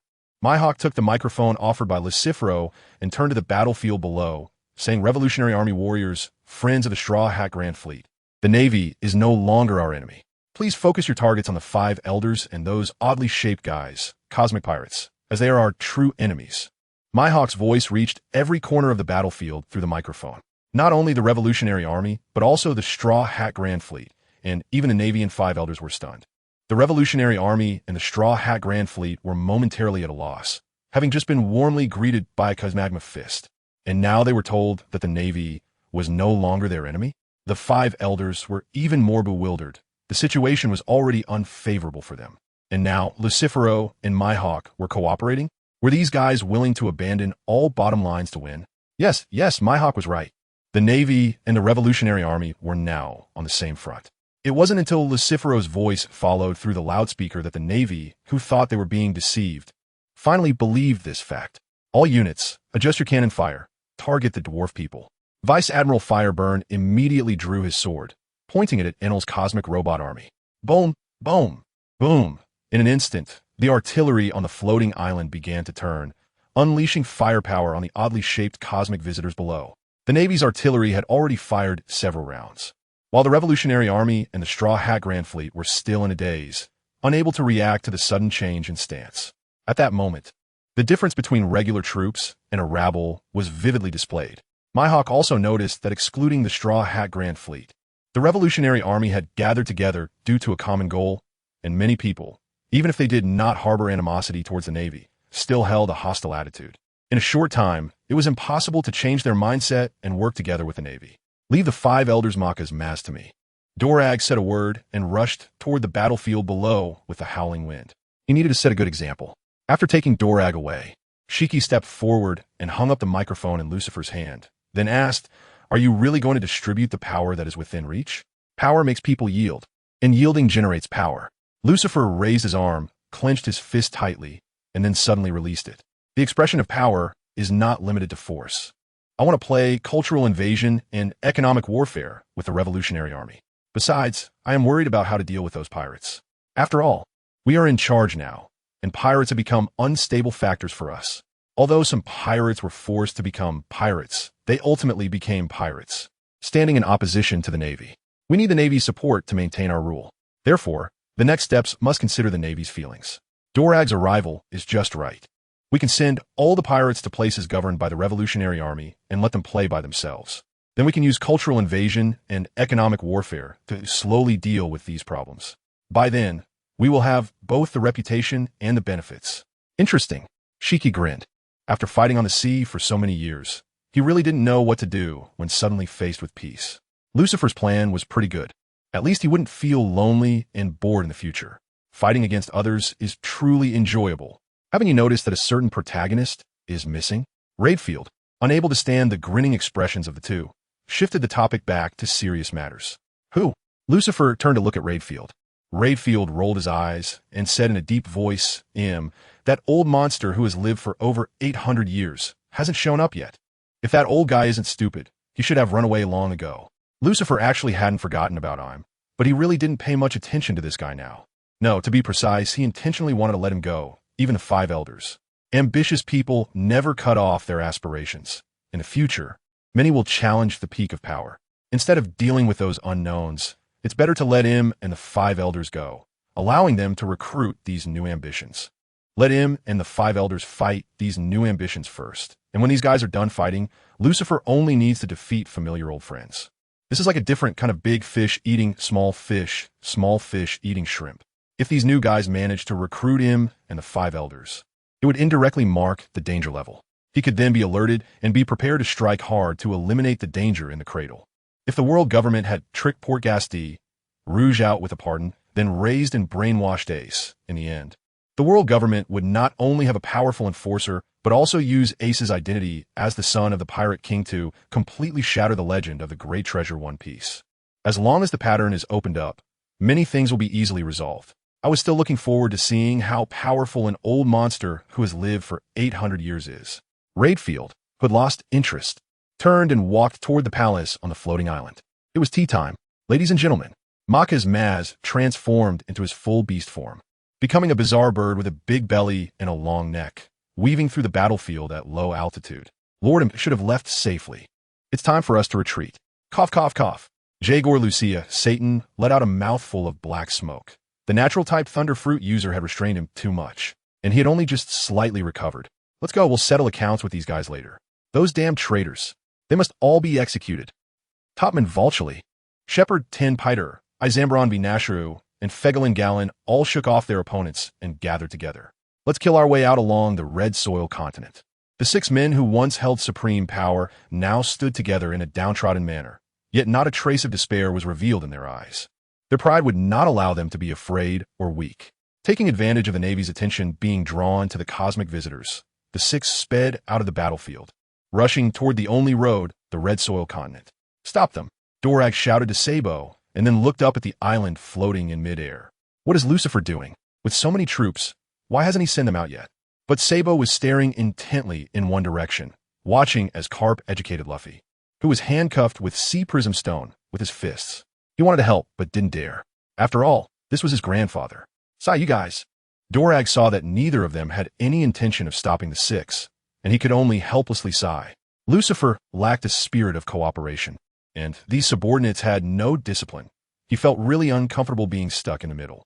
In fact, it was understandable that the Straw Hat Grand Fleet and the Revolutionary Army did not pursue the 5 elders in Gallon. After all, they had always been the ones being chased. They were only good at running away, and suddenly asking them to chase would be very uncomfortable. As for the Navy, the 5 elders had once been their superiors, and pursuing them would require some psychological preparation.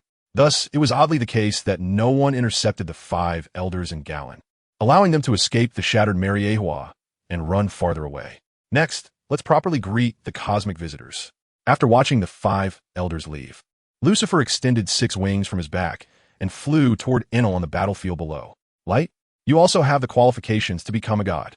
Enel struck through Borsalino again, but caused him no harm, having to accept the fact that both he and his opponent were natural elements.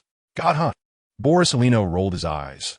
Here was a group of gods being pushed off their pedestals, and now he was being evaluated as having the qualifications to become a god himself. He felt as if this guy was cursing him. Have you ever been kicked by Lightspeed?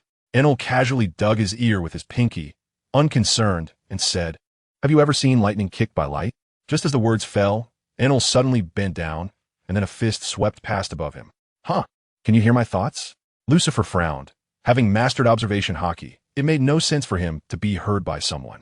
It was told to me. Enel stared with dead fish eyes at Borsalino standing opposite him. He indeed did not hear any sound behind him. However, this annoying guy across from him had told him in his mind. So scary. Borsalino's eyes narrowed, and then his lower body flashed with light, suddenly extending his right leg to kick Enel in the side. The glowing right leg once again pierced through Enel's body, releasing a burst of fine blue electric arcs. It was once again avoided by the preemptive elementalization. I think you can retire now. Lucifer stared directly at Borsalino, the corners of his mouth curling into a smile that was more like a grimace. He was sure that Borsalino absolutely wasn't taking it seriously. Enel had indeed only mastered observation hockey more than 2 years ago and was completely clueless about armament hockey. Even if Enel had talent, it was impossible for him to catch up to the same exceptionally talented Borsalino in just 2 years. After all, the speed of light is faster than lightning. There was absolutely no reason for attacks to repeatedly miss. Borsalino pondered for a moment. Then an intense, blinding light erupted from his body, like a second sun. Wow! Immediately following, Enel let out a muffled groan, accompanied by the sound of blood spitting from his mouth. Lucifer felt as if he had been hit by a flashbang. For several seconds, his vision was filled with a blur of black and white snowflakes. However, his observation hockey sensed that Enel had finally been hit by Borsalino this time. I feel like I can keep working. Borsalino's voice rang out, tinged with a sense of triumph. 500 million volts. As Lucifer's vision finally cleared, he saw Enel transformed into a giant made of solid blue energy. The currents spilling from him, causing people in the area to collapse in smoke. This is what a true god looks like, right? Lucifer couldn't help but feel it was somewhat absurd. The god he wanted to beat up had run away, while the god Enel he didn't want to deal with had stayed to unleash a big move. No matter how you looked at it, it felt like Enel was stepping up to take the blame. I am the omnipotent god. The surging power caused a look of ecstasy to appear on Enel's face. At that moment, he felt like he could do anything. How terrifying. Lucifer hurriedly retreated away from the giant wrapped in violent thunder and flew towards Luffy. At this point, The thunder on Enel had exceeded his capacity to control. After all, his ability to control lightning was merely evolved from Q, and could not compete with the thunder fruit in a short time. Luffy, how about we make a deal? Luffy, holding his head where Garp's fist had struck him, replied warily, what do you want? He had walked the furthest road, which was Lucifer's trick, and couldn't be deceived again. Lucifer tossed a key at Luffy's feet, smiling kindly. You take care of your old friend, and I'll return Rayleigh and Hancock to you. Luffy glanced at his grandfather, who was still tightly clenching his fists, and felt tempted. Really? Of course it's true. Lucifer nodded, pointing at Garp standing aside. With Mr. Garp as a witness, as long as you do a good deed, I can pardon you. All right, it's a deal. Luffy decisively bent down to pick up the key and unlocked the sea stone handcuffs on his wrists. With a clatter, the sea stone handcuffs fell to the ground, and the lethargic Luffy instantly regained his spirit. Hiss! Roar! Luffy raised both arms, took a deep breath, and shouted loudly. Immediately, Luffy's black hair gradually transformed into white, standing upright like a flame. Nika form, long earlobes. Luffy shouted at the self-absorbed Enel. Then the ground beneath him turned to rubber, propelling his body upward like a bullet. Seeing his old friend shoot towards him at high speed, Enel's face darkened, and he quickly bent down to pick up the golden staff that had fallen to the ground. After the disastrous defeat on Skypiea, Enel had concluded one thing. His lightning had no effect on his opponent at all. The best way was either to use armament haki or to heat the gold as a conductor and attack the opponent with high temperature. To be safe, he decided to use both methods. Stalag heat. Enel conducted lightning to the golden staff, refining its form into a spear with lightning metallurgy, and shouted as he charged towards Luffy. New grudges and old grievances. Let's settle this today. Thunder God Spear, giant rubber fist. Luffy didn't use any fancy moves. He simply enlarged his fist and rapidly spun it as he smashed it towards Enel. This move was just like when he had wrapped his fist around the golden sphere on Skypiea. Only this time, the golden sphere had become a giant, hard fist. Crack! The fist and spear collided, releasing thick bolts of lightning and creating a violent shockwave that swept outwards. Enel could only hold on for a breath or two before being pushed back by the immense force, his feet carving two charred trails in the ground. Nika possessed terrifying wrist strength. Enel's physical power ultimately couldn't compete. Damn it, am I going to end up like last time? Enel was furious, his eyes bulging.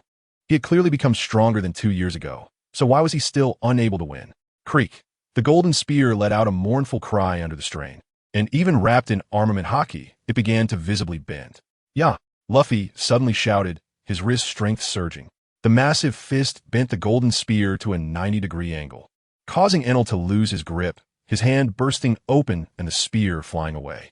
The giant fist pressed forward, smashing directly into Enel, breaking his nose and caving in his chest, sending him flying back with a sonic boom. Whoosh! Enel lost consciousness in midair, trailing arcs of electricity as he flew out for several kilometers, crashing into the hard red rocks outside Mariewa. Lord God! The members of the Cosmic Legion immediately lost their backbone, their confidence shattered, and their fighting spirit gone. So this is the fruit's restraint. It's truly terrifying. Lucifer never expected that Luffy would KO Enel with a single blow. This reminded him of the Mera Mera, no Mi versus Magu Magu no Mi. Even if Sabo's base strength wasn't as strong as Akainu's, it would probably still be insufficient. This couldn't be explained by scientific reasoning. It was simply a naked display of superiority and restraint. Luffy, riding the wave of victory, glared at Lucifer, hand over Rayleigh and Hancock. Don't worry, I won't go back on my word. Lucifer waved his hand to signal Luffy to calm down, casually stepping towards Dragon. Without Enel, the Cosmic Legion was just a bunch of soft persimmons, to be squeezed as he pleased. Now, it was time to discuss the distribution of benefits. Seeing Lucifer approach him, Dragon took a cautious step back. He knew how treacherous this guy was. That purple mist that melted many celestial dragons was very likely created by this guy. Noticing Dragon's movements, Lucifer halted 10 meters away, leaving a distance that allowed Dragon to hear him while still feeling safe. Choose. Where do you want to establish the land of freedom? Dragon raised an eyebrow, recalling Lucifer's earlier promise, somewhat surprised that it was fulfilled so promptly. He thought Lucifer would find all kinds of excuses to delay. Are we talking here? Yeah. Lucifer nodded. It wasn't anything shameful. Dorag rested his chin in thought, analyzing in his mind which areas of the world had richer resources. The Revolutionary Army certainly wouldn't tax the people for gold from the sky, which was an attractive point for the masses to support them. Therefore, they needed to be self-sufficient, and the land they selected had to be suitable for farming. The latter half of the Grand Line, known as the New World, was actually quite good. Although the weather on the sea was somewhat extreme, the resources on the islands were indeed much richer compared to other places. This was also the reason why a small New World could support most of the pirates in the world. The only downside of the New World was the harsh climate at sea, making it very difficult to travel between islands. However, if Golden Lion Shiki used the power of the float fruit to stack several islands together, then the problem would be resolved. But in terms of land area, any sea from the four seas could easily surpass the total land area of the New World islands. On the left is the New World, and on the right is Paradise. I want the New World, is that okay? After some contemplation, Dorag still felt that he wanted the resource-rich New World. The final island Raftel was somewhere in the New World. This could be an unexpected surprise. No problem, except for Wano country, the entire New World is yours, Revolutionary Army. Lucifer waved his hand generously in agreement. Wano country was related to sea stone, a strategic material he absolutely could not give up. Everything else was fine. Wano country. Dorag frowned. He also wanted this country. He clearly understood the importance of sea stone in this war. It was crucial. Seeing Dorag hesitate, Lucifer smiled slightly and said, "As compensation, I'll give you the first half of the Grand Line as well. The entire Grand Line will belong to your Revolutionary Army." Dorag was moved. Given his current strength, he was completely unequal to Lucifer. Reaching this point in negotiations was already quite good. Weak nations have no diplomacy, and the weak are the same. All right, it's settled. We'll plan further later. Lucifer nodded, then rubbed his hands together, revealing a shrewd merchant look, and said, "There should be many people in the four seas who are inclined to support the Revolutionary Army. We have shipping services and can transport a large number of people to designated locations in a short time. We can help you transport the people from the four seas. The price is very cheap, only 100,000 berries per person. Do you need it? 100,000 berries." Dorag began to calculate in his mind. Naturally, there were merchant ships at sea, and typically, the price for people wanting to travel from the four seas to the Grand Line ranged from several 100,000 to millions of berries. After all, traversing the Reverse Mountain or the Calm Belt was very dangerous, and there was also the risk of being attacked by pirates along the way. The Revolutionary Army could organize a fleet themselves. But the problem was that the number of people from the four seas was at least several 100,000 or even millions. Transferring such a large population would be a long and very difficult task. 100,000 berries per person didn't seem too expensive. Dorag looked up at Lucifer and asked, "How long would it take at the fastest?" 7 days at the fastest. A month at the slowest. Lucifer replied affirmatively. The float fruit. Dorag instantly realized this should allow Golden Lion Shiki to directly control the islands to transport people. All right, no problem. Wait. Lucifer suddenly changed his mind, licking his lips. "We don't want you to pay directly in berries. We need to exchange it for the corresponding amount of supplies." The Revolutionary Army was bound to establish a new regime. And perhaps they wouldn't use berries as currency then. He didn't want to end up with a pile of worthless paper. Dorag felt something was off, but he couldn't pinpoint what was wrong. So he just nodded and replied, "Okay. Pleasure to cooperate." Lucifer walked slowly towards Dorag, extending his hand. "Pleasure to cooperate." Dorag raised his hand and shook Lucifer's. 6 months later, at Whiskey Peak, "I'm going to be the king of the pirates." A loud shout broke through the sky, startling a seagull flying by. Luffy, an old, strong figure, rushed over, raising his massive fist to repeatedly greet the ambitious young man's head. "Gramps, Gramps." Luffy dodged, holding his head, tears welling up from the pain. "Dad supports me. Why are you stopping me?" Hearing this, Carp's fist, which was about to come down, froze in midair as he suddenly realized that the pirates on the Grand Line were no longer his responsibility. Carp retracted his fist, pinching his nose, and said, "Sorry. It's a professional habit." Now, the Revolutionary Army had established a huge kingdom in the Grand Line called Free Country. Free Country, the land of freedom. The Navy had no law enforcement authority in this kingdom, and as a Marine Vice Admiral, his entry had to go through rigorous approval. However, what was Dorag really thinking? Carp's brow gradually furrowed. In Free Country, pirates were naturally illegal, and the security forces established by the Revolutionary Army would pursue them. Yet Dorag, as the highest leader of the kingdom, actually supported his own son becoming a pirate. That was simply, even though Carp knew Luffy's character and that he wouldn't engage in pillaging towns and villages, it inevitably encouraged the spirit of piracy. Didn't anyone in the Revolutionary Army have an opinion about this? "Please, let me go." Just then, a terrified voice came from the alley of the houses on the hillside. What on earth is happening here? Carp turned to look in the direction of the voice, his gaze filled with deep confusion. This was not the first incident he had encountered in Free Country. From when he crossed the Calm Belt from the East Sea to the Grand Line, every place with a gathering of people had such situations. The chaos here was even worse than during the Great Pirate Era. Don't worry, Sanji will handle it. Luffy waved his hand, signaling Carp not to worry. It's just because the one needing help is a woman, that guy is so proactive. Zoro, lying on the hillside drinking, shook his head, a trace of contemplation flashing in his lone pupil. Free Country started as a wonderful kingdom, but as time went by, many problems gradually emerged. The most obvious was the security team composed of the Revolutionary Army. These guys initially had high enthusiasm for maintaining order, but now, as far as he knew, there were at least 5 officials colluding with pirates to make money. The ordinary members of the security team have become increasingly lax, even taking the initiative to invite these pirates to eat, drink, and have fun. Everything feels so wrong. The Navy back then, despite having a few corrupt individuals, was definitely not as corrupt as the security team. Why have those who were fine before turned into this in such a short time? In a tavern in the town, it seems like another fight has broken out over there. Let them fight. It's not like there's a day without a brawl. We'll go over after they're done and see if we can benefit from it. 3 members of the security team in dark green uniforms are leisurely gathered around a table, with 3 large cups filled with amber liquid in front of them. Peter picks up a cup and drinks the rum in one gulp, his slightly freckled cheeks instantly turning red. Peter exhales the alcohol fumes, his dreamy eyes filled with deep weariness. I can't go on like this. I want to apply for resignation. Me too. I don't want to continue this damn security team anymore. Carl, sitting next to him, scratches the back of his head in annoyance and agrees. Peter suddenly laughs, emboldened by the alcohol. What? You don't care about your crush anymore? He knows that Carl has a beautiful girlfriend, who is with him because Carl is the hero of the security team. It's such a good thing that he hasn't encountered, and he is quite envious of Carl. Sigh. It's because of my crush. Carl sighs, his weary eyes filled with profound sorrow. He is a human, and humans need to live, and living requires money. The security team naturally provides food, accommodation, and clothing, but there is no salary. In fact, most of the food and uniforms for the security team are donated by the local people, with only a small portion allocated by the kingdom. The government of the Afikansharai kingdom has no money. The government naturally has money-making businesses like farming, breeding, and mining. But the money earned can only maintain the operation of the kingdom's government. Furthermore, when the locals encounter natural disasters or man-made calamities, the government even asks the security team and other internal personnel to pay out of their own pockets for relief.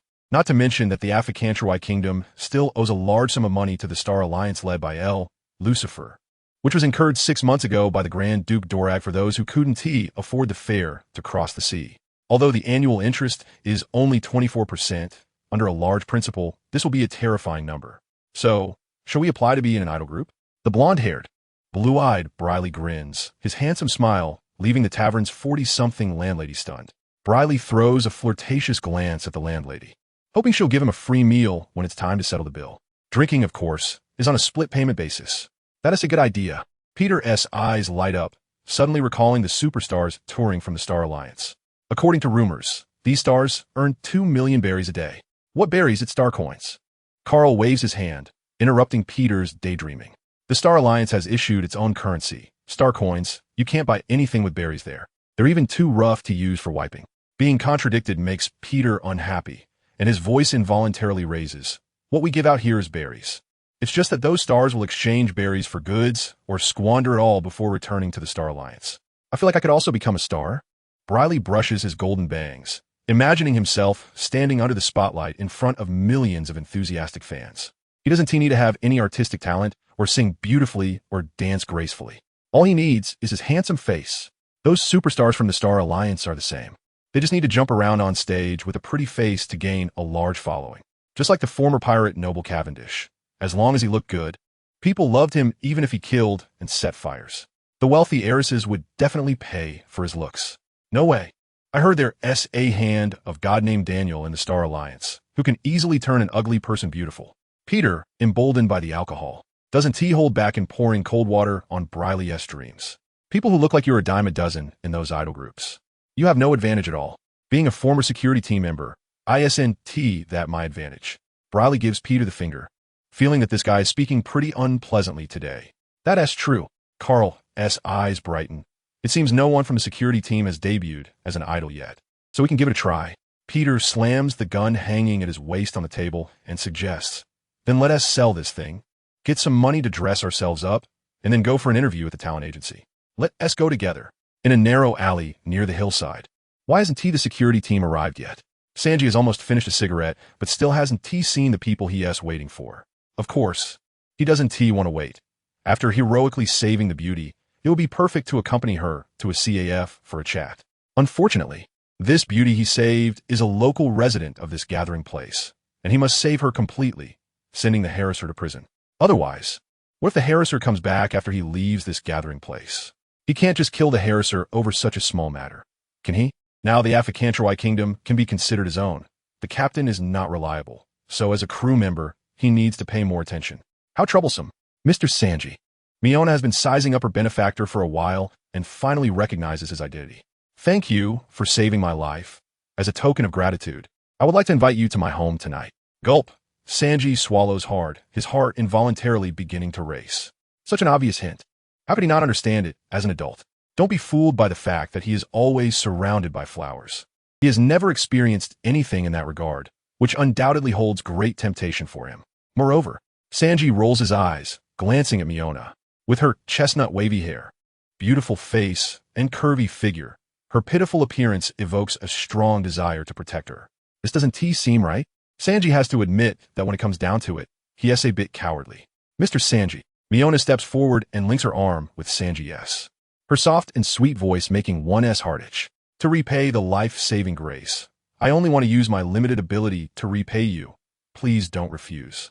The touch of skin to skin, the soft and warm sensation makes Sanji's nose heat up and blood uncontrollably starts to flow out. Then I'll take you up on that.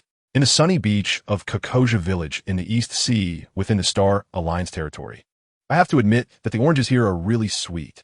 As the chilled orange juice enters his mouth, Lucifer shows an expression of enjoyment. Mr. Lucifer, please answer me. Why do we have to ban the new type of gasoline we developed? Looking at the man, comfortably leaning on the lounge chair, Thomas Keogh, the oil tycoon of the Star Alliance, felt a surge of anger in his heart, but had to try to ask in a gentle tone. Mr. Keogh, please mind your attitude. The cold light refracted from Califa's glasses, concealing her murderous gaze. How dare this guy, Thomas Keogh, disrespect Lucifer just because he is a major taxpayer of the Star Alliance? It's simply unforgivable. Keogh clenched his fists and ultimately gritted his teeth, lowering his head. I apologize, I lost my composure. Lucifer ignored Thomas Keogh, leaving him hanging while he focused on savoring the chilled orange juice in his glass. Over the past 6 months, the world's technological level had made tremendous progress, directly skipping the steam age and entering the electrical age. When those black technologies were no longer used for war and shifted their focus to everyday goods, all developments surged forward at an incredible pace. Within the Star Alliance, various scientists were emerging, bringing along various problems. This Thomas Keogh was a chemist who skyrocketed to fame for developing a new type of gasoline. When gasoline refined from crude oil is injected into car engines, it produces a particularly harsh, explosive sound and vibrations during operation. This is not a problem with the engine, but with the fuel, gasoline. The fuel burns and explodes in the cylinder, inevitably causing noise and vibrations. This knocking is unavoidable. And optimizing the engine won't help. Currently, scientists within the Star Alliance have discovered ways to improve fuel. For example, adding 10% ethanol can significantly reduce knocking in the cylinder. However, the problem arises that ethanol can be used to make acetic acid, beverages, flavors, dyes, etc., and it is also used in medicine to produce disinfectants. Ethanol is expensive. Using it to reduce cylinder knocking is not worth it. Another method is to further purify gasoline, but this approach is even more costly than adding ethanol. At this point, Thomas Keogh appeared with his new type of gasoline. He added a substance called tetraethyl lead to the gasoline, which is not only cheap and odorless, but, most importantly, requires only a concentration of 1 part per thousand to perfectly eliminate cylinder knocking. Initially, Lucifer was pleased to have such talent in the Star Alliance and opened an entrepreneur support program for Thomas Keogh, allowing him to manufacture this useful gasoline in large quantities and profit from his wisdom. However, one day, 3 months later, Daniel suddenly approached Lucifer, saying he had detected a large amount of toxins in the car exhaust. The reason is the new type of gasoline developed by Thomas Keogh. In simple terms, the additive tetraethyl lead has an unimaginably terrifying toxicity that could even endanger the entire world. The gases emitted from engines using tetraethyl lead gasoline would disperse lead into the air, polluting the environment. Living organisms in an environment with excess lead concentration would gradually feel bone pain and weakness. Over time, it could even lower IQ and cause irritability. Lead poisoning bring permanent harm. This not only reminded Lucifer of his homeland, where ancient scholars behaved bizarrely, wearing only a linen robe in the dead of winter, appearing weak and frail. It was because they were poisoned by lead in alchemy. Lucifer suddenly realized that this gasoline containing tetraethyl lead was not the first time he had encountered it. He had suffered from its toxicity back in his homeland.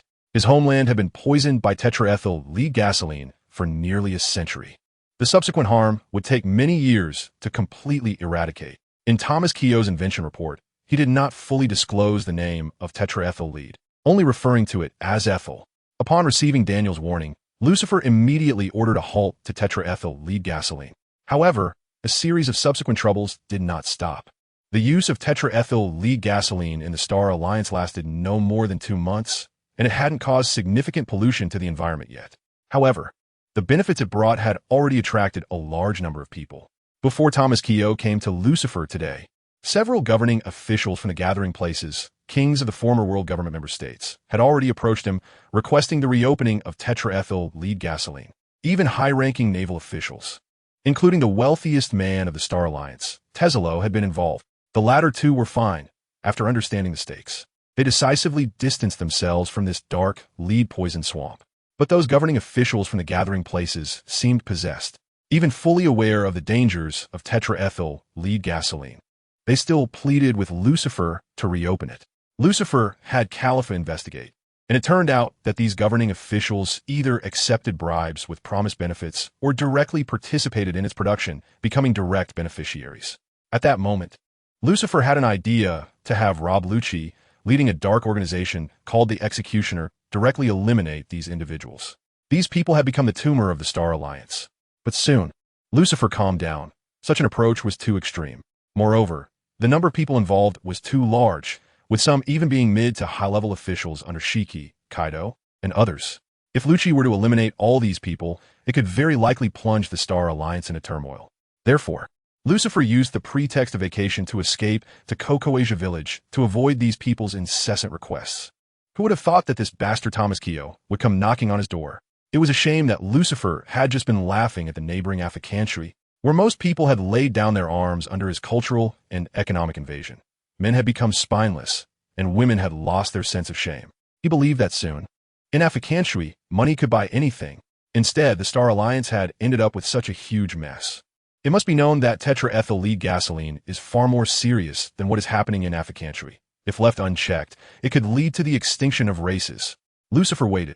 After a long time, Thomas Keogh was about to request again. Bang! A gunshot rang out, and Thomas Keogh's wise head burst like a watermelon, with blood mixed with brain tissue staining the beach. Lucifer stood up from the lounge chair, holding a silver revolver, and repeatedly pulled the trigger at Thomas Keogh's fallen body. Bang, bang, bang. After firing 5 high-speed rotating bullets, Lucifer finally stopped when the chamber was empty. Notify Lucci. Have those short-sighted individuals on the list all meet with an accident. Understood. Calipha smiled slightly, took out a transponder snail from her ample bosom, and began to make contact. She instructed Lucci not to rush, to take it slow, ensuring that all were made to look like accidents without causing panic among the populace. Lucifer sat back down on the lounge chair, took a sip of the chilled orange juice, still feeling quite angry. In his hometown, if it weren't for the guy who created tetraethyl lead gasoline and the capitalists, he might have been a person smarter than Vegapunk. He is a super genius whose wisdom has been murdered. Yet in this world, there are still people who dare to poison him in such a way. They must be eradicated. The more he thought about it, the angrier he became. And the angrier he became, the more he thought. Lucifer picked up the information about African Shui that was laid out on the coffee table and began to study it carefully. The news that African Shui does not collect heavenly gold from the public has spread to every corner of the world. And the residents of Cocoa Village have all moved to the Grand Line because of this or because of Nami. Not only the residents of Cocoa Village, but many people from other places have also moved for this reason. Even those who are not supporters of the Revolutionary Army have flocked to the Grand Line. In response, Doflamingo, Shiki, and even the Navy Sakazuki were furious and almost destroyed these people as traitors. However, Lucifer warmly sent off these freedom-seeking citizens to the Grand Line. Of course, the escort was paid at a price of 100,000 berries per person, ultimately paid by Drago. For the Star Alliance, they do not lack such hundreds of thousands of laborers. On the contrary, the resources left behind after they leave are worth more than the benefits they brought. After all, when people leave, they cannot take their houses, farmland, or mines with them, and they are not allowed to take them. The people moving to the Grand Line can only take some money and jewelry, which are quite insignificant. For example, in Cocoa Village, how much are the banknotes and gold jewelry worth? The remaining orange groves are enough for Lucifer to reap more. Some places in this world have advanced medicine, but most are still very backward, to the point that a high fever can take a life. What does sailing need? Vitamin C. What is in oranges? Vitamin C. Many people know that long-term sailing requires eating fruits like oranges and lemons to prevent scurvy, but they do not know why. Lucifer specifically had Daniel publish an article about vitamin C, then began to plant oranges extensively and turn them into long-lasting drinks. Money came pouring in, with major clients coming from the Grand Line of the African Shui Kingdom. Next, let us sell them betel nuts. Lucifer stroked his chin, feeling that there were too many profitable ideas that needed his execution. He also planned to let Daniel and the Dr. 20 team develop a medical patent, then sell various cold medicines to make a fortune. If others want to share in the profits, they either have to pay a patent fee or wait for the Star Alliance cannon fire to come down. Life is getting better and better. Dealing with reasonable people is so comfortable. The more various industries there are, the more job opportunities there are, and the income of the Star Alliance citizens steadily increases. Even after paying the heavenly gold, their lives are still better than most people in African Shui, and the public order is exceptionally good. Recently, many who left have wanted to return. But leaving is easy, returning is hard. To obtain a resident permit for the Star Alliance, the difficulty is no less than that of an ordinary person becoming a Navy colonel. Lucifer, Marshal Sakazuki is looking for you. Just then, Califo walked over holding a din mushy and handed it to Lucifer. Lucifer raised an eyebrow. It had been a few months since the Navy had troubled him, and it was just that these guys had started fighting out of boredom. Sakazuki, what happened? Lucifer picked up the phone and got straight to the point.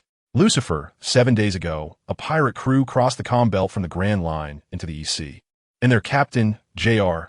Morgan, is a special Paramecia type user of the Mercury fruit. Sakazuki's voice came through, slightly serious. The Mercury fruit? Huh. Lucifer nodded. This is indeed another bug-level ability.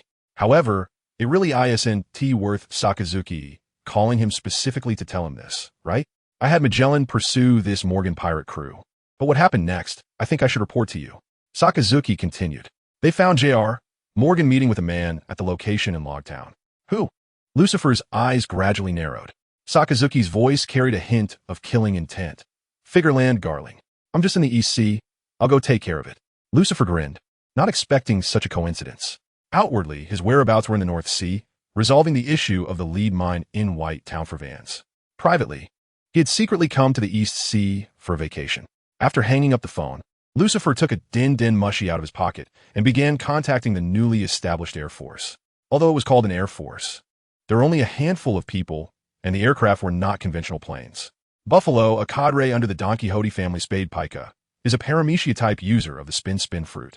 He can turn any part of his body into a propeller, fly like an airplane, and the propeller can blow out strong winds like a typhoon. Lucifer had Miss Bikini create a shell transport aircraft without a power system, then arrange for Buffalo to drill into the front end of the plane to serve as a human propeller. This transport aircraft has powerful propulsion, with a maximum carrying capacity of 100 tons and a top speed of up to 150 meters per second. Generally, this newly established Air Force was only used to transport the heavenly gold collected from various places. Now it had the opportunity to get involved in battle. In the waters near Logtown. What? Abandon the pursuit and distance ourselves from the Morgan pirate crew? Magellan's eyes widened in disbelief at the orders given on the other end of the phone. The Morgan pirate crew is a supernova pirate crew in the territory of the African Shui Kingdom, and their captain, J.R. Morgan, was first offered a bounty of 1 billion berries. This guy, J.R. Morgan, as his first achievement as a pirate, eliminated the former Revolutionary Army's Northern Army Vice Commander Jylan. He is an extremely dangerous fellow.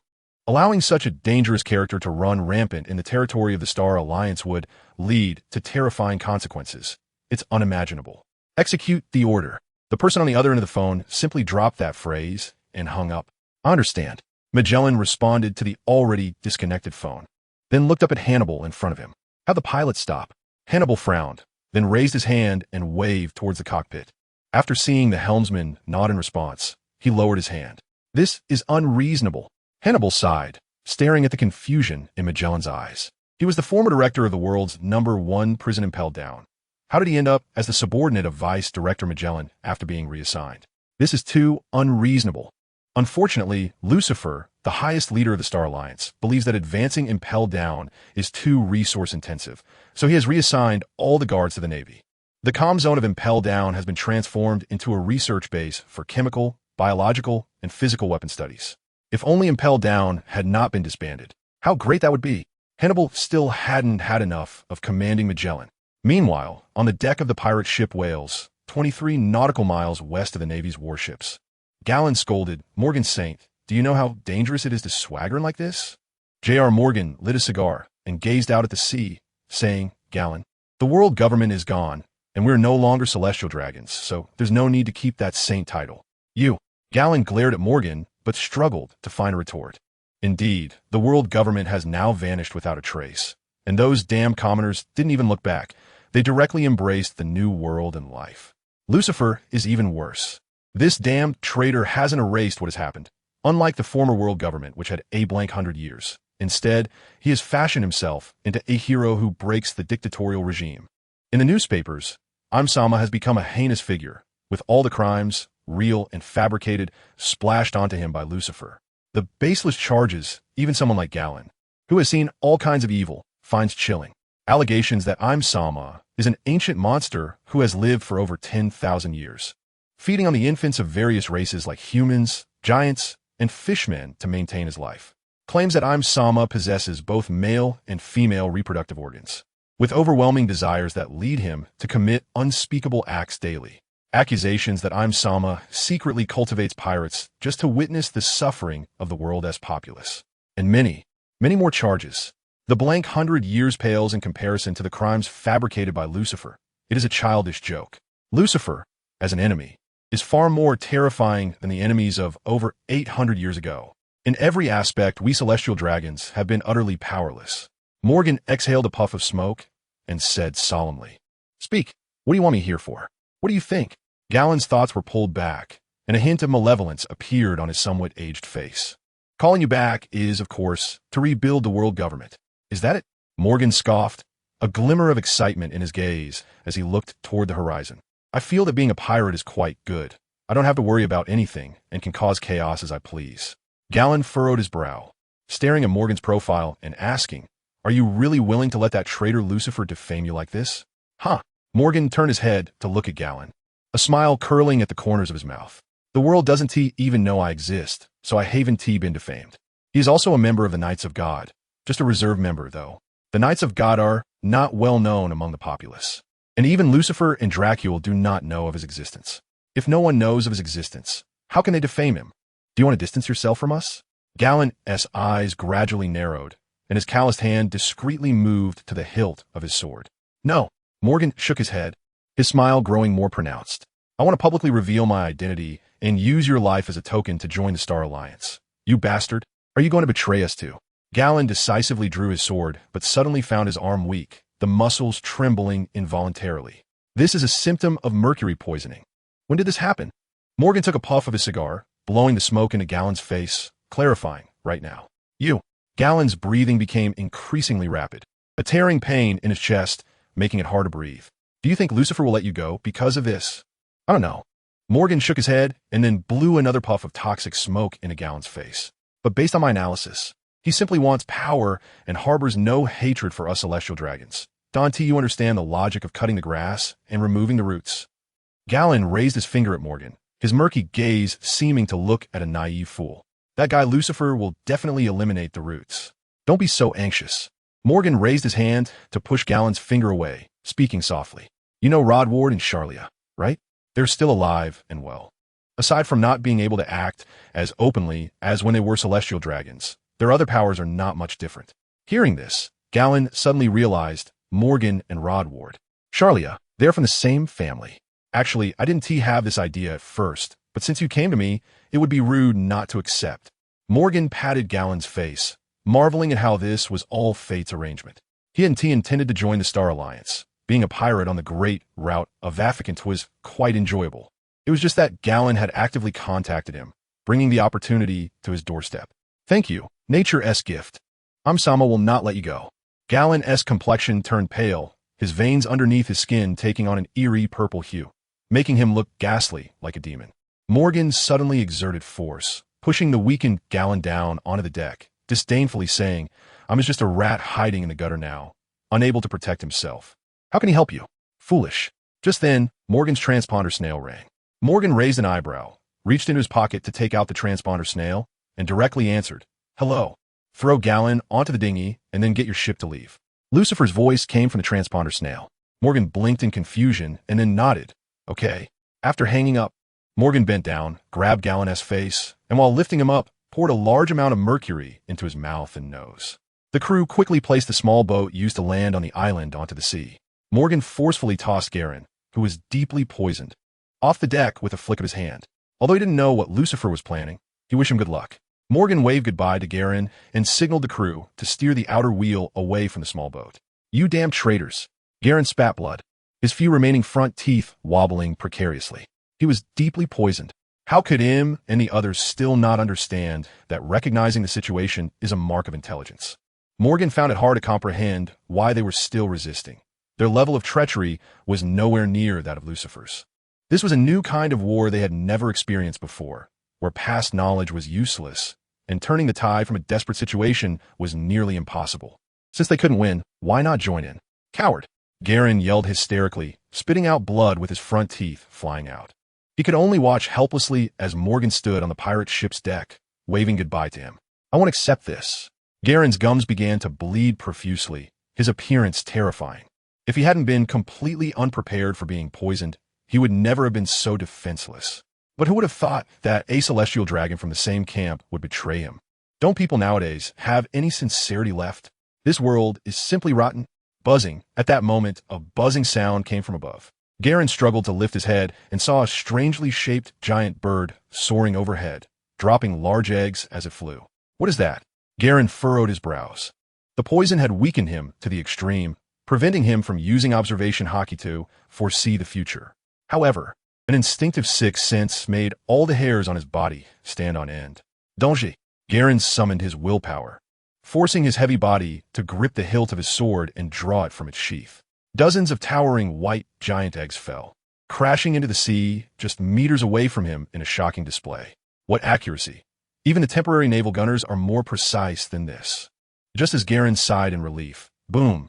The white giant eggs exploded upon hitting the water, illuminating the entire sea with an orange-white glow. Garen saw endless flames sweeping toward him, followed by an indescribable pain engulfing his entire body. The oxygen in the air was instantly burned away, and the flames clinging to Garen's body were like a curse that would not extinguish, no matter how much he tried to beat them out, not even with hockey.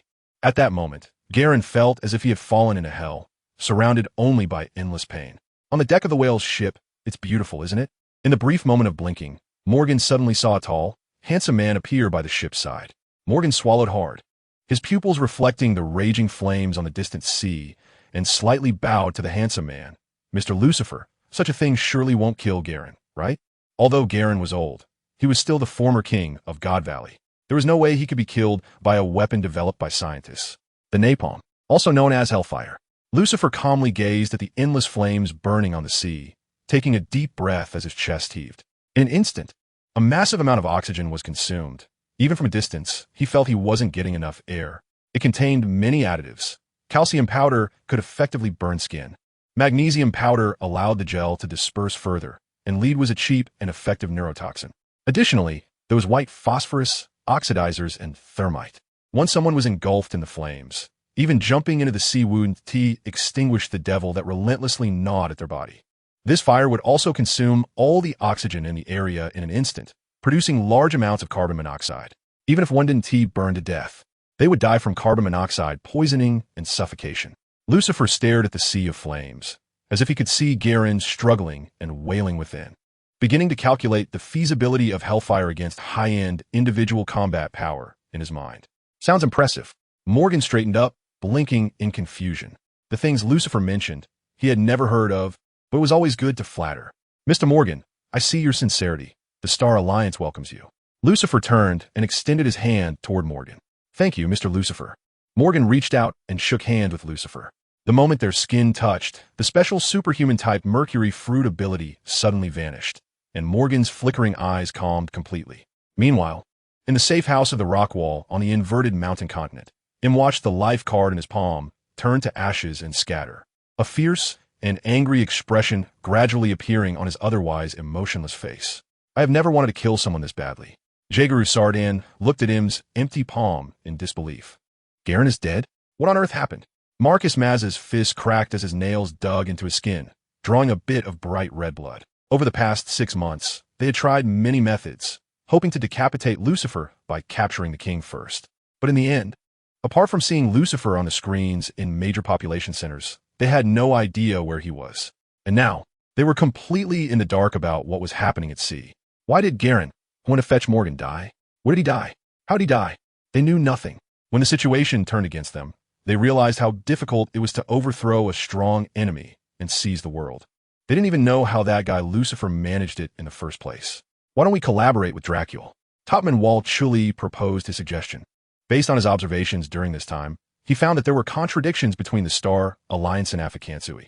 However, both sides remained in a delicate tacit understanding, not breaking this peace. Im turned his pupils, directing his suppressed angry gaze at Wall Chuli. I'm sorry, Lord Im. I didn't consider it carefully. Feeling the gaze upon him, Wall Chuli quickly knelt and lowered his head in apology. This scene made the eyes of Izambalin V, Nejiro, and Shepherd X, Peter flicker. They suddenly realized that Im's narrow-mindedness and rigid character had not allowed him to let go of his pride even now.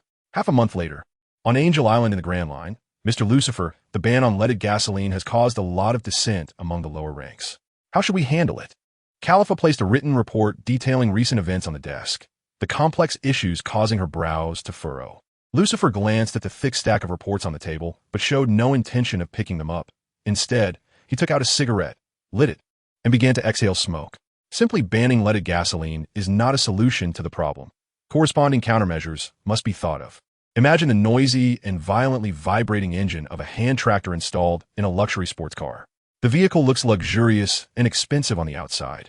But once the engine starts, the whole car shakes uncontrollably, accompanied by deafening explosions. Comfort is not even the main concern. The most important thing is that such violent shaking could eventually cause the vehicle to fall apart. The side effects of gasoline burning and exploding in the cylinder are probably like this. Lucifer took a deep breath, pressed the cigarette into the ashtray, and sighed. Lower the price of crude oil by half. Let them continue to refine gasoline, and in the future, use the refined gasoline. But this will greatly reduce our government's revenue, Khalifa replied. She understood the importance of crude oil for the future development of the Starlight Alliance, and was deeply aware of its value. Lucifer shook his head and said helplessly, let's leave it at that. There's nothing we can do for now. He didn't want it to be this way. But without finding a solution, there would be a second Thomas Chiao emerging. Where there is demand, there is a market. Leaded gasoline must be nipped in the bud. After all, it jeopardizes the entire living environment, and even if Lucifer lives on the Sky Island, he cannot avoid being affected.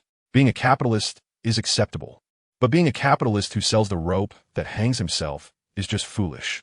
By the way, let Ishiao set up a department to strictly investigate gasoline on the market. Lucifer's tone gradually became cold and severe. In the case of crude oil price reductions, anyone who dares to produce or use leaded gasoline will face the death penalty. Okay. Khalifa nodded and noted it down. I will notify the Public Security Bureau. Former Admiral Fujitora Ishiao is now the head of the Public Security Bureau of the Starlight Alliance, primarily responsible for maintaining citizen safety. Vice Admiral Hiro Karp and others, who would not follow orders unconditionally, have also been transferred to the Public Security Bureau. After recording, Khalifa looked up at Lucifer and continued to ask, when will we start implementing the Star Harvest Plan? About that, Lucifer rubbed his forehead in frustration. The so-called Star Harvest Plan is actually the first step towards landing on the moon and starting the journey through the Star Sea. More than half a year ago, he had pulled the moon with gravity, but just as the planet was about to contact the ocean world, it stopped strangely. Later, He went up with scientists like Vegapunk to investigate and discovered the issue of like poles repel. In the universe of this world, there's oxygen and air, and there's also its own gravity on the infinite Earth-Moon. This means that the moon and the ocean world are like two magnets, strangely in a state of repulsion. Pulling the infinite Earth-Moon down to fill the sea and create land is simply impossible.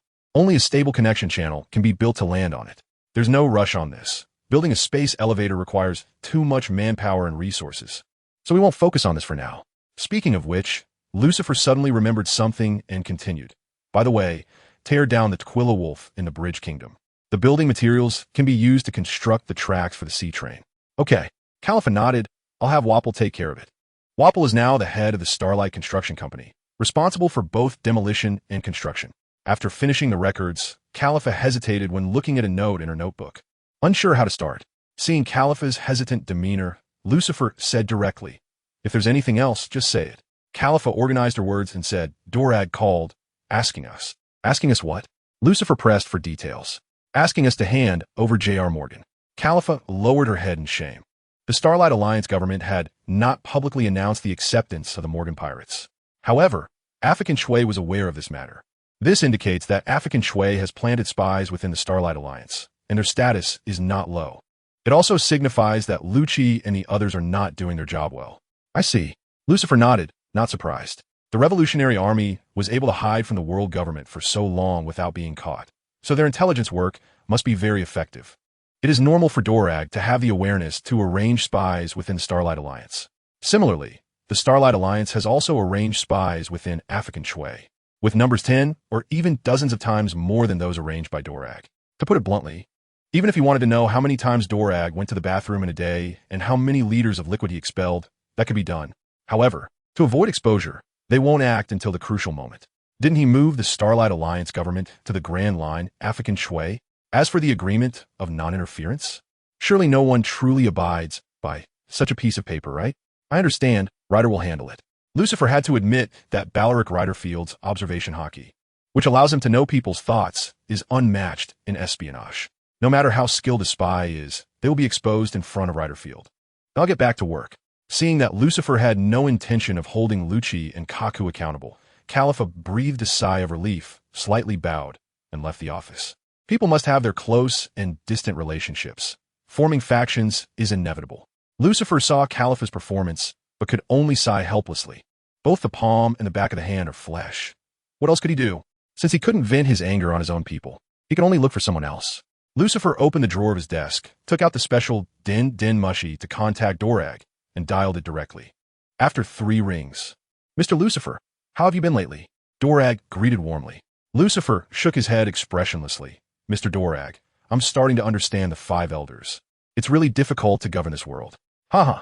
Dorag chuckled bitterly, deeply agreeing with his statement. Only after truly sitting in this position did he realize how many headaches he would face every day. For so long, the African Shui government has hardly developed, as most of its energy has been used to deal with pirates. Sometimes, Dorag has thought about referencing the governance model of the Starlight Alliance, but he only thought about it. The will of freedom cannot be suppressed. It is better to let it flow freely. Although the Starlight Alliance looks good now, that may not be the case over time. It has only been half a year, and the future is still far away. Time will verify everything. Dorag firmly believes in this. By the way, have you found the final island raftel? I'm quite curious about what the great treasure actually is. Lucifer completely avoided mentioning Morgan, and casually chatted about whatever came to mind. Dorag was not in a hurry, so he didn't rush either. Upon hearing about the final island raftel, Dorag fell silent. Those pirates were giving him such a headache that he didn't have the energy to search for the legendary great treasure in the short term. However, he pinned his hopes on Luffy, feeling that his son still had the potential to become the Pirate King. But this involved the upcoming plans of the African Shui government, which certainly couldn't be shared with Lucifer. By the way, Mr. Lucifer, have you heard of the Morgan pirates? Dorag shifted the topic and spoke about serious matters. Lucifer pretended to think for a moment before suddenly realizing. It seems there was indeed a pirate crew that broke into the East Sea from the Grand Line. What about it? Dorag almost couldn't help but curse. What about it? According to intelligence from spies, J.R. Morgan had surprisingly transformed from a pirate into one of the heads of stellar pharmaceuticals within the Stellar Alliance, with daily earnings calculated in millions of berries. It seems he was using mercury to produce disinfectants and thermometers. Stellar Pharmaceuticals is one of the important sources of income for the Stellar Alliance government, and without Lucifer's approval, Morgan would never be able to get in, let alone being directly appointed to a high position. Acting, can't you act a little more convincingly? Before Dorag could speak, Lucifer continued, Mr. Dorag, are you suggesting that we should compensate for the losses caused by the Morgan pirates? Oh, there's no need for that. I know you were struggling. I won't blame you. Dorag's jaw muscles tightened, making a faint squeaking sound as his teeth ground against each other. So, politicians are really this shameless. Dorag took several deep breaths to calm himself and said, Then I really thank Mr. Lucifer. And it would be even better if you could let us handle the Morgan pirates as well. Isn't it just shamelessness? Who doesn't do the same? No problem. Once we catch the Morgan pirates, I'll definitely hand them over to you. Lucifer nodded generously, casually writing a verbal check. Dorag opened his mouth, wanting to mention J.R. Morgan's position at Stellar Pharmaceuticals, but suddenly realized he couldn't say it at all. If he said it, wouldn't that mean African Shui had planted spies within the Stellar Alliance? The surface harmony must not be torn apart now. This guy Lucifer is determined to play dumb to the end, and he can only play dumb along with him. Then I will trouble Mr. Lucifer. Helplessly, Dorag could only drop a sentence and hang up the phone, saying he had something to attend to. Feels good. Lucifer grinned at the sleeping phone bug. He suddenly realized that chatting with Dorag was quite relieving. So it seems he could talk to Dorag whenever he felt down in the future. A weak nation has no diplomacy. African Shui could only be a punching bag in front of the Stellar Alliance. North Sea, Germama, Gathering Place, Charlotte Linlin. I am now arresting you for endangering public safety and intentional injury. You have the right to remain silent. If you do not remain silent, then anything you say may be used as evidence against you in court. You have the right to an attorney. If you cannot afford an attorney, the court will appoint one for you. Do you fully understand your above rights? With a serious tone, he looked down at Charlotte Linlin, who was stepping on Vinsmoke Sanji. Arrest me? Charlotte Linlin's eyes widened, as if she had heard the greatest joke in the world. Fujitora, you're getting more inflated by the day. So, are you refusing to be arrested? Ishao held his sword staff, slowly drawing the sword from its sheath. Why don't you come and try? Before Charlotte Linlin could finish her words, a tall man with pink short hair appeared and blocked her way. Mom, we can't fight the security bureau. Charlotte Katakuri's murky pupils turned cold as he said in a chilling voice. Katakuri, are you going to defy me? No, I just don't want our family to get into trouble. Charlotte Katakuri shook his head slightly, looking at Charlotte Linlin with a pleading gaze. Although many people thought their Charlotte family was living under someone else's roof, Katakuri was quite satisfied with this life. Except for ambitious siblings like Charlotte Perispero, the rest were happy with their current lives. Everyone was living fulfilling lives according to their own interests or strengths. Charlotte Smoothie opened a milk tea shop, and with the strong financial support of the Charlotte family, she had already opened dozens of chain stores across the seas. Thanks to the unique flavors developed using the squeeze fruit ability, it was beloved by the residents of the Stellar Alliance and was expected to become a star enterprise in the future. The cream fruit ability user Opera and the yellow fruit ability user Charlotte Gallup partnered to open a dessert shop, where people queuing to order birthday cakes could form long lines every day. The heat fruit ability user Charlotte Oven opened a hot spring paradise, attracting many visitors regardless of whether the weather was hot or cold. The memory fruit ability user Charlotte BRLE opened a forgetfulness house, using her ability to help people forget their worries and sad past for a fee. The steam fruit ability user Charlotte Daifuku became a regular in various films and dramas thanks to the steam golems he made. Everyone found suitable jobs, and although there were occasional worries, they all held hopes for the future. Even the ambitious lick fruit ability user Charlotte Perispero established a candy group based on his ability to produce large amounts of sugar. However, according to what Katakuri knew, this brother had private connections with Pirate from the Grand Line, collusion. Only their mother from the Charlotte family, instead of finding something to do, was always looking for fights and damaging public property. Clearly, she was their mother, but acted like a rebellious, delinquent teenager. Instead, it was they, the children, who had to apologize and compensate, which was really headache-inducing. Charlotte Linlin was moved by Katakuri's gaze and said in a softer tone, That guy Shiki promised me he would make me young, but now I can't contact him. Katakuri helplessly scratched the back of his head. His nearly 70-year-old mother was always thinking about returning to her youth, which was quite embarrassing for them as children. Didn't Mr. Shiki say that he and Kaido went on an expedition to Infinite Land on the moon and would fulfill their promise upon returning? But it has already been half a year. I can't wait any longer. Charlotte Linlin grew more and more agitated, stepping on Vinsmoke Sanji's foot with more force, causing the latter to scream in pain. Charlotte Linlin, get your foot off. Ishao felt a crack forming in Sanji's sternum from the pressure and couldn't wait any longer, charging forward with his sword. Mr. Fujitora, please wait a moment. Katakuri quickly turned to block Ishao, a cruel smile awkwardly stretching across his face. I will persuade Mom, and all the losses caused will be compensated double. This. Ishao showed a bitter expression, momentarily unsure of what to do. Maintaining the safety of the citizens of the Star Alliance is his responsibility, but he also doesn't want to undermine Katakuri's filial piety. Justice is really hard to achieve. Katakuri nodded gratefully at the smile and said, please give me one more minute. Thank you. He wasn't worried about his mother being hurt by Fujitora. The real issue was that if they clashed with the Security Bureau, it would be a big problem that money and apologies couldn't resolve. Katakuri. Charlotte Linlin looked at her proud son, lowering his voice to speak to others, and her feelings were quite complicated for a moment. Only family would bow to others for her sake. All right, let's wait for Shiki to come back. Charlotte Linlin kicked Vinsmoke Judge away in a haughty manner and prepared to leave, facing the gaze of the onlookers nearby. Seeing that Smile was about to intervene, Katakuri quickly grabbed his hand and said, please let Mr. Fujitora calculate the damages on site. We will definitely compensate double. I will now strive for the victim's understanding. Smile nodded and said, all right. Other than Vinsmoke Judge, no one else was injured.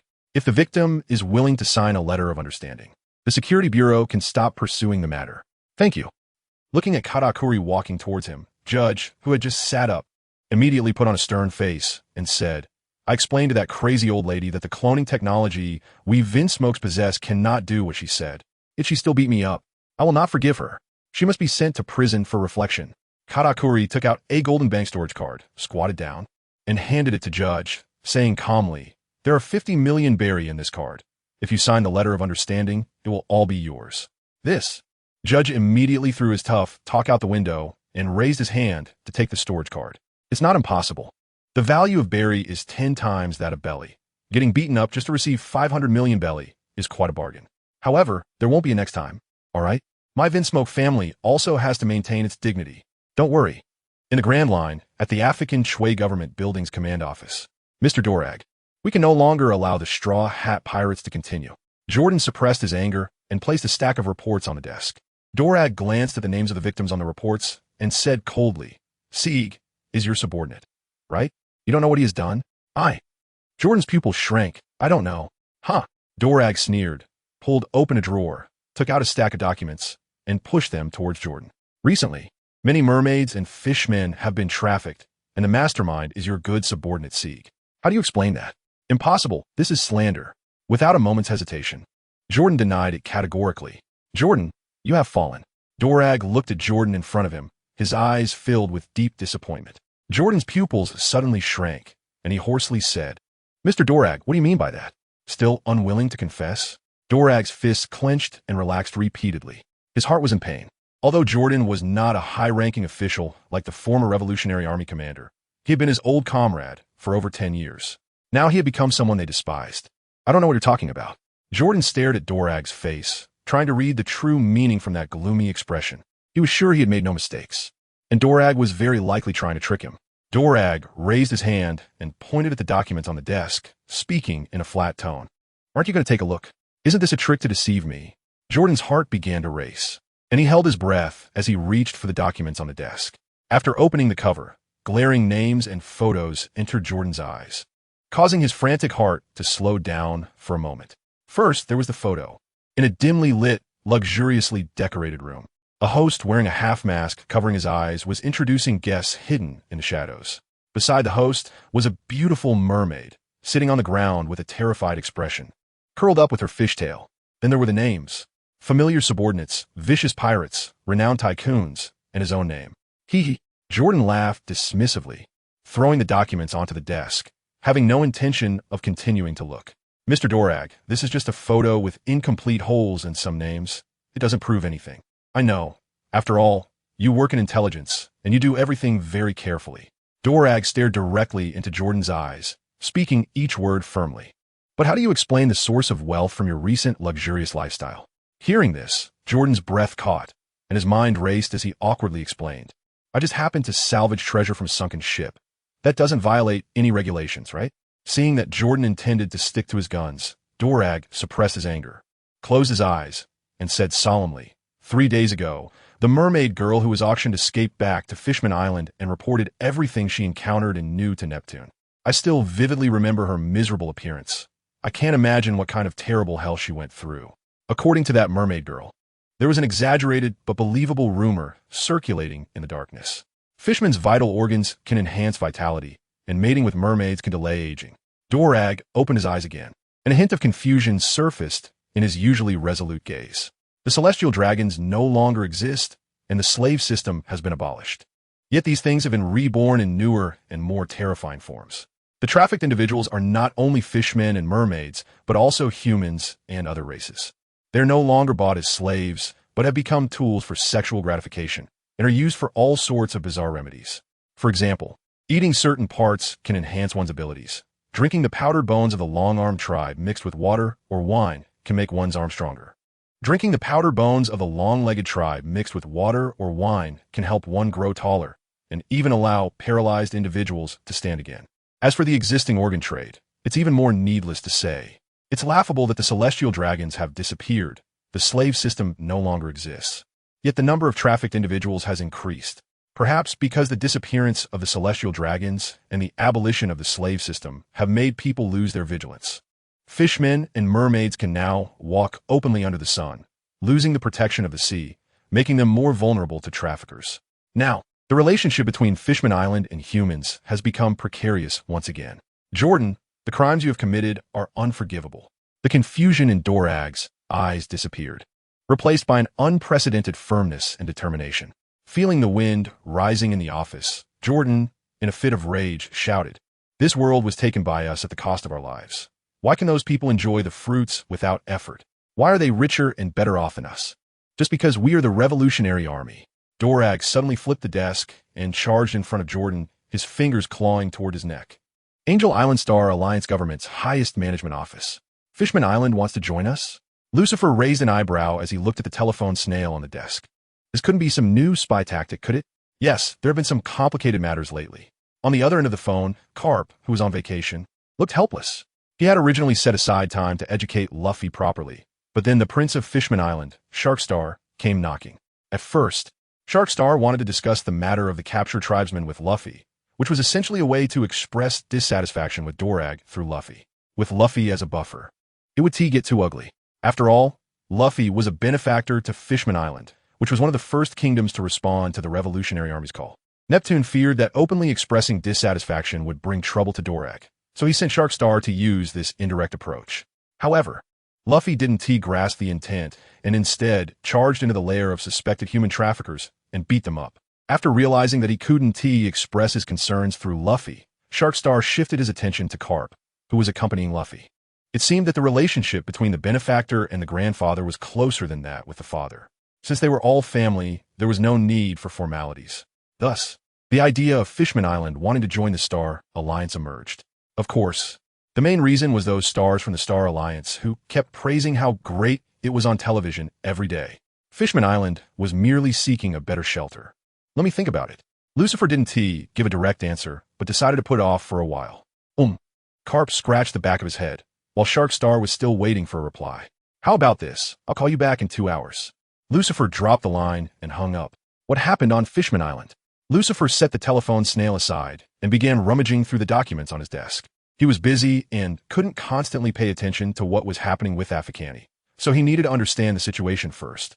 After 7 or 8 minutes, Lucifer finally found the report about Fishman Island among the high piles of documents. Isn't it better to stay underwater? Why come to the land? After reading the report, Lucifer really couldn't understand the thoughts of the fishmen and merfolk. Fishman Island now felt to him like a curvy, sexy beauty running in front of a morally shallow and desire-driven villain.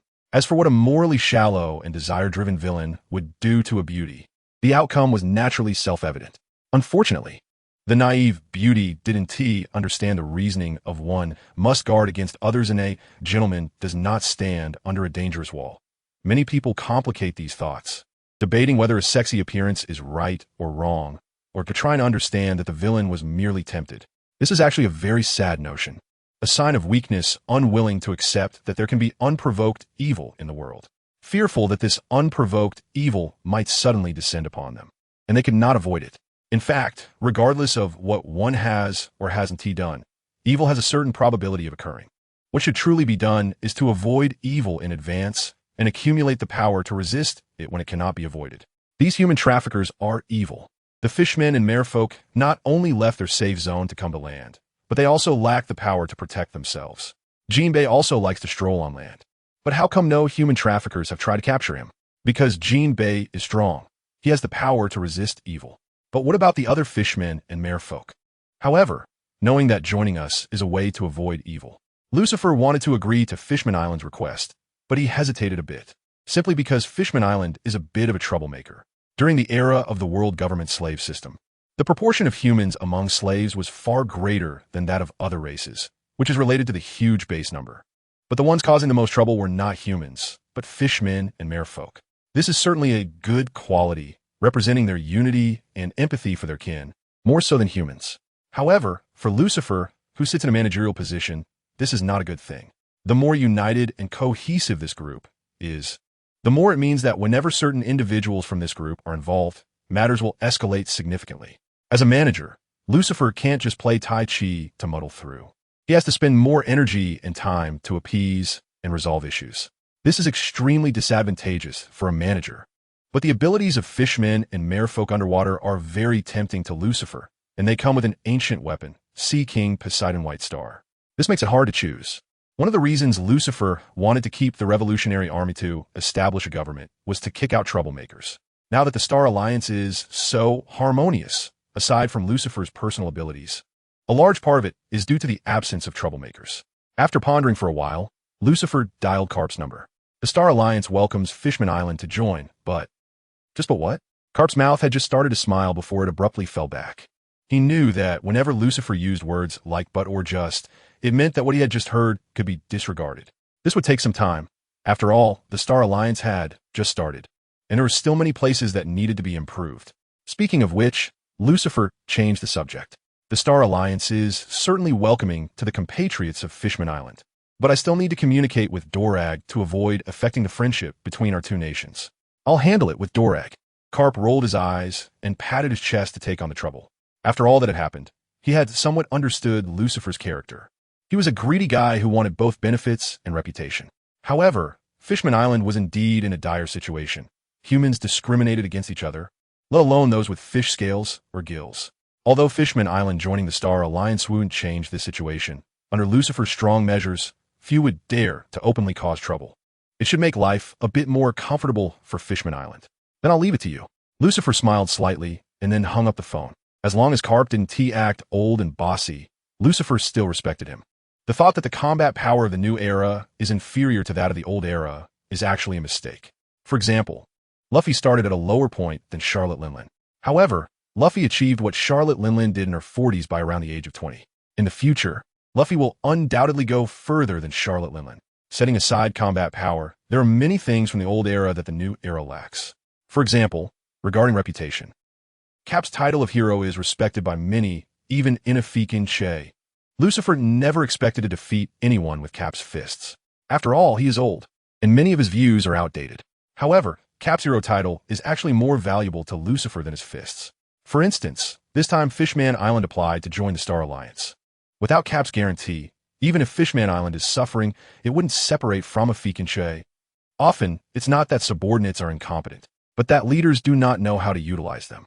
If subordinates can do anything and achieve everything, then why do we need leaders? Why not start our own ventures? Lucifer stood up from his seat and walked to the panoramic window at the back, overlooking the scenery outside the office building. The land of Angel Island is entirely made of materialized clouds, soft and pure. The sunlight hanging high in the sky casts a layer of sacred gold over the pure white island. This is actually the new Angel Island, as the old site was destroyed by Enel's thunder, and rebuilding it took quite a bit of effort. A challenger full of ambition would be nice.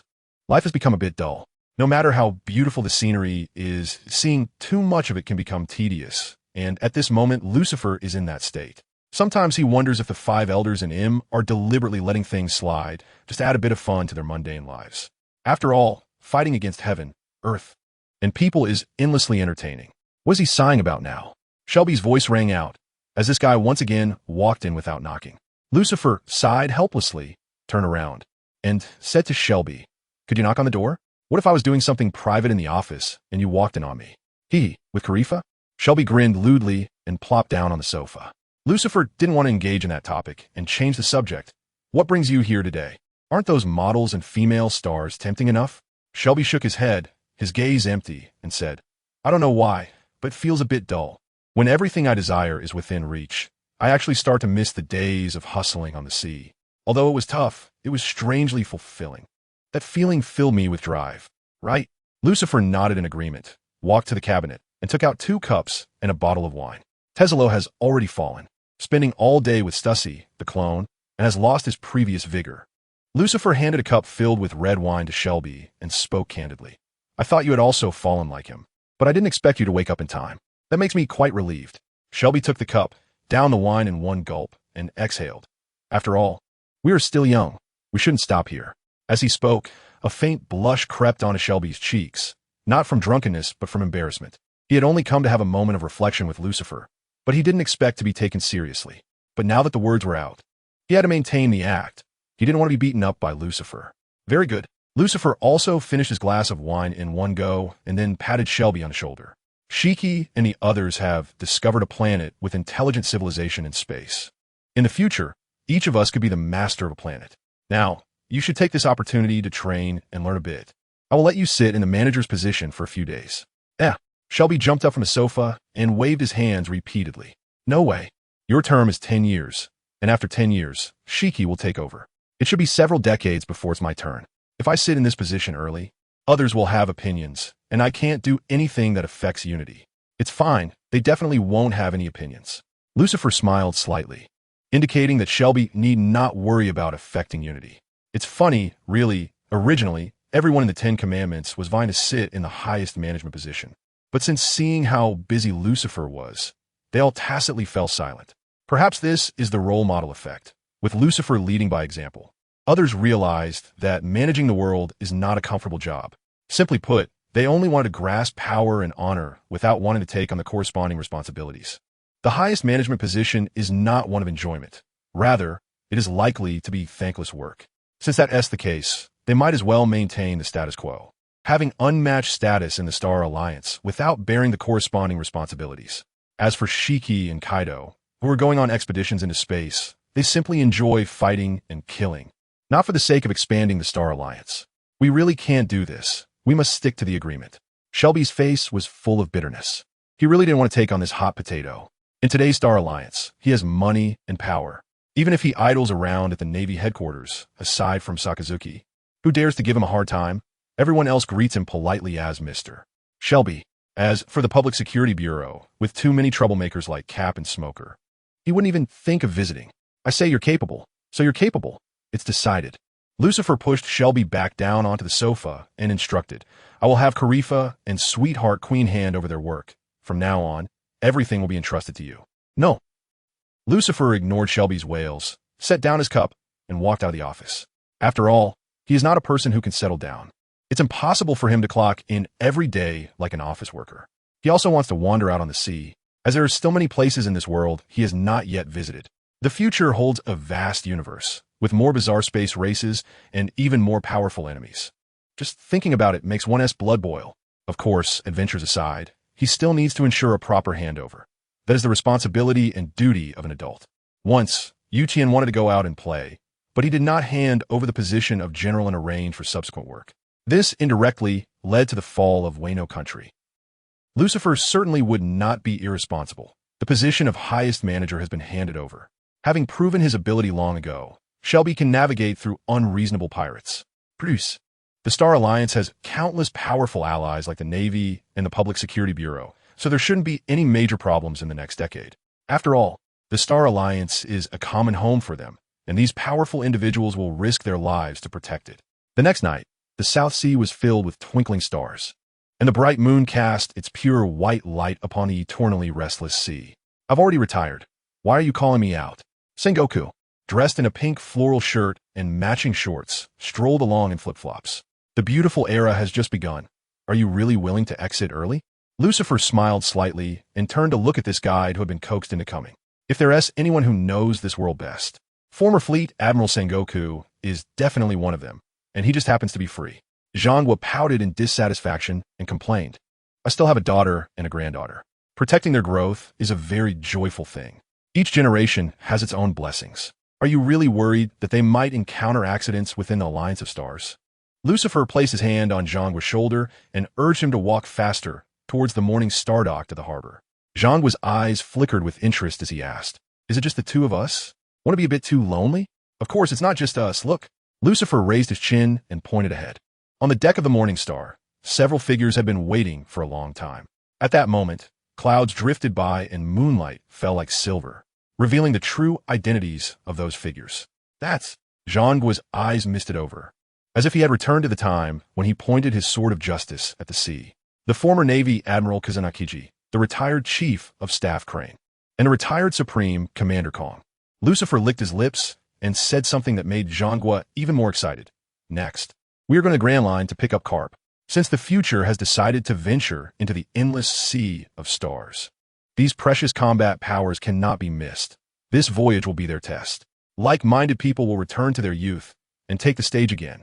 Our lives have just begun. May the brilliance of the stars guide you to move forward bravely. Synopsis. Thieves of hooks are punished. Thieves of nations are lords. Stealing gold is a crime. Stealing a nation is heroic. If one can steal the world, they're the greatest of the great. Soul transmigration into the pirate world. Seizing a Zoan type, human fruit. Mythical beast form of fallen angel. But this devil fruit happens to be a tribute to the celestial dragons. And just after transforming from a devil fruit into a human, I was identified as a pirate who steals treasures. The world belongs to all living beings between heaven and earth. Every creature should have the right to touch it.